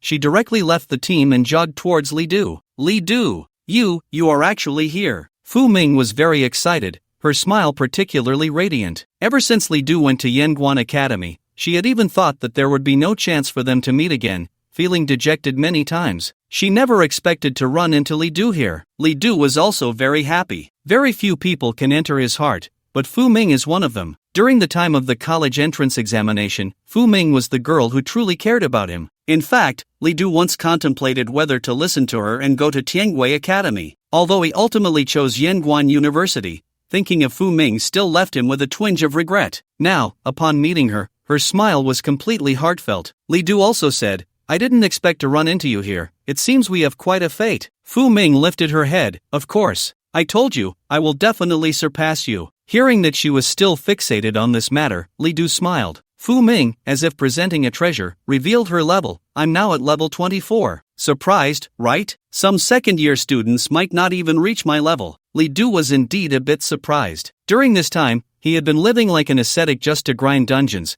and he had only just managed to reach level 24. Fu Ming had actually reached it too. "How did you do it?" Fu Ming took out a card. "See this? It's a 5 times experience card. As long as you have this, you can gain 5 times the experience while grinding in dungeons. This is very expensive. A card can only be used 10 times, and it costs 100,000 divine power points. You can't just buy it with money." Li Du was even more astonished. He had never heard of such an item before. In the trading hall, he hadn't even seen similar items. Just then, a flash of orange light appeared. Following that was a young man dressed in luxurious clothing, his expression somewhat cold. "Ming, who is he?" The speaker was the legendary class player. He looked at Li Du with an unfriendly gaze, as if trying to see through him. Fu Ming said, "He is Li Du, my friend." The young man glanced at Li Du and said, "Wang Yu, Tiancheng University, level 28 Divine Warrior." Upon hearing Wang Yu's self-introduction, Wang Bin and the others showed expressions of surprise. He's actually a Divine Warrior. That's one of the top legendary classes before level 60. Legendary classes are also categorized, some excel in combat, some in support, some in control, or have other functions. The Divine Warrior is a quintessential combat class. Once this class awakens, they automatically receive a divine weapon. The attributes of the divine weapon grow as the player levels up, and just its attributes can rival several pieces of legendary equipment. Luo Ming looked enviously at the long sword Wang Yu carried on his back. That must be his divine weapon, more powerful than legendary equipment. Li Du was not surprised. He had actually seen quite a few legendary classes. Li Du, level 24, Skywalker. Only level 24? A hint of disdain flashed in Wang Yu's eyes. In his view, this level was a death sentence in the myriad race's battlefield. "You're also level 24? Fu Ming was very surprised, pulling Li Du's arm and scrutinizing him with her eyes. "I didn't expect you to level up so quickly. You're such a freak. And why has your class changed again?" Li Du smiled and said, "That's my secret." Upon hearing the word secret, Fu Ming immediately lifted her head. "Humph. I'm not curious about your secret." Watching Fu Ming and Li Du grow increasingly close, Wang Yu's expression gradually darkened. He directly interrupted their conversation. "Alright, Ming, it's time to go. Don't waste time grinding dungeons." Wang Bin and the others whispered to each other. "This guy is definitely jealous. Do you even need to say that?" They were very curious about what had happened between Li Du and Fu Ming, and what had transpired between Wang Yu and Fu Ming. However, they wouldn't ask recklessly. Wang Yu's words made Fu Ming a bit impatient. She waved her hand and said, "You guys go ahead and grind, I won't join you." Then, she pulled Li Du and said, "As a punishment for keeping secrets from me, you have to take me to grind dungeons, no refusing." That was her nature. Although she was thinking of a show, she would never soften her words. Li Du smiled and said, "Sure." Although he said he was going to the beach, Qin Yanguan hadn't specified a time limit for the task. Therefore, Li Du actually had a lot of time. After hearing Fu Ming's words, Wang Yu's expression completely turned cold. Looking at Li Du, there was a hint of hostility in his eyes. However, Li Du had never paid attention to him, which made it hard for him to explode. Moreover, thinking of Fu Ming's background, if he acted out here and caused her displeasure, it would be counterproductive. Taking a deep breath, Wang Yu asked, "He's only level 24, not even as good as you. Are you sure he can take you to grind dungeons?" Fu Ming impatiently replied, "I already said Li Du will take me to grind dungeons, so you guys don't need to follow me." Wang Yu's face grew even colder. He was a legendary class profession, although his background was lowly before his job change. The moment the light of a legendary class profession shone, Wang Yu felt he should be above others. From once being laughed at, he suddenly stood at the pinnacle that many dreamed of, which made Wang Yu very proud. But pride often hides insecurity. When he saw Fu Ming at Tiancheng University, he realized what it meant to be outclassed. Although Fu Ming was an epic class profession, the professor teaching her was actually level 99. A top-tier powerhouse just one step away from being extraordinary. She used a 5x experience card when grinding dungeons. These experience cards were so rare that even money couldn't buy them. Even the professor who taught Wang Yu, a level 80 powerhouse, could only obtain a maximum of 10 experience cards in a month. But Fu Ming used experience cards as if they were water, without any limits. The equipment she wore looked very ordinary, but Wang Yu had seen her wear a complete set of legendary equipment to break a record. He searched for information about Fu Ming but found nothing. At most, he knew her father was Fu Shang, the mayor, but there was no information about the rest of her family. Seeing Fu Ming's treatment, Wang Yu's hidden insecurity was stirred up. However, he also thought, if he could marry such a girl, would everything Fu Ming had become his? Therefore, seeing Fu Ming being so enthusiastic about a man made Wang Yu feel as uncomfortable as if he had eaten a bitter pill. Realizing that Fu Ming was already impatient, Wang Yu felt he should calm down. Perhaps they were just ordinary friends. Wang Yu tried to maintain a calm expression and said, "In that case, please be careful. If anything happens, just call me, I'm always available." Okay, I got it, you can go now." With that, Wang Yu turned and returned to the team. They didn't waste any time and all entered the Anubis dungeon. Wang Bin and the others also said their goodbyes. "Bro, we're leaving first, won't disturb your date." "Hee, Li Du, make sure to protect the girl, with great power comes great responsibility. We're off, bye." Their words made Fu Ming's face turn red. It's not what you think. Li Du and I are just acquaintances." The group laughed and ran off. Soon, only Li Du and Fu Ming were left. Li Du then asked, "By the way, how did you end up in the 10,000 races battlefield and with people from Tiancheng University?" If he remembered correctly, Fu Ming should be from Tiangui Academy. Fu Ming giggled and said, "Although I'm from Tiangui Academy, I'm actually studying at Tiancheng University. This was arranged by my dad. How about it, jealous?" Li Du was indeed a bit surprised. Could there really be such operations? At that moment, Fu Ming complained a bit. "Back then, I asked you to go to Tiangui Academy, but you refused. If you had gone, I could have told my dad, and maybe you could have gone to Tiancheng University with me."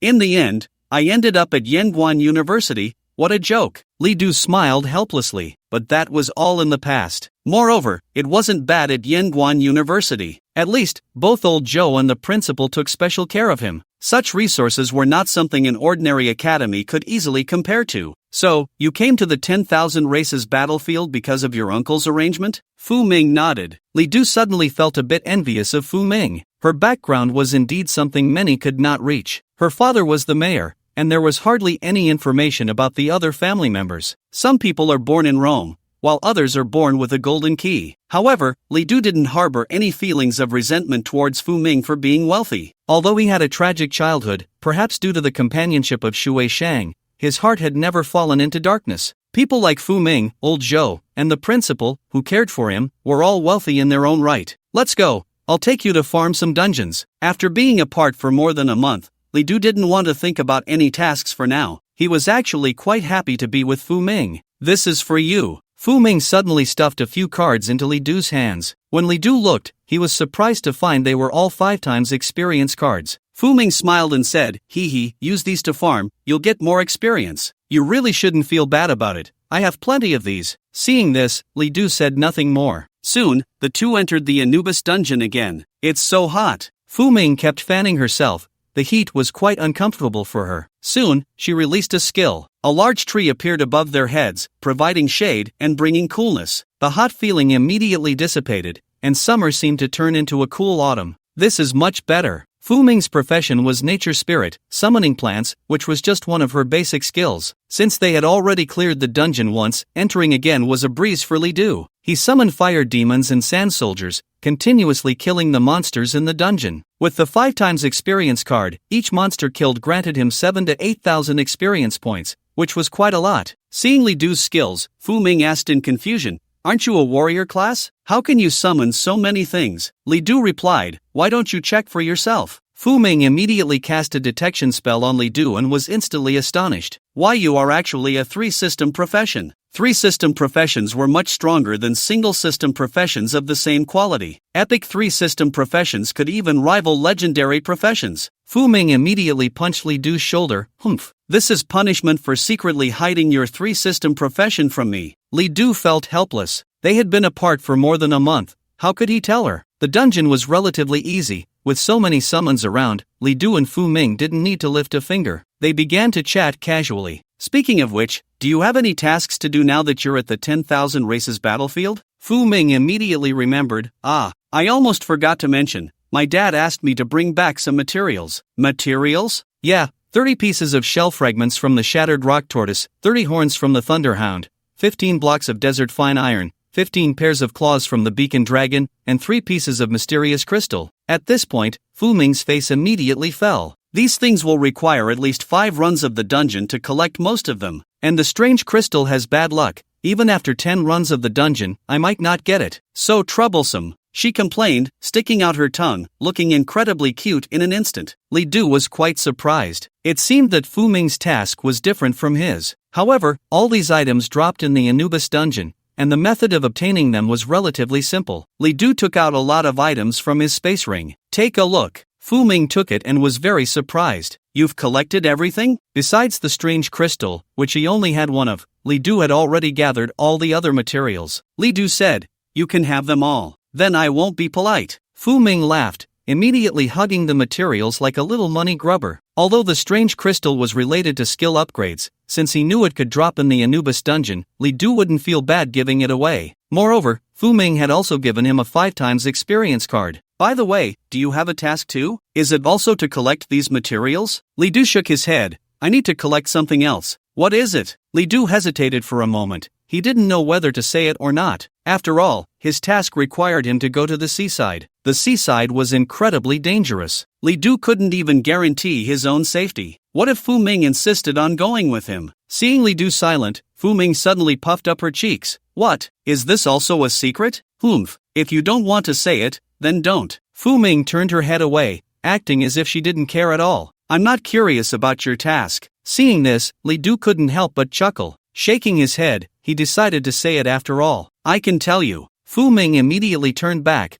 no longer looking like she was sulking. With a curious face, she urged, "What is it? What is it?" Li Du then told her the materials he needed to collect. Hearing a few of the materials, Fu Ming looked puzzled. "I've never heard of them. Which dungeon do these materials drop in?" "Maybe at the seaside." Strangely, Fu Ming didn't seem as surprised as he expected. Instead, she calmly said, "Oh, so it's the seaside." At this moment, it was Li Du's turn to be surprised. Fu Ming suddenly blinked and said, "Did you think I would be very surprised? The seaside is dangerous, isn't it?" Fu Ming took out something that looked like a token and presented it to Li Du as if showing off. "Take a look at this." Li Du took it and looked. Battlefield teleportation token. Contains mysterious and unpredictable power. Effect, for use only in the 10,000 races battlefield. After use, it forcibly teleports to a selected stronghold, allowing up to 5 people to teleport simultaneously. If used in a dungeon, it will consume double the usage count. Usage count, 10/10. Seeing Li Du's surprised expression, Fu Ming was instantly delighted. "How about that? Didn't expect it, right?" Fu Ming was very proud. With this, I'm not afraid of encountering danger here." Li Du joked, "I've discovered you're really a little rich girl, you have everything." Fu Ming lifted her head. "Humph, that's why you should listen to me. With me protecting you, isn't it much better than being alone? It's settled then, you go to the seaside, and I'll go to the seaside too. I'm not concerned about you, I haven't surpassed you yet, so you can't die at the seaside. Li Du laughed. Alright. With Fu Ming around, this dungeon journey suddenly became much more interesting. When Li Du was running the dungeon alone, it was very dull. After a while, that feeling could easily make a person feel lifeless. But Fu Ming's arrival added some vitality to the monotonous journey. At this time, the sand soldiers and flame demons had already cleared many monsters. They gradually moved deeper into the dungeon. At this point, elite monsters had started to appear. Roar, roar, roar, the massive desert miner swung its hammer, stirring up the howling sand. Li Du said, "Be careful of the desert miner. Its strength is incredibly powerful." At that moment, Fu Ming shouted, "Venomous thorns." Soon, extremely thick thorns began to emerge from the ground, entangling the desert miner. Countless sharp spikes pierced into the miner's skin. Then, the desert miner let out a loud cry, trying to break free from the thorns, but it was difficult to achieve. Moreover, the thorns were poisonous, and the desert miner quickly became weak. Its health was continuously decreasing. A few minutes later, the massive desert miner was poisoned to death. Fu Ming's lips curled up. How about that? I'm pretty impressive too. Fu Ming was indeed impressive. Li Du still remembered her performance during the college entrance examination. She even outperformed many legendary professions. Among the epic professions, Fu Ming was already among the top tier. The two of them cleared the dungeon much faster than Li Du alone. Along the way, the wild monsters they encountered were easily dealt with, either by Li Du or Fu Ming, without much difficulty. Soon, they arrived at the location of the dungeon boss. Anubis was still sleeping on the hillside, seemingly unaware of their presence. Li Du reminded, "Anubis can teleport instantly. Sometimes it might suddenly appear behind you to unleash skills, so be careful." Fu Ming snorted, "I won't let it succeed." Just then, Anubis suddenly opened its eyes and instantly vanished. Fu Ming was startled and gasped. Li Du shouted, "Be careful." At that moment, Fu Ming realized that Anubis had teleported behind her. It raised its massive scythe, ready to strike at Fu Ming. Li Du, anxious, immediately stood in front of Fu Ming. Unyielding, clang! The scythe struck Li Du as if hitting an iron plate, instantly bouncing off. Seizing the opportunity, Li Du quickly picked up Fu Ming and retreated. Although Unyielding had blocked most of the damage, a scar still appeared on Li Du's body. Although Li Du was not seriously hurt, the earlier scene made Fu Ming feel deeply guilty. "I told you to be careful. I know, it's my fault." She had indeed been startled just now, causing her to be unresponsive. Under normal circumstances, even if Anubis had teleported behind her, she would have definitely reacted. At this moment, she realized she was tightly held by Li Du, and her face turned bright red. Instinctively wanting to break free, she hesitated but ultimately allowed Li Du to hold her like that. Li Du released her, looking at Anubis with a hint of coldness in his eyes. "Focus, we need to take it down." Oh. Li Du unleashed his skill. Sinful judgment. Instantly, countless black swords rained down upon Anubis. Fu Ming also launched her attack. Various vines and plants appeared, continuously entangling Anubis and attacking it. Anubis tried to dodge by blinking but couldn't manage it at all. Soon, when Li Du's black swords pierced into Anubis's body, he shouted, "Ultimate judgment!" Boom! A black light erupted from Anubis's body. In an instant, countless black rays shot out from Anubis. Upon closer inspection, these rays were the black swords that had just pierced Anubis. They hadn't caused damage when they entered, but when they came out, they dealt massive damage. In an instant, Anubis's health bar was completely emptied. Congratulations! You have killed Anubis and successfully cleared the dungeon. You have gained lifespan, 100 years. You have gained experience points, 450,000. You have obtained Sword of the Earth, purple, extraordinary crystal, purple. After defeating Anubis, with the support of a 5-fold experience card, Li Du directly gained 450,000 experience points. The other half of the experience was shared with Fu Ming. Sword of the Earth, a sword imbued with the essence of the earth, extremely powerful. Suitable profession, mage level requirement, level 30 effect, plus 600 strength, plus 800 spirit, plus 400 constitution additional effect, 10% increase in the power of nature-based skills. Additional skill, Earth's power, can only be activated on the ground, absorbs the power of the earth, increases all attributes by 200, duration 30 minutes. The drops were not many, but all were very precious. Great! It's the extraordinary crystal. Fu Ming was very happy. In the Anubis dungeon, the drop rate for the extraordinary crystal is very low. This time, luck was truly on their side. Li Du handed the extraordinary crystal to Fu Ming. "You take it." Fu Ming did not refuse and directly took the crystal. Li Du asked, "Do you want this sword? It can enhance the power of nature-based skills. It should be useful for you." Fu Ming shook her head. No, it requires level 30 to equip. When will I have to wait? I have something better. Hearing this, Li Du put away the sword of the earth. Let's go out first, and then we can run it again to get the third extraordinary crystal. Fu Ming showed a bright smile. Okay, then. The two left the dungeon directly. Outside the dungeon, Wang Bin and the others had already come out first. Upon seeing Li Du and Fu Ming, they immediately greeted, Li Du, brother, good to see you. Li Du nodded in response and asked, did you clear the dungeon? Hearing this, Wang Bin's expression suddenly became very dejected. Clear it? No way. This dungeon is just too difficult. It's not something humans can clear. Luo Ming said, Sai, our output is still not enough. It was actually going smoothly at first, but when we got to the dungeon boss, we always fell short. When the boss was about to unleash a big move, we couldn't withstand it and had to escape. Well, good luck to you. After resting for a while, Li Du took out an hourglass to refresh the dungeon cooldown time and entered the dungeon again with Fu Ming. Wang Bin and the others sighed at this. It's really infuriating to compare people. We're still worrying about clearing the dungeon, and Li Du has already done it a second time. Luo Ming wondered, that hourglass he took out just now, it looked like a legendary item to me? Is it? Not sure. Li Du is so impressive. Having a legendary item wouldn't be surprising, right? The cooldown time for the Anubis dungeon is a long 10 hours. Regardless of whether they cleared it or not, once they exit the dungeon, they will enter cooldown. Dungeon cooldown tokens are very precious, just like experience cards. They are things that money alone cannot buy. Naturally, Wang Bin and the others wouldn't have them. They could only wait silently for the cooldown time to pass. Time passed little by little. Soon, another 2 or 3 hours went by. The dungeon portal changed again, and Li Du and Fu Ming had come out. Great! Now we've collected the materials. Fu Ming was very happy. This time, they had obtained another extraordinary crystal. With this, she had completed her father's task. Next, I want to go to the seaside with you. You can't sneak away without me. Seeing Fu Ming's expression, Li Du couldn't help but smile. Of course not. Brother, did you clear it again? Wang Bin came over again. Li Du nodded. Awesome. What else could Wang Bin say? He could only give a thumbs up. At this moment, the portal changed again. A few people walked out from it. The leading person was shining with orange professional light, very eye-catching. It was Wang Yu and his group. After they finished, he saw that Li Du and Fu Ming were already outside the dungeon, and he immediately showed a look of disdain. Ming, didn't I say he was useless? It doesn't matter if the dungeon was a failure. I'll help you clear it. Li Du ignored Wang Yu's words. Fu Ming was a bit impatient and was about to say something when Wang Bin suddenly spoke up first. Don't get too cocky. While you were in the dungeon, my brother Li Du cleared it twice. That's impossible. Wang Yu's face was filled with disbelief. Although the Anubis dungeon was of lower difficulty, even the simplest dungeon in the 10,000 races battlefield was equivalent to hell difficulty in the outside world. Even if he was a legendary class profession, he couldn't solo the Anubis dungeon, he could only clear it in a team. Li Du and Fu Ming were just the two of them, yet they cleared the dungeon, and even did it twice while he was still in there. He couldn't believe it.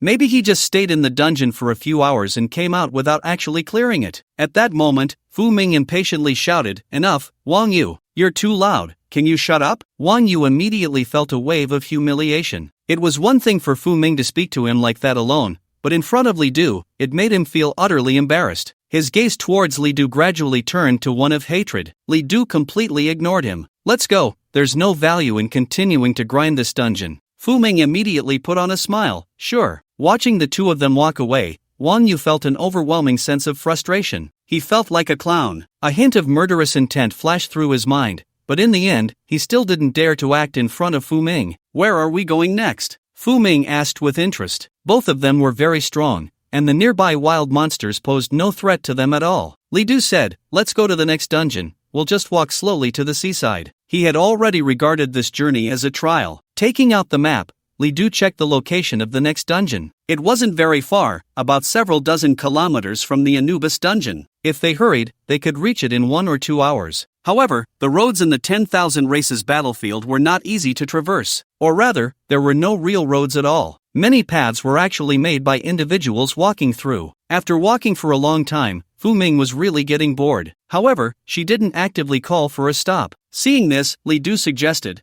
how about we take a break? Fu Ming's face immediately lit up with joy, and she quickly nodded, sure.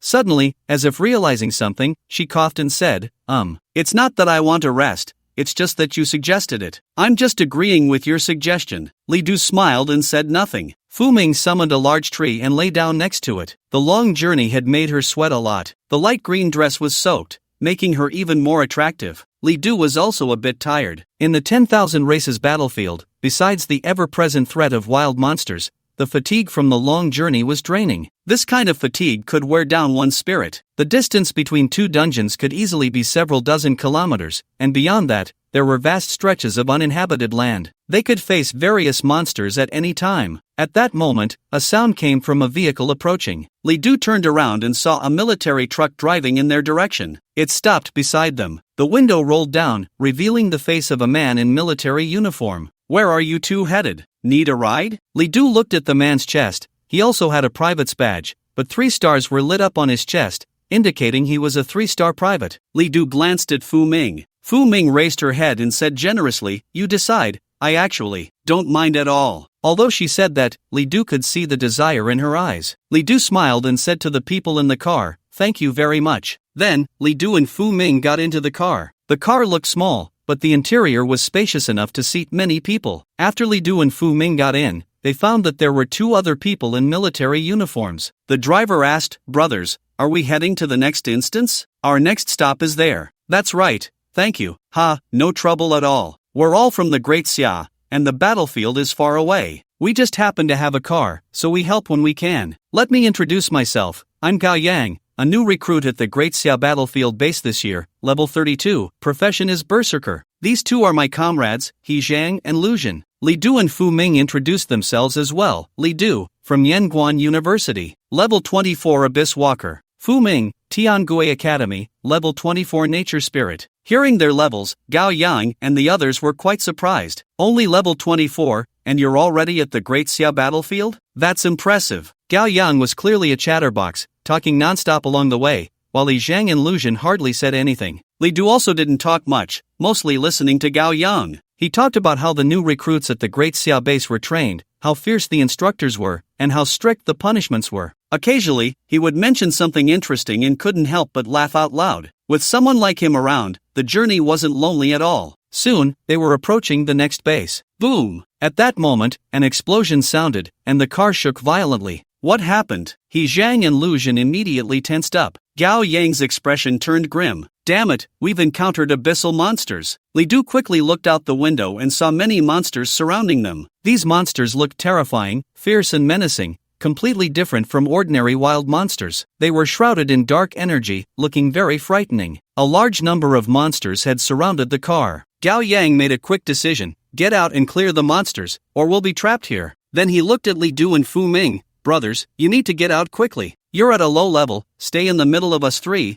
and don't run around." The 3 of them, being soldiers, moved exceptionally quickly. Li Du and Fu Ming followed suit. Li Du asked, "What are these monsters?" He had never seen such monsters before. Gao Yang explained, "You just arrived at the Great Xia battlefield, so you might not know. These things are abyssal monsters, creatures that have been corrupted and demonized by the abyss. Not only do they have higher attributes, but they are also more aggressive. If you get injured by them, the wounds will be very difficult to heal due to the influence of abyssal power." Lu Zhen said worriedly, "Abyssal monsters rarely appear, so why are there so many this time? Did something happen?" He Zhang said, "With so many monsters, it will be very difficult for us to clear them." Gao Yang shouted, "First, send a distress signal, hold on as much as you can. Protect these 2. He then took out a flare and immediately fired it. As fireworks exploded in the sky, the distress signal was sent out. Li Du activated the Eye of the Abyss to check the information on these monsters. However, he was stunned, because a line of information was displayed. Affected by abyssal power, unable to view. The Eye of the Abyss had actually failed. At that moment, the surrounding monsters immediately launched their attack. They roared and charged forward. There were many abyssal monsters, at least dozens of them.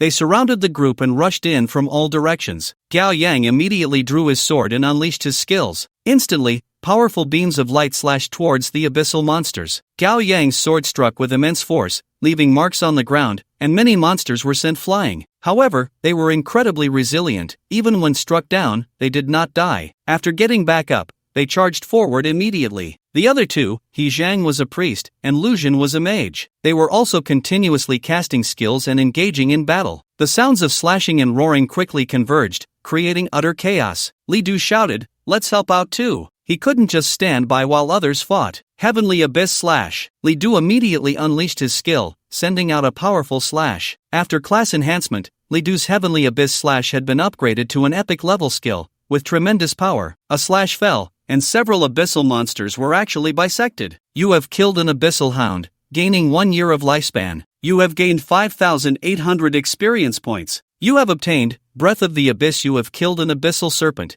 gaining 1 year of lifespan. You have gained 6,700 experience points. You have obtained Breath of the Abyss. After killing the abyssal monsters, Li Du did not receive any materials from them but instead obtained the Breath of the Abyss. Although Li Du was puzzled, he couldn't think about what the Breath of the Abyss was while in battle. Li Du took action, and Fu Ming was not to be outdone, immediately unleashing her skills. Countless vines appeared, entangling many abyssal monsters. Together with Li Du's attacks, another batch of monsters fell. Gao Yang and the others were astonished at this sight. Not bad. I didn't expect you to be so powerful, even able to take down abyssal monsters in an instant. Although Gao Yang could also deal with abyssal monsters, he could only manage 1 against 3 at best, and it was still difficult to kill them. The gap compared to Li Du was too obvious. Li Du spoke, "You all retreat behind me." Hearing this, Gao Yang asked, "What are you going to do?" "I'm going to unleash an area skill. You need to stand behind me, or you might get accidentally hurt." Upon hearing this, the others quickly moved behind Li Du. Then, Li Du raised his staff. Heavenly Wrath Fireball. A formation appeared, and a fireball materialized. Like a small sun, it gradually grew larger. The heat in the air intensified. Seeing this fireball,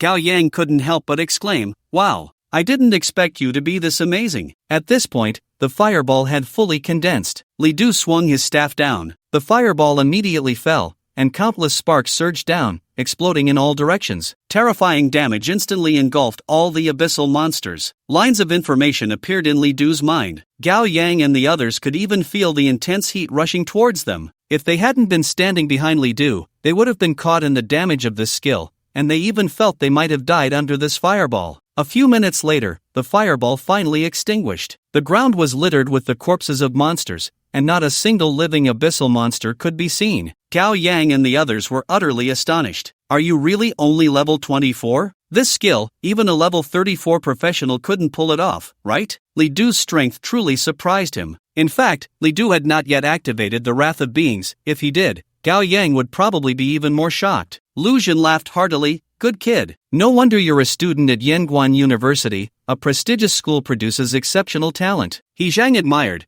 "I didn't expect that we would be saved by you this time." Suddenly, Gao Yang let out a roar. "Ah, my car! The car, it's burned down." At this moment, people realized that the fireball had fallen, and the flames had engulfed the car. Their vehicle, along with the abyssal monsters, had been completely destroyed by Li Du. Seeing this, Li Du's face turned red. He didn't mean to. Lu Xun said, "Alright, Lao Gao, don't act like a woman. It's just a car, right? We were saved by this little brother this time. Isn't that worth more than a car?" Gao Yang was sullen, but in the end, he didn't argue. After all, if you lose your life, what use is a car? At that moment, the sound of vehicles approaching filled the air. Gao Yang turned around, instantly excited. "They're here! They're here! Someone's coming!" 2 military trucks arrived, and as they stopped, 7 or 8 people immediately got out. Li Du checked and found that one of them had a 5-star medal on his chest, clearly a high-ranking soldier. It was evident that this person had fought on the battlefield for a long time. "I am Su Chong, the squad leader of Team 127. Did you send the distress signal?" Gao Yang ran over immediately. "Yes, it's us. We encountered a group of abyssal monsters." However, as the few looked around, they found the ground littered with the corpses of abyssal monsters. Lu Xun said, "We thought we were in danger, but this little brother here killed all the abyssal monsters." Su Chong looked at Li Du, whose face was so young,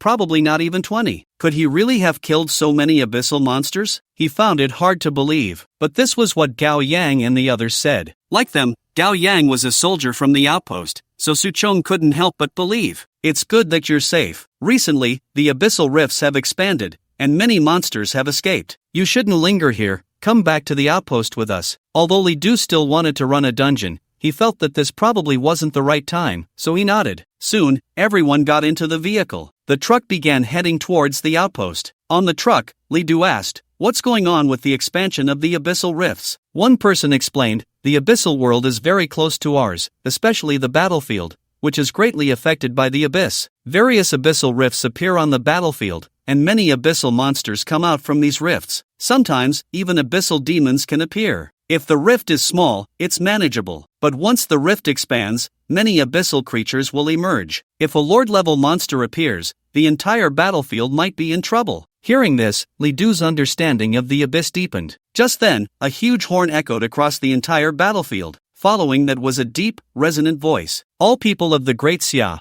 please pay attention. Return to the outpost immediately. All people of the Great Xia, please pay attention. Return to the outpost immediately. All people of the Great Xia, please pay attention. Return to the outpost immediately. Upon hearing this voice, Li Du was somewhat surprised. Su Chong frowned. It seems something really happened in the abyss. The outpost has issued a command. Another person sighed. I hope no one gets hurt. Every warrior from the abyss is an absolute elite of our Great Xia. The group, filled with concern, drove quickly. Eventually, they returned to the Great Xia outpost. After arriving, Li Du, Fu Ming, and the others parted ways with Gao Yang and Su Chong. Upon entering the outpost, they heard a call. Brother Li Du, over here. The one calling was Wang Bin. He didn't expect to see him here again. Wang Bin asked, Brother Li Du, were you also called back? Li Du nodded. I heard the abyssal rifts have expanded, and the battlefield has become more dangerous. Wang Bin said, this kind of thing happens every once in a while. It's quite normal. I heard it happened a few years ago too, but nothing major came of it. Maybe if we wait a day or two in the outpost, things will return to normal. If that's the case, then it's not a big deal. However, intuition told Li Du that this time, things might not be so simple. Wang Bin did not think too much about it and suggested, Brother Li Du, you've cleared so many instances in the 10,000 races battlefield, aren't you going to report your military achievements? After returning from the 10,000 races battlefield, one must report their military achievements at a designated location. This way, the base will upgrade your medal based on your military achievements. If you don't report, the level of the medal will stagnate, and you won't be able to enjoy higher level benefits. Li Du replied, I was just thinking the same. Then, he and Wang Bin and the others headed to the Military Achievements Office. There weren't many people at the Military Achievements Office, only about a dozen. People were queuing to report their military achievements. Cleared the instance 2 times, gained 200 military achievements, conditions met, upgrade permitted, awarded the 2-star private medal. Cleared the instance 1 time, killed 5 practitioners from the Cherry Blossom Nation, killed 10 abyssal monsters, gained 380 military achievements, upgrade permitted, awarded the 3-star private medal. Cleared the instance. Voices rang out, and many were very happy after their star upgrades. Although they were still privates, the star levels were different, and the treatment received in the base varied accordingly. More items could also be purchased. Wang Bin and the others went to report their military achievements, most of which had been accumulated bit by bit before. Li Du and Fu Ming also stepped forward to queue. Just then, an orange light flashed by. A young man then cut in front of everyone and said to the Military Achievements Office staff, record my military achievements. His actions immediately drew dissatisfaction from those behind him. However, upon seeing the high-profile orange professional halo on him, people dared not say much. The orange halo was a symbol of a legendary-level profession. This person was actually a legendary-level practitioner. The staff at the Military Achievements Office frowned slightly, about to call out and tell the young man to queue. But the young man took out a badge. Upon seeing the badge, the staff's expression changed slightly, and they no longer said anything, recording his military achievements. Cleared the instance. Gained 980 military achievements, conditions met, awarded the 5-star private medal. After the military achievements were upgraded, the young man turned around and disdainfully glanced at Li Du. This young man was Wang Yu. He waved a badge and said to Fu Ming, Ming, come with me, don't waste time queuing here with him. I have a priority service badge, I can help you record your military achievements right away. This badge did not belong to Wang Yu, it was lent to him by his mentor. Fu Ming did not go over as Wang Yu had imagined. Instead, she showed a look of disgust. What,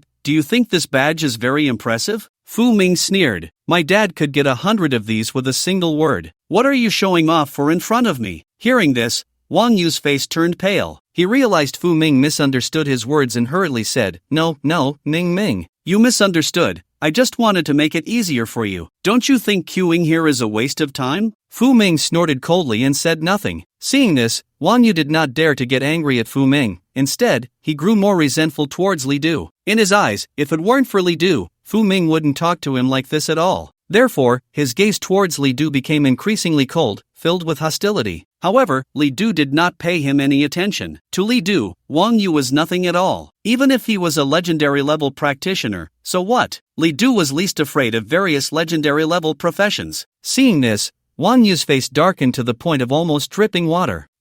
No matter how much you pretend, it's useless without strength. I am a 5-star private. Everyone has to look up to me. You're not even a 1-star private, just trash. Just then, it was Fu Ming's turn in the queue. Like Li Du, she had just entered the 10,000 races battlefield today. After handing over the medal, the voice from the Military Achievements Office rang out. Cleared the dungeon 2 times, killed 20 abyss monsters, earned 680 military merits. Conditions met, promotion allowed. Awarded the 3-star private badge. Yay! After receiving the badge, Fu Ming was very happy, grabbing Li Du's hand and cheering. Li Du, I became a 3-star private on my first entry into the 10,000 races battlefield. Isn't that amazing? Li Du nodded and smiled, very impressive. The people around them were also quite surprised. To enter the battlefield for the first time and kill 20 abyss monsters was already an incredible achievement. It should be noted that abyss monsters are much stronger than ordinary monsters. Even a level 30 professional might struggle against the weakest abyss monster. This girl is actually so formidable? At this moment, it was Li Du's turn. When the personnel at the military merit office checked Li Du's badge,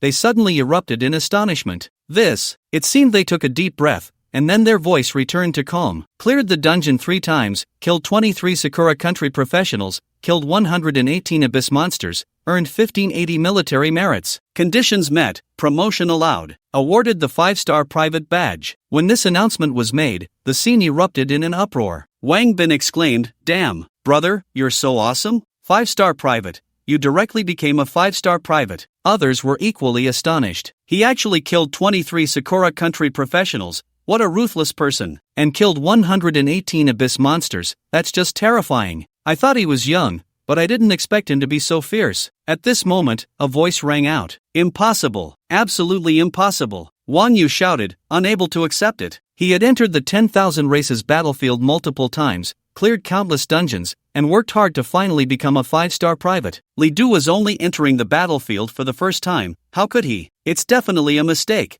His military merits can't be that high. He must have cheated. Wang Yu's words immediately drew the ire of many. What did you say? Military merits can be cheated? Are you questioning the country's standards? Who is this person? Can't stand others doing well. Clearly a legendary professional, yet so narrow-minded? At this moment, Fu Ming couldn't hold back any longer and shouted, Wang Yu, what do you mean? Fu Ming was clearly angry, glaring at Wang Yu. Wang Yu had always mocked Li Du, and although Li Du didn't respond, she tolerated it. Now Wang Yu actually dared to question Li Du's military merits. She couldn't stand it. Wang Yu gritted his teeth and said, he's only level 24. There's no way he could earn that many military merits. Ming, he's a fraud, don't be fooled by him. Just as Fu Ming was about to retort, Li Du suddenly walked over, his gaze cold. Seeing this, Wang Yu said coldly, what do you want to do? Do you have the guts to say that again? Wang Yu was about to continue, but Li Du's gaze made him tremble. Although Li Du hadn't done anything, he felt an immense pressure. He was a legendary professional. Yet at this moment, he felt as if he couldn't stand firm in front of Li Du. Just then, a wave of pressure emanated from the military merit office. Wang Yu could hardly bear it, his whole body trembling. Comrade, are you questioning the country's military merit badges? Wang Yu's face turned pale, and he hurriedly said, and no, I wouldn't dare. The pressure gradually dissipated, leaving Wang Yu feeling frustrated. He snorted coldly, no longer able to stay, and immediately ran away. Wang Yu's actions immediately drew a burst of laughter. Even as a legendary professional, Wang Yu lost face today. In contrast, Li Du made countless people envious. A 5-star private was already a high honor. The military ranks in the 10,000 races battlefield are extremely strict. Without sufficient military merits, promotion is absolutely impossible. Soldier level 2, non-commissioned officer level 3, officer level 3, colonel level 4, general level 3. For example, soldier level 2 starts from private and then goes to corporal. Non-commissioned officers are sergeant, staff sergeant, and master sergeant. The same goes for officers, colonels, and generals, except colonels have an additional rank of senior colonel. Each time a rank is upgraded, one needs to accumulate a full 10 stars. These stars require sufficient military merit to be lit up. For privates, the military merit needed for 1 to 10 stars is 100, 200, up to 1000. In other words, a private needs to earn a total of 4,500 military merit to be promoted to corporal. Once promoted to corporal, the military merit required for further promotions will be even higher. In the battlefield of the myriad races, the military merit obtainable from a dungeon is quite limited, with a minimum of 100. As the difficulty of the dungeon increases, the military merit will also rise, but not by much. However, if one accomplishes the feat of soloing a dungeon, they will receive additional reward military merit, but only once. The most important sources of military merit are actually outpost missions and abyssal monsters. As long as you kill abyssal monsters, you are guaranteed to earn military merit, ranging from a few points to dozens or even hundreds of points. If you encounter abyssal demons or even abyssal lords, the military merit gained is even more exaggerated. Killing a few more abyssal monsters is equivalent to completing a dungeon run. However, abyssal monsters are incredibly powerful, with some being even more troublesome than dungeon bosses, making them difficult to kill. After completing the rank promotion, Li Du and Fu Ming were about to leave. At that moment, a broadcast suddenly appeared in the outpost. Attention all professionals in the outpost. The abyssal rift has expanded, and abyssal monsters are appearing in large numbers, charging towards the outpost. Please do not leave the outpost. If you are confident in your strength,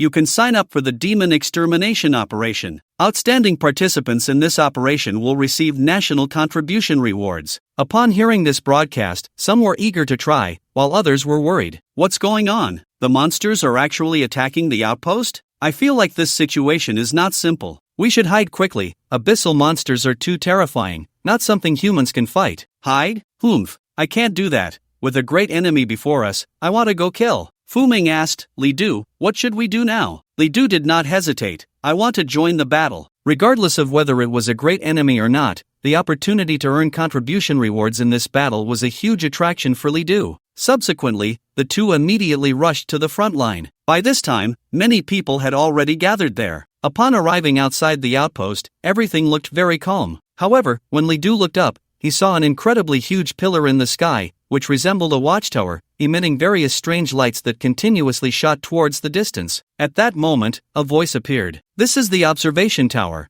Inside it is a formation set up by extraordinary beings that can observe everything within 1,000 miles. Once there is an anomaly, the outpost will receive immediate news. Turning around, Li Du discovered it was Su Chong. Looking at the badge on Li Du's chest, Su Chong nodded and showed a look of approval. Not bad. You've become a 5-star private. Li Du saluted. Greetings, officer. Although Su Chong was only a corporal, in terms of rank, he was higher than Li Du. Anyone who encounters someone of a higher rank refers to them as officer. Su Chong said, no need for formalities. Although you are young, you have the courage to come out, which is commendable. Li Du couldn't help but ask, what exactly is going on this time? Su Chong replied, it's not a big deal, just a normal monster attack. Therefore, you are allowed to come out and fight. This is a rare opportunity. If you perform well in such a battle, you can earn a lot of military merit. At this moment, a somewhat familiar voice came over. Brother Li Du, I finally found you. Turning around, it was Wang Bin and a few others. They had also arrived. Wang Bin came to Li Du's side and naturally patted him on the shoulder. I told you, my brother Li Du would definitely come to fight. You guys are here too? Wang Bin immediately stood at attention. Of course. Defending the country is our duty. Boom, boom, boom. Suddenly, a huge noise erupted, and everyone looked over to find a swarm of dark monsters rushing this way. They were shrouded in mist, and the appearance of the monsters was like a spreading black fog. At the same time, the broadcast came again. The monster assault has arrived. Everyone, prepare for battle. Soldiers of the base, prepare to strike. At this moment, Su Chong had already left. He was a soldier within the base, and at such a time, he would definitely be at the forefront. Looking at the dark mass of monsters, some who had originally planned to fight suddenly felt a bit scared, but many others, instead, ignited a higher fighting spirit. At this moment, a sudden wave of battle cries erupted nearby. Defend the motherland, fight to the death. Defend the motherland, fight to the death. Defend the motherland, fight to the death. It was the already organized soldiers of the base, lined up in extremely neat formations, charging out. This scene immediately inspired many. Some joined in the shouting. Brothers, let's go. Let's take down these monsters. Damn it, we can't let others think we are weak. Even if we can't be like soldiers, we must show our courage. The monster assault had officially arrived. Roar, roar, roar. Various dark creatures jumped forward, tearing at the professionals. Some were caught off guard and were immediately killed by the monsters. However, the base's soldiers blocked a large number of monsters at the front, unleashing various large-scale skills, instantly killing many monsters. Those that managed to enter the base were merely stragglers, not many in number. but the powerful monsters still caused significant trouble for many professionals inside the base. "Everyone, get out of the way." At that moment, Li Du shouted. The people in front immediately jolted and all moved aside. Sky Abyss Slash. Then, a powerful slash was released, like a black moon, charging towards several monsters. Boom! The slash hit, resulting in an explosion. In an instant, the monsters were directly killed by Li Du. This scene left many people astonished. Wow, this brother is so strong. Who is he? Their astonishment didn't last long before more monsters came in. Li Du shouted, "Don't just stand there. Guardians hold the front, damage dealers move to the back. Control them well, these monsters have no brains. They're easy to deal with." His words immediately calmed the chaotic crowd. Li Du's voice seemed to have a contagious power. Soon, the corresponding professionals returned to their positions. Guardian-type professionals immediately deployed shields and barriers, blocking a large number of monster assaults. Priests healed on the side, while archers and mages continuously dealt damage, pushing back the monsters. Meanwhile, control-type professionals were also constantly restraining the monsters. At the same time, Li Du was also casting skills. Abyss Slash, Thunder Strike, Magic Binding. Various skills were unleashed, instantly killing many monsters. Under Li Du's command, people clearly found it much easier to deal with the monsters and fought with more confidence. At this moment, Wang Yu, standing nearby, looked at Li Du with eyes full of jealousy. "This position should be mine. I should be the one commanding. I should be the center of attention." Wang Yu's face was so dark it seemed like it could drip water. If it weren't for Li Du, it should be him commanding others now. He should be the one enjoying the spotlight. However, all of this was taken away by Li Du. Especially when he saw Fu Ming, he was consumed by jealousy. Why should that pair of admiring eyes be on Li Du? They should be on him. They should be on him. Damn Li Du, why can't you just let the monsters kill you? Wang Yu cursed in his heart. At that moment, someone suddenly shouted at him, "Bro, what are you doing? Don't just stand there. Aren't you a legendary class?" A few people noticed that Wang Yu had barely moved, just watching others fight. Immediately, someone complained. Hearing these words, Wang Yu's hatred deepened. He snorted coldly, "What's it to you? Damn, everyone else is fighting, and you're just standing here. You even have your class aura on, at least use a skill or something." At that moment, another wave of monsters charged in, and people immediately forgot about Wang Yu, rushing forward to fight. As for Li Du, Wang Yu had never regarded him highly. He didn't know how things were elsewhere, but at least in the area where Li Du was, the monsters were quickly cleared out. Among them, Li Du alone had killed more than half of the monsters. Under Li Du's command, others also killed quite a few monsters. People were very happy, and many came forward to thank Li Du. Fu Ming was so excited that she directly hugged Li Du. "Li Du, we killed so many monsters." Li Du said, "The monsters inside are almost cleared, but the battle outside isn't over yet. I need to go out and fight." Upon hearing this, Fu Ming immediately said, "I want to go with you." Li Du replied, "It's too dangerous, you stay inside." He didn't dare let Fu Ming take risks, not knowing how many abyssal monsters were outside. After saying that, without waiting for Fu Ming to agree, he charged out. Seeing this, Fu Ming stomped her foot in anger. Humph, showing off again? Am I really that weak? But thinking of how Li Du cared for her, she felt a bit warm inside. "Hey, bro, where are you going?" People were puzzled, and then they saw Li Du directly leave the base. What the hell? What's he going out for? He can't be going out to fight, right? The number of monsters outside is 1,000 times that of inside. Can he really handle it? Absolutely. I see this guy is so awesome, how could he not manage? Soon, Li Du arrived outside the base. Unlike inside the base, the monsters outside were overwhelming. Large groups of troops were resisting in front, but countless monsters were still charging in. Roar, roar, roar! Li Du's appearance immediately attracted the attention of countless abyssal monsters. Instantly, wave after wave of monsters rushed over. "Be careful!" someone nearby shouted at Li Du. However, Li Du did not back down. Instead, he raised his staff and immediately released a skill. Abyssal Confinement. A vast expanse of abyss appeared, and then countless magical hands grabbed one abyssal monster after another, holding them tightly. To kill the enemies quickly, Li Du immediately activated Wrath of the Beasts. With 10 times the damage, these abyssal monsters couldn't hold out for long and were directly slain by Li Du. Then, Li Du continued to push deeper, constantly releasing skills, killing wave after wave of monsters. Li Du's slaughter was highly efficient. Almost one skill could kill dozens of abyssal monsters. With Li Du's help, the nearby abyssal monsters were rapidly decreasing. The other people on the battlefield were gradually drawn to Li Du. Wow, this guy is so strong. One skill kills a batch of abyssal monsters. Is he trying to single-handedly form an army? Who is he? How come I don't know such a strong person? At this moment, Su Chong, who was commanding the battle not far away, also noticed Li Du and was equally astonished by his performance. It should be noted that Li Du was only level 24, yet his performance was more exaggerated than that of a level 34 professional. These abyssal monsters, each over level 30, would require a significant effort for an epic level professional to kill one, but before Li Du, they were as fragile as paper. Not only the people on the battlefield, but the abyssal monsters also took notice of Li Du. From a mass of black mist emerged a bloody, terrifying figure surrounded by dark fog. "It's him, he killed many of our minions." A similarly bloody and terrifying monster, also shrouded in black mist, spoke up, "I'll go kill him." It then moved. Its speed was astonishing, crossing a long distance in mere seconds, landing in the center of the battlefield. Boom! When it landed, the ground trembled slightly. At this moment, someone shouted, "It's actually an abyssal demon." "Oh no! The abyssal demon has come out. Quickly block it." The destructive power of one abyssal demon is stronger than 1,000 abyssal monsters. We must not let it enter the stronghold. The army began to move, surrounding the abyssal demon. However, the abyssal demon ignored the army and charged directly at Li Du. Its intent was clear: kill Li Du.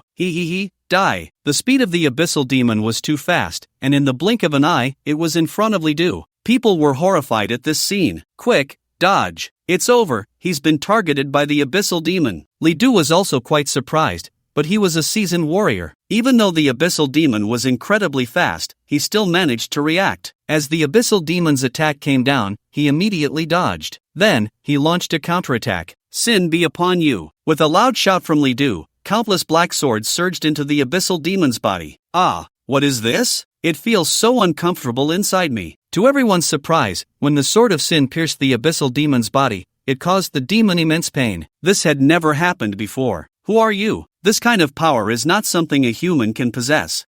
Before Li Du could launch his next attack, the abyssal demon was already rolling on the ground in agony. Although he was very surprised, Li Du quickly regained his composure and activated the ultimate judgment. Then, the sin took effect, and the abyssal demon's body immediately exploded. Boom! After the explosion, the abyssal demon was completely dead. Li Du had directly killed an abyssal demon. This left everyone speechless. "I can't be seeing this wrong, can I? He actually killed an abyssal demon. Who is he? So young. Even a level 40 professional wouldn't dare to guarantee they could kill an abyssal demon, right? What level is he?" The death of one abyssal demon caused a huge change on the battlefield. The abyssal monsters, which had been continuously attacking, suddenly weakened significantly. The army immediately launched a counterattack, and in an instant, countless abyssal monsters perished. The abyssal monsters, which had been surrounding, were now being surrounded by the humans. On the other side of the battlefield, another abyssal demon looked at Li Du, its eyes filled with hatred. "I will kill you. I will definitely kill you. Human, you must die." At this moment, Li Du also noticed the abyssal demon in the distance. He charged directly at it. Waving his staff, he gathered his power. Heaven's Wrath Fireball, a powerful fireball, imbued with unparalleled strength, was about to be unleashed as Li Du aimed to continue his assault on another abyssal demon. The power of the fireball was so immense that the entire battlefield seemed to feel its heat. The Heaven's Wrath Fireball, enhanced tenfold, made Li Du unaware of just how high the damage would be. The fireball was fully formed, and Li Du waved his hand, sending the Heavenly Wrath Fireball rushing towards the abyss demon. There were countless abyss creatures there, preparing to continue their attack. Boom! The fireball exploded, engulfing the entire battlefield in flames. The army quickly opened their protective shields to avoid being affected. However, countless abyss creatures were not so lucky. They were swept away by the sea of fire, instantly perishing. The Heavenly Wrath Fireball, enhanced to 10 times its damage, dealt a blow that no one could withstand. Even the abyss creatures could not resist. When the flames subsided, people looked down and found bodies lying everywhere. All were abyss creatures. Among the countless corpses, one particularly bloody, terrifying body, shrouded in black mist, stood out. Clearly, it was another abyss demon. 2 abyss demons had fallen at Li Du's hands, along with countless abyss creatures. As the fireball's effects faded, the black mist gradually dispersed, and there were no more abyss creatures left. This battle was finally over. People could finally breathe a sigh of relief. Not only that, but their gazes towards Li Du were filled with respect and admiration. Originally, their battle had been quite difficult, but once Li Du intervened, everything became simple. A large number of creatures had been slaughtered almost entirely by Li Du alone. Su Chong came over and patted Li Du's shoulder without hesitation. "Good lad, I didn't know you were this strong. When it comes time to record military achievements, I might just have to call you commander." Hearing Su Chang's teasing, Li Du smiled. Li Du! At that moment, a figure rushed out from the stronghold. It was Fu Ming, who was extremely happy. I saw it all. You are really amazing. Li Du had killed 2 abyss demons and countless abyss creatures, which left Fu Ming almost mesmerized. Do you still have confidence in surpassing me? Humph. Even so, I will still surpass you. I want you to know that I am the strongest. Fu Ming pouted, looking unconvinced, but the excitement in her eyes was undeniable. Su Chong said, I won't disturb you and your little girlfriend any longer. We need to clean up the battlefield now. With that, he left. Fu Ming's face immediately turned red. What? We are not in that kind of relationship. Not far away, Wang Yu trembled at the sight. Trash abyss demon. How can you be so useless? You can't even kill Li Du. When the abyss demon attacked, he was so happy he almost cheered, thinking Li Du was about to die. As long as Li Du was dead, Fu Ming would still belong to him. Everything about Li Du should belong to him. He was the one enjoying the brilliance. But the abyss demon was actually killed by Li Du. Wang Yu was so furious he nearly fainted. Watching Li Du and Fu Ming being close, he grew more and more annoyed, wishing he could kill Li Du. Soon, a voice echoed in the sky. The battle is over. We will now begin distributing military achievements. The stronghold's army blocked a large number of abyss creatures,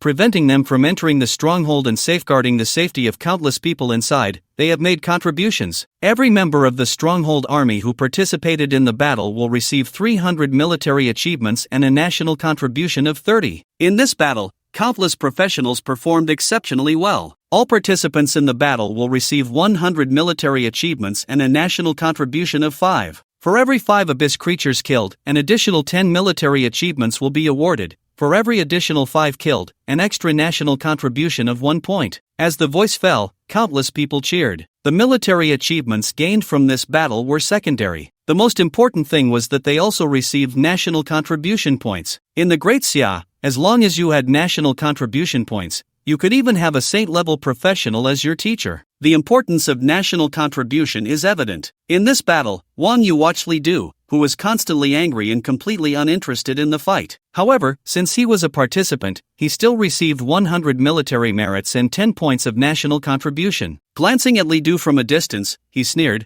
"What's the use of your hard work? How much military merit can you get? At most a few hundred military merits. Almost lost my life. What a fool. I can get military merit without doing anything. Isn't that much better than you?" With this thought, Wang Yu's mood improved a bit, but at that moment, a voice echoed in the sky again. In this battle, the professional Li Du killed 986 abyssal monsters and 2 abyssal demons alone. Contribution is particularly outstanding. After the decision of the base headquarters, Li Du is specially awarded 12,000 military merits. National contribution 500. Li Du's military merits are already sufficient. His rank is now promoted to corporal. Upon hearing the reward for Li Du, everyone was in admiration. Compared to others, Li Du's reward was indeed too high. Yet no one was dissatisfied. Everyone had witnessed Li Du's performance. Without Li Du, this battle could not have ended so quickly. It might have been even more dangerous. Li Du almost single-handedly turned the tide. Only Wang Yu. Upon hearing Li Du's military merits, he could no longer contain himself. If it weren't for the many people nearby, he would have roared out loud. Why?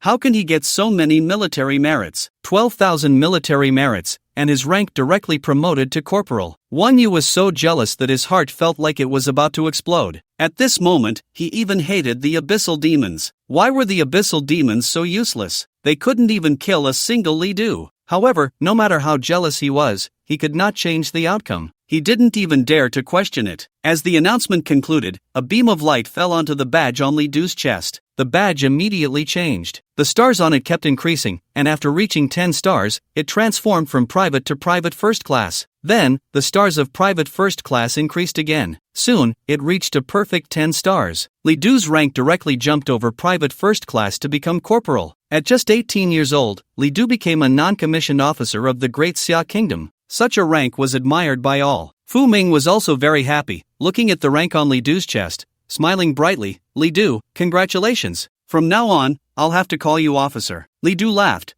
"Why not call me now and let me hear it?" Fu Ming immediately blushed. "Humph. I won't call you. I don't believe you dare to punish me." The battle was over, and the attack of the abyssal monsters had retreated. When Li Du and Fu Ming returned to the base, they learned that this time the abyssal monsters had attacked not just one place. In fact, there were countless abyssal monsters attacking almost everywhere in the entire base. The Great Xia base was divided into 10 areas. The area where Li Du was currently located was Area 10. The higher the ranking of the area, the stronger the station troops. Area 10 was also known as the novice area. The station troops here were very few, and correspondingly, it was very safe. For the abyssal demons to invade Area 10, they needed to pass through layers of defenses in numerous preceding areas. Ultimately, the abyssal monsters that could enter here were of very low level and posed almost no significant threat. Li Du heard that several of the higher-ranked areas even encountered abyssal lords. Even level 80 and 90 big shots came out to fight. The battle was extremely fierce. That was the real battlefield. However, due to the barriers set up by extraordinary beings between the various areas,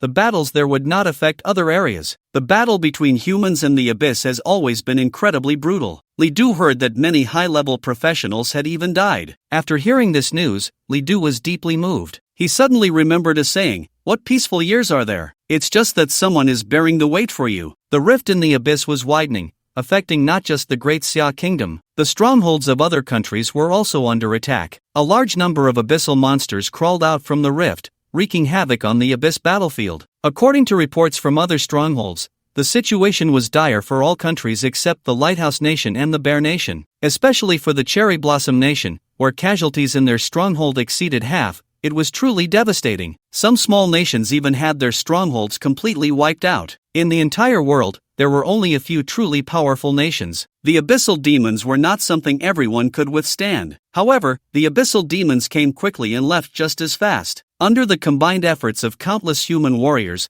the abyss rift was finally suppressed. Ultimately, the abyssal demons could not leave the abyss in large numbers. But that was a matter for later. News had already been released from the stronghold that, at the latest, within 3 days, the battlefield of all races would reopen. By then, everything would return to normal. Upon hearing this news, Li Du breathed a sigh of relief. During this time, he had been spending time with Fu Ming, wandering around the stronghold. Li Du also visited the trading hall to see what items were available. However, even as a low-ranking officer, the things he could purchase were limited. There wasn't much that caught his eye. Moreover, Fu Ming had a deep background and had quite a few good items. Li Du didn't find it necessary to go to the trading hall. During this time, Li Du's performance in facing the abyssal monsters gradually spread. In the stronghold of District 10, some people were discussing Li Du. Although the discussions weren't very intense, he had gained a bit of fame. Yanguan University. Principal's office. Qin Yanguan and Zhou Ning were sitting here drinking tea as usual. Neither Qin Yanguan nor Zhou Ning needed to personally handle school affairs very often. They were both old, and with young people striving, their days were relatively leisurely. Zhou Ning looked into the distance and said,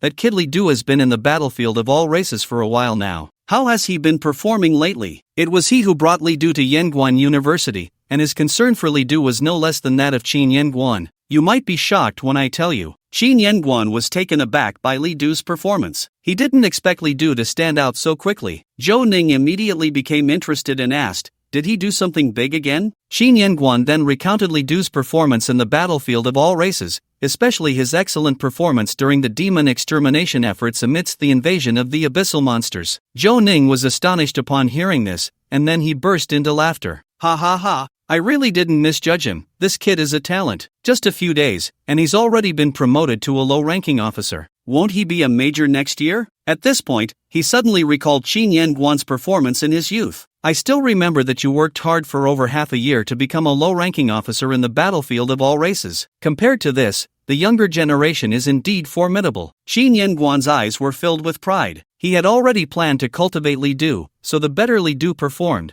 the happier he became. In his youth, he was indeed a genius, rising from soldier to officer in just half a year. After that, he fought for over a decade, steadily rising in rank, and at the age of 35, he even became a major general. At that time, he was the youngest major general in the Great Xia Kingdom, enjoying unparalleled glory. Now, seeing Li Du's performance, he even saw the possibility of him surpassing himself. Qin Yanguan said, "If this kid really can surpass me, then the Great Xia Kingdom truly has a successor." Zhou Ning asked, "If that's the case, would you be willing to let him go into the abyss?" Both of them had fought in the abyss and knew its horrors well. Even though Qin Yanguan had now entered the extraordinary realm, the injuries he sustained in the abyss still tormented him to this day. Otherwise, Qin Yanguan would not have come out to establish Yanguan University. Every extraordinary person, unless they truly have a serious problem, would absolutely not appear in front of the world. They have more important things to do. Someone like Zhou Ning, a level 99 professional, is already considered the peak recognized by the world.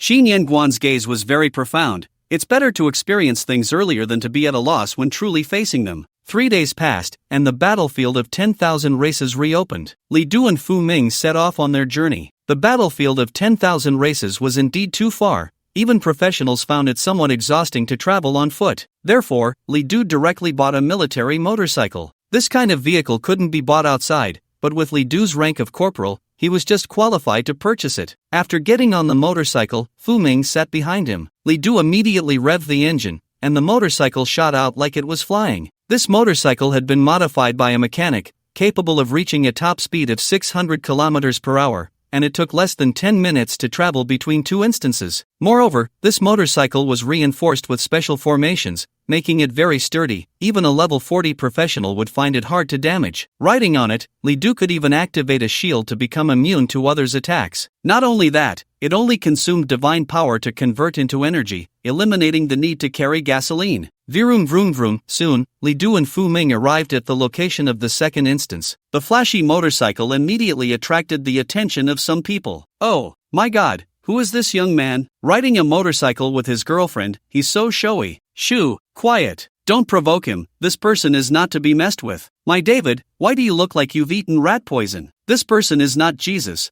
Why can't we provoke him? Let me put it this way, he has killed dozens of professionals from Sakura country. Upon hearing this, those who were initially dissatisfied immediately fell silent. Some people were astonished when they noticed the badge on Li Du's chest. He's actually a corporal. So young? I don't think he's even 20. No wonder he could buy that motorcycle. Is that motorcycle good? Of course. That motorcycle costs a fortune, 300,000 divine power for one, and only those with the rank of corporal or above can buy it. Damn! So expensive? 300,000 divine power, converted into points, is equivalent to 30,000 points. This is already half the price of an epic level equipment. Only Li Du, who earned a large number of points at school, could afford such a motorcycle. The two ignored the discussions around them and headed straight for the instance's teleportation portal. Just then, someone asked, "Are you two going to clear the instance?" Li Du nodded. The person immediately reminded, "Currently, the people from Sakura country have surrounded the instance,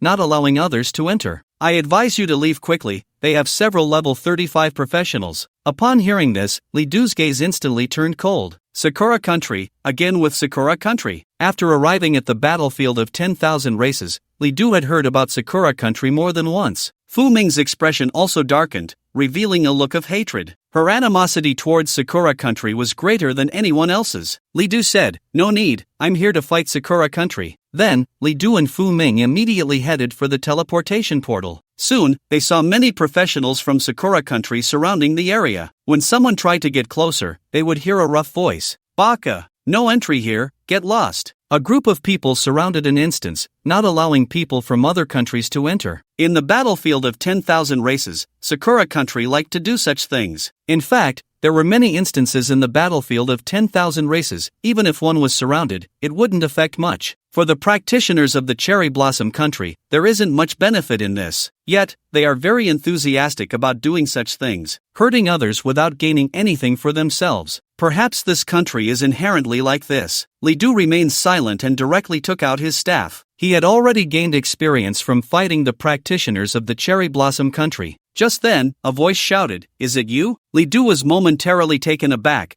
Did someone from the cherry blossom country actually recognize him? "Yamamoto-kun, do you know him?" The person referred to as Yamamoto immediately spoke up. "I didn't expect it to be Mr. Li Du from the Great Xia country. We apologize for our rudeness, we will step aside now." Upon hearing the name Li Du, the nearby practitioners of the cherry blossom country felt both fear and anger. The fear stemmed from the fact that Li Du had killed many practitioners from their country. The anger also came from the same reason. However, Yamamoto seemed to be the leader of this group. Despite the reluctance of the others, they immediately stepped aside after he spoke. Soon, a path was cleared in front of the dungeon portal. Seeing this, Li Du also put away his staff. Although he hated the people of the cherry blossom country, he wouldn't attack others without reason like they would. The others were utterly astonished. What the hell? Have the cherry blossom people changed their ways? They actually backed down. Who is this young man? I know him. He is Li Du, who killed many monsters and abyss demons during the resistance against the monster invasion a few days ago, directly rising from private to corporal. I heard he also killed dozens of practitioners from the Cherry Blossom country. No wonder. Ha ha ha. The little Cherry Blossom devils no fear too. After that, Li Du and Fu Ming directly entered the dungeon. This dungeon was called the Ruined King. Upon entering, they were greeted by a magnificent ruin. It seemed to have once been a kingdom,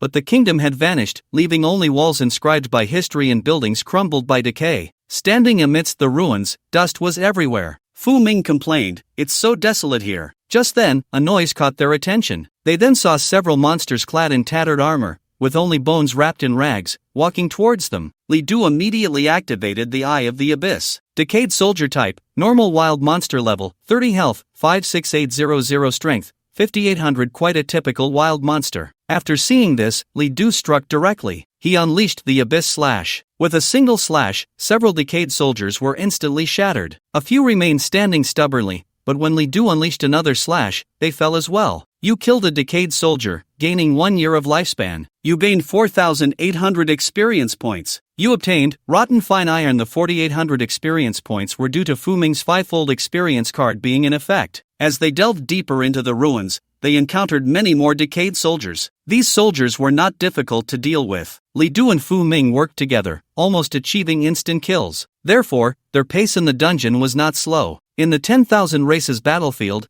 dungeons are generally quite large. Completing a dungeon usually takes about 7 to 8 hours. This is different from the dungeons in the outside world. In the outside world, some dungeon processes are very short, and can be completed in less than half an hour. As the two of them went deeper, they gradually saw a decayed city wall. It seemed they were about to enter the interior of the ruins. Outside, Yamamoto-kun, why let them in? Don't you know Lord Mitsui's orders? This time, they surrounded this dungeon for a reason. The Ruined King dungeon drops a very precious item, the Tear of the Ruined King. This material has a very special function, respec. After use, it is possible to wash away some attribute points on the body and then reallocate them. If combined with other similar materials, it can even create a point washing potion, allowing for a complete reshaping of one's attribute points. One must know that the later a professional progresses, the more important attribute points become. In the early years, not understanding this often leads to misallocation of attribute points, resulting in future regrets. Therefore, point washing potions can often be sold for exorbitant prices. However, the Tear of the Fallen King only drops 3 drops each year. Now, this material has just dropped a year since the last time, and the professionals of Sakura country naturally have their eyes set on this dungeon.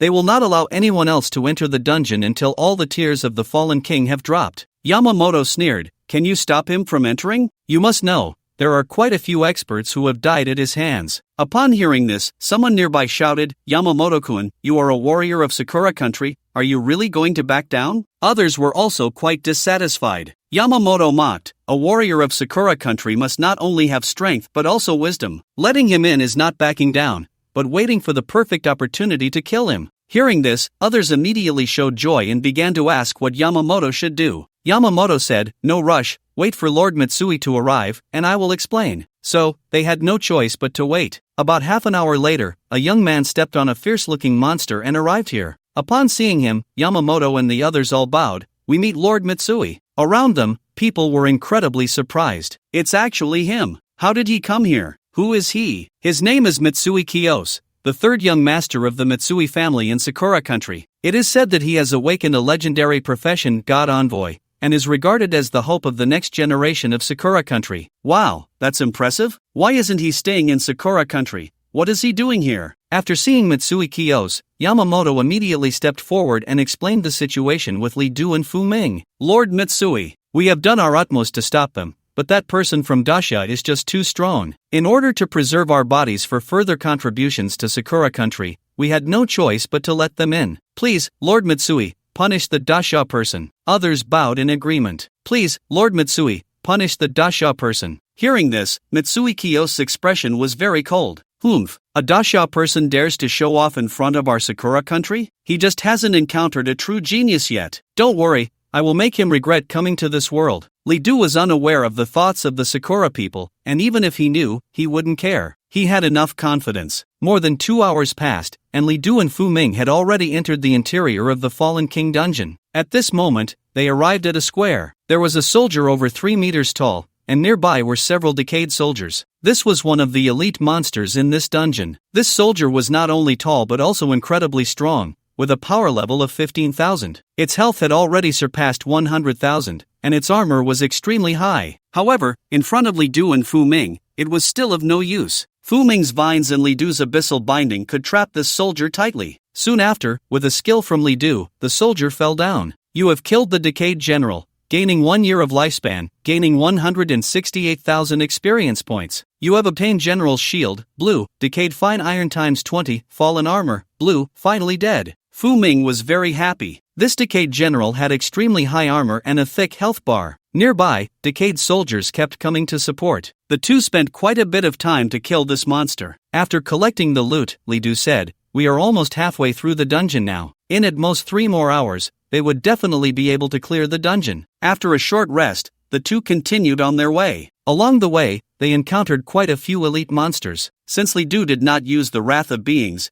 these elite monsters were not easy to kill. However, both of them were very strong, so even if it took time to whittle down their health, they could still defeat the elite monsters. This way, the time spent increased significantly. However, the dungeon in the battlefield of 10,000 races was quite special. There were no record-breaking rewards, so the time taken was not important. What mattered was whether they could clear the dungeon. After nearly 2 hours of fighting, they finally arrived at a dilapidated palace. Beside the palace stood a very tall, twisted tree. This tree exuded a dark aura, as if it could move at any moment. "Li Du, what are you looking at? Let's hurry inside," Fu Ming urged. The palace before them was undoubtedly the room of the dungeon. Once they entered, they would be able to see the dungeon boss. After defeating it, they could clear the dungeon. However, Li Du did not move. "Don't you think this tree looks a bit strange?" Fu Ming was somewhat surprised. She hadn't noticed anything unusual. Li Du directly activated the Eye of the Abyss. Whoosh! At that moment, a vine suddenly lashed out at the two. Li Du was startled and immediately pulled Fu Ming aside to dodge. Crack! The vine struck a large pillar beside the palace,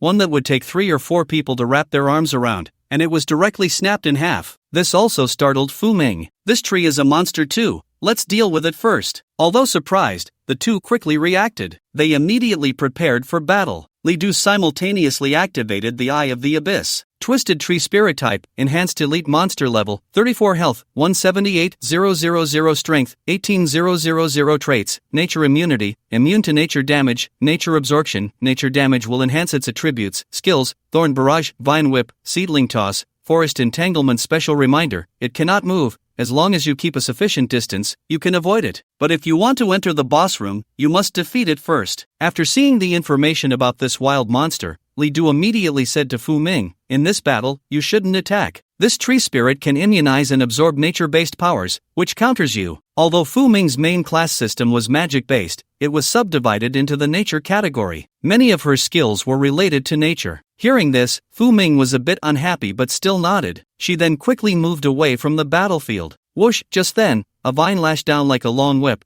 trying to stop Fu Ming from leaving. Abyssal Slash! Li Du wasted no time and directly unleashed his skill, severing the tree's vine. Seeing this, the tree immediately shifted its attack target to Li Du. It shook its body, and then countless thorny spikes shot toward Li Du like bullets. Infernal Demon Lord! Li Du immediately summoned the Infernal Demon Lord. As the massive lord appeared, it quickly conjured a wall of fire. The moment those spikes hit the firewall, they were instantly incinerated, unable to harm Li Du at all. Then, the Infernal Demon Lord launched an attack. Boom! A fireball struck the tree, instantly igniting its branches. Boom boom boom! The Infernal Demon Lord pressed the attack, continuing to unleash fireballs. Soon, the tree was surrounded by flames. The situation looked very promising. However, it seemed that these flames did not cause significant damage to the tree. The great tree shook violently, and surprisingly, it shook off the flames. The burned areas showed no signs of damage, as if nothing had happened at all. This tree doesn't seem to fear fire? Li Du couldn't help but speculate. Then let's test it. He then commanded the Flame Demon Lord to unleash its full power. Whoosh, whoosh, whoosh! Instantly,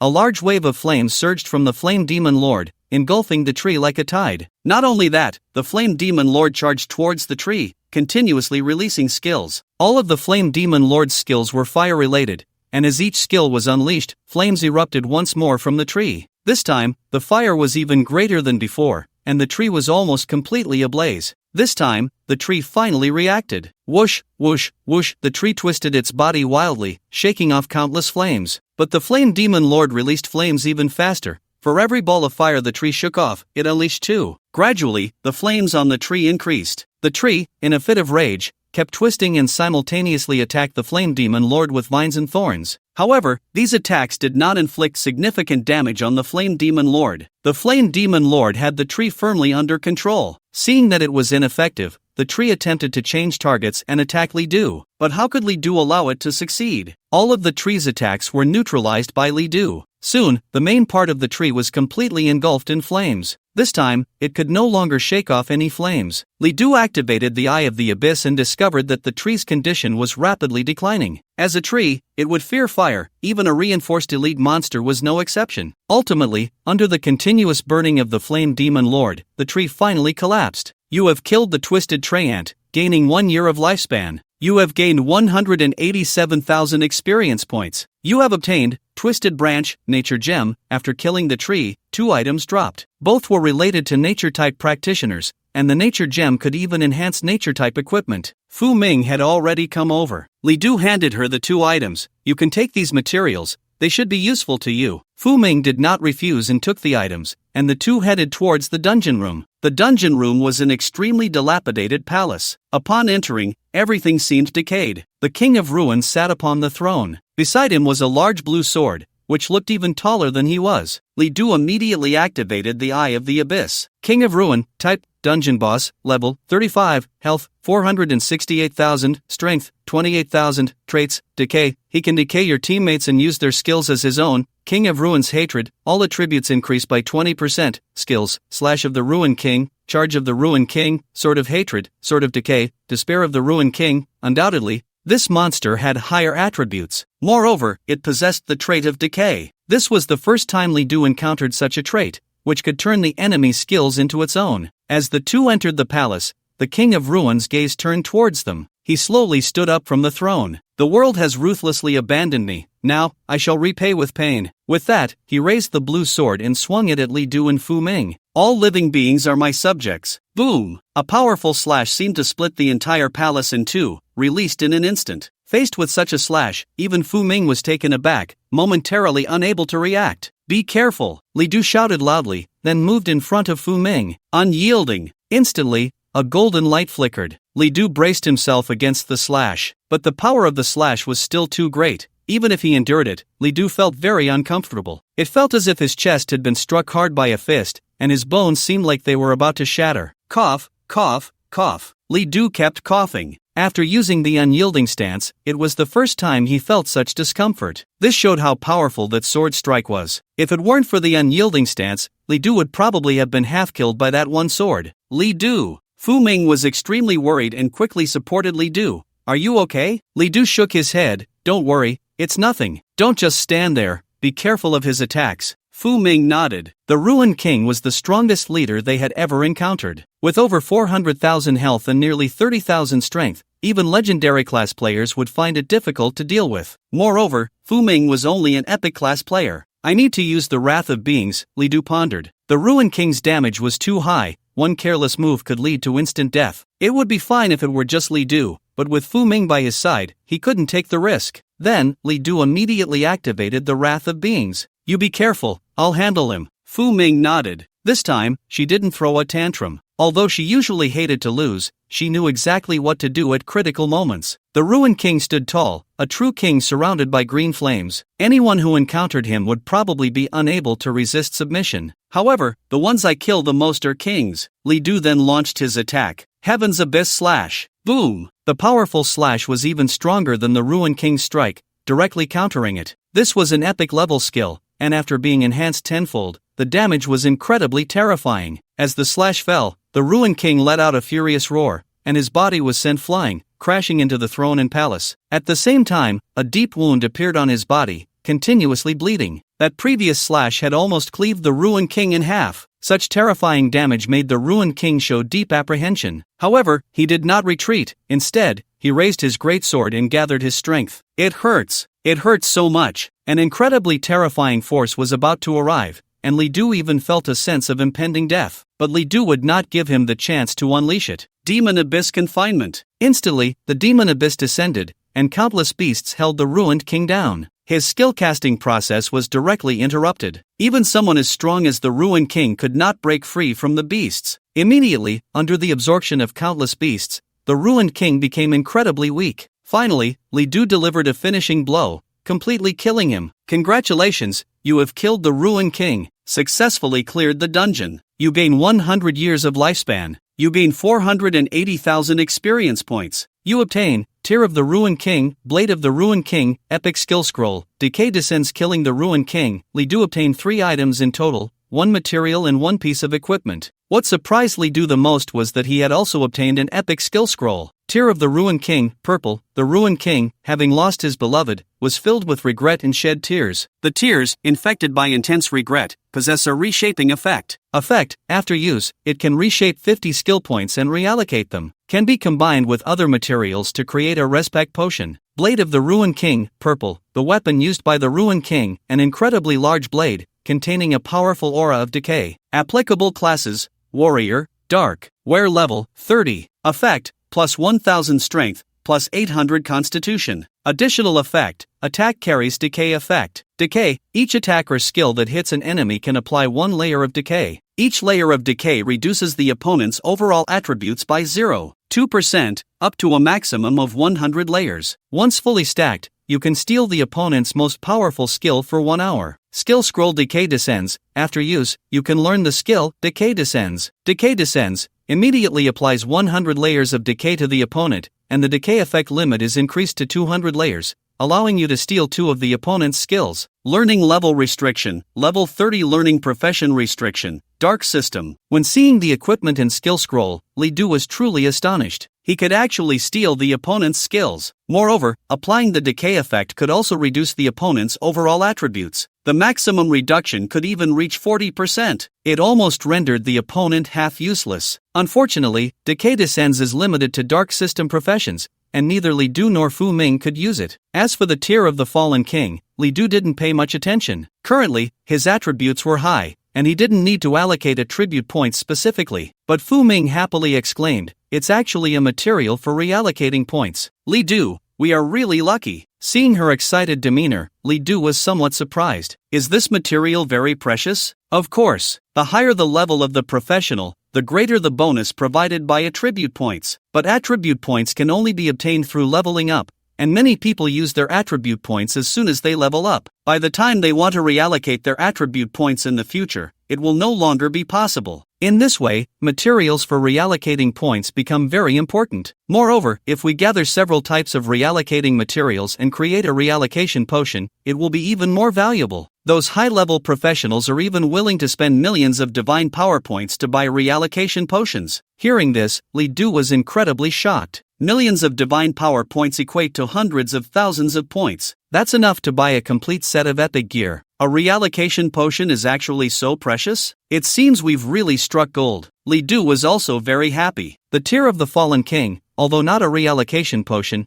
is one of the materials that can be used to make a reallocation potion. Fu Ming said, "Let's see how many more Tears of the Fallen King this dungeon can drop when we go out. Shall we clear it all?" Li Du nodded, and then he and Fu Ming left the dungeon. The moment they stepped out of the teleportation portal, Li Du suddenly felt an extremely dangerous sensation. As his vision just recovered, he suddenly saw a red light enveloping them. Li Du was immediately taken aback. He quickly embraced Fu Ming, shielding her beneath him, while activating Unyielding. Boom! A violent explosion occurred right in front of the dungeon's teleportation portal, completely engulfing Li Du. The sudden explosion was too unexpected. Even though Li Du activated Unyielding, the impact of that moment still caused him intense pain. Fortunately, Unyielding absorbed most of the damage. Li Du's clothes were only slightly torn, and he didn't suffer significant harm. Fu Ming, having been protected by Li Du at the first moment, was unharmed. As the explosion dissipated and the dust settled, the two slowly got up. "Baka, you didn't die?" Several voices emerged. Li Du and Fu Ming finally saw the attackers, who were indeed from the Sakura Nation. In addition to the original Sakura Nation members, there were a few more people. Standing in the middle was a young man, treading on a fierce evil spirit. Beside him were several uniformed onmyoji, exuding a very dangerous aura. The moment Li Du saw them, his anger surged instantly. It had been too dangerous just now. If Li Du hadn't used unyielding, that explosion could have even put his life at risk. The leading young man revealed a mocking smile. People from the Great Xia Nation are all turtles, aren't they? Haha, let me introduce myself. I am Mitsui Kiyoshi, the third young master of the Mitsui family. This instance is my private instance during this time. You have trespassed into my private instance, and by rights, you should be executed. But I am kind-hearted and will allow you to live. Hand over the Ruined King's tear, kneel down and apologize, do not resist, and you may live. Although the previous strike did not kill Li Du and the others, Mitsui Kiyoshi remained very confident. He was a legendary class profession, the future star of Sakura country. His family was one of the noble families of Sakura country. In front of him, Li Du, a mere epic class profession, was nothing. How dare he resist him? Moreover, he had several level 40 Onmyoji by his side, all epic class Onmyoji, ready to follow his orders at any time. Li Du's eyes were as cold as ice, his killing intent almost solidifying. Ming Ming, hide behind me. Fu Ming was stunned. Li Du's tone left no room for refusal. He had never spoken to her like this before. At this moment, although she was equally furious and wished to kill these Sakura people immediately, she still stood behind Li Du. Li Du waved his staff, gathering power. Heaven's Wrath Fireball. His voice was very calm, yet contained the sound of thunder. As the sky formation appeared, the fireball continued to expand, and the scorching heat instantly spread around. Several Sakura country professionals immediately showed expressions of fear. However, Mitsui Kiyoshi still sneered. What, planning to stubbornly resist? Ha ha ha, do you really think your fireball will have any effect? No worries, I can play with you. You all, activate the shield. I want to see the profound despair on his face when he realizes his attack is ineffective. Ha ha ha ha ha. Then, several level 40 Onmyoji immediately cast spells and opened a protective shield. Mitsui Kiyoshi shouted, Dasha's fools, my shield can withstand up to 500,000 damage. If you can break it, I will show mercy and let you go. Li Du's gaze was icy. The fireball continued to expand, like the sun. Finally, it reached a point where it could no longer expand. Kill! At this moment, Li Du finally roared. His face twisted with anger. The Heaven's Wrath Fireball instantly surged down. The massive fireball struck the protective shield, resulting in a tremendous explosion. Boom! Boom! Boom! The intense explosions came one after another, and the surrounding professionals were all horrified at this scene. They immediately ran away, fearing being caught in the fireball's blast. Some professionals were so scared they lost control. Even the Sakura country professionals inside the protective shield seemed to feel an unparalleled heat, their legs giving way, and they collapsed to the ground. Mitsui Kiyoshi was initially very confident. He even laughed maniacally. But soon, he could no longer laugh. Crack! The protective shield began to crack under the immense impact of the Heaven's Wrath Fireball. Whoosh! A stream of fire surged in, instantly burning several professionals. They screamed and jumped, rolling on the ground, looking pitiful. Eventually, they managed to extinguish the flames on their bodies, but they were burned to a crisp. Just then, bang! The protective shield finally couldn't hold up and shattered. Without the protective shield, the flow of fire rushed in immediately. Countless Sakura country professionals were instantly engulfed in flames. Baka. Damn fire. Dasha people, Baka Yatsu. In the flames, a series of ghostly screams erupted. The people of Sakura country could not withstand the fire's damage, even though it had been reduced countless times. In the end, the flames spread and gradually extinguished. When it ended, several bodies of practitioners from the Cherry Blossom Nation lay on the ground, clearly burned alive. But Mitsui Chushine was unharmed. Around him, several level 40 Onmyoji opened their protective shields to guard him. Yet he was still covered in dirt and ash, looking extremely disheveled from the flames. Mitsui Chushine's face was incredibly grim. Dasha person, you have angered me. I will tear you to pieces. You won't get the chance. Li Du shouted. As the hourglass appeared, Li Du refreshed the cooldown of the Heavenly Wrath Fireball. Then, he enhanced it again, increasing the effect of the Wrath of Beings to 100-fold. At this moment, his body was continuously consuming a large amount of lifespan, almost depleting several days of life every second. Once he released the skill, this consumption would increase by hundreds or thousands of times, but Li Du couldn't care less. At this moment, he only wanted to completely kill the Cherry Blossom people in front of him.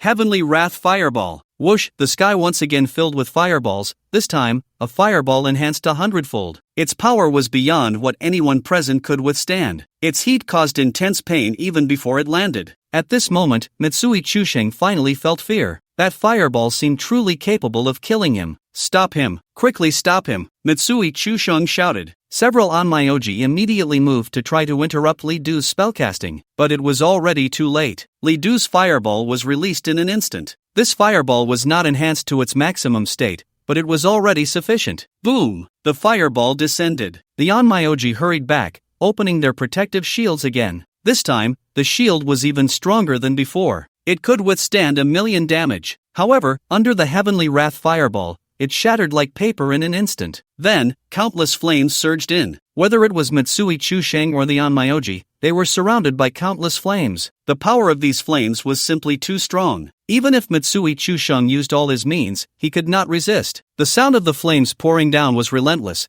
and the screams of the cherry blossom people could not even be heard. Finally, the flames subsided. On the ground, only a few charred bodies could be seen. All props, items, and equipment were burned to ashes. The 100-fold Heavenly Wrath fireball was that powerful. Even level 40 Onmyoji could not withstand it. Practitioners from other countries dared to slowly appear at this moment, looking at Li Du as if he were a deity. That fire, if they hadn't been far enough away, would have affected them too. A few unfortunate souls who hadn't managed to escape were now on the brink of death. Is he really human? That fireball, my god. I felt like I was about to meet the creator in that moment. Remember his face, this person must not be provoked, he is too terrifying. Are all Dasha people such monsters? No, only he is a monster, the other Dasha people are quite normal. Wait, look, what is that? Suddenly, someone pointed at one of the charred bodies. That body actually emitted a glow. Then, the light enveloped a shadow and left. That shadow, faintly visible, turned out to be Mitsui Chusheng. This scene immediately caught Li Du's attention. Li Du recalled what Qin Yengguan had said to him in the Hall of Heroes. The blessing of the Hall of Heroes could allow Li Du to have a chance to resurrect even if he died on the battlefield of 10,000 races. Could the Cherry Blossom Nation also have such means? Abyss Slash. Li Du immediately released the skill, wanting to sever that light. His heart was filled with murderous intent,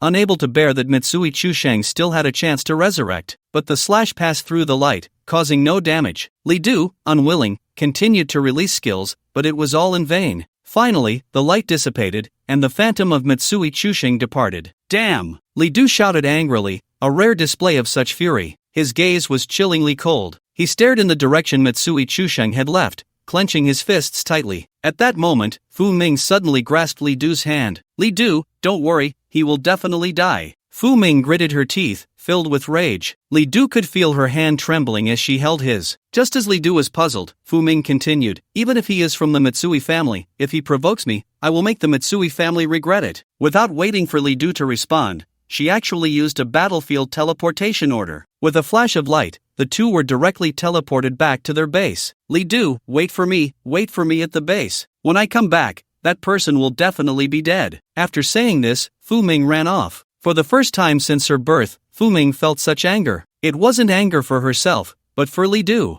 After coming out of the instance, they were suddenly attacked. The strike was so powerful that Fu Ming felt she would surely die in that instant. Then, a chest embraced her. It was Li Du who had blocked that attack, allowing them to be safe. But in that moment, Fu Ming almost thought Li Du was going to die. She gradually understood that she couldn't accept Li Du's death, let alone accept that he would die for her. Although Li Du was fine later, her emotions erupted like a volcano. She had to do something. Compared to Li Du, her strength was insufficient, but her greatest advantage was her extremely powerful background. She treated various teleportation talismans as scrap paper, tearing one after another. These teleportation talismans could easily sell for hundreds of thousands of divine power points in the outside world, but Fu Ming felt no remorse. She left the base and kept teleporting, returning to Gue Province. Then, she returned to Tianhai City. Today was a day off. Fu Shang was planning to take a nap when suddenly, a loud knocking on the door echoed, followed by a familiar voice, Dad. Fu Shang was a bit puzzled, thinking he might be hearing things. Hadn't his daughter already gone to the 10,000 races battlefield? However, the knocking continued. With confusion, Fu Shang opened the door and saw his daughter. Her eyes seemed to be filled with tears. Fu Shang was taken aback. Had his daughter been wronged? Who could make her feel that way? Ming Ming, why are you back? What happened? Fu Shang hurriedly let Fu Ming in. Fu Ming bit her lip and recounted the events from the 10,000 races battlefield to Fu Shang. Upon hearing that his daughter had been attacked, Fu Shang's expression instantly turned icy. Little Sakura bastard.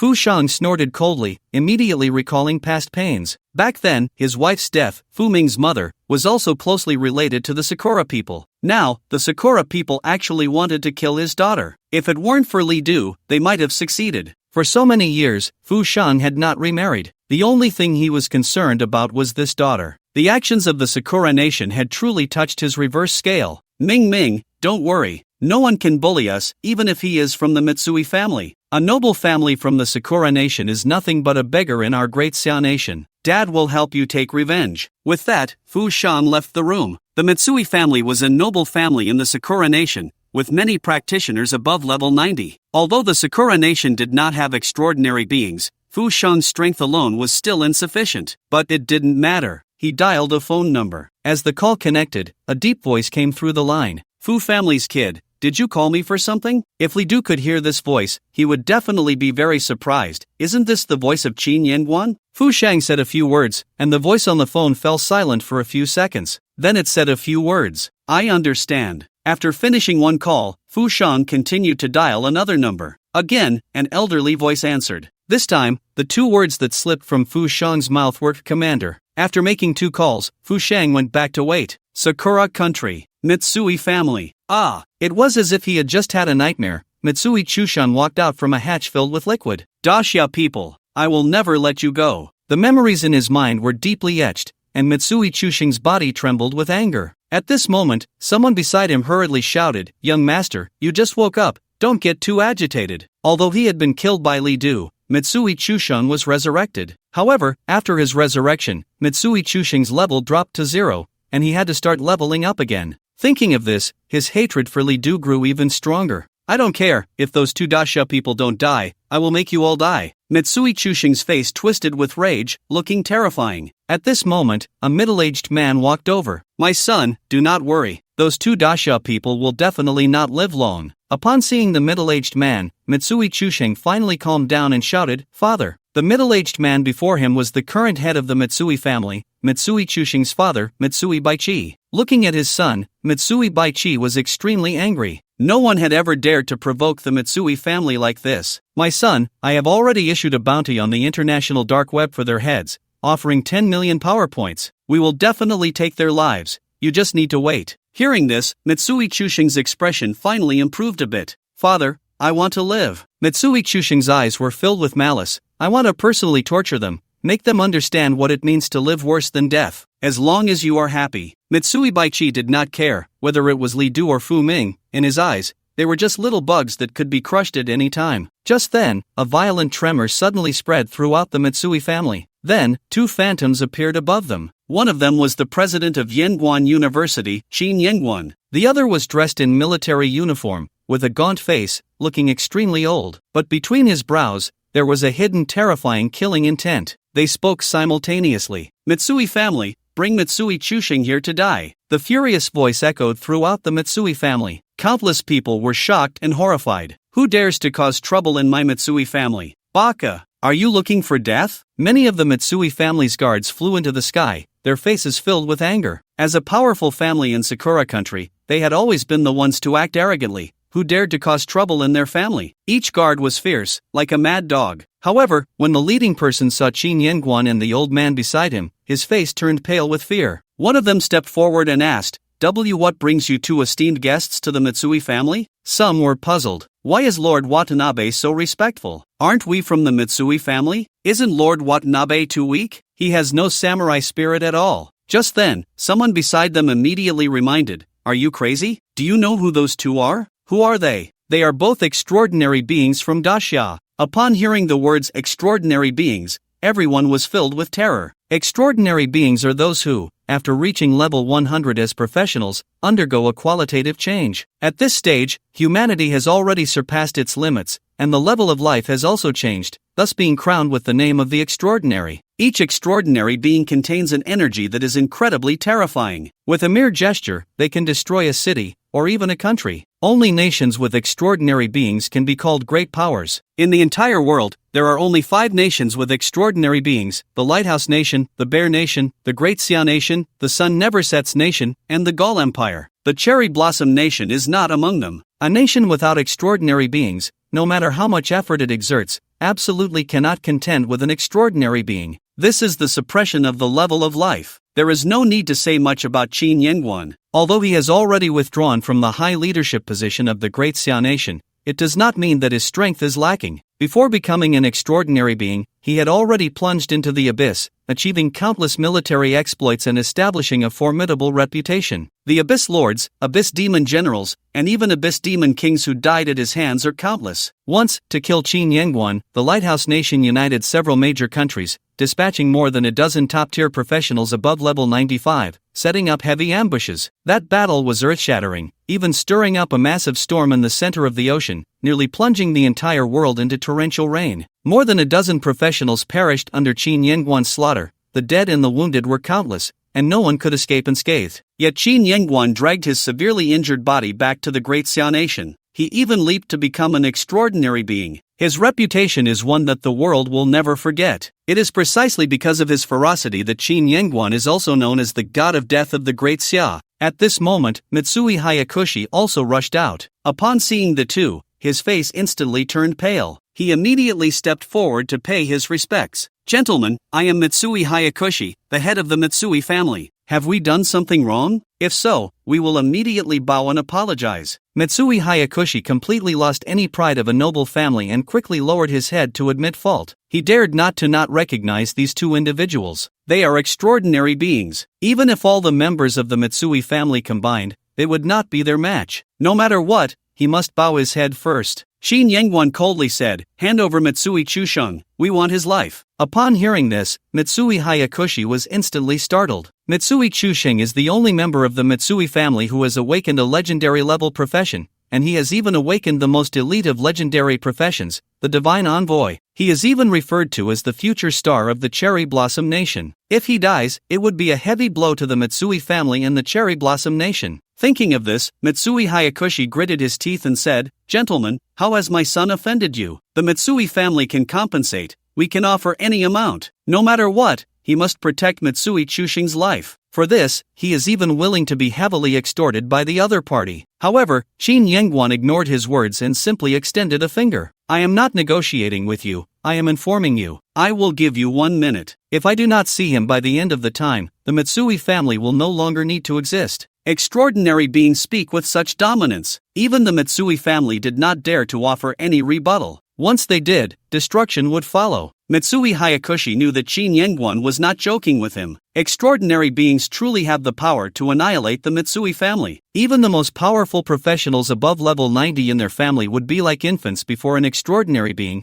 having no ability to resist at all. Cold sweat had already covered Mitsui Hayakushi's forehead. The two extraordinary beings stood here like statues. Motionless, yet like a great mountain, they pressed down on everyone, making it hard to breathe. Time passed second by second. Soon, a minute was up. Qin Yangguan said, "It seems your Mitsui family wants to accompany him in death. Very well." Soon, a massive formation gradually appeared above his head. This formation was enormous, capable of covering the entire Mitsui family. Within the formation, countless terrifying killing intents coalesced, as if numerous abyssal demons were active within. Before long, the formation took the shape of a great mountain, ready to descend. At that moment, everyone in the Mitsui family felt as if they could not breathe. At this time, Mitsui Baichi could no longer hold on. I will bring him out, please stop immediately." After saying this, he did not dare to linger and immediately returned to the Mitsui family. Seeing this, Qin Yangguan's formation did not continue to gather power but instead waited. Yet it did not dissipate. It could fall at any moment. Soon, Mitsui Chusheng was brought out. At this moment, he was still very confused, not knowing what had happened. When he came out and looked at the enormous formation in the sky,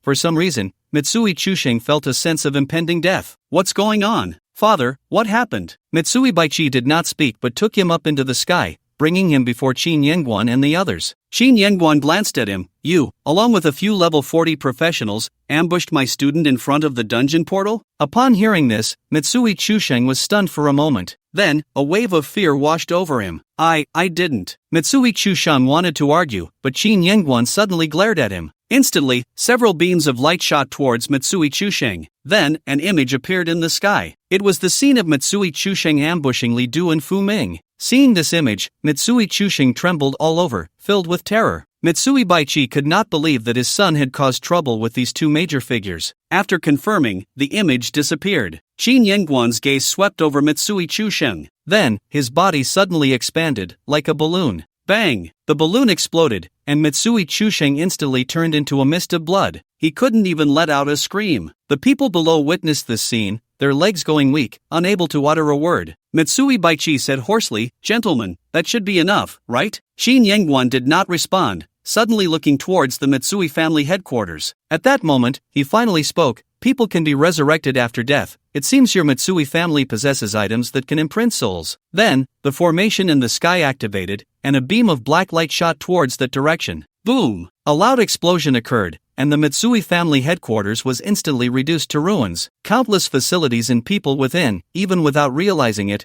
perished directly. Mitsui Baichi's body trembled. The destruction of the headquarters meant that the family shrine within the Mitsui family was also destroyed. Those shrines contained the imprints of countless important family members. With those imprints, even if they died, they could be resurrected. But now, the imprints were completely obliterated. This meant that once they died, they were truly dead, and Mitsui Chusheng could never be resurrected again. The Mitsui family had thus lost at least half of its strength. This is just a warning. I do not interfere in the struggles of the younger generation, but if anyone uses their strength to bully the weak, the next time, it will be the entire Mitsui family that faces annihilation. After saying this, Qin Yangguan and the other gradually left. Once they departed, Mitsui Baichi collapsed to the ground, unable to stand. Head of the family. Several elders from the family rushed to support Mitsui Baichi, their expressions sorrowful. One relatively younger elder shouted, "Baka Yuru, head, they are too arrogant. We cannot let this go." At this moment, Mitsui Baichi suddenly shouted, "What do you want to do? Do you want the entire Mitsui family to be destroyed? We still have the Lighthouse Nation. As long as we ask the Lighthouse Nation for help, they will definitely help us take revenge." Ridiculous. Mitsui Hayakushi was very clear-headed.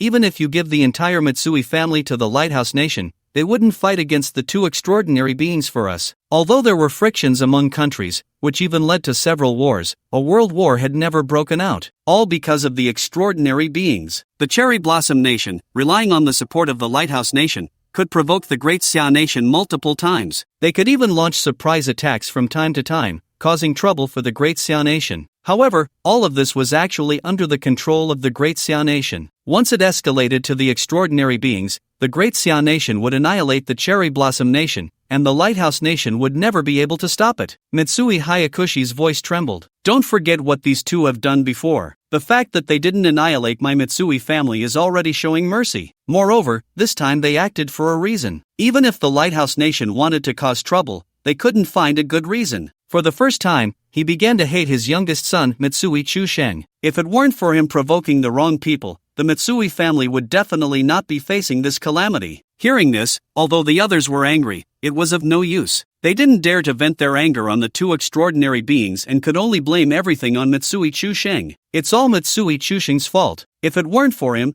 how could the Mitsui family be like this? After killing so many people, the two of them did not feel heavy-hearted on their way back. On the contrary, they felt quite relaxed. "Qin Lao, this isn't like your temper. You didn't wipe out the entire Mitsui family." The speaker was another extraordinary being. Qin Yangguan smiled and said, "I'm getting old, tired of the heart, and don't want to create too much killing. I want to accumulate some virtue. Wiping out half is enough." Shaking his head, he changed the subject. "By the way, Zhou Laolu, why did you come along this time?" This extraordinary being's surname was Zhou, named Zhou Ru. In his youth, he was ranked 6th in his family, so he was always called Zhou Laolu by his peers. He and Qin Yangguan were once comrades in the Abyss Warriors. They fought together for a long time. Later, Qin Yangguan retired, while Zhou Ru entered the upper echelons of the Great Xia. Hearing Qin Yangguan's words, Zhou Ru snorted coldly. "You can stand up for your student, but I can't stand up for my granddaughter?" Upon hearing this, it was Qin Yangguan's turn to be surprised. "Your granddaughter? Which one?" Zhou Ru immediately puffed up his cheeks and glared.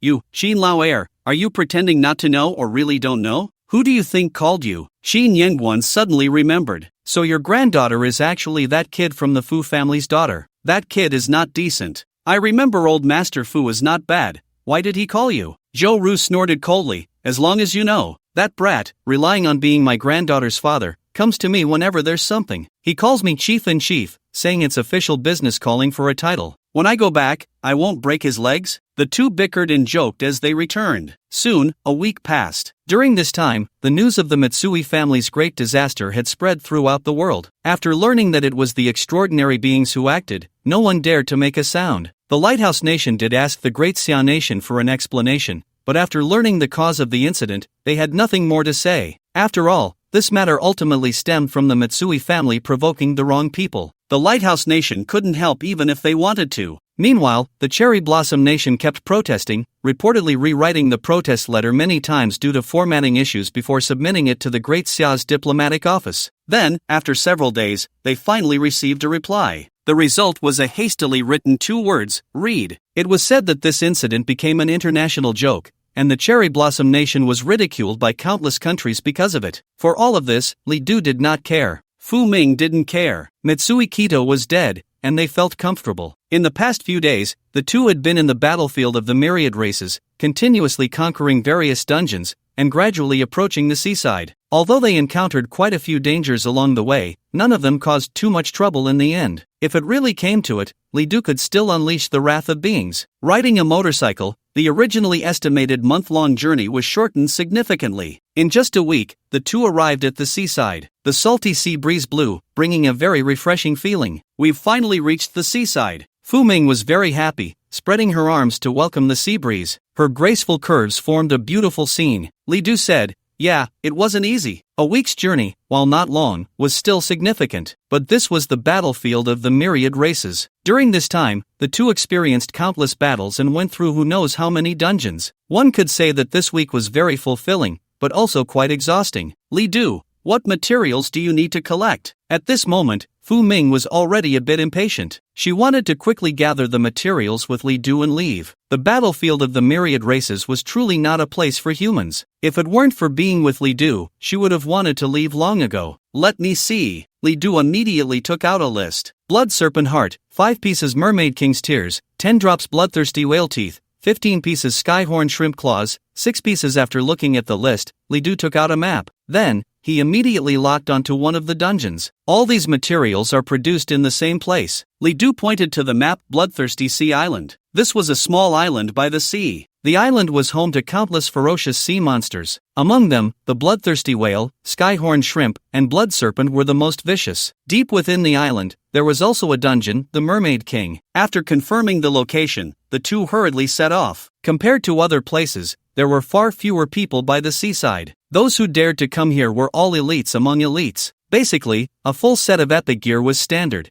and Li Du could even see a few legendary class professionals wearing several pieces of legendary equipment. Moreover, most people were in groups of 5. With just Li Du and Fu Ming, they stood out by the seaside. Soon, the two arrived in front of a teleportation array. This could teleport them to various nearby islands. Entering the teleportation array, the two were immediately transported to the island. The entire island was large and vast. Upon their arrival, they immediately heard a commotion. Then, they saw a gigantic lobster with horns on its head rushing towards them. Li Du immediately activated the Eye of the Abyss. Skyhorn Shrimp Level, 36 Type, Ordinary Wild Monster Health, 98,000 Strength, 7,800. Seeing these attributes, Li Du couldn't help but be astonished. At just level 36, it had nearly 100,000 health and close to 8,000 strength. Such attributes in other areas of the battlefield of the myriad races couldn't even be matched by elite monsters. No wonder they said the seaside was dangerous. This place was indeed quite perilous. Ordinary wild monsters were like this. One could only wonder how other wild monsters fared. However, despite the high attributes, it still posed no significant threat in front of the two. Li Du directly unleashed the wrath of beings for a quick battle. Soon, he killed the Skyhorn Shrimp. You killed the Skyhorn Shrimp,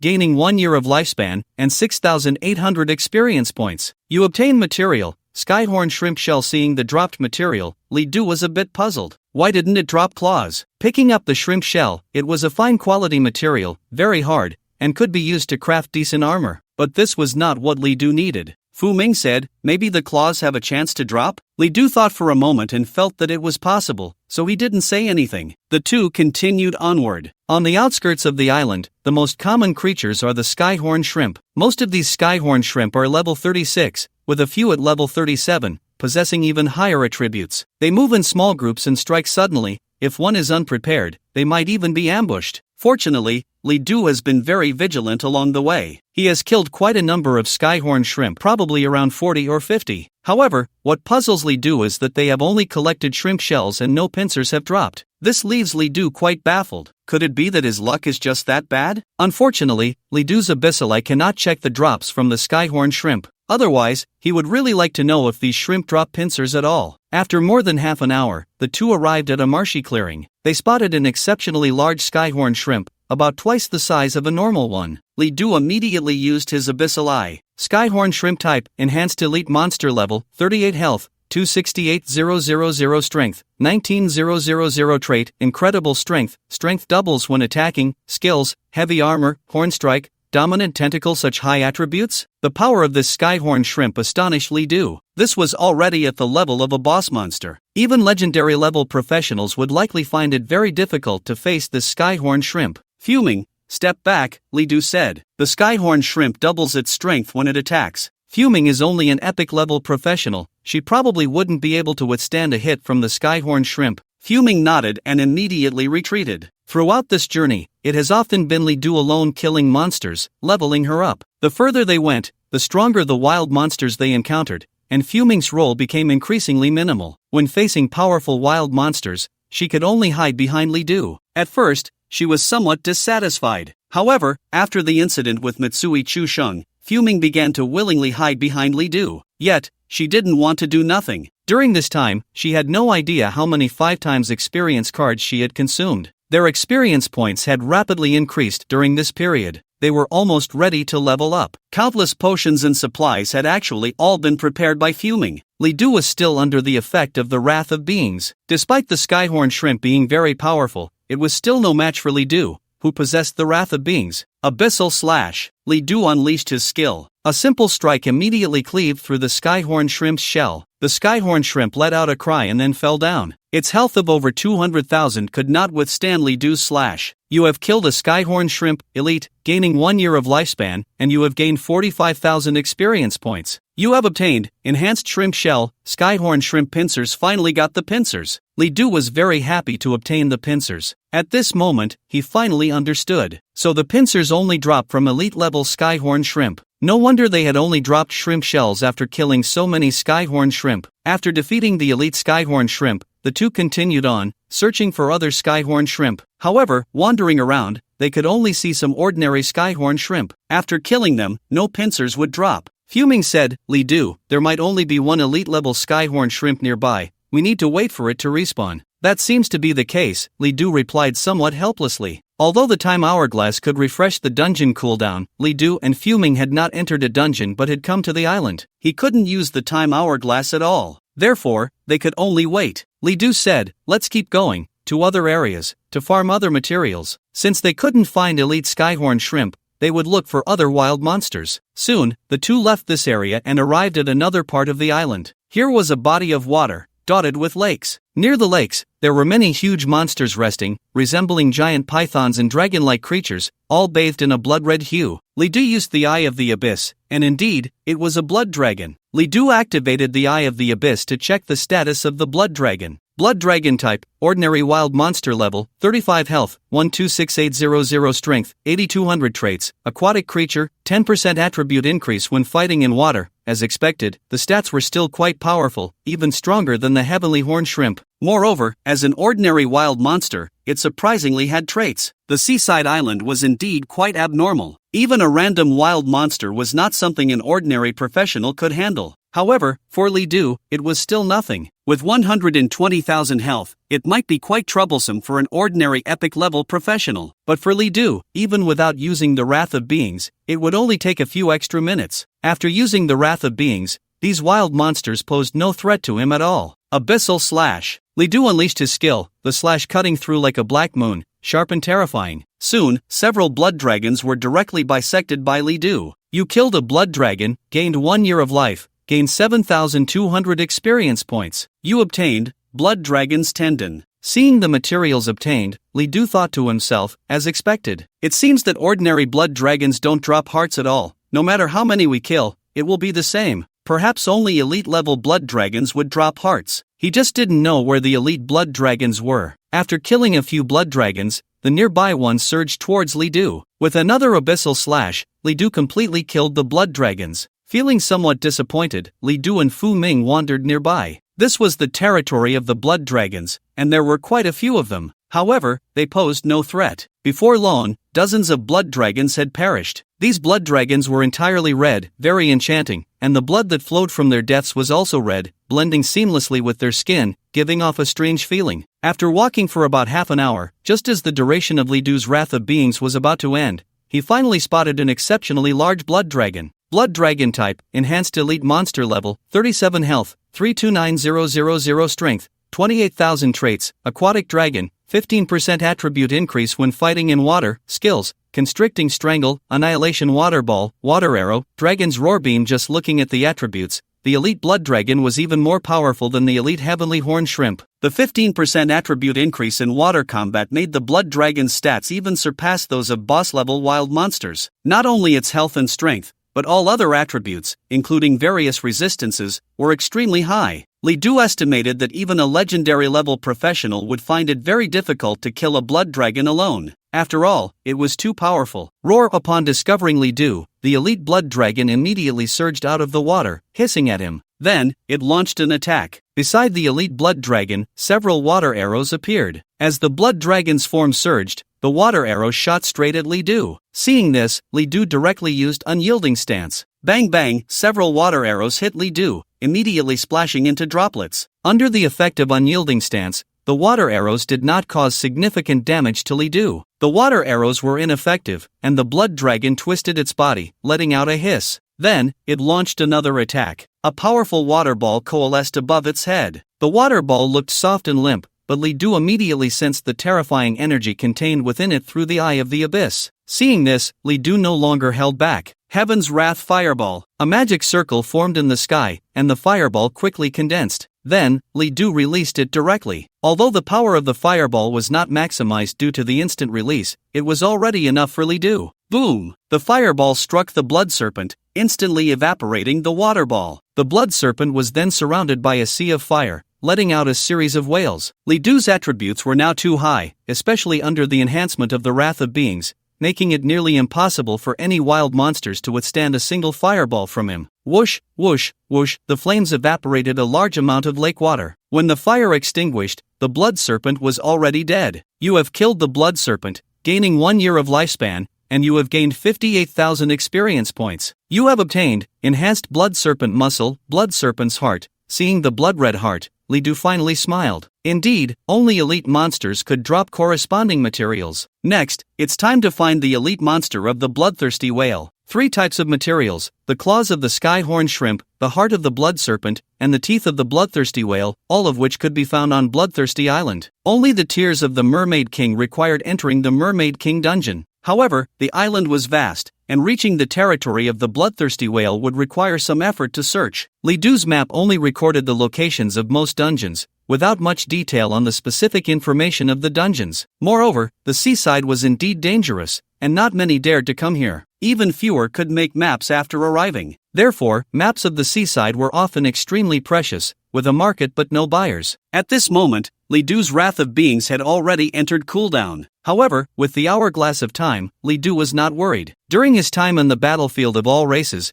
Li Du had collected countless materials and cleared numerous dungeons. Now, his spatial ring was nearly full. It should be noted that this was a 10 by 10 by 5 specification, a full 500 cubic meters of space. Such a large space was still not enough. It was evident how many he had killed during this time. Li Du was already considering switching to a larger spatial ring. Ideally, one with a 20 by 20 by 20 specification, a full 8,000 cubic meters, which could hold a lot of things and withstand extremely high intensity impacts, making it hard to damage. However, the larger the space, the higher the price. Li Du's current spatial ring was only worth a few tens of thousands of divine power points, but once the specification of the spatial ring reached 1,000 cubic meters, the price could multiply several times. As for the 8,000 cubic meters, it would probably require over 1 million divine power points, more expensive than epic level equipment. As for lifespan, it was not very satisfactory. Due to Li Du's profession bearing sins, it greatly increased the consumption of lifespan, especially when Li Du released skills or used Wrath of Beings.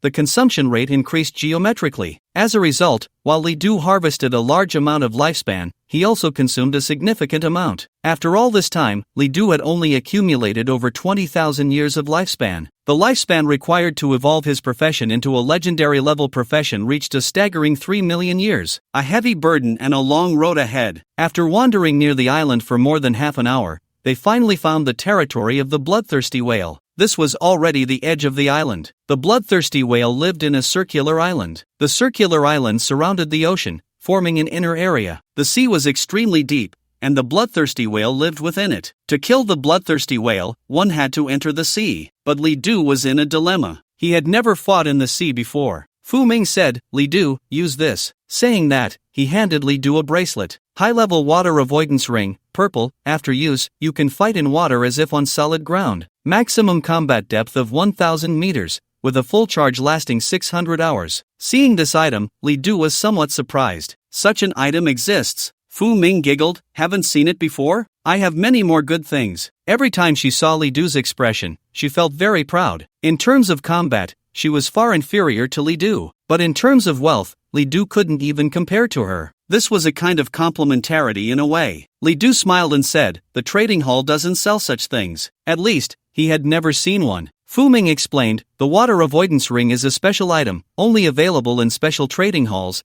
and you don't have the purchasing qualifications yet. Just like the 5-fold experience card. It's very difficult for ordinary people to buy these things." But Fu Ming could casually pull out a whole bunch. People really can't be generalized. After putting on the water avoidance ring, Fu Ming said, "This thing is a gift for you, but charging it requires divine power, 10,000 divine power to fully charge it." Currently, the 2 high-level water avoidance rings Fu Ming took out were both fully charged. Li Du also put one on. Then, the two jumped into the sea. As they approached the seawater, the water avoidance ring immediately generated a transparent shield, wrapping around both of them. The two of them were thus isolated from the seawater. Li Du tried to move his body and found that he was completely unaffected by the water's resistance. Moving in the water felt as if he were flying in the sky, quite magical. Turning his head, he found Fu Ming smiling at him. "You can try to release skills, it won't be affected at all." Even though they were underwater, Li Du could still hear Fu Ming's words clearly. Li Du tried to release a skill and found that the water avoidance shield did not obstruct the skill's action at all. Correspondingly,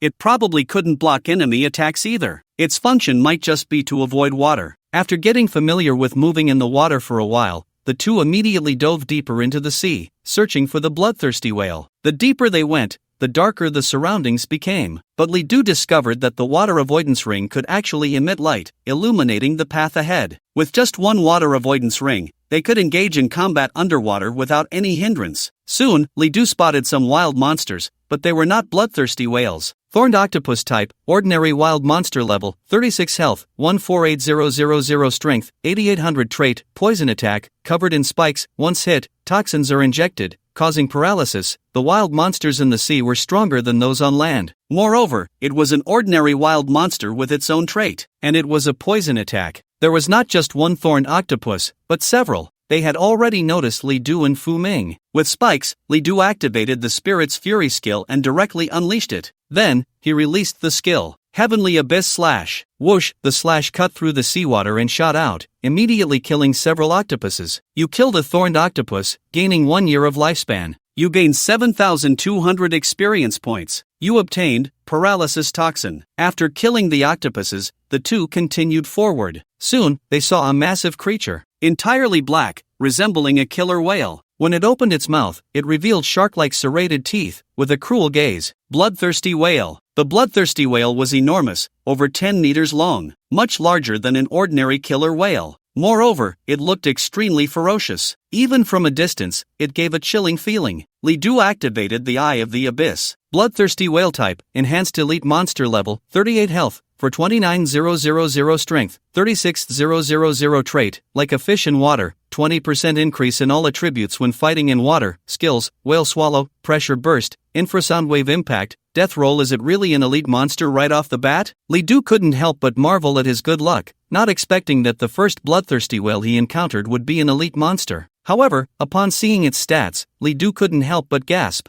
420,000 health, 36,000 strength. This was the first time Li Du had seen a wild monster with health exceeding 400,000. Compared to the island, the sea is even more dangerous. At this moment, the bloodthirsty whale had already swum over. With its massive mouth wide open, it was about to swallow both Li Du and Fu Ming. Seeing this, Li Du immediately unleashed his skill. Heavenly Abyss Slash. Instantly, a slash was released. Perhaps due to the resistance of the water, the speed of the slash was slightly reduced. Just as the Heavenly Abyss Slash was about to cleave the bloodthirsty whale in half, the whale rolled and managed to evade. However, due to its enormous size, the Heavenly Abyss Slash still struck its fin. The massive fin was sliced open, and immediately, a large amount of blood gushed out, staining the water red. Woo Woo! The bloodthirsty whale let out a mournful cry. At the same time, it instantly became furious. It charged forward, shaking its gigantic body, and began to roll continuously. Boom boom boom, the seawater was churned violently by the rolling bloodthirsty whale,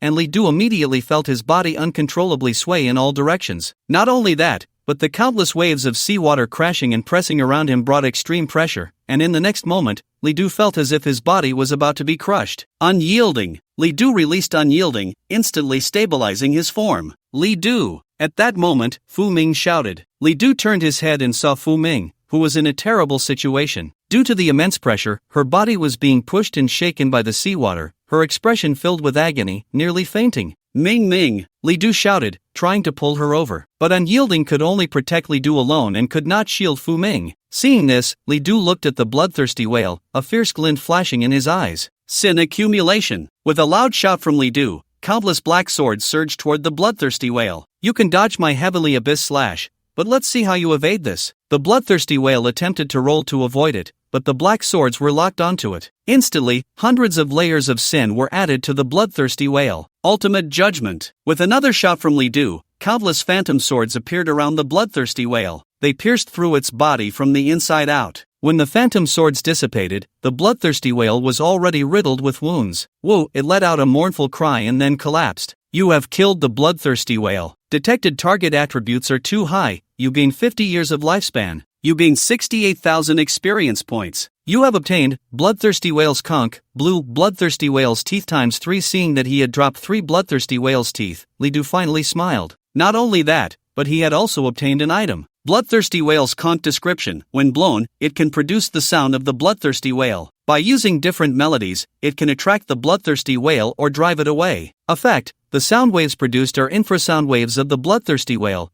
which have a powerful lethal effect on low-level marine creatures. It can actually be used to attract the bloodthirsty whale? Li Du was very pleased upon seeing the conch's description. As for the effect of harming marine creatures, Li Du didn't care. Currently, he didn't lack methods for killing monsters. Picking up the conch, Li Du immediately blew into it. Woo woo woo. Suddenly, a rhythmic melody rang out. Li Du tried different techniques and indeed produced different tunes. Soon, the surrounding sea began to stir. Li Du immediately saw several bloodthirsty whales approaching. It really works! Li Du used the Eye of the Abyss to check and found that these bloodthirsty whales were all elite level. There were a total of 4. If he killed them all, he could obtain 12 teeth. This way, the collection of bloodthirsty whale teeth would be complete. Seeing this, Li Du was overjoyed. He then refreshed his skills through the hourglass. Sin accumulated. Instantly, countless black swords flew towards the 4 bloodthirsty whales. Li Du worried that his sin level wasn't high enough, so he refreshed his skills again and cast Sin accumulated once more. Then Ultimate Judgment. In an instant, the 4 bloodthirsty whales were also killed in one blow. You killed a bloodthirsty whale, gaining 50 years of life. Gained 68,000 experience points. You obtained Heart of the Bloodthirsty Whale Teeth ×3. The materials dropped by the several bloodthirsty whales varied, but each one consistently dropped 3 teeth. Thus, with 15 teeth collected, it was complete. Great! Li Du was very happy. After collecting the materials, the two left the seabed. Although they had the water avoidance ring, which limited their movements less, being underwater was still not as good as being on land. Moreover, the dim light could easily create a sense of oppression. Once on shore, Fu Ming let out a long breath. Ah, fresh air. Fu Ming's little nose twitched slightly. It's really uncomfortable in the sea. I never want to go back in. Li Du joked. I thought you were going to say you don't want to go to sea. Hearing this, Fu Ming immediately puffed up her cheeks. You're the one going to sea? No, even you can't go to sea. Rarely in a good mood, Li Du played along with her. Why not? Because you are mine. No. Because you are my investment. Investment? Yes. I'm very wealthy, and by investing in you now, even if you become strong in the future, you'll never shake off my label." At this point, Fu Ming seemed to think of something happy and suddenly laughed. Her smile was radiant, with shallow dimples. Unlike her usual personality, she looked very cute when she smiled. Li Du couldn't help but smile as well. "In that case, you can never shake off my label for life." Fu Ming raised her head. "Humph, I won't have your label. Only I can label you." The two laughed and teased each other, looking like a young couple in love. Perhaps Fu Ming wasn't even aware of it yet. Li Du, although aware, deliberately chose not to point it out. In fact, he was willing to watch Fu Ming like this. This girl had such a personality. If one had to describe it in one word, it might be tsundere. In this way, she looked the most beautiful. After reaching the island, the two searched around. After walking for most of the day, they finally found the remaining elite-level skyhorn shrimp and blood serpents. After a day of killing, Li Du had already collected most of the materials. At night, the two camped directly on the island. Fu Ming took out a spear from her space ring and planted it in the ground. This was the Demon Avoidance Spear, a very special item. Once planted in the ground, no wild monsters would appear within a radius of 300 meters. It was effective against wild monsters below level 40. Thanks to this Demon Avoidance Spear, the two could sleep peacefully at night. Otherwise, the omnipresent wild monsters made the night feel very unsafe. After dinner, the two rested. The next morning, they got up early and continued hunting monsters. After killing for most of the day, Li Du finally gathered the remaining materials. Now, only the Tears of the Sea King remain. This is the final material. Only the copy deep within the island will appear. It won't be found anywhere else. The two headed straight for the depths of the island. The bloodthirsty sea island isn't actually that big, but it's not small either. At least, it's not so easy to reach the end, especially with quite a few wild monsters along the way. By the time Li Du and Fu Ming arrived at the depths of the sea island, it was already afternoon. There were quite a few people gathered here, all attempting to clear the dungeon. Some people glanced at Li Du and Fu Ming, surprised. Those who dared to come to the seaside were undoubtedly geniuses. This was beyond doubt. However, even so, the vast majority of people came in teams, needing at least 4 or 5 people to dare to come here. There were almost no teams with fewer than 4 members. Yet, Li Du and Fu Ming had only 2. Were they that confident? Although curious, no one dared to use detection techniques on the two. After all, no one knew if the person in front of them might be some kind of genius. Just as the two were about to enter the dungeon, someone called out to them. "Excuse me, wait a moment." Li Du and Fu Ming turned around. "Is there something you need?" The person was a young man in his mid-20s, looking quite ordinary. However, his expression was very confident. "If you two are going to tackle the King of Mermaids dungeon, do you need information? For just 1,000 divine power points, I can provide you with very detailed information. Not only the background and origin of the dungeon, but also various key points for clearing it, monster information, and the price is absolutely reasonable." Hearing this, Li Du and Fu Ming exchanged glances. Li Du said, "Then go ahead and tell us." After that, Li Du paid the divine power points. Upon receiving the divine power points, the young man immediately began to speak. First of all, the King of Mermaids is a special dungeon on this island. Originally, this island didn't have this dungeon, but due to an incident, a group of powerful mermaids came to the sea island and occupied an area. Eventually, this area formed the dungeon. Because of this, there is only one type of monster in this dungeon, mermaids. Based on strength, they can be divided into ordinary mermaid soldiers, elite mermaid soldiers, and mermaid leaders. As the names suggest, elite mermaid soldiers are elite monsters, and mermaid leaders are enhanced elite monsters. But the strength of the monsters in the dungeon is far greater than those outside. To put it this way, ordinary mermaid soldiers and elite mermaid soldiers are about 1.5 times stronger than wild monsters outside. The mermaid leader is even stronger. As for the King of Mermaids, its attributes are very special. If you want to fight it effectively, you must eliminate as many mermaid monsters as possible, because when you fight the King of Mermaids, the more mermaid monsters that remain in the dungeon, the higher the attributes of the King of Mermaids. This is the most important information about the dungeon. If you two weren't so generous, I would never have said it. Upon hearing this, Li Du was quite surprised. Another new mechanism. The attributes of the King of Mermaids would change based on the surviving mermaid soldiers.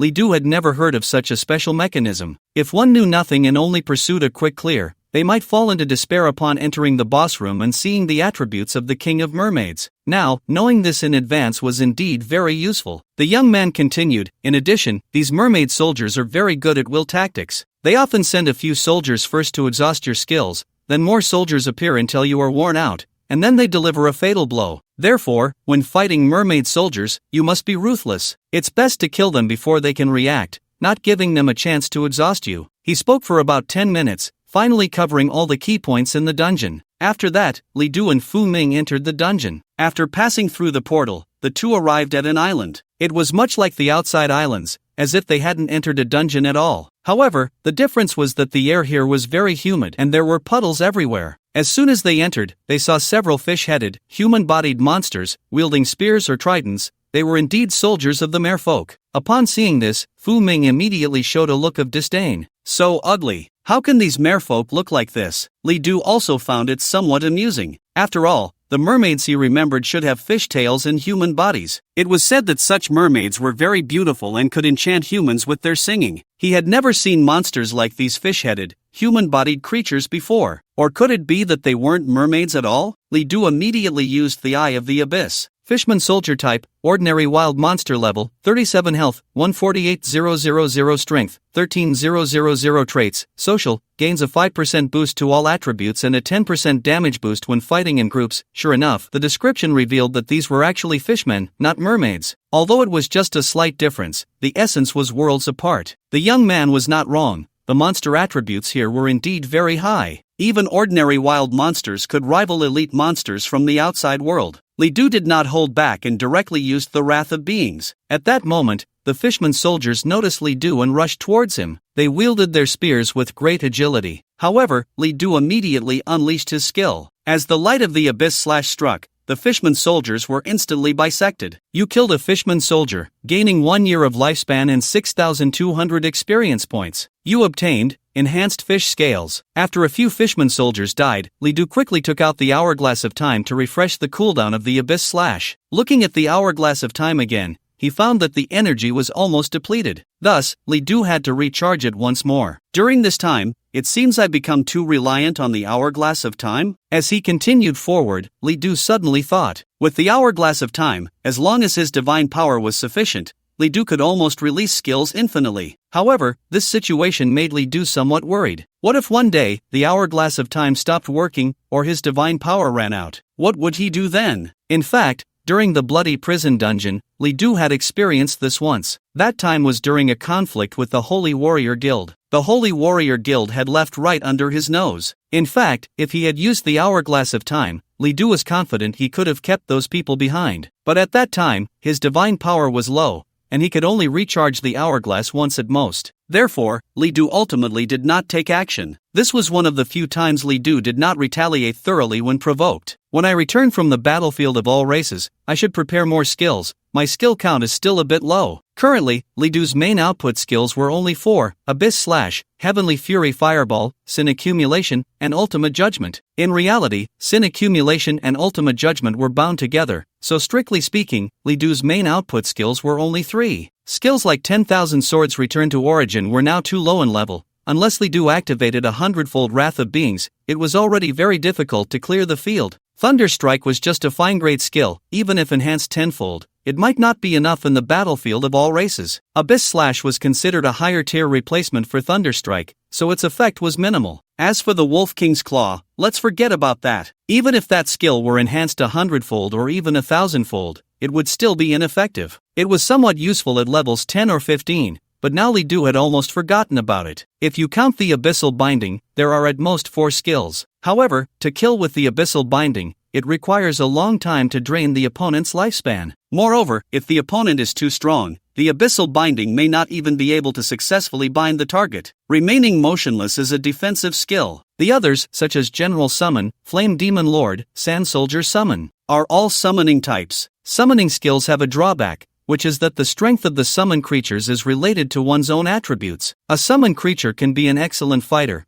but it is difficult to become the key to victory. When dealing with ordinary wild monsters or elite monsters, the performance of summon creatures is absolutely excellent. But once facing a boss, the limitations of summon creatures become significant. This is also why summoning classes are generally considered somewhat weak. Even for legendary classes like Xiaishue, their performance compared to other legendary classes is still somewhat lacking. Li Du plans to acquire more small area damage skills. Skills that are effective against single targets or a few enemies, like the Abyssal / As for large area skills, Li Du believes it would be hard to find a skill more powerful than the Heavenly Fury Fireball. The skills obtained from the all-purpose scroll are all absolutely top-notch within the same quality. Whether it's the 10,000 swords returning to origin or the Heavenly Fury Fireball, their performance far exceeds that of ordinary epic skills. As long as he has enough skills, he doesn't need to worry about cooldowns anymore. At this moment, the two have officially entered the island. The Mermaid Island is filled with rivers and lakes, with vast water areas, while land is a rare sight. At this time, the two finally saw the mermaids they had in mind. They were swimming and playing in the water. Looking closely, all the merfolk were female, and they were undoubtedly beautiful. If this weren't a dungeon, many people might even find it hard to harm them. Li Du activated the Eye of the Abyss. Merfolk Soldier type, ordinary wild monster level, 38 health, 168,000 strength, 8, 200 traits, clear mind, 90% immunity to mental damage. For the queen, not activated. When the merfolk queen is present, it ignites combat desire, increasing all attributes by 20% and damage by 30%. The attributes of these merfolk soldiers are significantly higher than those of the previous mermen, and their traits are quite powerful. However, for some reason, their strength is relatively low, but 8,200 strength is still quite formidable. As the two approached, the merfolk soldiers had already noticed them. Immediately, they displayed cold expressions. Several merfolk soldiers raised their tridents. Human, kill. With a cold shout, several merfolk soldiers transformed their fishtails into legs and charged forward. Abyssal slash. Although the merfolk soldiers looked very beautiful, Li Du would not show mercy. The abyssal slash cut through them, instantly killing them. In the battlefield of all races, if one is soft-hearted, they might not know when they would die. You killed a merfolk soldier, gaining 1 year of lifespan and 7,000 experience points. You obtained beautiful fish scales. The harvest from the kills was quite ordinary, but considering they were ordinary wild monsters, it was very normal. After activating the Wrath of Beings, Li Du's damage increased tenfold. The Abyssal Slash is originally an epic class skill,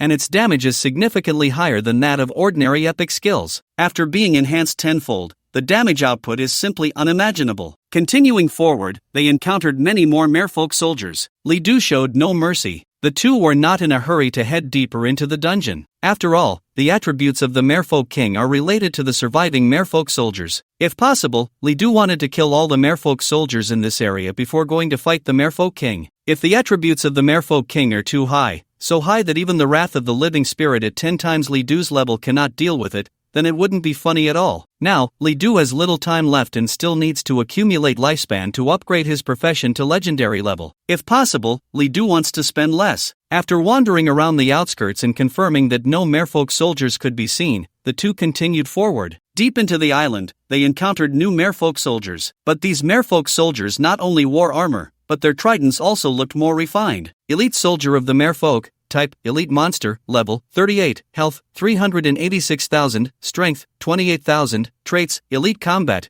all attributes increase by 10% 30% during battle. For the queen, not activated, skills, fierce strike, water ball, lulling melody, justice beatdown, the attributes were indeed not low. The health reached a terrifying 380,000, but the strength was still relatively low, at just under 30,000. However, they also possessed the trait of increasing all attributes during combat. That alone was quite powerful. Humans, kill. For the queen, slaughter the humans. The elite merfolk soldiers charged forward, shouting, and then unleashed their skills at Li Du. Soon, several water balls came rushing over. Although they looked like mere water balls, Li Du's Eye of the Abyss could sense that these water balls could easily shatter rocks. Moreover, the speed of the water balls was very fast. Even dodging would likely be difficult. Stand firm. Li Du directly released his skill. He then took on several water balls head-on. Bang bang bang, water droplets splashed nearby, directly piercing through the ground and creating holes. This showed how high the damage of the water balls was. However, under the effect of standing firm, Li Du did not suffer any damage. The elite merfolk soldiers were immediately astonished. Have you finished using your skills? Li Du sneered. Now, it's my turn. Despite the elite merfolk soldiers having such high attributes, it was not enough to make Li Du afraid. He had seen higher attributes than this. Abyssal Slash. Still the ordinary Abyssal Slash, and as the slash fell, several elite merfolk soldiers instantly died. You have killed an elite merfolk soldier, gaining 1 year of lifespan, gaining 68,000 experience points. You have obtained Tears of the Merfolk.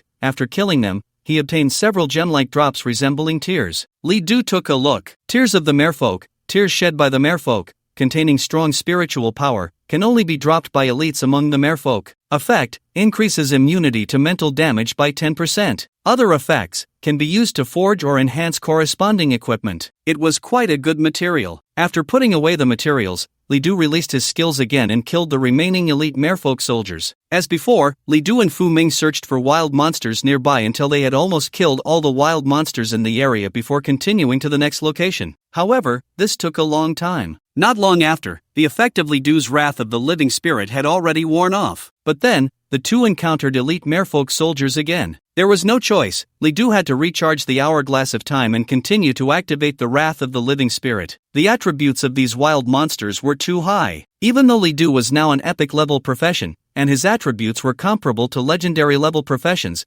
facing these monsters was still not easy. Although he could still kill them, with the current strength of the two, it would likely take 1 or 2 hours to kill these merfolk soldiers. If they engaged in a war of attrition, the two would be in danger. Therefore, Li Du had to keep the wrath of the living spirit activated at all times. After walking for more than half an hour, they finally confirmed that even the elite merfolk soldiers had been killed. Only then did the two continue deeper into the island. Upon arriving here, Li Du saw even more powerful merfolk soldiers. They were fully armed, equipped with gear that was even better than that of the elite merfolk soldiers. Moreover, there were quite a few elites surrounding such merfolk. Merfolk leader, type, minor boss, level, 39, health, 386,000, strength, 40,000, traits, fully armed, gains 30% damage immunity, 30% damage increase, elite among elites, all attributes increase by 20% 40% during combat. For the queen, not activated, skills, despair strike, super water wave, voice of despair, fight with me. Although the merfolk leader's health was the same as that of the elite merfolk, all other attributes had been greatly enhanced, especially strength, which had directly increased to 40,000. Furthermore, the traits it possessed were quite abnormal. With a 30% damage increase in damage immunity, the merfolk leader had extremely high defense while also being very powerful in output. Additionally, during combat, all attributes would increase by at least 20%. Li Du's expression finally became serious. If the merfolk leader is this strong, how powerful must the merfolk queen be? This dungeon was indeed quite abnormal. In fact, if others knew Li Du's level, they would probably think he was even more abnormal. Because the dungeons in the 10,000 races battlefield had no lower level limit for entry, many lower level practitioners could actually challenge high level dungeons. However, the dungeons in the 10,000 races battlefield had a very cruel mechanism. Once entered, one could not exit at will. To exit, one could only walk to the dungeon's teleportation portal and leave. Unlike some dungeons, where one could teleport out at any time and place. Therefore, the dungeons in the 10,000 races battlefield were actually very dangerous. Many who wanted to challenge high-level dungeons often ended up failing miserably or even dying there. By now, almost no one would challenge dungeons across levels in the 10,000 races battlefield. For instance, in the Merfolk King dungeon,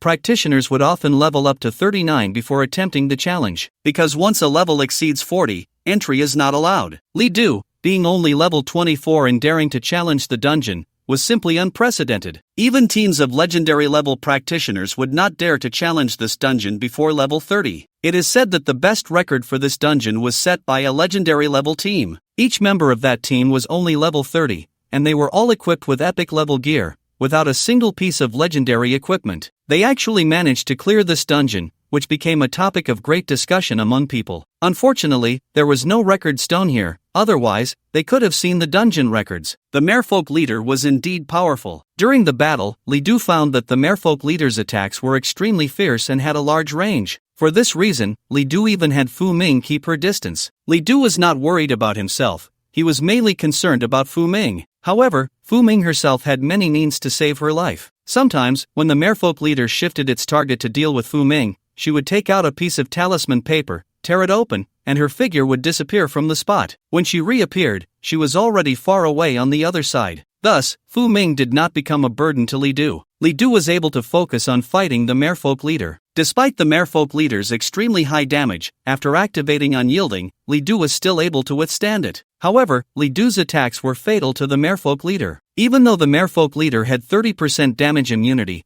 after Li Du unleashed 2 abyssal slashes, he still managed to kill the Merfolk leader. Soon, the prompt appeared. You have killed the Merfolk leader. Detected that the target's attributes are too high, you gain 50 years of life. You gain 80,000 experience points. You have obtained Mermaid's Tear, Leader's Trident, Blue. After killing the Merfolk leader, Li Du directly gained 50 years of life. As expected, this wild monster's attributes are really high. By now, Li Du's attributes had already reached an extremely high level. Very few wild monsters had attributes that could far exceed his. Therefore, it was difficult for Li Du to trigger the extra rewards from his talents. But after killing the Merfolk leader, he was able to trigger them. This showed the strength of the Merfolk leader. After killing the Merfolk king, I should be able to fully enjoy the rewards and gain 100 years of life. With this thought, Li Du was suddenly motivated. Phew, finally killed it. This monster is really abnormal. At this moment, Fu Ming finally breathed a sigh of relief. Here, she was completely unable to contribute anything. Even if it weren't for her many items,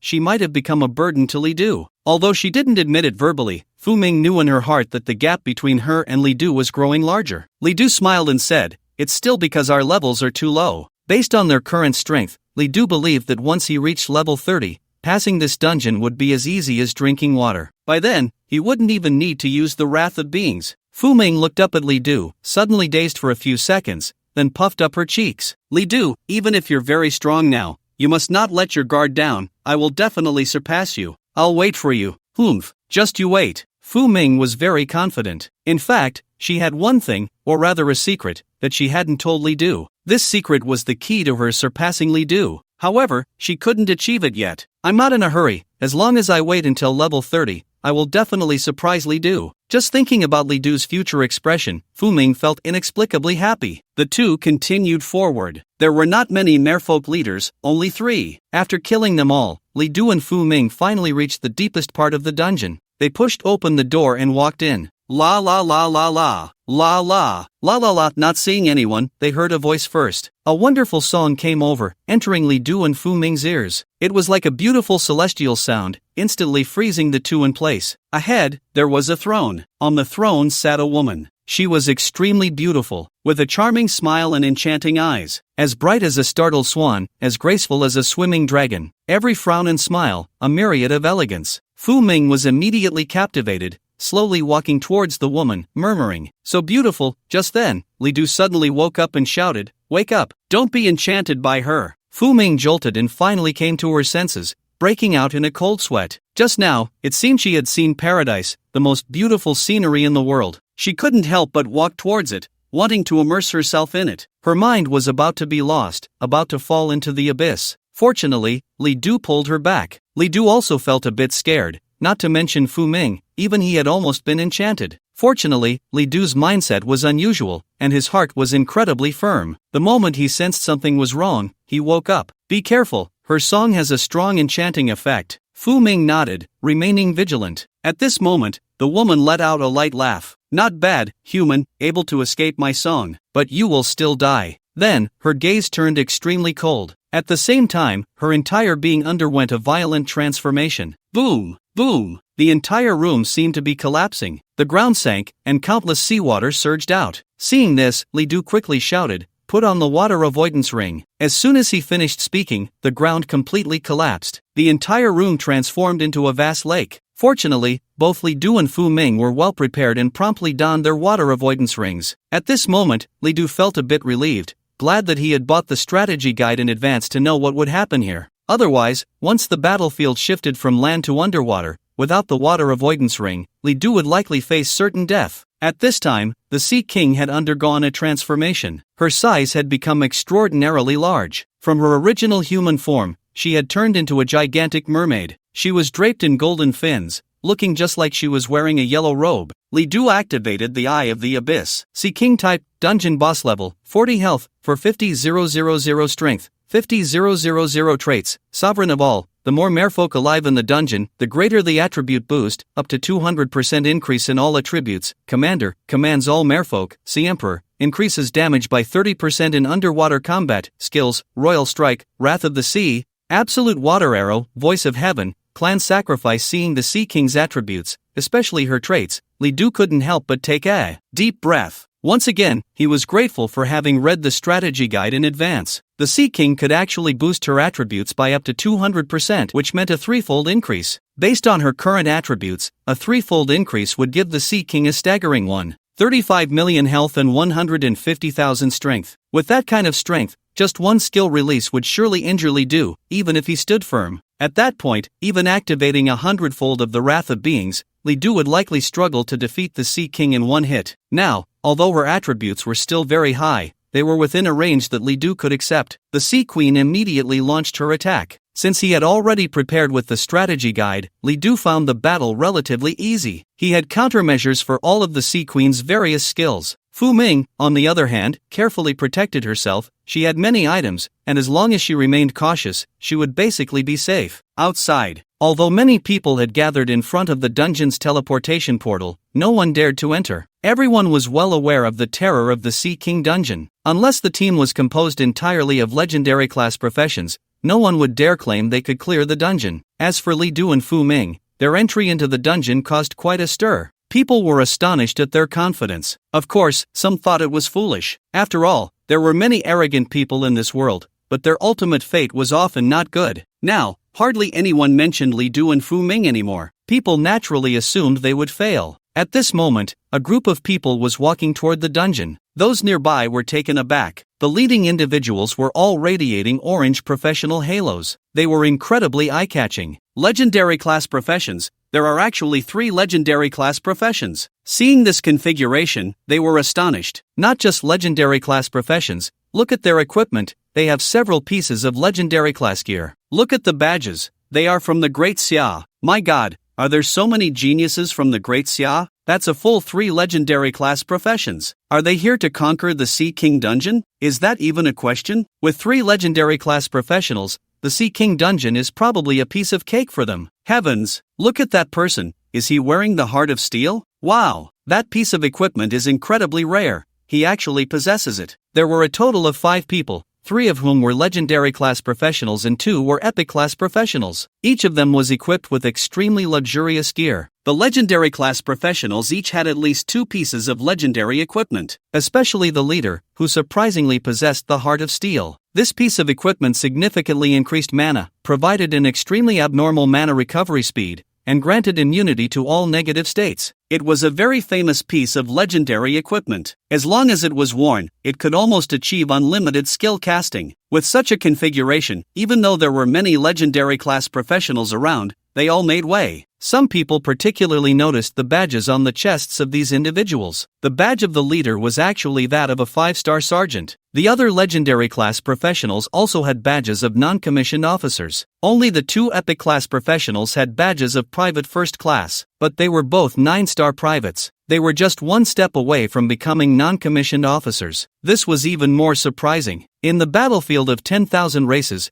most people had the rank of soldier, and very few could become non-commissioned officers. Once they appeared, they were almost all geniuses among geniuses. However, most non-commissioned officers were only corporals, and to rise further required an immense amount of military merit, something ordinary people could not achieve. Yet here appeared a sergeant. This showed the strength of this person. At that moment, someone suddenly shouted, "Aren't these people from the Holy Warrior Guild? Holy Warrior Guild?" Upon hearing this guild, many people looked puzzled. That person explained, "The Holy Warrior Guild is a guild from the Central Plains province, reportedly founded by a graduate of Yanguan University. Since that graduate's profession is a legendary holy warrior, the guild was named the Holy Warrior Guild. In the Central Plains province, this guild is very famous. Among guilds of the same level, there is none stronger than this one." Upon hearing this, many people suddenly understood. The Central Plains province is a large province. In such a large province, there are numerous guilds. Although this guild was founded by a university graduate,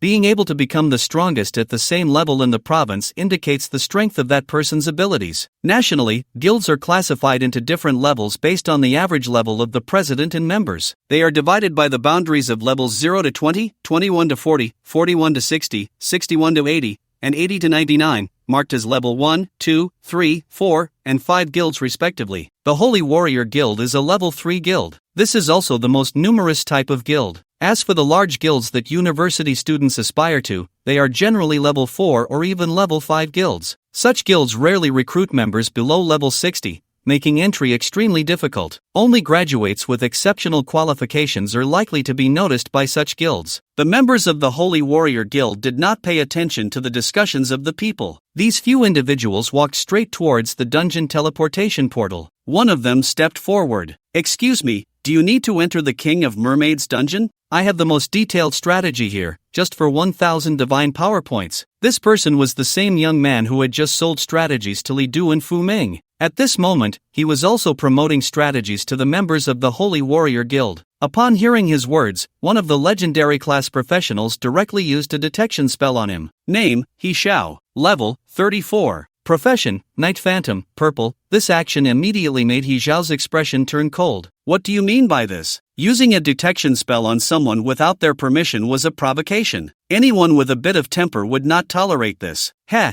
you are just an epic class professional, and you dare to sell strategies? This mockery instantly made He Xiao's face flush red. What profession I am has nothing to do with selling strategies. Do you want to buy the strategy or not? If not, I will just leave. Although feeling aggrieved, He Xiao still dared not explode in anger. After all, these few people were all legendary level professionals. If Li Du were here and saw the provocateurs, he would definitely recognize them immediately. This was Wang Jin, whom he encountered while clearing the bloody prison dungeon. Back then, it was he who provoked Li Du. Wang Jin wanted to say something, but the leading young man suddenly spoke up. Enough, don't stir up trouble. Wang Jin immediately dared not speak. The leader approached He Xiao. I am Jiang Shang, the president of the Holy Warrior Guild. What happened just now was due to my subordinate's ignorance. Please don't take it to heart. Hearing this, He Xiao's expression finally improved a bit. My strategy is compiled from the personal experiences of countless people who entered the dungeon, as well as information from many successful players. Every strategy is absolutely true. Do you want it?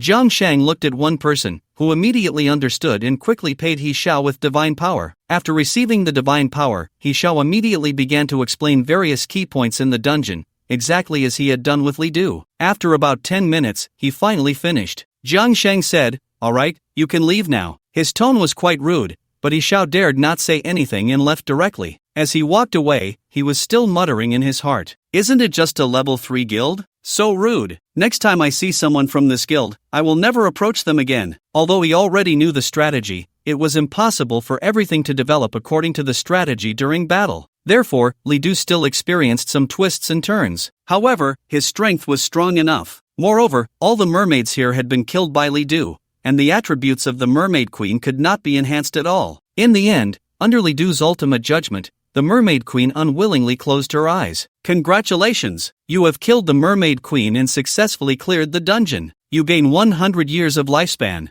You gain 580,000 experience points. You obtain Tears of the Mermaid King, purple, ×2, Pure Crystal, purple, ×5, Queen Scepter, purple. Your level has increased. Current level, 25. Your teammate Fu Ming's level has increased. Current level, 25. After killing the Mermaid Queen, a total of 3 epic items were obtained. Among them was the Tears of the Mermaid King. Moreover, he obtained 2 drops at once. If this dungeon consistently dropped 2 Tears of the Mermaid King, then he would only need to run it 5 more times to collect them all. What surprised Li Du the most was that during these days in the 10,000 races battlefield, both he and Fu Ming had leveled up. It was worth noting that it had been less than half a month since they arrived at the 10,000 races battlefield. This meant that Li Du had successfully leveled up in just half a month. This speed was already extremely fast. Without Fu Ming's 5 times experience card, Li Du would not have been able to level up so quickly. Great job, Li Du. We actually cleared it. Fu Ming was very happy, and the joy of clearing the dungeon even overshadowed the joy of leveling up. She disregarded her modesty and directly hugged Li Du. The Mermaid King dungeon was one of the most difficult dungeons in the 10,000 races battlefield,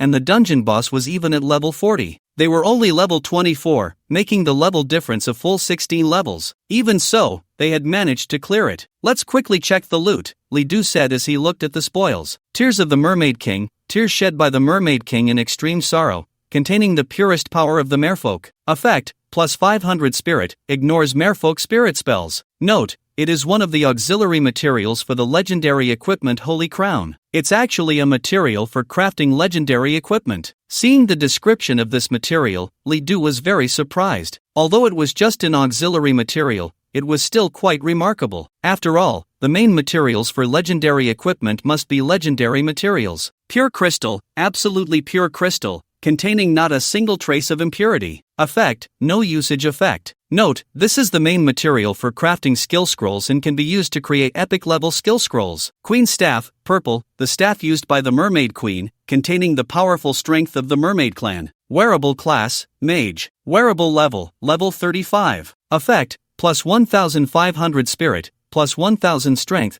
plus 300 constitution. Additional effect, plus 20% spell damage increase, plus 100% mana recovery speed, plus 30% mermaid suppression. When facing you, the mermaid clan's attributes are reduced by 30%. If the opponent's level exceeds yours, this effect is greatly reduced. This effect is ineffective against bosses. Both the pure crystal and the queen's staff have excellent effects. Among them, the pure crystal can even be used to craft skill scrolls. However, the method for crafting skill scrolls is a technology only mastered by the nation. Even with the materials, Li Du cannot know. The queen's staff is undoubtedly a powerful weapon against the mermaid clan. Besides that, its effects are also extremely excellent for mages. Unfortunately, it can only be used after reaching level 35. Li Du is still far from that, and there is no need to keep this equipment. By the time he reaches level 35, he might have already changed to a legendary class. At that time, his goal will also shift to legendary equipment. After putting away the loot, Li Du felt very good. If he stays here for a few days and gathers enough materials, his journey in the battlefield of all races can be considered complete.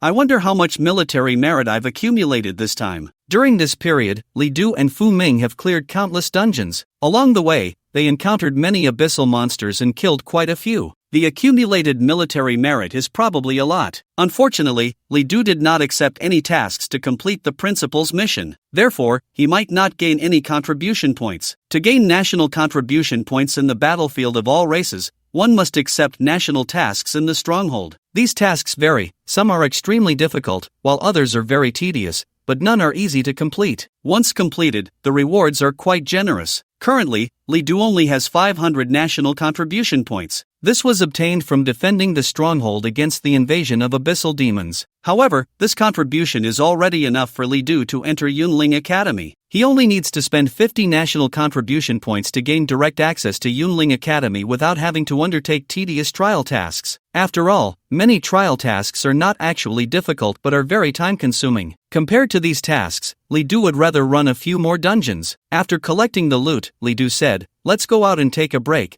then we can continue running dungeons." Fu Ming nodded. This time, their levels had risen to 25, and their attributes had improved significantly. Clearing this dungeon would definitely be much easier. Soon, the two left the dungeon. The portal shimmered, and they emerged from the dungeon. They saw a few people with orange-class halos, wearing legendary equipment. They had already arrived at the dungeon entrance and were about to enter. "Is it you?" one of them suddenly shouted, furious. Li Du was a bit puzzled, looking at these people, and suddenly saw a familiar face. His expression immediately turned cold. Holy Warrior Guild? Upon seeing Wang Jin, Li Du immediately understood who these people were. What a coincidence to run into the Holy Warrior Guild here. Jiang Sheng frowned immediately. "Wang Jin, what's wrong?" Wang Jin gritted his teeth. "It's him. I remember him, he is Li Du." Li Du? Jiang Sheng immediately recalled. More than a month ago, he had sent Wang Jin and a few others to clear a dungeon. That dungeon was called the Bloody Prison, and the items dropped upon completion could be used to forge heartsteel. However, when they went,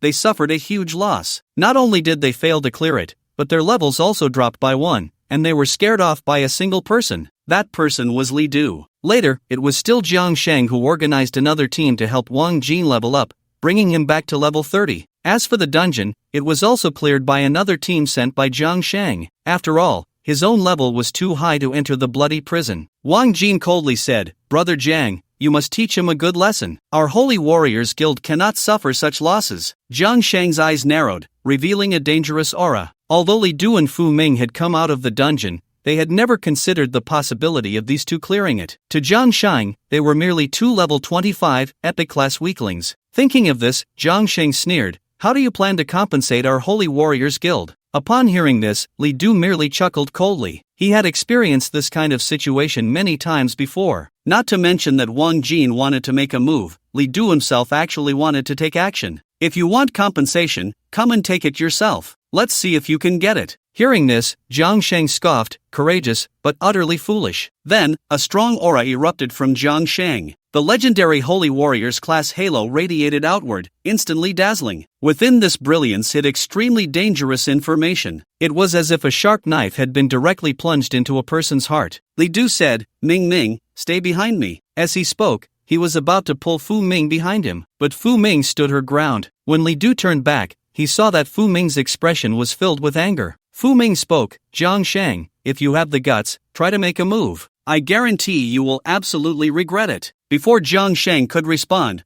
Wang Jin burst into laughter. He, you're just a little girl, what a big mouth. How dare you speak to Brother Jiang like that? He then turned to Zhang Shang and said, "Brother Jiang, can I teach her a lesson for you?" However, Zhang Shang showed a hint of doubt. Fu Ming's demeanor was far too calm, completely unlike that of a little girl. Moreover, Fu Ming's appearance seemed oddly familiar to him, as if he had seen her somewhere before. Out of caution, Zhang Shang did not act immediately. However, this did not mean he was intimidated by Fu Ming. You say I will regret it? Then I want to hear how you can make me regret it. Even Li Du was watching Fu Ming. Although Fu Ming had many items, in terms of strength, she was definitely no match for Zhang Shang. However, Li Du did not stop her, as he was confident that if Zhang Shang were to act, he could block it in time. Fu Ming shouted, "What, are you afraid to make a move? If you don't make a move, then I will." As she spoke, Fu Ming took out a card. The card shimmered with golden light, exuding an extremely strong aura, containing powerful energy. After taking it out, Fu Ming immediately threw the card at Zhang Shang. Instantly, the card's light burst forth. Zhang Shang was taken aback. The energy contained in that card was extraordinarily unusual. It was something that an ordinary person could not possibly possess. Fortunately, Zhang Shang was a legendary class profession. Even if a card contained powerful energy, it was nearly impossible for it to harm him. Boom! The energy of the card erupted, creating a massive explosion. However, a protective shield blocked the damage from the explosion, and the members of the Holy Warriors Guild were unharmed. As the guild leader, Zhang Shang naturally had many means. Soon, the explosion dissipated. No one was injured. But Zhang Shang stared fiercely at Fu Ming and coldly shouted, "Who are you?" He recognized the card from earlier. It was a type of skill card, similar to skill talismans, but with a much higher effect. This kind of card could condense very powerful skills, and once thrown, it would be released. With this, even low-level professionals could rely on the card to instantly kill strong enemies. However, such cards were not easy to obtain. Skill talismans could be bought at the trading post, but skill cards required qualifications to purchase. Moreover, the qualifications were quite significant. From the card used by Li Du, it was likely a skill from a 35-level epic profession. The conditions to purchase such cards were even higher. It was like experience cards. Without qualifications, one simply couldn't buy them. Fu Ming did not answer but said, "Aren't you very arrogant? The president of the Holy Warrior Guild can be so arrogant in front of me?" Zhang Shang's gaze was icy. "Do you think I really wouldn't dare to make a move against you?" He also had the qualifications to purchase skill cards. In terms of background, he might not even be lower than Fu Ming. Fu Ming sneered, "Why don't you give it a try? I have plenty of such skill cards." Saying this, Fu Ming displayed several cards as if showcasing treasures. This is the skill of the 35-level Pegasus Knight, Holy Light Execution. This is the skill of the 35-level Flame Mage, Fire Domain. This is the skill of the 40-level Ultimate Gunner, Despair Blast. This is the skill of the 50-level Legendary Profession, Holy Mage, Holy Canopy. One skill card after another was revealed. At first, when only the 35-level skill cards were shown, Zhang Shang was surprised but still maintained a calm expression. However, as Fu Ming produced more skill cards, especially those above level 40, and even a legendary profession skill card, Zhang Shang could no longer remain calm. The difficulty of obtaining a legendary profession skill card was almost unimaginable, because, for professionals, making skill cards was actually a form of harm. To have a legendary professional create a skill card for you, money alone was not enough. Even Zhang Shang could not achieve that. In fact, even in the entire Yanguan University, there were very few people capable of doing so. Fu Ming must have a significant background. Zhang Shang's expression darkened completely. "Who exactly are you?" At this moment, not only was Zhang Shang surprised, but Li Du was also quite astonished. He had no idea that Fu Ming had so many powerful items. Fu Ming raised her head, her gaze filled with disdain. "Don't you all love to use detection techniques on others? Why not come and see who I really am?" As soon as Fu Ming finished speaking, Zhang Shan used a detection technique on her. However, when the light of the detection technique fell on Fu Ming, it was blocked. They could not continue the detection. All they could see was a faint character. Fu. Seeing this character, Zhang Shang's expression changed. The surname Fu was quite rare, but in the Great Xia Kingdom, those with real ability and status definitely knew the value of this character. The change in the detection technique had completely confirmed Fu Ming's identity. "Let's go." Jiang Sheng shouted. Wang Jin and the others were very surprised. What had their leader seen that made him decide to leave? Were they not going to complete the dungeon? Wang Jin cautiously said, Brother Jiang, this. Jiang Sheng did not speak, only coldly glanced at him before leaving. With the leader gone, the others had no reason to stay. They exchanged glances and all left. Others were even more astonished by this. Wasn't the Holy Warrior Guild very arrogant? Why did they back down today? Some people looked at Fu Ming, both puzzled and surprised. Could it be that this girl was actually someone extraordinary? After all the members of the Holy Warrior Guild had left, Fu Ming turned around and smiled at Li Du. Alright, Li Du, they're all gone now. No one will disturb us while we grind the dungeon. Her lively expression was as if nothing had happened just moments before. However, since Fu Ming didn't say anything, Li Du wouldn't ask further. He smiled and said nothing more. Soon, Fu Ming used a dungeon cooldown scroll to refresh the dungeon's cooldown time. The two continued to enter the dungeon. Since they had already been through it once, this time they were quite familiar with it. They followed the same method as before to continue grinding the dungeon's monsters. This process was no different from the last time. However, the outside world was buzzing with discussions about Fu Ming. Although the Holy Warrior Guild was only a level 3 guild, its president, Jiang Sheng, was not to be underestimated. Moreover, he possessed a legendary grade equipment, Heart of Steel. Even so, he still retreated. People kept discussing Fu Ming's background,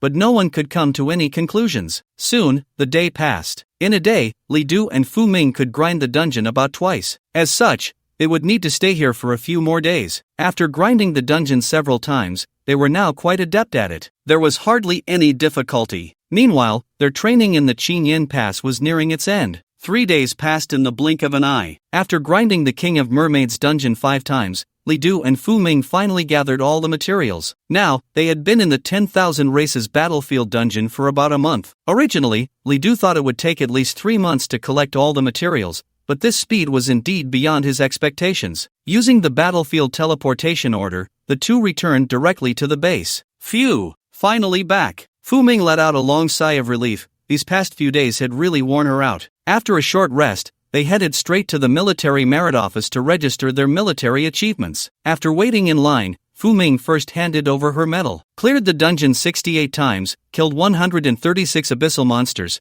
earned 6,780 military merits. Conditions met, promotion allowed, awarded the 6-star private medal. This dungeon run allowed Fu Ming to upgrade from a private to a 6-star private. The personnel at the military merit office were astonished when they saw Fu Ming's face. A girl so young could earn so much military merit? This was incredibly surprising no matter where you were. That's great. After receiving her medal, Fu Ming was very happy. She directly hugged Li Du's arm. Li Du, I'm a private now. Li Du was also happy for her. During this time, Fu Ming had indeed worked hard. Although Li Du was the main force in clearing many dungeons, Fu Ming's contribution could not be overlooked. At the very least, Li Du's rapid upgrade was largely thanks to Fu Ming's 5-fold experience card. After Fu Ming finished registering, Li Du also handed over his medal. Soon, a voice came from the office. Cleared the dungeon 64 times, killed 326 abyssal monsters, earned 12,800 military merits. Conditions met, promotion allowed, awarded the 2-star sergeant medal. 2-star sergeant. The personnel at the military merit office were incredibly shocked upon seeing Li Du's information. Li Du was only 18 years old, yet he had already earned so much military merit and even upgraded to sergeant. This was a rare occurrence in the entire Great Xia Kingdom. Looking at Li Du, the military merit office personnel were filled with emotion. Others waiting to register their military merits were also astonished. Wow, this person is actually a sergeant? He's so young. How did he do it?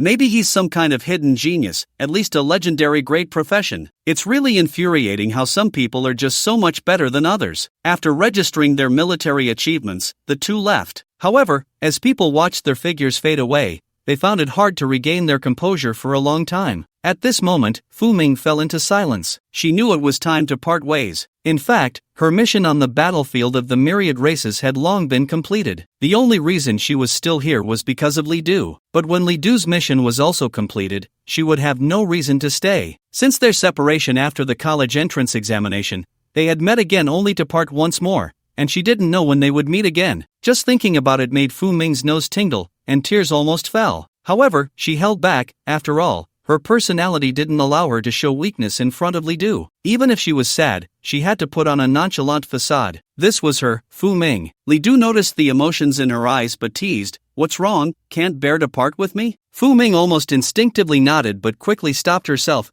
puffing out her cheeks and saying, "Of course not, I'm going to surpass you." Seeing this, Li Du smiled and patted her head. Rarely, Fu Ming did not pull away from his hand. Suddenly, Fu Ming remembered something and looked up, saying, "Li Du, you will participate in the professional competition, right?" Professional competition? Li Du was a bit puzzled. He had never heard of this competition. Seeing that Li Du didn't know, Fu Ming explained. The professional competition is a global event co-hosted by the 5 great empires, the Lighthouse Nation, the Great Xiao Nation, the Bear Nation, the Gaul Empire, and the Sun Never Sets Empire. Young professionals under the age of 25 from around the world can participate, and those who achieve good results in the competition can receive generous rewards from the 5 nations, including a complete set of legendary equipment. If one can win the competition, there is even a chance to obtain an assessment opportunity from the National Guild. Listening to Fu Ming, Li Du was astonished because he had never heard of it. It was actually normal not to have heard of it. This competition only allowed professionals under 25 to participate,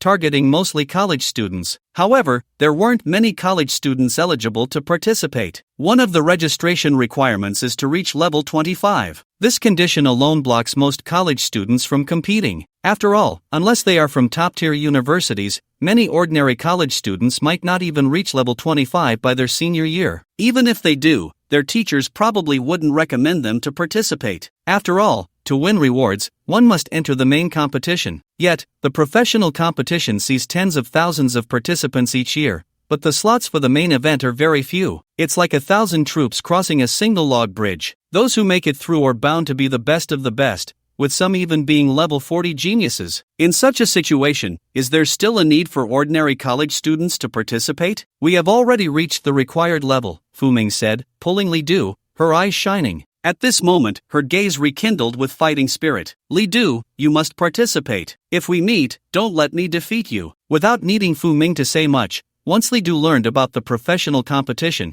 he definitely wouldn't miss it. The rewards from the 5 great nations, including a complete set of legendary gear, and even higher level items. Such generous rewards, who wouldn't be tempted? Moreover, there was one crucial point and opportunity to be assessed by the National Guild. Although it was impossible to join the National Guild directly through this competition, for Li Du, it was a rare chance to get in touch with the National Guild. The National Guild is the most famous and mysterious guild in the Great Xiao Nation. The geniuses who can enter are at least legendary professionals. Even legendary professions might not have the qualifications to connect. Only absolute elites, the geniuses among geniuses, have the chance to enter the National Guild. These individuals, though not well known among the masses, are all significant figures in the eyes of those who are qualified to know of their existence. In any case, Li Du would definitely sign up. After discussing the professional competition, the two parted ways. Although Li Du became the youngest sergeant on the battlefield of 10,000 races, this was merely the starting point. The battlefield of 10,000 races, as a forward base of the Abyss, generally sees those who enter for training not exceeding level 40. This is because only areas below level 40 are less affected by the Abyss.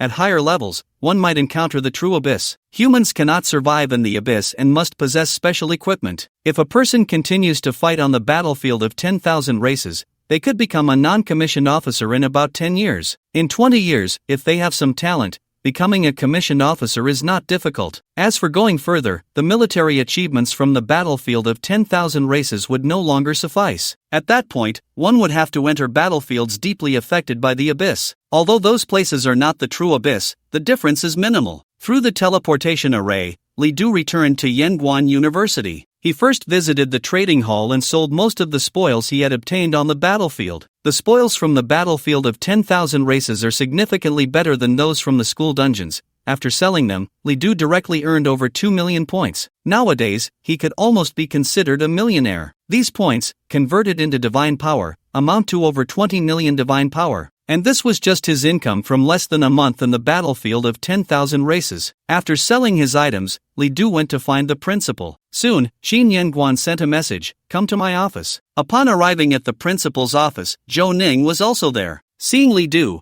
both elders smiled cheerfully. "You're back. Did you encounter any trouble on the battlefield of 10,000 races?" Zhou Ning asked with concern. After all, it had only been a month since Li Du took on the task. According to their estimates, Li Du would need at least half a year to complete the task. Xin Yanguan also smiled and said, "The materials I asked you to collect are extremely difficult. You don't need to feel too pressured. If you encounter any difficulties, just let me know." Li Du shook his head and said, "Principal, I completed the task." "Oh, you completed the task?" Suddenly, Xin Yanguan was stunned. Zhou Ning was also taken aback. They stared at Li Du, their gazes intense, as if trying to see through him. Only then did they reveal an expression of disbelief. "You completed the task?" Both Zhou Ning and Xin Yanguan couldn't believe that Li Du had actually completed the task. How long had it been? Not even a month since Li Du went to the battlefield of 10,000 races. He really completed the task. It should be noted that the final requirement for the task was the Tears of the King of Mermaids, which dropped from a level 40 dungeon. What does this mean? This means that the King of Mermaids is level 40, a level 40 boss. And when Li Du went to the battlefield of 10,000 races, he was only level 24. In Xin Yanguan's plan, he intended for Li Du to interact more with those top teams, build good relationships with them, and leverage their strength to complete the dungeon, thus fulfilling the task. Could it be that Li Du found a top team in this month? At this moment, Li Du took out all the materials. The two looked at them, and Xin Yanguan confirmed once again that all the materials were collected without a single error. Xin Yanguan immediately asked, "How did you complete the task?" Zhou Ning added, "Did you find a top team willing to take you?" "Don't worry, old Xin didn't specify how the task should be completed. If you found a team, that is also your ability." Li Du shook his head. "No, I cleared it myself." As he spoke, Li Du took out a gem. This gem was a special item from the battlefield of the myriad races, a dungeon record stone. This stone contained detailed information about the dungeon clearance. Although the records were in written form, they were so detailed that it was entirely possible to restore the events that occurred in the dungeon through this stone. Taking the dungeon record stone, the two immediately looked at it. Although Li Du did not solo all the dungeons, the teammates were not top-notch experts either. Xin Yanguan was not surprised by Fu Ming's appearance. He had known from the beginning that Li Du and Fu Ming were together. In the records of the stone, most of the dungeons were cleared by Li Du alone, and Fu Ming's contributions were often minimal. After reviewing the records, Zhou Ning and Xin Yanguan both took a deep breath. The younger generation is formidable. The younger generation is formidable indeed. Xin Yanguan rarely sighed. Li Du's performance had far exceeded his expectations. Zhou Ning nodded repeatedly. Initially, he had helped Li Du by bringing him to Yanguan University, intending to play a few casual games and see how this young man fared. But unexpectedly, Li Du's performance had far surpassed people's imaginations. At this rate, Li Du, you should be able to gain the recognition of those old fellows. The obstacles between you and Ming Ming shouldn't be significant. Zhou Ning's words puzzled Li Du. At that moment, Zhou Ning suddenly revealed a kind smile. Xin Yanguan joked, "This old fellow has been hiding something from you. Actually, Fu Ming is his granddaughter." Hearing this, Li Du was taken aback. He had never considered this point because he had never met Fu Ming's mother and had not heard Fu Ming mention her, let alone her grandfather. For a moment, Li Du didn't know how to respond. Zhou Ning shook his head and laughed. "Why are you saying this, you old man?" "Li Du, don't worry about that. I don't care about such formalities. Just call me what you used to." Hearing this, Li Du finally called out old Zhou. At this point, Zhou Ning said, "Ming Ming's mother passed away early and was lost for a time in her youth. Although her father is just a mayor, her mother's background is not low. Many old fellows are watching you, and if you want to be with her, gaining the recognition of those old fellows won't be easy." Hearing this, Li Du didn't say anything about their relationship not being that way. In fact, during this time, the relationship between Li Du and Fu Ming had almost broken through. Although Li Du did not understand Fu Ming's background, Xin Yanguan said,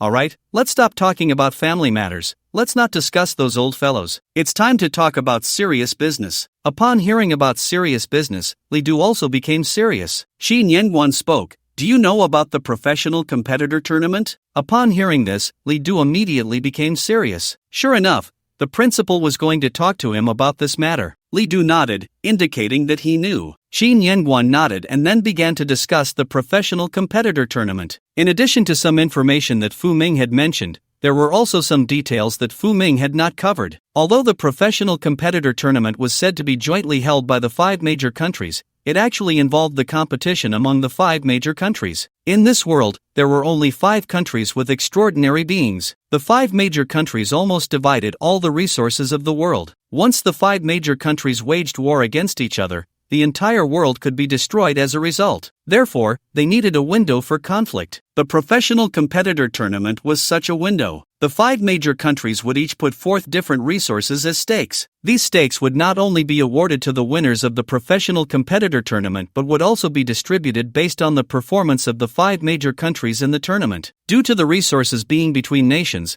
the quantity is extremely terrifying. Once a majority of the resources are obtained, it could even support the country's rapid development for a whole year. Therefore, the nation places great importance on the professional competitor tournament. When Li Du heard this, he was utterly astonished. He had not anticipated the underlying competition behind the professional competitor tournament. He initially thought it was just an ordinary contest. Although it was hosted by the 5 major countries, it was merely a large tournament. But with this additional layer of context, the professional competitor tournament became quite intriguing. Qin Yengguan continued, last year, the winner of the professional competitor tournament came from the Lighthouse Nation, and the overall best performance was also from the Lighthouse Nation. Our great Xia only secured 3rd place, losing a lot of resources. As a result, the country has undergone countless preparations this year, with the sole goal of winning the professional competitor tournament and achieving the top overall score. Therefore, this time the national leadership has specifically restricted the entry conditions for the professional competitor tournament. The minimum registration requirement is an epic level profession, with a level of 25. Even if you meet the registration criteria, you still need to pass an assessment to register. You just happen to meet the minimum requirements. Do you want to register? Upon hearing this, Li Du almost immediately nodded without hesitation. I want to register. Even if Qin Yengguan hadn't mentioned it, he would have sought out the registration channels himself. After learning about the professional competitor tournament,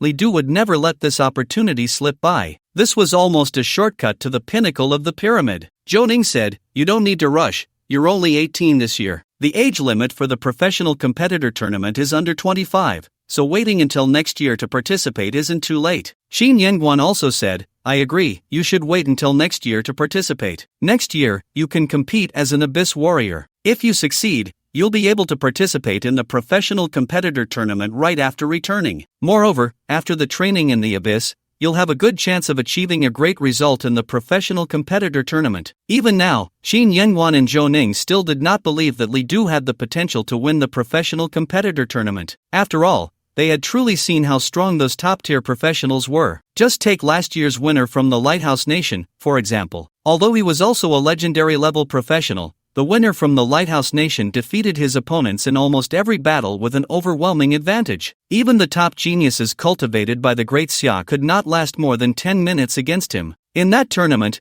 although the Great Xia secured a silver medal, no one could feel happy about it, because the gap between the two sides was too great. So great that one could know the outcome of the match without even watching. Although Li Du was strong and could even kill a level 40 boss, that was nothing in comparison. Li Du asked, "Principal, can a person only participate in the professional competitor tournament once in their lifetime?" Qin Yengguan replied, "Not exactly, but a person can participate a maximum of 2 times. Zhou Ning added, "This year is special. Many of the competitors are from last year. They all achieved great results and are extremely powerful, with many having already reached level 40. Your level is too low, and your age is too young. The advantages of participating are minimal." He had one more thing to say: if the results were too poor, it would be equivalent to wasting this opportunity to compete. They did not expect Li Du to win, but they hoped he could achieve good results. In fact, many professionals would time their age to participate in the professional competitor tournament, as this would provide a greater advantage and make it easier to achieve good results. Li Du thought for a moment and said, "Principal, I still want to participate in the professional competitor tournament." Undoubtedly, Qin Yengguan and Zhou Ning's suggestions were more reasonable, but Li Du really did not want to miss such a grand event, not even once. Despite his significant disadvantages, Li Du still had confidence. Even if he couldn't win this year, the victory next year would definitely be his. Li Du had that kind of assurance. Seeing Li Du's determination, Qin Yengguan said nothing more. "Since you've made your decision, I won't try to dissuade you. But I advise you this: in the professional competition,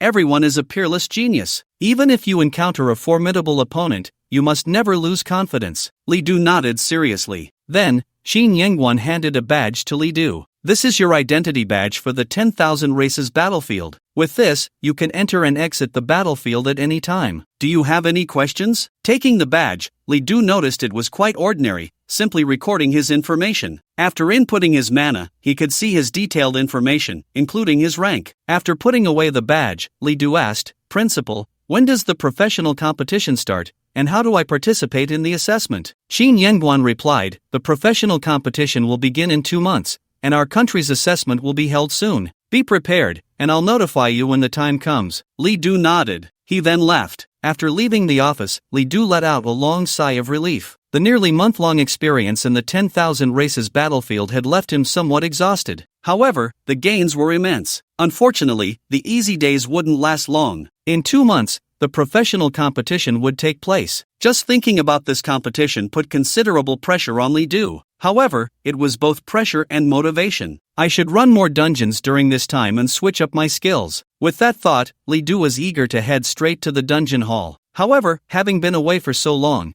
he wondered how Shui Shang was doing. Li Du decided to return home first. "Shui Shang, I'm back." Upon returning to his long-lost home, Li Du finally felt a sense of warmth. He called out just like before. Then, a surprised voice came from inside the house. "Brother, you're back?" Shui Shang excitedly ran out.